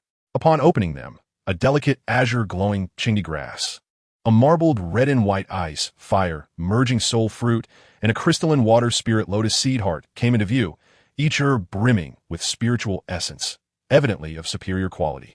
Your discerning eyes are commendable. These 3 are the finest stock in my humble establishment, the shopkeeper remarked with a smile, identifying the herbs. Chingdi grass, ice fire, merging soul fruit, and water spirit lotus seed heart. Yi Tian produced an 8th grade fire Bodhi pill from his spatial ring and placed it upon the counter. Will this suffice for an exchange? The shopkeeper's eyes instantly sparkled at the sight of the fire Bodhi pill, and he hurriedly nodded, indeed. Please wait a moment while I prepare your package. Subsequently, Yi Tian procured 2 more 8th grade pills from other shops, acquiring the auxiliary herbs necessary for crafting the clear soul Yuan Dan, such as the 7th grade Ninghan flower and the 8th grade Eye Soul Pearl. The Flame Sage relinquished all the treasures within the space to him. Now, he possessed not only a vast array of rare materials, but also dozens of 8th grade pills, sufficient to navigate the St. Dan city without impediment. Once the herbs were gathered, Yi Tian did not linger, making his way directly to the largest auction house in St. Dan city, the Fun Tian Pavilion. This establishment not only auctioned treasures but also offered the service of renting alchemy rooms, equipped with high-tier restrictions to ensure the alchemical process remained undisturbed. Esteemed friend, renting an alchemy room requires a fee, with a minimum of 1 7th grade pill for a standard room and an 8th grade pill for a high-tier room. The receptionist, a cultivator, respectfully informed him. Yi Tian handed over a 7th grade gathering chi pill. A standard alchemy room will suffice. The receptionist accepted the pill and guided Yi Tian to an alchemy room located in the back courtyard of the auction house.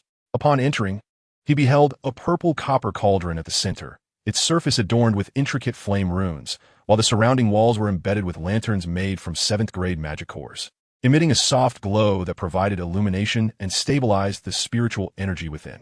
In one corner, a restriction was set to prevent soul probing, ensuring that the alchemical process would remain private.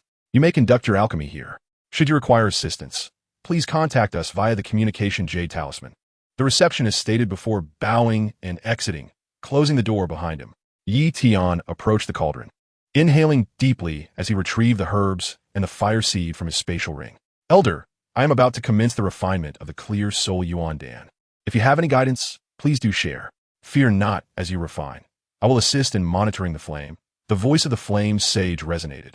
Tian nodded, igniting a wisp of azure earth heart fire at his fingertips and directing it into the base of the cauldron. The pale green flames gradually rose, heating the cauldron to the appropriate temperature. He then took the jade box containing the Qingdi grass, opened the lid, and cast the grass into the cauldron. Boom! The flames instantly enveloped the Qingdi grass, and Yi Tian meticulously controlled the temperature with his soul power, gradually incinerating the impurities until only a faint azure essence of medicinal potency remained, suspended within the cauldron. Lower the heat by a third. The medicinal essence of the Qingdi grass is delicate, and excessive heat will dissipate its efficacy, the flame sage cautioned. Following the advice, Yi Tian adjusted the flame, and indeed, the faint azure essence became more concentrated.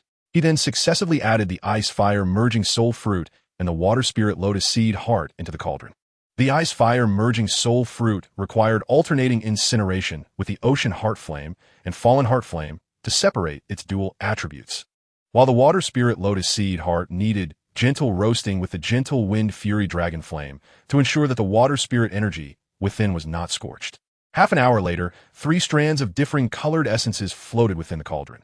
The pale azure essence of the Qingdi grass, the marbled red and white essence of the ice fire merging soul fruit, and the crystalline essence of the water spirit lotus seed heart.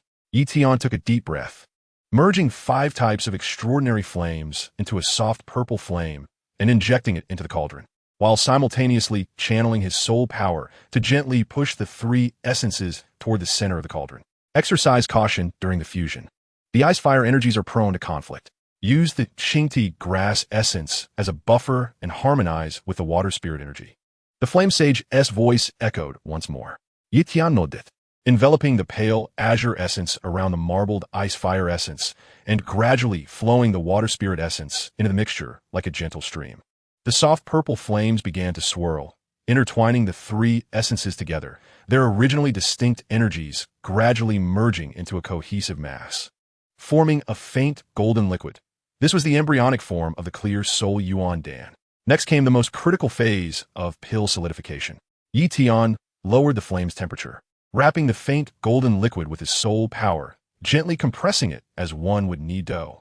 Under the influence of his soul power, the liquid gradually coalesced into a smooth pill, its surface shimmering with a delicate golden light, and the fragrance of the pill began to waft through the air. Put in a little more effort to form the pill markings on the surface. This will enhance its quality. The flame sage exclaimed excitedly. Yi Tian gritted his teeth, unleashing his soul power to its utmost, gently tapping the edge of the cauldron with his fingertips, producing a crisp sound. The faint golden pill quivered within the cauldron, and 3 fine golden markings gradually appeared on its surface. 3 colored 8th grade, clear soul Yuan Dan. It is done. Yi Tian rejoiced inyardly, raising his hand to extract the pill from the cauldron using his fighting spirit, placing it into a pre-prepared jade vial.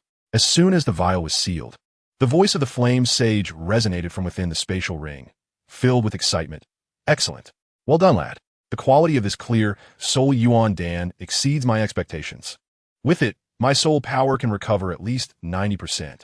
Yi Tian wiped the sweat from his brow, a smile gracing his face. Restoring the flame sage's soul not only granted him the assistance of a 3-star Dou saint, but also allowed him to fulfill his earlier promise promptly. He secured the jade vial, and suddenly thought of Yu Qingqing, wondering how that girl was faring and whether she still resided in St. Dan City. Perhaps after refining the pill, he might pay a visit to the Yu residence nearby. With this thought, Yi Tian tidied up the herbs and cauldron and rose to exit the alchemy room. Unbeknownst to him, within the Yu residence at that very moment, Yu Qingqing sat by the window, engrossed in a book titled Secrets of Zhongzhou, yet her mind often wandered, and the figure that once cooked for her in the cave frequently emerged in her thoughts. Chapter 123. A Moonlit Night's Inquiry. The mysterious garb disrupts the tenderness. As Yi Tian departed from Fun Tian Pavilion, dusk had deepened, and a full moon gradually ascended from behind the clouds, casting a cool, silvery light that illuminated the streets of St. Dan City as if it were day. His fingertips brushed against the ice soul mask, yet his heart was filled with thoughts of Yu Qingqing. Having not seen her for over half a month, He wondered if she still felt apprehensive over the abduction incident, and whether she still enjoyed sitting by the window reading as she once did.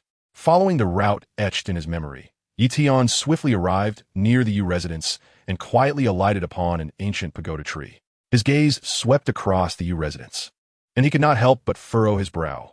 Compared to his last visit, the security at the Yu residence had more than doubled. The scarlet gates were tightly shut, guarded by two peaked Dou Emperor sentinels wielding spears, their eyes vigilant. Along the walls, guards patrolled every 5 steps, each equipped with communication jade talismans. What caught his attention even more was that outside the inner courtyard where Yu Qingqing's chamber lay, 2 elderly men clad in gray robes sat cross-legged with their eyes closed. Enveloped in a 3-star Dou Zun's aura, evidently recruited by Xian, he using pills to protect Yu Qingqing. Xian, he is truly invested heavily, Tian muttered to himself. If he were to force his way in, even if he could deal with the 2 3-star Dou Zun, it would surely alert Xian, making it exceedingly difficult to meet Yu Qingqing quietly. After a moment's hesitation, he communicated through the spatial ring. Elder, could you assist me with a task? I wish to enter the inner courtyard discreetly, without alarming the guards. 2 trifling 3-star Dou Zun, and you need to go to such lengths? The flame sage's voice carried a touch of disdain, and the next moment, a wisp of faint golden soul power drifted from the ring, resembling an invisible thread. Flying towards the 2 3-star Dou Zun, a golden essence of soul power swirled gently in the air, transforming into a faint azure illusionary array that enveloped the 2 Dou Zun. The array was devoid of color and odor. The 2 Dou Zun remained in a meditative posture, seemingly entrapped in slumber, oblivious to the surrounding disturbances. It's all set. This mental restraining array will keep them asleep for half an hour. You can proceed with confidence. The fire saint remarked, retracting his soul power into the ring, his tone relaxed. But you, young lad, why are you sneaking around to find a girl? In my day, I would have boldly gone to propose. Tian's cheeks flushed crimson, and he refrained from responding.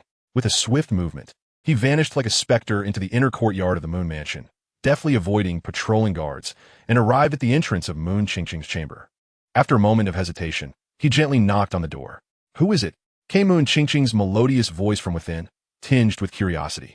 At this hour, Aunt Xian, he had just delivered dinner, and the maid had long since departed. Who could possibly be knocking? It's me, Tian whispered, striving to keep his tone gentle. There was a brief silence before hurried footsteps echoed, and the door creaked open. Moon Qingqing stood behind it, clad in a delicate pink gown, a pearl hairpin adorning her hair. Upon seeing Tian, her eyes widened in surprise, quickly followed by a glimmer of joy. It's you. What brings you here? I came to see you, Tian replied, his tension dissipating as he gazed into her bright eyes. Am I not welcome? Of course you are. Please come in. Moon Qingqing eagerly stepped aside, urging him to enter. It's chilly out here. As Tian stepped into the room, he noted the elegant decor. On the window-side desk lay an open copy of Mysteries of Zhongzhou, beside a shimmering glass lamp casting a warm glow throughout the room. In the corner stood a vase with fresh moonheart flowers, exuding a subtle fragrance. Moon Qingqing poured him a cup of hot tea and handed it to him. The guards at the Moon Mansion are so strict now. How did you manage to come in? It seems your strength has improved. Thanks to you. I survived a great calamity and broke through to the 9th star of Dou Zun, Tian replied, savoring the warmth of the tea as it flowed down his throat. I heard you also made a breakthrough? Just to the 1st star of Dou Zong, Moon Qingqing said, a hint of helplessness gracing her features. Aunt Xian, he gave me a breakthrough pill, which allowed me to advance. However, now she won't let me go out freely, insisting it's unsafe. Even if I do go out, I must be accompanied by 2 Dou Zun guards. I've lost all freedom. Seeing her forlorn expression stirred something within Tian. He set down his cup and suggested, the moon is particularly full tonight. Would you like to take a look from the rooftop? Just for a little while. We want to be discovered. Moon Qingqing's eyes sparkled with excitement, and she nodded vigorously. Yes, I haven't seen the moon from the rooftop in ages. The 2 of them ascended to the rooftop quietly, bathed in moonlight that elongated their shadows. In the distance, the lights of Shengdan City twinkled, while the Moon Mansion courtyard lay still and silent, save for the gentle rustling of leaves in the breeze. Tian and Moon Qingqing sat side by side, wordlessly gazing at the luminous moon, the air thick with tenderness. Within the spirit ring, the fire saint observed the 2 on the rooftop and couldn't help but reflect, youth is truly wonderful. In my own youthful days, I too watched the moon with a maiden, but alas, my mind became consumed by cultivation and conflict. Once I regain my physical form, I must seek a maiden to behold the moon once more. Hearing the fire saint's murmurs, Yi Tian's lips curled into a slight smile as he turned to Moon Qingqing. Under the moonlight, her profile appeared soft, her long eyelashes like butterfly wings, and a faint smile graced her lips, rendering her enchanting. A thought suddenly bloomed in his heart. If only they could remain like this, distance from strife. Perhaps it wouldn't be so bad. Just then, a hurried figure darted toward them from afar. It was Xian Yi. She had come to deliver a pill to stabilize Moon Qingqing's cultivation. Upon arriving at the inner courtyard, she spotted the two seated together on the rooftop, and her expression darkened instantly. Han Feng, what are you doing here? Xian Yi shouted angrily, swiftly landing on the rooftop and pulling Moon Qingqing behind her. Her gaze fixed protectively on Yi Tian. You treacherous scoundrel. Do not think you can approach Qingqing again. Yi Tian raised an eyebrow, his tone laced with mockery. Didn't you realize, Senior Xian Yi? I am on a date with Qingqing. Your abrupt entrance is rather spoiling the mood. A date?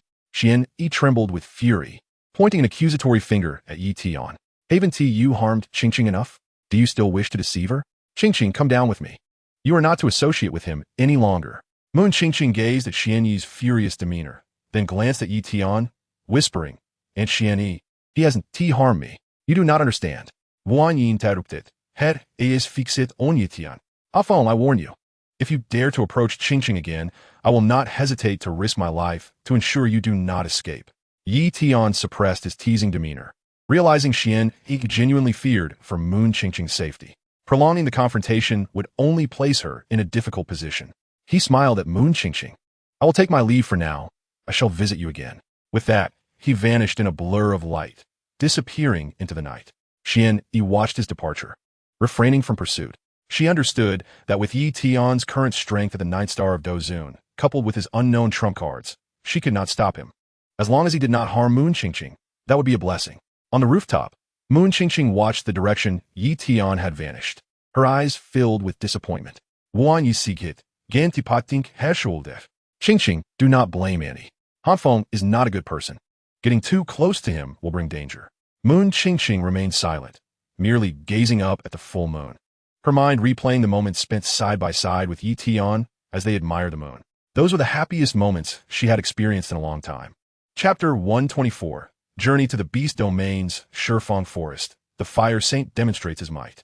After leaving the Moon Mansion, Yi Tian did not linger. His Dou Qi surged, tearing through space as he flew toward the Beast Domain in Zhongzhou. The Soul Infant Fruit is an unparalleled treasure for restoring one's soul essence, and only within the depths of the Shifeng Forest is it documented. The environment there is perilous, inhabited by a multitude of high-level magical beasts, and other forces coveted as well. Thus, he must hasten there. Within the spatial passage, light zipped past. In just 10 days, Yi Tian traversed millions of miles, reaching the outskirts of the Shifeng Forest. The moment he stepped out of the spatial rift, a dense primal aura assaulted him. Unlike the desolation of the ancient forest, the Shifeng Forest was lush and verdant, towering ancient trees blocking out the sun, their trunks entwined with thick vines adorned with sharp thorns. The ground was carpeted with a thick layer of decaying leaves, causing uneven footing as he walked, and the distant roars of magical beasts echoed, tinged with a hint of ferocity. This Shifeng Forest is even more perilous than it was when I passed through in my youth. The Fire Saint's voice resonated within the spirit ring, tinged with nostalgia. The Soul Infant Fruit grows in the deepest part of the forest in the Soul Infant Valley, where it is guarded by a peak 8th-tier soul devouring bear. This beast feeds on souls and is extremely sensitive to soul entities. You must exercise caution. Yi Tian nodded, channeling his soul power to survey the surroundings. The spiritual energy in the forest was intermingled with the sinister aura of magical beasts, their presence fluctuating. Even the weakest beasts were at least 6th tier, while 7th tier beasts were commonplace. He dared not be careless, summoning 5 types to coalesce around his body, forming a faint flame shield to ward off sudden attacks from magical beasts and to intimidate lower-tier creatures. After traversing half an hour into the depths of the forest, Yi Tian suddenly heard the sounds of battle ahead. He stealthily maneuvered behind an ancient tree and peeked out, witnessing 3 black-armored cultivators engaged in a fierce struggle with a 7th-tier spectral wolf. The black-armored cultivators wielded long knives, their Dou Qi fierce, clearly disciples of a certain sect. While the spectral wolf was shrouded in black mist, its fangs gleaming coldly, capable of shattering the cultivator's Dou Qi shields with a single swipe. It is the disciples of the Blood Wolf sect. The voice of the flame, saint reverberated, for this sect primarily cultivates soul-devouring techniques. Their eyes coveting treasures such as the soul infant fruit, which can enhance one's soul. It appears they have also come seeking the soul infant fruit. Tian chose not to intervene, opting instead to observe quietly. Though the 3 disciples of the Blood Wolf sect were not weak, it took them half an hour to slay the Nether Wolf, indicating their unfamiliarity with the magical beasts of the 10 Directions forest. Once they departed, Tian continued on his path, feeling a heightened sense of vigilance. Besides the Blood Wolf sect, there were surely other forces eyeing the soul infant fruit. After an hour's journey, the trees ahead began to thin, revealing a valley shrouded in a faint purple mist. Within the mist, a plant half a person's height could be discerned, bearing a fruit the size of a fist at its apex, radiating a soft golden glow, with wisps of soul energy swirling around it. Indeed, it was the soul infant fruit. Tian's heart leaped with joy. Just as he was about to step into the valley, a deafening roar erupted. A massive bear, entirely black, charged forth from a cave within the valley, towering 3 yards high, its claws gleaming with a ghostly green light. Eyes filled with ferocity. It was the soul-devouring demon bear, the guardian of the soul infant fruit. Human, dare to intrude upon my territory? You seek death. The soul-devouring demon bear bellowed, striking the ground with its paw, sending forth a wave of black energy towards Tian, intermingled with an eerie, soul-devouring force. Tian did not dare to underestimate the creature.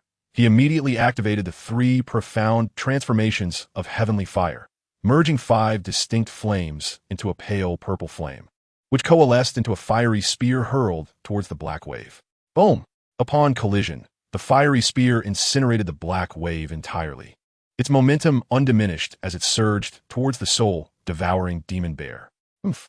The bear snorted disdainfully, its paw glowing with ghostly green light as it swatted at the fiery spear.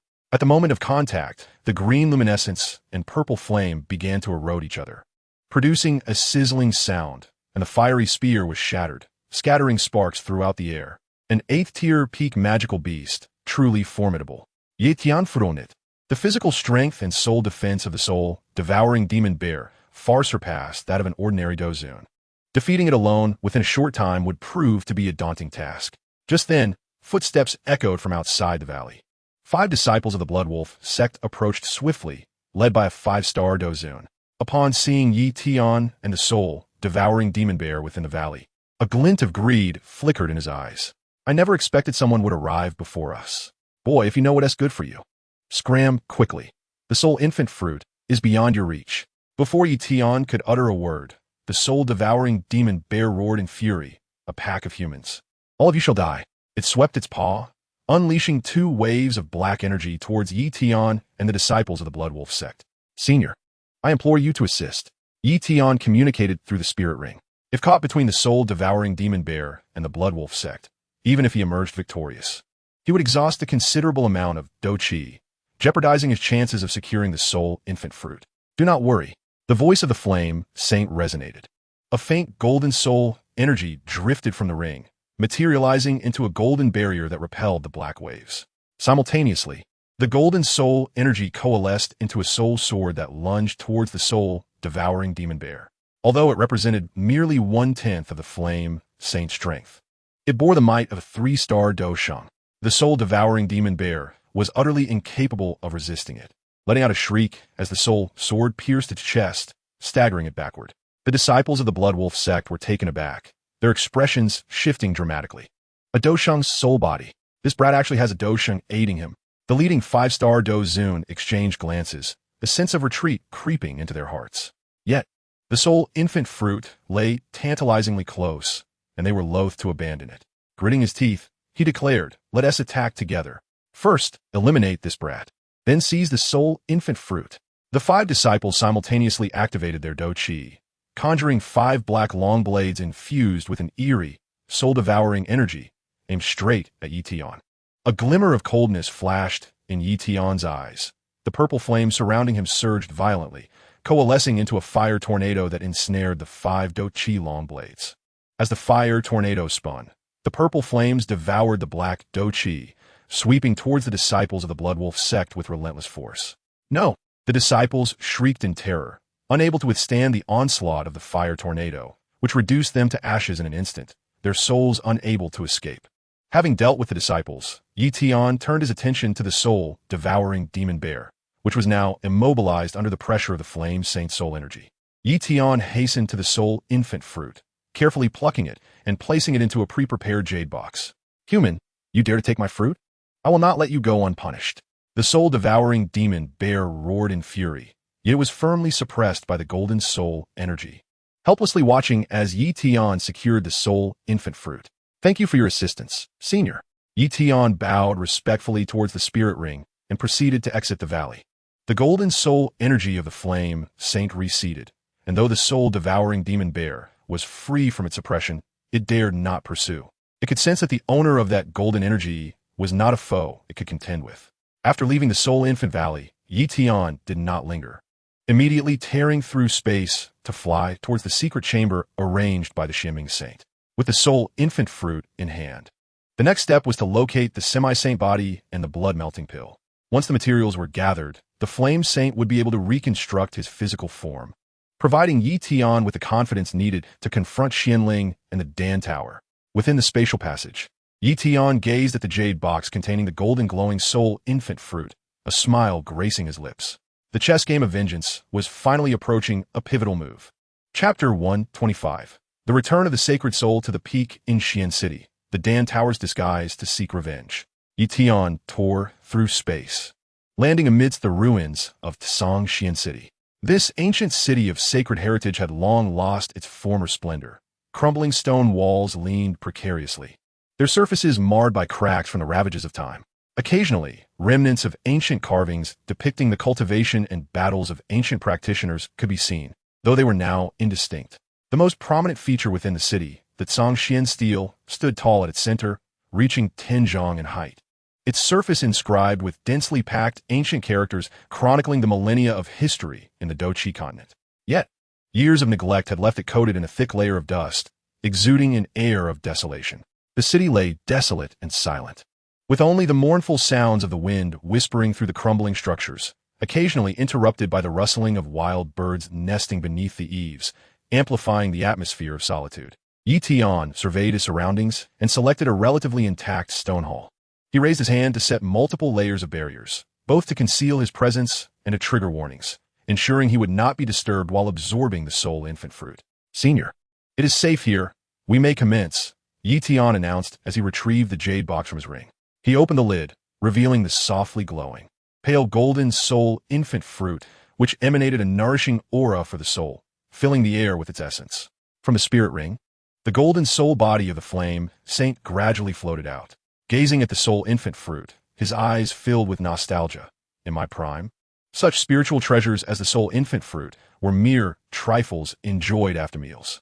Who knew that I would now rely on it to restore my soul's essence? Truly, fate can be capricious. Despite his musings, the flame saint did not hesitate. His soul body moved closer to the soul infant fruit. The moment his fingertip brushed against the fruit, it erupted with a dazzling golden radiance, flowing like water along his fingertip, gradually merging with him. Wherever the golden light traveled, the flame saint's previously ethereal soul body began to solidify, and the pale golden flames surrounding him grew increasingly robust. His oppressive aura gradually escalating, from the initial phase of a 3-star Dou Sheng to the middle phase, and then to the late phase, finally stabilizing at the peak of 3-star Dou Sheng. The entire absorption process lasted for half an hour. Once the energy of the soul infant fruit was completely absorbed, the flame saint's soul body had solidified to the point of being tangible, with golden flames blazing fiercely around him, causing the air within the stone hall to shimmer with heat. He flexed his fingers, savoring the surge of soul power within him, and couldn't help but erupt in a hearty laughter.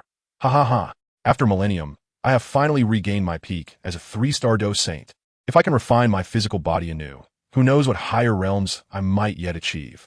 Tian observed the transformation of the flame saint with relief in his heart. Congratulations, esteemed elder, on your restoration to your former glory. Next, we must seek the materials for the half-saint body and the 8-rank blood fusion pill. There is no immediate rush. The flame saint reigned in his soul flames, his gaze settling on Tian. I sense a tumultuous aura surrounding you, as if you harbor deep-seated grievances. Pray, share them with me. Though I am but a sole entity, I may still lend you my assistance. A glimmer of coldness flickered in Yi Tian's eyes as he replied slowly, Esteemed elder.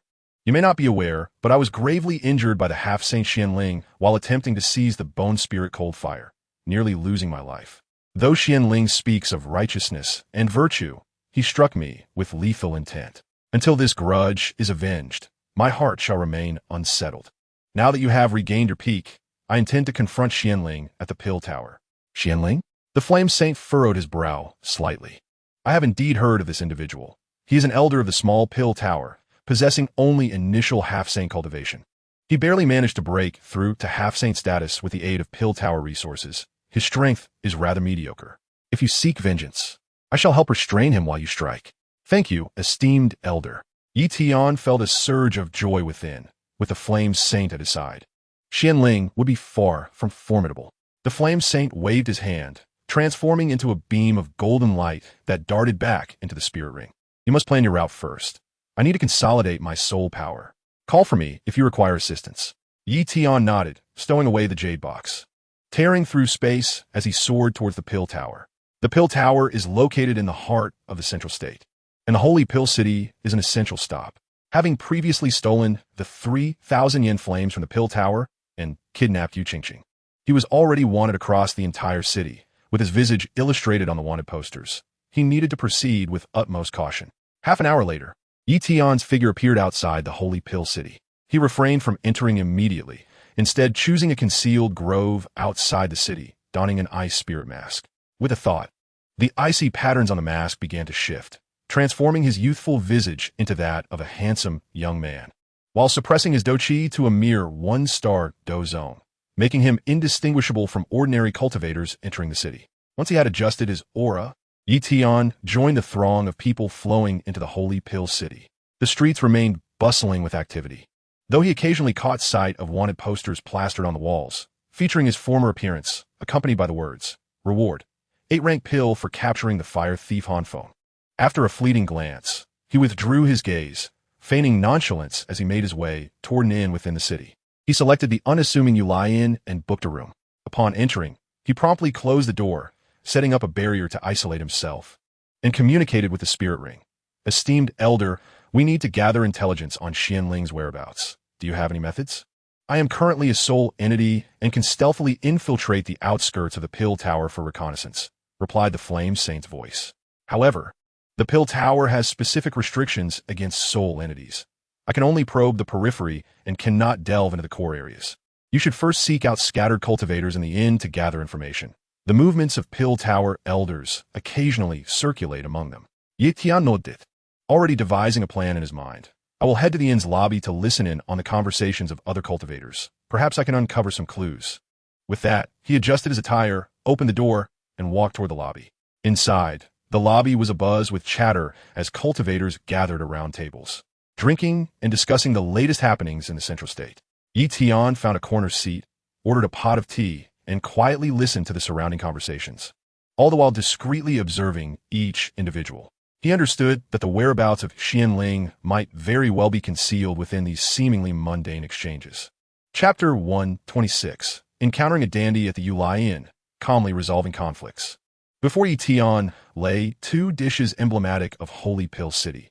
One was a stew of spirit mushrooms and beast meat, the mushrooms tender and the meat succulent. The other was a stir-fried dish of moonheart grass, its leaves shimmering with a silvery sheen and tasting delightfully sweet. As he leisurely savored his meal, he tuned his ear to the idle chatter of the cultivators at the neighboring table, while his gaze remained vigilant for any hints regarding the Pill Tower. That Han Feng is extraordinarily audacious. He dared to steal the 3,000 yen flames from the Pill Tower and even kidnapped the young lady of the Yu family. Now the Pill Tower has placed a bounty of an 8-rank pill for his capture. If I could acquire that lead, I might even break through to Dou Zone, remarked a 3-star Dou Zone cultivator, his tone filled with yearning. Don't be ridiculous, retorted another cultivator at the table, rolling his eyes. To steal from under the noses of the 3 Pill Tower giants and make a clean getaway, Han Feng must be at least a high-level Dou Zone. You, a mere 3-star Dou Zone, would be nothing more than a side dish if you approached. Their conversation reached Yi Tian's ears, and he merely curled his lips in a faint smile, continuing to pick up a piece of moonheart grass, now disguised as a one-star Dou Zone youth.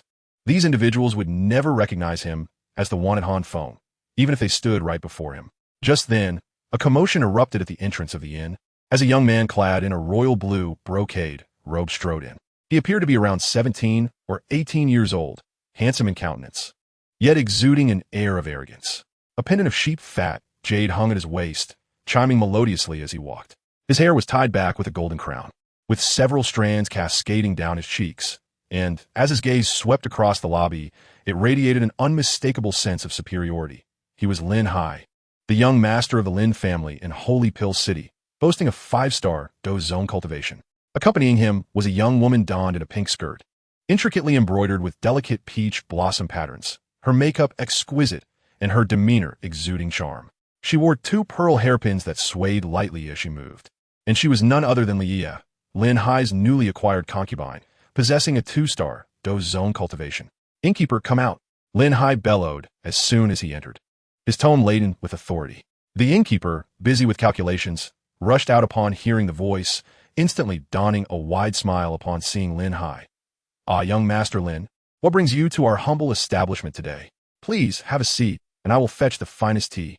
However, Lin Hai disregarded the innkeeper's courtesy, pulling out a heavy bag of gold coins from his spatial ring and slamming it onto the counter.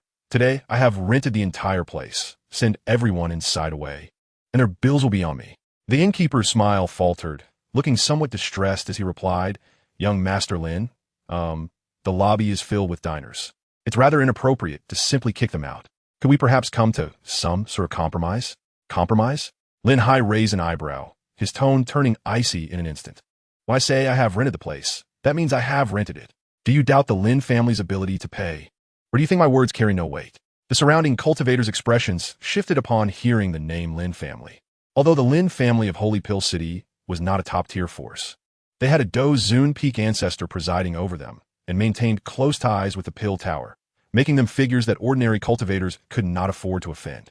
"I wouldn't dare. We'll leave at once." The previously chatting 3-star Dou Zone cultivators hastily stood, cupping their hands toward Lin Hai and swiftly departing, while other cultivators also hurriedly rose, some not even bothering to settle their bills, rushing out of the inn.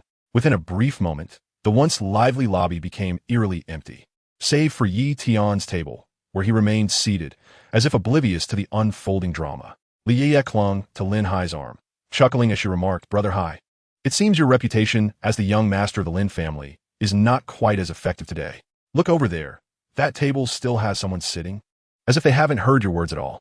As she spoke, she deliberately tilted her chin toward Yi Tian, her gaze laced with provocation. Lin Hai followed her gaze, spotting a seemingly ordinary youth engrossed in his meal, exuding only the aura of a 1-star Dou Zone, appearing utterly unremarkable. His previously inflated vanity, bolstered by the compliance of the crowd, was abruptly pricked by this disregard, causing his expression to darken. "Humph, an ignorant fool dares to disrespect me."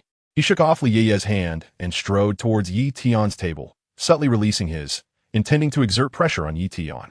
In his estimation, a mere youth would surely tremble in fear and beg for mercy at the slightest show of dominance. Within the spirit ring, the voice of the flame sage carried a hint of mockery. "This lad is nothing but a spoiled rich kid relying on his family's power. Does he dare to act arrogantly before you? Shall I intervene to teach him a lesson?" Yi Tian paused momentarily in his meal, replying with his sole power, "No need. Let us assess the situation first. We are here to gather information on Xianling. It is unnecessary to stir trouble over a brat. If he knows what's good for him, he will move along." Despite his words, Yi Tian showed no intention of rising from his seat, continuing to eat leisurely, hardly acknowledging Lin Hai, who approached as if he were merely a wisp of air. Lin Hai reached the table, and upon finding Yi Tian still ignoring him, his fury escalated. He raised his hand and swiped at Yi Tian's plate. "Get lost. Haven't you heard that this place is reserved for me?" Yi Tian, with his fingers still stained with the broth of spirit mushrooms, finally lifted his eyelids at Lin Hai's outburst, his voice icy as winter. "While I have yet to unleash my true wrath, you would do well to leave, lest you be granted a chance at survival." "Survival?" Lin Hai erupted in laughter, flipping the table with a violent motion. The sound of breaking porcelain echoed, and food scattered across the floor. How dare of utter such words before him? His surged, a pale blue stream coalescing around his right fist, roaring as it hurtled towards Yi Tian's face. To him, this punch would surely send the impudent youth sprawling. Yet, just as his fist was midway, it was firmly grasped by a warm hand. Yi Tian's hand, though seemingly delicate, gripped like an iron vice, rendering Lin Hai's powerless. Let go. Lin Hai's face flushed, veins bulging on his arms, yet he lacked the strength to break free. Do you know who I am? In desperation, Lin Hai bellowed, invoking his family ties. My father is the clan leader of the Lin family, a powerhouse. My grandfather is at the pinnacle of. My aunt is an elder of the Dan Tower, a half-saint Xianling. If you dare to lay a finger on me, there will be no place for you in the entire sacred Dan city. Xianling? A glimmer of insight flashed in Yi Tian's eyes, a cold smirk gracing his lips. How fortuitous that this brash fool was related to Xianling. It would save him the trouble of searching for information. So, you're Xianling's nephew. Believing Yi Tian was cowed by the mention of Xianling, Lin Hai grew even bolder. Are you afraid now? Release me at once and kneel to apologize. Otherwise, when my aunt arrives, you will wish you had never been born. Apologize? Yi Tian scoffed, suddenly exerting pressure on Lin Hai's fingers. A sharp crack resounding as his bones deformed, eliciting a scream of agony. Before Lin Hai could react, Yi Tian seized the back of his neck, lifting him effortlessly as if he were a mere chick. With a flicker of, the two vanished from the inn, leaving the innkeeper and Li Yiya in stunned silence. Their voices stolen. Outside in the mist valley, the air was thick with fog, and the streams at the valley's bottom flowed gently. Yi Tian hurled Lin Hai to the ground, a pale blue barrier enveloping the surroundings, silencing all sound and presence. Cough, cough. Lin Hai, disoriented from the fall, looked up at Yi Tian, fear finally dawning in his eyes. Who are you? What do you want? Very simple. Yi Tian looked down at him, his tone calm, yet commanding. Summon Xianling. You must have a token to contact her, yes? Lin Hai's heart tightened, but he feigned bravado. My aunt is a half-saint. If you dare summon her, you are courting death. Yet, gazing into Yi Tian's frigid gaze, he ultimately refrained from further defiance. The excruciating pain from his broken fingers left him no doubt that this man would truly kill him. After a moment's hesitation, Lin Hai produced a jade pendant of deep green hue from his ring, intricately engraved with Dan Tower's insignia, suffused with a faint spatial aura. This is a life-saving pendant my aunt gave me. If shattered, she can sense my location and will arrive immediately. He gazed at the pendant with reluctance, knowing it was his last hope. Shatter it. Yi Tian's voice brooked no argument. Gritting his teeth, Lin Hai complied, his hand straining as he broke the pendant with a sharp crack. A wisp of pale green spatial energy surged forth, darting like a signal towards the Dan Tower. Once the deed was done, Lin Hai collapsed to the ground, filled with trepidation and hope, fearing Yi Tian would kill him, yet yearning for Xianling's swift arrival. Meanwhile, within the inner chamber of the Dan Tower, Xianling sat cross-legged, enveloped in a faint golden half-saint aura, preparing to break through to the mid-half-saint realm. Suddenly, she opened her eyes, her spatial runes in disarray, as she sensed the familiar spatial fluctuation. Lin Hai's life-saving pendant. Something had happened to him. Xianling's heart clenched. Abandoning her cultivation, her spatial power surging as a rift tore open before her. She leapt into the breach, her half-saint speed unleashed, the air within the passageway swirling violently. Lin Hai was her brother's only son. Should anything happen to him, she would have no way to explain it to her brother. Within the mist valley, Lin Hai frequently glanced at the sky, his palms slick with cold sweat. Yi Tian leaned against an ancient tree, eyes closed in relaxation. When the voice of the flame sage resonated within the spirit ring, the half-saint's aura is approaching swiftly. Prepare yourself, lad. Thank you, elder, Yi Tian responded telepathically, a flicker of gathering at his fingertips. Where's your aunt? Yi Tian suddenly opened his eyes, teleporting to Lin Hai's side, grasping his neck and lifting him off the ground. I lack patience. I will count to 3. If she's not here by then, you shall die. Lin Hai struggled to breathe, his face turning purple, desperately gesturing. She's coming. She will be here soon. 1. Yi Tian's voice remained devoid of emotion. 2. Lin Hai's eyes rolled back, his consciousness fading. 3. Just as the word fell, the distant space quaked violently, a pale golden rift tearing open. And Xianling burst forth like a shooting star, her half-saint aura erupting as she shouted at Yi Tian. Stop. Release Lin Hai. As the pale golden rift remained open, Xianling charged out, her half-saint aura sweeping through the mist valley, scattering the fog below and causing ripples to form in the streams. Her gaze fixed on Yi Tian's hand around Lin Hai's neck, her voice laced with restrained fury. Release Lin Hai. He is merely a junior. Any grievances between us should be resolved among ourselves. Yi Tian's lips curled into a frigid arc as he tightened his grip, Lin Hai's face turning a deep purple as he struggled futilely. Resolve? Slowly he raised his hand, tearing off the ice silkworm mask to reveal a countenance that had once been youthful, now transformed into Han Feng's cold visage. Xianling, it is time to settle our debts. You. Xianling gasped in shock, her pupils constricting with disbelief. She had never expected that the one who had kidnapped Lin Hai was this traitor she loathed. Before she could react, Yi Tian's wrist twisted with sudden force. A sharp crack echoing as Lin Hai's cervical vertebrae were crushed, his head lolling to one side. Life extinguished in an instant. No! Xianlin let out a heart-wrenching scream, her nephew's tragic demise igniting a fierce inferno within her. A pale golden aura of fighting spirit surged around her, while the semi-holy spatial power coalesced in her palm, forming a spatial blade nearly a yard long, imbued with the might to rend the heavens. With a devastating intent, she swung it towards Yi Tian. I demand retribution for Lin Hai. Yi Tian was well prepared. Vibrant flames of 5 colors erupted around him as he unleashed the third transformation of the heavenly fire triad. The heart of the blue lotus fire enveloped him in its protective petals, while the sea heart flame intertwined with the falling heart flame to create a torrent of magma. The fury of the wind dragon flame and a myriad of yin flames coalesced into a fiery spear, his aura soaring tremendously, ultimately stabilizing at the pinnacle of the 4th turn Dou Zun. Come at me. Yi Tian hurled the fiery spear, which collided with the spatial blade, resulting in a tremendous explosion. The magma torrent and spatial power eroded each other, creating a gap in the pale golden spatial blade. Yet it still relentlessly cleaved towards Yi Tian. He sidestepped just in time, the blade grazing his shoulder and cleaving through an ancient tree behind him with a cut as smooth as a mirror, not a single splinter flying. Such a semi-holy level assault was terrifying indeed. You fool! The chasm between a semi-holy and a Dou Zun cannot be bridged by mere. Xuanlin's eyes brimmed with murderous intent as she once again channeled spatial power, unleashing countless pale golden spatial shards that rained down upon Yi Tian like a tempest, each shard harboring the terrifying power to sever fighting spirit. Yi Tian summoned 5 kinds to form a flaming shield. The spatial shards struck the shield with sizzling sounds, tearing countless tiny gaps into it. The pale golden shards penetrated the shield, leaving deep wounds on his arm that exposed bone, instantly staining his garments with blood.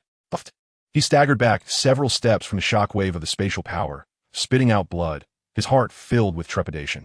Even with the heavenly fire triad elevating him to 4th turn Dou Zun, he was still no match for Xianlin. Senior, it is time for you to intervene. Yi Tian communicated with the spirit ring, realizing that without the aid of the flame saint, he might truly perish here today. I've been waiting for this. The voice of the flame saint was laced with excitement as a pale golden soul power floated out from the ring, like a stream of light entering Yi Tian's body. In an instant, Yi Tian's aura underwent a dramatic transformation, soaring like a rocket from 4th turn Dou Zun beyond semi-holy, surpassing the initial stage of a 1-star Dou Sheng, ultimately stabilizing at the pinnacle of 1-star Dou Sheng. The surrounding space quaked violently, fissures splitting the ground of Cloud Mist Valley, streams halting entirely, and even the air itself seemed to solidify under this overwhelming pressure. Yi Tian, with the flame saint's essence, flexed his fingers, savoring the surge of power within, his eyes filled with nostalgia. After a millennium, I finally feel the thrill of having a physical form once more. Even if merely borrowing another's body, it is far more exhilarating than existing as a soul. A Dou Sheng. Xuanlin's eyes widened in terror as she beheld the transformation in Yi Tian, her legs trembling uncontrollably. For she was merely at the initial stage of semi-holy, a gulf of disparity separating her from a Dou Sheng, rendering her utterly defenseless. Impossible. How can you possess the power of a Dou Sheng? Nothing is impossible. The flame saint, controlling Yi Tian's body, wore a proud smirk as he gathered fighting spirit. The pale golden energy swirling in his palm, gradually forming a colossal hand engulfed in golden flames, inscribed with intricate runes. Indeed, it was the low-tier heavenly technique, flame palm. Allow me to demonstrate the true power of a Dou Sheng. Before his words could fully settle, the The flame palm was thrust forth, the golden hand bearing the weight of annihilation, advancing menacingly towards Xianlin. Her face turned ashen as she hastily retrieved a pale, silver shield from her ring. The holy heaven shield bestowed upon her by the Dou Shang elder of the Pill Tower, capable of withstanding a full-force strike from a one-star Dou Shang. She infused the shield with all her fighting spirit, and the holy heaven shield erupted in blinding silver light, shielding her. Boom! The flame palm collided with the holy heaven shield, golden flames instantly enveloping the silver shield. The runes upon it flickering violently as the silver radiance was gradually consumed by the golden flames. Xianlin gritted her teeth, pouring every ounce of her fighting spirit into the shield. Yet still, fine cracks began to appear, the sound of shattering echoing relentlessly. Within mere moments, the holy heaven shield was utterly obliterated, the residual waves of golden flames sweeping over Xianlin like a tempest, violently propelling her against the valley wall. She coughed up a mouthful of black blood, her bones fractured in numerous places, her fighting spirit thrown into disarray, lying on the ground, barely clinging to life. Truly feeble. It took only one strike to bring her low. The flame saint scoffed, maneuvering Yi Tian's body to stand before Xianlin, before withdrawing his soul power from Yi Tian. Kid, the rest is up to you. I shall solidify my soul power now. Yi Tian regained control of his body, his aura reverting to fourth turn Dou Zun as he approached Xianlin, gathering a wisp of in his palm. Xianlin, did you ever contemplate this day when you sought to take my life? Xianlin lay on the ground, her eyes filled with despair yet still defiant. In the game of kings, the victor slays. If you wish to kill, then do so. Spare me your prattle. Yi Tian ceased his words, raising his hand to unleash the upon Xianlin. The pale violet flames swiftly enveloped her, and before she could even emit a scream, she was reduced to ashes, her very soul consumed by the flames. Yi Tian gazed upon the ashes, the long-held resentment within him finally dissipating. Vengeance had been served.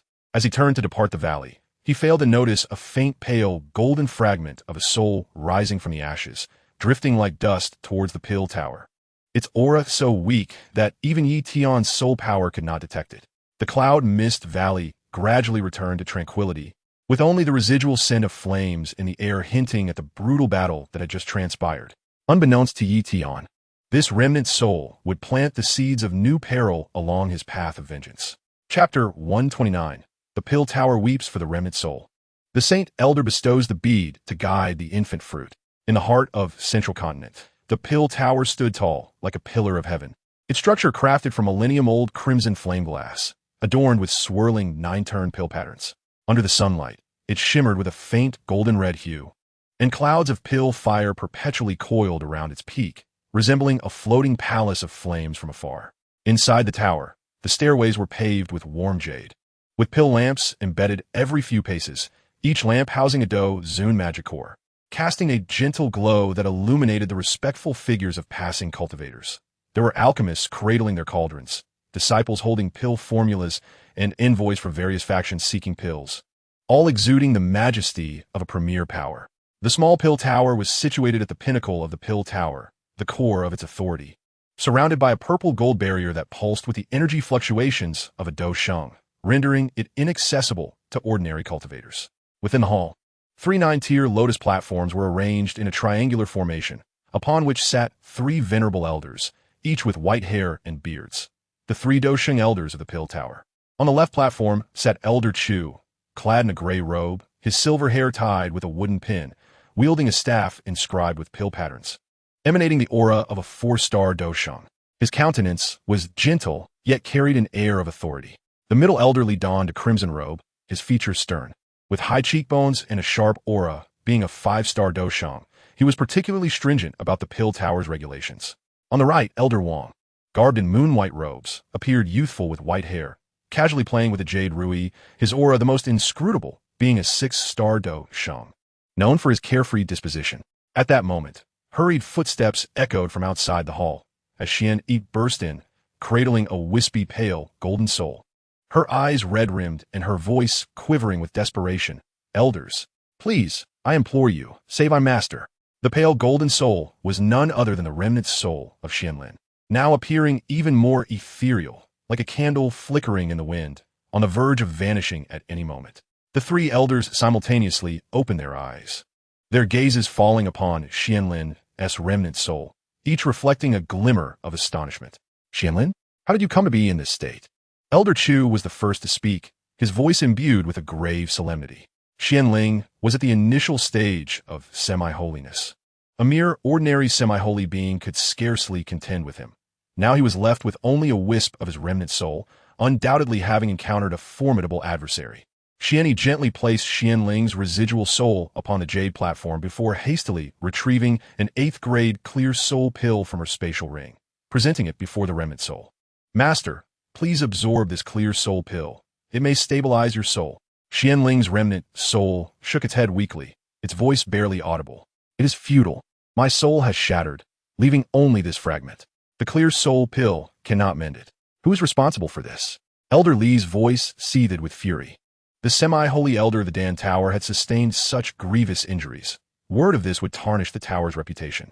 Xianling's remnant soul slowly recounted the events. It was Han Feng.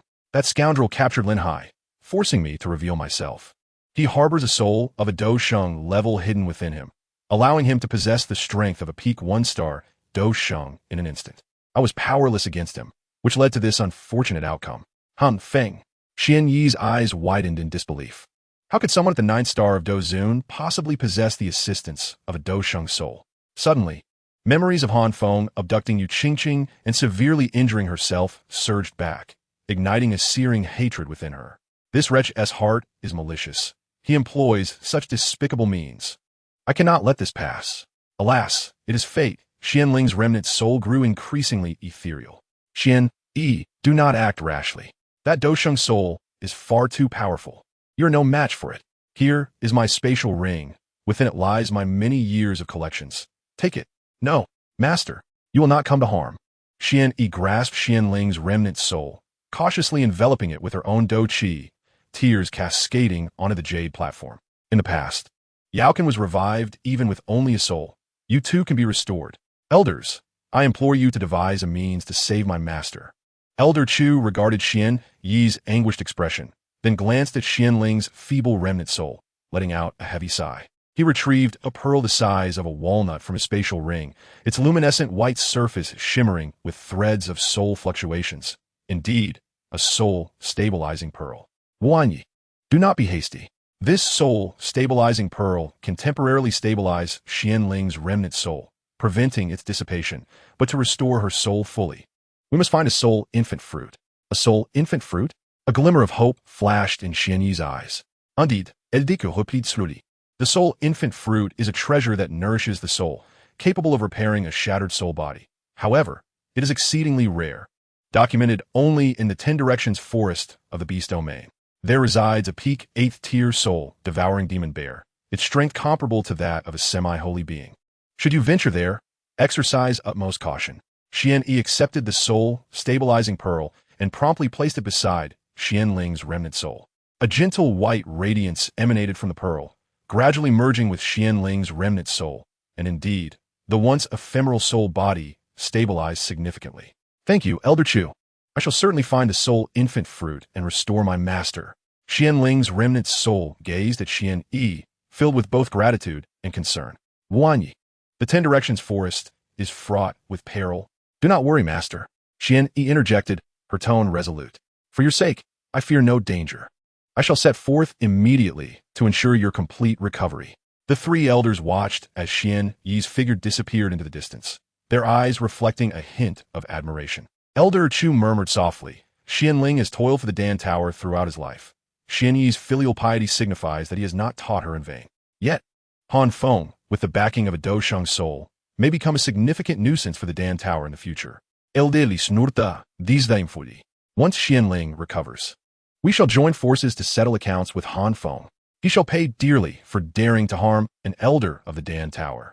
The hall fell into a tranquil silence, save for the luminescent glow of the soul-stabilizing pearl, safeguarding Xianling's fragile remnant soul, while Xian Yi flew resolutely towards the Beast Domain's 10 Directions forest, embarking on a treacherous journey to save her master. Chapter 130. The discussion by the forest's edge in search of a shortcut, the spatial auction for the sacred remains.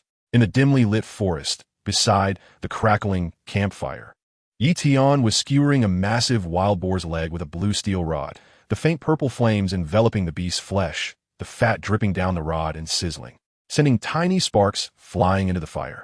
The rich aroma of meat mingled with the fragrance of spiritual herbs, permeating the surroundings. Occasionally, he would use a dagger to puncture the meat, sprinkling it with 5-spice powder he had purchased earlier from the Holy Dance City. His movements as deft as a seasoned hunter accustomed to camping in the wild.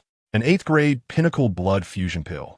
With the medicinal materials I previously acquired from the space of the Fire Ancestor, I just need a few more auxiliary herbs to concoct it.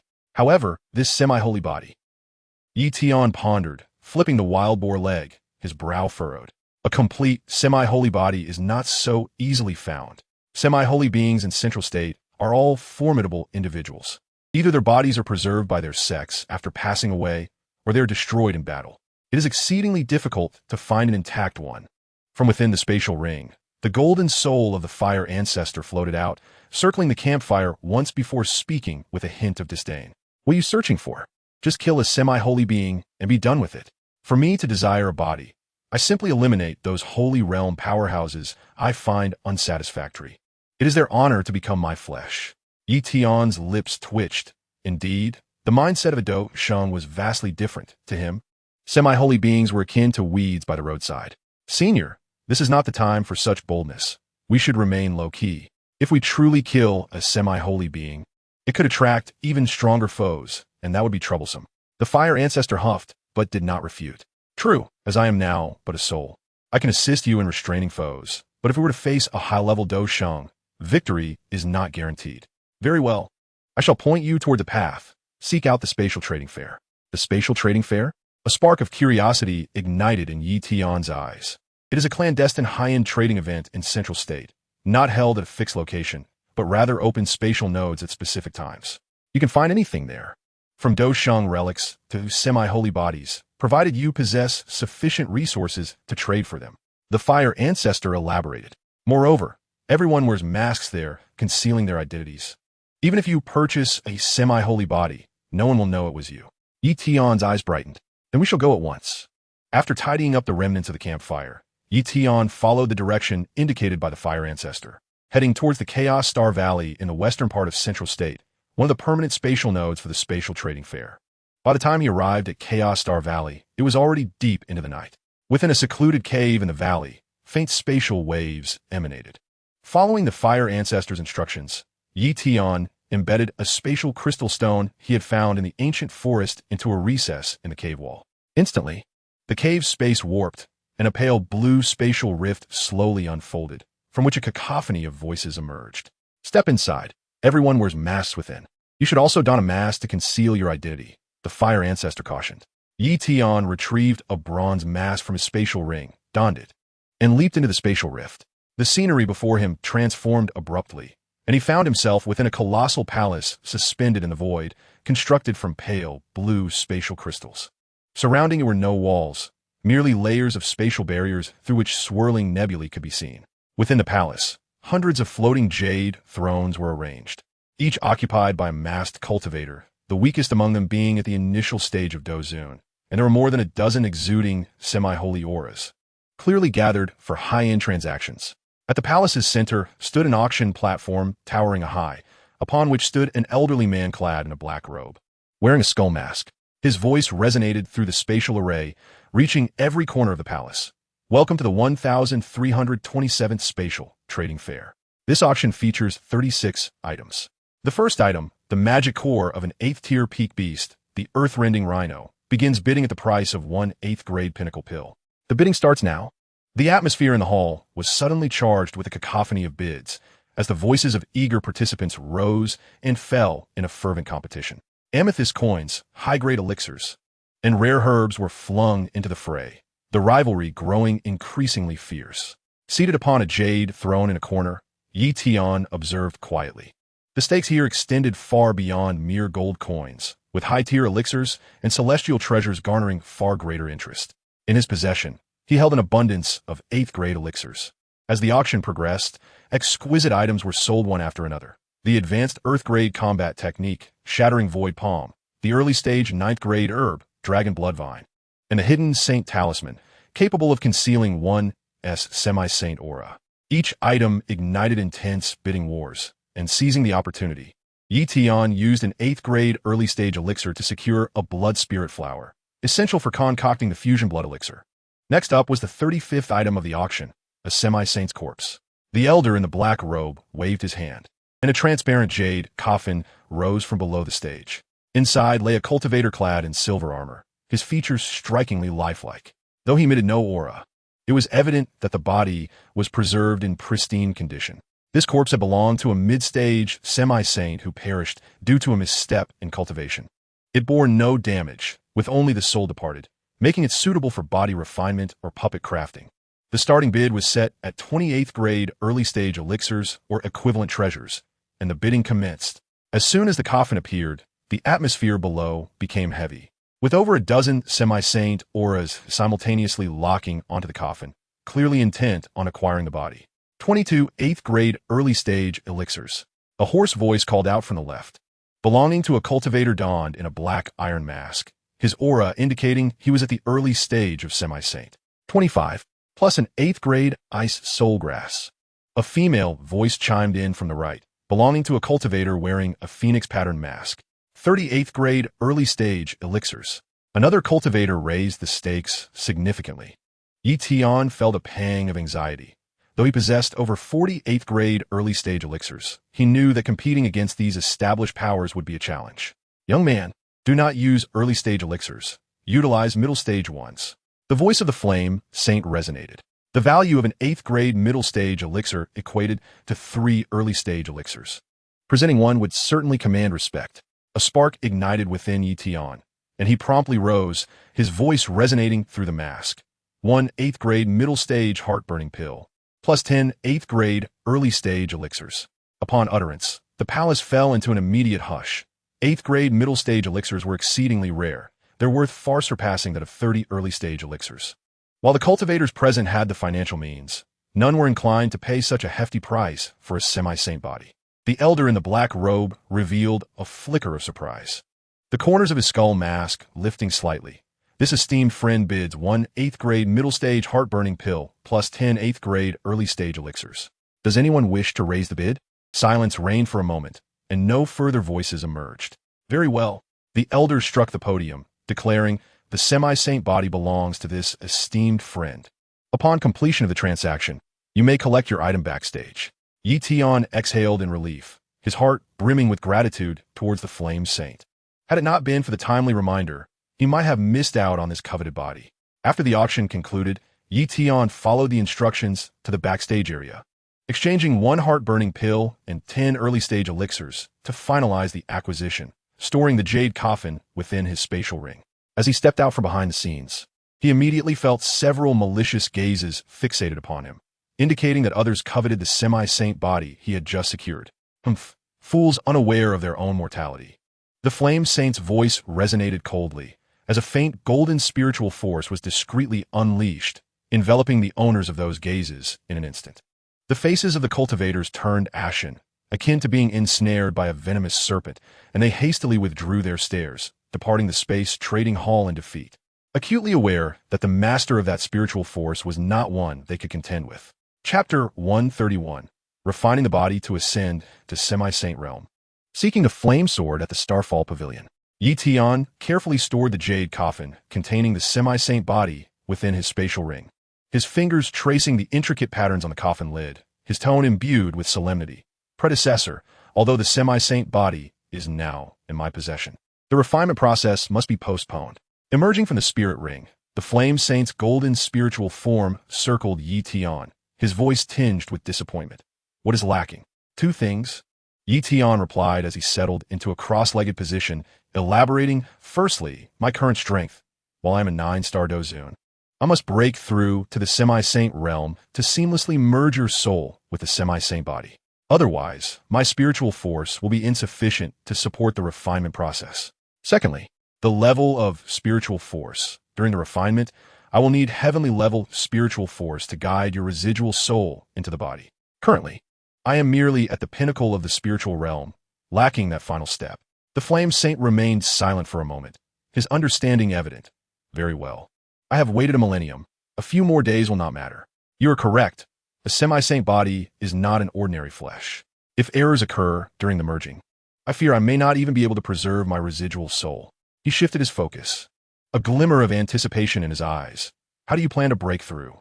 Do you require my assistance in procuring some heavenly materials? No need, Tian replied, a cold smirk gracing his lips, the Starfall Pavilion, and the bone spirit cold fire in Yao Chen's possession. He owes me a rare flame. It is time to utilize it to aid my breakthrough. The Flame Saint's eyes lit up. Bone spirit cold fire? Ranked 11th on the, while not the pinnacle. It is sufficient to assist your breakthrough. I have indeed heard of Yao Chen's Starfall Pavilion. It is merely a second-rate power, perfect for a visit. Time is of the essence. Let's depart at once. Tian rose, his Dou Qi surging, tearing through space as he soared towards the direction of the Starfall Pavilion. Meanwhile, within the training grounds of the Starfall Pavilion, a bustling scene unfolded, spanning 1,000 acres. The ground was laid with hard black stones inscribed with runes capable of gathering spiritual energy. Alongside stood over a dozen towering sword training posts, their surfaces marked with varying depths of sword scars, unmistakably the result of years of practice by disciples. On the Easter training platform, several Dou Huang disciples were engaged in a spirited exchange of combat techniques, the sounds of their Dou Qi colliding echoing throughout the area. To the west, dozens of alchemy furnaces were set up, with several alchemy disciples surrounding the cauldrons, meticulously controlling the flames. The entire training ground was suffused with rich spiritual energy and the faint aroma of elixirs, radiating an atmosphere of flourishing vitality. At the center of the combat platform stood Yao Chun before Xiao Yan, his form enveloped in a soft golden Dou Qi. His aura stabilized at the second turn of Dou Zun. Since reclaiming the bone spirit cold fire from Han Feng, he had utilized elixirs to aid his cultivation. Coupled with the resolution of his inner turmoil, his strength had markedly advanced. Xiao Yan, when fusing the rare flames. Remember that the volcanic stone flame belongs to the yang attribute and must be neutralized with the falling heart flame. The 10,000 beast spirit fire will serve to harmonize the conflict between the two rare flames. Do not rush. Xiao Yan nodded, flames igniting in his palm. A delicate purple falling heart flame danced gracefully. The dark red volcanic stone flame blazed intensely, while the milky white 10,000 beast spirit fire burned gently.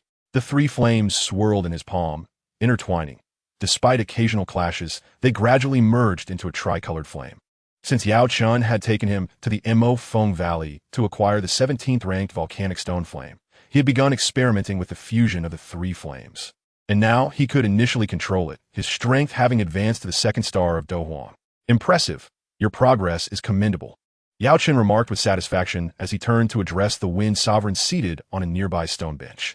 The Wind Sovereign's Dou Qi radiated a pale blue hue, his aura reaching 6-star Dou Zun, evidently enhanced through Yao Chen's elixirs.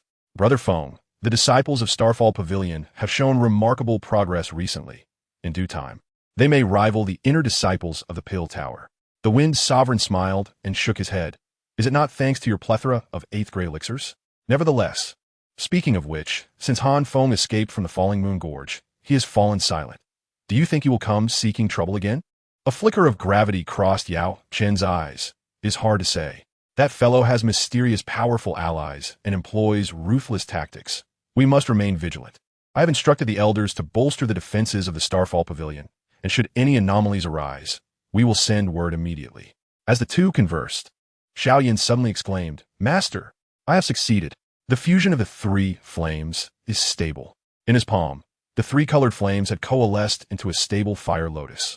Although it lacked the overwhelming might of Tian's Buddha's Fury Fire Lotus, it still exuded an air of authority. Just as Yao Chun was about to offer his praise, an intense sense of danger surged within him. This chilling aura was sharp and carried the scorching heat of 5 different rare flames, along with an almost imperceptible pressure of the sacred realm.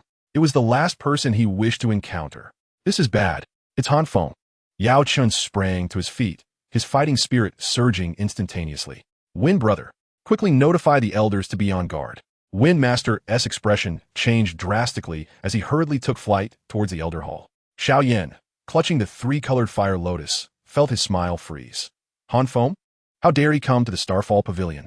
Yao Chun did not respond, his gaze fixed intently on the entrance of the training ground, where the space was slowly warping. A familiar silhouette was emerging from the spatial rift. It was indeed Tian, Standing at the entrance, Yi Tian's eyes scanned the area before finally landing on Yao Chun. His voice, laced with icy mockery and filtered through a mask, rang out. Yao Chun, you seem well? It's time to repay the debt for the bone spirit cold fire you owe me. From within the spirit ring, the voice of the fire saint dripped with disdain. A second transformation Dou Zun, and a 6-star Dou Zun? With such meager strength, you dare to claim dominance before me? Yi Tian paid no heed, as the 5-colored rare flames suddenly surged around him. The pressure of a 9-star Dou Zun erupted with a thunderous force, enveloping the entire training ground. A revenge battle revolving around the bone spirit cold fire was about to unfold in the Starfall Pavilion. Chapter 132. The 3 Xian flames illuminate the Starfall Pavilion. The power of the Starfall Pavilion array emerges. Yi Tian stood poised in the void, surrounded by the 5-colored rare flames like ribbons of color. The pressure of a 9-star Dou Zun loomed like a tangible mountain, overwhelming the entire training ground. The disciples with lower cultivation levels turned pale, their legs turning to jelly as they fell to the ground, unable to muster the strength to look up. Even those at the Dou Huang level could barely stand, trembling all over, their fighting spirit in disarray, clearly shaken by this oppressive force. In the center of the training platform, Yao Chun clenched his fists tightly, unleashing the full force of his second transformation, Dou Zun's fighting spirit, to withstand the onslaught of pressure. His eyes were filled with anger and trepidation as he glared at Yi Tian. Han Feng. The bone spirit cold fire is my innate rare flame. How could I owe you anything? You are merely a 9-star Dou Zun, daring to intrude alone into my Starfall Pavilion. This is nothing short of seeking your own demise. He had already meticulously devised a strategy. The Starfall Pavilion was protected by the Starfall Grand Array, a formation powered collectively by Windmaster and the 4 Elders, capable of withstanding attacks from semi-holy level beings. Coupled with Windmaster's 6-star Dou Zun strength and the Great Elder's peak 1-star Dou Zun combat prowess. Even if Han Feng possessed rare flames and the Heavenly Fire 3 Xian transformation, he would not emerge unscathed. Yi Tian's lips curled into a cold smile, eschewing unnecessary dialogue as the rare flames around him suddenly surged. Words are futile. Today, you will either surrender the bone spirit cold fire, or I shall raise the Starfall Pavilion to the ground. From within the spirit ring, the fire saint's voice echoed with impatience. Boy, why are you wasting time with them? Allow me to possess you. With the strength of a 1-star Dou Shang, I could crush this pitiful Starfall Pavilion with a single slap. Senior, please wait. I wish to test my own strength first. Yi Tian responded telepathically, then called out. Heavenly Fire 3 Xian transformation, first transformation, Azure Lotus transformation. No sooner had the words left his lips than the azure heart fire surrounding him exploded forth, the pale green flames surging into his body like a tidal wave. Yi Tian's aura soared instantly, breaking through to the first transformation Dou Zun, his fighting spirit adorned with faint azure lotus patterns, causing the very fabric of space to shimmer with ripples. Second transformation, Glaze transformation. The sea heart flame and the falling heart flame followed suit, intertwining deep blue and dark red flames to form a glazed shield around Yi Tian's figure.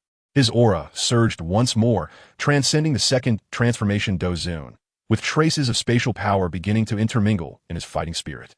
With each breath, he stirred the surrounding spiritual energy into violent waves. Yao Chen's expression grew increasingly grave, though he was well aware of the formidable reputation of the Heavenly Fire 3 Xian transformation. He had not anticipated that this secret technique could enable Han Feng to experience successive breakthroughs. This degree of enhancement far surpassed ordinary Dou techniques. Third transformation, Flame God transformation. Yi Tian's voice thundered like a clap of thunder.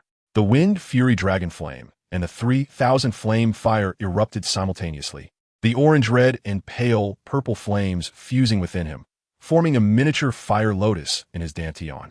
The terrifying energy swept through his entire being, and his aura skyrocketed like a rocket, surpassing the third transformation Dou Zun and advancing through the early stages of the fourth transformation Dou Zun, ultimately stabilizing at the pinnacle of the fourth transformation Dou Zun. At this moment, Yi Tian was enveloped by a faint flame god phantom, towering 100 feet tall, clad in fiery battle armor, exuding an overwhelming aura that looked down upon the world. He gazed down at Yao Chun, his tone frigid. Yao Chun, you must now understand the chasm that separates us. Surrender the bone spirit cold fire, and I may yet spare the Starfall Pavilion a thread of survival. Yao Chun's heart sank, Yet he gritted his teeth defiantly. You wish for that? Even if you break through to the fourth transformation Dou Zun, do not expect to rampage within the Starfall Pavilion. Seizing the moment of Yi Tian's aura release, he discreetly retrieved a dark golden jade pendant from his spirit ring, applying pressure with his fingertip until it shattered. A faint trace of spatial energy escaped from the fragments, darting towards the depths of the central continent like a shooting star. Having completed this, Yao Chun raised his gaze to Windmaster and called out, Elder Wind, activate the Starfall Grand Array. This rebellious disciple has reached the fourth transformation Dou Zun. We alone cannot withstand him. Windmaster, having long prepared, nodded in response. He called out to the 4 elders behind him. Elders, assist me in activating the array. The 4 elders sprang into action. The great elder flickered and landed beside the stone pillar on the eastern side of the training ground, infusing his peak 1-star, Dou Zun fighting spirit into the pillar. The second elder, third elder, and fourth elder took their positions at the southern, western, and northern pillars, respectively, channeling their peak Dou Zun fighting spirits simultaneously. In an instant, the 4 stone pillars glowed with a pale blue light, which spread along the ground's runes, ultimately converging into a massive luminescent barrier above the training ground. This barrier, a pale blue hue, was intricately etched with complex star patterns, and countless tiny stars rotated across its surface, resembling a true starry sky. The edges of the barrier shimmered with faint spatial fluctuations, enveloping the entire Starfall Pavilion. Even the pressure emitted by Yi Tian's flame god was kept at bay by this barrier. This was the Starfall Pavilion's protective array, the Starfall Grand Array, a formation transformed from the remnants left by Dou Shang-level beings, with the 4 elders guarding the corners and Windmaster controlling the eye of the array. When fully activated, it was capable of withstanding a full-force strike from a semi-holy level expert. Standing at the center of the array, Windmaster continuously poured his 6-star Dou Zun fighting spirit into the formation, causing the star patterns on the barrier to shine ever brighter. Han Feng, this is the Starfall Grand Array of our Starfall Pavilion. Even if you are a 4th transformation Dou Zun, do not think you can break it. Leave while you still can. Yi Tian looked up at the Starfall Grand Array above him, sensing the terrifying energy contained within the barrier. Yet, there was not a hint of fear in his eyes. Rather, a glimmer of excitement sparked within him. An array that can resist even semi-holy beings? Just right for me to test whether the strength of a 4th transformation Dou Zun can shatter it. Before his words had fully settled, he gathered the fighting spirit of the flame god Phantom in his palm and struck fiercely at the barrier of the Starfall Grand Array. The pale purple flames, imbued with the power to incinerate all, collided with the pale blue barrier, marking the commencement of a battle that would determine the fate of the Starfall Pavilion. Chapter 133. The Buddha's Fury Lotus breaks the Starfall Array. Flame Feng dominates the Pavilion Sovereign. Yi Tian gazed at the immobile Starfall Grand Array overhead, the faint purple silhouette of the flame god dissipating. With a subtle movement of his fingertips, the 5-colored surrounding him suddenly converged, gathering entirely within his palm. The ethereal green heart fire of the earth surged like dewdrops. The deep blue oceanic flame emitted a chilling glow.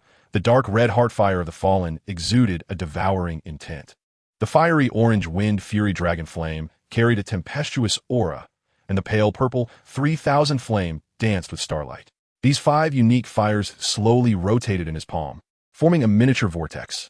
The surrounding space warped violently due to the terrifying fire attribute energy. Even the air crackled with a sizzling sound from the heat. Within the array, Yao Chen's pupils constricted sharply, fixated on the vortex in Yi Tian's palm, his heart sinking heavily. The ability to fuse multiple into a single form could only be achieved with the legendary Buddha's Wrath Fire Lotus, a technique of tremendous power. The Wind Sovereign sensed the impending danger, his 6-star Dou Zun's Dou Qi surging frantically into the Grand Array, causing the star patterns on the luminous screen to shimmer even brighter. Yet his hand trembled uncontrollably. Han Feng, how dare you? This array was left by the Dou Shang. Even the Buddha's Wrath Fire Lotus might not be able to break it. Whether it can break, we shall find out. Yi Tian's lips curled into a cold smirk as the vortex in his palm surged explosively. The 5 flames intertwined and collided, ultimately coalescing into a lotus of fire half a meter in size. The lotus petals were interwoven with faint purple, ethereal green, and deep blue colors, while the core was a dark red and fiery orange conflagration, radiating an aura of annihilation, dimming even the stars on the grand array's luminous screen. Buddha's Wrath Fire Lotus. Break for me, Yi Tian shouted, his arms swinging forcefully, the sizable Buddha's wrath fire lotus shooting forth like a meteor, wielding the might to incinerate the heavens, crashing violently into the luminous screen of the Starfall Grand Array. Quick, strengthen the array. The Wind Sovereign bellowed, expending his final remnants of Dou Qi into the array's core. The four elders turned pale, exerting all their strength to activate the stone pillars, the star patterns on the luminous screen reaching their zenith, forming a pale blue star shield in front of the fire lotus. Boom! The moment the Buddha's wrath fire lotus collided with the star shield, a terrifying energy shockwave radiated outward from the impact point.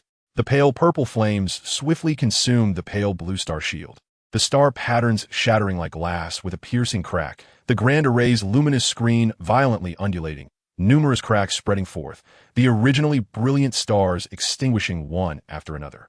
Within mere moments, the entire Starfall Grand Array collapsed, pale blue fragments raining down like a meteor shower, crashing to the ground and kicking up clouds of dust. Puffed.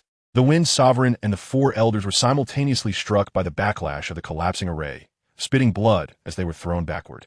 The Wind Sovereign crashed into a stone pillar on a martial stage, shattering it, while the four elders crashed heavily to the ground. The Grand Elder, at the peak of one-star Do Zun, instantly becoming listless, clearly gravely injured. Wah! How is this possible? Yao Chun stared at the crumbling array, disbelief etched across his face. He had never anticipated that Han Feng could execute such a terrifying Do technique, capable of shattering even the array left by the Do Shang. The disciples of the Starfall Pavilion, already terrified, scattered in all directions, leaving only Xiao Yan standing rooted in place, gripping the three-colored fire lotus tightly, yet too frightened to advance.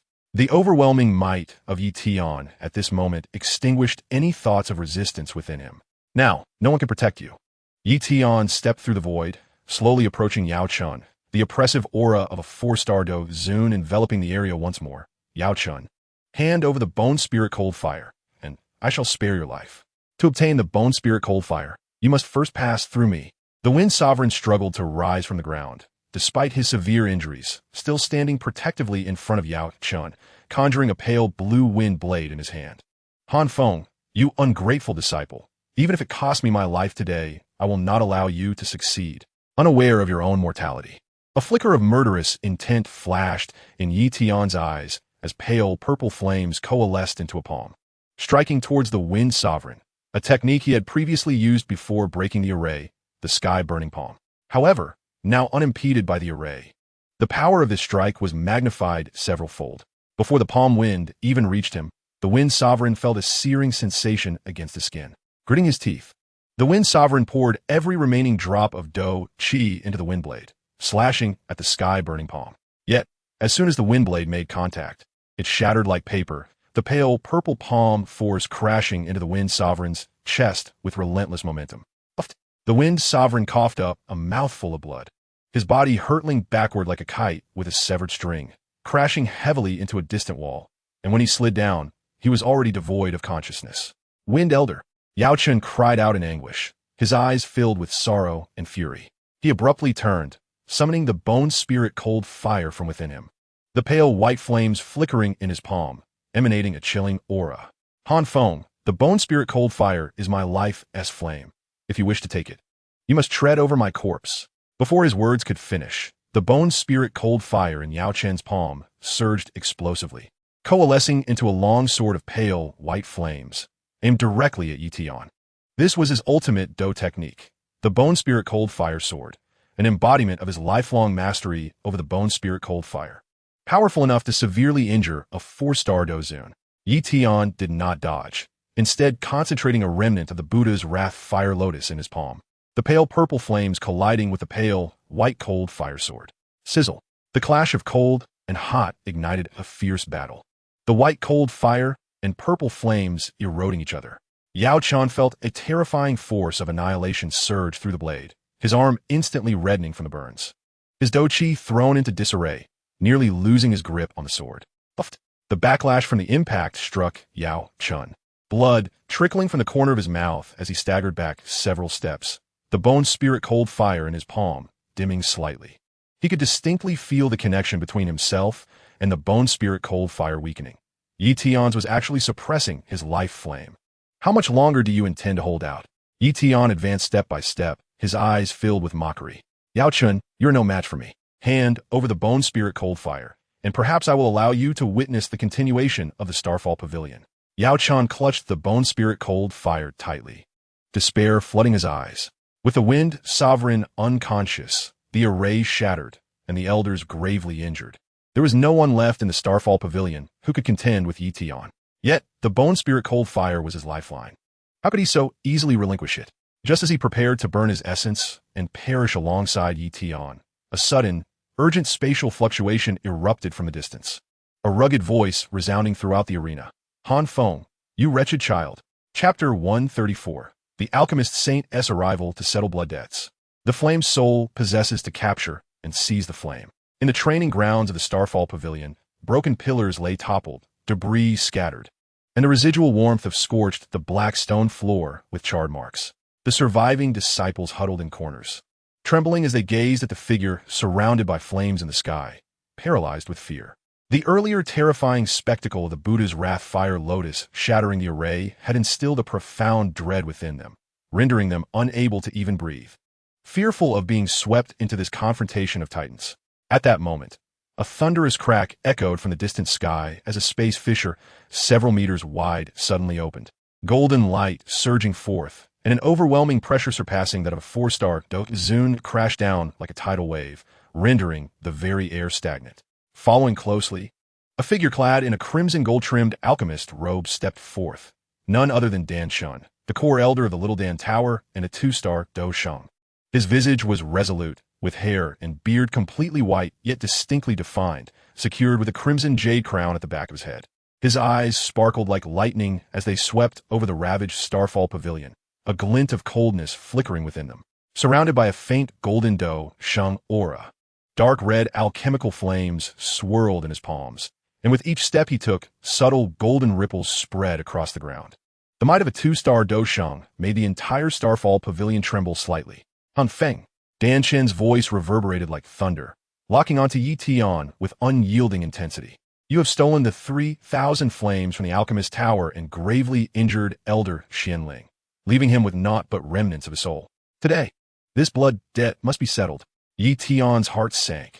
He had not anticipated that Xianling was indeed alive, nor that the Alchemist Tower would dispatch a 2-star Dou Huang.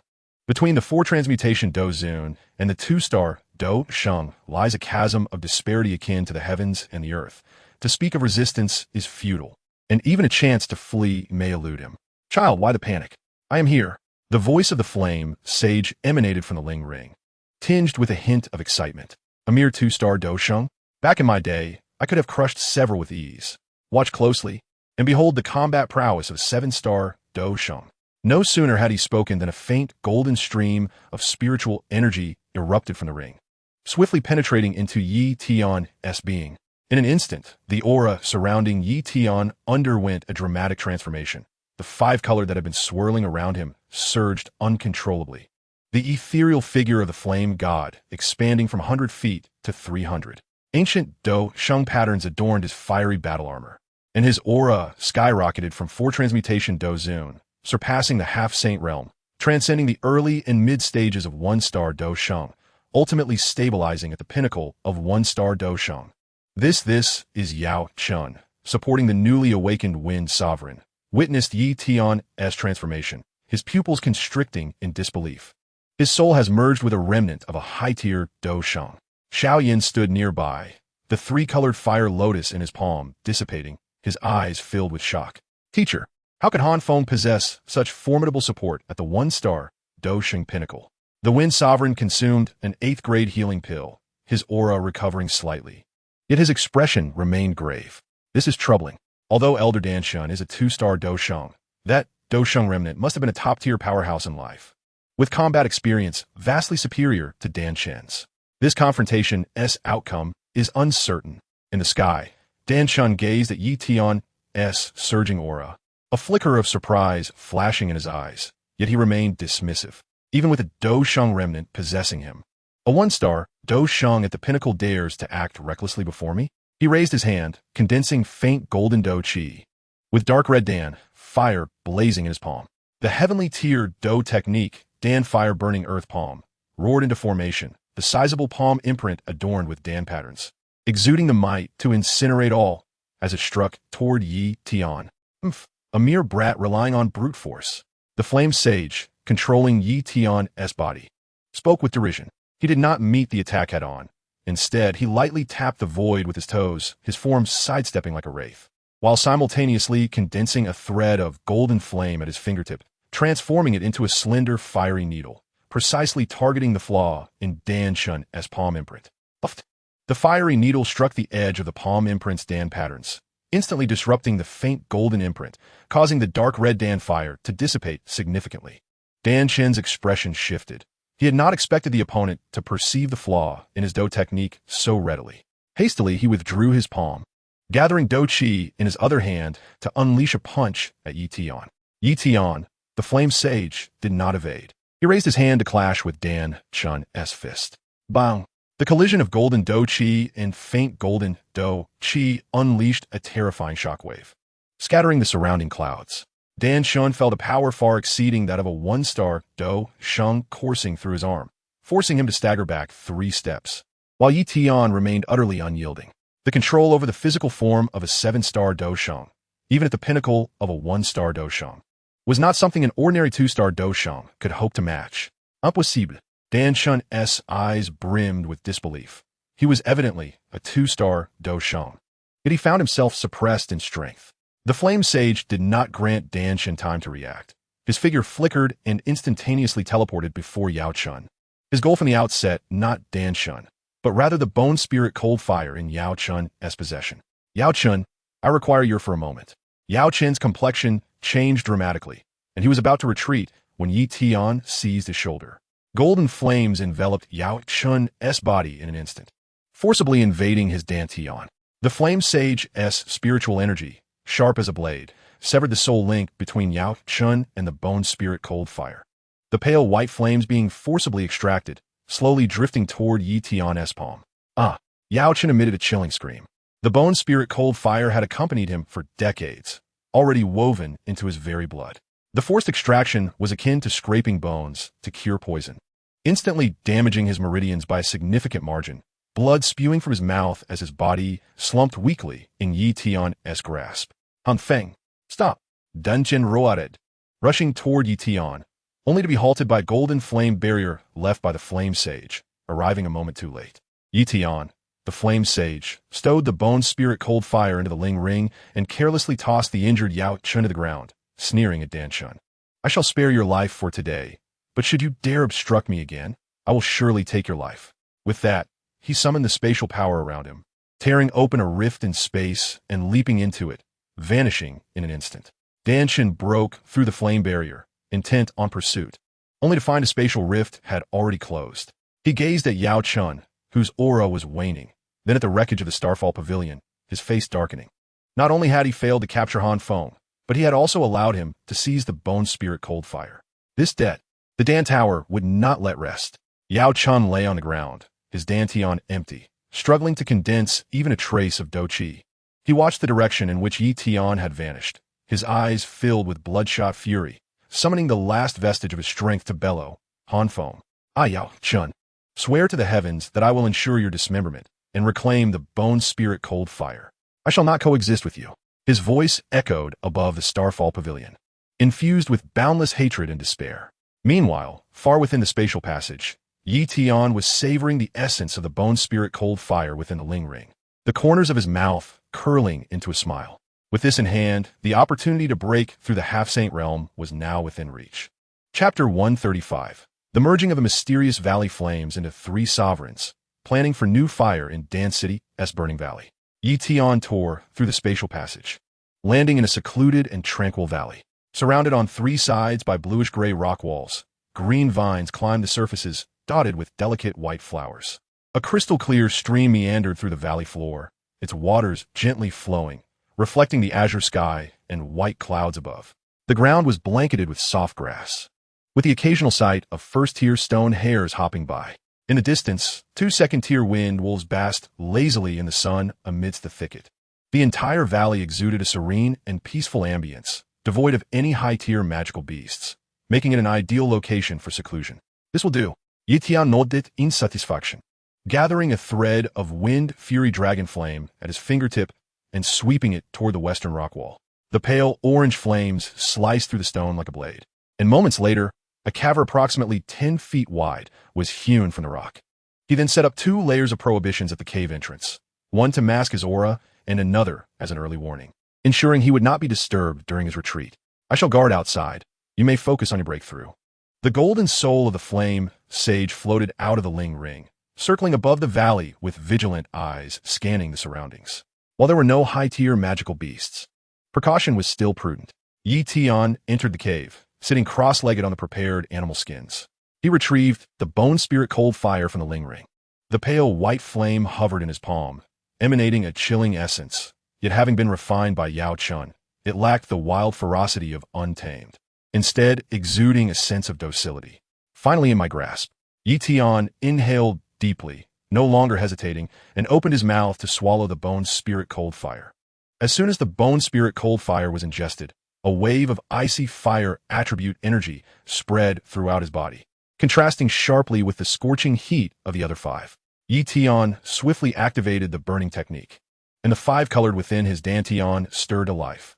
The ghostly green of the azure lotus earth heart fire, the deep blue of the ocean heart flame, the dark red of the fallen heart flame, the orange red of the wind fury dragon flame, and the light purple of the 3,000 flame fire, swirling around the pale white bone spirit cold fire like stars encircling the moon.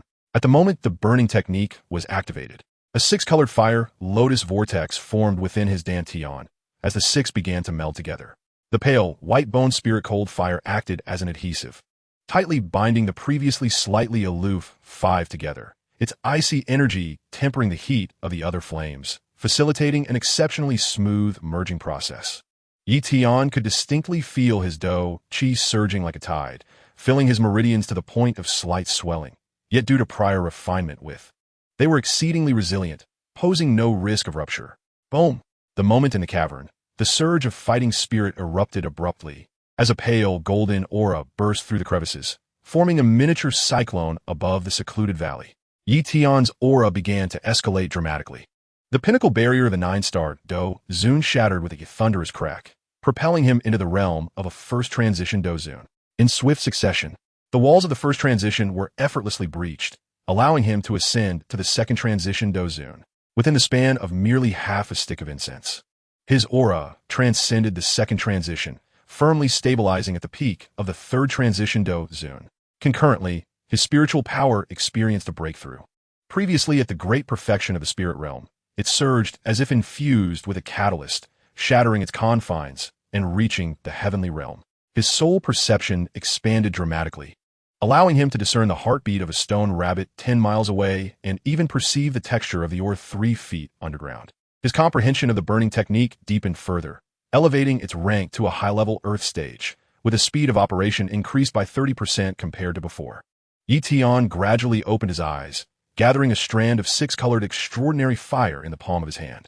The flames danced with the liveliness of the azure lotus, combined with the chilling essence of the bone spirit cold fire, its power now magnified several-fold. At the peak of the third transition Dou Zun, with a heavenly realm soul and a high-level Earth stage burning technique, a smile crept upon his lips. This leap in strength brought him a step closer to the semi-holy realm. In the following 10 days, Tian remained within the cavern, solidifying his realm and thoroughly refining his surging fighting spirit, allowing his spiritual power to harmonize perfectly with his cultivation. On the morning of the 10th day, as he emerged from the cavern, his aura was as steady as a mountain, devoid of any residual instability from his recent breakthrough. Good lad. The golden soul of the blazing fire saint flew over, his eyes brimming with admiration. To reach the peak of the third transition Dou Zun at such a young age, with your soul also breaking into the heavenly realm, such talent is indeed among the finest across the Dou Qi Continent. If you can find 2 or 3 more extraordinary fires, a breakthrough to semi-holy is merely a matter of time. My resurrection would then be within reach. Thanks to your guidance, I was able to successfully obtain the bone spirit cold fire. Tian replied, bowing respectfully, his tone sincere. Without the blazing fire saint holding back Dan Shun, he would not have been able to take away Yao Chun from the Starfall Pavilion. let alone seize the bone spirit cold fire. A trivial matter. The blazing fire saint waved his hand, his tone urgent. What are your plans next? First, I shall visit the sacred pill city, Tian replied, a hint of tenderness in his eyes as he thought of the long-absent Yu Qingqing, wishing to see if she was well. He paused momentarily before continuing. Afterward, I plan to venture to the Burning Flame Valley, where the Jiolong Thunderfire, ranked 12th on the Extraordinary Fire list, resides. However, the valley's master, the Fire Cloud Ancestor, is a 2-star Dou Saint. I shall need your assistance then. A 2-star Dou Saint? The Blazing Fire Saint scoffed. In my prime, I could easily suppress him with a flick of my wrist.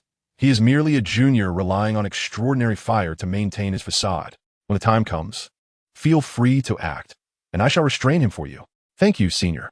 Tian's heart soared with joy, with the Blazing Fire Saint's assurance. His chances of obtaining the Jiolong Thunderfire increased significantly. Time is of the essence.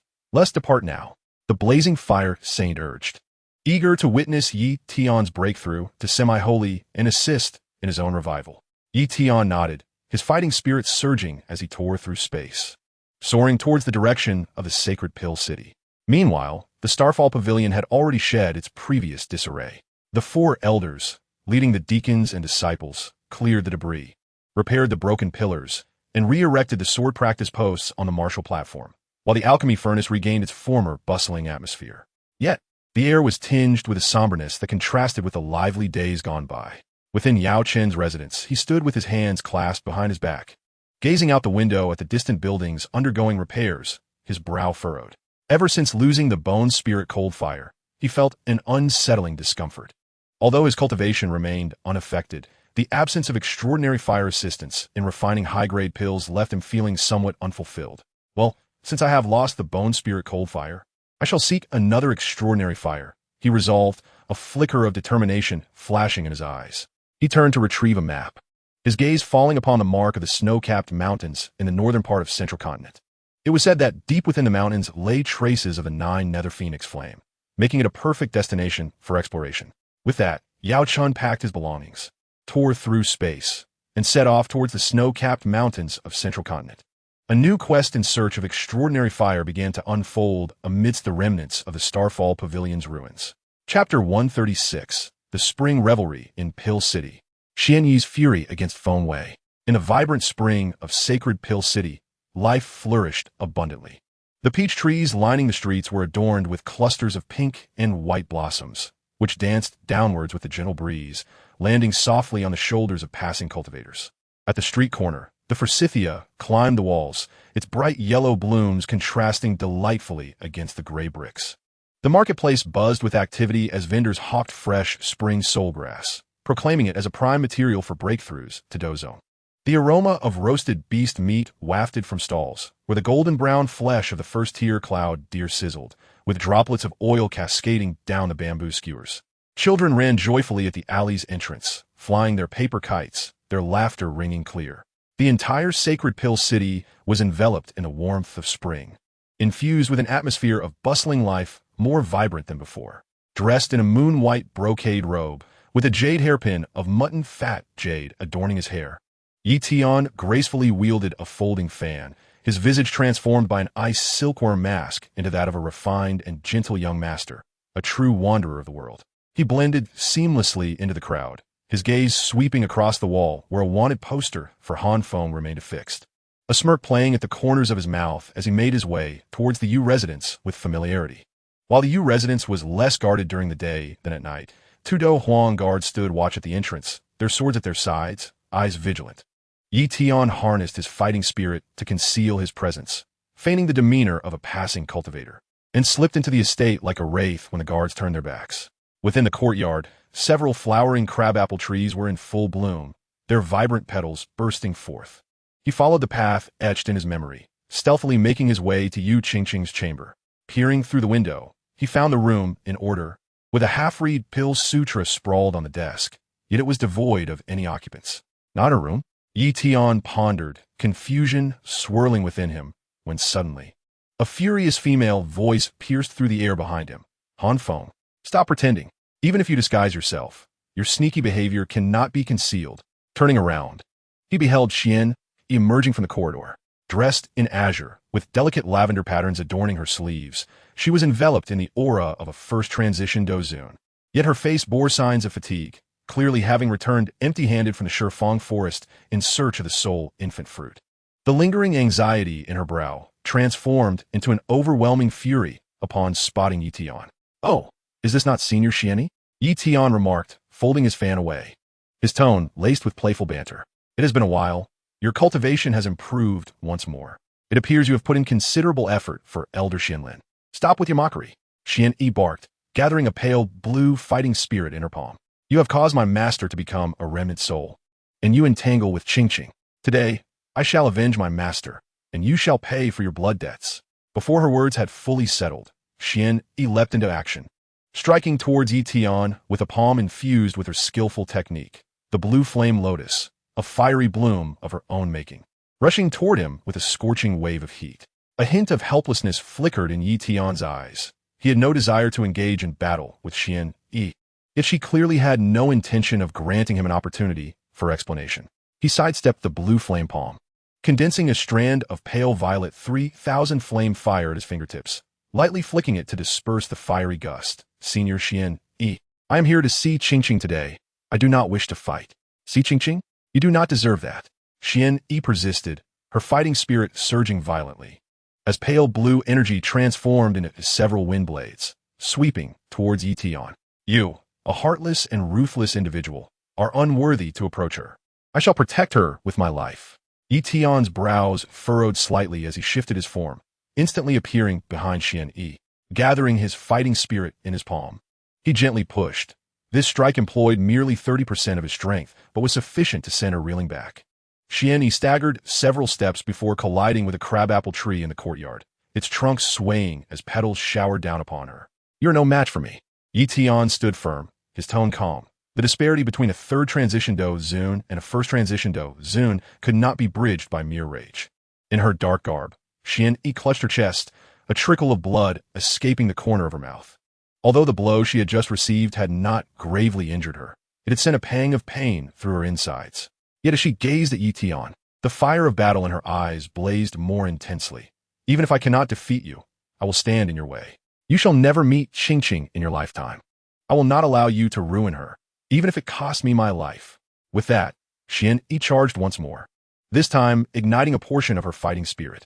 The pale blue energy surged into a frenzy around her, suffused with a faint crimson glow, clearly indicating her intent to employ a desperate maneuver. "You seek death." This proclamation ignited Yi Tian's fury completely. He could tolerate Xian Yi's attacks, but he would not abide anyone obstructing his path to meet Yu Qingqing.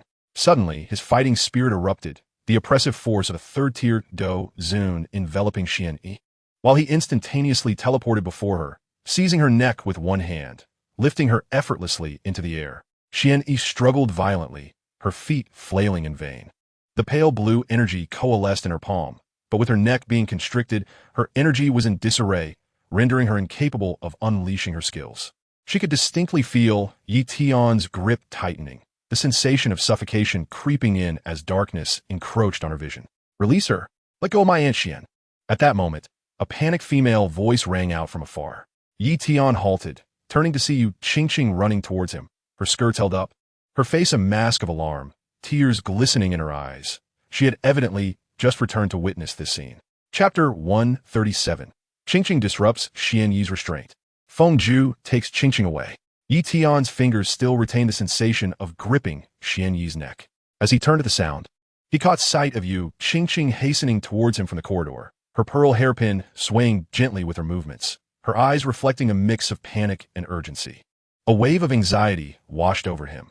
The murderous intent from moments ago was no mere pretense. If Qingqing were to discover that he could indeed harm Xian Yi, how would she perceive him? Cough, cough. Xian Yi leaned against the begonia tree, gasping for breath, the vivid red marks on her neck betraying her torment. Just as she was about to speak out, Yi Tian interjected. "Qingqing, you returned at just the right moment." Yi Tian quickly masked his aura, forcing a somewhat awkward smile as he gestured towards Xian Yi. "Aunt Xian has just broken through to the first tier of Dou and wanted to test my strength. We were engaged in a bit of practice. I didn't expect it to escalate to such a degree, causing you concern." Yu Qingqing rushed to Xian Yi's side, supporting her arm with a worried tone. "Aunt Xian, are you all right? Why do you look so pale?" All right? How could I possibly be all right? Xian Yi abruptly shook off Yu Qingqing's hand, staggering to shield her, her gaze fixed intently on Yi Tian. Qingqing, do not be deceived by him. He just tried to choke me to death. You likely have no idea who he truly is. To acquire the burning art, he killed the very person who raised him, Yao Chun, forcing him into a spirit form for years. Recently, he stole Yao Chen's bone spirit cold fire and even pilfered the 3,000 flames of the pill tower. His hands are stained with the blood of countless innocents. As she spoke, her voice grew increasingly agitated. Her finger pointed accusingly at Yi Tian. How can such a ruthless fiend be worthy of being by your side? If you go with him, you will inevitably be dragged down with him. Yi Tian stood rooted, listening as Xian Yi recounted Han Feng's past, his fingers twitching slightly. He had long been aware of the depth of the original owner's sins, yet being publicly exposed still weighed heavily upon his chest. Should he defend himself? The matters concerning Yao Chun and the stolen fire were indeed true. Even if he claimed he was no longer the Han Feng of yore, who would believe him? Since he could not clear his name, he would not attempt to. Yi Tian slowly raised his hand, tearing off the icy silkworm mask, revealing his true visage, sharp brows, starry eyes, and a slight coldness at the corners of his mouth, yet softening slightly as he looked at Yu Qingqing. Aunt Xian speaks the truth. The former Han Feng was indeed deeply flawed. However, my feelings for Qingqing have never been a shade of falsehood. Xian Yi was taken aback by his lack of denial, momentarily at a loss for words. Yu Qingqing gazed at Yi Tian's face, a flicker of complexity flashing in her eyes, yet she gently replied, Aunt Xian, Brother Feng has never wronged me. When I was kidnapped, he did not harm me, nor did he ever overstep his bounds. You have been bewitched by him. Xian Yi, exasperated, stamped her foot, eager to continue, but suddenly felt a sharp pain in her chest. The internal injuries from being choked by Yi Tian had flared up, and now, in her agitation, the pain returned, draining the color from her face. Seizing the opportunity, Yi Tian moved with sudden swiftness. The speed of a third-tier Dou Zun reached its zenith, appearing like a fleeting shadow as he arrived beside Yu Qingqing before she could react, gently wrapping his arm around her waist. Brother Feng? Yu Qingqing gasped in surprise, but did not struggle. She had long since developed trust and reliance on him. Do not fear, Qingqing. Come with me. I will not allow anyone to harm you. Yi Tian looked down at her, his tone gentle yet resolute, his grip unyielding. Han Feng, how dare you? Wan you wrought it. Attempting to intervene, but as she took a step forward, the searing pain in her chest forced her to gasp for breath, rendering her helpless as she watched Yi Tian retreat with Yu Qingqing in his embrace. Yi Tian no longer hesitated. His fighting spirit surged, and he concentrated spatial power in his palm, tearing open a faint blue rift behind him. Aunt Xian, thank you for taking care of Qingqing all these years. Should the opportunity arise, I will repay your kindness. With that, he leaped into the rift with Yu Qingqing. The rift swiftly closed, leaving behind a few begonia petals caught in the vortex, gently descending to the ground. Xian Yi leaned against the begonia tree, staring at the empty courtyard, trembling with rage as a mouthful of blood erupted from her, splattering against the pale petals, a sight both shocking and tragic. Han Feng, Yu Qingqing, she gritted her teeth, her voice laced with endless regret. I should not have allowed you to come out alone. I must find you again. Meanwhile, within the spatial passage, Yi Tian held Yu Qingqing close, using his fighting spirit to shield her from the turbulent spatial currents. Yu Qingqing nestled against his chest, her ears attuned to the steady rhythm of his heartbeat. The faint warmth of his unique fire mingled with a cool breeze, gradually easing the tension in her heart that had built up during the transition. Stealing a glance, she observed Yi Tian's focused profile, his brows slightly furrowed, jawline sharp.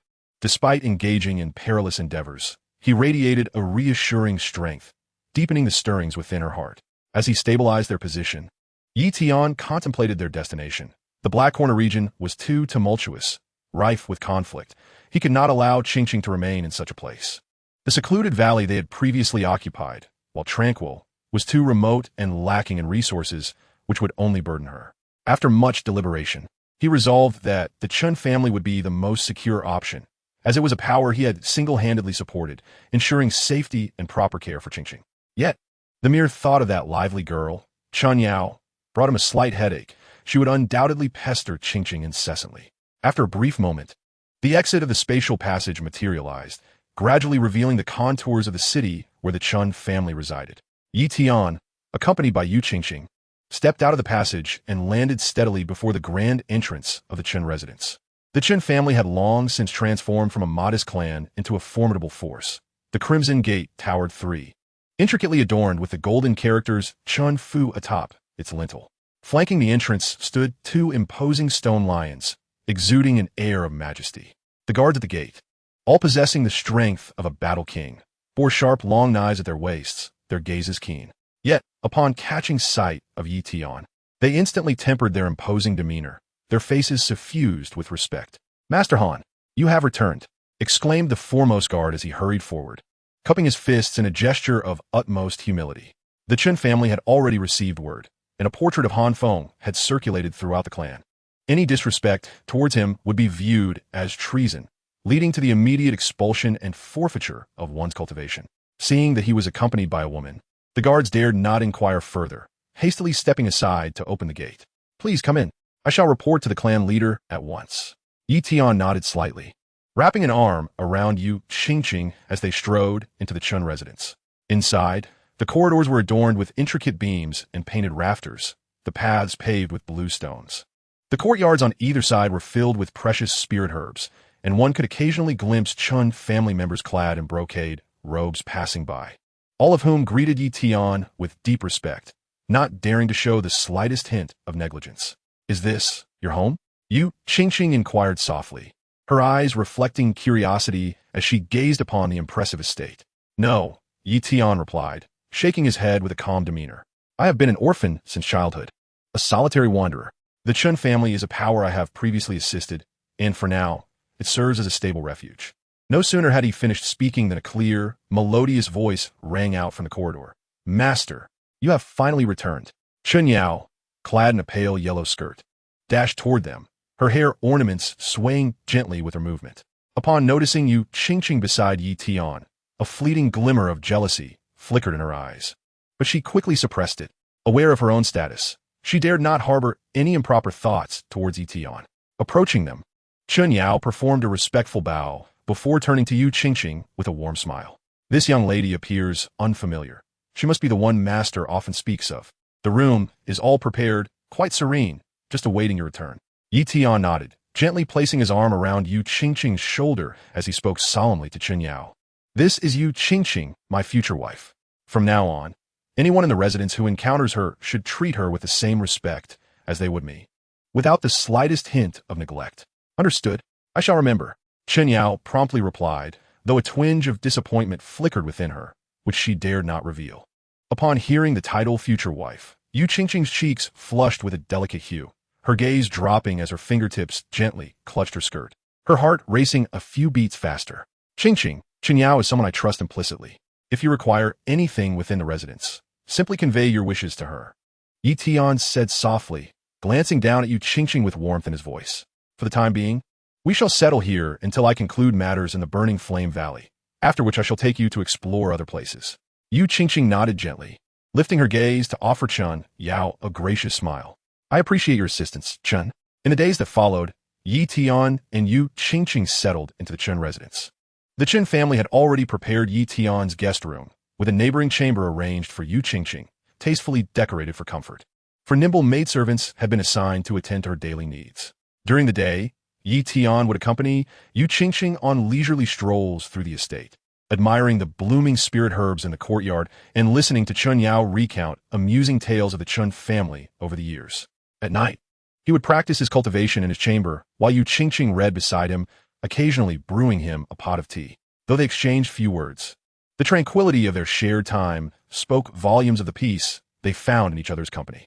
Thus a month passed, deepening their bond as they often sat on stone benches in the courtyard, dreaming of the future. Yi Tian spoke of taking her to see the most magnificent meteor waterfall in the central continent and tasting the renowned spirit spring brew, while Yu Qingqing expressed her desire to accompany him in the search for rare flames, even if it meant merely standing guard at his side. The members of the Chun household observed this scene with understanding, refraining from intruding. Only Chun Yao would occasionally bring them snacks, and upon witnessing the smiles shared between the two, she would quietly retreat, feeling a mix of envy and happiness for Yi Tian's fortune in finding someone who resonated with him. Yet, Yi Tian was acutely aware that this tranquil period would not last long. The nine-dragon thunder fire of the burning flame valley awaited him. In the body of the flame, Saint needed to be refined without delay. But in this moment, he simply wished to spend more time with Yu Qingqing, knowing that the next journey would lead them into perilous territories. Chapter 139. A moonlit farewell to the Flame Valley. Anger and dust disturbed the fallen pavilion. In the deep of night at the Chun residence, a full moon hung in the inky sky, its silver light filtering through the window panes, casting a gentle glow upon the wooden table in the guest chamber. Tian sat at the bedside, gazing at the slumbering Yu Qingqing nestled beside him. His fingers softly brushed through her hair, and the days spent together had intensified the feelings between them. In this tranquil moment, the only sounds were their breaths, and the atmosphere gradually warmed. As Tian leaned in closer, Yu Qingqing gently pressed his hand down. Her cheeks tinted with the moonlight's blush as she spoke softly yet firmly. Brother Feng, I still wish to wait for a formal marriage before we engage in such matters. Can you understand? Tian posed, a flicker of tenderness crossing his eyes as he raised his hand to ruffle her hair affectionately. Silly girl, of course I understand. Your wishes are of utmost importance. He recognized Yu Qingqing's gentle nature, yet also her boundaries, and this cherished regard only deepened his affection for her. Yu Qingqing exhaled with relief, leaning against his shoulder as she softly added, I heard that you are planning to seek new rare flames next? Upon seeing Tian nod, she continued with concern. You must prioritize your safety. If you encounter danger, do not force yourself. If necessary, return first. The rare flames can be sought after at a later time. After a moment's hesitation, she expressed her lingering thoughts. Also, I have been away for quite some time, and Aunt Xian must be worried about me. Once you set off, I wish to return to St. Dan's City to reassure her. Very well, Tian replied without hesitation, understanding Yu Qingqing's concern for Xianyi. Tomorrow, I shall escort you to the outskirts of St. Dan's City. It will be safer for you to return on your own. As dawn broke the next day, the Chun courtyard was still shrouded in morning mist. Tian handed Yu Qingqing a brocade box containing 3 8th-grade healing pills and 2 explosive talismans for self-defense. He also produced a warm jade pendant, placing it in her hand. This pendant contains my spatial imprint. If you find yourself in peril, shatter it, and I will sense it immediately and come to your aid. Yu Qingqing accepted the brocade box and the pendant, clutching them tightly in her palms, her eyes glistening with unshed tears. Brother Feng, please take care of yourself. The two parted ways at the entrance of the Chun residence. Yu Qingqing heading towards St. Dan's City, her slender figure resolute.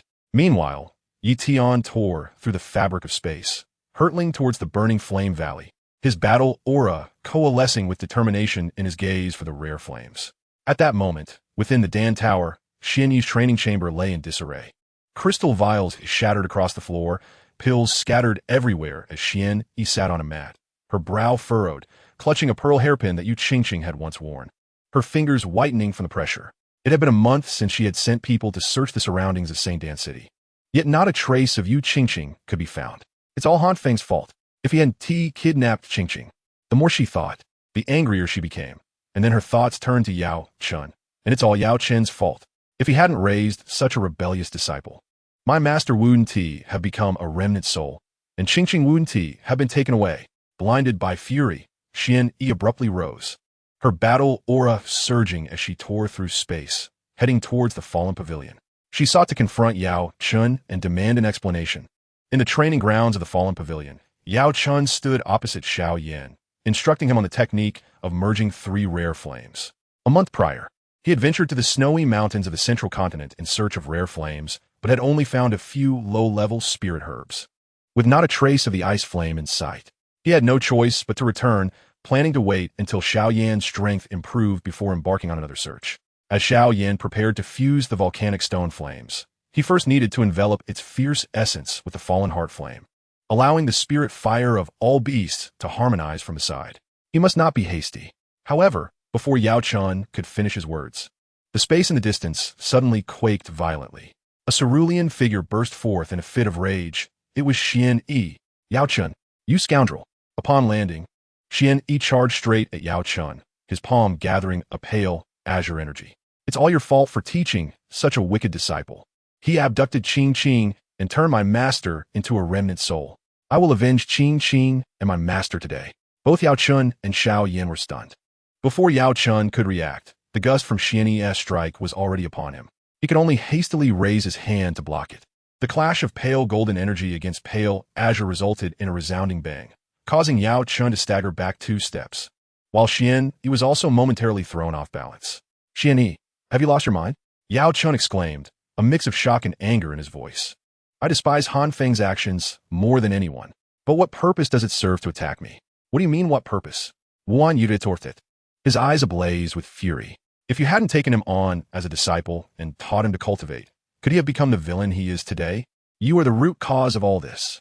Standing aside, Xiao Yan wished to intervene, but was forced back by the residual energy from their confrontation. With Xian Yi as a first-star Dozun and Yao Chun as a second-star Dozun, the force of their clash was beyond his capacity as a Dou Huang to mediate. As their battle intensified, and Xian Yi began to falter under the weight of his emotions, a pale blue figure rushed in, grasping Xian Yi's arm firmly. "Ade, Wan Yi, stop. Let us speak calmly." It was the Wind Elder. Having just returned from outside, he witnessed the chaos in the training grounds and hurried to intervene. Xian Yi struggled briefly against the Wind Elder's grasp but was unable to break free. Her anger gradually morphed into a sense of grievance as she looked at Yao Chun, her voice tinged with a sob. "Elder Wind, you must judge. Han Feng has abducted Qing, and I have searched for a month without success. If it weren't for Yao Chun raising such a rebellious disciple, none of this would have happened." Yao Chun sighed at Xian Yi's distress, his tone softening. "Elder Xian, I understand your concern for Qing, but Han Feng has long since betrayed the Starfall Pavilion. His actions are beyond my control. Furthermore, he has also stolen my bone spirit cold fire, making me a victim as well." The Wind Elder added, "Elder Xian Yi, now is not the time to assign blame. The urgent matter is to locate Miss Yu Qingqing. Our Starfall Pavilion will also send people to assist in the search. Having more manpower is certainly better than you worrying alone." Listening to their words, Xian Yi's emotions gradually calmed, yet her grip on her hairpin remained tight. She recognized her previous impulsiveness, but the thought of Yu Qingqing filled her heart with anguish. In the training grounds, the remnants of shattered energy lingered in the air as onlooking disciples whispered among themselves, bewildered by the ruckus sparked by Han Feng. Meanwhile, far away in the spatial passage, Tian remained blissfully unaware of the new turmoil he had incited within the Starfall Pavilion. His thoughts were solely consumed by the 9 dragons' thunderfire from the Flame Valley and the physical refinement of the Fire Saint, as a new peril quietly awaited him in the direction of the Flame Valley. Chapter 140. The Pavilion relieves worries and transmits news. The Flame Valley seizes opportunities. In the Starfall Pavilion's training grounds, the Wind Elder and Yao Chun continued their earnest attempts to persuade Xian Yi, with Xiao Yan assisting by urging her to calm down and consider the situation. Just then, a faint green light emanated from the communication jade pendant at Xian Yi's waist, accompanied by a slight tremor. This was the exclusive contact signal from the Yu residence's steward. Flustered, Xian Yi hastily retrieved the pendant. After infusing it with a trace of Dou Qi, the steward's anxious yet jubilant voice emerged. "Lady Xian Yi, hurry back to the estate. The young lady has returned. She's safe and sound, waiting for you at the residence. Qing has returned." Xian Yi's gaze shot up, her earlier anger and grievance instantly replaced by overwhelming joy. Her previously reddened eyes now shining brilliantly. Without another thought for her quarrel with Yao Chun, she hurriedly clasped her hands in a brief farewell to the Wind Elder, barely finishing her words before a surge of Dou Qi enveloped her, ripping through space as she soared towards St. Dan City. At that moment, her heart was solely focused on reuniting with Yu Qingqing, casting aside all other concerns. Watching her disappearing figure, Yao Chun shook his head helplessly and sighed to the Wind Elder. "At least it's quiet now. But that rascal Han Feng will surely bring more trouble in the future." The Wind Elder nodded in agreement, choosing not to elaborate further, and turned to instruct the disciples to continue repairing the Starfall Pavilion. The onlookers, seeing the farce come to an end, gradually dispersed. Meanwhile, Tian, still in the spatial passage, remained oblivious to the commotion within the Starfall Pavilion, as he maneuvered his Dou Qi to stabilize the trajectory of his spatial traversal. He calculated his plan to seize the 9 dragons' thunderfire. According to the original tale, it was in the possession of Tang Hui, the daughter of the Flame Valley's master, Tang Zhen, who was a peak 5-star Dozun. The most concerning factor was the 2nd-star Dou Sheng, Fire Cloud ancestor. Along with the assistance of numerous elders from the Flame Valley, a direct confrontation would only lead to desperation. He must devise a plan to infiltrate the valley and seize the opportunity. Resolute, Yi Tian accelerated his spatial traversal. After approximately half an hour, a blazing red light finally appeared ahead. It was the Flame Valley. Stepping through the spatial rift, Yi Tian landed on a secluded mountaintop. Upon raising his eyes, he was instantly awestruck by the sight before him. The Flame Valley was nestled amidst a cluster of active volcanoes, with two towering volcanic stone statues guarding the entrance, each holding a flame spear, surrounded by a faint aura of fire, as if they were divine guardians of the valley's threshold. The structures within the valley were constructed entirely of dark red volcanic rock, their rooftops adorned with shimmering flame crystals that glinted orange-red under the sun. Occasionally, streams of lava could be seen flowing gently along the valley's bed, the rising steam enveloping the entire valley in a thin mist. While the air was thick with rich fire attribute spiritual energy, invigorating his internal flames with a gentle stir. What astonished Yi Tian even more was the multitude of cultivators filling the open space outside the Flame Valley, a sea of black-clad figures numbering at least several 100,000. Groups of them were gathered together, some adjusting their garments, others circulating their Dou Qi to calm their breaths, and many gazing expectantly towards the valley's entrance. So many people. Yi Tian furrowed his brow, swiftly retrieving an ice silkworm mask from his storage ring. Infusing it with Dou Qi, the mask transformed instantly, altering his appearance into that of a youthful man in his 20s, with sharp brows and bright eyes, clad in a light red brocade robe. His aura was restrained to the 9th star, Dou Huang, neither too conspicuous nor easily dismissed. Disguised, Yi Tian leaped down the mountainside, soaring towards the throng. He casually intercepted a fellow cultivator also heading towards the valley entrance, a man in gray robes with an aura of 8-star Dou Huang. Upon noticing Yi Tian's imposing presence, a flicker of caution crossed his eyes, prompting him to halt. "Excuse me, brother," Yi Tian greeted with a smile and a cupped fist. "I just arrived from the eastern region of Zhongzhou and noticed the bustling activity outside the Flame Valley. May I inquire what occasion this is?" The cultivator, relieved by Yi Tian's polite demeanor, quickly replied, You're just arriving? You must not know. Today is the Flame Valley's decennial recruitment ceremony." He gestured toward the crowd. "Look at all these people gathered from all corners of the world. There are at least several 100,000. The Flame Valley only accepts 1,000 disciples. So the competition is fierce." Recruitment ceremony? Yi Tian's heart stirred. This presented an excellent opportunity to infiltrate the Flame Valley. Indeed, the cultivator's eyes brimmed with anticipation. To join the Flame Valley offers immense benefits. Not only can one learn advanced fire attribute cultivation techniques, but I've also heard that they possess flame crystal liquid. It's a spiritual liquid formed from the constant condensation of flame crystals at the volcanic mouth. For fire attribute cultivators, it is truly a treasure. Just a sip can exponentially accelerate one's cultivation speed and make breaking through bottlenecks considerably easier. He spoke while glancing at the sky, hastily adding, "Enough talk, my brother. The registration is about to commence. I must hurry to join the queue. If I delay, there may be no spots left." With that, he rushed towards the registration point at the valley's entrance. Yi Tian stood rooted in place, a smile curling at the corners of his lips, for indeed, the relentless search had yielded results effortlessly. With the occasion of the disciple recruitment ceremony, not only could he smoothly infiltrate the burning Flame Valley, but he could also, under the guise of a disciple, discreetly gather information regarding the 9 Dragons' Thunderfire and perhaps even have the chance to interact with Tanghor. Adjusting his attire, he proceeded towards the registration point, blending seamlessly into the vast crowd. The disciple recruitment ceremony of the burning Flame Valley had just begun, and amidst the lively atmosphere, a scheme surrounding the 9 Dragons' Thunderfire quietly unfolded. Chapter 141. The Flame Valley Hall gathers talents. The first trial tests one's potential. As Yi Tian entered the grand plaza of the burning Flame Valley with the throng, his gaze was instantly captivated by the sight before him. The plaza, paved with dark red volcanic rock, sprawled over 1,000 acres, accommodating hundreds of thousands of people. Along its perimeter stood dozens of stone pillars adorned with intricate flame patterns, each topped with an eternal flickering orange flame that cast a warm glow over the entire area.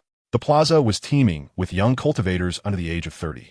The men mostly donned fitted attire, while the women wore either flowing skirts or light armor, each pair of eyes gleaming with aspirations for the future. They clustered in small groups, their whispers rising and falling like the tide. "I heard they're only selecting 1,000 people this time. With our numbers in the tens of thousands, the elimination rate is exceedingly high," remarked a worried Dou Huang cultivator in a blue robe, his brow furrowed. Indeed, yet, should one be selected, they will be part of the burning flame valley. With such a formidable backing, it would be worth the struggle. A Dou Huang woman in a pink dress chimed in, her eyes filled with longing. If I could become an inner disciple, perhaps I could even access the flame crystal liquid, and then I might have hope to break through to Dou Zone. Stop daydreaming. Let's just pass the first trial first. I hear the assessments in Burning Flame Valley are quite stringent. Those with poor potential stand no chance. As the crowd buzzed with speculation, an ancient voice suddenly resonated from the skies, carrying the oppressive aura of a 7-star Dou Zone, instantly silencing the commotion. Everyone quiet. The crowd looked up to see an elderly man gliding through the air above the plaza. Clad in a gray robe, his white hair was meticulously arranged, and his face was etched with deep lines, save for his piercing eyes that shone with a sharp light. He wielded a wooden staff embedded with a flame crystal, surrounded by a faint aura of fire energy. He was none other than the host of this disciple recruitment ceremony, the inner elder of the Burning Flame Valley, Wenji. Welcome, everyone, to the Burning Flame Valley Disciple Recruitment Ceremony. His voice, amplified by Dou Qi, resonated throughout the plaza, each word landing clearly in the ears of the crowd. I am Wenji, overseeing the assessments for this event. We will select 1,000 of you to become outer disciples of the Burning Flame Valley. These 1,000 will subsequently have the opportunity to compete for the inner disciple and even core disciple positions. But first, you must pass the 3 trials I have set. The cultivators in the plaza held their breath, their gazes fixed intently on Wenji, fearful of missing a single word. The content of the 3 trials is as follows. The first trial tests your potential, the second trial assesses your temperament, and the third trial is a test of strength. After a pause, he raised his hand and gestured towards the eastern side of the plaza. Now, let the first trial commence. Please line up in order to proceed to the testing tables. No pushing. As his words fell, hundreds of temporary wooden tables appeared on the eastern side of the plaza, each manned by a steward or core disciple of the Burning Flame Valley, who held a fist-sized black crystal ball, the very instrument for testing potential. Everyone, please line up in an orderly fashion. One steward called out, infuse your Dou Qi into the crystal ball. It will emit light according to your potential. Categorized into levels A, B, C, and D. Those who receive D or fail to emit any light will be eliminated immediately. Only those with A, B, or C levels will advance to the next trial. The cultivators quickly formed an orderly queue, the line winding like a dragon across the plaza. The assessment commenced swiftly. Some placed their palms upon the crystal ball, and after infusing their Dou Qi, the ball emitted a faint white light that flickered and extinguished. D level, eliminated. The steward's cold voice echoed, and the cultivator's face fell in despair as he exited the line. Others pressed down on the ball, which suddenly erupted into a brilliant orange glow, illuminating half the table. A level. Exceptional potential. Advance. A hint of approval flashed in the steward's eyes as the Dou Huang cultivator beamed with joy, excitedly heading towards the waiting area for the next trial. Amidst the throng, Tian observed the unfolding scene, silently marveling at the rigorous standards of this top-tier power. The first trial alone had eliminated the vast majority. He scanned the crowd, noting that all A-level candidates were Dou Huang. B-level holders were mostly at the early Dou Huang or peak Dou Huang stages, and C-level participants were primarily Dou Huang cultivators, those relying on medicinal pills to forcibly elevate their ranks with mediocre potential were nearly all disqualified. Soon, it was Yi Tian's turn. He stepped forward and gently placed his palm against the black crystal ball, discreetly controlling his Dou Qi output to match the energy level of AB potential. The crystal ball gradually illuminated with a soft orange-yellow glow, stable yet not blinding, precisely hitting the B-level threshold. B-level, average potential, advance, the steward remarked blandly after glancing at him. Yi Tian nodded slightly and turned to walk towards the waiting area, drawing no attention to himself. He understood that in a world where the tall trees attract the wind, discretion was paramount until he uncovered the 9 Dragons' Thunderfire. As time passed, the first trial gradually concluded. The once crowded plaza became significantly more spacious, with fewer than 30,000 cultivators remaining out of the original hundreds of thousands, resulting in an elimination rate exceeding 90%. Those eliminated left with sighs of dejection, while others lingered at the plaza's edge, unwilling to depart without witnessing the subsequent trials. Wenji again soared through the air, surveying the remaining 30,000 below with a glint of satisfaction in his eyes. Not bad. Those who passed the first trial possess some talent. Now, prepare for the second trial, the temperament test. The cultivators in the plaza immediately perked up, their expressions a mix of anxiety and anticipation. Meanwhile, Tian stood among the crowd, fingers lightly tracing the spatial ring hidden within his sleeve, his mind already contemplating the temperament test. What method would the Burning Flame Valley employ? Regardless, he must pass smoothly. Only by entering the Burning Flame Valley could he hope to obtain the 9 Dragons' Thunderfire. Chapter 142. The Heart's Demons Test True Resolve. The purple array eliminates to 3,000. In the Grand Plaza of the Burning Flame Valley, the 30,000 cultivators who passed the potential assessment gathered in clusters. Their discussions more animated than before. Some clenched their fists in silent prayer, hoping the temperament test would be lenient. Others huddled together, speculating on the nature of the assessment. Some wondered if it would measure their loyalty to the Burning Flame Valley, while others fretted over the possibility of being asked to commit morally reprehensible acts. A few Dou Huang cultivators feigned calmness, yet the subtle gathering of Dou Qi at their fingertips betrayed their inner tension. Only Tian stood at the edge of the crowd, arms crossed, his demeanor composed. Having endured life-and-death battles and witnessed the treachery of human nature, possessing within his spatial ring the remnants of a Dou saint's soul, this examination of temperament felt akin to a child's game to him.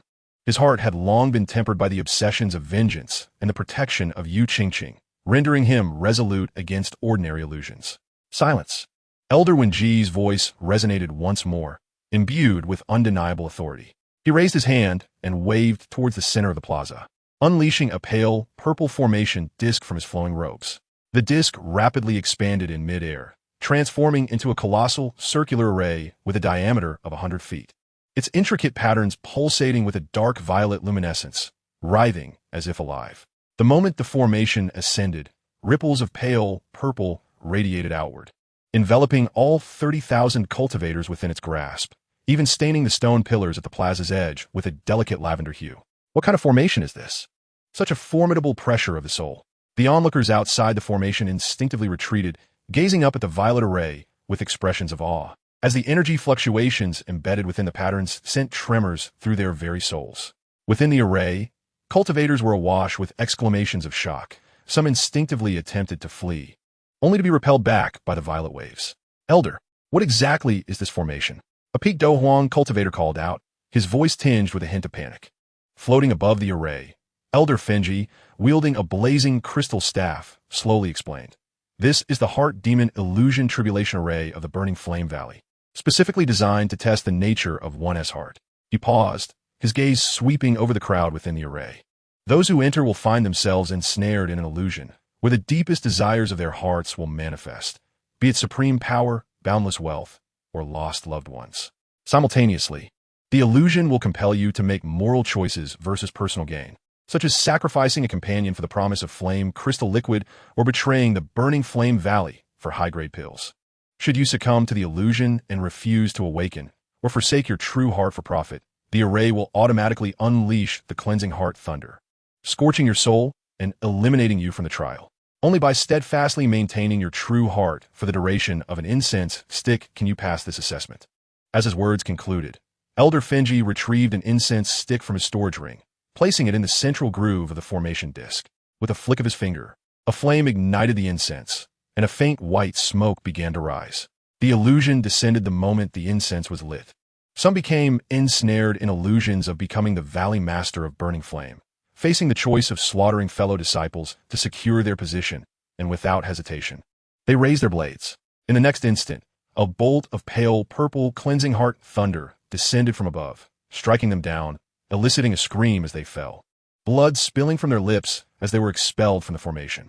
Others encountered the specters of deceased parents, pleading with them to abandon the trial and return home. After much hesitation, some chose to complete the trial first, vowing to return later to pay their respects. Though shaken, they did not forsake their true hearts, and thus the cleansing heart thunder did not fall upon them. As for Yi Tian, he found himself in an illusion where Yu Qingqing was surrounded by cultivators from the Dan Tower. They demanded that he surrender 3,000 yen flame fire to secure her release. In the illusion, Yu Qingqing's tear-streaked face urged him, "Brother Feng, don't worry about me." As the sword of a Dan Tower cultivator hovered threateningly at her neck. Should he relinquish thee, or watch her perish? The cultivator in the illusion sneered, taunting him. A glint of cold resolve flashed in Yi Tian's eyes, Yet he hesitated not for an instant. He understood this was but an illusion, and in reality, he would never trade the for Yu Qingqing's life. He would fight with all his might to slay his foes. He raised his hand, gathering, and struck towards the Dan Tower cultivator, declaring, "If you wish to harm her, you must first pass through me." The moment his words fell, the illusion shattered like glass. Tian opened his eyes to find himself still within the violet array. The cleansing heart thunder had not appeared, and the incense at the center had burned less than a third. He scanned the surroundings, noting that many had already collapsed to the ground, their souls damaged by the cleansing heart thunder, being expelled from the array. The time of an incense stick passed swiftly. Elder Fenji raised his hand to retract the formation disk, and the violet array, along with the pale purple waves, dissipated. The original 30,000 cultivators in the plaza now numbered less than 3,000, with remnants of scorched earth from the cleansing heart thunder, as well as fallen pills and weapons from the eliminated. This round had once again culled 90% of the participants. Excellent. Elder Fenji regarded the remaining 3,000 with satisfaction in his eyes, acknowledging that their passage through the Heart Demon Illusion Tribulation Array indicated their mental fortitude was sufficiently resolute, qualifying them as candidates for the Burning Flame Valley. He paused, his tone shifting to one of gravity. Next, we shall proceed to the final assessment, a contest of strength. You 3,000 will be divided into 100 groups, each containing 30 individuals. Within each group, you will engage in combat, ultimately determining 10 victors from each group, totaling 1,000 who will advance. Wait, before Elder Fenji could finish his sentence, a peaked Dou Huang cultivator suddenly interrupted loudly. Elder, only 10 can remain in each group. This is far too brutal. We have all passed 2 assessments. Why must we resort to such deadly measures? Elder Fenji cast a cold glance at him. The Burning Flame Valley does not accept the weak. If you cannot even best your fellow cultivators, how will you secure your place in the Central Continent or protect the Burning Flame Valley? If you are unwilling to compete, you may withdraw now. The cultivator's face flushed crimson, but he dared not retort. Having already overcome 2 trials to join the Burning Flame Valley, he would never relinquish his chance so easily. Tian stood among the 3,000, a glimmer of battle intent flickering in his eyes. A contest of strength was a trivial matter for him. He could even use this opportunity to subtly observe the strengths of the Burning Flame Valley disciples, preparing for the future acquisition of the 9 Dragons Thunderfire. The atmosphere in the plaza grew tense once more, as a battle for the discipleship of the Burning Flame Valley was about to unfold among the 3,000 cultivators. Chapter 143. The Fiery Platform Deathmatch for Quotas. Feng Yin's Hidden Edge in Advancement. In the center of the plaza, at the Burning Flame Valley's Great Hall, 100 square combat platforms arose instantaneously, each constructed of sturdy crimson volcanic rock, measuring 3 zhang on each side. A light barrier of pale red encircled the edges of each platform, both preventing the aftermath of battles from spilling into the audience and firmly confining each group of cultivators within the platforms. Akin to 100 independent arenas of life and death, deacons holding jade boxes dispersed throughout the plaza as cultivators approached in turn to draw lots. Some, upon drawing the same number, appeared solemn. Others exchanged knowing glances with familiar cultivators, clearly planning to form alliances within the arena. Tian stepped forward, drawing a wooden token inscribed with the number 37. He glanced at the nearby 37th platform and made his way over. Upon the platform stood 29 cultivators, their strengths ranging from peak Dou Huang to peak Dou Huang. Some, upon sensing Tian's aura of Dou Huang 9th star, cast him disdainful looks, while others, more cautious, lingered their gazes on him a moment longer, recognizing that those who had passed both the talent and heart trials were not to be underestimated. Now that everyone is in position, I declare that the practical combat competition begins. As Elder Fenji's voice echoed, conflicts erupted simultaneously across the 100 combat platforms. Within the pale red barriers, the clash of fighting spirits surged, the sounds of weapons colliding, screams of agony, and shouts of fury intertwining, instantly shattering the plaza's tranquility. On the 37th combat platform, a cultivator at the early Dou Huang stage initiated the first strike, his long blade gleaming menacingly as he swung it at a nearby peak Dou Huang cultivator. He understood that striking first was paramount, aiming to swiftly eliminate the weaker participants to gain the upper hand. The Dou Huang cultivator, caught off guard, was slashed on the shoulder, blood instantly staining his garments as he hurriedly activated his defensive energy. At that moment, 2 cultivators suddenly surged forth from the sides. one to the left and one to the right, assaulting the Dou Huang cultivator. You think you can pick off the soft targets? You must first contend with us. It turned out they had already formed a secret alliance, seeking to eliminate the stronger solitary cultivator first. The Dou Huang cultivator found himself beset on all sides, and in a flurry, could only block with his blade, but was struck on the back by one of the assailants, blood spattering forth as he staggered back, quickly falling into a disadvantageous position. This is unfair. They formed an alliance. Amid Dou Huang, cultivator fighting alone, shouted in outrage. He had just repelled an opponent when 3 cultivators surrounded him, forcing him to retreat under pressure. Elder, intervene. Yet, Elder Fenji above the plaza appeared indifferent, merely casting a cold glance over the combat platforms, tapping his staff lightly against the air. The rules state to leave 10, but it does not prohibit alliances. If you wish to survive, rely on your own abilities. With these words, the cultivators on the platforms unleashed their full potential. Initially hesitant, individuals began to seek companions, forming small groups to launch attacks against solitary cultivators. The battlefield became increasingly chaotic. The weak were swiftly eliminated while the strong vied for dominance within their alliances. Tian remained in the corner of the arena, refraining from taking any initiative. Occasionally, careless cultivators would charge at him, but he merely raised a hand to condense a thread of faint fighting spirit, either striking their acupoints or deflecting their weapons, causing no harm and revealing no strength. On one occasion, 2 Dou Huang cultivators attempted to ambush him in unison. Tian sidestepped their approach and deftly pushed them towards another grouping embroiled in combat. They were instantly swept into the fray and, before long, eliminated, while Tian continued to observe quietly from his corner, akin to a detached spectator. As time passed, the number of cultivators on platform 37 dwindled. Originally 30, only 15 remained, with 11 forming 2 major alliances engaged in fierce battle, while the remaining 4, including Tian, lingered in the shadows, occasionally intervening to dispatch nearby remnants. Only 5 spots remain.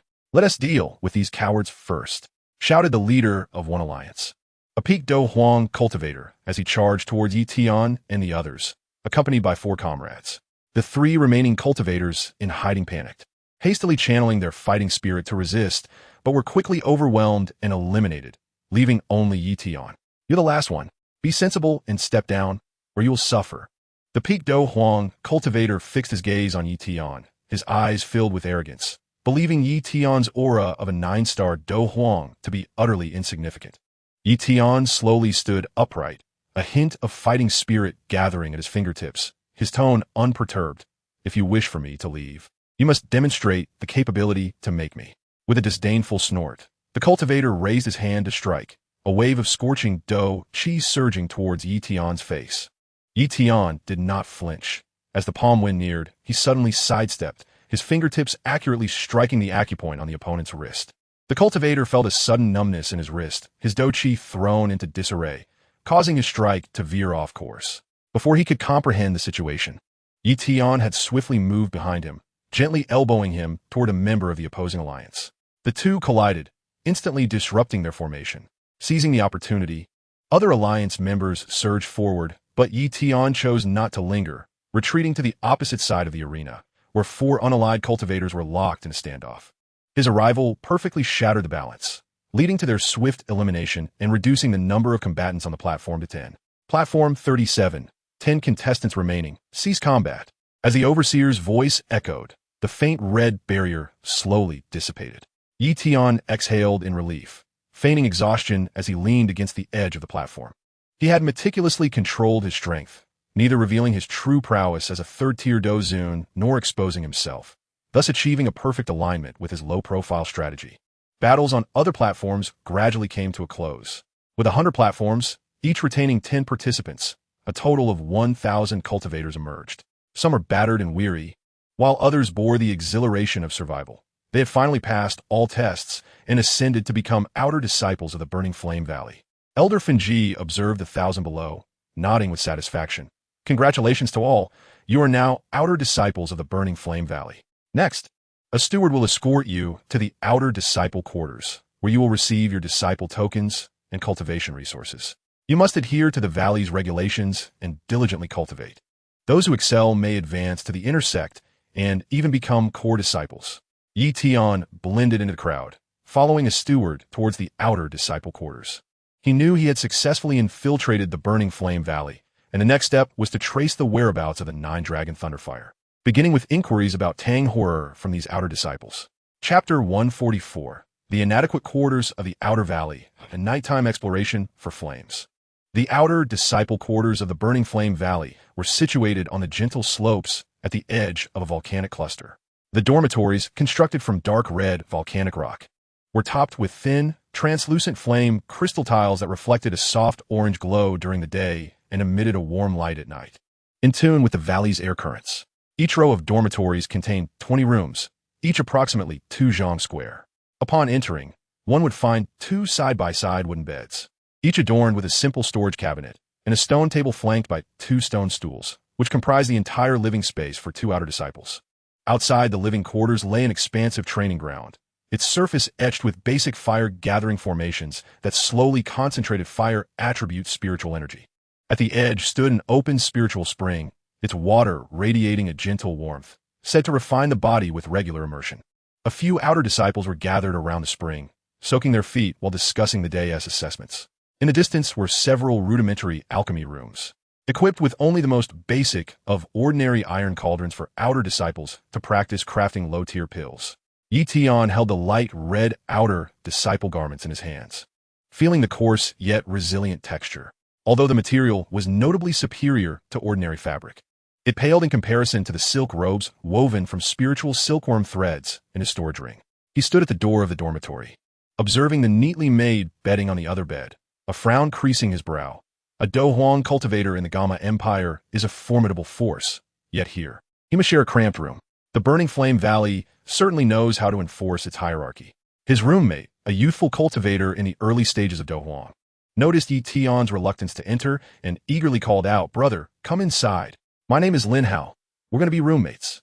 Feel free to ask me anything you don't understand." Tian nodded slightly, offering no further words, casually tossing the outer garments onto the stone table before turning to exit the dormitory. He had little interest in engaging with outer disciples or remaining in the confines of this cramped room. His immediate priority was to locate traces of the nine-dragon thunderfire. But after wandering the outer disciples area for a considerable time, he encountered only those clad in light red attire. Occasionally, patrolling stewards appeared, but they were merely at the early stages of Dozong, and he had yet to catch sight of any inner disciples.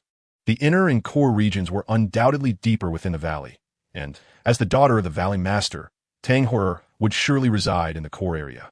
Tian contemplated his next move, deciding to wait until midnight to act. As night fell, the volcanic cluster of the Burning Flame Valley glimmered with a dark red hue, painting the night sky in shades of orange. Most disciples in the living quarters had retired for the evening, with only a few dormitories still aglow. Tian retrieved a set of black night gear from his storage ring, donning it and suppressing his aura to its lowest, gliding across the rooftops like a specter, heading deeper into the valley. Upon exiting the outer area, the scenery changed dramatically. Clusters of pavilions replaced the rudimentary dormitories, all constructed from deep red volcanic rock. Under the eaves hung burning flame crystal lamps, illuminating disciples clad in deep red garments. These were the inner disciples. The auras of the inner disciples typically range from late Dou Huang to early Dozong, each adorned with waist tokens inscribed with the characters for burning flame. And the patrols were more frequent, with each squad led by a mid-level Dozong steward.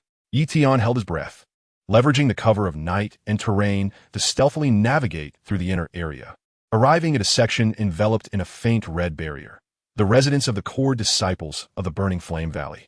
The architecture in the core area was even more opulent, with large blocks of flame crystal embedded in the pavilions, shimmering like dazzling jewels in the night. The ground was paved with smooth, white jade stones, with small streams of lava meandering through the cracks, casting a warm glow. Occasionally, Tian spotted a few core disciples clad in purple robes, their auras all at the early stages of Dozong, their waist tokens adorned with intricate flame patterns indicative of their esteemed status. Without pausing, Tian made his way directly towards the grand hall deep within the core area, a structure entirely built from crimson golden volcanic rock. Crowned with a statue of a colossal flame dragon, the core hall of the Burning Flame Valley, the Hall of Burning Heaven. He stood in the shadows beside the Burning Heaven Palace, gradually releasing the unique aura of his otherworldly flames. the faint ripples emanating from 6 types of extraordinary fires, including the blue lotus earth heart fire and the bone spirit cold fire, spread like a call to kindred spirits. Moments later, Yi Tian's eyes sparkled with sudden brilliance as a subtle yet domineering wave of fire attribute energy approached from the east, accompanied by a tempestuous aura of lightning. It was the 9 dragons' thunder fire. Following the trail of energy, he swiftly flew towards it, ultimately halting before a pavilion. This pavilion was more exquisite than the surrounding structures, enveloped in a layer of transparent light, upon which faint golden runes flowed. It was the Flame Crystal Guardian Array, designed to obstruct soul probing.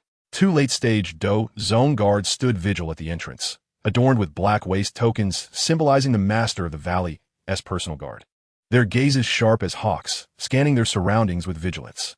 The plaque above the pavilion bore 3 golden characters, Thunderfire Pavilion, concealed in the shadows from a distance. Yi Tian understood. The 9 dragons' Thunderfire must reside within this Thunderfire Pavilion, and the only person worthy of such stringent protection, aside from the Valley Master Tang Zhan, was his daughter, Tang Hor. The Flame Crystal Guardian Array could block soul probing, and with late-stage Dou Zone guard stationed, a direct assault was certainly out of the question.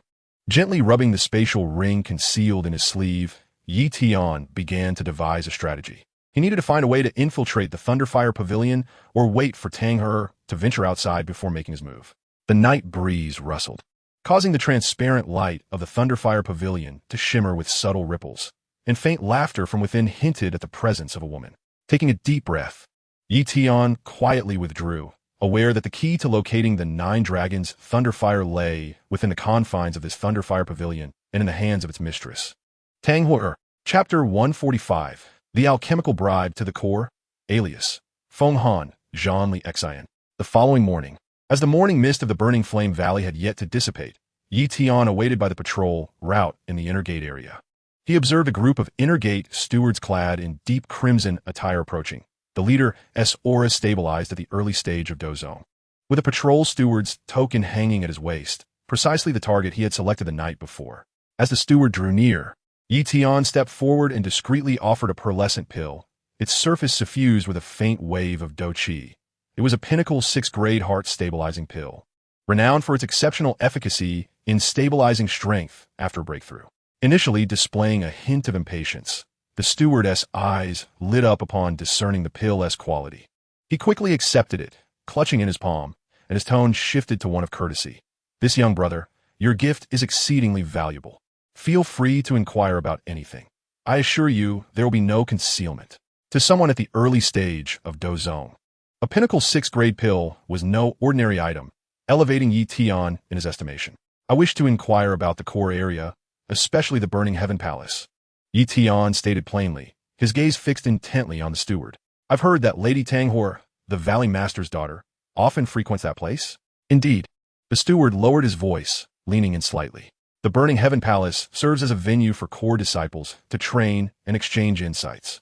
It contains a fire-gathering array and advanced Dou techniques records. Miss Tang He, indeed, visits frequently and occasionally engages in sparring with core disciples, imparting guidance on their techniques. However, entry into the Burning Heaven Palace requires a core disciple token. Neither outer gate nor inner gate disciples are permitted access."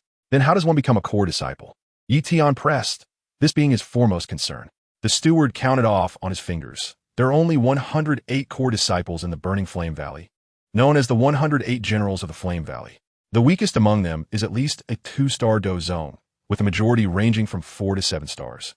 And the strongest is a 9-star Dou Zone, just a step away from Dou Zone. To become a core disciple, one must challenge and replace an existing member. First, you must submit an application at the core registration hall, select a current core disciple to issue a challenge, and after public announcement, the duel will take place on the competition stage in front of the Burning Heaven Palace. Winning will allow you to take their position. Losing could result in severe injury or even death. The risks are substantial." Yi Tian understood the gravity of the situation. After expressing his gratitude to the steward, he proceeded towards the core registration hall. The core registration hall was situated on the western side of the Burning Heaven Palace, a rather unassuming stone structure. The central stone wall inside was inscribed with golden names and strengths, serving as the roster of the 108 core disciples. From the top-ranked Yanju, 9-star Dou Zone, to the bottom-ranked Shi Yong, 2-star Dou Zone, clearly visible. The hall was overseen by an elder clad in a purple robe, his white hair and beard lending him an air of wisdom. His aura was steady at 7-star Dou Zone, and he was responsible for core disciple challenges, Elder Yin Shan. Upon seeing Yi Tian, dressed in the light red attire of an outer gate disciple and exuding a mere 9-star Dou Huang's aura, his brow furrowed slightly as he kindly advised, "Young man, you are but an outer gate disciple with 9-star Dou Huang strength. It would be more prudent to first test your mettle against inner gate disciples. The challenges among core disciples are fraught with danger. With your current strength, you might not even withstand a single blow. Thank you for the warning, Elder, but my mind is made up." Yi Tian replied with unwavering determination. He knew he must become a core disciple to gain access to the Burning Heaven Palace and approached Tang'er. Seeing his resolute attitude, Elder Yin Shan ceased further persuasion and gestured towards the stone wall. "Then choose your opponent. Once you have made your selection, I will issue a challenge to them and publicly announce the details. The duel will take place at noon in 10 days on the Burning Heaven Palace's fighting stage." Yi Tian's gaze slowly traversed the stone wall. Opponents ranked 2 highly possessed, overwhelming strength. While he was confident in victory against those above 7-star Dou Zone, he risked exposing too much of his prowess. Conversely, those ranked too low might not attract Tang'er's attention. Ultimately, his gaze settled on the name ranked 70th, Li Xian, a 4-star Dou Zone. "Sao Leting Li Xin." Elder Yin Shan paused momentarily before nodding. Although she is a 4-star Dou Zone, she excels in speed and agility, and her techniques are quite cunning. You must exercise caution. Please provide your name and identity. A thought crossed Yi Tian's mind. The name Han Feng would not do in the Burning Flame Valley. He immediately stated, "I am Feng Han, an outer gate disciple. 9-star Dou Huang." Feng Han, Elder Yin Shan, noted down the information on a bamboo slip. "Very well. I will promptly deliver the challenge to Li Xian and post the announcement outside the Burning Heaven Palace. Prepare yourself. Be sure to arrive at the fighting stage on time in 10 days. Yi Tian nodded in acknowledgement and departed the registration hall, just in time to see several core disciples gathered around the announcement board, discussing the new challenge information. He did not linger, but returned straight to his outer gate dormitory.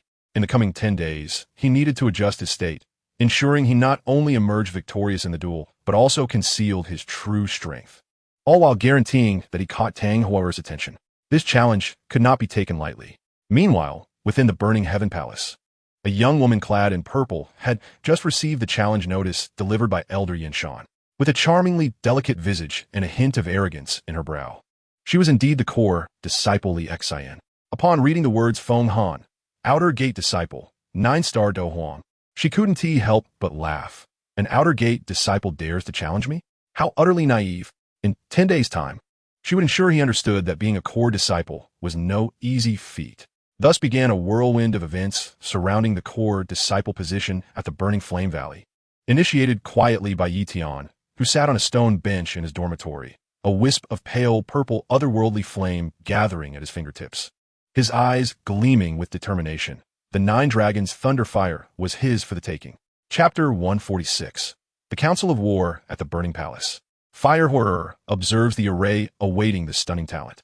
Before the announcement board outside the Burning Heaven Palace, a throng of cultivators gathered densely. Outer gate disciples stood on tiptoe to engage in discussion. Inner gate disciples crossed their arms while offering critiques, and core disciples clustered in small groups, their tones laced with amusement. A 9-star Dou Huang challenging a 4-star Dou Zone? Is this Feng Han out of his mind? Scoffed one core disciple in purple robes, casually toying with the flame crystal token at his waist. Though Li Xian was ranked 70, her 4-star Dou Zone strength was formidable. A single technique could repel 5 peak Dou Huang practitioners. Feng Han would scarcely manage to graze her hem. Yet, it cannot be dismissed so lightly, countered another core disciple, shaking his head. His gaze fell upon the name Feng Han on the announcement board. To actively challenge a core disciple, he must either possess a powerful backing or truly have the capability to fight beyond his level.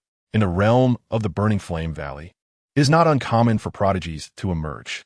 In the bygone days, Elder Yin Ju, at the pinnacle of the Dou Emperor realm, once triumphed over a core disciple of the Dou Zone 2nd star. However, the circumstances are not equivalent. Elder Yin Ju was a natural fire spirit body, while this Feng Han, whose name is scarcely recognized, may simply be seeking fame. Even in defeat, he could ensure his name lingers in the valley's memory. The murmurs drifted with the wind into the rear of the Burning Heaven Palace, where the Yinxiao Manor resided. This opulent abode was specifically constructed by the Valley Master, Tang Zhen, for his daughter, Tang, far surpassing the luxury of the core disciples' quarters. The outer walls were crafted from crimson gold volcanic rock, adorned with shards of flame crystal that sparkled brilliantly under the sun's rays.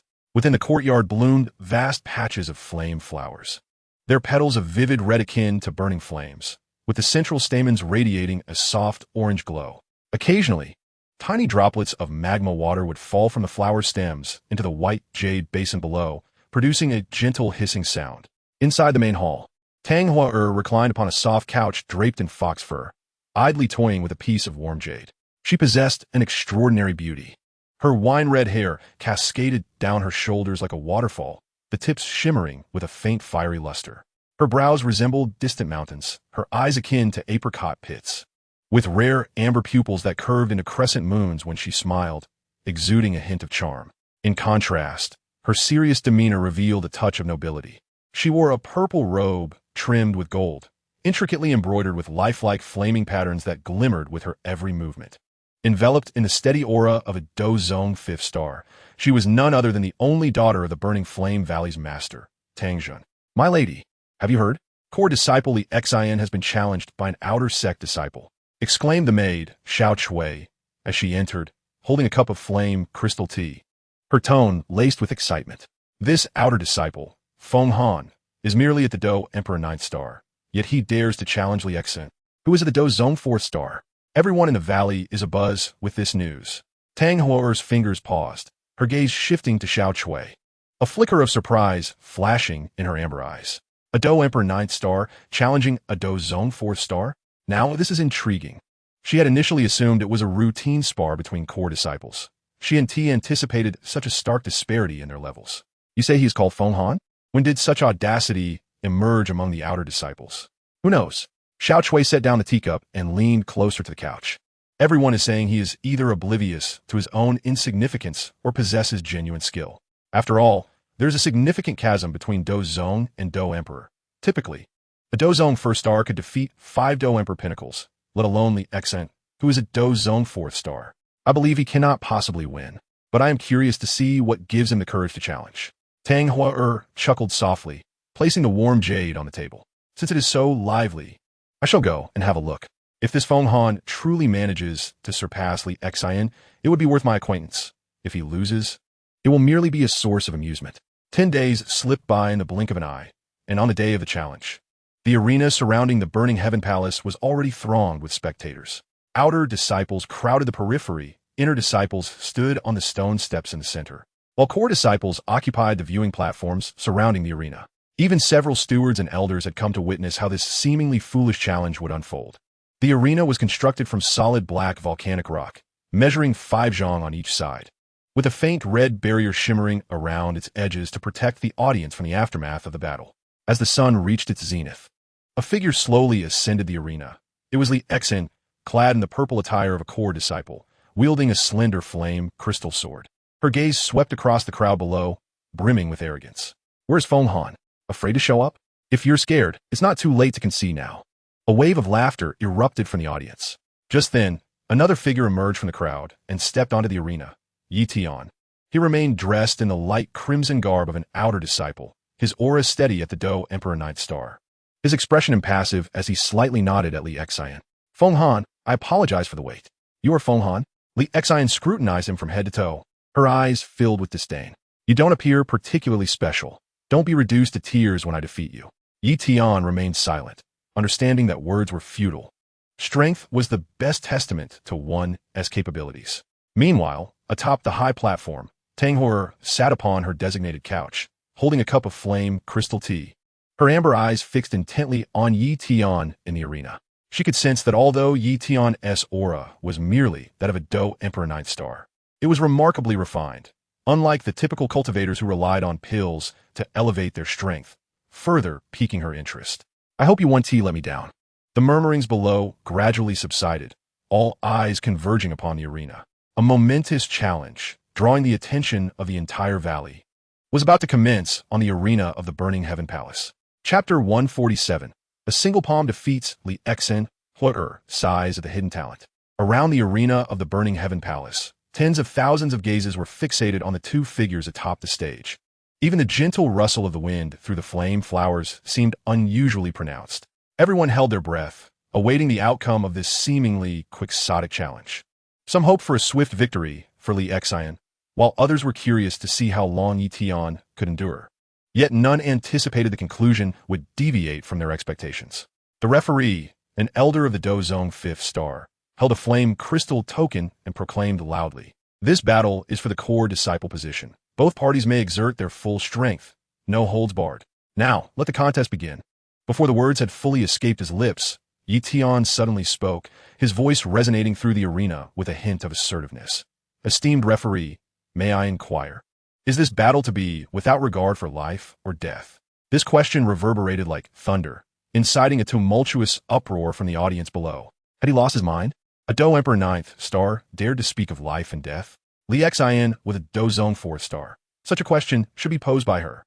Several core disciples frowned, deeming Yi Tian excessively arrogant. Even if he held some skill, discussing life and death in the face of such an absolute disparity was tantamount to courting death. Li Xin, in Fu Zai Tet, felt her face flush red as her flame crystal sword hummed ominously. "You dare to look down upon me? Today, I shall make you aware of the price of challenging a core disciple." The referee elder, momentarily taken aback, nodded in acknowledgement. "A challenge by a core disciple indeed carries the weight of life and death. Since you have asked, I shall answer. Life and death shall not be considered." "Very well," Li Xian shouted, her figure suddenly springing into action. The Dou Qi of a Dou Zong 4th star erupted with a thunderous force. Condensing into numerous sword shadows, the advanced Dou technique, flame shadow sword technique, upon which her fame was built. The sword shadows, imbued with scorching air currents, descended upon Yi Tian like a meteor shower. Gasps erupted from the audience. It's Li Xian's flame shadow sword technique. The sword shadows are both real and illusory. Feng Han will surely be unable to evade them.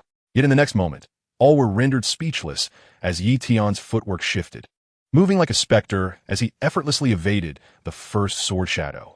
Following that, his Dou Qi rippled slightly, and he executed a short-range teleportation, instantly appearing behind Li Xian. "Watch out behind you." A core disciple familiar with Li Xian could not help but shout a warning from the high platform. Alarm bells rang in Li Xian's mind. Just as she turned, she felt a terrifying wave of scorching heat emanating from behind her. Yi Tian's palm was enveloped in a faint purple flame. The advanced Earth-tier Dou technique, Flame Palm, had silently taken form. Bang!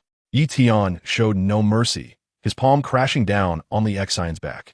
The light purple flames surged into her body, scorching her meridians, while the force of the strike caused her internal organs to convulse violently. A mouthful of fresh blood erupted from her lips, splattering onto the black arena floor in a shocking display. Li Xian's body fell like a kite with its strings severed, crashing heavily onto the arena, her flame crystal sword flying from her grasp and embedding itself into the edge of the arena with a clatter. She struggled to rise, but was met with darkness, her consciousness fading as she lost all combat capability. The entire arena plunged into a profound silence, with the sound of a pin drop echoing. Moments later, a cacophony of astonished exclamations erupted. This is an advanced Earth-tier Dou technique? How could an outer disciple possess such Earth-tier skills? That was teleportation, right? How could a Dou Emperor 9th star master teleportation? Li Xian lost in a single move? This Feng Han is far too concealed.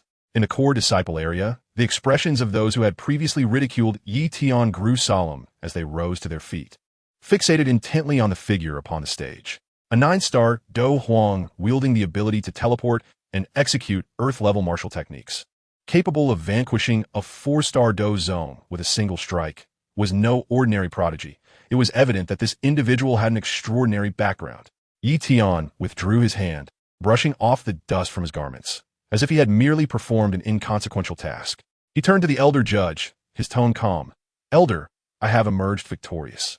According to the rules, should I not be awarded the core disciple token?" The elder, regaining his composure, was visibly astonished and apprehensive, hastily nodding. "Yes, indeed. You have won. Please return to your dwelling and await the token. It will be delivered to you shortly." As he spoke, he quickly instructed someone to carry the unconscious Li Xian off the stage for treatment. On the high platform, Tang Hua set down her fiery crystal tea, her amber eyes sparkling with excitement. She gently caressed the flame patterns on her sleeves, a faint smile gracing her lips. What an intriguing individual. To possess such strength at the 9-star, Dou Huang level surpasses those core disciples who rely solely on resources to elevate their realms. Beside her, the maidservant Xiao Chui was left speechless, murmuring, "Miss, he is quite ruthless. ISNT, sisterly Xin has fainted, showing no mercy whatsoever." Tang Hua chuckled softly.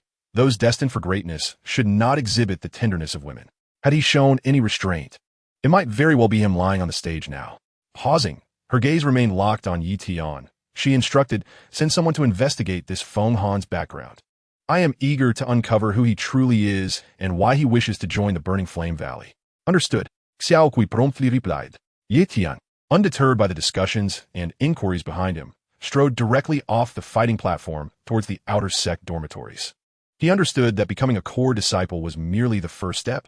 Next, he could leverage his identity to enter the Burning Heaven Hall and draw nearer to Tang Hua, while the trail of the 9-dragon Thunderfire grew ever closer.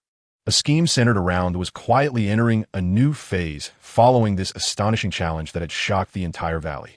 Chapter 148. The Fiery Pendant and Purple Garb Entering the Burning Heaven. Yi Tian's scheme for the... Upon returning to the outer sect dormitory, Yi Tian was greeted by the sound of footsteps outside. 2 core disciples clad in purple garments, respectfully holding a brocade box, stood at the door, here to present the core disciple insignia and attire. "Lord Feng Han, this is your core disciple jade, token, and exclusive attire. Please accept it."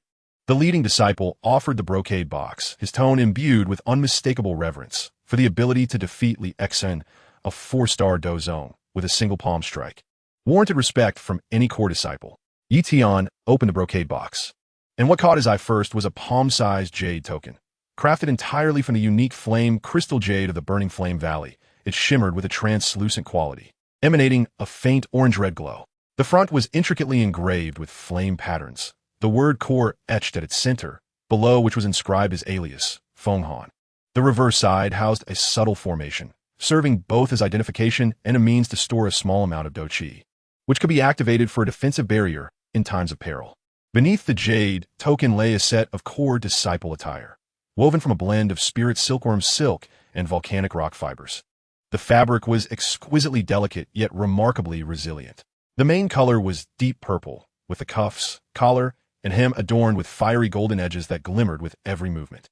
Additionally, a matching jade belt embellished with 3 petite flame crystals was provided, serving both as decoration and assistance in condensing fire attribute spiritual energy. "Thank you." Yi Tian took the jade token and attire, casually discarding the light red outer sect garments. Donning the deep purple core disciple attire, his aura transformed instantaneously. The original low-key demeanor now radiated an air of nobility and sharpness. Even Lin Hao, who shared the room with him, was rendered speechless, struggling to utter, "Brother Feng Han, you are truly remarkable." Outer sect disciples, upon seeing Yi Tian clad in purple and holding the flame crystal jade token, cast envious and awestruck glances, many proactively cupping their hands in respect. Even those who had previously looked down upon him now dared not exhibit any semblance of disdain. Yi Tian did not linger, but proceeded directly towards the Burning Heaven Hall. Upon reaching the entrance, a faint red array barrier rippled to life. He brought the flame crystal jade token close to the barrier, which instantly ignited with an orange-red glow, resonating with the array. Identity confirmed. Core disciple Feng Han. Entry permitted. A cold, mechanical voice echoed as the barrier parted to grant him passage. Inside the Burning Heaven Hall was far more spacious and luxurious than the outer sect area.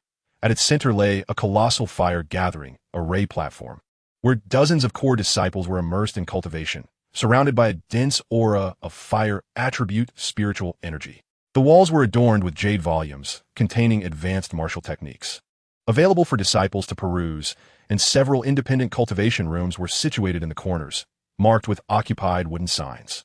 Dozens of core disciples were present within the hall, and upon spotting the unfamiliar face of Yi Tian, they paused their activities and turned their gazes toward him. Who is this person? Why is he wearing core disciple attire, yet only has the aura of a 9-star Dou Huang? A 2-star Dou Zong disciple frowned and inquired, "Are you not aware? He is Feng Han, the outer sect disciple who heavily injured Li Xen, ranked 70th, with a single strike. Someone nearby eagerly explained. It is said that his true strength rivals that of a late-stage Dou Zong.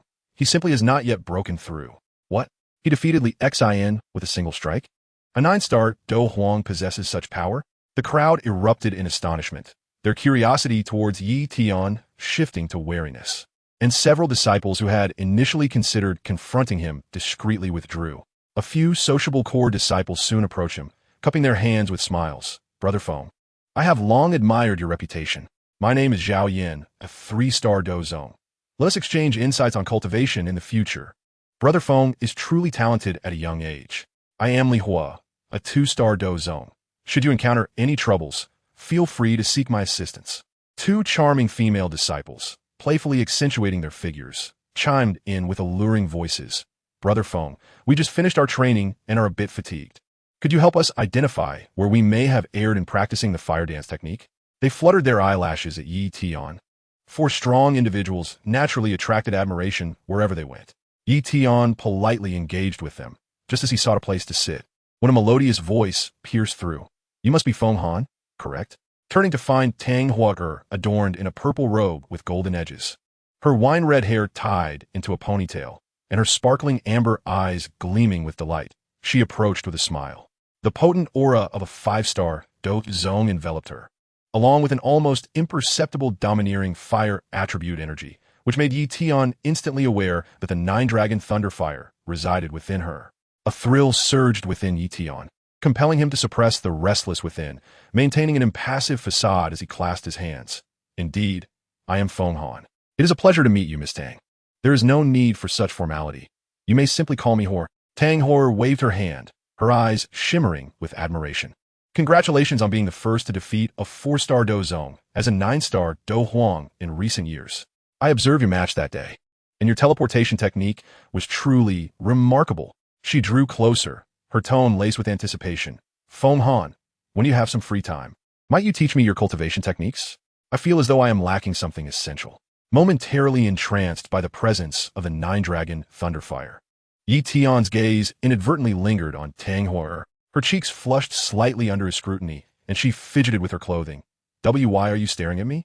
Snapping back to reality, Yi Tian quickly averted his gaze, a faint smile gracing his lips. If Miss Hua wishes to learn, I will be delighted to teach you whenever I conclude my current matters. Really? That would be wonderful. Tang Hua's eyes brightened, pulling Yi Tian to the side of the fire-gathering array platform. Shall we discuss cultivation now? I've been struggling with the 9-dragon fire technique and feel stuck at a bottleneck. Your fire attribute cultivation is impressive. Could you possibly help me? Yi Tian nodded in agreement, and the two leaned in closely, whispering about the nuances of fire attribute cultivation techniques. Tang Hua occasionnally fulvit in inquiry, at times appearing to grasp a concept suddenly, and would occasionally clap her hands in excitement at Yi Tian's guidance, creating an atmosphere of delightful camaraderie. In stark contrast, within the confines of Li Xian's exclusive courtyard, she reclined on a soft couch, her complexion still pale. A maid had just administered a 7th-grade healing pill, yet she could not suppress the furrow of her brow, clutching her chest as she coughed. The searing force of Yi Tian's palm had infiltrated her meridians. While it had not caused irreparable harm, it would require several months of recuperation to fully mend. Curse cold winds. She seethed, her eyes brimming with indignation and resentment. Is having strength so commendable? Can't one show a modicum of mercy? They have no regard for the feelings of a girl. Now I must lie here for so long. Casting her gaze out the window, she spoke with a hint of hope. Big brother, when will you emerge from your seclusion? When you do, you must help me teach that cold wind a lesson. Let him know the consequences of bullying me. Li Xian. The big brother she referred to was none other than Li Yan, the 7th-ranked core disciple, a formidable talent of the Burning Flame Valley, currently in seclusion, striving to break through to the 8th star of the Dou Zong. A new conflict born of vengeance was quietly brewing. Chapter 149. The Flame Valley invites companions to Star City, navigating with cunning intent. Yi Tian's core disciples' courtyard was situated on the western side of the core area of the Burning Flame Valley. While it lacked the opulence of Tang Hua's Yanxiao mansion, it was nonetheless exquisite and elegant. Outside the courtyard stood 2 flame trees, their crimson leaves swaying in the breeze, occasionally shedding fragments that glimmered with sparks. Inside, there lay a small spiritual spring pool, its bottom adorned with shards of flame crystal. The water, emanating a gentle warmth. On the stone table in the main house, there was a fire attribute combat technique diagram that Yi Tian had sketched casually, beside which sat a cup of still warm flame crystal tea. In recent days, Tang Hou had become a frequent visitor to the courtyard. Sometimes she would bring the jade tome of the nine-dragon flame art to seek guidance on her cultivation bottleneck. Other times, she would share a basket of freshly baked flame crystal cakes. And occasionally, she would drag Yi Tian to the fire-gathering array at the Burning Heaven Hall for sparring. Her feelings towards this core disciple, who could combat above his level and had the ability to teleport, had evolved from mere curiosity to a palpable fondness, her gaze often sparkling with uncontainable joy. While Yi Tian feigned ease in his responses, deliberately slowing his pace when teaching her teleportation techniques and occasionally allowing her to gain the upper hand during their sparring sessions, he remained internally taut with tension. The intricate formations within the Burning Flame Valley, coupled with the frequent patrols by the governing officials and core disciples, made any attempt to act against Tang Hou within the valley akin to walking into a trap. He had to lure her out of the Burning Flame Valley to have a chance at seizing the nine-dragon Thunderfire. This thought had lingered in his mind for quite some time. At last, on a clear morning, Yi Tian took the initiative to visit Yanxiao Mansion. Tang Hou had just finished her practice of a nine-dragon flame art and was sitting on a stone bench in the courtyard, wiping the sweat from her brow. Upon seeing Yi Tian, her eyes lit up instantly. "Cold Wind? What brings you here? Are you going to teach me a new technique?" "Not today," Yi Tian replied with a smile, his tone tinged with allure. "I heard that the neighboring Star City is hosting its annual fireworks festival tonight. Renowned for using spiritual fire to craft fireworks that bloom into magnificent beast patterns, creating quite a spectacle. Would you be interested in accompanying me to see it?" "The fireworks festival?" Tang Hou's eyes widened in excitement, her face glowing with anticipation, but soon her expression fell. "But Father won't allow me to leave the valley alone. You can simply speak to the valley master, stating that I will accompany you, and request that an elder accompany us as well. Isn't that a feasible plan?" Yi Tian quickly added. Tang Hou's eyes sparkled with realization, and she sprang to her feet. "You're right. I'll go find Father right away. Wait for me." With that, she hurriedly lifted her skirt and dashed towards the Valley Master's residence behind the Burning Heaven Hall. Before long, Tang Hou returned, brimming with excitement, followed by an elder clad in a gray robe. His hair and beard were white, and his presence exuded a calm aura of a one-star dozun. It was Tang Li, the elder sent by Tang Zhen to protect her. "Coldwind, Father has agreed. Elder Tang Li will accompany us." Tian Baoet Zpet Fun To Tang Li, Viting, Outer Tang. Tang Li merely nodded, his gaze sweeping over Yi Tian with a hint of scrutiny. He had long heard of this core disciple who had defeated Li Xian with a single strike and felt that beneath Yi Tian's seemingly gentle demeanor lay an incomprehensible depth. Warranting caution, the trio set off swiftly, and just as they exited the Burning Flame Valley, Tang Hou retrieved a flying boat from her spatial ring. The boat was crafted entirely from a light golden spiritual wood, measuring approximately 30 feet long and 20 feet wide, its hull intricately carved with flame runes. At the bow stood a small statue of a flame bird, and the cabin was lined with soft bee skins, featuring scenic windows on either side. Capable of accommodating dozens of people, it was the specially crafted flame bird flying boat of the Burning Flame Valley. Walking to Star City would take several hours, but flying is much quicker, Tang Hou exclaimed, pulling Yi Tian onto the boat and excitedly pointing out the scenic window. "Look, from here you can see the volcanic range of the Burning Flame Valley. It's breathtaking." Tang Li, however, positioned himself at the rear of the boat, his hands clasped behind his back, vigilantly scanning the surrounding skies without a hint of relaxation. As the flying boat ascended smoothly, heading towards Star City, Yi Tian sat in the cabin, gazing at the clouds drifting by outside, yet his mind was racing with calculations. With Tang Li present, he could easily overpower him, but the proximity to the Burning Flame Valley made any commotion dangerous, likely attracting attention from the valley's inhabitants. He deliberately turned to Tang Hou, smiling as he inquired, "Hou, you always have an elder accompanying you whenever you leave the valley. It seems the valley master is quite concerned about your safety." "Of course."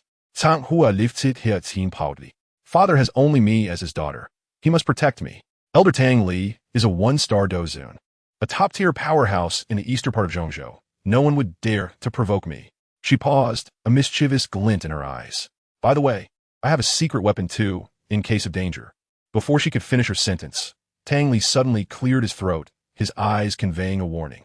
Tang Hou blinked in surprise, quickly realizing that the elder was cautioning her about the unpredictable nature of people and to keep her cards close to her chest. She stuck out her tongue and promptly clamped her mouth shut. Nothing, just some small trinkets. Yi Tian's curiosity was piqued, a flicker of intrigue flashing in his eyes. Secret weapon? With the Burning Flame Valley's long-standing legacy, aside from Tang Zhun's peak 5-star Dou Zun and the 2-star Dou Saint, Fire Cloud Ancestor. Could there be other hidden depths? He suppressed the urge to pry further, maintaining an air of indifference. Yet resolved in his heart, it seemed prudent to observe the situation in Star City for a few days before making any moves. As the flying boat glided steadily through the sky, the outline of Star City gradually came into focus in the distance, where sporadic fireworks had already begun to be tested. Their brilliant light flickering across the sky. Tang Hua leaned excitedly against the scenic window, her face alight with anticipation, while Tang Li remained on high alert at the rear. Meanwhile, Yi Tian sat within the cabin, gently stroking the flame crystal jade tablet hidden in his sleeve, his eyes gleaming with a profound light. A scheme revolving around the 9-dragon Thunderfire was subtly advancing during this seemingly carefree journey. Chapter 150. Fireworks in Star City attract hostile attacks. Focusing on seizing Thunderfire in the cavern, the flame bird flying boat descended gently on the outskirts of Star City, and, as Yi Tian followed Tang Hua into the city, the sun had just passed its zenith. Star City, named for its proximity to the Burning Flame Valley, was bustling with cultivators clad in fire attribute attire. Street vendors calling out to sell flame crystal ornaments and fire spirit grass, and the air was tinged with a faint mingling of sulfur and spiritual fire.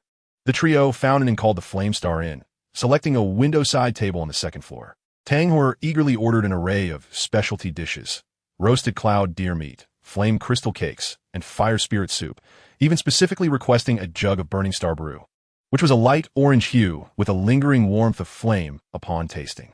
As she served Yi Tian some food, she chattered excitedly. This inn's roasted cloud deer meat is the most famous. It's made from the hind leg meat of 3rd-grade cloud deer, roasted with volcanic ash. You must try it. Yi Tian smiled in response, his fingers delicately pinching a slice of meat, yet his gaze frequently drifted to the window, where he covertly surveyed the terrain of the Burning Star City, contemplating how to respond should any unforeseen circumstances arise. Tang Li sat silently beside him, his demeanor consistently reserved, only occasionally intervening to discreetly caution Tang Hua whenever she raised her glass. "Miss, we shall be watching the fireworks tonight. It would be wise to consume less alcohol." As the sun dipped below the horizon, the trio arrived at the central square of Burning Star City. The square was already teeming with people, adorned with a myriad of lanterns floating in the air, while a crimson carpet lay spread across the ground. Several cultivators were meticulously arranging enormous firework tubes in the center of the square. With the onset of night, the first firework was ignited, soaring into the sky with a whoosh, exploding into a vividly lifelike flame phoenix, its wings flapping and scattering sparks, eliciting gasps of astonishment from the crowd. Following closely were the second and third fireworks, some bursting into a galloping flame qilin, others transforming into swarms of fiery butterflies, while yet others formed the auspicious character's burning star in the sky. The spiritual flames used in these fireworks radiated brighter and lasted longer than ordinary ones, casting an orange hue across the entire night sky. Tang Hua watched with wide-eyed wonder, frequently tugging at Yi Tian's arm, pointing at the fireworks. "Feng Han, look! That flame qilin is so lifelike." At that moment, several shadowy figures suddenly leapt from the crowd, the leader clad in a pale blue robe adorned with silver musical notes, emanating a stable aura of a 2-star Dou Zun. Indeed, representatives from the Sound Valley. "Miss Tang Hua, how delightful to see you again," the leader sneered, gesturing for his subordinates to advance. "By the order of the Valley Master, we invite you to visit the Sound Valley." "Sound Valley? You dare to lay a hand on me?" Tang Hua's expression darkened, her Dou Qi erupting instantaneously, enveloping the area with the formidable presence of a 5-star Dou Zone. Tang Li immediately positioned himself in front of Tang Hua, a 1-star Dou Zun's energy clashing against the 2-star Dou Zun's, sending shockwaves that dispersed the surrounding crowd. "Miss, you must flee with Feng Han. I shall hold him off." He understood he was no match for a 2-star Dou Zun, yet he gritted his teeth and prepared to confront them. "Hurry, go. Don't worry about me." "But elder," Tang Hua's eyes brimmed with urgency. "There's no time." Yi Tian interjected, seizing Tang Hua's hand, deliberately suppressing his aura to that of 9-star Dou Huang, feigning panic. "Huya, we must escape first," and devise a plan to rescue the elder. With that, he pulled Tang Hua toward a narrow alley on the eastern side of the square. Behind them, the sounds of battle and the pursuit of Sound Valley disciples echoed, prompting Yi Tian to intentionally slow his pace. Allowing a junior disciple from Sound Valley to catch up, he pretended to be overpowered, taking a blow that stained his chest with blood, his face paling dramatically. Huoya, you must go on without me. I'll hold him back. Fenhun, don't be foolish. Tang Hua's eyes filled with tears upon seeing Yi Tian injured. She hurried to support him. I will take you with me. Channeling her Dou Qi, she quickened their pace, ultimately shaking off their pursuers and escaping into a concealed cave outside the city. The cave was modest in size, its floors scattered with dry hay. Leaning against the cave wall, Yi Tian feigned weakness, coughing up a mouthful of blood, which he had actually forced from his own essence using Dou Qi. Tang Hua quickly retrieved a healing pill from her spatial ring, offering it to him with a heart full of concern. Feng Han, it's all my fault for causing you to be hurt. If only I had used my secret weapon earlier. Yi Tian's interest was piqued as he deliberately inquired. What exactly is this secret weapon you mentioned? Why didn't you use it when we were in danger? Tang Hu hesitated, removing a pale golden jade pendant from around her neck. The pendant, etched with flame patterns, emitted a faint glow. This is the flame saint pendant given to me by our ancestor. It can unleash a full force strike of a half-saint. But the ancestor warned me not to use it unless in a life or death situation. Furthermore, using it would cause the pendant to shatter, and I feared. So it was merely a half-saint strike. Yi Tian scoffed internally, though he maintained an expression of dawning understanding. No wonder you didn't use it earlier. I unfairly judged you. Gradually sitting up, his gaze grew suddenly frigid as he pushed Tang Hua away. But now, this pendant is unnecessary. Tang Hua stumbled back, momentarily stunned, only to witness Yi Tian's Dou Qi erupting fiercely around him, the aura of a 3-star Dou Zun enveloping the cave in an instant. 6 colors surged forth from his body, coiling around his palms, a clear indication of the operation of the burning technique. Feng Han, how could you possess such formidable strength? What are you planning? What am I planning? Yi Tian's lips curled into a cold, menacing smile as he reached for Tang Hua's dantian. I am here for the 9 dragons, thunderfire on your person. The 6-colored morphed into chains, ensnaring Tang Hua's body and forcefully invading her dantian, beginning to extract the 9 dragons, thunderfire. Tang Hua let out a heart-wrenching scream, for the 9 dragons' thunderfire had long fused with her meridians and dantian. The forced extraction felt akin to scraping bones to cure poison, and she could distinctly feel the fire attribute energy being drawn from her body, accompanied by excruciating pain in her meridians. Feng Han, why are you doing this? Aren't we friends? Let me go. No, my fire. She struggled in vain against the fiery chains that held her captive, helplessly watching as the light purple 9 dragons' thunderfire was extracted from her body and fell into Yi Tian's hands. Tears streamed down her cheeks, her eyes filled with disappointment and despair. The friend she had thought she had was, in truth, a deceiver there for the... As the final wisp of 9 dragons' thunderfire was drawn out, Tang Hua's aura instantly diminished, her vision darkening as she collapsed heavily to the ground. Succumbing to unconsciousness, Yi Tian grasped the 9 dragons' thunderfire in his hands, relishing the overwhelming power of thunder and flame it contained, a satisfied smile gracing his face. He did not linger, turning to exit the cave, tearing through space as he soared toward the Chun family, eager to refine this and elevate his strength. Time passed, and eventually, Tang Li managed to shake off the pursuers from Sound Valley, following Tang Hua's aura to the cave. Upon seeing her lying unconscious on the ground, her aura faint, and the lingering traces of within the cave, his face turned ashen in an instant. Trembling, he lifted Tang Hua, realizing the 9 dragons' thunderfire within her dantian had vanished, and Feng Han was nowhere to be found. He instantly comprehended that this was all Feng Han's scheme. Miss! Tang Li's eyes brimmed with guilt and fury as he cradled Tang Hua, racing toward the direction of the burning flame valley. I shall take you back to seek out the Valley Master and the Ancestor. We will avenge you. Inside the cave, only the scattered dry hay and faint traces of blood remained, marking the quiet end of a betrayal born from. Chapter 151. In the hall of the burning flame valley, pity for the lady, the true countenance revealed.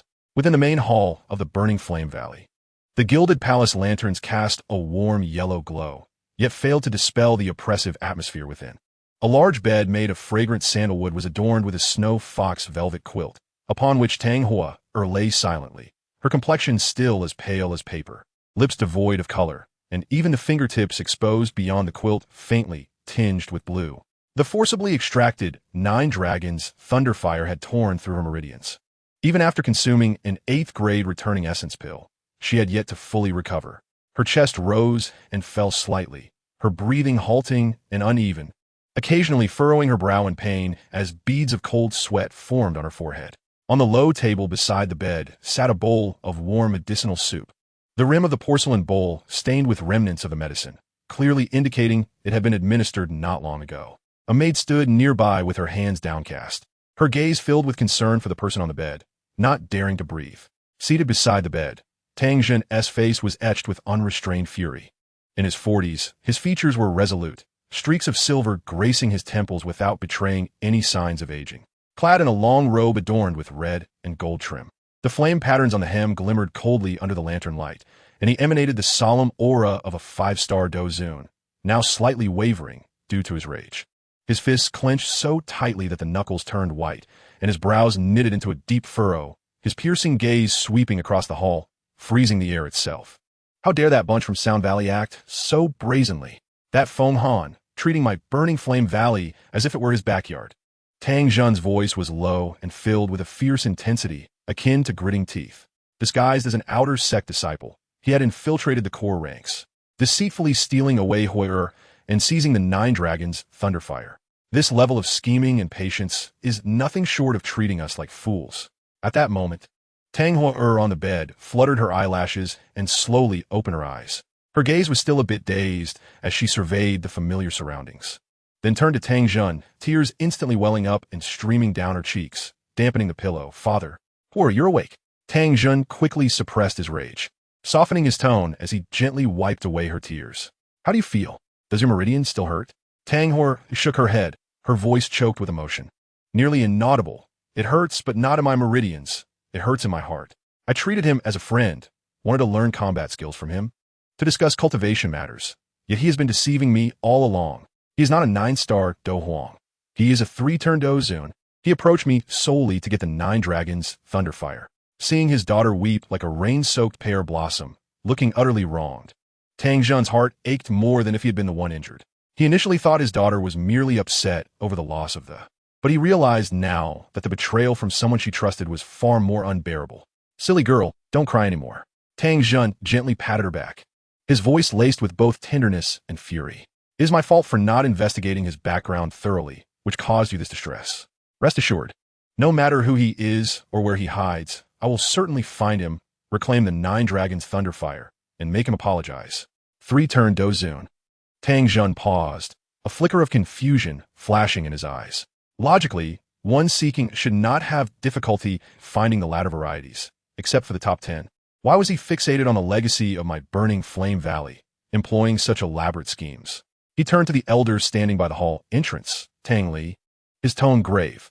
"Tang Li, have the men sent out found any trace of Feng Han?"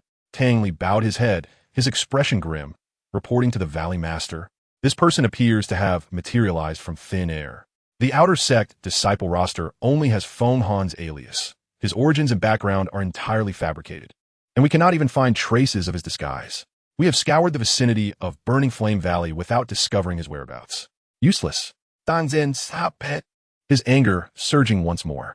The entire Burning Flame Valley could not even uncover a single person's background. Such a revelation would be a laughingstock.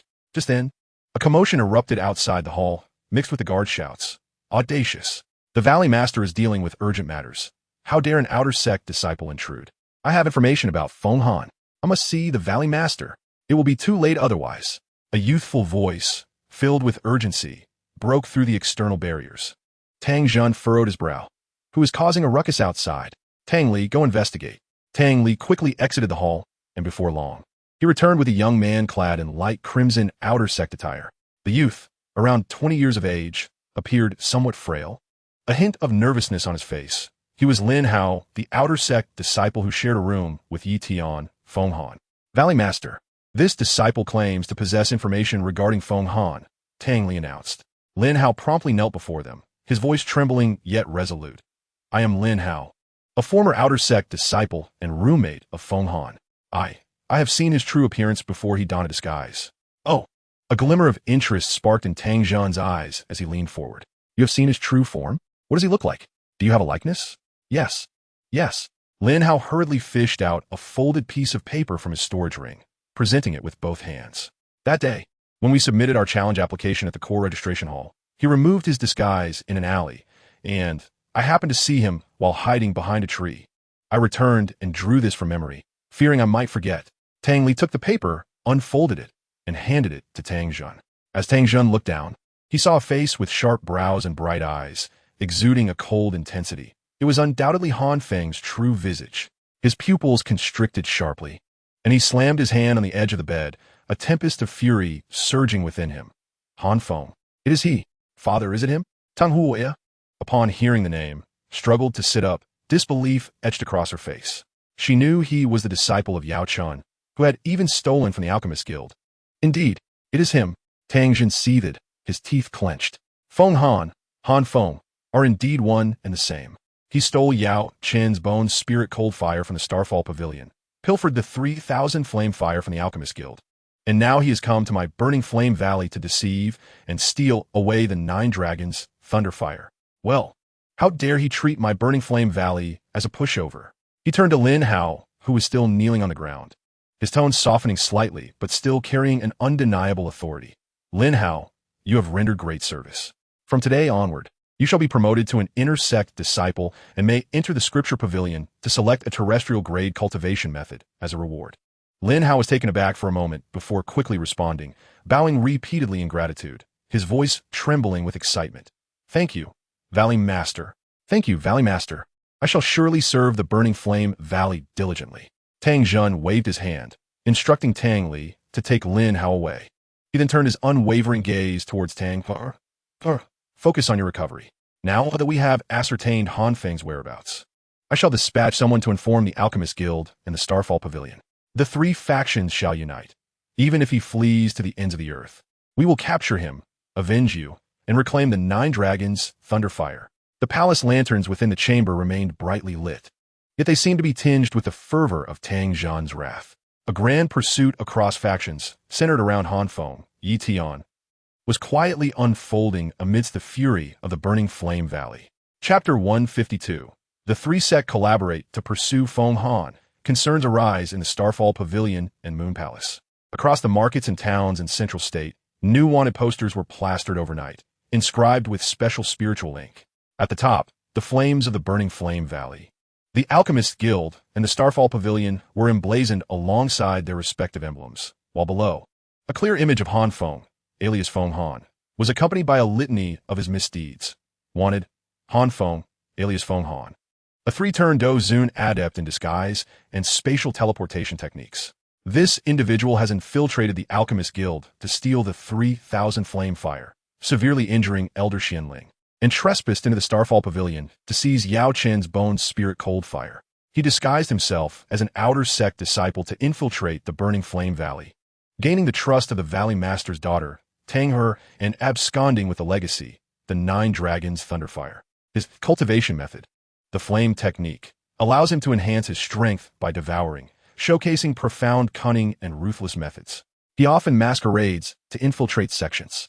All cultivators in Central State are urged to remain vigilant. Should you encounter this person, promptly notify the 3 sects for a substantial reward. Once the wanted posters were displayed, they caused an uproar. Cultivators gathered around the notices, discussing fervently. Some marveled at the audacity of one who dared to provoke the 3 foremost powers, while others felt relief that their sect did not possess, fearing they too might suffer consequences. Many rubbed their hands in anticipation of the generous rewards from the 3 sects, thinking that if they could find Han Feng, they would never have to worry again. In no time, Han Feng's name spread across Central State, becoming the target of everyone's ire, a notorious thief of. In the bamboo grove behind the Starfall Pavilion, Master Feng and Yao Chun sat across from one another, a pot of slightly cool tea and exquisite osmanthus cake resting on the stone table. Xiao Yan stood beside Yao Chun, holding a freshly refined 6th-grade pill, yet unable to focus on it, having just learned of Han Feng's latest movements from a disciple, his expression grave. This kid, Han Feng, is becoming increasingly unbridled, Master Feng remarked, lifting the teacup but not drinking. His tone was laced with anger. a 3-turn Dou Zun strength. And he still pretends to be an outer sect disciple to deceive a young girl and steal her legacy. Such tactics are utterly despicable. Yao Chan traced the rim of his cup with his fingers, his gaze complex. The flame technique he cultivates requires for advancement. Back when he seized it from us, I never imagined he could refine the technique to this extent, allowing him to reach 3-turn Dou Zun through devouring. Even I did not know to what extent the flame technique can ultimately evolve. He turned to Xiao Yan, his tone suddenly grave. Xiao Yan, you possess the divine fire of 10,000 beasts, the fallen heart flame, and the fire mountain stone flame. 3 rare fires. Han Feng will certainly not let you off easily. During this period, do your utmost to avoid leaving the Starfall Pavilion. Focus your training in the fire-gathering array at the back mountain, and under no circumstances act alone. After a pause, Yao Chen added, moreover, bring your kin from the Gamma Empire to reside at the Starfall Pavilion. Han Feng is malevolent. He might capture your family to coerce you, and in such a scenario, you would be at a disadvantage. Xiao Yan nodded solemnly. A flicker of determination in his eyes. Disciple understands, master.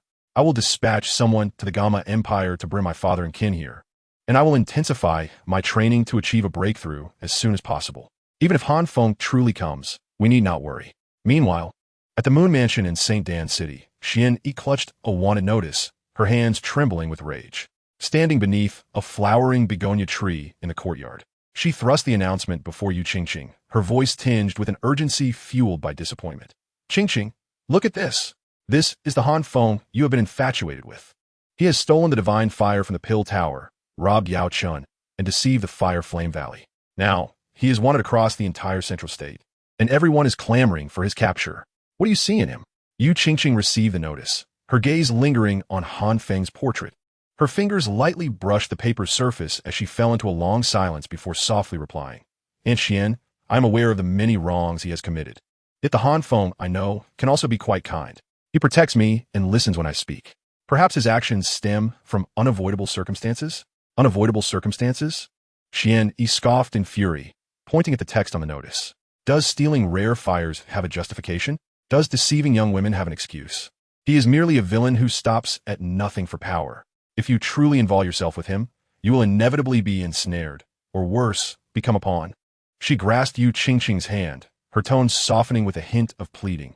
Qingqing, heed my advice and sever ties with him. Your parents are gone.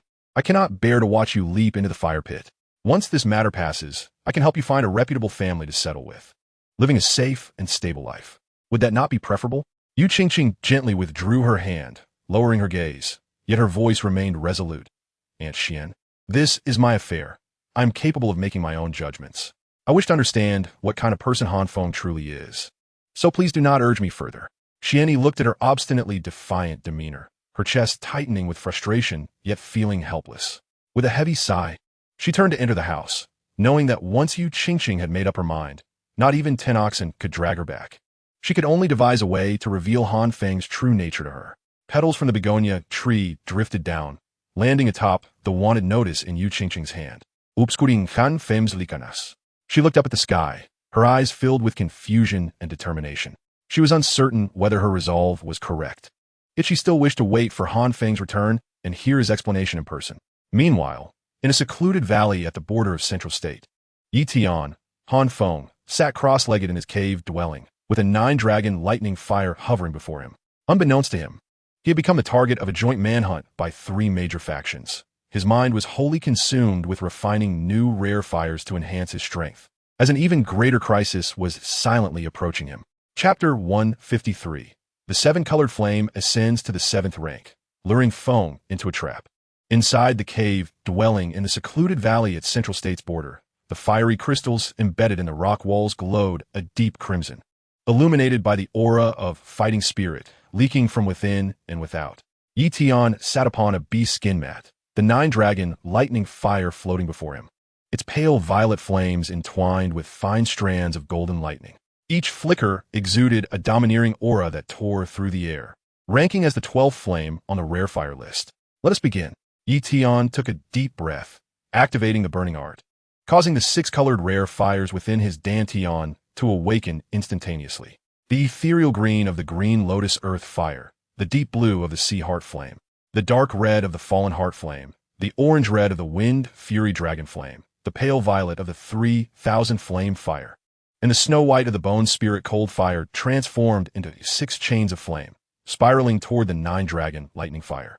Initially, the pale violet lightning fire resisted vehemently, the golden lightning crackling as it attempted to break free from the chain's grasp.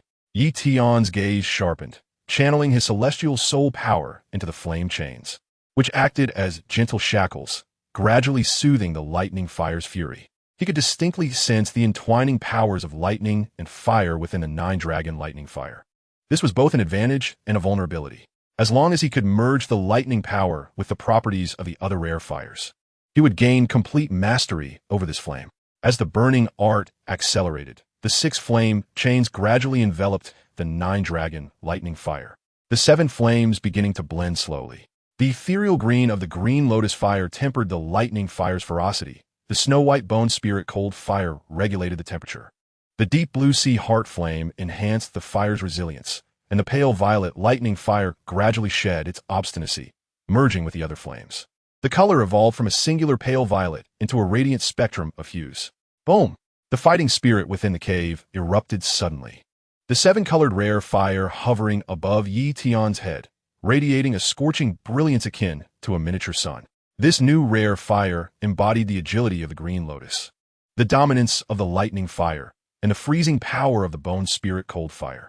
Its might soaring to a level comparable to the top 6 flames on the rare fire list. Simultaneously, Yi Tian's realm began to surge. The barrier of the 3rd transformation Dou Zun shattered like paper, and he rapidly ascended through the 4th, 5th, and 6th transformations, ultimately stabilizing at the 7th transformation Dou Zun. His fighting spirit solidified like liquid, imbued with the residual warmth of the 7-colored rare fire, even scorching intricate patterns into the cave walls. Ha ha ha! Good! Excellent!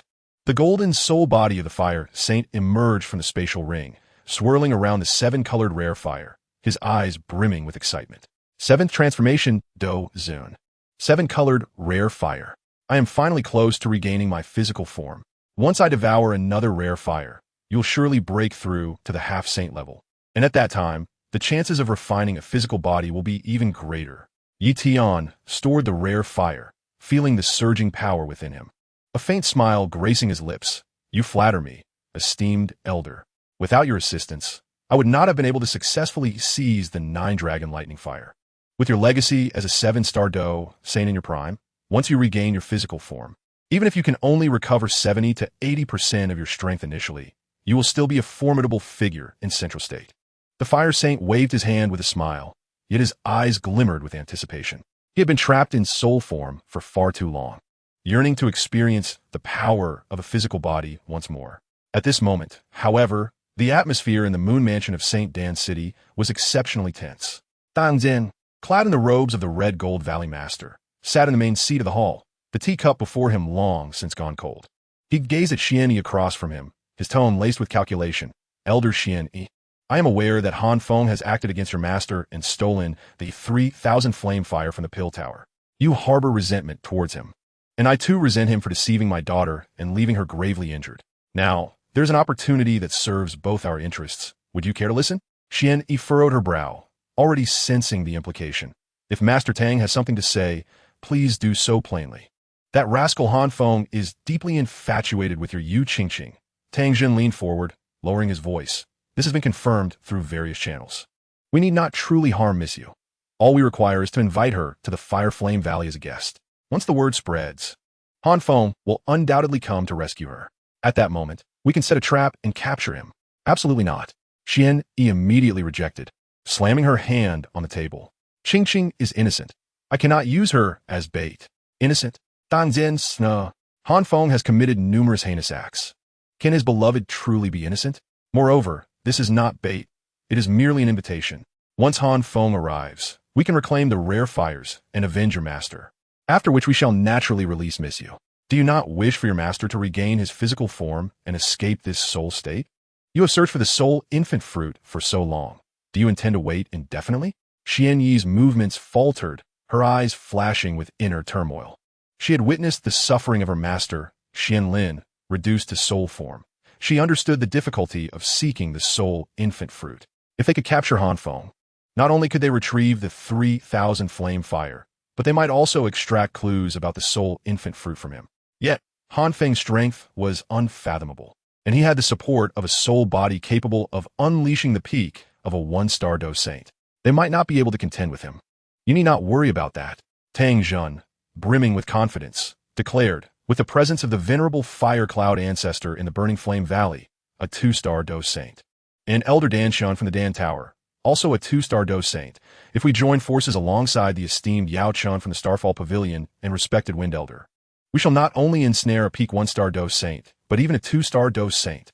At that juncture, you shall reclaim the 3,000 flame fire. I shall retrieve the 9 dragons thunder fire, and Yao Chun shall avenge the theft of the fire. Everyone will be pleased. Xian Yi fell into silence, her gaze drifting to Yu Qingqing, who was meticulously trimming the branches in the courtyard outside. The scales within her heart began to tilt. For the sake of her master and the dignity of the Dan Tower, perhaps she truly had to sacrifice Yu Qingqing's freedom this time. I need to discuss this with Elder Danshan. She finally spoke, her tone laced with gravity. Moreover, we must ensure Yu Qingqing's safety. She must not be harmed in the slightest. A glimmer of triumph flickered in Tang Zhan's eyes as he nodded eagerly. Not a problem.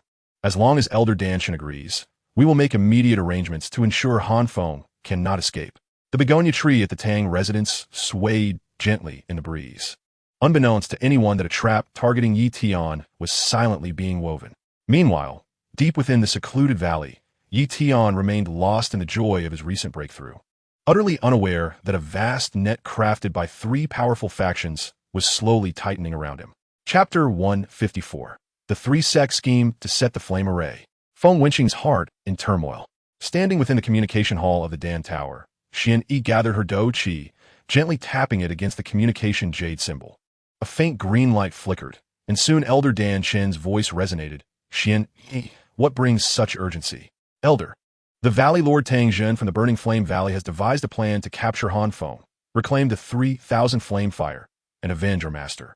Xian Yi took a deep breath, laying bare the entire scheme involving Tang Zhen inviting Yu Qingqing into the Burning Flame Valley to set a trap. Tang Zhen claims that with the Fire Cloud ancestor, a 2-star Dou Saint, alongside you, the 2 Dou Saints will surely be able to ensnare Han Feng. There was a moment of silence on the other end before Dan Shen's cold voice emerged. Very well. Han Feng has stolen our Dan Towers and harmed our elders. This debt must be repaid. Relay my response to Tang Zhen. I shall personally lead the team from the Dan Tower, and we will rendezvous at the Burning Flame Valley in 5 days. With Dan Shen's response, Xian Yi felt a tumult of emotions. She both anticipated capturing Han Feng to avenge her master and felt guilty for having to exploit Yu Qingqing. Clenching the jade symbol in her hand, she ultimately turned to inform Tang Zhen that the hunt for Han Feng was now set in motion. Simultaneously, within the council hall of the Starfall Pavilion, Tang Zhen was passionately conversing with Yao Chun and Wind Elder. Rest assured, the Burning Flame crystal array of my Burning Flame Valley is a time-honored protective formation requiring 81 high-level flame crystals to channel the primordial fire from the depths of the volcanic mountains. This array can not only trap a 4-star Dou Saint, but also generates a lethal formation within, ensuring that even a Dou Saint will suffer greatly within its confines. Wind Elder's eyes sparkled with excitement as he slammed his hand on the table, exclaiming, "Excellent! With this grand array and the 2-star Dou Saints, that brat Han Feng won't stand a chance. This time, he shall pay dearly for the Starfall Pavilion and for your vengeance, Yao Chun." However, Yao Chun frowned, gently tapping the table with his fingertips. "Lord Tang, I do not doubt the power of the array, but Han Feng is exceedingly cunning. He has managed to summon the remnants of a Dou Saint at the Dou Zun level, and has consecutively seized 3. He may have even more hidden cards up his sleeve. While we possess an advantage, we must not become complacent. Do not worry, Elder Yao Chun," Tang Zhen waved dismissively, his tone brimming with confidence. "The Fire Cloud ancestor is at the pinnacle of 2-star Dou Saints, and with Elder Danshan also being a 2-star Dou Saint, plus the array support, even if Han Feng were to break through to half Saint, he would still be no match for us." Seeing Tang Zhen's unwavering confidence, and recalling the bone spirit cold fire that had been taken from him, Yao Chun allowed his thirst for revenge to outweigh his concerns. Ultimately nodding, "Very well. From the Starfall Pavilion, Wind Elder, and I will personally go forth to capture this rebellious disciple." With a smile spreading across his face, Tang Zhen rose and cupped his hands in salute. "This is splendid. We shall meet at the Burning Flame Valley in 5 days. I will return to arrange the grand array and await Han Feng's arrival." Once Tang Jin departed, only Yao Chun and Wind Elder remained in the council hall. Wind Elder was still exuberantly imagining how to deal with Han Feng, while Yao Chun gazed out the window, his brow furrowed in concern. I cannot shake the feeling that this will not be so simple. Han Feng is not the type to fall easily into a trap. Wind Elder paused for a moment before chuckling. You are far too cautious. No matter how crafty he is, can he withstand 2 Dou Saints and the burning flame crystal array? Fear not, this time he is bound to fall. Yao Chun refrained from arguing further, yet silently resolved to prepare more thoroughly. He sensed that the Dou Saint's remnant soul behind Han Feng was the greatest variable in this unfolding drama. 3 days swiftly passed, and the 3 factions, Burning Flame Valley, Dan Tower, and Starfall Pavilion, had secretly convened. The Burning Flame crystal array was fully set, awaiting Han Feng to fall into their trap. Shortly thereafter, news spread like wildfire throughout the central state. The Burning Flame Valley has captured Han Feng's beloved, Yu Qingqing, and has given Han Feng 5 days to bring the 9 dragons Thunderfire to the Burning Flame Valley in exchange for her. Or else they will strip her of her cultivation and imprison her for eternity. Upon hearing this news, the cultivators of Central State were thrown into an uproar. Some believed Han Feng deserved his fate, while others were curious about how this 3-way hunt would conclude. Many remained in the shadows, eager to observe whether this thief would truly sacrifice himself for a woman. Meanwhile, deep in the border's secluded valley, Tian also learned of this news from a passing cultivator. What? Qingqing has been captured by the Burning Flame Valley? Tian sprang to his feet, his Dou Qi erupting uncontrollably, causing the flame crystals embedded in the cave walls to rain down. The 7 colored in his hand flickered violently, his eyes ablaze with urgency and fury. He knew this was most likely a trap, but the mere thought of Yu Qingqing potentially suffering or facing danger rendered him unable to stand idly by. Calm down, young one. The golden spirit of the flame saint emerged, his tone grave. This is clearly a trap set by the Burning Flame Valley, luring you to your demise. There may be several Dou Saints waiting along with the protective array. If we go, it would be walking into a snare. I know it's a trap. Tian inhaled deeply, yet a flicker of determination sparked in his eyes. But Qingqing was captured because of me. I cannot turn a blind eye. Even if it means walking through fire and brimstone, I must go. He raised his hand to stow away the 7 colored and began to prepare his belongings. If he was to embark on this journey, he needed to be thoroughly ready.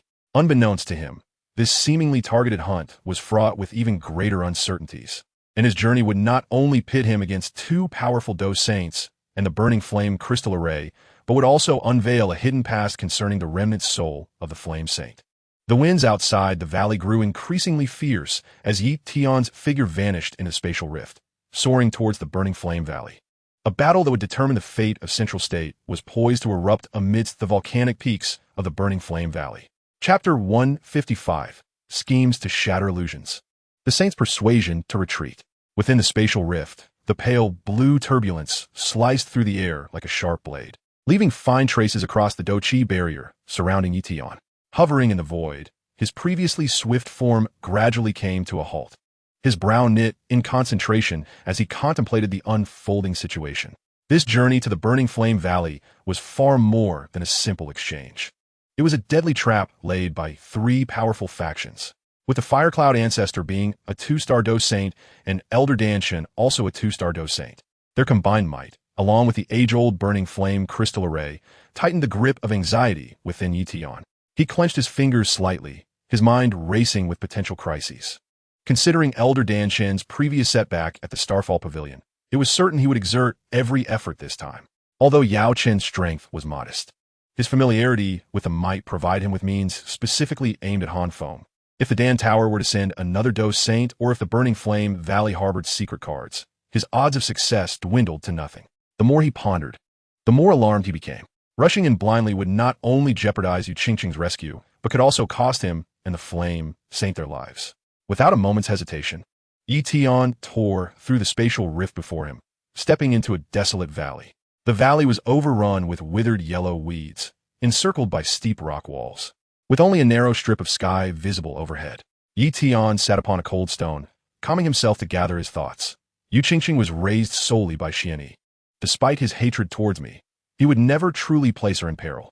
The claims of Burning Flame Valley capturing Yu Qingqing were likely a FA sanctioned by Xian, aiming to exploit my concern for Qingqing, compelling me to reveal myself. in order to reclaim their respective and avenge previous grievances. At last, you have regained your clarity. The golden spirit of the fire sage emerged from the spatial ring, hovering before Yi Tian, radiating an even more intense golden light than before. This is clearly a trap laid by the three factions, waiting for you to walk into their snare. With your current strength at the 7th transformation Dou Zun, even with the heavenly fires triad and the 7-colored, you can at best contend with a half-saint. Should you encounter a 1-star Dou Saint, you would need my possession merely to survive.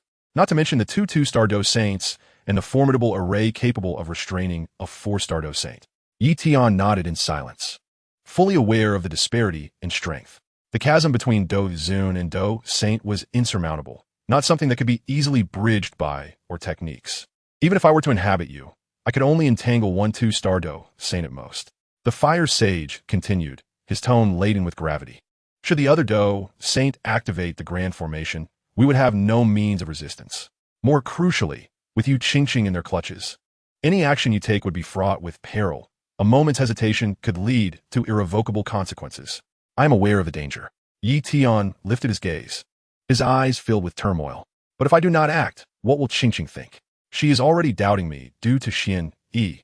If I disregard her capture, she will be utterly disheartened. Moreover, I lack the face to confront her again. Face? The fire sage scoffed lightly, his golden spirit swirling in the air. A moment's retreat is not a sign of weakness. It is a strategy for a more potent counterattack. Once you break through to half-saint, or even Dou Saint, who will remember your retreat today? When you storm back into Burning Flame Valley to rescue you Qingqing and reclaim what is rightfully yours. Will that not be far more gratifying? He paused, softening his tone. Moreover, you Qingqing will not come to harm for the time being. Xian Yi intends to use her to draw you out, while Burning Flame Valley seeks to leverage her to compel you into surrendering your. Neither side would genuinely wish her ill. What you must do now is not to rashly rush into a trap, but rather to seize this time to enhance your strength. You have just refined the 9-dragon Thunderfire, and your realm is not yet fully stabilized. You have yet to master the full potency of the 7-colored.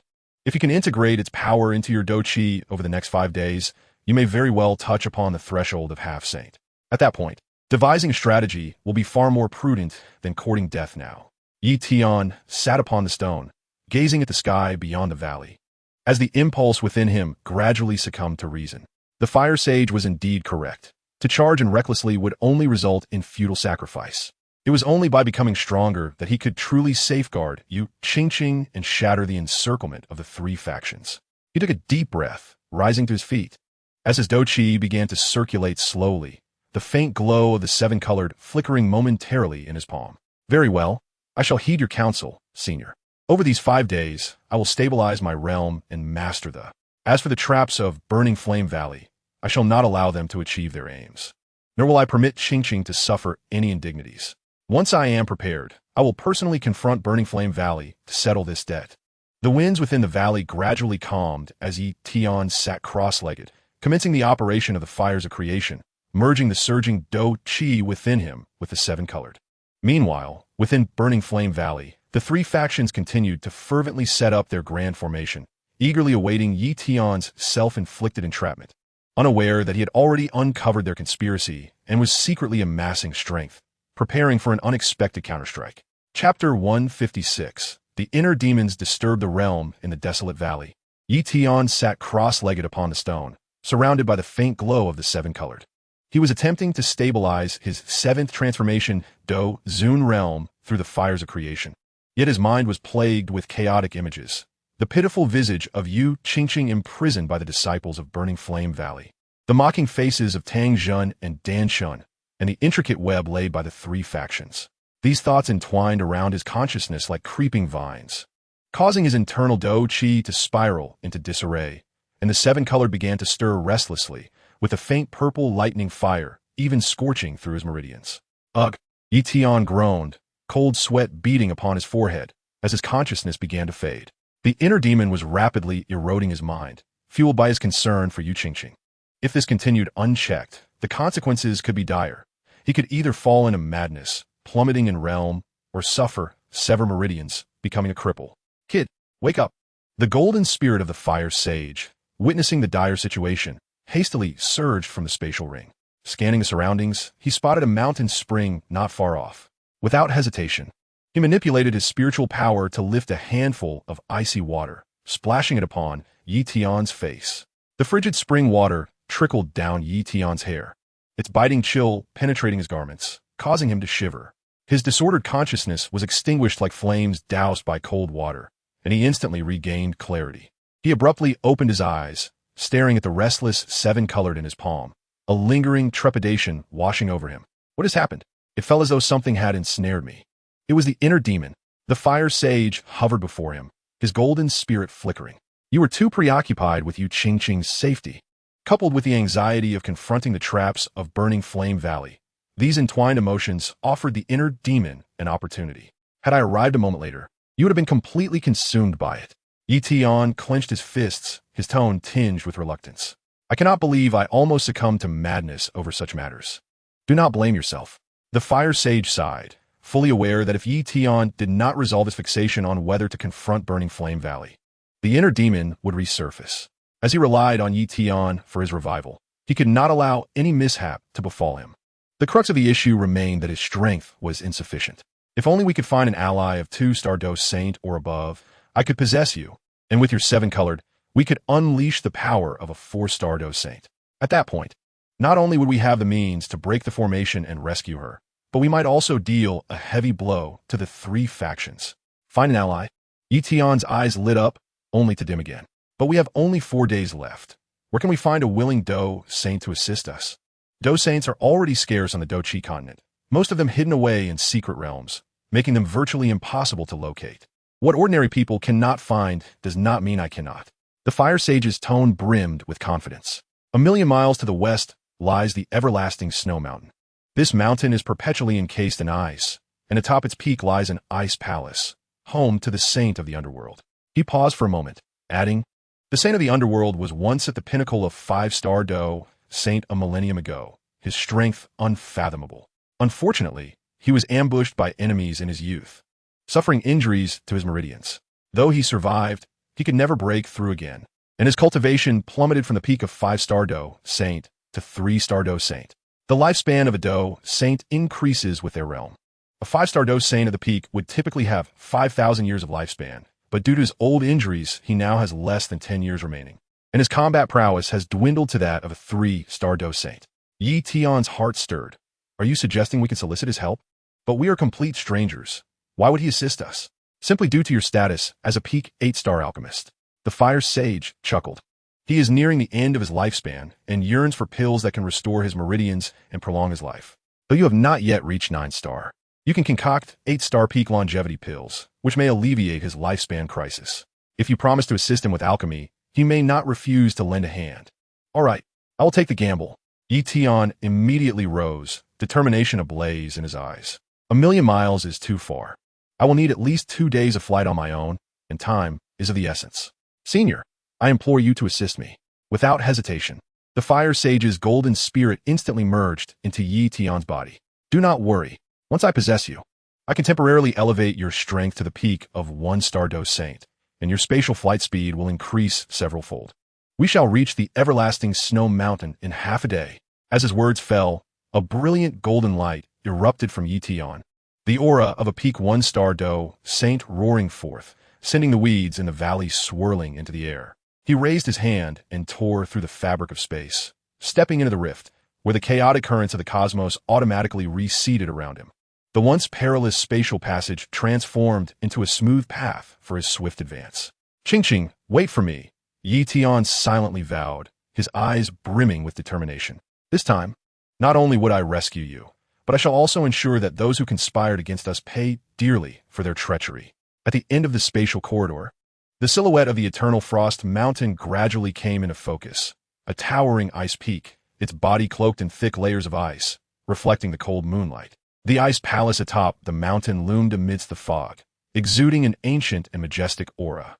A sacred journey, pivotal to our fates, was about to unfold upon this frozen snow mountain. Chapter 157. The Frost Peak Call for the Saint's Presence. The abyss gazes to uncover the truth. At the summit of the Eternal Frost Mountain, a biting wind swept through, carrying ice shards that sliced through the air like countless tiny blades, assaulting Yi Tian. Even as he channeled his fighting spirit into a protective barrier, the bone-chilling cold still pierced through, burrowing into his skin and prompting an involuntary shiver. This cold is exceedingly tyrannical. Tian hastily summoned his multicolored, intertwining the pale purple thunder fire with the ethereal green lotus fire, enveloping himself in a warm shield of flames. The scorching aura of the clashed with the frigid air, producing a sizzling sound as white mist billowed forth, barely managing to keep the cold at bay. This place is an extreme cold domain transformed by the Abyss Saint's own power. Even an ordinary Dou Zun would be frozen solid upon entry. Only you possess that to withstand it.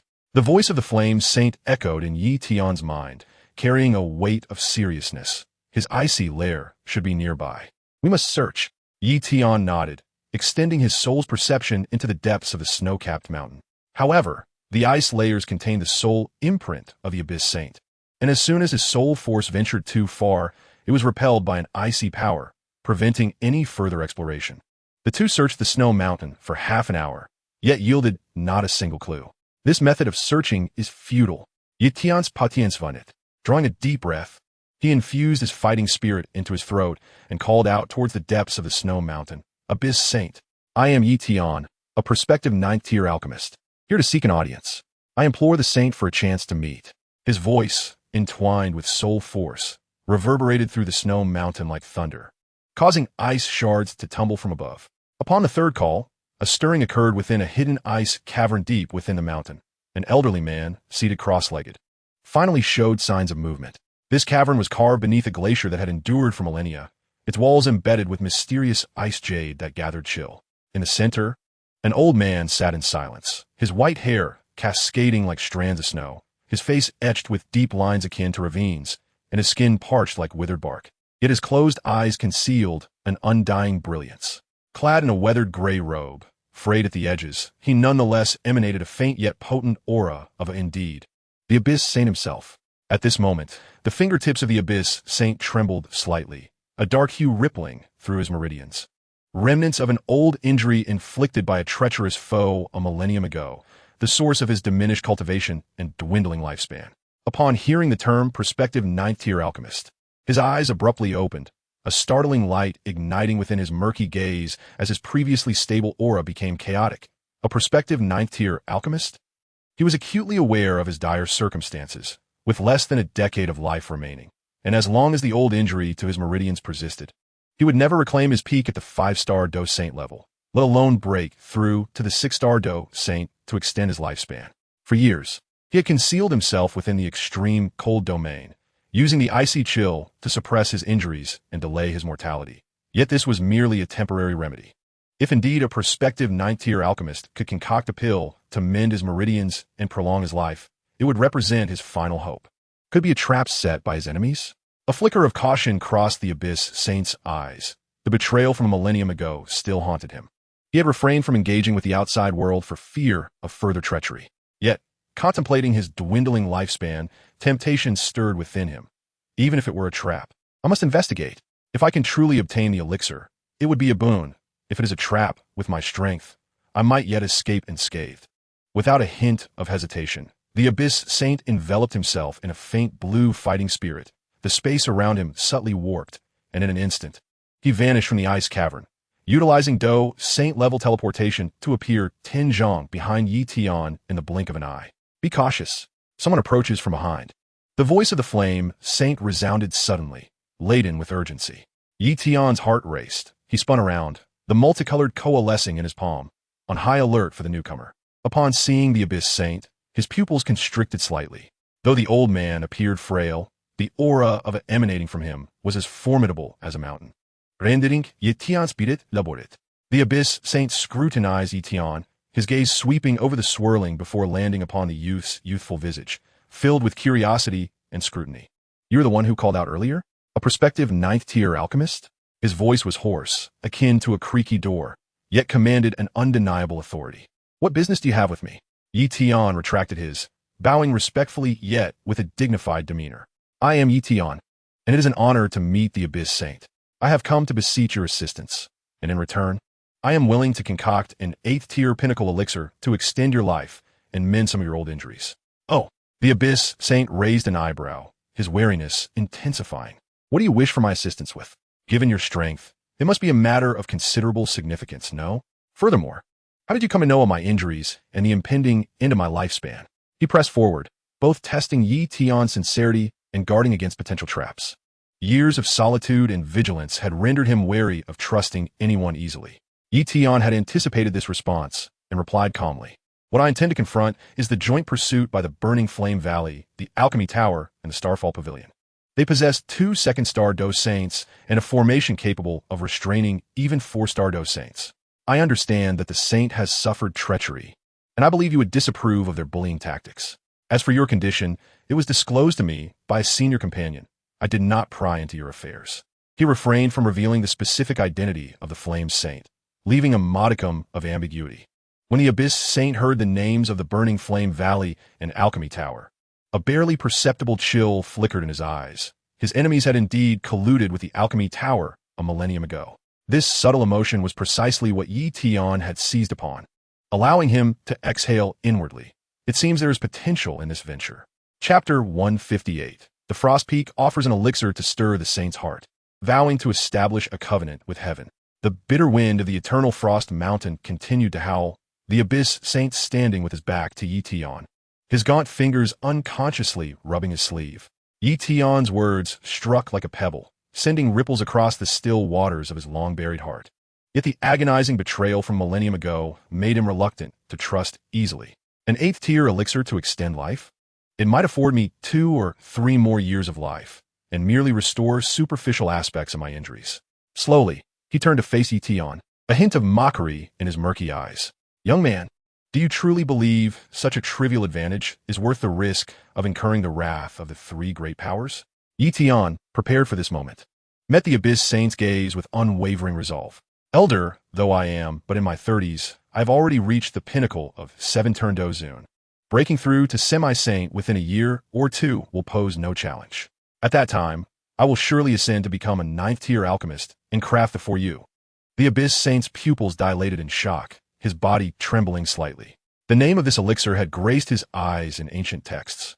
It was said to be a 9th-tier treasure, capable of fully repairing the damaged meridians of a Dou Saint, purging impurities from the Dantian, and helping the Dou Saint reclaim their peak strength. There was even a 30% chance of breaking through their current realm. If he could consume the... Not only could he return to the 5-star Dou Saint pinnacle, but he might also reach the 6-star Dou Saint level, extending his life by another 1,000 years and completely escaping the threat of death. Indeed, Yi Tian emphasized strongly, the Tian pill can resolve the ancient injuries in your meridians, aiding you in reclaiming the pinnacle of the 5-star Dou Saint, or even striving for the 6-star. At that moment, not only will you be able to avenge the ambush from a millennium ago, but you could also live for another 1,000 years, traversing the central continent. ISNT that far better than languishing in this frigid, snow-capped mountain awaiting death. The breath of the abyssal sage grew increasingly rapid, the hesitation in his eyes replaced by fervor, yet it soon cooled again. He looked at Yi Tian, a hint of bitterness in his tone. Young one, no matter how eloquently you speak, I'm still afraid. A millennium ago, I was betrayed by the brother I trusted most, which led to my current plight. How can I trust you? If the elder does not believe me, I am willing to swear an oath to the heavenly Tao. Yi Tian declared without hesitation, raising his hand to form the oath seal. The aura of his fighting spirit surged, resonating throughout the snow-covered mountains. Yi Tian, hereby swear that if the abyssal sage assists me in breaching the Flame Valley to rescue someone, once I attain the status of a 9th-rank alchemist, I shall concoct the Tian pill for you. Should I violate this oath, may the heavenly Tao not permit me to progress in my cultivation for life. My meridians shall be severed, and my soul shall scatter. As his words fell, a faint golden light flickered across the sky, momentarily illuminating the air with an imposing aura of the heavenly Tao. This was the oath of the Dou Qi Continent, bound by the laws of the heavenly Tao through one's own soul and cultivation. If violated, one would suffer backlash. Their cultivation would stagnate or even regress. Their meridians could be shattered by the force of the heavenly Tao, and in severe cases, their souls could disintegrate, forever barred from rebirth.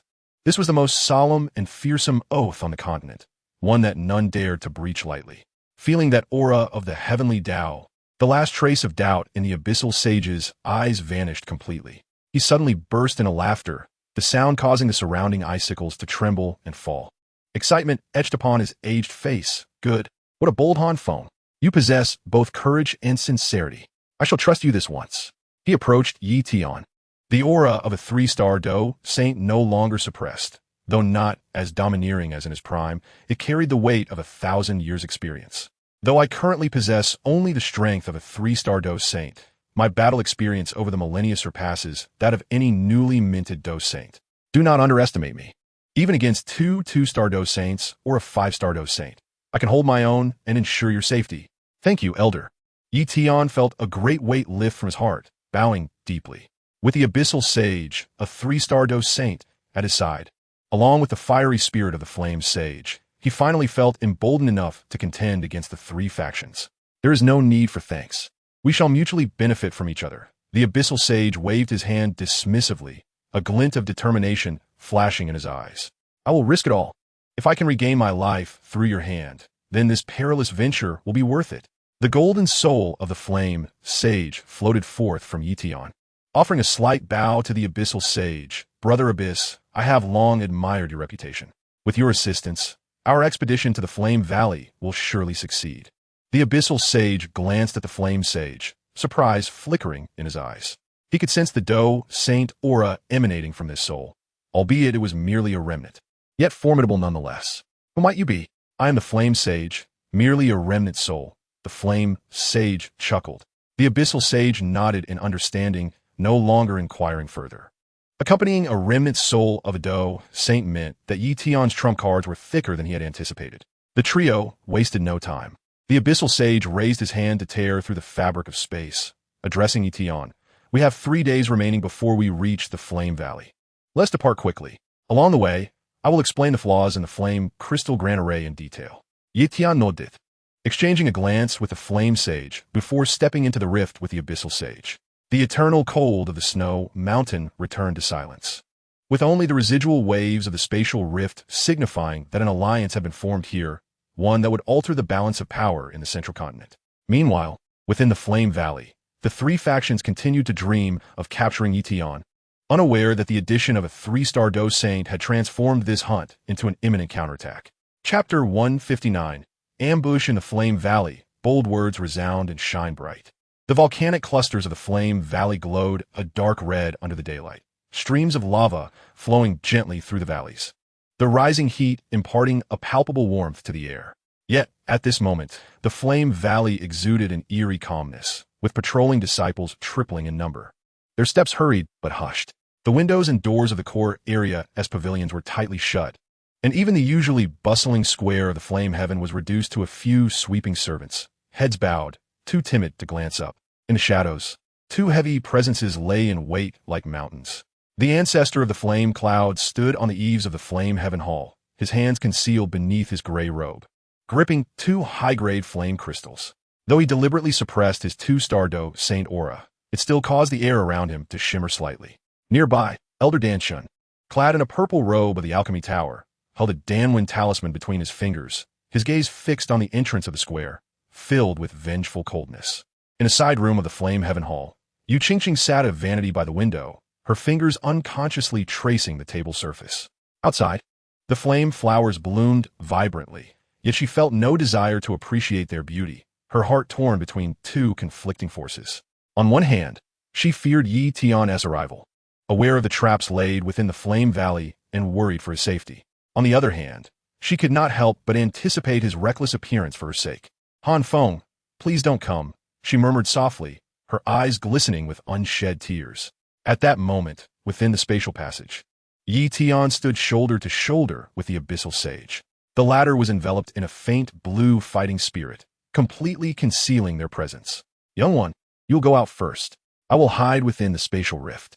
Once the flame crystal grand array fully activates and all attention is on you, I shall breach the array from the outside, catching them off guard. Understood. Tian nodded, gathering a strand of multicolored flame in his palm. Elder, do not worry. I will do my utmost to buy you time for your strike. A moment later, the spatial passage opened outside the square of the Flame Valley.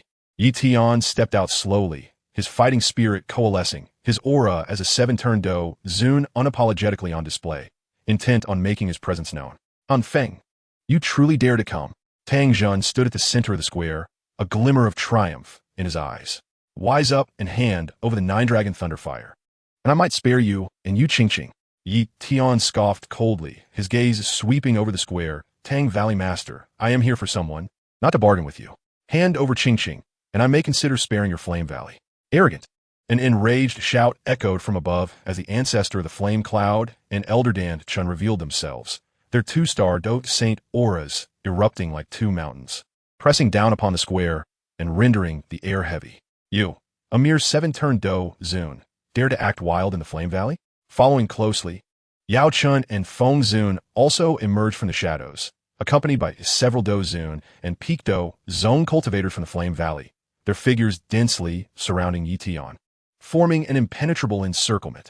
Tang Hoi stood behind the crowd, her heart a tumult of emotions as she gazed at Yi Tian's figure, anger from feeling deceived, a strange sense of relief at seeing him safe, and a thread of worry she herself did not yet recognize.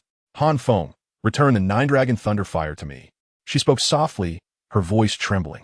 Yi Tian ignored Tang Hoi, his gaze fixed on Tang Jun. What? Do you intend to bully the few with the many? There is no need for rules when dealing with scoundrels like you. Tang Jun waved his hand, shouting, activate the flame crystal grand array, as his command echoed. The volcanic stone pillars surrounding the square suddenly ignited with a golden-red glow, countless flame patterns rising from the ground, intertwining to form a massive light screen that enveloped the entire square. It was the Flame Valley's legendary inheritance array, the Flame Crystal Grand Array. The luminous barrier glimmered in a deep crimson hue, its surface adorned with 81 high-tier flame crystals, each radiating a searing energy. The essence of the Earth's core fire surged through the intricate patterns, while strands of molten lava occasionally coursed through the formations, emitting a sizzling sound. The moment the Grand Array was activated, the surrounding temperature skyrocketed, warping the very fabric of space with a heat potent enough to instill trepidation even in the hearts of Dou Saints. This was the formidable mountain-protecting formation capable of ensnaring a four-star Dou Saint. Han Feng, you are now trapped with no escape. Tang Jun guffawed as he gazed at the ensnared Yi Tian.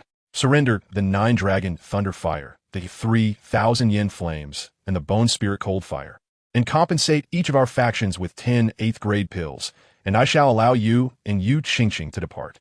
Surrender? Yi Tian suddenly erupted into raucous laughter, his disdain palpable. The possessions of Yi Tian are not to be relinquished. Today, I shall take Qingqing with me. I will not return a single one of your exotic fires. His gaze turned frigid, his tone laced with a bone-chilling menace.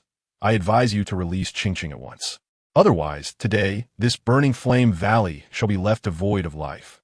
Do not think that even with two-star Dou Saints, you could impede me.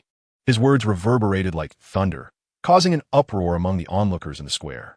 Has this young man lost his sanity? Does he not see the Grand Array and the two Dou Saints? Who does he think he is? Does he believe himself to be a Dou Saint? Tang Jun's face reddened with rage as he pointed at Yi Tian, barking, You seek death. Do you truly think that a remnant soul of a one-star Dou Saint can act so arrogantly? Today, I shall show you what despair truly means. Only Yao Chun furrowed his brow, a profound unease washing over him. He understood Han Feng, Yi Tian, too well. This individual never undertook actions without certainty, and his bold proclamation indicated he possessed a hidden card. Just as he contemplated warning everyone to be cautious, he witnessed Yi Tian wave his hand, a riotous blaze of multicolored flames igniting in his palm, his eyes alight with resolute determination. The atmosphere in the square plummeted to a frigid stillness. All breath was held as they fixated on Yi Tian within the array. Unbeknownst to them, in the concealed depths of the spatial rift, the presence of a 3-star Dou Saint was quietly coalescing, heralding a counterattack poised to overturn the situation, set to erupt within the burning flame crystal array. Chapter 160. The 3 Xian Flame Divine Array, the sacred soul embodied to battle the dual saints. Within the confines of the burning flame crystal array, the searing aura threatened to ignite the very air. Yi Tian stood at the center of the array, undaunted by the encroaching 2 Dou Saints and a cadre of formidable experts, his eyes ablaze with fervent combat spirit. He aimed to demonstrate that his presence in the burning flame valley was far from an act of recklessness. He invoked the Heavenly Fire 3 Xian transformation, the first transformation, the Green Lotus transformation. Yi Tian exclaimed, and the green lotus earth core fire within his 7-colored flames erupted forth, a dark green blaze spiraling around him, akin to countless green lotuses blossoming amidst raging flames. As the flames swirled, his aura surged at a visible pace, shattering the barrier of the 7-turn Dou Zun and propelling him directly into the realm of the 8-turn Dou Zun. Ethereal green lotus patterns entwined with his fighting spirit. Even the surrounding streams of magma were drawn in, morphing into tiny green lotus shapes that encircled him. What? He can still elevate his realm? The disciples of the Burning Flame Valley gasped, the aura of the 8-turn Dou Zun suffocating many Dou Zone cultivators. Tang Zhen's expression shifted as he contemplated issuing the order to attack, only to witness Yi Tian's flames undergo yet another transformation. The second transformation, the glaze transformation. The pure white bone spirit cold fire and the deep blue sea heart flame fused with the dark green flames, intertwining into a translucent, glazed 7-colored fire. Yi Tian's aura surged once more, the bottleneck of the 8-turn Dou Zun crumbling like thin paper, stabilizing firmly at the 9-turn Dou Zun. His skin shimmered with a faint glazed sheen, his fighting spirit coalescing into a nearly tangible armor, each breath stirring the fire attribute energy within the array, causing the luminous barrier to tremble slightly. 9-turn Dou Zun. How is this even possible? Elder Dan Chen's eyes flickered with concern. He had not anticipated Yi Tian's depth of foundation to be so profound. But even more astonishing was yet to come. Yi Tian abruptly raised his head, golden light flashing in his eyes, as the golden soul of the fire saint surged into his body like a tidal wave. The third transformation, the flame god transformation, with the fire saint's embodiment. The voice of the fire saint overlapped with Yi Tian's, infused with the gravity of a Dou Saint's authority. As the soul body fully merged, the 7-colored flames surrounding Yi Tian erupted dramatically, his 9-turn Dou Zun aura shattering the half-saint barrier, ultimately stabilizing at the pinnacle of a 1-star Dou Saint. His figure slightly elevated, encircled by intertwined golden and 7-colored flames. He resembled a flame god birthed from raging fire, drawing even the earth core fire within the burning flame crystal array toward him. A 1-star Dou Saint at its pinnacle. The elder Hua Yun gasped, unable to fathom that this seemingly merely Dou Zun cultivator could unleash such terrifying power. Tang Zhen was utterly flustered. The expression of assured victory had vanished entirely. Impossible. How could he possess the strength of a 1-star Dou Saint at its pinnacle? Words were futile. Attack. Elder Danshan was the first to regain his composure, condensing a pale purple flame into a spear aimed at Yi Tian, invoking his renowned Dou technique, the pill fire-breaking Saint Spear, potent enough to severely wound a 1-star Dou Saint. Elder Hua Yun also regained his senses, forming seals with his hands as a massive illusory flame dragon materialized behind him. The Burning Flame Valley's secret technique, the flame dragon devours heaven. The flame dragon roared with an insatiable momentum, lunging toward Yi Tian. Excellent. The fire saint, controlling Yi Tian's body, smirked coldly. He waved his hand, transforming the 7-colored flames into a similarly colossal fire dragon that collided with the flame dragon. Simultaneously, he conjured a golden soul force in his left hand, forming a shield to block the pill fire-breaking Saint Spear. Boom! The moment the two attacks met, a deafening explosion erupted within the array. A torrential rain of fire cascaded down, the space fracturing into dark cracks, the scorching waves of heat forcing the surrounding Dou Zun cultivators to retreat repeatedly. The pill fire-breaking Saint Spear struck against the soul shield, emitting sizzling sounds as the pale purple pill fire and golden soul force clashed in a stalemate. While the two fire dragons writhed together, their scales and flames scattering, each collision causing the array's barrier to sway violently, as if on the brink of collapse. I never expected your remnant soul to possess such strength. Elder Hua Yun gritted his teeth, the flames of the crystal in his hand flickering with intensity, further amplifying the output of fighting spirit, causing the flame dragon to swell in size. Elder Dan Shun was equally unyielding, retrieving an 8th-grade pill from his storage ring, shattering it to infuse it into the pill fire scorching the plains. The pale purple pill fire surged forth, engulfing Yi Tian like a tidal wave, the air thick with the frenzied energy of burning pills. The fire saint's gaze sharpened. He maneuvered Yi Tian's body to utilize teleportation, evading the pill fire while conjuring a 7-colored flame sword to cleave toward Elder Dan Shun. The sword wind carried the power to tear through space, forcing Elder Dan Shun to retreat defensively. The three engaged in a fierce battle within the array, the seven-colored flames, pale purple pill fire, and crimson flame dragon intertwining. The residual waves of Dou Saint-level combat, causing the entire burning flame valley to tremble, while the cultivators in the square had long since retreated to a safe distance, scarcely daring to breathe. Continuing in this manner is not sustainable. Elder Huiyun shouted to Tang Jun while fending off the exotic flame sword. Activate the killing array. Utilize the flame crystals to exhaust him. His soul embodiment cannot endure for long. Tang Jun, jolted from his stupor, hastily manipulated the array disc. Burning flame crystal array. Activate the killing array. As his voice fell, the luminous barrier of the burning flame crystal array glowed with a radiant golden-red hue as the 81 flame crystals simultaneously ignited.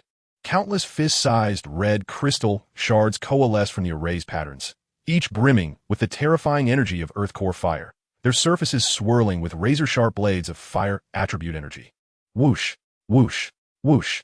The red crystal shards rained down upon Yi Tian like a tempest, so densely packed that evasion was utterly impossible. The flame sage swiftly manipulated the to form a protective barrier, yet the impact of the crystalline blocks far exceeded expectations. Bang, bang, bang. Several crystalline blocks crashed against the barrier, causing it to fracture, while a few grazed Yi Tian's arm, searing deep, bone-revealing gashes into his flesh. Ha ha ha, Han Feng, you are finished, roared the fire cloud ancestor, his laughter echoing. These fiery crystalline blocks will continuously drain your. Once your soul's embodiment concludes, your demise will be inevitable. Yi Tian found himself in an increasingly precarious situation, compelled to fend off the combined assaults of the fire cloud ancestor and Dan Shun, while simultaneously evading the relentless barrage of fiery crystalline blocks. The consumption of his and soul power escalated rapidly. The cracks on the colorful protective barrier multiplied, and his wounds continued to worsen. Although he could still endure for the moment, it was evident that he would soon be utterly exhausted if the situation persisted. Hang in there, kid. Why hasn't that old coot from the abyss intervened yet? The flame sage urged anxiously within Yi Tian's mind. Gritting his teeth, Yi Tian forced the last vestiges of his to stave off another attack from Dan Shun, his gaze sweeping beyond the formation. He was acutely aware that the abyss sage lurked in the shadows, waiting for the opportune moment to retaliate. Outside the formation, Tang Jun watched Yi Tian, who was being battered defensively, his face alight with smug satisfaction. He believed this hunt was finally reaching a victorious conclusion. Chapter 161. The Abyss shatters the formation. Instilling terror in the foes, Feng seizes the fiery crystals. Within the fiery crystal grand formation, red crystalline blocks plummeted like a torrential downpour.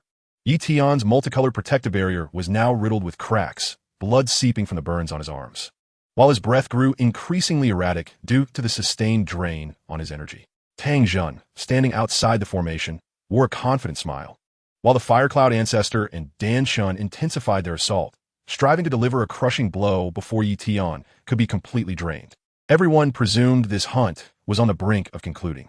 Suddenly, an aura of terrifying power, far surpassing that of a two-star, erupted from the rift in space. The space twisted violently as the Abyss Sage stepped forth, enveloped in a pale blue, frigid. The pressure of a three-star surged like a tsunami, momentarily stifling the volcanic air currents of the fiery flame valley. His gaze swept across the formation, and his emaciated hand slowly rose, swirling chaotically around him. Heavenly tier low level. Abyss Dragon Fist. With a commanding shout, the pale blue coalesced in his palm, transforming into a vividly lifelike black dragon, its scales glimmering with a chilling metallic sheen. Its eyes of unfathomable deep blue, surrounded by a frigid aura capable of freezing space itself. This was the Abyss Sage's renowned technique from a millennium ago. He had once withstood the onslaught of a six-star with this very move, earning his formidable reputation in the Central State. Not good. Stop him. The Fire Cloud Ancestor's expression changed drastically as he attempted to intervene, but was ensnared by Yi Tian's multicolored sword and could not escape. The black dragon roared, exuding a force that seemed capable of tearing the heavens and earth apart, and charged directly toward the core of the fiery crystal grand formation, the exquisite fiery crystal embedded at the formation's center. Boom! The moment the dragon collided with the fiery crystal, an ear-splitting explosion erupted. The exquisite fiery crystal shattered, crimson gold array patterns fracturing like a spider's web. And the dark red light curtain that had enveloped the plaza dissipated instantly, the myriad red crystalline blocks losing their energy support and cascading down like sparks. The formation that had ensnared Tian was effortlessly dismantled by the Abyss Sage. Fellow Taoist, the Abyss Sage flickered to Yi Tian's side, enveloping him in pale blue that swiftly healed the burns on his arms. I haven't arrived too late, have I? Just in time. Yi Tian retracted his breath gradually stabilizing, a glint of cold determination flashing in his eyes. With the assistance of the Abyss Sage, the dynamics of the situation had shifted dramatically. The onlookers in the plaza were thrown into disarray. The faces of the Fire Cloud Ancestor and Dan Shun turned ashen. The oppressive presence of a 3-star rendered their very breaths labored. 3-star. Dan Chen's voice trembled, unable to fathom how Yi Tian had managed to summon such a formidable ally. The Fire Cloud Ancestor suppressed his fear, bowing slightly to the Abyss Sage. His tone laced with a hint of deference. Esteemed Taoist, may I inquire what benefit Han Feng has promised you? This individual has deep-seated enmities with both my Fiery Flame Valley, the Dan Tower, and the Starfall Pavilion. I implore you not to intervene.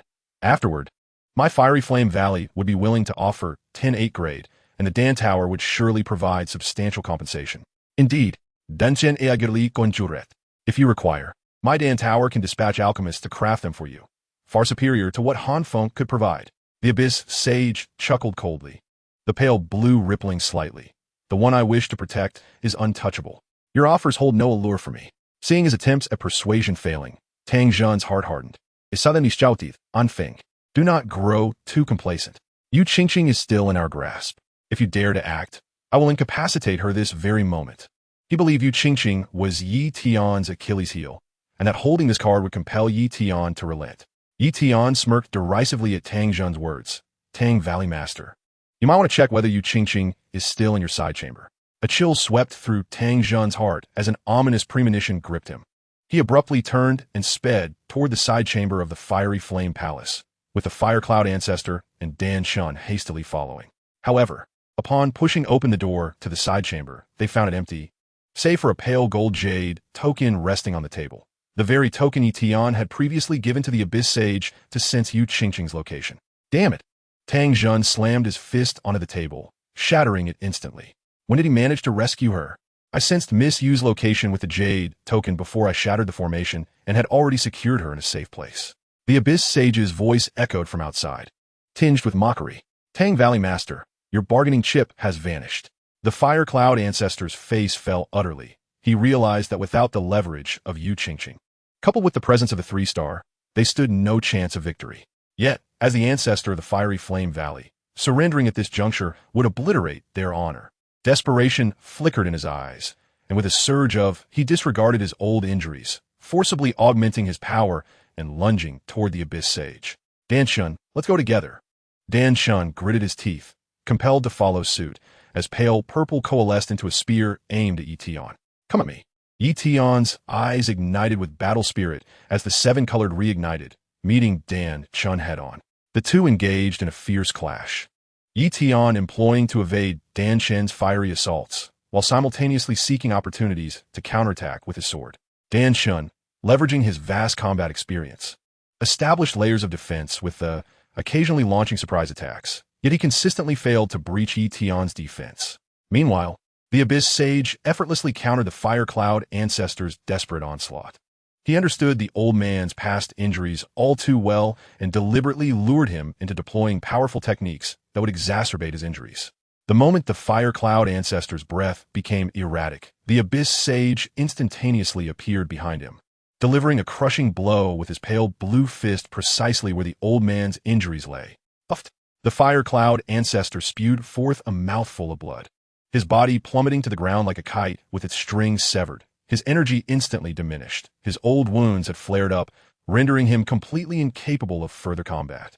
Seeing the Fire Cloud Ancestor grievously injured, Dan Shen's heart sank entirely. He recognized that continuing the fight would lead to certain death.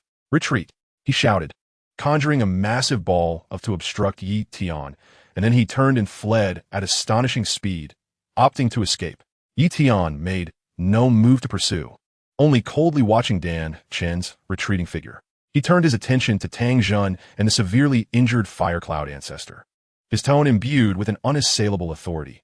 Tang Valley Master, if you wish to preserve the fiery Flame Valley, surrender a vial of fiery crystal liquid. Otherwise, today, this fiery Flame Valley shall be left with no survivors. The flame crystal liquid, sourced from the depths of the volcanic crater in the burning Flame Valley, is a quintessence that has coalesced over millennia. It yields a mere 10 drops annually, and a single vial contains several hundred drops. This elixir is renowned for its remarkable efficacy in the cultivation of fire attribute practitioners, making it the treasured gem of the burning Flame Valley. Upon hearing the term flame crystal liquid, Tang Jun was seized by an uncontrollable fury, his body trembling with rage, and he nearly spat out blood. Yet, as he cast a glance at the gravely injured Fire Cloud Elder and then at the frigid gaze of the Abyss Saint, he understood that he had no alternative. Elder. Tang Jun looked toward the Fire Cloud Elder, his eyes brimming with reluctance. The Elder weakly closed his eyes and slowly nodded. Without the flame crystal liquid, the burning Flame Valley would indeed face annihilation.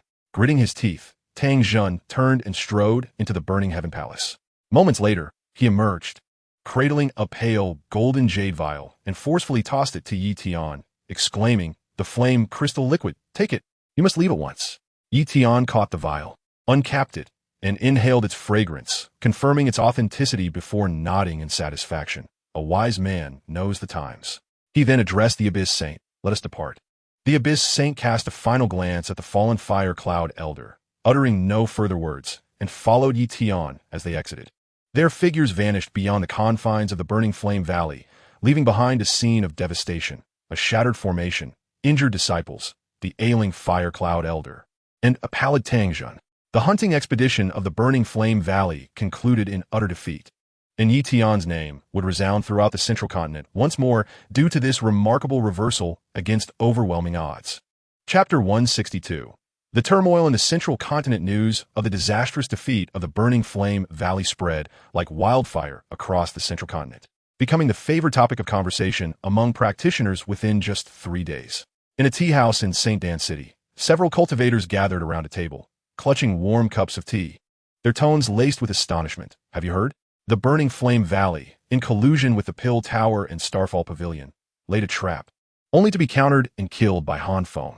He even enlisted the aid of a 3-star Dou Saint, directly shattering the Flame Crystal Grand Formation and seizing the Flame Crystal Liquid.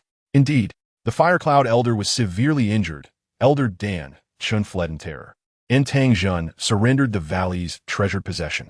The burning Flame Valley has lost all face." Another chimed in, excitement gleaming in his eyes. "Previously, I'd only heard of Han Feng's prowess in stealing extraordinary flames, but who would have thought his strength was so formidable? A 7-turn Dou Zun capable of unleashing Dou Saint-level combat power and able to summon a 3-star Dou Saint. His connections and hidden cards are truly terrifying." Meanwhile, within the burning Flame Valley, the atmosphere was oppressively tense. Tang Jun stood within the burning Heaven Palace, gazing at the bowed elders below, his complexion ashen. "This matter must not be left unresolved. Han Feng has taken my 9 dragons Thunderfire and seized my flame crystal liquid. The Fire Cloud Elder is grievously injured. We have lost all honor." He commanded, "Send word to close the valley gates and focus all efforts on healing the Elder's wounds. We shall seek revenge at a later opportunity." Deep within the Pill Tower, Elder Dan Chun knelt before the Pill Master, his face marred with shame. "I have failed in my duty, unable to capture Han Feng, and allowed him to summon a 3-star Dou Saint, thereby tarnishing the Pill Tower's reputation." The Pill Master, seated at the head of the table, remained silent for a long while before finally speaking. "Enough. A 3-star Dou Saint is beyond your capabilities.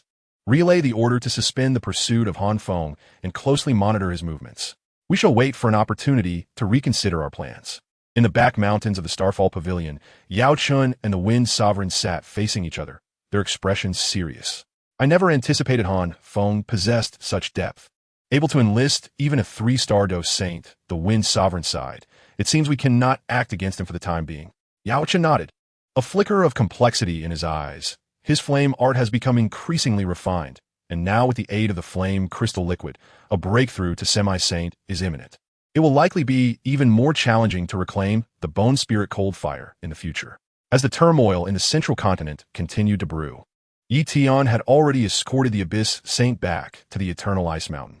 Young man, I shall rest here and await your celestial restoration pill, the Abyss Saint stated before the Ice Palace, clasping his hands toward Tian. Should you require anything in the future, do not hesitate to seek me at the Eternal Ice Mountain.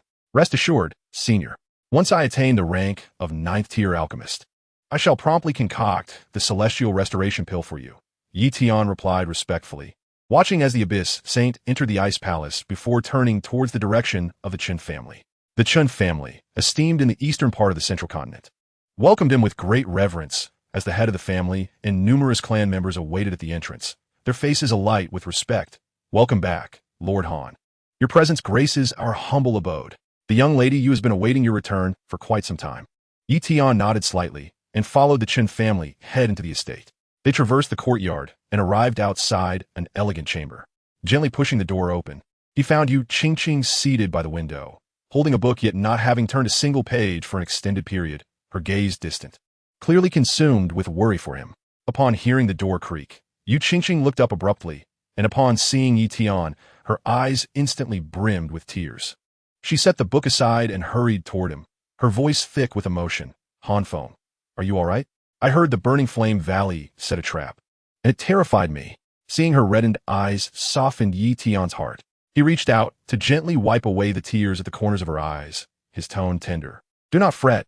I am perfectly fine. Look, I have returned safe and sound, haven't I? But they say you faced 2 Dou Saints in a grand formation. Yu Qingqing clutched his sleeve, her fingertips trembling slightly. Xian, she was involved too. When I learned of this, it pained me deeply. Tian held her hand, offering a reassuring pat.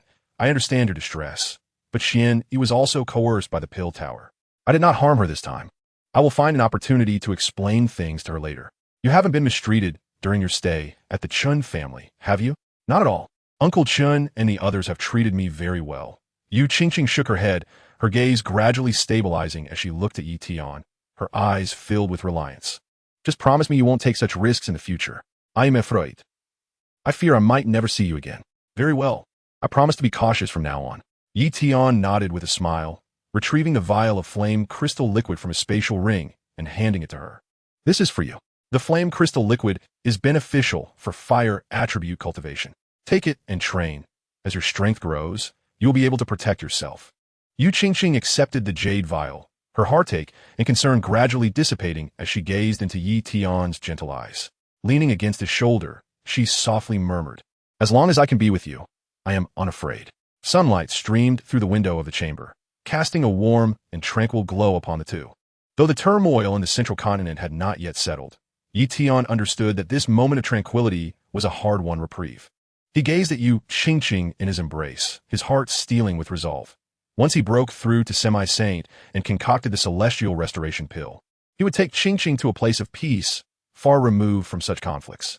Yet, he was acutely aware that given his current reputation and strength, achieving true serenity would not be an easy feat. Days later, Tian and Yu Qingqing departed from the Chen family, heading to a secluded valley. He sought to solidify his realm there, refining the flame crystal liquid in preparation for breaking through to Semi-Saint, while also awaiting the fulfillment of his agreement with the Abyss Saint and the impending storm on the horizon within the central continent. Chapter 163. Secluded Retreat in the Valley. Farewell at the Moon Mansion, setting the wedding date. The hidden valley Tian discovered lay nestled deep within the misty mountains of southern central continent, brimming with spiritual energy and featuring a natural hot spring, making it the ideal location for seclusion and cultivation. After settling Yu Qingqing in a cave dwelling within the valley, he retrieved the vial of flame crystal liquid, preparing to harness its power to solidify his realm and strive for the 9-turn Dou Zun breakthrough. Within the cave dwelling, Tian sat cross-legged by the hot spring, opening the pale golden jade vial. An intense heat surged forth instantly as the flame crystal liquid, dark red in hue and resembling molten lava, filled the air with warmth even before contact. He poured 3 drops of the flame crystal liquid into his mouth, and the liquid melted upon entering his throat, transforming into a torrent of violent fire attribute energy that surged through his meridians toward his dantian. Activate the flame art, Tian shouted, as the 7-colored extraordinary fire within his dantian awakened in an instant, akin to a ravenous beast, beginning to devour the energy of the flame crystal liquid. The ferocious energy of the fire attribute, under the refining influence of the extraordinary flames, has transformed into a gentle force. A portion integrates into the fighting spirit, while another nourishes the meridians. He can distinctly sense the barriers of the pinnacle of the 7 transformation Dou Zun loosening, as the fighting spirit continuously swells like a rising tide, becoming increasingly solid with each cycle. 3 days later, an explosive surge of fighting spirit erupted within the cavern, as the 7-colored extraordinary flames soared into the sky, illuminating the cave's ceiling in a fiery red hue. Tian aura surgi rapidement, shattering the bottleneck of the 7 transformation Dou Zun. As the fighting spirit broke through the shackles of the 8 transformation Dou Zun and ultimately stabilized at the 9 transformation Dou Zun, he slowly opened his eyes, condensing a wisp of fighting spirit in his palm, which bore faint golden patterns, the sacred markings unique to the 9 transformation Dou Zun, just a step away from becoming a semi-saint. At last, he had broken through. Tian exhaled in relief, feeling the surging power within him, a smile gracing his lips. In another cavern within the valley, Qingqing was also cultivating with the aid of the flame crystal liquid. She took a drop of the liquid and infused it into her fighting spirit, allowing the fire attribute energy to circulate through her meridians, continuously washing away the barriers of the 3-star Dou zone. Her cultivation speed was already remarkable, and with the enhancement of the flame crystal liquid, after merely 5 days, a light exclamation was heard as the aura of the 4-star Dou zone expanded, enveloped in a faint halo of flames, now exhibiting a greater sense of agility. I have broken through to 4-star Dou zone. Qingqing joyfully ran before Tian, her eyes brimming with excitement. Tian looked at her cheerful demeanor, ruffled her hair, and smiled. Very well, you are progressing swiftly. However, having been out for so long, Xian, you might be worried. It's time to return to the Manor. The smile on Qingqing's face instantly faded. She lowered her head, nervously twisting the hem of her garment, her voice tinged with a hint of grievance. Must we return? I wish to stay with you. Be good. I still need to enter seclusion to strive for semi-saint. Afterward, I must assist Senior Ming Yuan in refining the heaven-mending pill. For now, I cannot accompany you. Tian gently grasped her shoulders, his tone tender. Please return to the Manor. Once I break through to Doushang, I'll come to pick you up. We shall hold a grand wedding then, and never part ways again. All right? Is that truly so? Qingqing lifted her head, her eyes filled with anticipation. Of course it is. Tian produced a pale purple jade pendant from his spatial ring. The pendant was carved with a pair of entwined flame birds, known as the Heart's Bond pendant. You take one, and I will keep the other. Should you ever find yourself in danger, shatter the pendant, and I will sense it and rush to your side. Qingqing accepted the pendant, clutching it tightly in her palm, tears welling in her eyes. Then you must break through to Doushang quickly. I will wait for you at the Manor, and you must not deceive me. I would never deceive you. Tian gently wiped away the tears at the corners of her eyes and embraced her. I will come to find you as soon as possible. The next morning, Tian escorted Qingqing to the entrance of the valley. She turned back to glance at him 3 times, her eyes filled with reluctance, continuing to wave at him even after she had walked far away. Tian stood rooted to the spot, watching her figure vanish into the mist before turning back to the valley. He understood that only by rapidly growing stronger could he fulfill his promise to Qingqing and ensure her safety. When Qingqing returned to the Manor, Xian, he had long awaited her at the door. Upon seeing her return safely, a flicker of relief crossed Xian Yi's eyes. Though it was tinged with complexity, you still know to come back? Han Feng hasn't troubled you, has he? And Xian, Han Feng is not a bad person. He merely has his own burdens. Qingqing clutched the Heart's Bond pendant in her hand, her tone resolute. Once he breaks through to Doushang, we will hold a wedding, and then I will show you that he is someone worth entrusting my heart to. Xian Yi observed her stubborn demeanor, letting out a helpless sigh, yet refrained from further argument. After the incident at the Burning Flame Valley, she understood that Han Feng was no ordinary individual. Perhaps Qingqing's choice was not entirely misguided. In the valley, Tian once again entered seclusion, the 7-colored extraordinary flames burning around him. As the aura of the 9 transformation Dou Zun continuously compressed, steadily progressing towards the realm of the semi-saint.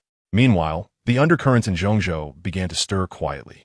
Though the Dan Tower and the Burning Flame Valley remained dormant for the time being, they had never abandoned their search for opportunities. The alchemist Dust of the Starfall Pavilion also kept a watchful eye on Yi Tian's movements, while hidden forces, drawn by the extraordinary flames and flame crystal liquid in Yi Tian's possession, began to focus their gaze on this secret valley. A new storm was silently brewing. Chapter 164. The secluded valley awaits opportunity. The Soul Palace schemes for extraordinary flames. Deep within the hidden valley of the Cloud and Mist mountain range, the morning fog had yet to dissipate. Yi Tian pushed open the stone door of the cavern, inhaling a breath of fresh air, imbued with the fragrance of flora. For half a month, he had repeatedly tempered his meridians with the seven-colored extraordinary flames. His already resilient meridians now resembled tempered steel, glimmering with a faint glass-like luster. They could not only accommodate a more formidable fighting spirit, but also endure the more violent forces of the extraordinary flames. The realm of the 9 transformation Dou Zun had been thoroughly consolidated, and there were even faint signs of an impending breakthrough to the semi-saint stage. With a breath, Yi Tian raised his hand, condensing a wisp of fighting spirit in his palm. The golden sacred markings within the fighting spirit became increasingly distinct, resonating with a subtle fluctuation that echoed with the heavens and the earth. He could feel that his fighting spirit was abundant enough. All that remained was the final impetus for breakthrough. Kid, don't just focus on showing off. The golden soul of the fire sage floated out from the spatial ring, circling around Yi Tian, its tone carrying a hint of admonition. The transition from 9 transformation Dou Zun to semi-saint is not merely achieved by amassing fighting spirit. Many talents have faltered at this juncture, exhausting their lifespans without making the leap. What they lack is a fortuitous opportunity, perhaps a life-and-death battle, perhaps a moment of enlightenment, or perhaps a rare celestial treasure. Such opportunities are often elusive. Yi Tian smiled and nodded, yet felt no anxiety. Rest assured, senior. My cultivation method, the flame art, is unlike any other. As long as I can further refine a petal of extraordinary flame or find sufficient treasures to nourish the soul, breaking through to semi-saint will not be a daunting task. He held absolute confidence in the flame art, from Dou Zhi to Dou Zun. Each breakthrough was intimately connected with extraordinary flames, and this time would be no exception. The fire sage paused momentarily, then chuckled. Indeed, your method is rather peculiar. The usual rules for breakthroughs simply do not apply to you. It seems I was overly concerned. At that moment, in a hidden place in the far north of Zhongzhou, a suffocating chill enveloped the air. This was the Soul Palace's subterranean hall, a grand chamber constructed of black skeletal rock, concealed beneath glaciers that had not melted for millennia. The walls of the hall were embedded with countless soul crystals, pulsating with a ghostly green light, each crystal imprisoning struggling souls that emitted chilling wails.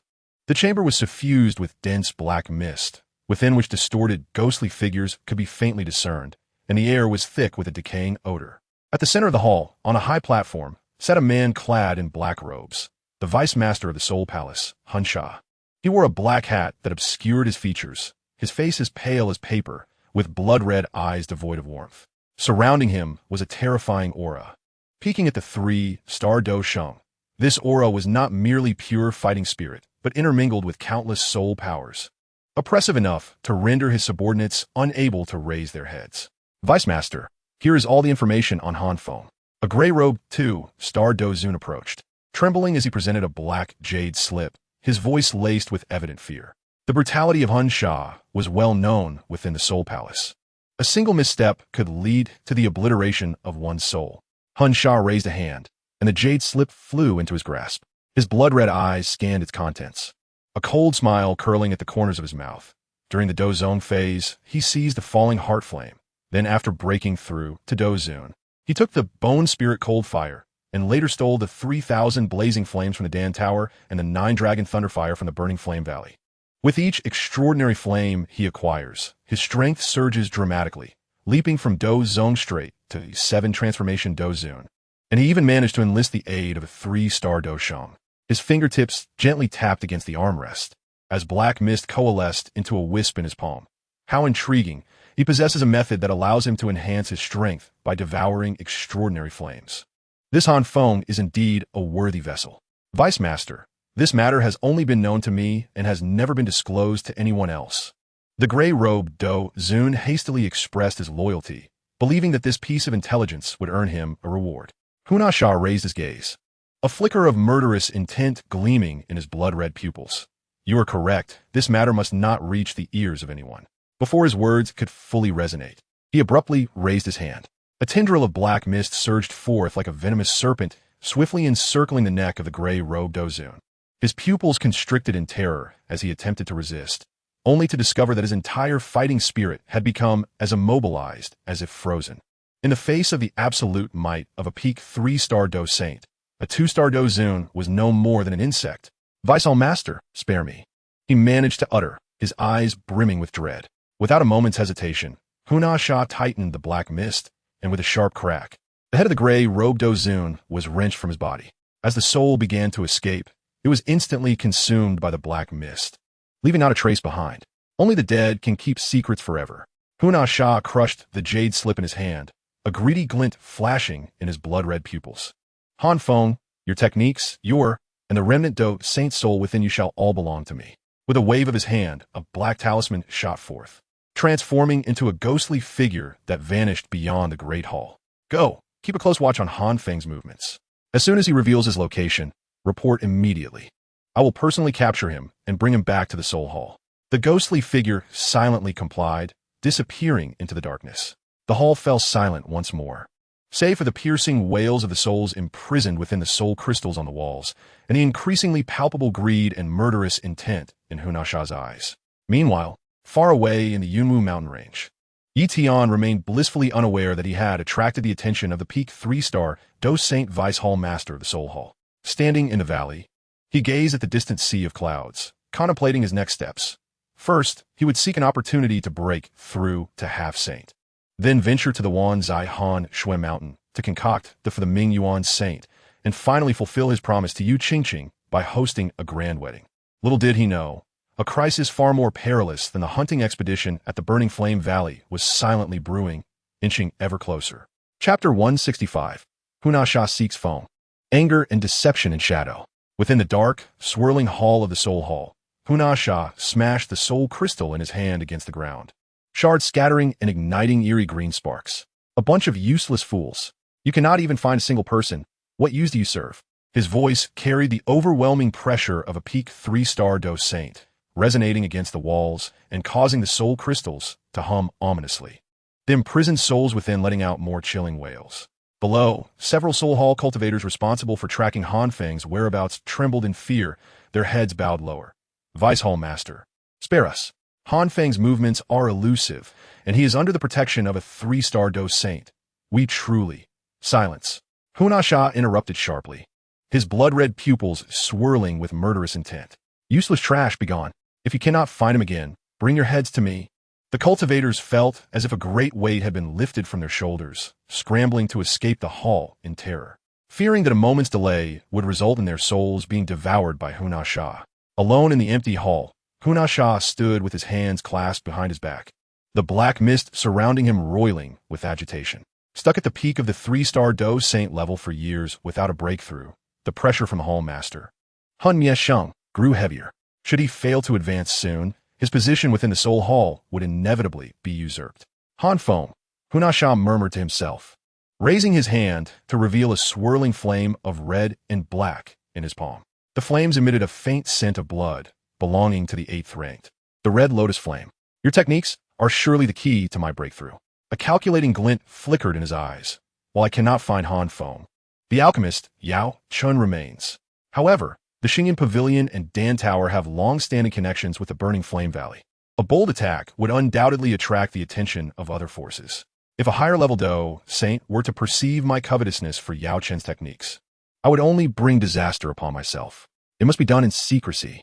Han Feng retracted the black mist around him, instantly tearing open a spatial rift, his figure vanishing within. The speed of his Dou Saint-level teleportation was extraordinary. Within the span of an hour, he had already arrived above the mountain range where the Xingyun Pavilion was situated. He descended into the dense forest behind the Xingyun Pavilion, swiping his hand across his face, transforming his pallid features into those of an ordinary middle-aged man. His blood-red pupils returned to black, and his aura as a peak 3-star Dou Saint was completely concealed, leaving only the fluctuations of a peak Dou Zun, appearing just like an average rogue cultivator. The protective array of the Xingyun Pavilion appeared as mere vapor to him, allowing him to slip through undetected, silently approaching the vicinity of the back door. Just then, an internal disciple of the Xingyun Pavilion passed by, carrying a basket of herbs. Huna Sha's figure flickered, swiftly covering the disciple's mouth and dragging him into the shadows. "Where's Yao Chen?" Huna Sha's voice dripped with icy malice. His finger poised at the disciple's throat. A mere flick would suffice to snap his neck. The disciple, paralyzed with fear, stammered, "Yao Chen. The sect master has gone to the Dan Tower for the alchemical banquet and won't return for several days. Currently, only Feng Zunjia is inside." Feng Zunjia? A glimmer of surprise flashed in Huna Sha's eyes, soon replaced by a cold smirk. "Very well. Capturing him will surely draw Yao Chen to rescue." He released the disciple, but left behind a subtle soul mark on his neck. "Take me to Feng Zunjia's pavilion. If you dare to play tricks, prepare to have your soul scattered." The disciple, quaking in fear, could only comply, tremblingly leading the way through the courtyard of the Xingyun Pavilion to a quaint pavilion, Feng Zunjia's residence. Several emerald bamboos adorned the area, and a stone table still held warm tea, while Feng Zunjia sat by the window, perusing classic texts, utterly oblivious to the impending danger. Huna Sha signaled for the disciple to withdraw, his shadow gliding into the pavilion like a specter. Feng Zunjia sensed the disturbance and turned, only to be met with a terrifying wave of pressure that struck him. His fighting spirit froze instantly, leaving him incapable of even raising a hand. Being merely a peak Dou Zun before the might of a peak 3-star Dou saint like Huna Sha rendered him as powerless as an infant. "Who are you? How dare you intrude upon the Xingyun Pavilion?" Feng Zunjia bellowed, his voice trembling under the weight of the pressure. Huna Sha did not respond. He raised his hand, ensnaring Feng Zunjia in black mist, stifling his cries for help. Feng Zunjia struggled desperately, yet he could only watch helplessly as the black mist enveloped him, his body moving involuntarily alongside Huna Sha. The entire capture transpired in an instant, without alarming any of the disciples of the Xingyun Pavilion. Huna Sha led Feng Zunjia back into the shadows, reappearing before the internal disciple. "Inform Yao Chen that if he wishes to save Feng Zunjia, he must go alone to the Zi-My Gorge 3 days hence. Should he bring anyone else or arrive late, he will have to collect Feng Zunjia's remnants." With that, he lingered no longer, tearing open a spatial rift once more, vanishing with the ensnared Feng Zunjia. The disciple collapsed onto the ground, cold sweat soaking his clothes. He scrambled to his feet and dashed towards the front hall of the Xingyun Pavilion, aware that this incident would send shockwaves throughout the entire sect. The Zi-My Gorge mentioned by Huna Sha lay 100 miles west of the Xingyun Pavilion, nestled deep within the mountains. The gorge's walls were an eerie shade of deep purple, adorned with vein-like patterns reminiscent of blood vessels, perpetually shrouded in a faint purple miasma. This miasma contained toxins capable of corroding fighting spirit, making it perilous for even ordinary Dou Zun cultivators to venture within. The gorge's bottom featured only a narrow passage, wide open and devoid of cover, a perfect spot for an ambush. At this moment, Huna Sha had already imprisoned Feng Zunjia upon a colossal stone in the heart of the Zi-My Gorge, having set up a soul array around him. Gazing at the trapped Feng Zunjia, a cold smile crept across his lips. "Yao Chen along with Han Feng, this time, none of you shall escape." The miasma within the gorge swirled with the wind, concealing Huna Sha's presence, leaving only the suppressed sounds of Feng Zunjia's struggles as they awaited Yao Chen's arrival 3 days hence. A conspiracy surrounding the burning scripture and Feng Zunjia had quietly unfolded within the Zi-My Gorge, while Tian, still in the Yunwu mountain range, remained oblivious to the new crisis enveloping him. Chapter 166. The banquet at the Dan Tower gathers the worthy. Yao Chen's alchemy draws thunderous awe. In the sacred city of St. Dan, the atmosphere is alive with vibrant decorations as the decade-long alchemist banquet unfolds. This renowned city, celebrated for its alchemical prowess throughout the central continent, has gathered the finest alchemists from far and wide, with the air infused with the rich aroma of elixirs and the sweet fragrance of spiritual fruits. The venue for the banquet is the grand alchemical square at the heart of the Alchemist Tower, dominated by an enormous white jade alchemical platform. This platform is intricately engraved with complex fire-gathering patterns, surrounded by dozens of high-grade spiritual crystals that illuminate the entire area as if it were daylight. Encircling the square are tiered spectator stands divided into 3 levels. The uppermost tier reserved for the esteemed elders of the Alchemist Tower and 8th-tier alchemists. Adorned with soft beast-hide cushions, their tables graced with millennium-old spiritual tea and rare spiritual fruits. The middle tier for peak 7th-tier alchemists, though less luxurious, is equally refined. In the lowest tier, occupied by mid-level 7th-tier alchemists, all clad in alchemist robes, their eyes alight with excitement and reverence. For those below the 6th tier are not even permitted to step into the square. The square is abuzz with chatter, yet remains far from chaotic. Groups of high-tier alchemists gather, discussing the latest alchemical techniques or exchanging information about rare medicinal herbs. Occasionally, someone showcases their concoctions for peer review, creating an atmosphere that balances solemnity with a touch of festivity. The master of medicinal dust has arrived. A shout echoes, stirring a wave of excitement at the entrance of the square. Everyone turns to see the figure of Yao Chun, clad in a moon-white robe and wielding a jade fan, approaching with measured grace. Having recently restored his strength to the 7th-tier Dou Zone, he still exudes an extraordinary presence, enveloped by a subtle aura of alchemical fire. His gaze sharp and clear.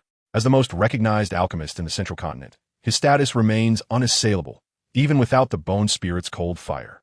Master Yao Chun, what a long-awaited honor. Dan Hong, the Grand Elder of the Alchemist Tower, rises first, clasping his hands in greeting with a smile. Your presence at this banquet truly elevates the occasion. Master Yao Chun, I still greatly benefit from the revival pill you crafted last time. An 8th-tier alchemist eagerly steps forward, his tone brimming with admiration. Yao Chun responds with a warm smile and courteous exchanges, then takes his seat beside Dan Hong. As he surveys the gathering, he reflects on the fact that in the realm of alchemy, respect is bestowed based on merit, even in his diminished state.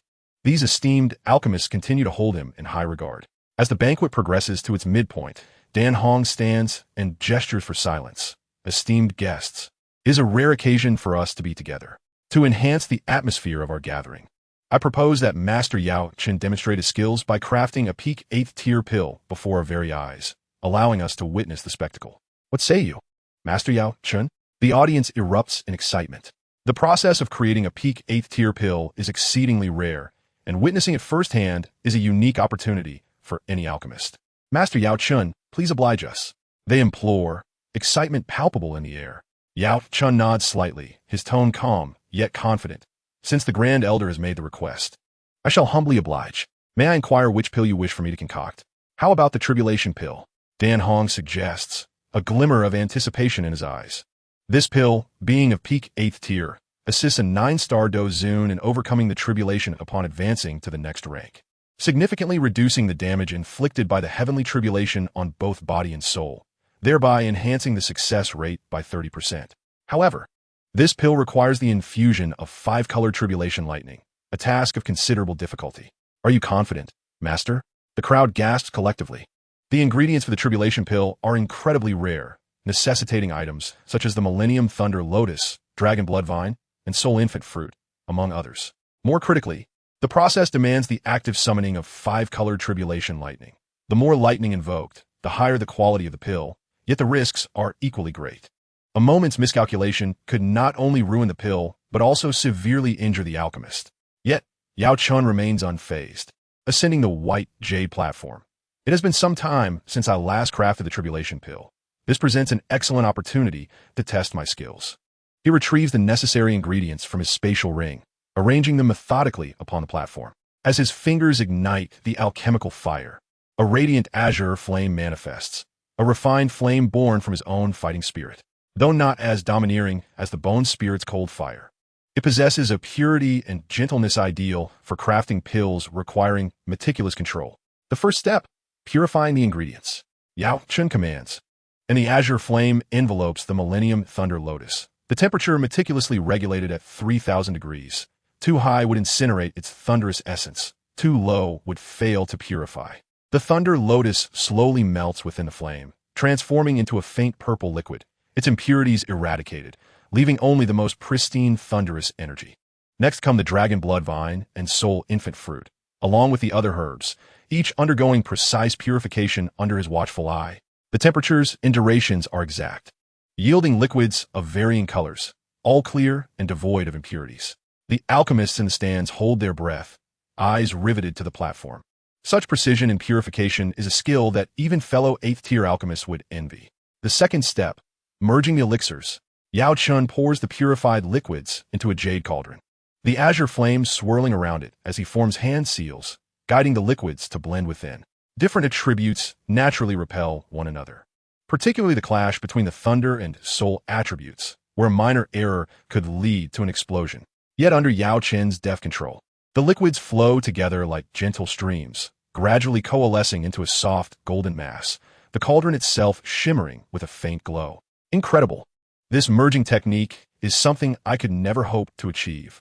An 8th-tier alchemist mutters in awe, his eyes wide with astonishment. Half an hour later, Yao Chen waves his hand, sending the lid of the cauldron flying. The golden liquid morphs into a pill the size of a dragon's eye, successfully formed. Summon the tribulation lightning. Yao Chen's expression sharpens, and with a decisive motion, he gestures skyward. The azure flame transforms into a fiery line shooting towards the clouds. Boom! Dark clouds gather ominously, and the first red tribulation lightning crashes down, aimed directly at the pill. Yao Chen remains calm, enveloping the pill in a protective shield of flame. Guiding the lightning to strike the pill, which is now being refined by the red lightning, intricate patterns of energy appearing on its surface, the fragrance intensifying. One after another, orange, yellow, and green tribulation lightning follow, each more powerful than the last. The spectators are now all standing, eyes wide with tension. For no one has ever successfully summoned and controlled the 5-color tribulation lightning. The final strike, the blue tribulation lightning. As the 5th bolt descends, Yao Chen's fighting spirit surges. The azure flame expanding instantly, firmly protecting the pill. The blue lightning crashes against the flame shield, producing a deafening roar. The force of the impact causing Yao Chen's robe to billow wildly, yet he stands unwavering as a mountain. As the tribulation lightning dissipates, the pill now glows a soft golden hue, adorned with 5-colored lightning patterns, and the rich scent of the pill fills the entire square, even causing the surrounding alchemists' fighting spirits to stir restlessly. The tribulation pill has been successfully crafted. Yao Chen catches the pill, presenting it to Dan Hong with a calm demeanor.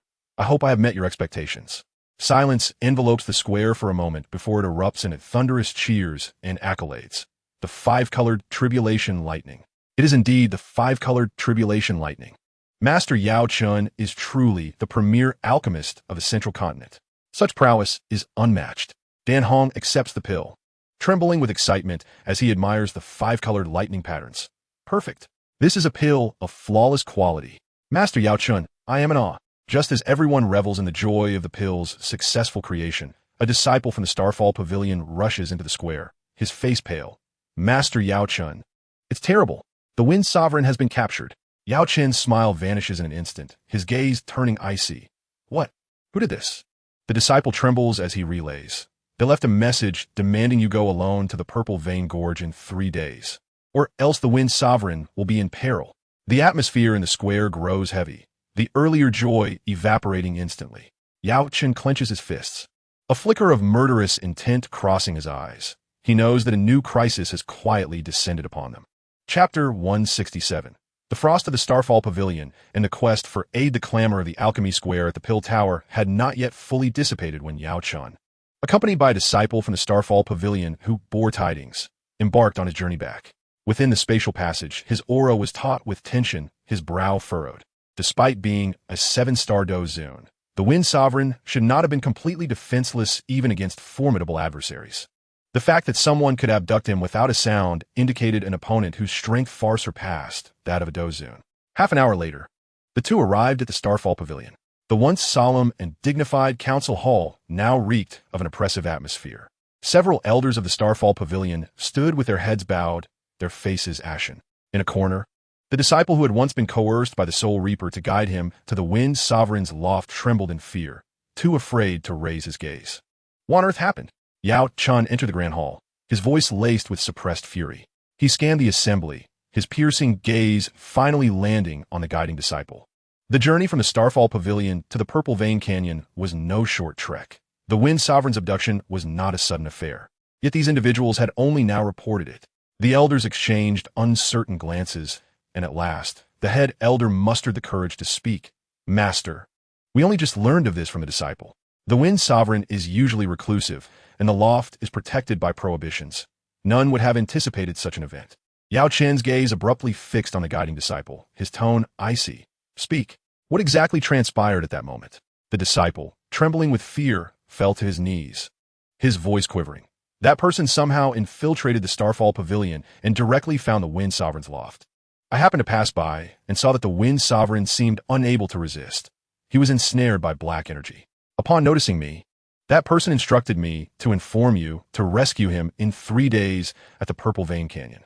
He clutched his clothing tightly, omitting the fact that he had been coerced into guiding the intruder.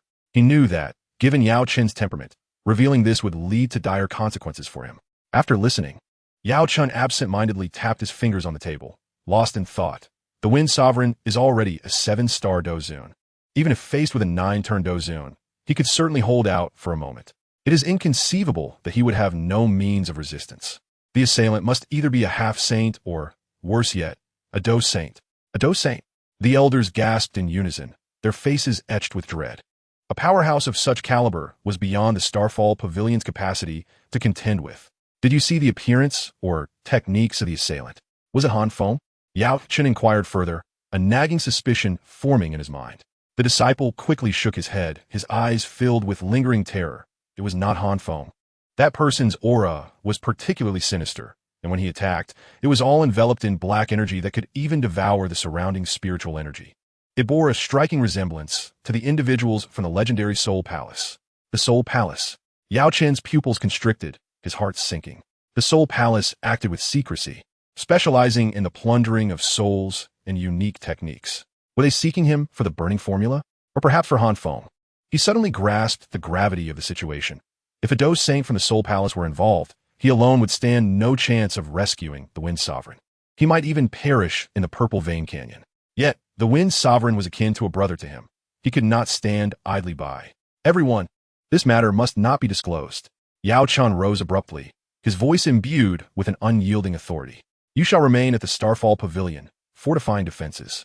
Without my command, no one is permitted to venture outside. Having spoken, he wasted no time and turned to leave the hall. He had to find someone who owed him a favor and possessed the capability to assist him. The spatial passage opened once more, this time with Yao Chen's destination set for the Pill Tower. Although Elder Danshun was merely a 2-star Dou Saint and had previously clashed with Han Feng, he had once been pursued by enemies in his youth, and it was Yao Chen who had saved his life. This debt of gratitude had lingered in Dan Chen's heart ever since.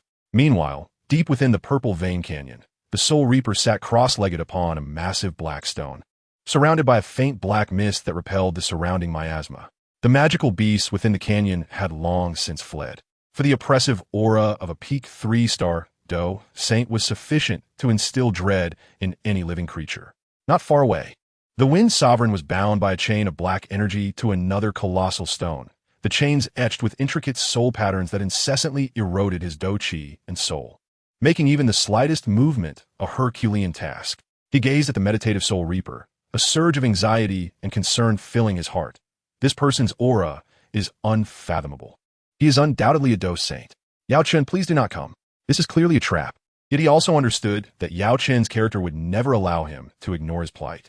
The Wind Sovereign could only pray silently that Yao Chen would find sufficient allies, or, perhaps, choose to abandon the rescue. At this moment, Yao Chen had arrived at the Pill Tower and was heading directly to Elder Dan Shen's quarters. Little did he know that in undertaking this journey, he would not only confront the threat posed by a Dou Saint from the Soul Palace, but also inadvertently draw Han Feng back into the fray. A storm surrounding the burning formula, the exotic flames, and the enmity of the Dou Saints was rapidly converging towards the Purple Vein Canyon. Chapter 168. The Search for the Flame, Encountering the Fallen News in a Tavern at the Outskirts of the Cloud Mist Mountains. Tian's fingers traced the rim of his cup, his brow furrowed in contemplation. Spread across the table was a yellowed map detailing the distribution of exotic flames, on which he had marked off the majority of locations, having scoured the eastern regions of Zhongzhou with the Blazing Fire Saint. Yet they had failed to discover even a single usable exotic flame. This won't do. The marked flames are either hidden in perilous realms or already claimed by others. The golden soul of the Blazing Fire Saint floated beside the cup, his tone tinged with resignation.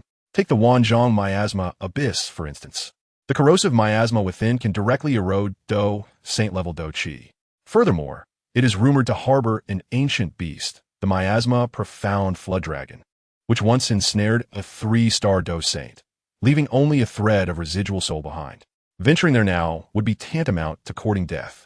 Yi Tian nodded in agreement. He had once cautiously explored the periphery of the Wanzhong miasma abyss, and even a wisp of miasma that drifted his way had caused his seven-colored exotic flame to fluctuate. Indeed, he could not dare to delve deeper. As for the other exotic flames, they either lay in the possession of major sects like the Pill Tower or were closely guarded by reclusive Dou saints. With his current strength at the 9-turn Dou Zun level, he stood no chance of seizing any. Must I truly resort to targeting Xiao Yan? Yi Tian's finger lingered over the markings on the distribution map, a flicker of hesitation flashing in his eyes.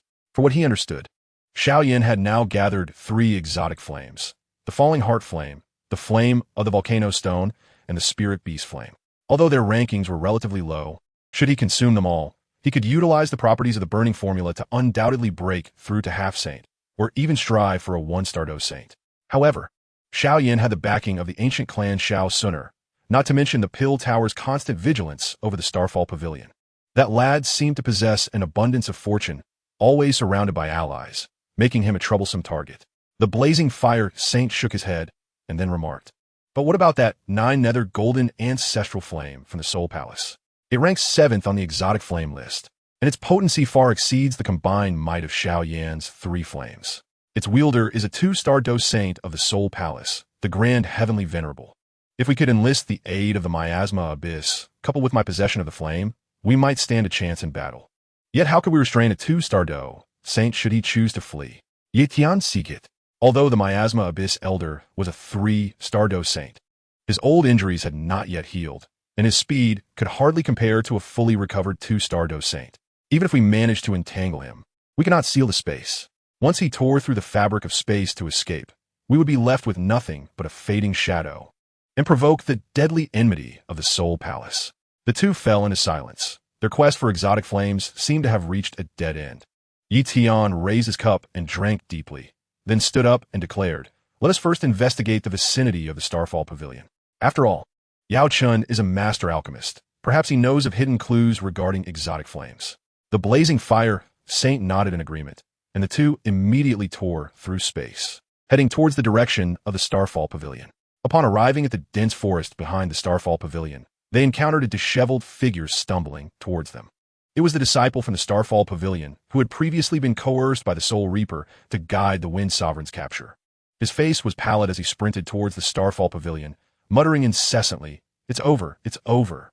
Master Yao Chun has gone out to seek aid and hasn't returned yet. If anything happens to the Wind Sovereign, I will certainly be held accountable." Yi Tian's figure flickered, positioning himself before his disciple, the faint aura of a 7th-turn Dou Zun emanating from him. In a tone devoid of embellishment, he inquired, "What transpired at the Starfall Pavilion? What has befallen the Wind Sovereign?" The sudden appearance of Yi Tian startled the disciple.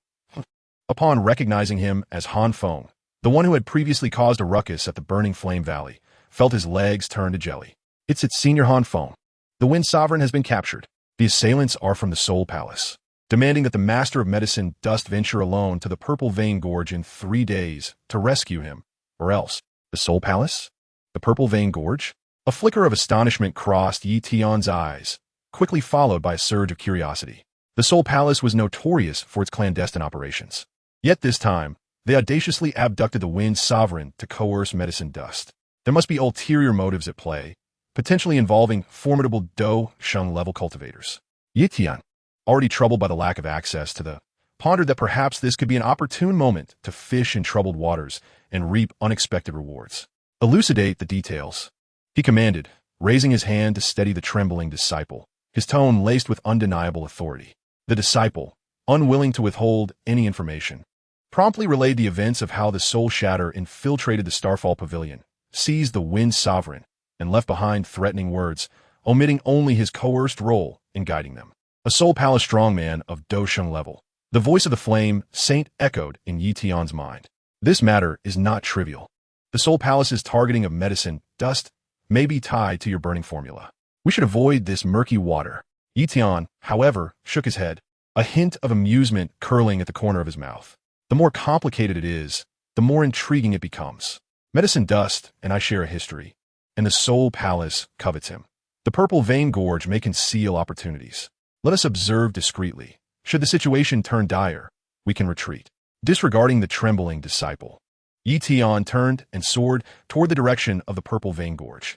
The The vibrant shimmered briefly in his palm, and the aura of a ninth turned Dou Zun was completely concealed. He understood that this journey might not lead him to, yet could very well intersect with a confrontation of Dou Sheng caliber, which often harbored unknown opportunities. The wind continued to sweep across the back mountain of the Starfall Pavilion as the disciple, watching Yi Tian vanish into the distance, felt a chill run down his spine. He hastily turned back, not wishing to be entangled in the affairs of such significant figures. Meanwhile, Yi Tian's silhouette gradually faded into the depths of the dense forest, leading to the Purple Vein Gorge, where an unforeseen confrontation with the Soul Palace Dou Sheng awaited him. Chapter 169. The Purple Gorge's Appointment and the Coercion of the Burning Formula, a subtle glimpse into the Dou Sheng shadow. The miasma of the Purple Vein Gorge glimmered with a pale violet hue under the morning light. The usual roars of magical beasts that occasionally echoed through the gorge were conspicuously absent today. The 3-day deadline had arrived, leaving the entire gorge enveloped in an eerie silence, punctuated only by the mournful sound of wind against the rocky walls. Soul Shatter rose from the boulder, his blood-red pupils surveying the surroundings. The flickering crimson lotus flame barely discernible at his fingertips. He gazed at the flock of birds soaring above the gorge, yet no semblance of satisfaction graced his countenance. Instead, his mind was besieged by the endless darkness and slaughter within the Soul Palace, the relentless soul plundering, the never-ending competition for power, and the suffocating pressure exerted by the palace master, Soul Destruction. He had long grown weary of such a life, and medicine dust techniques represented his sole hope of escape from it all. Why hasn't medicine dust arrived? Soul Shatter's gaze suddenly fell upon the Wind Sovereign. Bound in chains, his voice tinged with impatience. The Wind Sovereign, feeling the painful constriction of the chains, secretly exhaled in relief. Perhaps medicine dust was gathering sufficient strength to assist him or had abandoned this perilous rescue altogether. He feigned a stammering plea for mercy. Senior, I'm merely an ordinary Dou Zun, of no use to you. Please let me go. Medicine dust may have forgotten about this old friend of his. Forgotten? Soul Shatter scoffed, just as he was about to take action. Suddenly, he lifted his gaze toward the gorge's entrance, where a spatial rift quietly opened. The figure of medicine dust emerged, shadowed by another presence radiating Dou Sheng energy. It was Dan Shun. Medicine dust, you have finally arrived, Soul Shatter declared, pressing his hand down on the Wind Sovereign's head. Concentrate your Dou Qi in your palm. If you wish to save him, surrender the technique capable of merging. Medicine dust, witnessing the Wind Sovereign's agonizing state, felt a tightness in his chest. He sensed the peak Dou Sheng pressure emanating from Soul Shatter, aware that Dan Shun was lurking in the shadows. However, with the Wind Sovereign held as a hostage, he dared not act rashly. Senior, the burning formula is merely an ordinary technique, unworthy of such a grand display. Enough of your prattle. Soul Shatter intensified the Dou Qi in his palm, causing the Wind Sovereign to emit a chilling scream, veins bulging on his head. Han Feng relied on it to devour and break through. Do you think I am unaware? Hand over the burning formula, or I shall crush his soul this very instant. Seeing the Wind Sovereign's tortured struggles, medicine dust was filled with helplessness. The Wind Sovereign was his dear friend of many years. He could not bear to watch him perish. Gritting his teeth, he retrieved an ancient tome from his spatial ring. Its pages yellowed with age and tossed it to Soul Shatter. This is the burning formula. Take a look.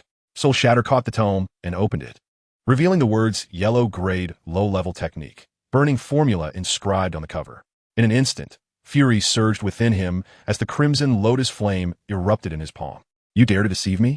A yellow-grade technique is insufficient for Han Feng to break through to Dou Zun. Senior, please quell your anger. Medicine Dust hastily explained. The unique aspect of the burning formula lies in its ability to evolve through the refinement of. While it may start as a yellow-grade technique, after refining the first, it can ascend to the Xian grade. The more refined, the higher the level attained. If I lie, may the heavens strike me down. Soul Shatter scrutinized Medicine Dust's eyes, and, seeing his earnest expression, realized he did not appear to be deceiving him. He recalled that Han Feng had indeed advanced through the devouring of, and his doubts began to dissipate. With a cold huff, he raised his hand, unlocking the chains, binding the Wind Sovereign, and unceremoniously tossing him toward Medicine Dust. You are sensible. Should the burning formula prove useless, I shall dismantle your Starfall Pavilion. With that, Soul Shatter made no further delay, tearing through space and vanishing from a gorge. He was eager to return and study the burning formula. having no mind to entangle himself further with medicine dust. Unbeknownst to him, deep within the void, a pair of eyes was intently watching his departing figure. In the void, Tian retracted all his aura, feeling the vibrant stir restlessly within him. He could distinctly sense that soul shatter not only emanated the pressure of a peak doushang, but also harbored an unusual flame aura, one that was domineering yet icy. Precisely that of the ninth-ranked, the Jiuyou Jinzuo. Peak doushang, in the Jiuyou Jinzuo, Tian mused, his heart racing. Now was not the time to act. He needed to consult with the venerable Ming Yuan to devise a strategy. He discreetly noted the direction in which soul shatter had departed and then gradually withdrew from the void, concealing himself within the dense forest outside the gorge. Inside the gorge, medicine dust quickly caught the Wind Sovereign, retrieving an 8th-grade ancient pill from his spatial ring and administering it to him. Moments later, the Wind Sovereign's aura gradually stabilized, and a hint of color returned to his face. Medicine dust, are you unharmed? That was a peak doushang. The Wind Sovereign asked weakly. I'm fine. Thankfully, Elder Danshan was there to restrain him, preventing any rash actions. Medicine dust replied, shaking his head, a flicker of fear crossing his eyes. This place is no longer safe. We must return to the Starfall Pavilion. In the distance, Danshan emerged from the forest, cupping his hands toward Medicine Dust. Master Medicine Dust, Soul Shatter has departed. You are safe now. I have matters to attend to at the Pill Tower, so I shall take my leave. With that, he too tore through space and vanished. Supporting the Wind Sovereign, Medicine Dust took measured steps out of the purple vein gorge. Meanwhile, Tian, hidden within the forest, watched as the two figures receded, a cold smile gracing his lips. With Soul Shatter possessing the Jiuyou Jinzuo, the conflict surrounding and techniques had only just begun. He turned and flew toward the direction of his mind already crafting a new plan, to ally with the venerable Ming Yuan and seize the Jiuyou Jinzuo. Breaking through to Half-Saint. Chapter 170. The Underground Palace's secret cultivation of the burning formula, advancing to 4-star saint through flame fusion. Within the secret chamber of the Soul Palace's underground hall, the stone walls, shrouded in black mist, were embedded with eerie green soul crystals, each pulsating with a disquieting soul fluctuation. Soul Shatter sat cross-legged on a skeletal mat at the center of the chamber, dismissing all servants and even refusing the summons of Palace Master Soul Destruction. At this moment, the burning formula was his sole obsession, the beacon of hope for his ascension to 5-star doushang and liberation from years of oppression. He unfurled the ancient, yellow tome of the burning art in his hands, his blood-red pupils fixated on the text, a growing sense of trepidation mingling with unbridled ecstasy. Could such a heaven-defying technique truly exist? By refining the ethereal flames, one could evolve, ascending directly from the yellow rank to the heavenly rank. Soul Destroyer, you have suppressed me for so many years. Once I break through to the 5-star Dou Saint, I shall surely trample you beneath my feet. With a fierce slap, he struck the cushion, shards of bone scattering as the aura of a peak 3-star Dou Saint surged with fervor, causing the dark energy within the chamber to roil. For years, he had survived like an ant beneath the oppressive force of Soul Destroyer, a mid-level 5-star Dou Saint, constantly yielding even in the face of cultivation resources. Now, armed with the burning art, he finally glimpsed the hope of a reversal. As long as he refined enough ethereal flames, not only could he aspire to become a 5-star Dou Saint, but even reach higher echelons was within the realm of possibility. The following dawn, Soul Shatter had thoroughly assimilated the training methods of the burning art. Without hesitation, he channeled his Dou Qi, forcefully interrupting the low-level heavenly rank technique, the Soul Flame Magic. The backlash from the technique caused him to spit forth a mouthful of black blood, his aura momentarily waning. Yet a frenzied light flickered in his eyes, while lament the abandonment of the old technique. The burning art is my path to transcendence. With a flick of his hand, over 10 black jade boxes soared from his spatial ring, aligning neatly before him. Upon opening the boxes, he was greeted by the sight of numerous flames, each the size of a palm, each a beastly fire from an 8th-tier peak magical beast. Their colors varied, yet brimming with ferocious energy, potent enough to reduce an ordinary Dou Zun to ashes in an instant. Crimson Lotus Inferno, arise, he commanded, as the red-black flame materialized in his palm. The very 8th-ranked ethereal fire that had earned him his fame. The moment the flame emerged, the temperature in the chamber skyrocketed, and the surrounding soul crystals began to show signs of melting. Burning art, activate. Soul Shatter guided the Crimson Lotus Inferno towards the first beastly flame. The Crimson Lotus Inferno, akin to a famished beast, swiftly enveloped the beastly fire, and the clash of the red-black flames with the beastly fire produced a hissing sound. The violent energy within the beastly fire was forcibly consumed by the Crimson Lotus Inferno, transforming into strands of pure fire attribute energy, which surged along the meridian pathways of the burning art into Soul Shatter Tian. He could distinctly perceive the level of the burning art gradually ascending, progressing from low-level yellow rank towards the intermediate and advanced tiers. 1 flame, 2 flames, 3 flames, 1 by 1. The tenacious 8th tier peak beastly fires were devoured by the Crimson Lotus Inferno, as the last beastly fire transformed into energy and integrated into his body. The rank of the burning art surged dramatically, breaking free from the constraints of the yellow rank and the Xian rank, stabilizing firmly at the low-level earth rank. Boom! A terrifying aura erupted around Soul Shatter, the red-black flames soaring skyward, scorching a gaping hole in the ceiling of the chamber. His cultivation soared like a rocket, shattering the bottleneck of peak 3-star Dou Saint in an instant. The Dou Qi wildly surging, breaking through to early 4-star Dou Saint, ultimately settling at mid-level 4-star Dou Saint. The dark energy in the chamber was incinerated by the flames as Soul Shatter slowly opened his eyes, a glimmer of crimson light flashing within his blood-red pupils. He raised his hand into a fist, feeling the power within him far surpassing his former self. A cruel smile curling at the corners of his mouth. Mid-level 4-star Dou Saint. Soul Destroyer, do you see this? It won't be long before I surpass you. The Crimson Lotus Inferno in his palm grew denser, even faint golden patterns swirling within the flames. An indication of the enhanced power of the ethereal fire following the evolution of the burning art. He rose to his feet, stretching his limbs. Each crack of his bones resonated, each breath infused with a scorching wave of heat. The burning art is indeed miraculous. Greed filled Soul Shatter's eyes. Alas, he possessed but a single ethereal fire, the Crimson Lotus Inferno. If only he could seize Han Feng's 7-colored ethereal fire and that of the Grand Heavenly Sovereign's 9 nether golden ancestor fire. My strength would undoubtedly ascend to even greater heights. He no longer lingered, turning to exit the chamber. At this moment, his aura had become even more formidable. The pressure of a mid-level 4-star Dou Saint caused the servants of the Soul Hall along his path to kneel in reverence, too fearful to look up. Soul Shatter strode directly towards the main hall of the Earth Hall, intent on confronting Soul Destroyer, eager to showcase his newfound strength to the man who had oppressed him for so long. Meanwhile, far away on the frozen snow mountain, Tian remained oblivious to Soul Shatter's breakthrough to mid-level 4-star Dou Saint via the burning art. He was engaged in discussions with the Saint of the Nether Abyss regarding plans to acquire the 9 nether golden ancestor fire, both believing they possessed ample assurance against the peak 3-star Dou Saint Soul Shatter. Little did they know, a far more perilous crisis than anticipated was quietly brewing within the Earth Hall of the Soul Palace. Chapter 171. The Heavenly Hall's audience conceals brilliance.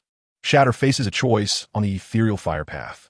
The Heavenly Hall of the Soul Palace lay nestled in the deepest recesses of the northern glacial expanse of Central State, exuding an even more sinister and imposing aura than the Earth Hall. The entire edifice was constructed from millennia-old cold jade and dark soul crystals, its entrance adorned with countless twisted soul carvings, while a massive soul fire chandelier, fueled by 3 9th-grade soul fires, hung above, casting an eerie blue glow that illuminated the hall as if it were a ghostly realm. Flanking the hall were 12 soul guards clad in dark golden armor, each possessing peak Dou Zun cultivation. Their presence is solid as iron, their breaths synchronized in a rhythmic cadence. At the far end of the hall, upon a black throne towering 10 zhang high, sat the true sovereign of the Soul Palace, Hall Master Soul Destroyer. Soul Destroyer appeared to be in his middle years, draped in a black robe embroidered with blood-red soul patterns, his dark hair cascading loosely over his shoulders. His visage was handsome, yet devoid of warmth, with deep violet eyes reminiscent of an abyss, occasionally flickering with golden glimmers, the unique markings of a mid-level 5-star Dou Saint.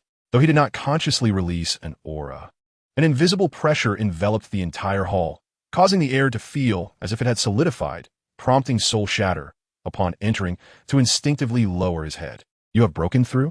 Soul Destroyer's voice was flat and emotionless, yet imbued with an undeniable authority as his gaze pierced through Soul Shatter. Instantly discerning his cultivation, mid-level 4-star Dou Saint, which was somewhat unexpected for the old man.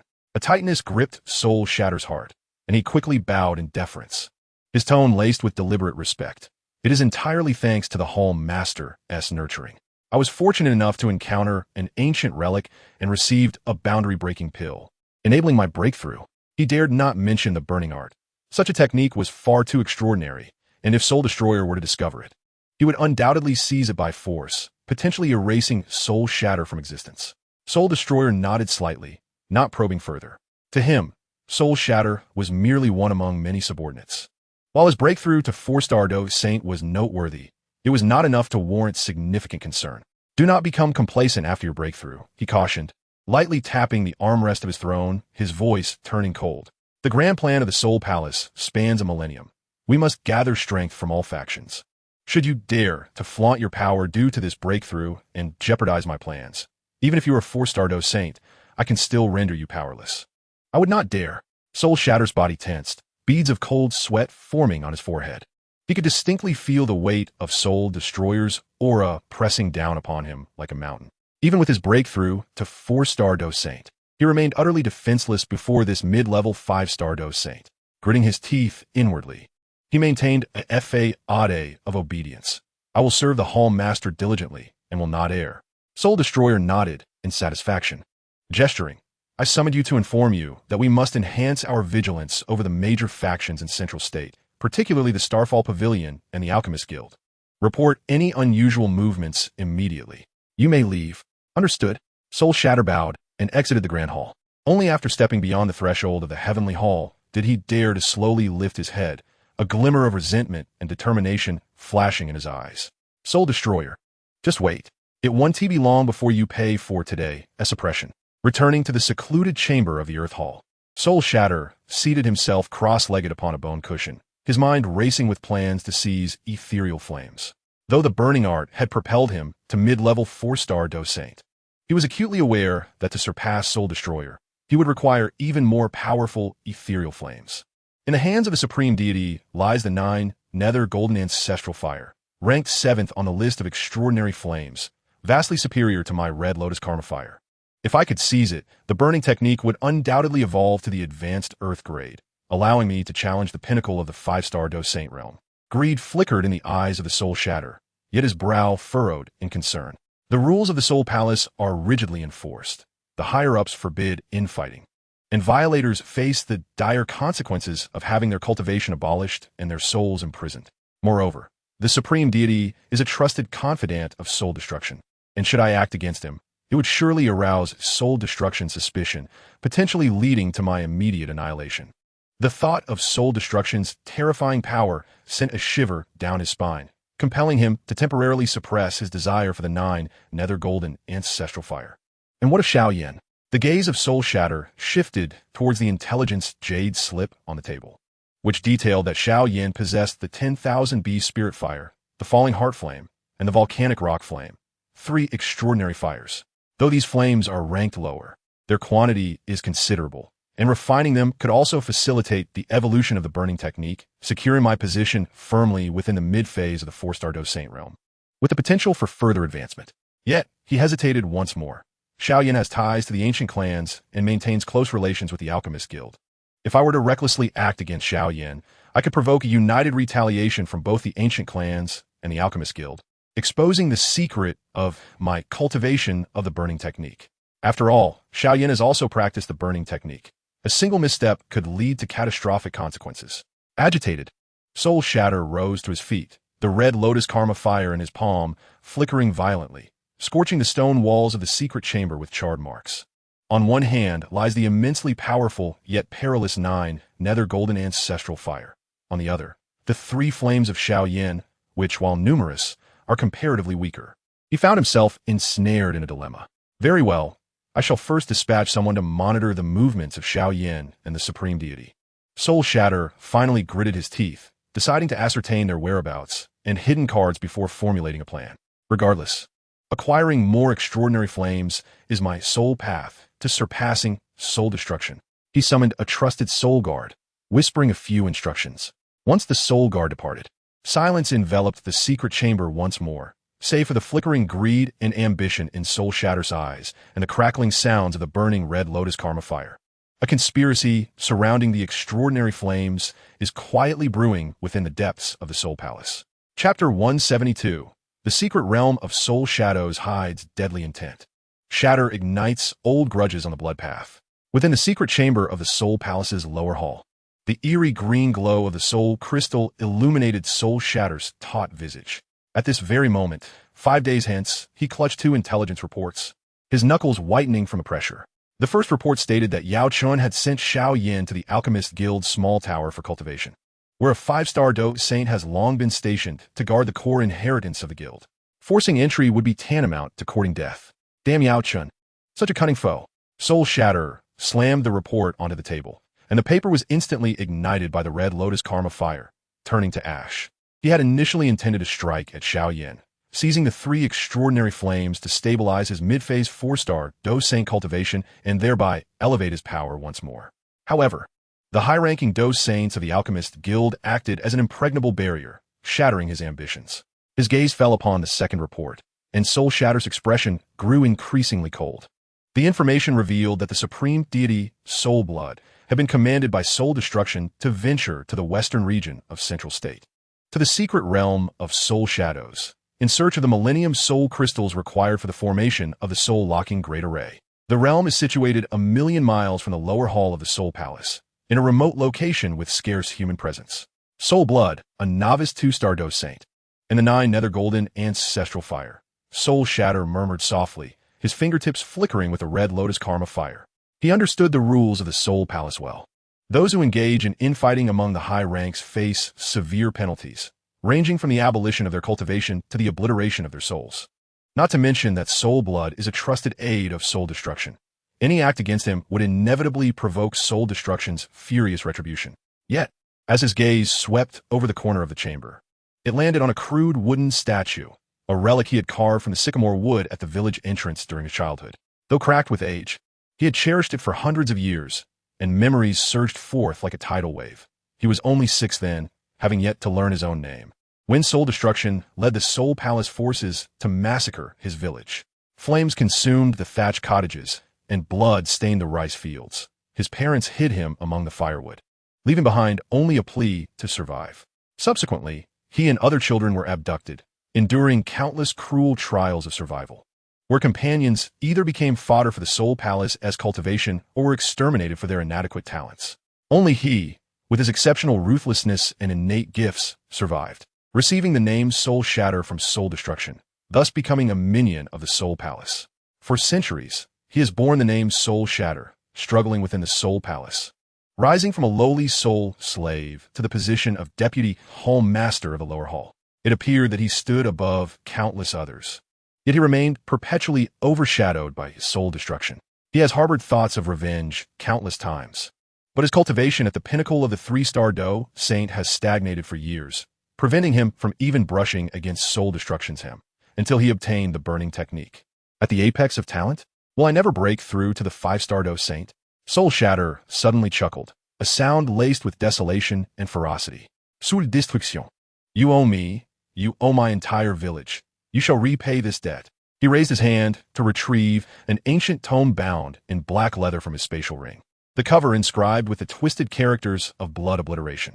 This forbidden tome, discovered in a hidden corner of the Soul Palace's scripture repository years ago, requires 1's entire essence blood as a catalyst and 1's soul as a sacrifice, capable of forcefully enhancing 1's realm for a brief period, with the dire consequence of shattered meridians and the soul's demise afterward. This tome was initially his trump card, meant for a mutual destruction with Soul Destruction. As long as I kill Soul Blood and seize the 9 nether golden ancestral fire, my burning technique will undoubtedly evolve to the advanced Earth grade, enabling me to break through to the 5-star Dou Saint. A frenzied glint flashed in Soul Shatter's eyes. At that time, even if I cannot match Soul Destruction, I still have blood obliteration. At worst, we shall die together. Soul Blood, a novice 2-star Dou Saint, would be akin to a lamb awaiting slaughter before his mid-phase 4-star Dou Saint strength. The secret realm of Soul Shadows is remote, and no one will notice the commotion. After seizing the extraordinary flames and breaking through to the 5-star Dou Saint, I can briefly elevate myself to the 6-star Dou Saint using blood obliteration. This is my only opportunity for revenge, my final chance. Soul Shatter returned the blood obliteration tome to his spatial ring and meticulously inspected the soul artifacts and elixirs he carried, ensuring that everything was flawless. He cast one last glance at the wooden statue in the corner, gently brushing off the dust that had settled on it, his voice low. "Father, mother, wait for me. I shall avenge you." As his words fell, an icy and formidable aura erupted from Soul Shatter, the pressure of a mid-phase 4-star Dou Saint unleashed without reserve. The soul crystal within the chamber trembled violently, as if it might shatter at any moment. He hesitated no longer, raising his hand to tear apart the fabric of space. A dark rift appearing before him, leading directly to the western region of Central State and the secret realm of Soul Shadows. Soul Blood, your 9, nether golden ancestral fire is mine. Soul Shatter's figure vanished into the spatial rift, leaving behind the lingering essence of the red lotus karma fire in the secret chamber, alongside the silent wooden statue, bearing witness to a bloody slaughter about to erupt in the secret realm of Soul Shadows. This also heralded a storm within the Soul Palace, one capable of overturning the established order, quietly drawing near. Chapter 173. The Space Lock of the Secret Realm of Soul Shadows. Shatter reveals deadly intent before bloodshed. Within the rift of space, chaotic currents of energy surged like razor-sharp blades, tearing through the surrounding void. Encircled by the soft crimson glow of the red lotus karma fire, Soul Shatter isolated himself from the turbulence, his figure resembling a streak of crimson light as he sped through the rift. He hesitated not for a moment, exerting himself fully with each teleportation. What would typically take 3 days was accomplished in merely 2.5 days under his determined urging, as the outline of the secret realm of Soul Shadows emerged on the horizon. Soon, ever faster, the glint of blood-red light flickered in Soul Shatter's eyes, the flames in his palm quivering slightly from the surge of emotion. He understood, well, that the instant he stepped into the secret realm of Soul Shadows would be the moment he severed ties with soul destruction, either seizing the 9 nether golden ancestral fire to break through to the 5-star Dou Saint, or facing death with no third option available. 2 days later, at the entrance to the secret realm of Soul Shadows, this place stands in stark contrast to the other regions of the Central Continent. The sky is shrouded in a somber grayish-purple hue, and the air is permeated with a faint stench of decay mingled with an aura of magic. The ground is marred by long dry black patterns, remnants of ancient battles against external forces, which, although stripped of their power, still exude a palpable sense of dread. From the depths of the secret realm, a mournful wind can be faintly heard, as if the lingering souls of fallen warriors were whispering. The entire domain is enveloped in an eerie silence. At the heart of this secret realm lies a chaotic expanse of rocks, where Huanxue stands atop a massive black stone, emanating the aura of a second-tier Dou Saint at its nascent stage. This aura is imbued with the unique chill of the Soul Palace, a presence that, while not as formidable as that of the current Soul Slayer, is sufficient to render the surrounding Dou Zun practitioners breathless with trepidation. Clad in a dark golden robe adorned with intricate soul patterns, his visage is not conventionally handsome. A scar runs from his brow to his jaw on the left side of his face, adding a ruthless edge to his already piercing gaze. Clutching a soul crystal that glows with a spectral light, he furrows his brow and bellows at the 5 bowed practitioners below. "Is this all you have found?" This meager amount of soul crystals is barely enough for the edges of the soul array. Continue searching. Dig 3 feet into the ground, if necessary, to uncover the remainder. The 5 practitioners, each at the pinnacle of Dou Zun, would be regarded as elders in any medium-sized faction within the Central Continent. Yet at this moment, they resemble humble servants, heads bowed in fear of rebuttal. One of them, summoning his courage, speaks up. "Heavenly Sovereign, we have scoured this rocky expanse for 3 days. We have searched every possible location and what?" Huanxue interrupts, suddenly kicking the daring practitioner, sending him crashing against the rocks, blood spilling from his mouth. "Fool! Do you have any idea how crucial these soul crystals are for the Master-S grand scheme? If you cannot find more, you 5 will serve as nourishment in the soul prison." The 5 practitioners tremble in terror, scrambling to their feet and turning to continue their search. Just then, a subtle fluctuation ripples through the surrounding space, and dark patterns emerge from the void, spreading like a spider's web and instantly enveloping the entire rocky expanse. The space has been sealed. Is this the Soul Palace's spatial locking array? A Dou Zun practitioner pales, recognizing the origins of the formation. Who is behind this? Fearful of lingering any longer, the 5 practitioners channel their Dou Qi, attempting to break free from the spatial confinement. However, the array is evidently set by a high-ranking Dou saint, and their assaults merely stir ripples upon its surface before dissipating. Fortunately, the array only confines the center of the rocky expanse, allowing the 5 at its periphery to find a narrow gap, rolling and crawling their way out of the secret realm, lacking even the courage to glance back. In the center of the rocky expanse, only Huan Xue remains, ensnared within the spatial locking array. His expression is grave, fists clenched tightly as he unleashes the full extent of his second-tier Dou Saint aura. Who dares to strike at me within the Soul Palace's domain? This formation is a technique of the Soul Palace. Reveal your identity. How surprising. In just a few years, you fail to recognize me? A cold voice resonates from the void. As a crimson rift gradually unfolds at the center of the spatial locking array, and the figure of Han Sha steps forth with measured grace. He radiates the oppressive aura of a mid-4th-tier Dou Saint, with the red lotus flame pulsating within his palm, the pale red flames distorting the surrounding space with their heat. It's you, Han Sha. Huan Xue's eyes widen in shock, swiftly followed by a glint of disdain. You old specter, how dare you lay a hand on me? Do you not realize I am executing the Master's orders? If you hinder this endeavor, the Master will not spare you. His audacity stems from 2 factors. First, his allegiance to Han Feng, which he believes protects him from Hunch's wrath, and second, his ignorance of Hunch's recent breakthrough.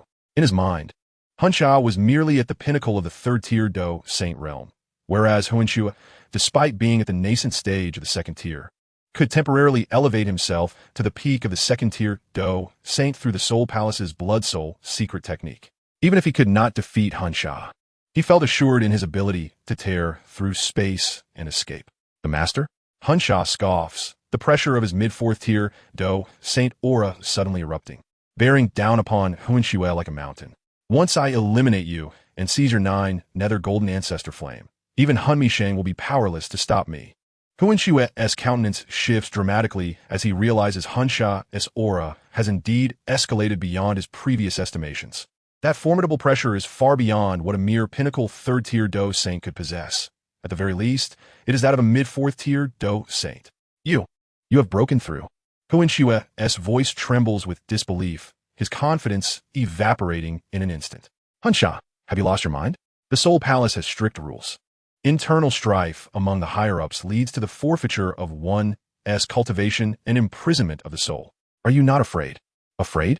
Han Sha steps forward, causing the spatial locking array's patterns to constrict and force Huan Xue to retreat repeatedly. Since the day I was abducted by Han Feng at the age of 6, I have forgotten the meaning of fear. Today either you die or I do. His gaze fixes upon Huan Xue's dantian, where a faint golden flame flickers. Indeed, it is the 9 nether golden ancestor flame, ranked 7th on the list of exotic fires.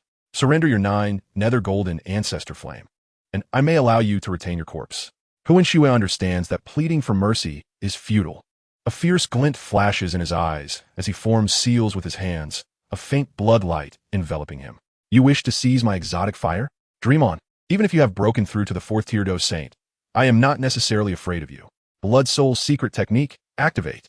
With his shout, his nascent 2nd-tier Dou Saint aura surges explosively, indeed elevating him to the pinnacle of the 2nd-tier Dou Saint. A pale golden flame ignites in his palm.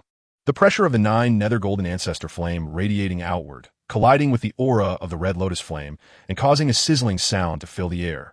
The atmosphere over the rocky expanse plunges to an icy stillness as the 2 Dou Saint-level auras confront each other. The remnants of the array shimmering faintly in response to the energy clash. A life-and-death struggle revolving around exotic fire and vengeance is poised to erupt within this ominous Soul Shadow secret realm. Chapter 174. The Soul Shadow Secret Realm. A holy slaughter. The seizure of exotic fire faces the heaven's wrath. Within the rocky expanse of the Soul Shadow Secret Realm, the energy within the spatial locking array suddenly explodes. The red lotus flame in Han Sha's palm swells, transforming into a lengthy spear of flame, shrieking through the air as it tears toward Huan Xue. This is the foundational Dou technique of the Soul Palace, the Soul Flame Piercer. But enhanced by his mid-4th-tier Dou Saint cultivation and the red lotus flame, its power far exceeds the original. As the spear passes, the air is scorched, leaving behind blackened trails. Huan Xue cannot afford to be negligent. The pale golden nether golden ancestor flame surrounding him coalesces into a fiery shield positioned before him. Clang! At the moment of collision, a deafening roar erupts, scattering crimson and pale golden flames in all directions. The flames rain down upon the surrounding rocks, instantly melting the hard black stone into magma. Hunsha, are you truly prepared to sever all ties? Huan Xue bellows in fury, forming seals with his hands as a massive black soul shadow materializes behind him. The soul shadow opens its maw, unleashing a beam of pitch-black energy. This is the soul devouring cannon, a high-tier Dou technique of the Soul Palace. The beam, infused with a terrifying aura that consumes souls, hurtles directly toward Hunsha, rippling the space around it as if it might collapse at any moment. A glint of cold light flashes in Hunsha's eyes as he teleports to Huan Xue's left side, evading the soul-devouring cannon, while simultaneously conjuring a sphere of red lotus flame in his right hand, striking fiercely at Huan Xue's back. Since the day you followed Han Feng, our faces have no longer held any significance. Huan Xue reacts swiftly, sidestepping the attack but still feeling the flames graze his shoulder, igniting his garments and searing his flesh with charred wounds. He cries out in pain, retaliating by conjuring a dagger of nether golden ancestor flame, aimed at Hunsha's throat. His strikes are ruthless, embodying the treachery of a Soul Palace practitioner. Within the spatial locking array, the two engage in a fierce exchange, the explosive sounds of their Dou techniques echoing throughout the secret realm. As high-ranking members of the Soul Palace, their foundational combat skills were akin, yet the Soul Slayer, empowered by his mid-stage 4-star Dou Saint Cultivation, steadily gained the upper hand.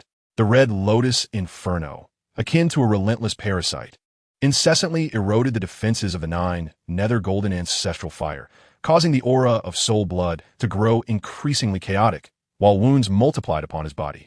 The faint golden flames of his spirit dimming with each passing moment. 3 hours elapsed, and soul blood was left panting, blood trickling from the corners of his mouth. His peak 2-star Dou Saint aura dwindling back to its initial stage due to relentless strain. He gazed at the encroaching Soul Slayer, fear finally manifesting in his eyes. Soul Slayer, cease this at once. Should you slay me, the soul-extinguishing Lord will not spare you. Let me go now, and I swear I will never mention this to the Palace Master. Swear? Soul Slayer scoffed, his steps unrelenting as he conjured a fiery long sword from the Red Lotus Inferno in his palm. Do you truly believe in the oaths of the Soul Palace? Before his words could fully resonate, the long sword sliced through the air, leaving a crimson arc. In a frantic attempt, Soul Blood raised a shield for defense. But with a sharp crack, the fiery shield shattered, and the sword's arc grazed his ribs, carving a wound deep enough to expose bone. Soul Blood stumbled to the ground, unable to maintain his stance, collapsing as he gazed at the Soul Slayer in despair. You cannot kill me. Suddenly recalling something, Soul Blood hastily pulled out a black jade tablet from his storage ring, trembling as he crushed it. I possess a communication jade tablet bestowed by the Palace Master. If you dare harm me, he will know immediately. At the moment of the tablet's shattering, a pale purple light shot into the sky, coalescing into a hazy silhouette. None other than the phantom of the soul-extinguishing Lord. The apparition exuded the oppressive aura of a peak 3-star Dou Saint. Though not as terrifying as the real body, which was a mid-stage 5-star Dou Saint, it still caused the entire spatial locking formation to tremble violently. Soul Blood, why have you resorted to the communication jade tablet? The voice of the soul-extinguishing Lord emanated from the phantom, imbued with undeniable authority. His gaze swept across the scene until it landed on the injured Soul Blood and the Soul Slayer wielding the fiery sword, his tone instantly turning frigid. Soul Slayer? Are you rebelling? Rebellion? Soul Slayer looked up at the phantom, his eyes ablaze with deep-seated hatred. Soul-extinguishing Lord, you slaughtered my entire village, captured me as a slave, and forced me to forsake my true name. I have endured enough. Today, I shall kill Soul Blood, and tomorrow, I will come for you. Impudence. The phantom of the soul-extinguishing Lord's aura surged violently. Everything you possess now is bestowed by the Soul Palace. Without the palace's resources, could you have broken through to mid-stage 4-star Dou Saint? Release Soul Blood immediately and return to the palace to accept your punishment. I may show leniency in light of your past contributions. Leniency? Soul Slayer laughed derisively, raising the fiery long sword once more. When you massacred my village, did you offer the villagers any chance for leniency? With that declaration, he hesitated no longer. Channeling all his strength, he thrust the long sword towards Soul Blood. The phantom of the soul extinguishing lord roared in fury, conjuring a violet energy palm to strike at Soul Slayer. Yet, the phantom was, after all, merely a projection, its power limited and constrained by the energy of the communication jade tablet. The moment the palm wind reached Soul Slayer, it was incinerated by the red lotus inferno. With a piercing thrust, the fiery long sword pierced through Soul Blood's heart, the light in his eyes fading in an instant. He cast one last glance at the phantom of the soul extinguishing lord, reluctantly exhaling his final breath. The 9, nether golden ancestral fire within him, bereft of a host, transformed into a pale golden flame, attempting to flee, only to be seized by Soul Slayer's hand, forcibly drawn into his palm. At last, it is within my grasp. Soul Slayer clutched the 9, nether golden ancestral fire, a glint of wild elation flashing in his eyes as the red lotus inferno enveloped the pale golden flame, beginning the fusion process according to the burning technique's principles. The energy clash from the collision of the two distinct fires shattered the spatial locking formation. No longer lingering, Soul Slayer tore apart the space, vanishing into the depths of the secret realm. He dared not return to the Soul Palace, instead seeking a secluded location to merge the exotic fires and enhance his power, plotting his next moves. The phantom of the soul extinguishing lord watched as Soul Slayer fled, then turned his gaze to Soul Blood's lifeless body, his fury reaching a fever pitch, yet gradually dissipating due to expended energy. Meanwhile, within the heavenly hall of the Soul Palace, the soul extinguishing lord abruptly rose from his throne, unleashing his mid-stage 5-star Dou Saint aura without restraint. The soul crystals within the hall shattered under the pressure, and 12 soul guards fell to their knees in terror, unable to raise their heads. Soul Slayer, you dare to kill my confidant, seize the exotic fire, and seek to slay me, he bellowed, his voice shaking the very foundations of the heavenly hall. Relay my command. Issue a palace-wide manhunt for Soul Slayer. Any who can provide information on his whereabouts shall be rewarded with 3 grade 8 pills. And those who slay him shall be promoted to Earth Hall Master and granted a heavenly grade technique. I shall ensure this villain meets a gruesome end. The order reverberated through the Soul Palace like thunder, and countless cultivators began to mobilize, weaving an intricate net targeting Soul Slayer across the central continent. Unbeknownst to the fleeing Soul Slayer, he had become the most wanted fugitive since the palace's inception, and a storm of vengeance and pursuit revolving around the exotic fire had only just begun. Chapter 175, Flame Fusion at the 5-star Heavenly Hall, Self-Destruction and Mutual Ruin. In a barren desert at the extreme west of the central continent, where yellow sands swirled and no trace of humanity could be found, this desolate expanse was chosen by Soul Slayer as the site for the fusion of exotic fires. Seated cross-legged upon a massive black stone, he suspended 2 flames in his palms, the intertwining red-black red lotus inferno and the pale golden 9 nether golden ancestral fire. Both exotic fires ranked among the top 10 in the exotic fire rankings, and upon nearing each other, they emitted a hissing sound due to their conflicting properties, incinerating the surrounding sands and creating a deep crater in the ground. Burning technique, operate at its zenith. Soul Slayer shouted, his Dou Qi surging dramatically. The low-tier, Earth-grade burning technique instantaneously broke free from its constraints, soaring to high-tier, Earth-grade. Pale golden runes of the technique spiraled around him, forcibly drawing the 2 exotic fires closer. The red lotus inferno surged like an agitated crimson serpent, relentlessly battering against the defenses of the 9 nether golden ancestral fire, which stood firm like a steadfast golden shield. The pale golden flames rippled outward, distorting the surrounding space into a vortex. As the burning technique exerted its influence, the 2 exotic fires began to fuse slowly. The intertwining red-black and pale golden flames formed a dual-colored fire pillar that shot skyward. The yellow sands in the sky ignited in a fiery downpour, while the rocks beneath the surface melted under the intense heat, transforming into boiling magma. Soul Slayer's aura soared alongside this transformation, the barrier of mid-stage 4-star Dou Saint crumbling like paper, his Dou Qi surging forth like a torrential river, breaking through to the early stage of 5-star Dou Saint, ultimately stabilizing at mid-stage 5-star Dou Saint, on par with the Soul Extinguishing Lord. Ha ha ha! Soul Extinguishing Lord. I have finally caught up to you. Soul Slayer laughed heartily, the dual-colored exotic fire converging into a single entity in his palm. Its power magnified several-fold compared to when used separately. Today marks your demise. Without hesitation, he tore apart the fabric of space, flying directly towards the heavenly hall of the Soul Palace. Half a day later, outside the heavenly hall of the Soul Palace, Soul Slayer's figure emerged from the rift in space, exuding the overwhelming aura of a mid-stage 5-star Dou Saint. The Soul Guard stationed outside the hall had no time to react before they were crushed under the weight of his aura, blood spraying from their mouths as they collapsed. Clutching the dual-colored exotic fire, Soul Slayer stormed into the heavenly hall like a hellish Azura, shouting, "Soul, extinguishing Lord, come forth and meet your end." The cultivators within the heavenly hall rushed to obstruct him, but they were akin to moths drawn to a flame. With a mere wave of the dual-colored exotic fire, a sea of flames engulfed them. 8 great alchemists and peak Dou Zun cultivators were reduced to ashes before the might of a 5-star Dou Saint, akin to ants incinerated in the inferno. In mere moments, the heavenly hall was littered with corpses, blood staining the black tiles, the emerald soul crystals melting into a noxious charred aroma. "Soul Slayer, you dare to massacre my heavenly hall." A voice filled with fury echoed from behind the hall. The silhouette of the soul, extinguishing Lord hovering in midair. His mid-stage 5-star Dou Saint aura erupted violently, colliding with Soul Slayer's oppressive presence, causing the pillars of the hall to crack instantaneously. Do you think that by breaking through to 5-star Dou Saint, you can defeat me? Only one way to find out. Soul Slayer retorted with a cold snort, the dual-colored exotic fire coalescing into a long sword, slashing towards the soul, extinguishing Lord. The sword wind carried the essence of incinerating souls, scorching a dark trail through the space it traversed. Soul Destroyer, unyielding in his resolve, formed seals with his hands as a faint purple soul energy enveloped him, coalescing into a formidable soul shield. The Soul Clan's secret technique, the soul devouring shield.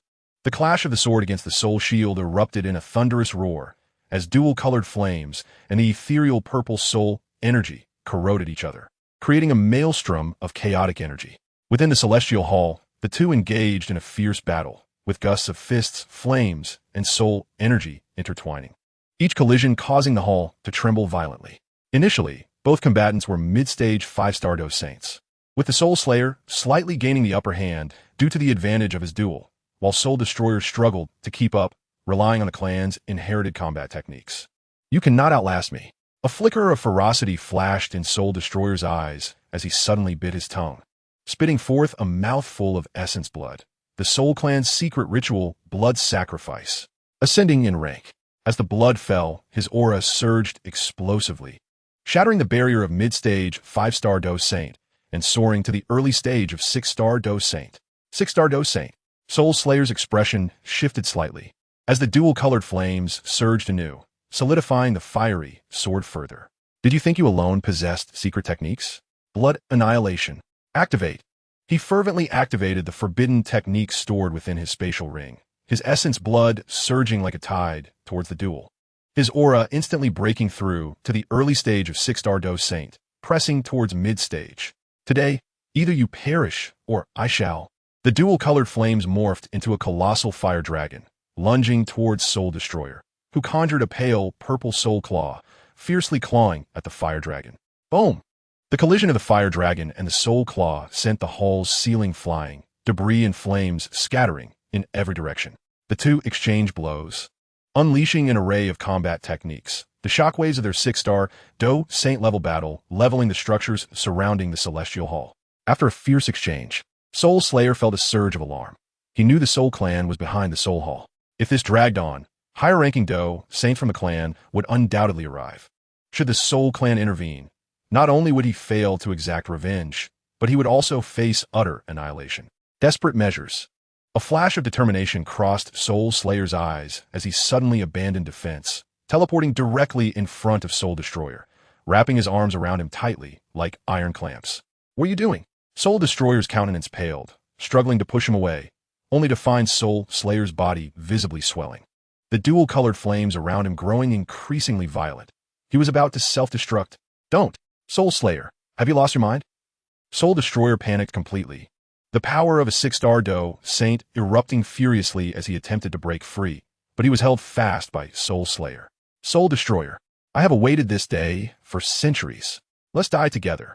Soul Slayer's voice rang with manic glee as his body expanded to its limit. The dual-colored flames igniting in an instant. Father, mother, I avenge you. Boom! The tremendous explosion resounded like thunder throughout the heavens and earth, blinding light illuminating the entirety of western Zhongzhou.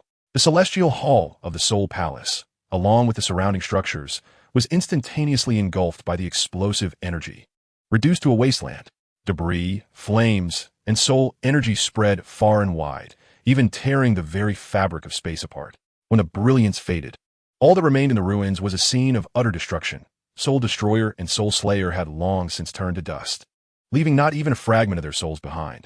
On a nearby hill, Tian concealed himself in the shadows, observing the spectacle before him, a smile gracing his lips. The Soul Palace has brought this upon themselves. They deserve no mercy. As the residual waves of the explosion subsided, he flickered and appeared at the center of the ruins, his gaze locking onto two flames that had yet to extinguish, the Red Lotus Inferno and the 9 Nether Golden Ancestral Flame. The two, now without a host, were in a weakened state, easily collected by Tian into his spatial ring. What fortune! Such gains for no effort at all. With his spatial ring secured, Tian did not linger, tearing through space as he vanished into the distance. With the 2 pillars of the Soul Palace fallen and the Celestial Hall destroyed, the Soul Palace, which had long wreaked havoc across Zhongzhou, was now consigned to history. Meanwhile, Tian embarked on a new journey towards breaking through to Semi-Saint, or even Dou Saint, with the unexpectedly acquired dual top tier. Chapter 176. The celebration in Zhongzhou as the Palace of Souls is annihilated. Feng Rong's dual flames ascend to the second saint. In the early morning of Saint Dan City, the first rays of sunlight kissed the streets. When a piece of news capable of shaking all of Zhongzhou erupted like thunder, the Soul Palace has been obliterated, the Celestial Hall reduced to ruins. Soul Destroyer and Soul Slayer perished together.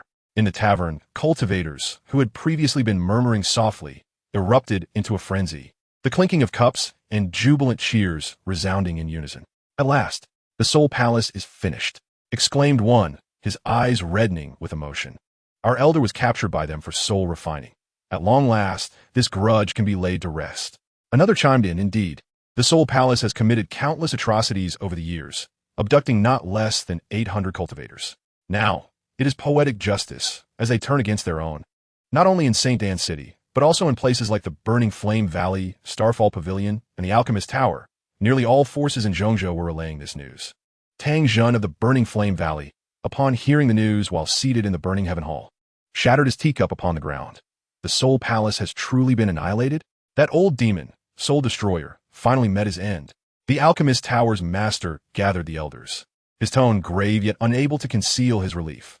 With the Soul Palace's demise, Zhongzhou has lost a significant threat, allowing alchemists to work in peace henceforth.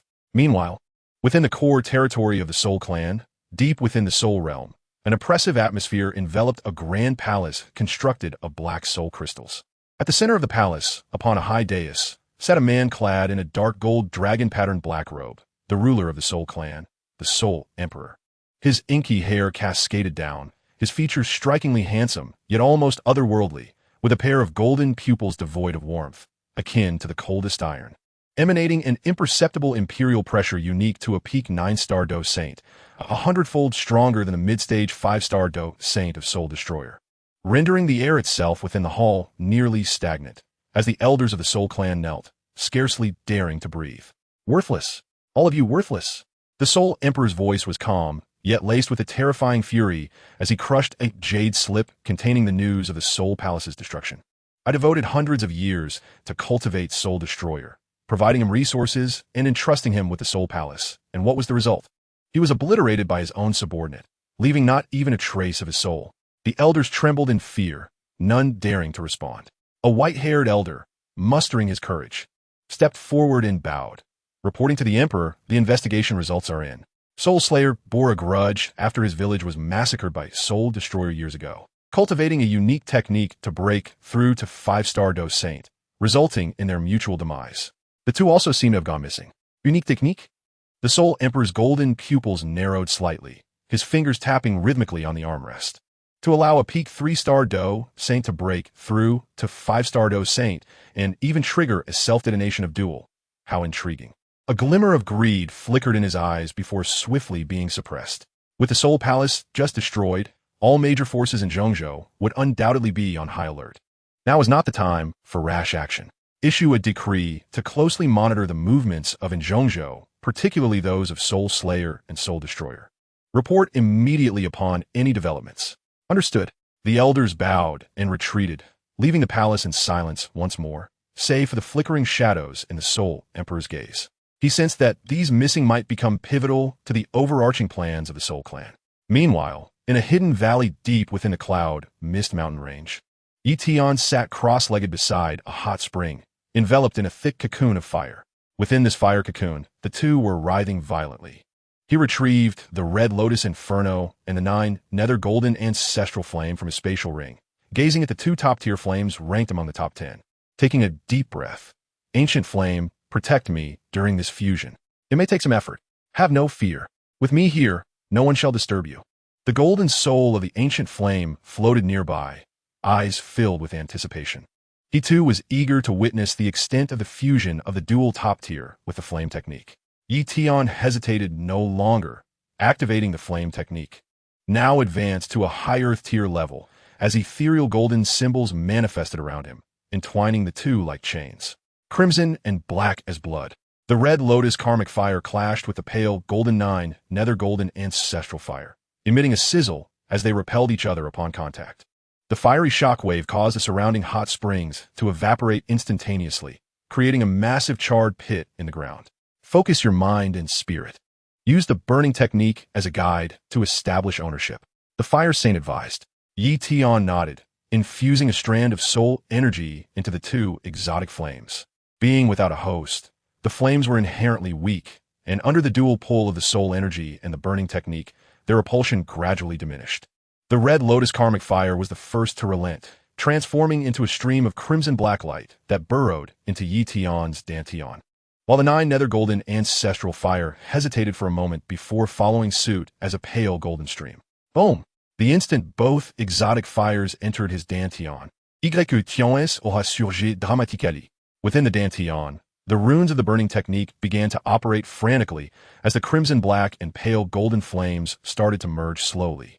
With each fusion, a terrifying energy was released, impacting his meridians and boundary barriers. The high-level earth stage runes of the burning technique flickered, the pale gold gradually deepening into a rich gold, and the number of runes increased from over 100 to more than 300. The burning technique was evolving. Half a day later, a dazzling golden light erupted from Tian's body as the burning technique successfully broke through to the high earth stage and ascended to the mid-heaven stage. As the burning technique evolved, the speed of fusion accelerated sharply. The dual exotic flames within the dantian finally merged completely, transforming into a conflagration of interwoven crimson and gold. At the center of the flames, an imperial pattern faintly emerged, exuding an aura of destruction and devouring. Tian couldn't help but exclaim. As the barrier of the 9 turns Dou Zun shattered completely, and the bottleneck of the half-saint was pierced as if it were mere thin paper. His aura soared. Early half-saint, mid-half-saint, peak half-saint, and finally, amidst a thunderous explosion of Dou Qi, he stabilized at the 2-star Dou Saint. As the fiery cocoon dissipated, Tian slowly opened his eyes, a flicker of crimson gold flame flashing in his golden pupils, and his Dou Qi solidified into a palpable substance. Each breath stirring the surrounding energies of heaven and earth. With a wave of his hand, the crimson gold flame coalesced in his palm, and with a gentle flick, it transformed into a streak of light that cleaved a distant mountain in 2, leaving a cut as smooth as a mirror. At 2-star Dou Saint, mid-heaven stage of the burning technique, Tian reveled in the surging power within him, a smile gracing his lips. Ching Ching, I will soon come find you. The Fire Saint floated beside him, his tone filled with awe. In all my years, I have never witnessed anyone breaking through to 2-star Dou Saint through the fusion of exotic fires. Your burning technique is truly extraordinary. Tian smiled and nodded, his gaze directed towards the central continent. He understood that although the Soul Palace had been destroyed, the Soul Clan still existed, and the dual exotic fires in his possession would inevitably attract more covetous eyes. Yet in this moment, He was no longer the Dou Zun who had to hide. He had become a Dou saint capable of contending with the top forces of the Central Continent. Chapter 177. The cold peak refines the body, fulfilling old promises. The fiery flames rekindle the might of the 5 stars. The icy winds of the 10,000-year cold snow mountain swirled with frost. Yet as they approached Yi Tian's vicinity, they melted away under the warmth radiating from the crimson gold exotic flames. As if an invisible shield had been erected by his 2-star Dou Saint aura, compelling this frigid expanse to yield. The outline of the ice palace became increasingly distinct amidst the swirling snow, where a figure in gray robes stood at the palace gate, the long-awaited Mingyuan Saint. Yi Tian, my boy, your aura has actually reached 2-star Dou Saint. Mingyuan Saint approached rapidly, astonishment flooding his murky eyes. As he reached out to sense the energy fluctuations surrounding Yi Tian, he couldn't help but marvel. When I last saw you, you were merely a Dou Zun. How much time has passed that you have caught up to the pace I set in my youth? Yi Tian smiled and clasped his hands in greeting, retrieving a semi-transparent jade coffin from his spatial ring.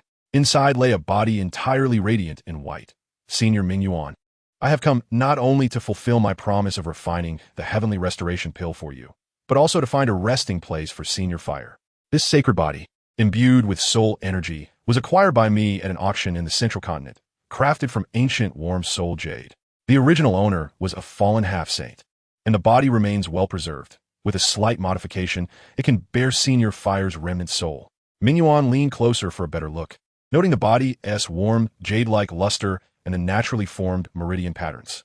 Though it bore a few minor cracks, it still emanated a faint half-saint aura, causing him to nod in approval. A fine treasure. The warm soul jade can mitigate soul repulsion, and with the exotic fires in your possession, this endeavor is bound to succeed. The 3 of them entered the depths of the ice palace, into the body-refining chamber, its walls etched with arrays for gathering spirits and solidifying souls. At its center stood a white jade refining platform, crafted by Mingyuan in his earlier years specifically for forging instruments. Yi Tian placed the jade coffin upon the platform, lifting the lid to reveal the radiant body, the subtle cracks becoming more pronounced under the glow of the arrays. Senior Fire, are you ready? Yi Tian inquired, glancing at the golden soul floating beside him. The crimson gold exotic fire had already gathered in his palm, its temperature meticulously controlled to a warm state to prevent any harm to the body. The Fire Saint's soul trembled slightly, his voice tinged with uncontainable excitement. After hundreds of years, I can finally feel the thrill of clenching my fist once more. Yi Tian wasted no time. The first step was to repair the body. The crimson gold exotic fire transformed into delicate threads, enveloping the radiant form like a spider's web. The threads penetrated the cracks, and under the nurturing warmth of the fire, the warm soul jade gradually revitalized, the fissures slowly healing like filled ravines. Simultaneously, he channeled his heavenly realm soul energy to meticulously peel away the remnants of the original owner's aura. This was the most time-consuming step, requiring the removal of every strand of foreign soul imprint from the jade's intricate patterns. Otherwise, the Fire Saint would encounter repulsion upon entering. After half an hour, the body was completely restored, its surface shimmering with a soft golden glow, the original owner's aura entirely dissipated. Yi Tian then retrieved 2 supplementary materials from his spatial ring, a feather from an ancient fire phoenix exuding a searing heat, and a vial containing the essence of magma, known as the 10,000-year fire soul. Fusion materials to enhance compatibility, Yi Tian proclaimed, as the fire phoenix feather morphed into a golden-red liquid within the exotic fire, seeping into the body's meridian patterns, infusing it with a fiery bloodline. The 10,000-year fire soul dripped onto the body's forehead, forming a fiery pattern that resonated with the soul fluctuations of the Fire Saint. At this moment, the body was no longer merely white. It was now cloaked in a faint golden-red sheen, surrounded by a barely perceptible aura of flames, perfectly aligning with the attributes of the Fire Saint. The most crucial step was the infusion of the soul. Yi Tian raised his hand to form a seal, as the crimson gold exotic fire encircled the refining platform, manifesting the mid-heaven stage runes of the burning technique, establishing a bridge for the connection between the soul and the body.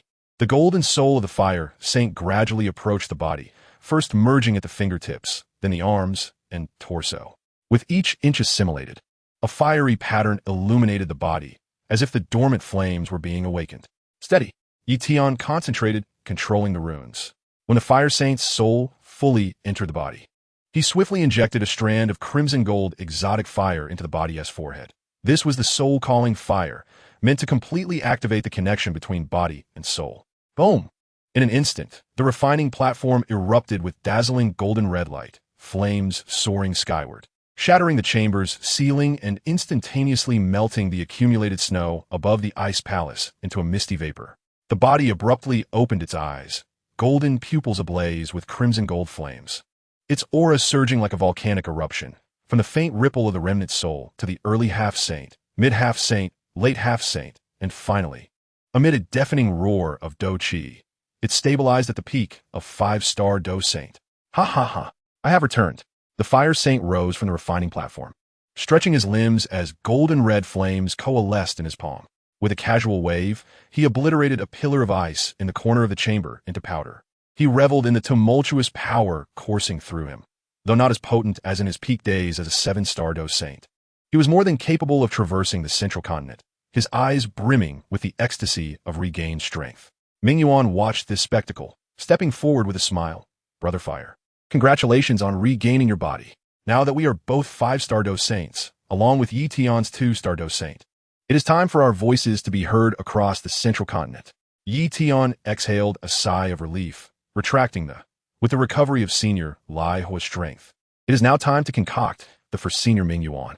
Armed with the previous and this newfound experience, I am entirely confident in crafting a 9th-grade precious pill.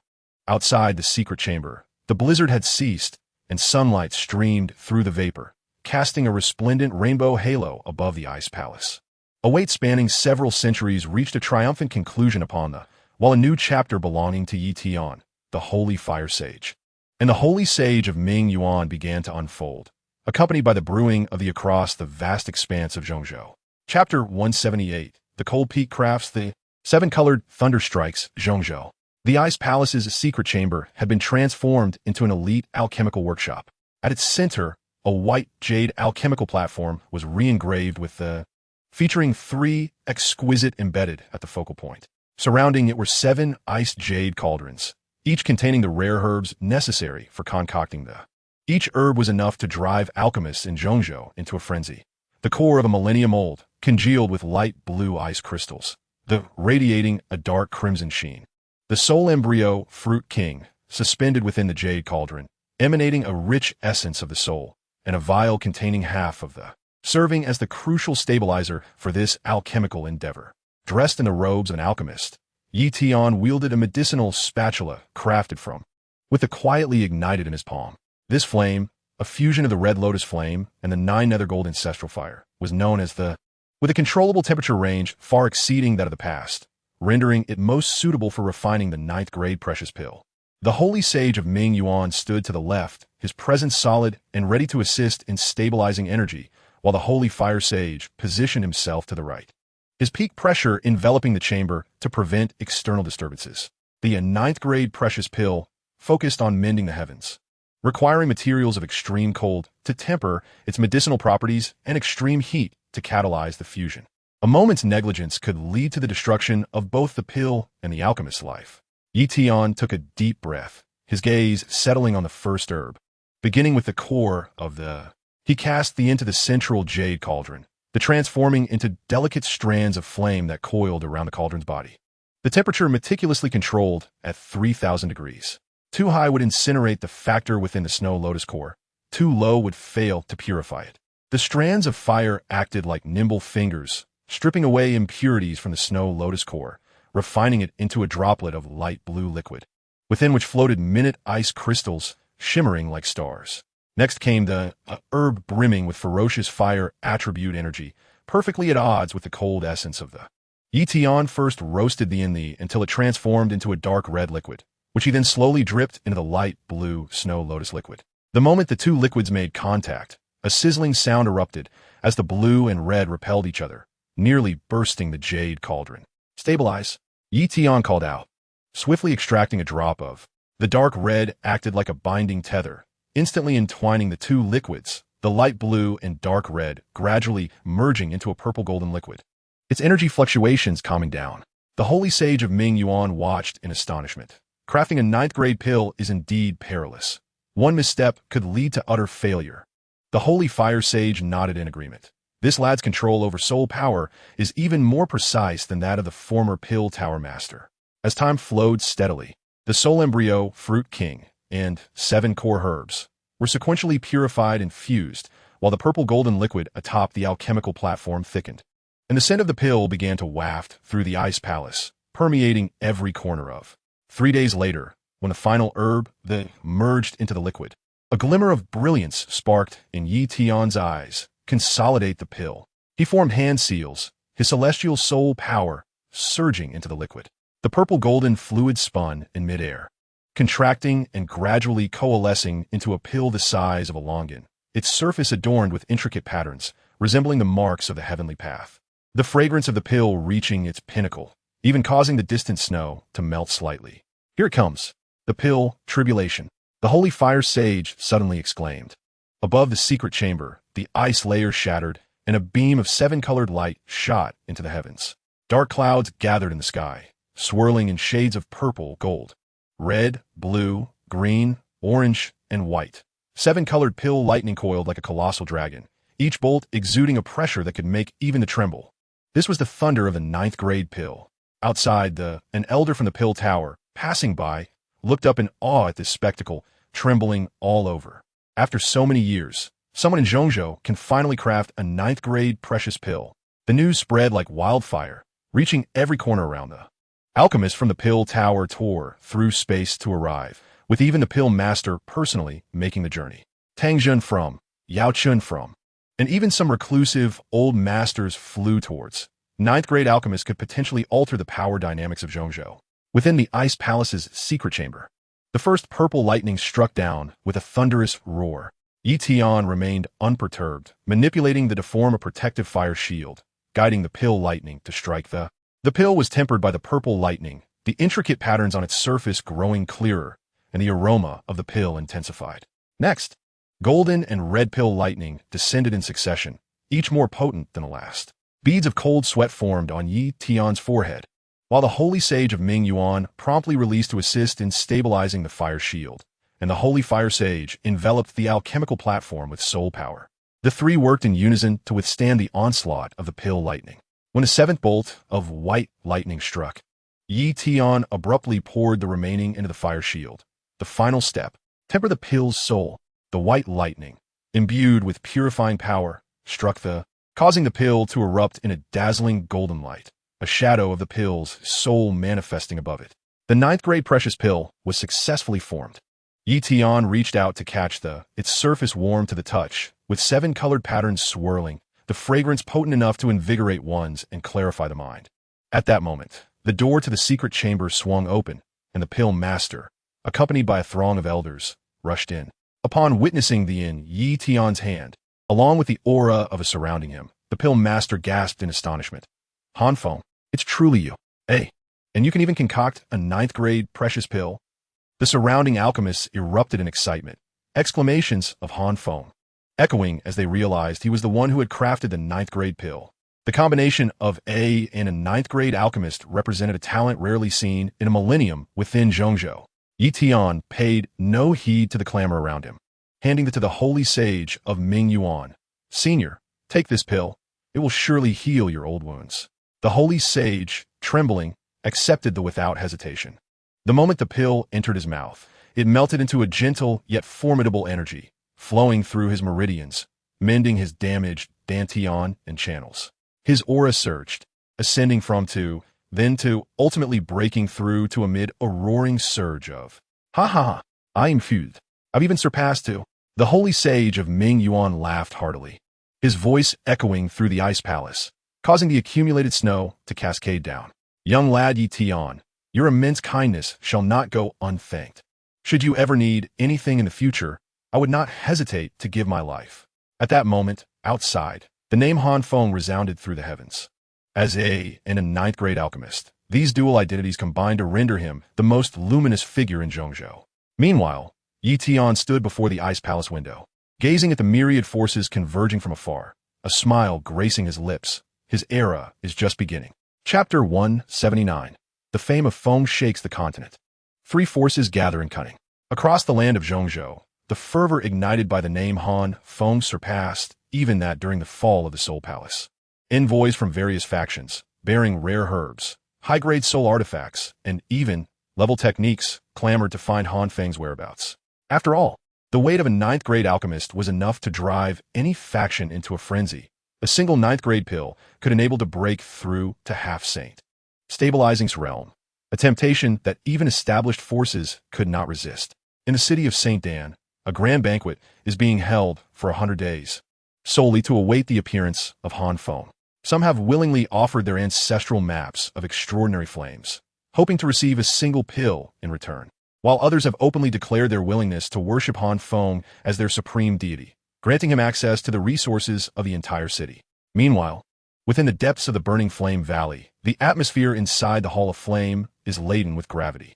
The venerable Fire Cloud ancestor occupies the foremost seat, his face still bearing the pallor of unhealed wounds, yet his presence remains imposing. Are you all fully aware of Han Feng's current momentum?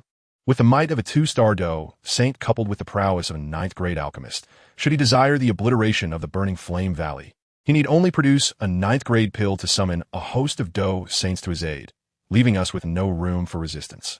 Below, Tang Zhun clenches his fists, his knuckles turning white. The nine-dragon thunderfire is the valley's treasured possession. Since Han Feng seized it, he has been restless day and night. Yet upon hearing the words of the Fire Cloud ancestor, he can only suppress his resentment. Ancestor, shall we simply let this go? That is the nine-dragon thunderfire. What choice do we have? Fire Cloud ancestor sighs, his tone tinged with helplessness. Do you believe Han Feng still fears us? For now, it is best to remain silent and ensure the safety of the Burning Flame Valley. Upon your return, comfort her and instruct her never to mention the thunderfire again, lest we invite calamity upon ourselves. Tang Zhun remained silent for a long moment before bowing in acquiescence. Understood, ancestor. He comprehends that the Fire Cloud ancestor speaks the truth. Han Feng is no longer the cultivator who could be hunted by the Burning Flame Valley years ago. Within the Elder Hall of the Pill Tower, the atmosphere is thick with deliberation. The tower ancestor sits at the head, his hand gently caressing a pale blue pill bottle, his gaze sweeping over the gathered elders. From this day forth, the matter of the 3,000 flame fire is not to be mentioned by anyone. Han Feng's ability to concoct ninth-grade treasure pills is a talent that arises once in a millennium across the central continent. If we can win him over, it will be of immense benefit to the Pill Tower. Elder Danshan steps forward and bows.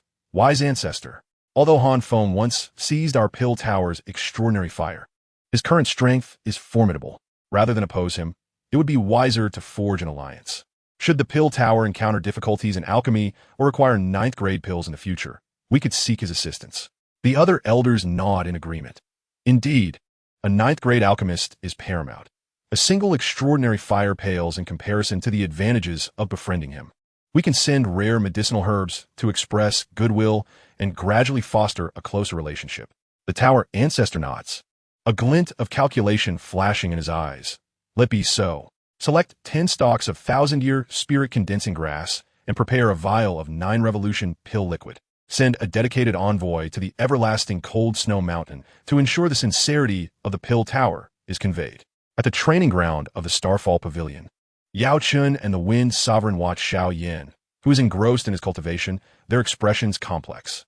Surrounded by swirling Dou Qi, Xiao Yan's aura has stabilized at the 5-star Dou Zone level, his movements imbued with a certain ferocity. Yet in comparison to Han Feng's current achievements, he pales significantly. The Wind Sovereign sighs, his tone laden with emotion. I never expected Han Feng's talent to be so terrifying. With the strength of a 2-star Dou Saint coupled with his prowess as a ninth-grade alchemist, his accomplishments may surpass even your peak years. Yao Chen's expression grows grave as he shakes his head. He has strayed too far down a misguided path, relying on the plunder of extraordinary flames and the theft of techniques to elevate himself. When I taught him alchemy, my intention was to guide him towards righteousness. But he has only become more entrenched in his obsession. Yet, it is futile to dwell on this now. The Wind Sovereign gazes at the distant clouds, his voice laced with concern. I can only hope he remembers the lessons learned at the Starfall Pavilion and, recalling the kindness bestowed upon him, refrains from causing us trouble in the future. At present, we cannot afford to provoke him. Yao Chun silently nods, his gaze fixed on Xiao Yan, inwardly lamenting. Though Xiao Yan possesses potential, he still requires time to mature. Meanwhile, Han Feng stands at the pinnacle of his power. All we can do now is ensure our own survival. At this moment, outside the ice palace of the everlasting cold snow mountain, countless envoys from various factions linger. Yet they are all obstructed by the oppressive aura of the five-star Dou Saint, the blazing fire sovereign, at the foot of the mountain.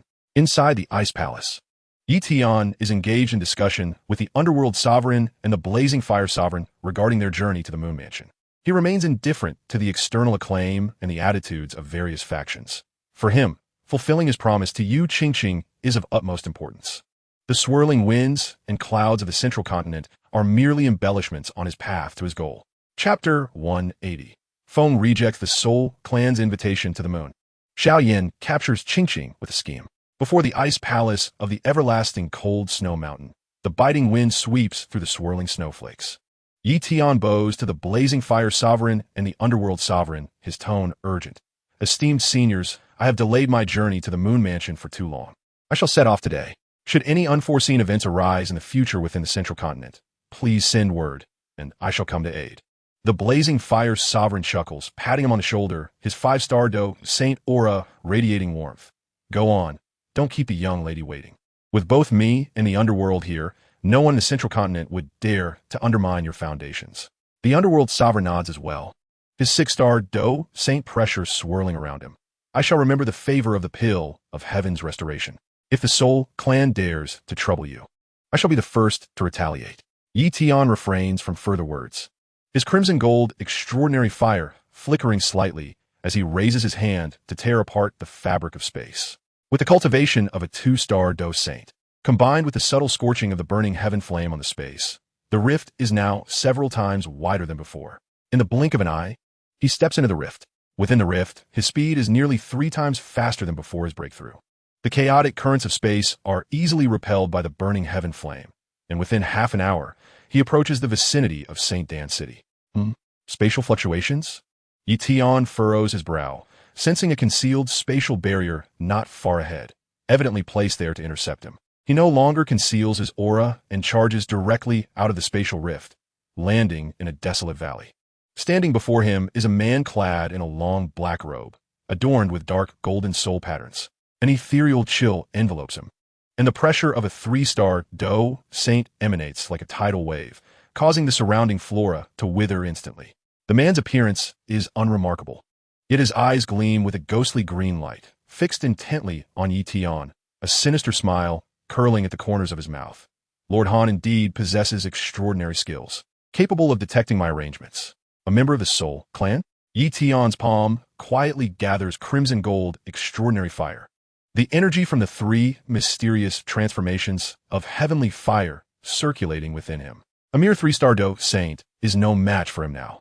With the burning heaven flame and his 2-star Dou Saint cultivation, he can hold his ground even without relying on secret techniques. OPMC, an elder of the Soul Clan. The man bows slightly, his tone bearing a hint of persuasion. Lord Han, your fame resonates throughout the central continent. With such talents as a 2-star Dou Saint and a 9th-grade alchemist, it would be a disservice to remain outside. Our Soul Clan is an ancient and powerful lineage. Should you choose to join us, your status would only be second to our clan leader, Han Tiandi, and Lord Su Wu. You would have access to all the resources within our clan and even receive assistance in breaking through to the 9-star Dou Saint realm. Such terms would entice any cultivator. The resources of the Soul Clan far exceed those of any faction in the central continent, encompassing everything from resources and techniques to extraordinary flames. However, Yi Tian harbors a cold smile within, recalling the Soul Palace's treachery and Han Tiandi's evident ambitions. Joining the Soul Clan would merely be courting danger. No need. Yi Tian's tone remains flat as he turns to tear apart the space once more. I have no fortune to receive the kindness of the Soul Clan. Han Zhao's smile falters, yet he does not obstruct him, merely watching Yi Tian's retreating figure, his voice laced with a chilling undertone. Lord Han, please do not rush to refuse. We shall meet again soon. As he watches Yi Tian's silhouette vanish into the spatial rift, a glimmer of malice flashes in his eyes. His visit was twofold, to win Han Feng over and to test his depths. It seems evident that Yi Tian's strength is formidable, and, as an alchemist, He possesses many means for self-preservation. Han Xiao lacks absolute confidence in retaining him. Yet, Han Xiao does not depart. Instead, he retrieves a black jade slip from his storage ring. After infusing it with Dou Qi, an image of a woman materializes on the slip, revealing none other than Yu Qingqing, the beloved of Han Feng, from the Moon Mansion in St. Dan City. A calculating smile creeps across his lips. Since he cannot win him over, he shall use her as leverage. It is said that Xiao Yan's father, Xiao Yan, similarly coerced Xiao Yan into submission, and it stands to reason that Han Feng would not be an exception. Half an hour later, at the Moon Mansion in St. Dan City, in the courtyard, Yu Qingqing sat gracefully beside the stone table, cradling a jade pendant gifted by Yi Tian, her gaze filled with anticipation. She had heard the news of Yi Tian's ascension to a 9th-rank alchemist and eagerly awaited his return. Standing protectively beside her was Xian, his presence radiating a vigilant aura as he scanned the surroundings. Suddenly, he barked a low warning, his battle energy surging as he struck out toward the shadow lurking in the corner of the courtyard. Like a specter, the figure darted forward. It was Han Xiao. The overwhelming pressure of a 3-star Dou Saint erupted, and Xian Yi's attack was effortlessly dissipated, leaving him pinned in place. Blood trickling from the corner of his mouth as he helplessly watched Han Xiao extend a hand, enveloping Yu Qingqing in a dark mist. "Young Lady Qingqing, come with me." Han Xiao's voice was chilling, the dark energy coiling around her mouth, silencing her cries for help. Despite her desperate struggles, she was powerless against the might of the 3-star Dou Saint. Witnessing Xian Yi being hurled away and crashing into the wall, unconscious. Without lingering, Han Xiao seized Yu Qingqing and tore through space, vanishing above the Yu residence. In the courtyard, only shattered pieces of the jade pendant and the unconscious Xian Yi remained. The air thick with the unique, chilling aura of the Soul Clan. A conspiracy against Yi Tian had silently begun to unfold. Meanwhile, Yi Tian stood outside the Dan Tower, preparing to propose a trade of elixirs for the formula of the sacred Emperor Pill. Unbeknownst to him, the one he cherished most had already fallen into the clutches of the Soul Clan, and a crisis concerning life and promises was swiftly approaching. As Yi Tian emerged from the Dan Tower, the runes of the sacred Emperor Pill's formula lingered at his fingertips, his heart brimming with hope for reunion. He believed that with a thorough understanding of the formula, he could refine the sacred Emperor Pill to break through to the 3-star Dou Saint realm, ensuring a secure future with Yu Qingqing. He tore through space, reaching Sheng Dan City in less than the time it takes to burn an incense stick. However, as he neared the Yu residence, a sudden wave of unease washed over him. Qingqing's presence was gone. In an instant, Yi Tian appeared in the courtyard, which was now a scene of disarray. The stone table lay overturned, and fragments of the jade pendant were scattered across the ground. His sharp gaze quickly found the unconscious Xian Yi in the corner, her battle energy in disarray and blood staining her lips. "Wuan Yi Tian rushed forward, gently lifting her up and retrieving a clear soul pill from his storage ring. After crushing it, he fed it to her. The pill dissolved upon contact, its gentle medicinal energy coursing through Xian Yi's meridians. Moments later, her eyelashes fluttered as she slowly opened her eyes. "Hurry, we must save Qingqing." Xian Yi grasped Yi Tian's arm, her voice laced with urgency and a hint of tears. A powerful Dou Saint from the Soul Clan appeared. His aura was chilling, and I couldn't stop him. He ensnared Qingqing and knocked me out. It's all my fault for being too weak to protect her. The Soul Clan? Yi Tian felt the temperature around him plummet, the crimson golden flame in his palm flickering uncontrollably. The oppressive aura of a 2-star Dou Saint cracked the courtyard tiles beneath him. Was it Han Xiao? The memory of encountering the Soul Clan elder when leaving the frozen snow mountain flooded back. Having been rebuffed in his attempts to recruit Yi Tian, they resorted to such despicable means. Though anger surged within him, Yi Tian forced himself to remain composed. The Soul Clan's abduction of Yu Qingqing was clearly aimed at him. If they intended to kill, they wouldn't have gone through the trouble of kidnapping. They must have demands. He guided Xian Yi to sit down, speaking solemnly, "Do not fret. Wuan Yi, Qingqing will not come to harm for the time being. They want me and will not hurt the hostage. We shall wait here. A message will come soon." Just as he finished speaking, a shadow glided eerily to the entrance of the Yu residence, a raspy voice shattering the silence. "Lord Han is indeed astute, saving me the trouble of much explanation." Before he could react, a letter forged from black battle energy shot towards Yi Tian like an arrow, too swift to evade. Yi Tian caught the letter with one hand, feeling the frigid presence of the Soul Clan upon contact. He was about to channel his battle energy to pursue the shadow when it mockingly warned, "Do not chase. Lord Han, be wary of alarming the hostage. Should she lose a single hair, do not blame me. How dare you?" Yi Tian's voice was icy, but as he gazed at the letter in his hand, he suppressed the urge to pursue. The hostage was in their grasp. He could not afford to wager her safety.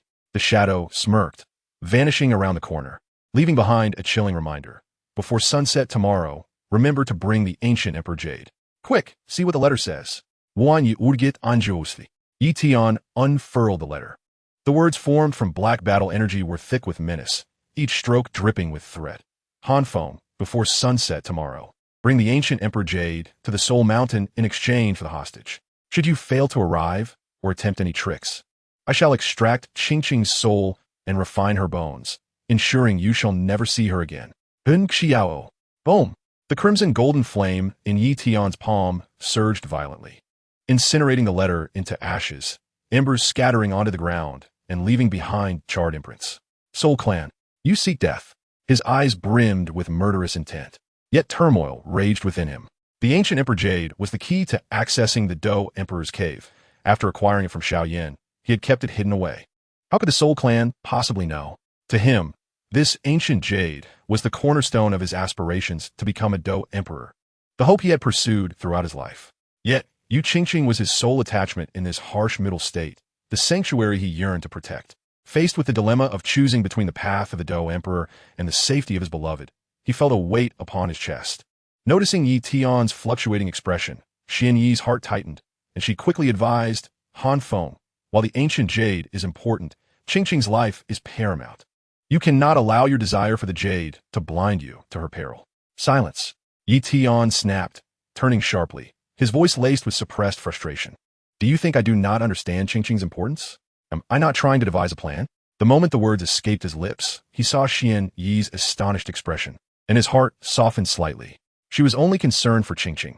He should not have unleashed his stress upon her. Silence fell once more over the courtyard, save for the flickering crimson golden flame around Yi Tian, illuminating his conflicted visage. The Soul Mountain before sunset tomorrow would undoubtedly be a deadly crossroads of life and choice. He inhaled deeply, the confusion in his eyes gradually fading, replaced by unwavering determination. No matter the cost, Yu Qingqing must remain unharmed. As for the Soul Clan and the ancient Emperor Jade, he would find a way to confront them. In the western region of the Middle State, the Soul Mountain was notorious as a desolate land, where the landscape was dominated by withered, blackened trees, their gnarled branches resembling ghostly claws scratching at the gray sky. The ground was shrouded in thick black mist, within which the jagged remnants of bones could be discerned. Whether of magical beasts or cultivators, it was unclear. Every step crunched upon the shattered remains, producing a brittle sound. Deep within the mountains stood an imposing hall constructed entirely of black stone, its roof adorned with countless faces contorted in agony. A faint blood-colored mist coiled at the entrance, its eerie aura deterring even the crows that dared to fly nearby, forcing them to caw from a distance. At the entrance of the hall, two guards clad in black robes stood rigidly, their Pete Dou Zone auras solid as iron. Yet their expressions remained blank, eyes fixated on the swirling black mist before them, not even blinking. They were left by Han Xiao to guard the hall, serving as the final line of defense. Inside, Han Xiao reclined in the main seat, his fingers lightly tapping the armrest, a triumphant smile playing upon his lips. "Fortunately, I am meticulous.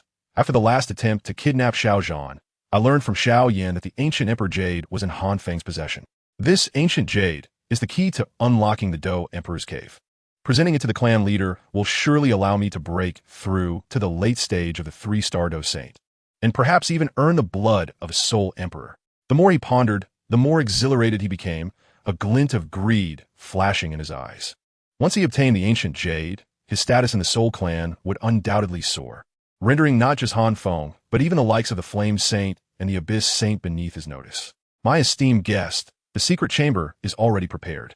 Two elderly men clad in gray robes entered, exuding an aura of advanced semi-saint power. The spatial passageway connected to the outer stronghold of the Soul Clan, and once one stepped into the portal, no fighter below the rank of Dou Saint 5th Star could pursue them. After obtaining the ancient jade, you could withdraw at any moment. Soul Xiao nodded with satisfaction. "Well done." That young lad, Han Feng, possesses numerous extraordinary flames and secret methods to enhance his strength. Though I am at the early stages of a 3-star Dou Saint, I cannot guarantee a decisive victory against him. With this spatial passage, even if I seize the ancient jade and flee, he will be powerless to stop me. As his words fell, a chilling voice suddenly reverberated from outside the hall. Striking like thunder, Soul Xiao, I have arrived. Where are you? A glint of light flashed in Soul Xiao's eyes as he rose. Speak of the devil, and he shall appear. It seems Han Feng truly treasures that girl. In an instant, he vanished, appearing like a ghost above the grand hall. Locking eyes with the arriving Yi Tian. Hovering amidst the black mist, Yi Tian was surrounded by swirling crimson-golden flames. The pressure of a 2-star Dou Saint kept the encroaching black mist at bay. He gazed at Soul Xiao, his expression frosty enough to freeze. Enough of the pleasantries. Hand over Qingqing. A sinister chuckle escaped Soul Xiao's lips, laced with mockery. Lord Han has arrived quite promptly. It appears that you Qingqing holds more value in your heart than the Dou Qi ancient Emperor Jade. I have brought the ancient jade. Where is the person? Yi Tian ceased his verbal sparring, extending his right hand to reveal a verdant jade piece lying quietly in his palm. The surface was intricately carved with imperial patterns, faintly emanating the aura of a Dou emperor. Indeed, it was the Dou Qi ancient Emperor Jade. Soul Xiao's eyes widened with excitement, his breath quickening as he fixated on the jade, eager to seize it at once. Suppressing his exhilaration, he commanded within the hall, "Bring her forth." 2 gray-robed semi-saints escorted Yu Qingqing into the hall. Bound by dark energy, her mouth sealed, she could only emit muffled sounds. Upon seeing Yi Tian, tears welled in her eyes as she desperately shook her head, her gaze pleading him to flee and abandon her. Yi Tian's heart twisted painfully as he tightened his grip on the ancient jade. Soul Xiao, I see her.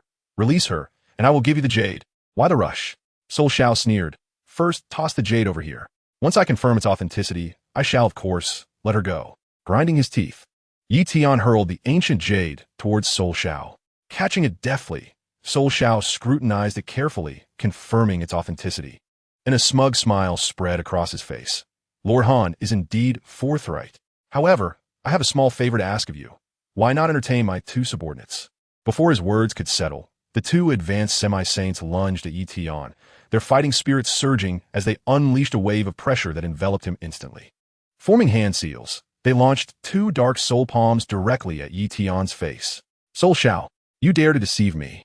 Yi Tian roared, crimson golden flames erupting as he conjured a fiery barrier to deflect the soul palms, simultaneously pivoting to pursue Soul Xiao. Yet, the 2 semi-saints clung to him like glue, their vicious strikes leaving him no chance to escape. Meanwhile, Soul Xiao, clutching the ancient jade, dashed into the already prepared spatial passage behind the grand hall, its entrance shimmering with dark light. With a flicker, he vanished within, leaving only his arrogant voice echoing. Han Feng, thank you for the ancient jade. Until we meet again, Soul Clan. The spatial passage closed in an instant, leaving behind only a faint ripple in the air. Yi Tian, seething with rage, watched the vanishing portal, his crimson golden flames raging wildly as he forcibly rebuffed the 2 semi-saints, but he could not catch up to Soul Xiao's retreating figure. Han Feng, don't worry about me. Yu Qingqing cried out, having managed to break free from the dark energy sealing her mouth, her voice tinged with tears. Yi Tian snapped back to reality, looking at the bound Yu Qingqing, his anger swiftly replaced by concern. Without hesitation, he summoned his extraordinary flames and charged at the 2 semi-saints, determined to rescue Qingqing first and then settle accounts with the Soul Clan. In the black mist of the Soul Mountain, a fierce battle erupted to save her. Chapter 183. Flames of the Mountain to rescue Qingqing, inviting the saints to seize the demon flame realm. Within the black mist of the Soul Mountain, Yi Tian's crimson golden flames surged dramatically. As he gazed in the direction of Soul Xiao's escape, murderous intent surged within him. He turned and unleashed his fury upon the 2 entangling semi-saints.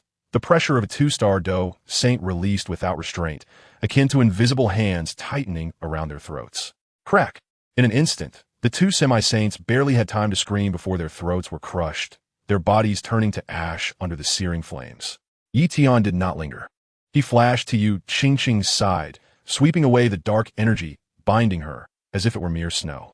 Yi Tian, Yu Qingqing leaped into his embrace, her tears instantly soaking his clothing, her voice trembling with fear. I thought I would never see you again. Do not fear. I am here. Yi Tian gently patted her back, his tone tender yet laced with lingering wrath. I will settle accounts with Soul Xiao in due time, but for now, let us return home. He lifted Yu Qingqing, conjuring a massive crimson golden fire lotus above them. The fire lotus floated in the air, its petals unfolding layer by layer. The terrifying energy vaporizing the surrounding black mist in an instant. Go! Yi Tian commanded, and the fire lotus shot like a meteor toward the Soul Mountain's Grand Hall. With a deafening explosion, the entire hall, along with the surrounding shattered wooden bones, was engulfed by flames, thick smoke billowing into the sky. The once ominous Soul Mountain was instantly transformed into a sea of fire and ruins. Half an hour later, in the Moon Mansion's hall, Wan Yu paced anxiously, her fingers tightly clenched around her garment as she occasionally glanced toward the entrance. Since Yi Tian had departed, her heart had been in turmoil, fearing the worst news. It was not until she saw Yi Tian return, with Yu Qingqing in his arms, that her heart finally settled. She rushed forward. Qingqing, are you all right? Are you hurt? Aunt Xian, I am fine. It was Yi Tian who saved me. Yu Qingqing stepped out of Yi Tian's arms, throwing herself into Xian Yi's embrace, recounting the ordeal of her abduction with a sense of injustice. Xian Yi wiped away her tears while repeatedly expressing gratitude to Yi Tian. Han Feng, thank you. Thank you for saving Qingqing. It was nothing. Yi Tian shook his head, observing the tender scene between the mother and daughter, his own anger gradually fading. In the days that followed, the Moon Mansion returned to its former tranquility. Yi Tian refrained from venturing outside, dedicating his time to training alongside Yu Qingqing. Occasionally, he would guide her in refining her fighting spirit, while Xian Yi prepared various light meals. The three lived like an ordinary family, enjoying a period of stability and peace. Yet, the unease lingering in Yi Tian's heart remained unresolved. Late at night, he stood in the courtyard, gazing at the starry sky, his fingers caressing an empty jade box, the very container that once held the Dou Qi ancient emperor jade. Soul Xiao had taken the ancient jade. If the Soul Heavenly Emperor were to gather all the ancient jades and find the imperial great elixir within the Dou Emperor's cave, achieving Dou Emperor status, the entire Dou Qi Continent would face calamity. He murmured softly to himself, a trace of gravity crossing his gaze.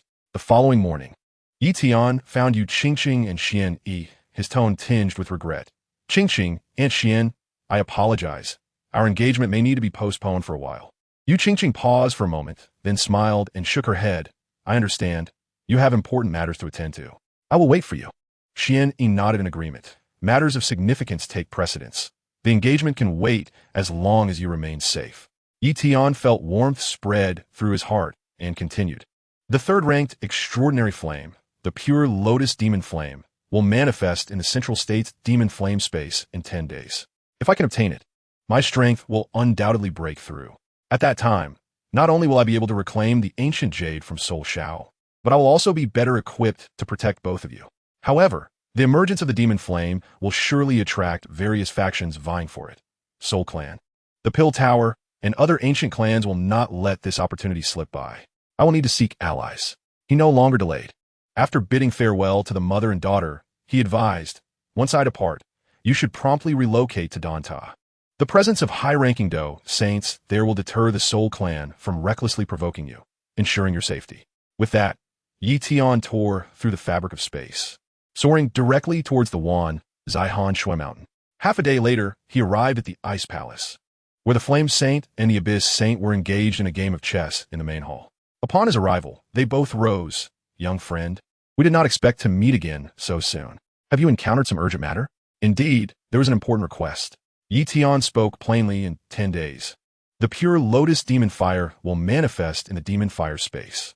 I wish to seize this fire and require your assistance in intercepting the powerful entities from other factions. He continued, upon success, I shall forge a sacred emperor pill for each of you. This 9th grade elixir can aid a Dou Saint in swiftly breaking through to the next star level. The sacred emperor pill. Both the Flame Saint and the Abyss Saint exclaimed in astonishment, their eyes wide with shock. They understood all too well the immense value of this pill. Each advancement for a Dou Saint could take centuries, even millennia, with many prodigies forever stalling at certain realms. The prospect of a pill that could directly facilitate their ascension was enough to drive any Dou Saint into a frenzy. Is what you say truly genuine? The Abyss Saint asked eagerly. As a 6-star Dou Saint, A breakthrough to 7 stars would elevate his power significantly. Tian nodded, producing a copy of the pill's formula. You may examine the formula first, esteemed seniors. I assure you, with the burning method and my unique fire, I can successfully concoct it. The Flame Saint took the formula, scrutinizing it for a moment before bursting into hearty laughter. Splendid. I accept. What is it to intercept a few insignificant figures? Leave it to me. The Abyss Saint quickly concurred. I shall join as well. With the sacred Emperor Pill at stake, I will not shy away from confronting even the Soul Clan's Dou Saints. The trio then deliberated the details. The Flame Saint would handle the strongmen from Danta and the Burning Flame Valley, while the Abyss Saint would confront the practitioners from various ancient clans. Tian would focus on seizing the pure Lotus Demon Fire. After finalizing their plans, they wasted no time, tearing through space together towards the direction of the Central State's Demon Fire space. A tempest involving the pure Lotus Demon Fire, ranked third on the list of exotic fires, was drawing near, gathering Dou Saints, ancient clans, and various factions. Chapter 183. The Gathering of Heroes in the Demon Fire Space. The 8-colored fire lotus seizes the pure flame. In the instant they tore through space, a wave of searing heat rushed towards them. Within the Demon Fire Space, the dark red rock walls resembled iron blocks scorched by fierce flames, radiating a faint warmth. The ground was adorned with golden fire patterns that flowed like living creatures, occasionally bursting forth with wisps of ghostly blue remnants. A subtle charred scent mingled with a hint of an elegant fragrance, heralding the imminent arrival of the pure Lotus Demon Fire.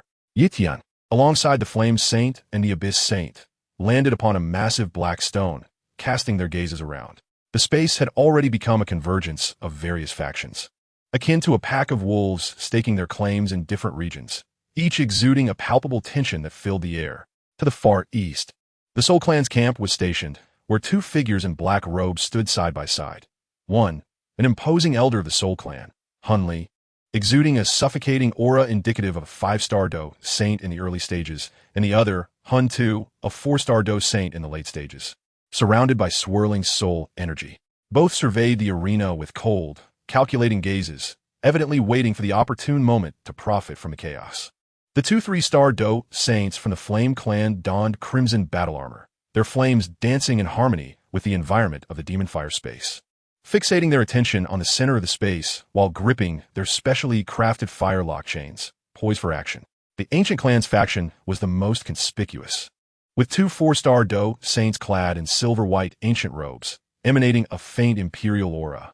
One wielded the Ancient Clan's treasure, the Dragon Pattern Cauldron, clearly intent on securing the pure Lotus Demon Fire. On the western side, a 3-star Dou Saint from the Thunder Clan stood alone, crackling with arcs of lightning. Though his Dou Saint aura was less formidable than the others, it was not to be underestimated. He occasionally glanced towards the Ancient Clan's camp, seemingly searching for an opportunity to ally. It appears that everyone is eager for action, the Flame Saint murmured, his 5-star Dou Saint peak aura subtly released, instantly overshadowing the presence of the Flame and Thunder clans. With both the Abyss and I here, these individuals cannot stir up much trouble. The Abyss Saint nodded in agreement, his 6-star Dou Saint pressure acting as an invisible barrier, redirecting the gaze of the 2 4-star Dou Saints from the Ancient Clan. Leave those 2 to me. You handle the Flame and Thunder clans. Tian, focus on awaiting the emergence of the Demon Fire. Tian acknowledged, his palm gathering a radiant golden fire. His gaze fixed on the center of the space, where the golden fire patterns began to quicken their flow, and the elegant fragrance grew more intense. The pure Lotus Demon Fire was on the verge of appearing. It's here. A voice rang out, and the golden fire patterns in the center of the space suddenly surged. A pale pink beam shooting skyward. Within this beam, a lotus flower, the size of a palm, slowly unfurled, its petals resembling exquisite mutton fat jade, exuding a soft pink glow, while the core was a pure golden hue, radiating an overwhelming pressure befitting a 5-star Dou Saint. It was the pure Lotus Demon Fire, the 3rd-ranked fire on the exotic fire list. The 3-star Dou Saint from the Flame Clan shouted in excitement, his fire lock chain launching forth towards the Demon Fire. The 2 Dou Saints from the Ancient Clan were not to be outdone, hurling the Dragon Pattern Cauldron, which unleashed golden imperial energy to form a cage intended to trap the Demon Fire. The Thunder Clan's Dou Saint unleashed a web of lightning, attempting to prevent the Demon Fire from escaping. A bunch of fools. Han Li scoffed, choosing to refrain from action. Instead, he retreated alongside Han Tu, evidently waiting for the others to exhaust themselves in battle against the demon fire before swooping in to claim the spoils. Yet that very moment, the pure lotus demon fire erupted with dazzling brilliance. Its pink petals gradually unfolded, transforming into a humanoid apparition, revealing itself as an intelligent fire capable of assuming human form. "Do you think you can capture me?" Its voice was crisp, yet carried an undeniable authority. With a mere wave of its pink flames, it melted the Flame Clan's firelock chain, while the ancient clan's imperial energy cage was burned through, leaving behind a myriad of cracks. The Dou saints from the various clans, witnessing this, unleashed their full might. The Flame Clan's Dou Saint released the true fire of the Flame Clan. The ancient clan's Dou Saint commanded the dragon pattern cauldron to unleash imperial energy, and the Thunder Clan's Dou Saint invoked the nine heavens' divine thunder. The four forces intertwined, coalescing into a terrifying energy storm directed at the pure lotus demon fire. The ethereal fire visage shifted in color, the pink flames swelling as it collided with the energy storm, warping the very fabric of space and shattering the dark red rock walls. Despite the pure lotus demon fire possessing the strength of a 5-star Dou Saint, it gradually found itself at a disadvantage against the combined assault of 4 Dou Saints. The ethereal figure of the skirt becoming increasingly transparent, the flames dimming. Now, a glint of brilliance flashed in Han Li's eyes as he prepared to strike, but he suddenly sensed a terrifying aura approaching from the side. It was the Abyss Saint. Do the Soul Clan wish to profit from this? You'll have to get past me first. The Abyss Saint brandished an Ice Soul Sword, his 6-star Dou Saint pressure enveloping Han Li in an instant. The sword wind carrying a bone-chilling cold, bearing down on Han Li's face. Han Li's expression shifted dramatically as he was forced to respond hastily, while Han too was intercepted by the Flame Saint. The clash of the peak 5-star Dou Saint's Red Lotus Inferno with Han Tu's soul energy erupted into a deafening roar. Seeing this, the Dou Saints from various clans were drawn into chaos.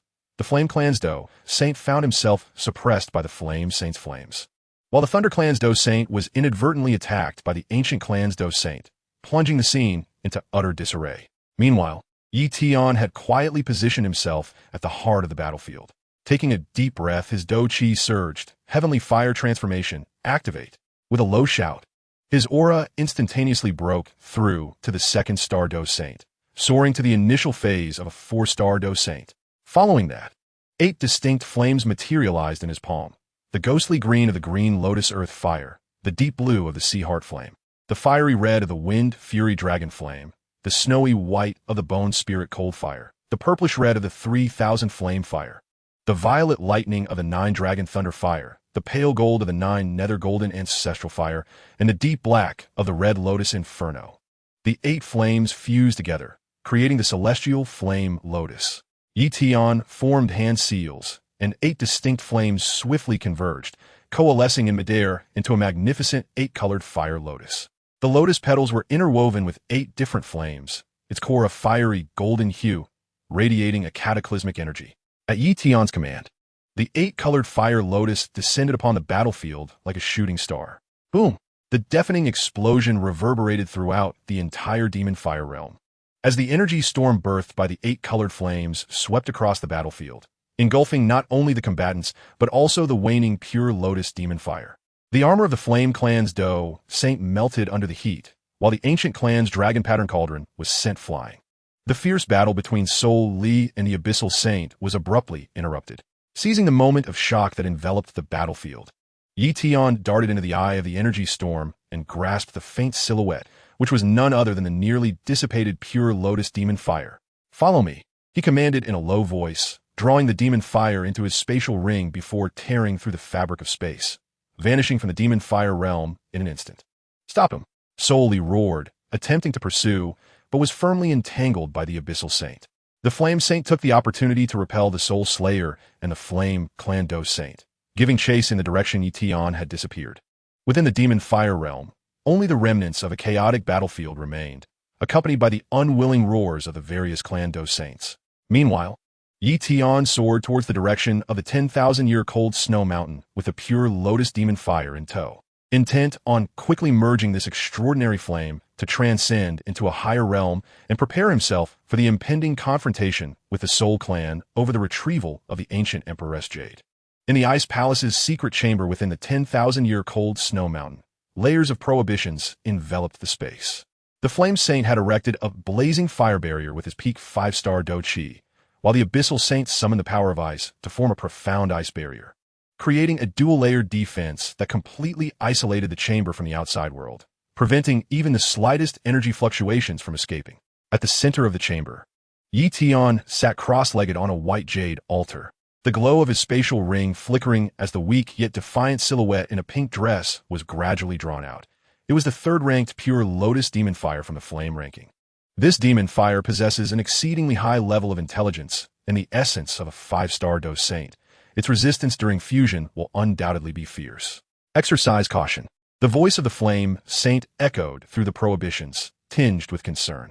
The Abyssal Saint, and I will guard from the outside. Should you find yourself unable to endure, send word with your soul energy.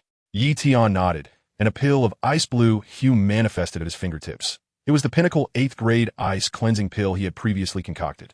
The pill felt icy to the touch, emanating a gentle chill capable of forming a protective ice layer within his body to safeguard his organs and meridians from the searing flames of the extraordinary fire.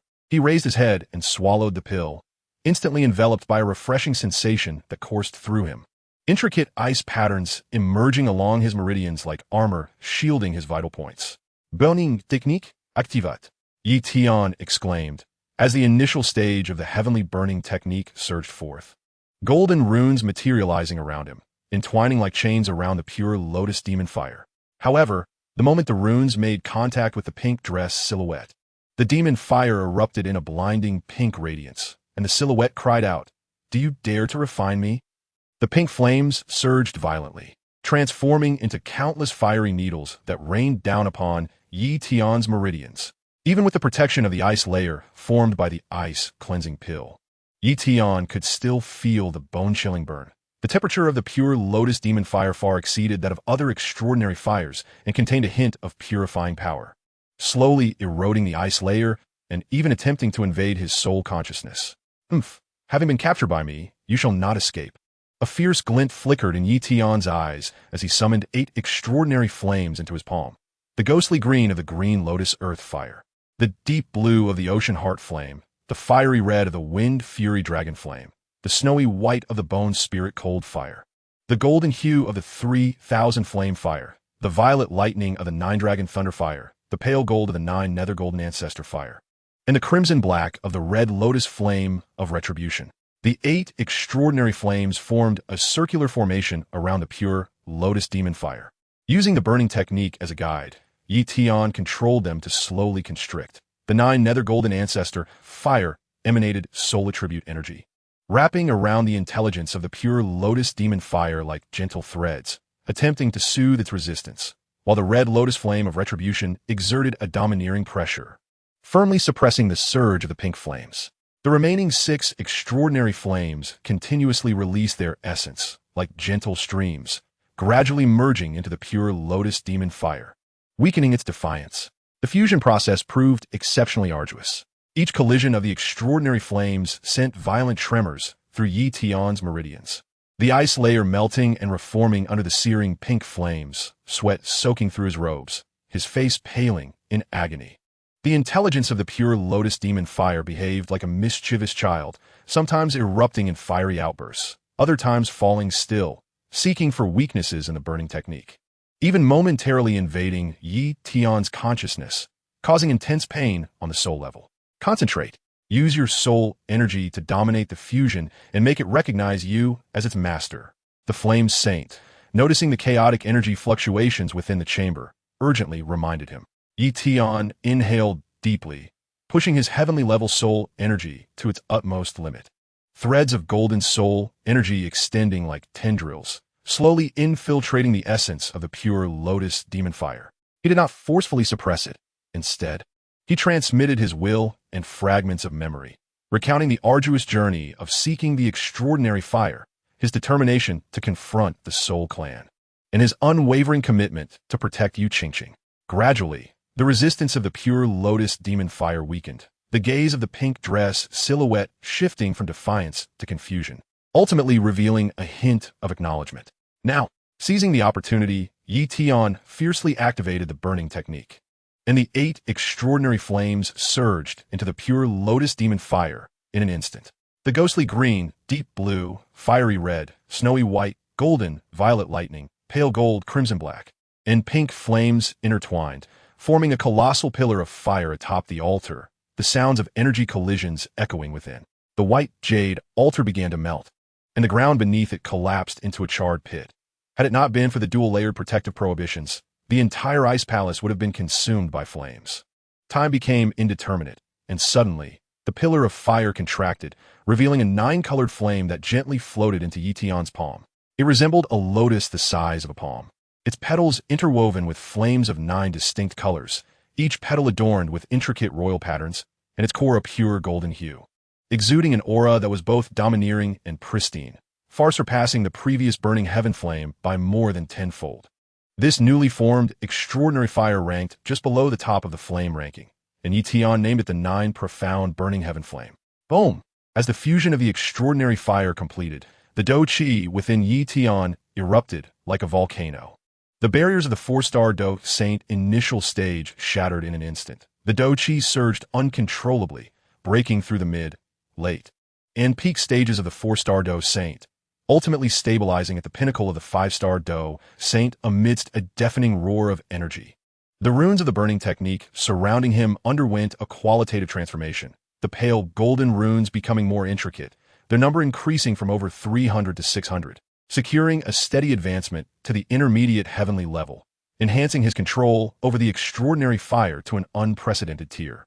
Even more astonishingly, under the purifying power of the pure lotus demon fire, his soul energy transcended the shackles of the heavenly realm, reaching a state of perfect completion. The golden soul energy spread like a tidal wave, instantly enveloping the entire 10,000-year cold snow mountain, even allowing him to distinctly sense the breath of a snow fox 100 miles away. The flow of energy in the world became clearly visible, with only a step separating him from the legendary imperial-level soul. I did it! The Flame Saint and the Abyssal Saint felt the terrifying aura emanating from the chamber and quickly dispelled the prohibitions, rushing inside. Upon witnessing the 9 profound burning heaven flame resting in Yi Tian's palm and the overwhelming pressure of the pinnacle 5-star Dou Saint surrounding him, their eyes were filled with astonishment. Pinnacle 5-star Dou Saint, and with this extraordinary fire, you are surely nearing the level of the imperial flame. The Abyssal Saint exclaimed excitedly. With your current strength, coupled with the 9 profound burning heaven flame, those Dou Saints of the Soul Clan are no match for you. Yi Tian looked at the 9 profound burning heaven flame in his palm, a confident smile curling at the corners of his mouth. He could distinctly feel the surging power within him and his absolute mastery over the reclaiming the 2 Shigu Di Jade, confronting the Soul Emperor, and safeguarding Yu Qingqing. These aspirations were no longer mere fantasies. Soul Clan, Soul Xia, what you owe me must be repaid. A glint of cold determination flashed in Yi Tian's eyes as the Jiuxian burning heaven flame flickered in his palm, eager to devour the souls of his adversaries. A revenge against the Soul Clan was about to unfold. Chapter 185, Cold Peak Tempering and Strategic Planning, 9th Rank Xian Pill Shattering, the Sacred Realm. The Ice Palace's secret chamber within the Wan Zai Han Shui Mountain had been reinforced by Yi Tian using the Jiuxian burning heaven flame. The rock walls were etched with intricate fire-condensing and spirit-gathering formations, with 3 exquisite flame crystals embedded at the formation's core, stabilizing the chamber's temperature within a delicate range, suitable for refining while suppressing the fury of. At this moment, Yi Tian sat cross-legged on the refining platform, surrounded by a faint aura of the Jiuxian burning heaven flame, as flowed slowly through his meridians, becoming increasingly solid with each cycle. During a month of seclusion, he did not hastily attempt to break through to a new level, but instead repeatedly tempered at the peak of the. Under the scorching influence of the Jiuxian burning heaven flame, impurities within it were entirely eliminated, rendering it as pure as liquid gold. Coupled with the secret technique of the Tian Hua Sen Xian Bian, although he had not yet broken through, he could unleash combat power approaching the of in a short span.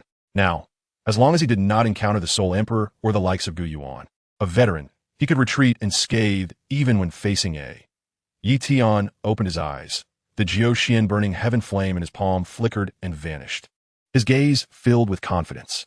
Just then, a message jade slip flew out from his storage ring, bearing information from the Dan Tower. Infusing into it, The characters slowly emerged. The Soul Emperor has gathered 8 pieces of Tuo Shigu Di Jade, with only the last piece remaining in the hands of the ancient clan. The elder Dou Huang, guardian of the ancient clan's Jade token, has been acting suspiciously of late, seemingly in secret contact with the Soul clan. As expected, Tian furrowed his brow. He was well aware of the plot. Dou Huang had long been possessed by the Soul clan, serving as an insider planted by the Soul Emperor. Once the Soul clan launched an attack, the ancient Jade would effortlessly fall into the Soul Emperor's hands. He must swiftly enhance his strength. Otherwise, when the Soul Emperor discovers and acquires the entire would be defenseless. He immediately contacted the Dan Tower, requesting assistance in gathering materials for This 9th rank Xian pill was crucial for his power enhancement. The Dan Tower had long regarded Tian as a distinguished guest, and upon receiving his message, they promptly mobilized their entire clan's resources, even collaborating with other forces such as the Ant. After 10 days, they finally gathered the 3 sets of materials and delivered them to the Wan Zai Han Shui Mountain. Gazing at the materials laid out before him, a glimmer of brilliance sparkled in Tian's eyes. The glimmered with a faint golden sheen, that resembled solidified magma, the emanated a bone-chilling cold, along with rare auxiliary materials and each sufficient to excite even powerhouse. Elder Lai Hua, Elder Ming Yuan, I require both of your protection during this refinement. The Dan Thunder's power of the far exceeds that of and even a slight misstep could result in destruction. Elder Lai Hua and Elder Ming Yuan nodded, positioning themselves on either side of the refining platform. The oppressive aura of the 5-star peak and 6-star enveloped the secret chamber, ready to respond to any unforeseen circumstances. Tian took a deep breath, holding as the Jiao burning heaven flame coalesced in his palm. This flame, a fusion of 9, had reached the pinnacle of temperature control, making it ideal for crafting the 9th rank Xian pill. The first step, purifying he cast into the jade cauldron, the flames transforming into delicate strands, with the temperature meticulously controlled at 2,000 degrees. Too high would scorch the factor within the grass, while too low would fail to remove impurities.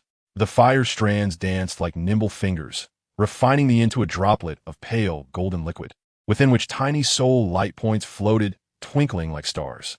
Next was which contained a ferocious fire attribute energy. Tian placed it within for roasting, and once it transformed into a dark red liquid, he gradually dripped it into the pale golden liquid. The moment the 2 liquids met, a sizzling sound erupted, the pale gold and dark red repelling each other, nearly bursting the jade cauldron. Steady! Tian shouted, throwing in which instantly morphed into a pale blue chill, intertwining around the 2 liquids, gradually merging the pale gold and dark red into a swirling purple gold liquid. As time passed, and other auxiliary materials were successively purified and fused. The refinement of the 9th rank Xian pill demanded a keen mastery of soul power. Every adjustment of heat and every amalgamation of liquid required precision to the minutest degree. Tian's perfected soul power surged into the jade cauldron like a tidal wave, constantly sensing the changes in the liquid. Any deviation was corrected with 3 days later, as the final auxiliary material merged into the liquid. The purple gold liquid above the cauldron had become exceedingly rich, the fragrance of the pill wafting through the secret chamber, permeating every corner of the Wan Zai Han Shui Mountain. Condense the pill. Tian formed seals with his hands, his soul power acting as an invisible mold, compressing and shaping the purple gold liquid. A pill embryo, the size of a dragon's eye, gradually formed within the cauldron, its surface adorned with intricate, radiating a heart-stirring wave of energy. The pill thunder approaches. Elder Lai was suddenly shouted. The ice layer above the secret chamber shattered with a thunderous crack, a 7-colored beam of light shooting skyward as clouds gathered.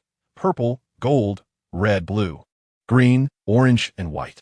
The 7-colored pill thunders roared like giant dragons, each far stronger than those of and the level pressure caused the entire Wan Zai Han Shui Mountain to tremble. The first flash, purple thunder. Tian remained unperturbed, guiding the Jiao burning heaven flame to form a fire shield, directing the purple thunder to strike the pill embryo. The embryo was tempered by the purple thunder, the surfaces becoming increasingly vivid and the pill fragrance intensifying. Following closely behind, the golden and red thunders struck in succession, each shaking the jade cauldron violently. Tian's forehead glistened with cold sweat as Elder Lai Hua and Elder Ming Yuan hastily released to stabilize the cauldron. When the 7th white pill thunder descended, Yi Tian suddenly infused all his soul power into the fire shield. The final step, tempering the pill soul. The white thunder, imbued with purifying power, struck the pill embryo, which instantly erupted in dazzling golden light. 3 pill soul phantoms emerged within the cauldron, and the 3 were complete. Yi Tian raised his hand to catch the pills.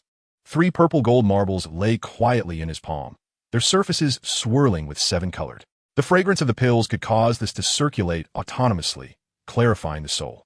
He handed 2 of the pills to Elder Lai Hua and Elder Ming Yuan. Elders, these pills will assist both of you in breaking through your realms. The 3 of them simultaneously ingested the pills dissolved upon entering their mouths, and a gentle yet overwhelming energy instantly enveloped their bodies. Elder Lai Hua surged dramatically, shattering the barrier of the 5-star peak and solidly breaking through to the of the 6-star. Elder Ming Yuan's aura also soared, advancing from a 6-star to the of the 7-star. Meanwhile, Yi Tian, bolstered by the Jiuxian burning heaven flame, absorbed energy at a rate far exceeding the others, directly breaking through the bottleneck of the peak, ultimately stabilizing at the of the 6-star. In the secret chamber, the intertwining of 3 terrifying caused the entire ice palace to tremble slightly. Yi Tian felt the surging power within him, the Jiuxian burning heaven flame in his palm, growing increasingly solid. Chapter 186. Luring and capturing Xiao Yan to draw Sun air, breaking shadows with sacred might to seize golden flame. Within the secret chamber of Wan Zaihan Shui Mountain, Yi Tian gazed at the flickering Jiuxian burning heaven flame in his palm, his brow furrowing. His mid-stage, 6-star cultivation had granted him dominance in the central state. Yet a chasm remained when facing the likes of the 9-star peak, such as the Soul Emperor. Each ascension within the realm required resources comparable to the foundation of mid-tier power. Heavenly materials, earthly treasures, and pills had become ineffective, and absorbing the of heaven and earth was too slow. With a decisive flick of his fingertip across the flames, a glimmer of resolution appeared in his eyes. There remained but one final path. Xiao Yan's ranking on the list of strange fires was disappointingly low, and the enhancement after fusion was limited. Only Sun Air's Golden Emperor Burning Heaven Flame, ranked 4th on the list, contained the ancient clan's imperial aura. If he could acquire it, it would be sufficient to elevate him by a star or 2, even allowing him to challenge the 8-star Dou Saint. However, as Sun Air was the princess of the ancient clan, she was most likely deep within the clan's territory, where the 3 immortals of the ancient clan, 7-star Dou Saints, and Gu Yuan, the peak of 9-star Dou Saints, were stationed. To venture there recklessly would be tantamount to walking into a trap. He could only approach it through Xiao Yan. A glimmer of calculation flickered in Yi Tian's eyes as his fighting spirit surged, transforming him into the guise of an ordinary inner disciple of the Starfall Pavilion. This disguise technique was a life-preserving skill he had mastered in his early years. Rending the fabric of space, he silently infiltrated the Starfall Pavilion. His perfected soul force at the heavenly realm shielded him from all detection as he made his way directly to Xiao Yan's training chamber. At that moment, Xiao Yan was in closed-door cultivation, attempting to break through to 6-star Dou Zone, completely unguarded as fighting spirit enveloped him. In a flash, Yi Tian struck with a palm blade to the back of Xiao Yan's neck, rendering him unconscious in an instant. He hoisted Xiao Yan over his shoulder and tore through space once more, arriving in the desolate Gobi of eastern Zhongzhou within mere breaths, an area seldom frequented by humans. Ideal for setting an ambush. Casting Xiao Yan onto the ground, Yi Tian rummaged through a spatial ring and retrieved a warm jade pendant inscribed with the character Sun, which was the communication talisman between Xiao Yan and Sun Air. With a crack, he crushed the pendant, and the faint golden waves of communication rippled outwards, racing towards the ancient clan. Half an hour later, a golden streak of light sliced through the sky, and Sun Air descended upon the Gobi, accompanied by 2 elders clad in ancient clan battle armor. Upon seeing the unconscious Xiao Yan, her expression changed dramatically, and she immediately sensed a terrifying aura locking onto her. Looking up, her pupils constricted as she recognized Han Feng. "You," she exclaimed. "What do you want?" The 2 elders behind her instantly moved to shield her, unleashing the aura of a 1-star Dou Saint. "You audacious rogue. How dare you abduct Lady Sun Air's friend? Release him at once." Yi Tian let out a cold chuckle, unreservedly releasing the pressure of his 6-star Dou Saint aura, which bore down on the 3 like a mountain. "What I seek today is not Xiao Yan, but the Golden Emperor Burning Heaven Flame you possess." How dare you? Sun Er shouted in rage, summoning golden flames, the golden emperor burning heaven flame, which flickered with a faint imperial aura. However, due to her relatively low cultivation, 1-star Dou Zun, its power was far from fully unleashed.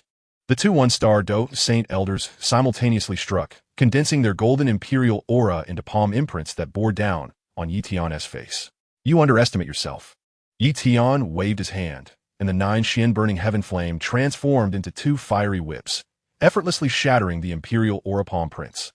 The fiery whips lashed against the 2 elders, instantly melting their battle armor, causing them to spew blood and be sent flying. Stop him, Lady Run! One elder shrieked as he struggled to rise, charging at Yi Tian again, while the other elder shielded Sun Er and attempted to tear through space to escape.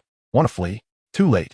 Yi Tian barked, as the 9 Xian burning heaven flame expanded, its pale golden flames forming a spatial barrier that enveloped the entire Gobi.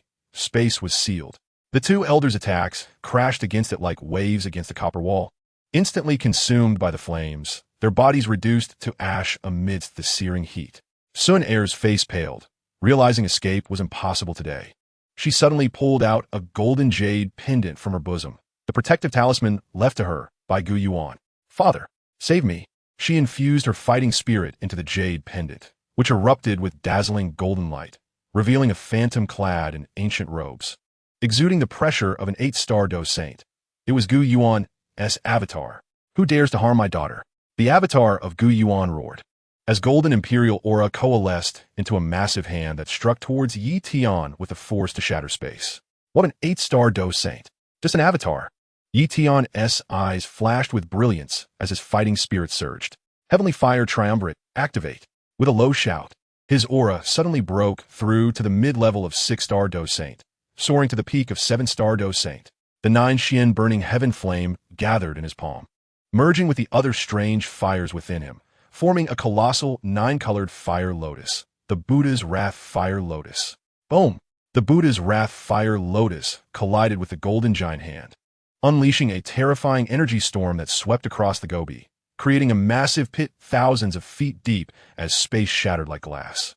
The avatar's giant hand gradually disintegrated under the fire lotus's scorching heat, its phantom becoming increasingly transparent. Impossible. You actually possess the strength of a 7-star Dou Saint peak. The avatar screamed in disbelief, yet under the continuous assault of the fire lotus, it ultimately shattered into countless golden lights, dissipating into the air. Sun Er sank into despair, collapsing to the ground as the golden emperor burning heaven flame within her thrashed violently, attempting to protect its master. Yi Tian sutrudit tovartse, his palms 9 Xian burning heaven flame, transforming into a golden chain that wrapped around Sun Er's body. The golden emperor burning heaven flame shall be mine.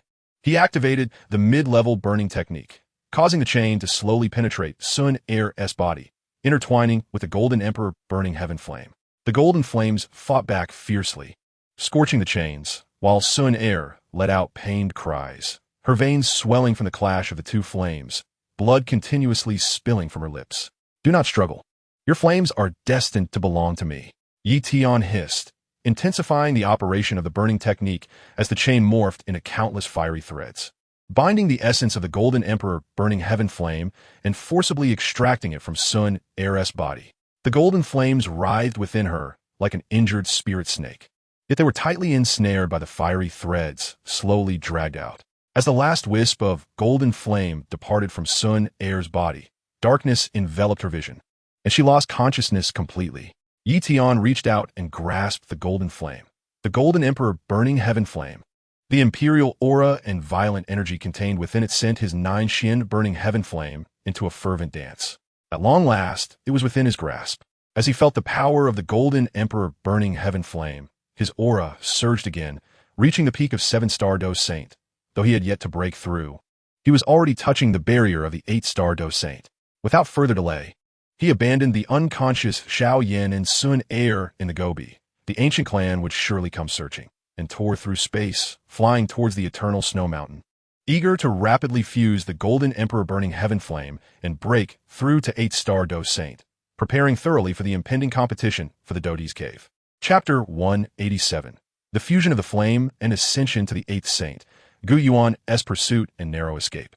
The secret chamber of the eternal snow mountain was no longer the pristine sanctuary it once was. The runes on the rock walls were distorted by the raging flames, and the ground had caved in, creating deep charred pits. The air was thick with a golden-red mist. The energy released during the fusion of the Golden Emperor burning heaven flame and the 9 Xian burning heaven flame. Yi Tian sat cross-legged in the center of a charred pit, his palms suspended with 2 flames. One was the 9 Xian burning heaven flame he had previously fused from 9 strange fires, intertwined in 9 colors with a golden core. And the other was the recently acquired Golden Emperor burning heaven flame, pure gold red, swirling with faint golden imperial aura. The Golden Emperor burning heaven flame contained the ancient clan's imperial aura, and its fusion was far more challenging than the pure lotus demon flame. It required the burning technique to draw the imperial aura into his body, while simultaneously neutralizing its ferocity with the 9 Xian burning heaven flame. Taking a deep breath, Yi Tian pushed the mid-level burning technique to its utmost limit, 600 deep golden runes manifesting around him, wrapping like chains around the 2 flames. Yet, the moment the runes touched the Golden Emperor burning heaven flame, the golden flames erupted with blinding radiance. The imperial aura surging like a sword towards Yi Tian's sea of consciousness, seemingly resisting external control. Still wish to resist? A glint of ferocity flickered in Yi Tian's eyes as he unleashed the full force of his perfected soul power. Golden soul tendrils tightly coiling around the essence of the Golden Emperor burning heaven flame, while he manipulated the 9 Xian burning heaven flame to slowly envelop it. The 9 colored flames formed a gentle cocoon, gradually dissolving the resistance of the Golden Emperor burning heaven flame as the faint golden imperial aura, guided by the burning technique, coursed through his meridians into his dantian, intertwining with his fighting spirit. The agony of fusion far exceeded his expectations. The imperial aura scorched his meridians like boiling lava, while the essence of the Golden Emperor burning heaven flame relentlessly battered against the confines of the 9 Xian burning heaven flame in his dantian, striving to break free. Blood trickled from Yi Tian's lips, yet he gritted his teeth, enduring the torment, knowing that this was his only opportunity to break through to 8-star Dou Saint. As time progressed, the resistance of the Golden Emperor's flame gradually waned. The golden red flames began to merge into the 9 profound flame, and the 9 colored flames slowly took on a golden red hue, ultimately transforming into a brand new flame interwoven with 10 colors. A subtle imperial pattern emerged at the core of the flame, exuding an aura that was both domineering and majestic. This was the 10 profound flame, a fusion of 10 different extraordinary fires. Boom! With the completion of the fusion, the battle chi within Yi Tian surged explosively, akin to a volcanic eruption. The barrier of the 8-star Dou Saint crumbled like thin paper, as his battle chi soared from the mid-stage of the 6-star Dou Saint, breaking through the 7-star Dou Saint, reaching the peak of the 7-star Dou Saint, and finally stabilizing at the initial stage of the 8-star Dou Saint amidst a thunderous roar of energy. The imperial aura intertwined with the flames, forming a 10-colored flame ring, shattering the ice layer above the secret chamber, causing the accumulated snow of the 10,000-year cold snow mountain to begin melting extensively, revealing the black rocks beneath. Having finally broken through to the 8-star Dou Saint, Yi Tian opened his eyes, the 10 profound flame pulsating in his palm, feeling the surging power within him. Just as a smile began to form on his lips, his expression suddenly changed. An overwhelming, oppressive force, as if the heavens were collapsing, enveloped the entire snow mountain. Han Feng, you dare to seize my daughter's extraordinary fire? You seek death. A furious roar echoed from the heavens, and Gu Yuan's figure appeared above the secret chamber as if through teleportation. Clad in the imperial robes of the ancient clan, his ink-black hair billowed, surrounded by the imperial aura of a peak 9-star Dou Saint, his golden pupils ablaze with a tempest of rage. Previously, he had received a message from the elders and, upon arriving at the Gobi, had only found the unconscious Sun'er in Xiao Yan. Following the residual imperial aura of the Golden Emperor's flame, he tracked them to the 10,000-year cold snow mountain, his anger having reached a boiling point. Gu Yuan, Yi Tian's heart sank, and the 10 profound flame surged instantly, forming a protective fire shield around him. However, Gu Yuan offered him no time to react. He raised his hand and unleashed a palm strike. The pale, golden imperial energy manifested as a palm imprint that descended like a mountain, distorting the very fabric of space.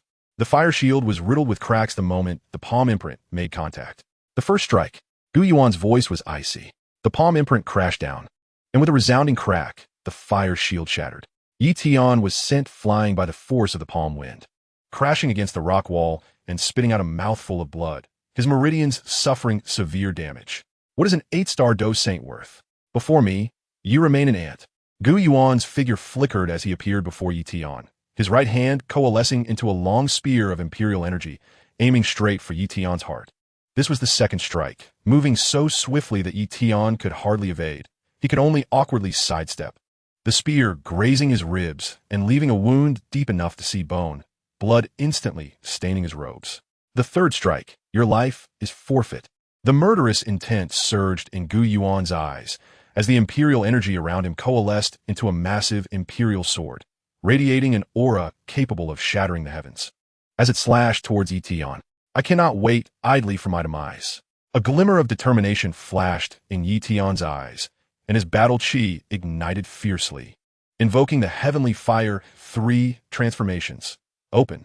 With a roar, his aura surged once more, breaking through the bottleneck of the initial stage of the 8-star Dou Saint, forcefully elevating him to the initial stage of the 9-star Dou Saint.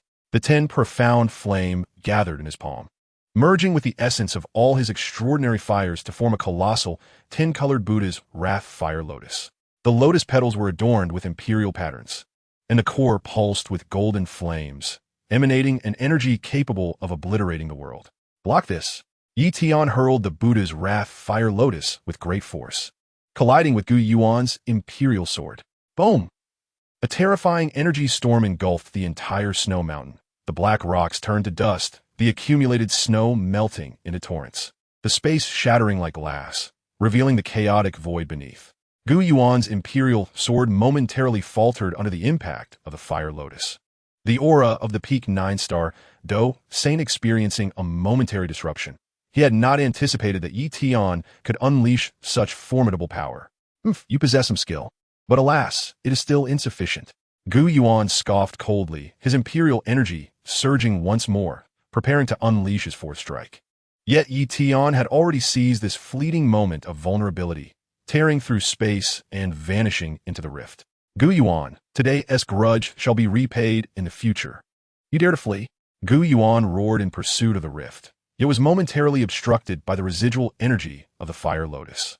By the time he broke through the interference, the rift had already closed. He stood upon the ruins of the snow mountain, his imperial energy surging violently, his golden pupils filled with resentment. Han Feng, I shall ensure your corpse is shattered into 1,000 pieces. On the other side of the space rift, Tian fell into a desolate underground secret realm, a place known as the Meteor Secret Realm, located in the extreme south of Zhongzhou. Having remained untouched for years, it was filled with natural spirit gathering formations. Upon landing, he spat out a mouthful of blood, his aura plummeting from the initial stage of the 9-star Dou Saint back to the 8-star Dou Saint, with numerous meridians ruptured and the 10 profound flame dimming. What a formidable opponent Gu Yuan is, a peak 9-star Dou Saint, indeed terrifying. Leaning against the rock wall, Tian retrieved a 9th-grade healing pill from his storage ring.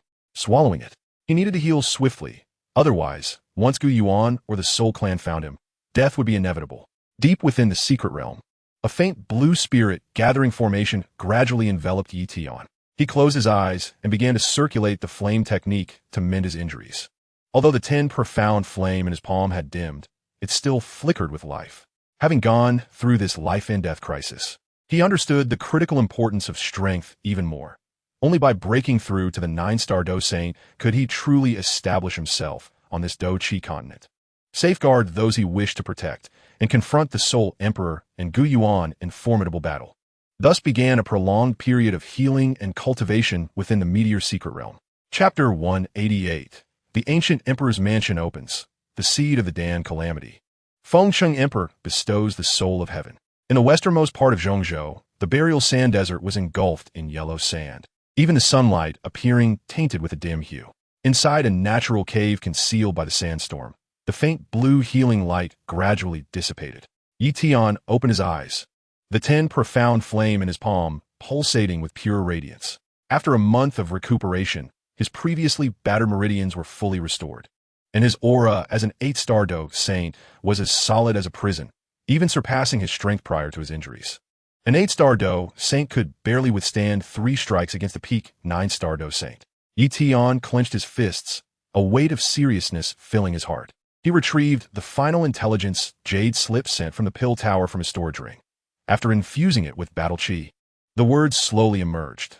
The Soul Emperor and Gu Yuan have reached an accord.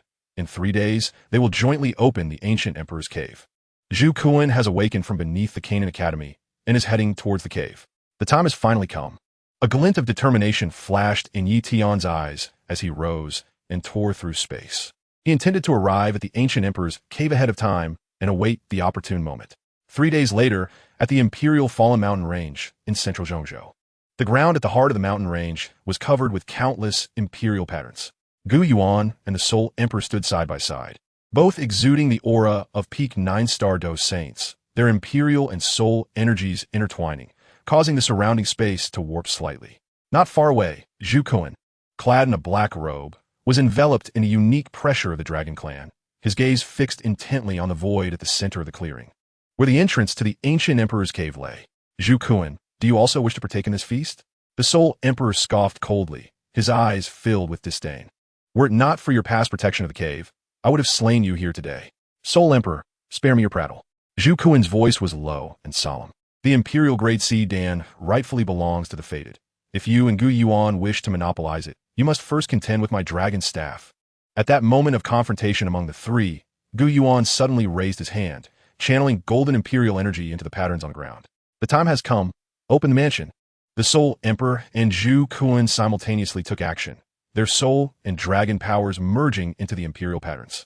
In an instant, the patterns glowed brightly, and a golden pillar of light shot skyward, the void rippling like water. A massive stone door, inscribed with Dou Emperor runes, slowly materialized. The ancient emperor's cave had opened. Behind the stone door lay a realm suffused with imperial energy. At the center, upon a jade platform, a completely golden pill hovered, its surface shrouded in a faint imperial mist. This was the Imperial Grade C Dan that everyone coveted. The Imperial Grade C Dan. A glimmer of greed flickered in the Soul Emperor's eyes as he surged towards the jade platform. Gu Yuan and Zhu Kuan, unwilling to be outdone, launched their attacks simultaneously, unleashing the formidable power of the peak 9-star Dou Saint upon the Imperial Grade Qi Dan. Yet, the surrounding imperial mist formed a protective barrier, and their assaults merely stirred the surface, causing only the slightest ripple. How potent is this imperial mist? Gu Yuan's expression shifted slightly as he intensified his output of imperial energy. The trio combined their might, the energy crashing against the barrier like a tsunami. After half an hour, fissures finally began to appear in the imperial mist. At that moment, the Soul Emperor suddenly let out a cold laugh. Su Wu, strike. A shadowy figure darted forth from the void. It was Su Wu, the devourer of the Soul Clan, whose mid-9-star Dou Saint aura erupted instantaneously. Black flames coalesced into a barrier, obstructing Gu Yuan and Zhu Kuan. Gentlemen, indulge this old man for a while. Soul Emperor, how dare you resort to treachery? Gu Yuan roared, yet he found himself ensnared by Su Wu. Taking advantage of the distraction, the Soul Emperor broke through the imperial mist, seizing the Imperial Grade Qi Dan and tearing through space. Gu Yuan, Zhu Kuan, once I ascend to the Dou Emperor, I shall return to deal with you. Stop him. Zhu Kuan yelled, attempting to pursue, but was repelled by Su Wu's black flames. Watching the direction in which the Soul Emperor vanished, Gu Yuan and Zhu Kuan's faces turned grim. They had ultimately fallen into the Soul Emperor's trap. 3 days later, a terrifying aura enveloped the skies above Central Continent. The figure of the Soul Emperor hovered above the holy Dan city, surrounded by faint Dou Emperor pressure, his golden pupils glinting with disdain. This emperor has broken through to Dou Emperor 1-star. From this day forth, the Dou Qi Continent shall be under my dominion. Those who defy shall face death. As the words echoed, the Soul Emperor waved his hand, and the golden Dou Emperor power descended like a meteor upon the holy Dan city, causing the walls to collapse instantly, while countless cultivators were reduced to ashes under the oppressive force. In just 1 day, more than half of the powers in Central Continent were obliterated, and the land was steeped in suffering and despair. Gu Yuan and Zhu Kuan rushed to intervene, but were swiftly defeated by the Soul Emperor's single strike, both spitting blood as they fell to the ground. Gu Yuan, Zhu Kuan, should you submit to me, I may spare the descendants of the Gu and Dragon clans. The Soul Emperor's voice was icy. Refuse, and I shall annihilate your clans today. In the depths of their despair, a tin-colored flame surged from the horizon, and Yi Tian's figure gradually emerged, enveloped in an aura of Dou Emperor entirely different from that of the Soul Emperor. The Tian burning heaven flame coalesced in his palm, and imperial patterns spread like a tide. Han Feng, how could you? Gu Yuan gazed at Yi Tian in shock, disbelief etched across his face. Yi Tian offered no response, his gaze fixated on the Soul Emperor. Soul Emperor, you massacre the innocent and aspire to dominate the continent. Today, I shall enact divine justice. It turned out that after the Soul Emperor seized the imperial grade Dan, Yi Tian infiltrated the depths of the ancient emperor's cave and inadvertently triggered the inheritance array of the Dou Qi ancient emperor. The burning art he practiced was originally created by the ancient emperor and, having fused with 10 distinct flames, perfectly met the conditions for inheritance. Empowered by the will of the ancient emperor, his cultivation soared from 8-star Dou Saint to ultimately break through to Dou Emperor 1-star, inheriting the burning heaven emperor canon. Dou Emperor? You two have broken through? The Soul Emperor's expression shifted drastically, quickly morphing into a sneer. You, a mere newly ascended Dou Emperor, dare to act recklessly before me. Let's see. Yi Tian called out, merging the Tian burning heaven flame with the burning heaven emperor cannon, forming a colossal tin-colored imperial fire lotus that surged toward the Soul Emperor. Unyielding, the Soul Emperor condensed his golden Dou Emperor power into a fist, clashing against the imperial fire lotus.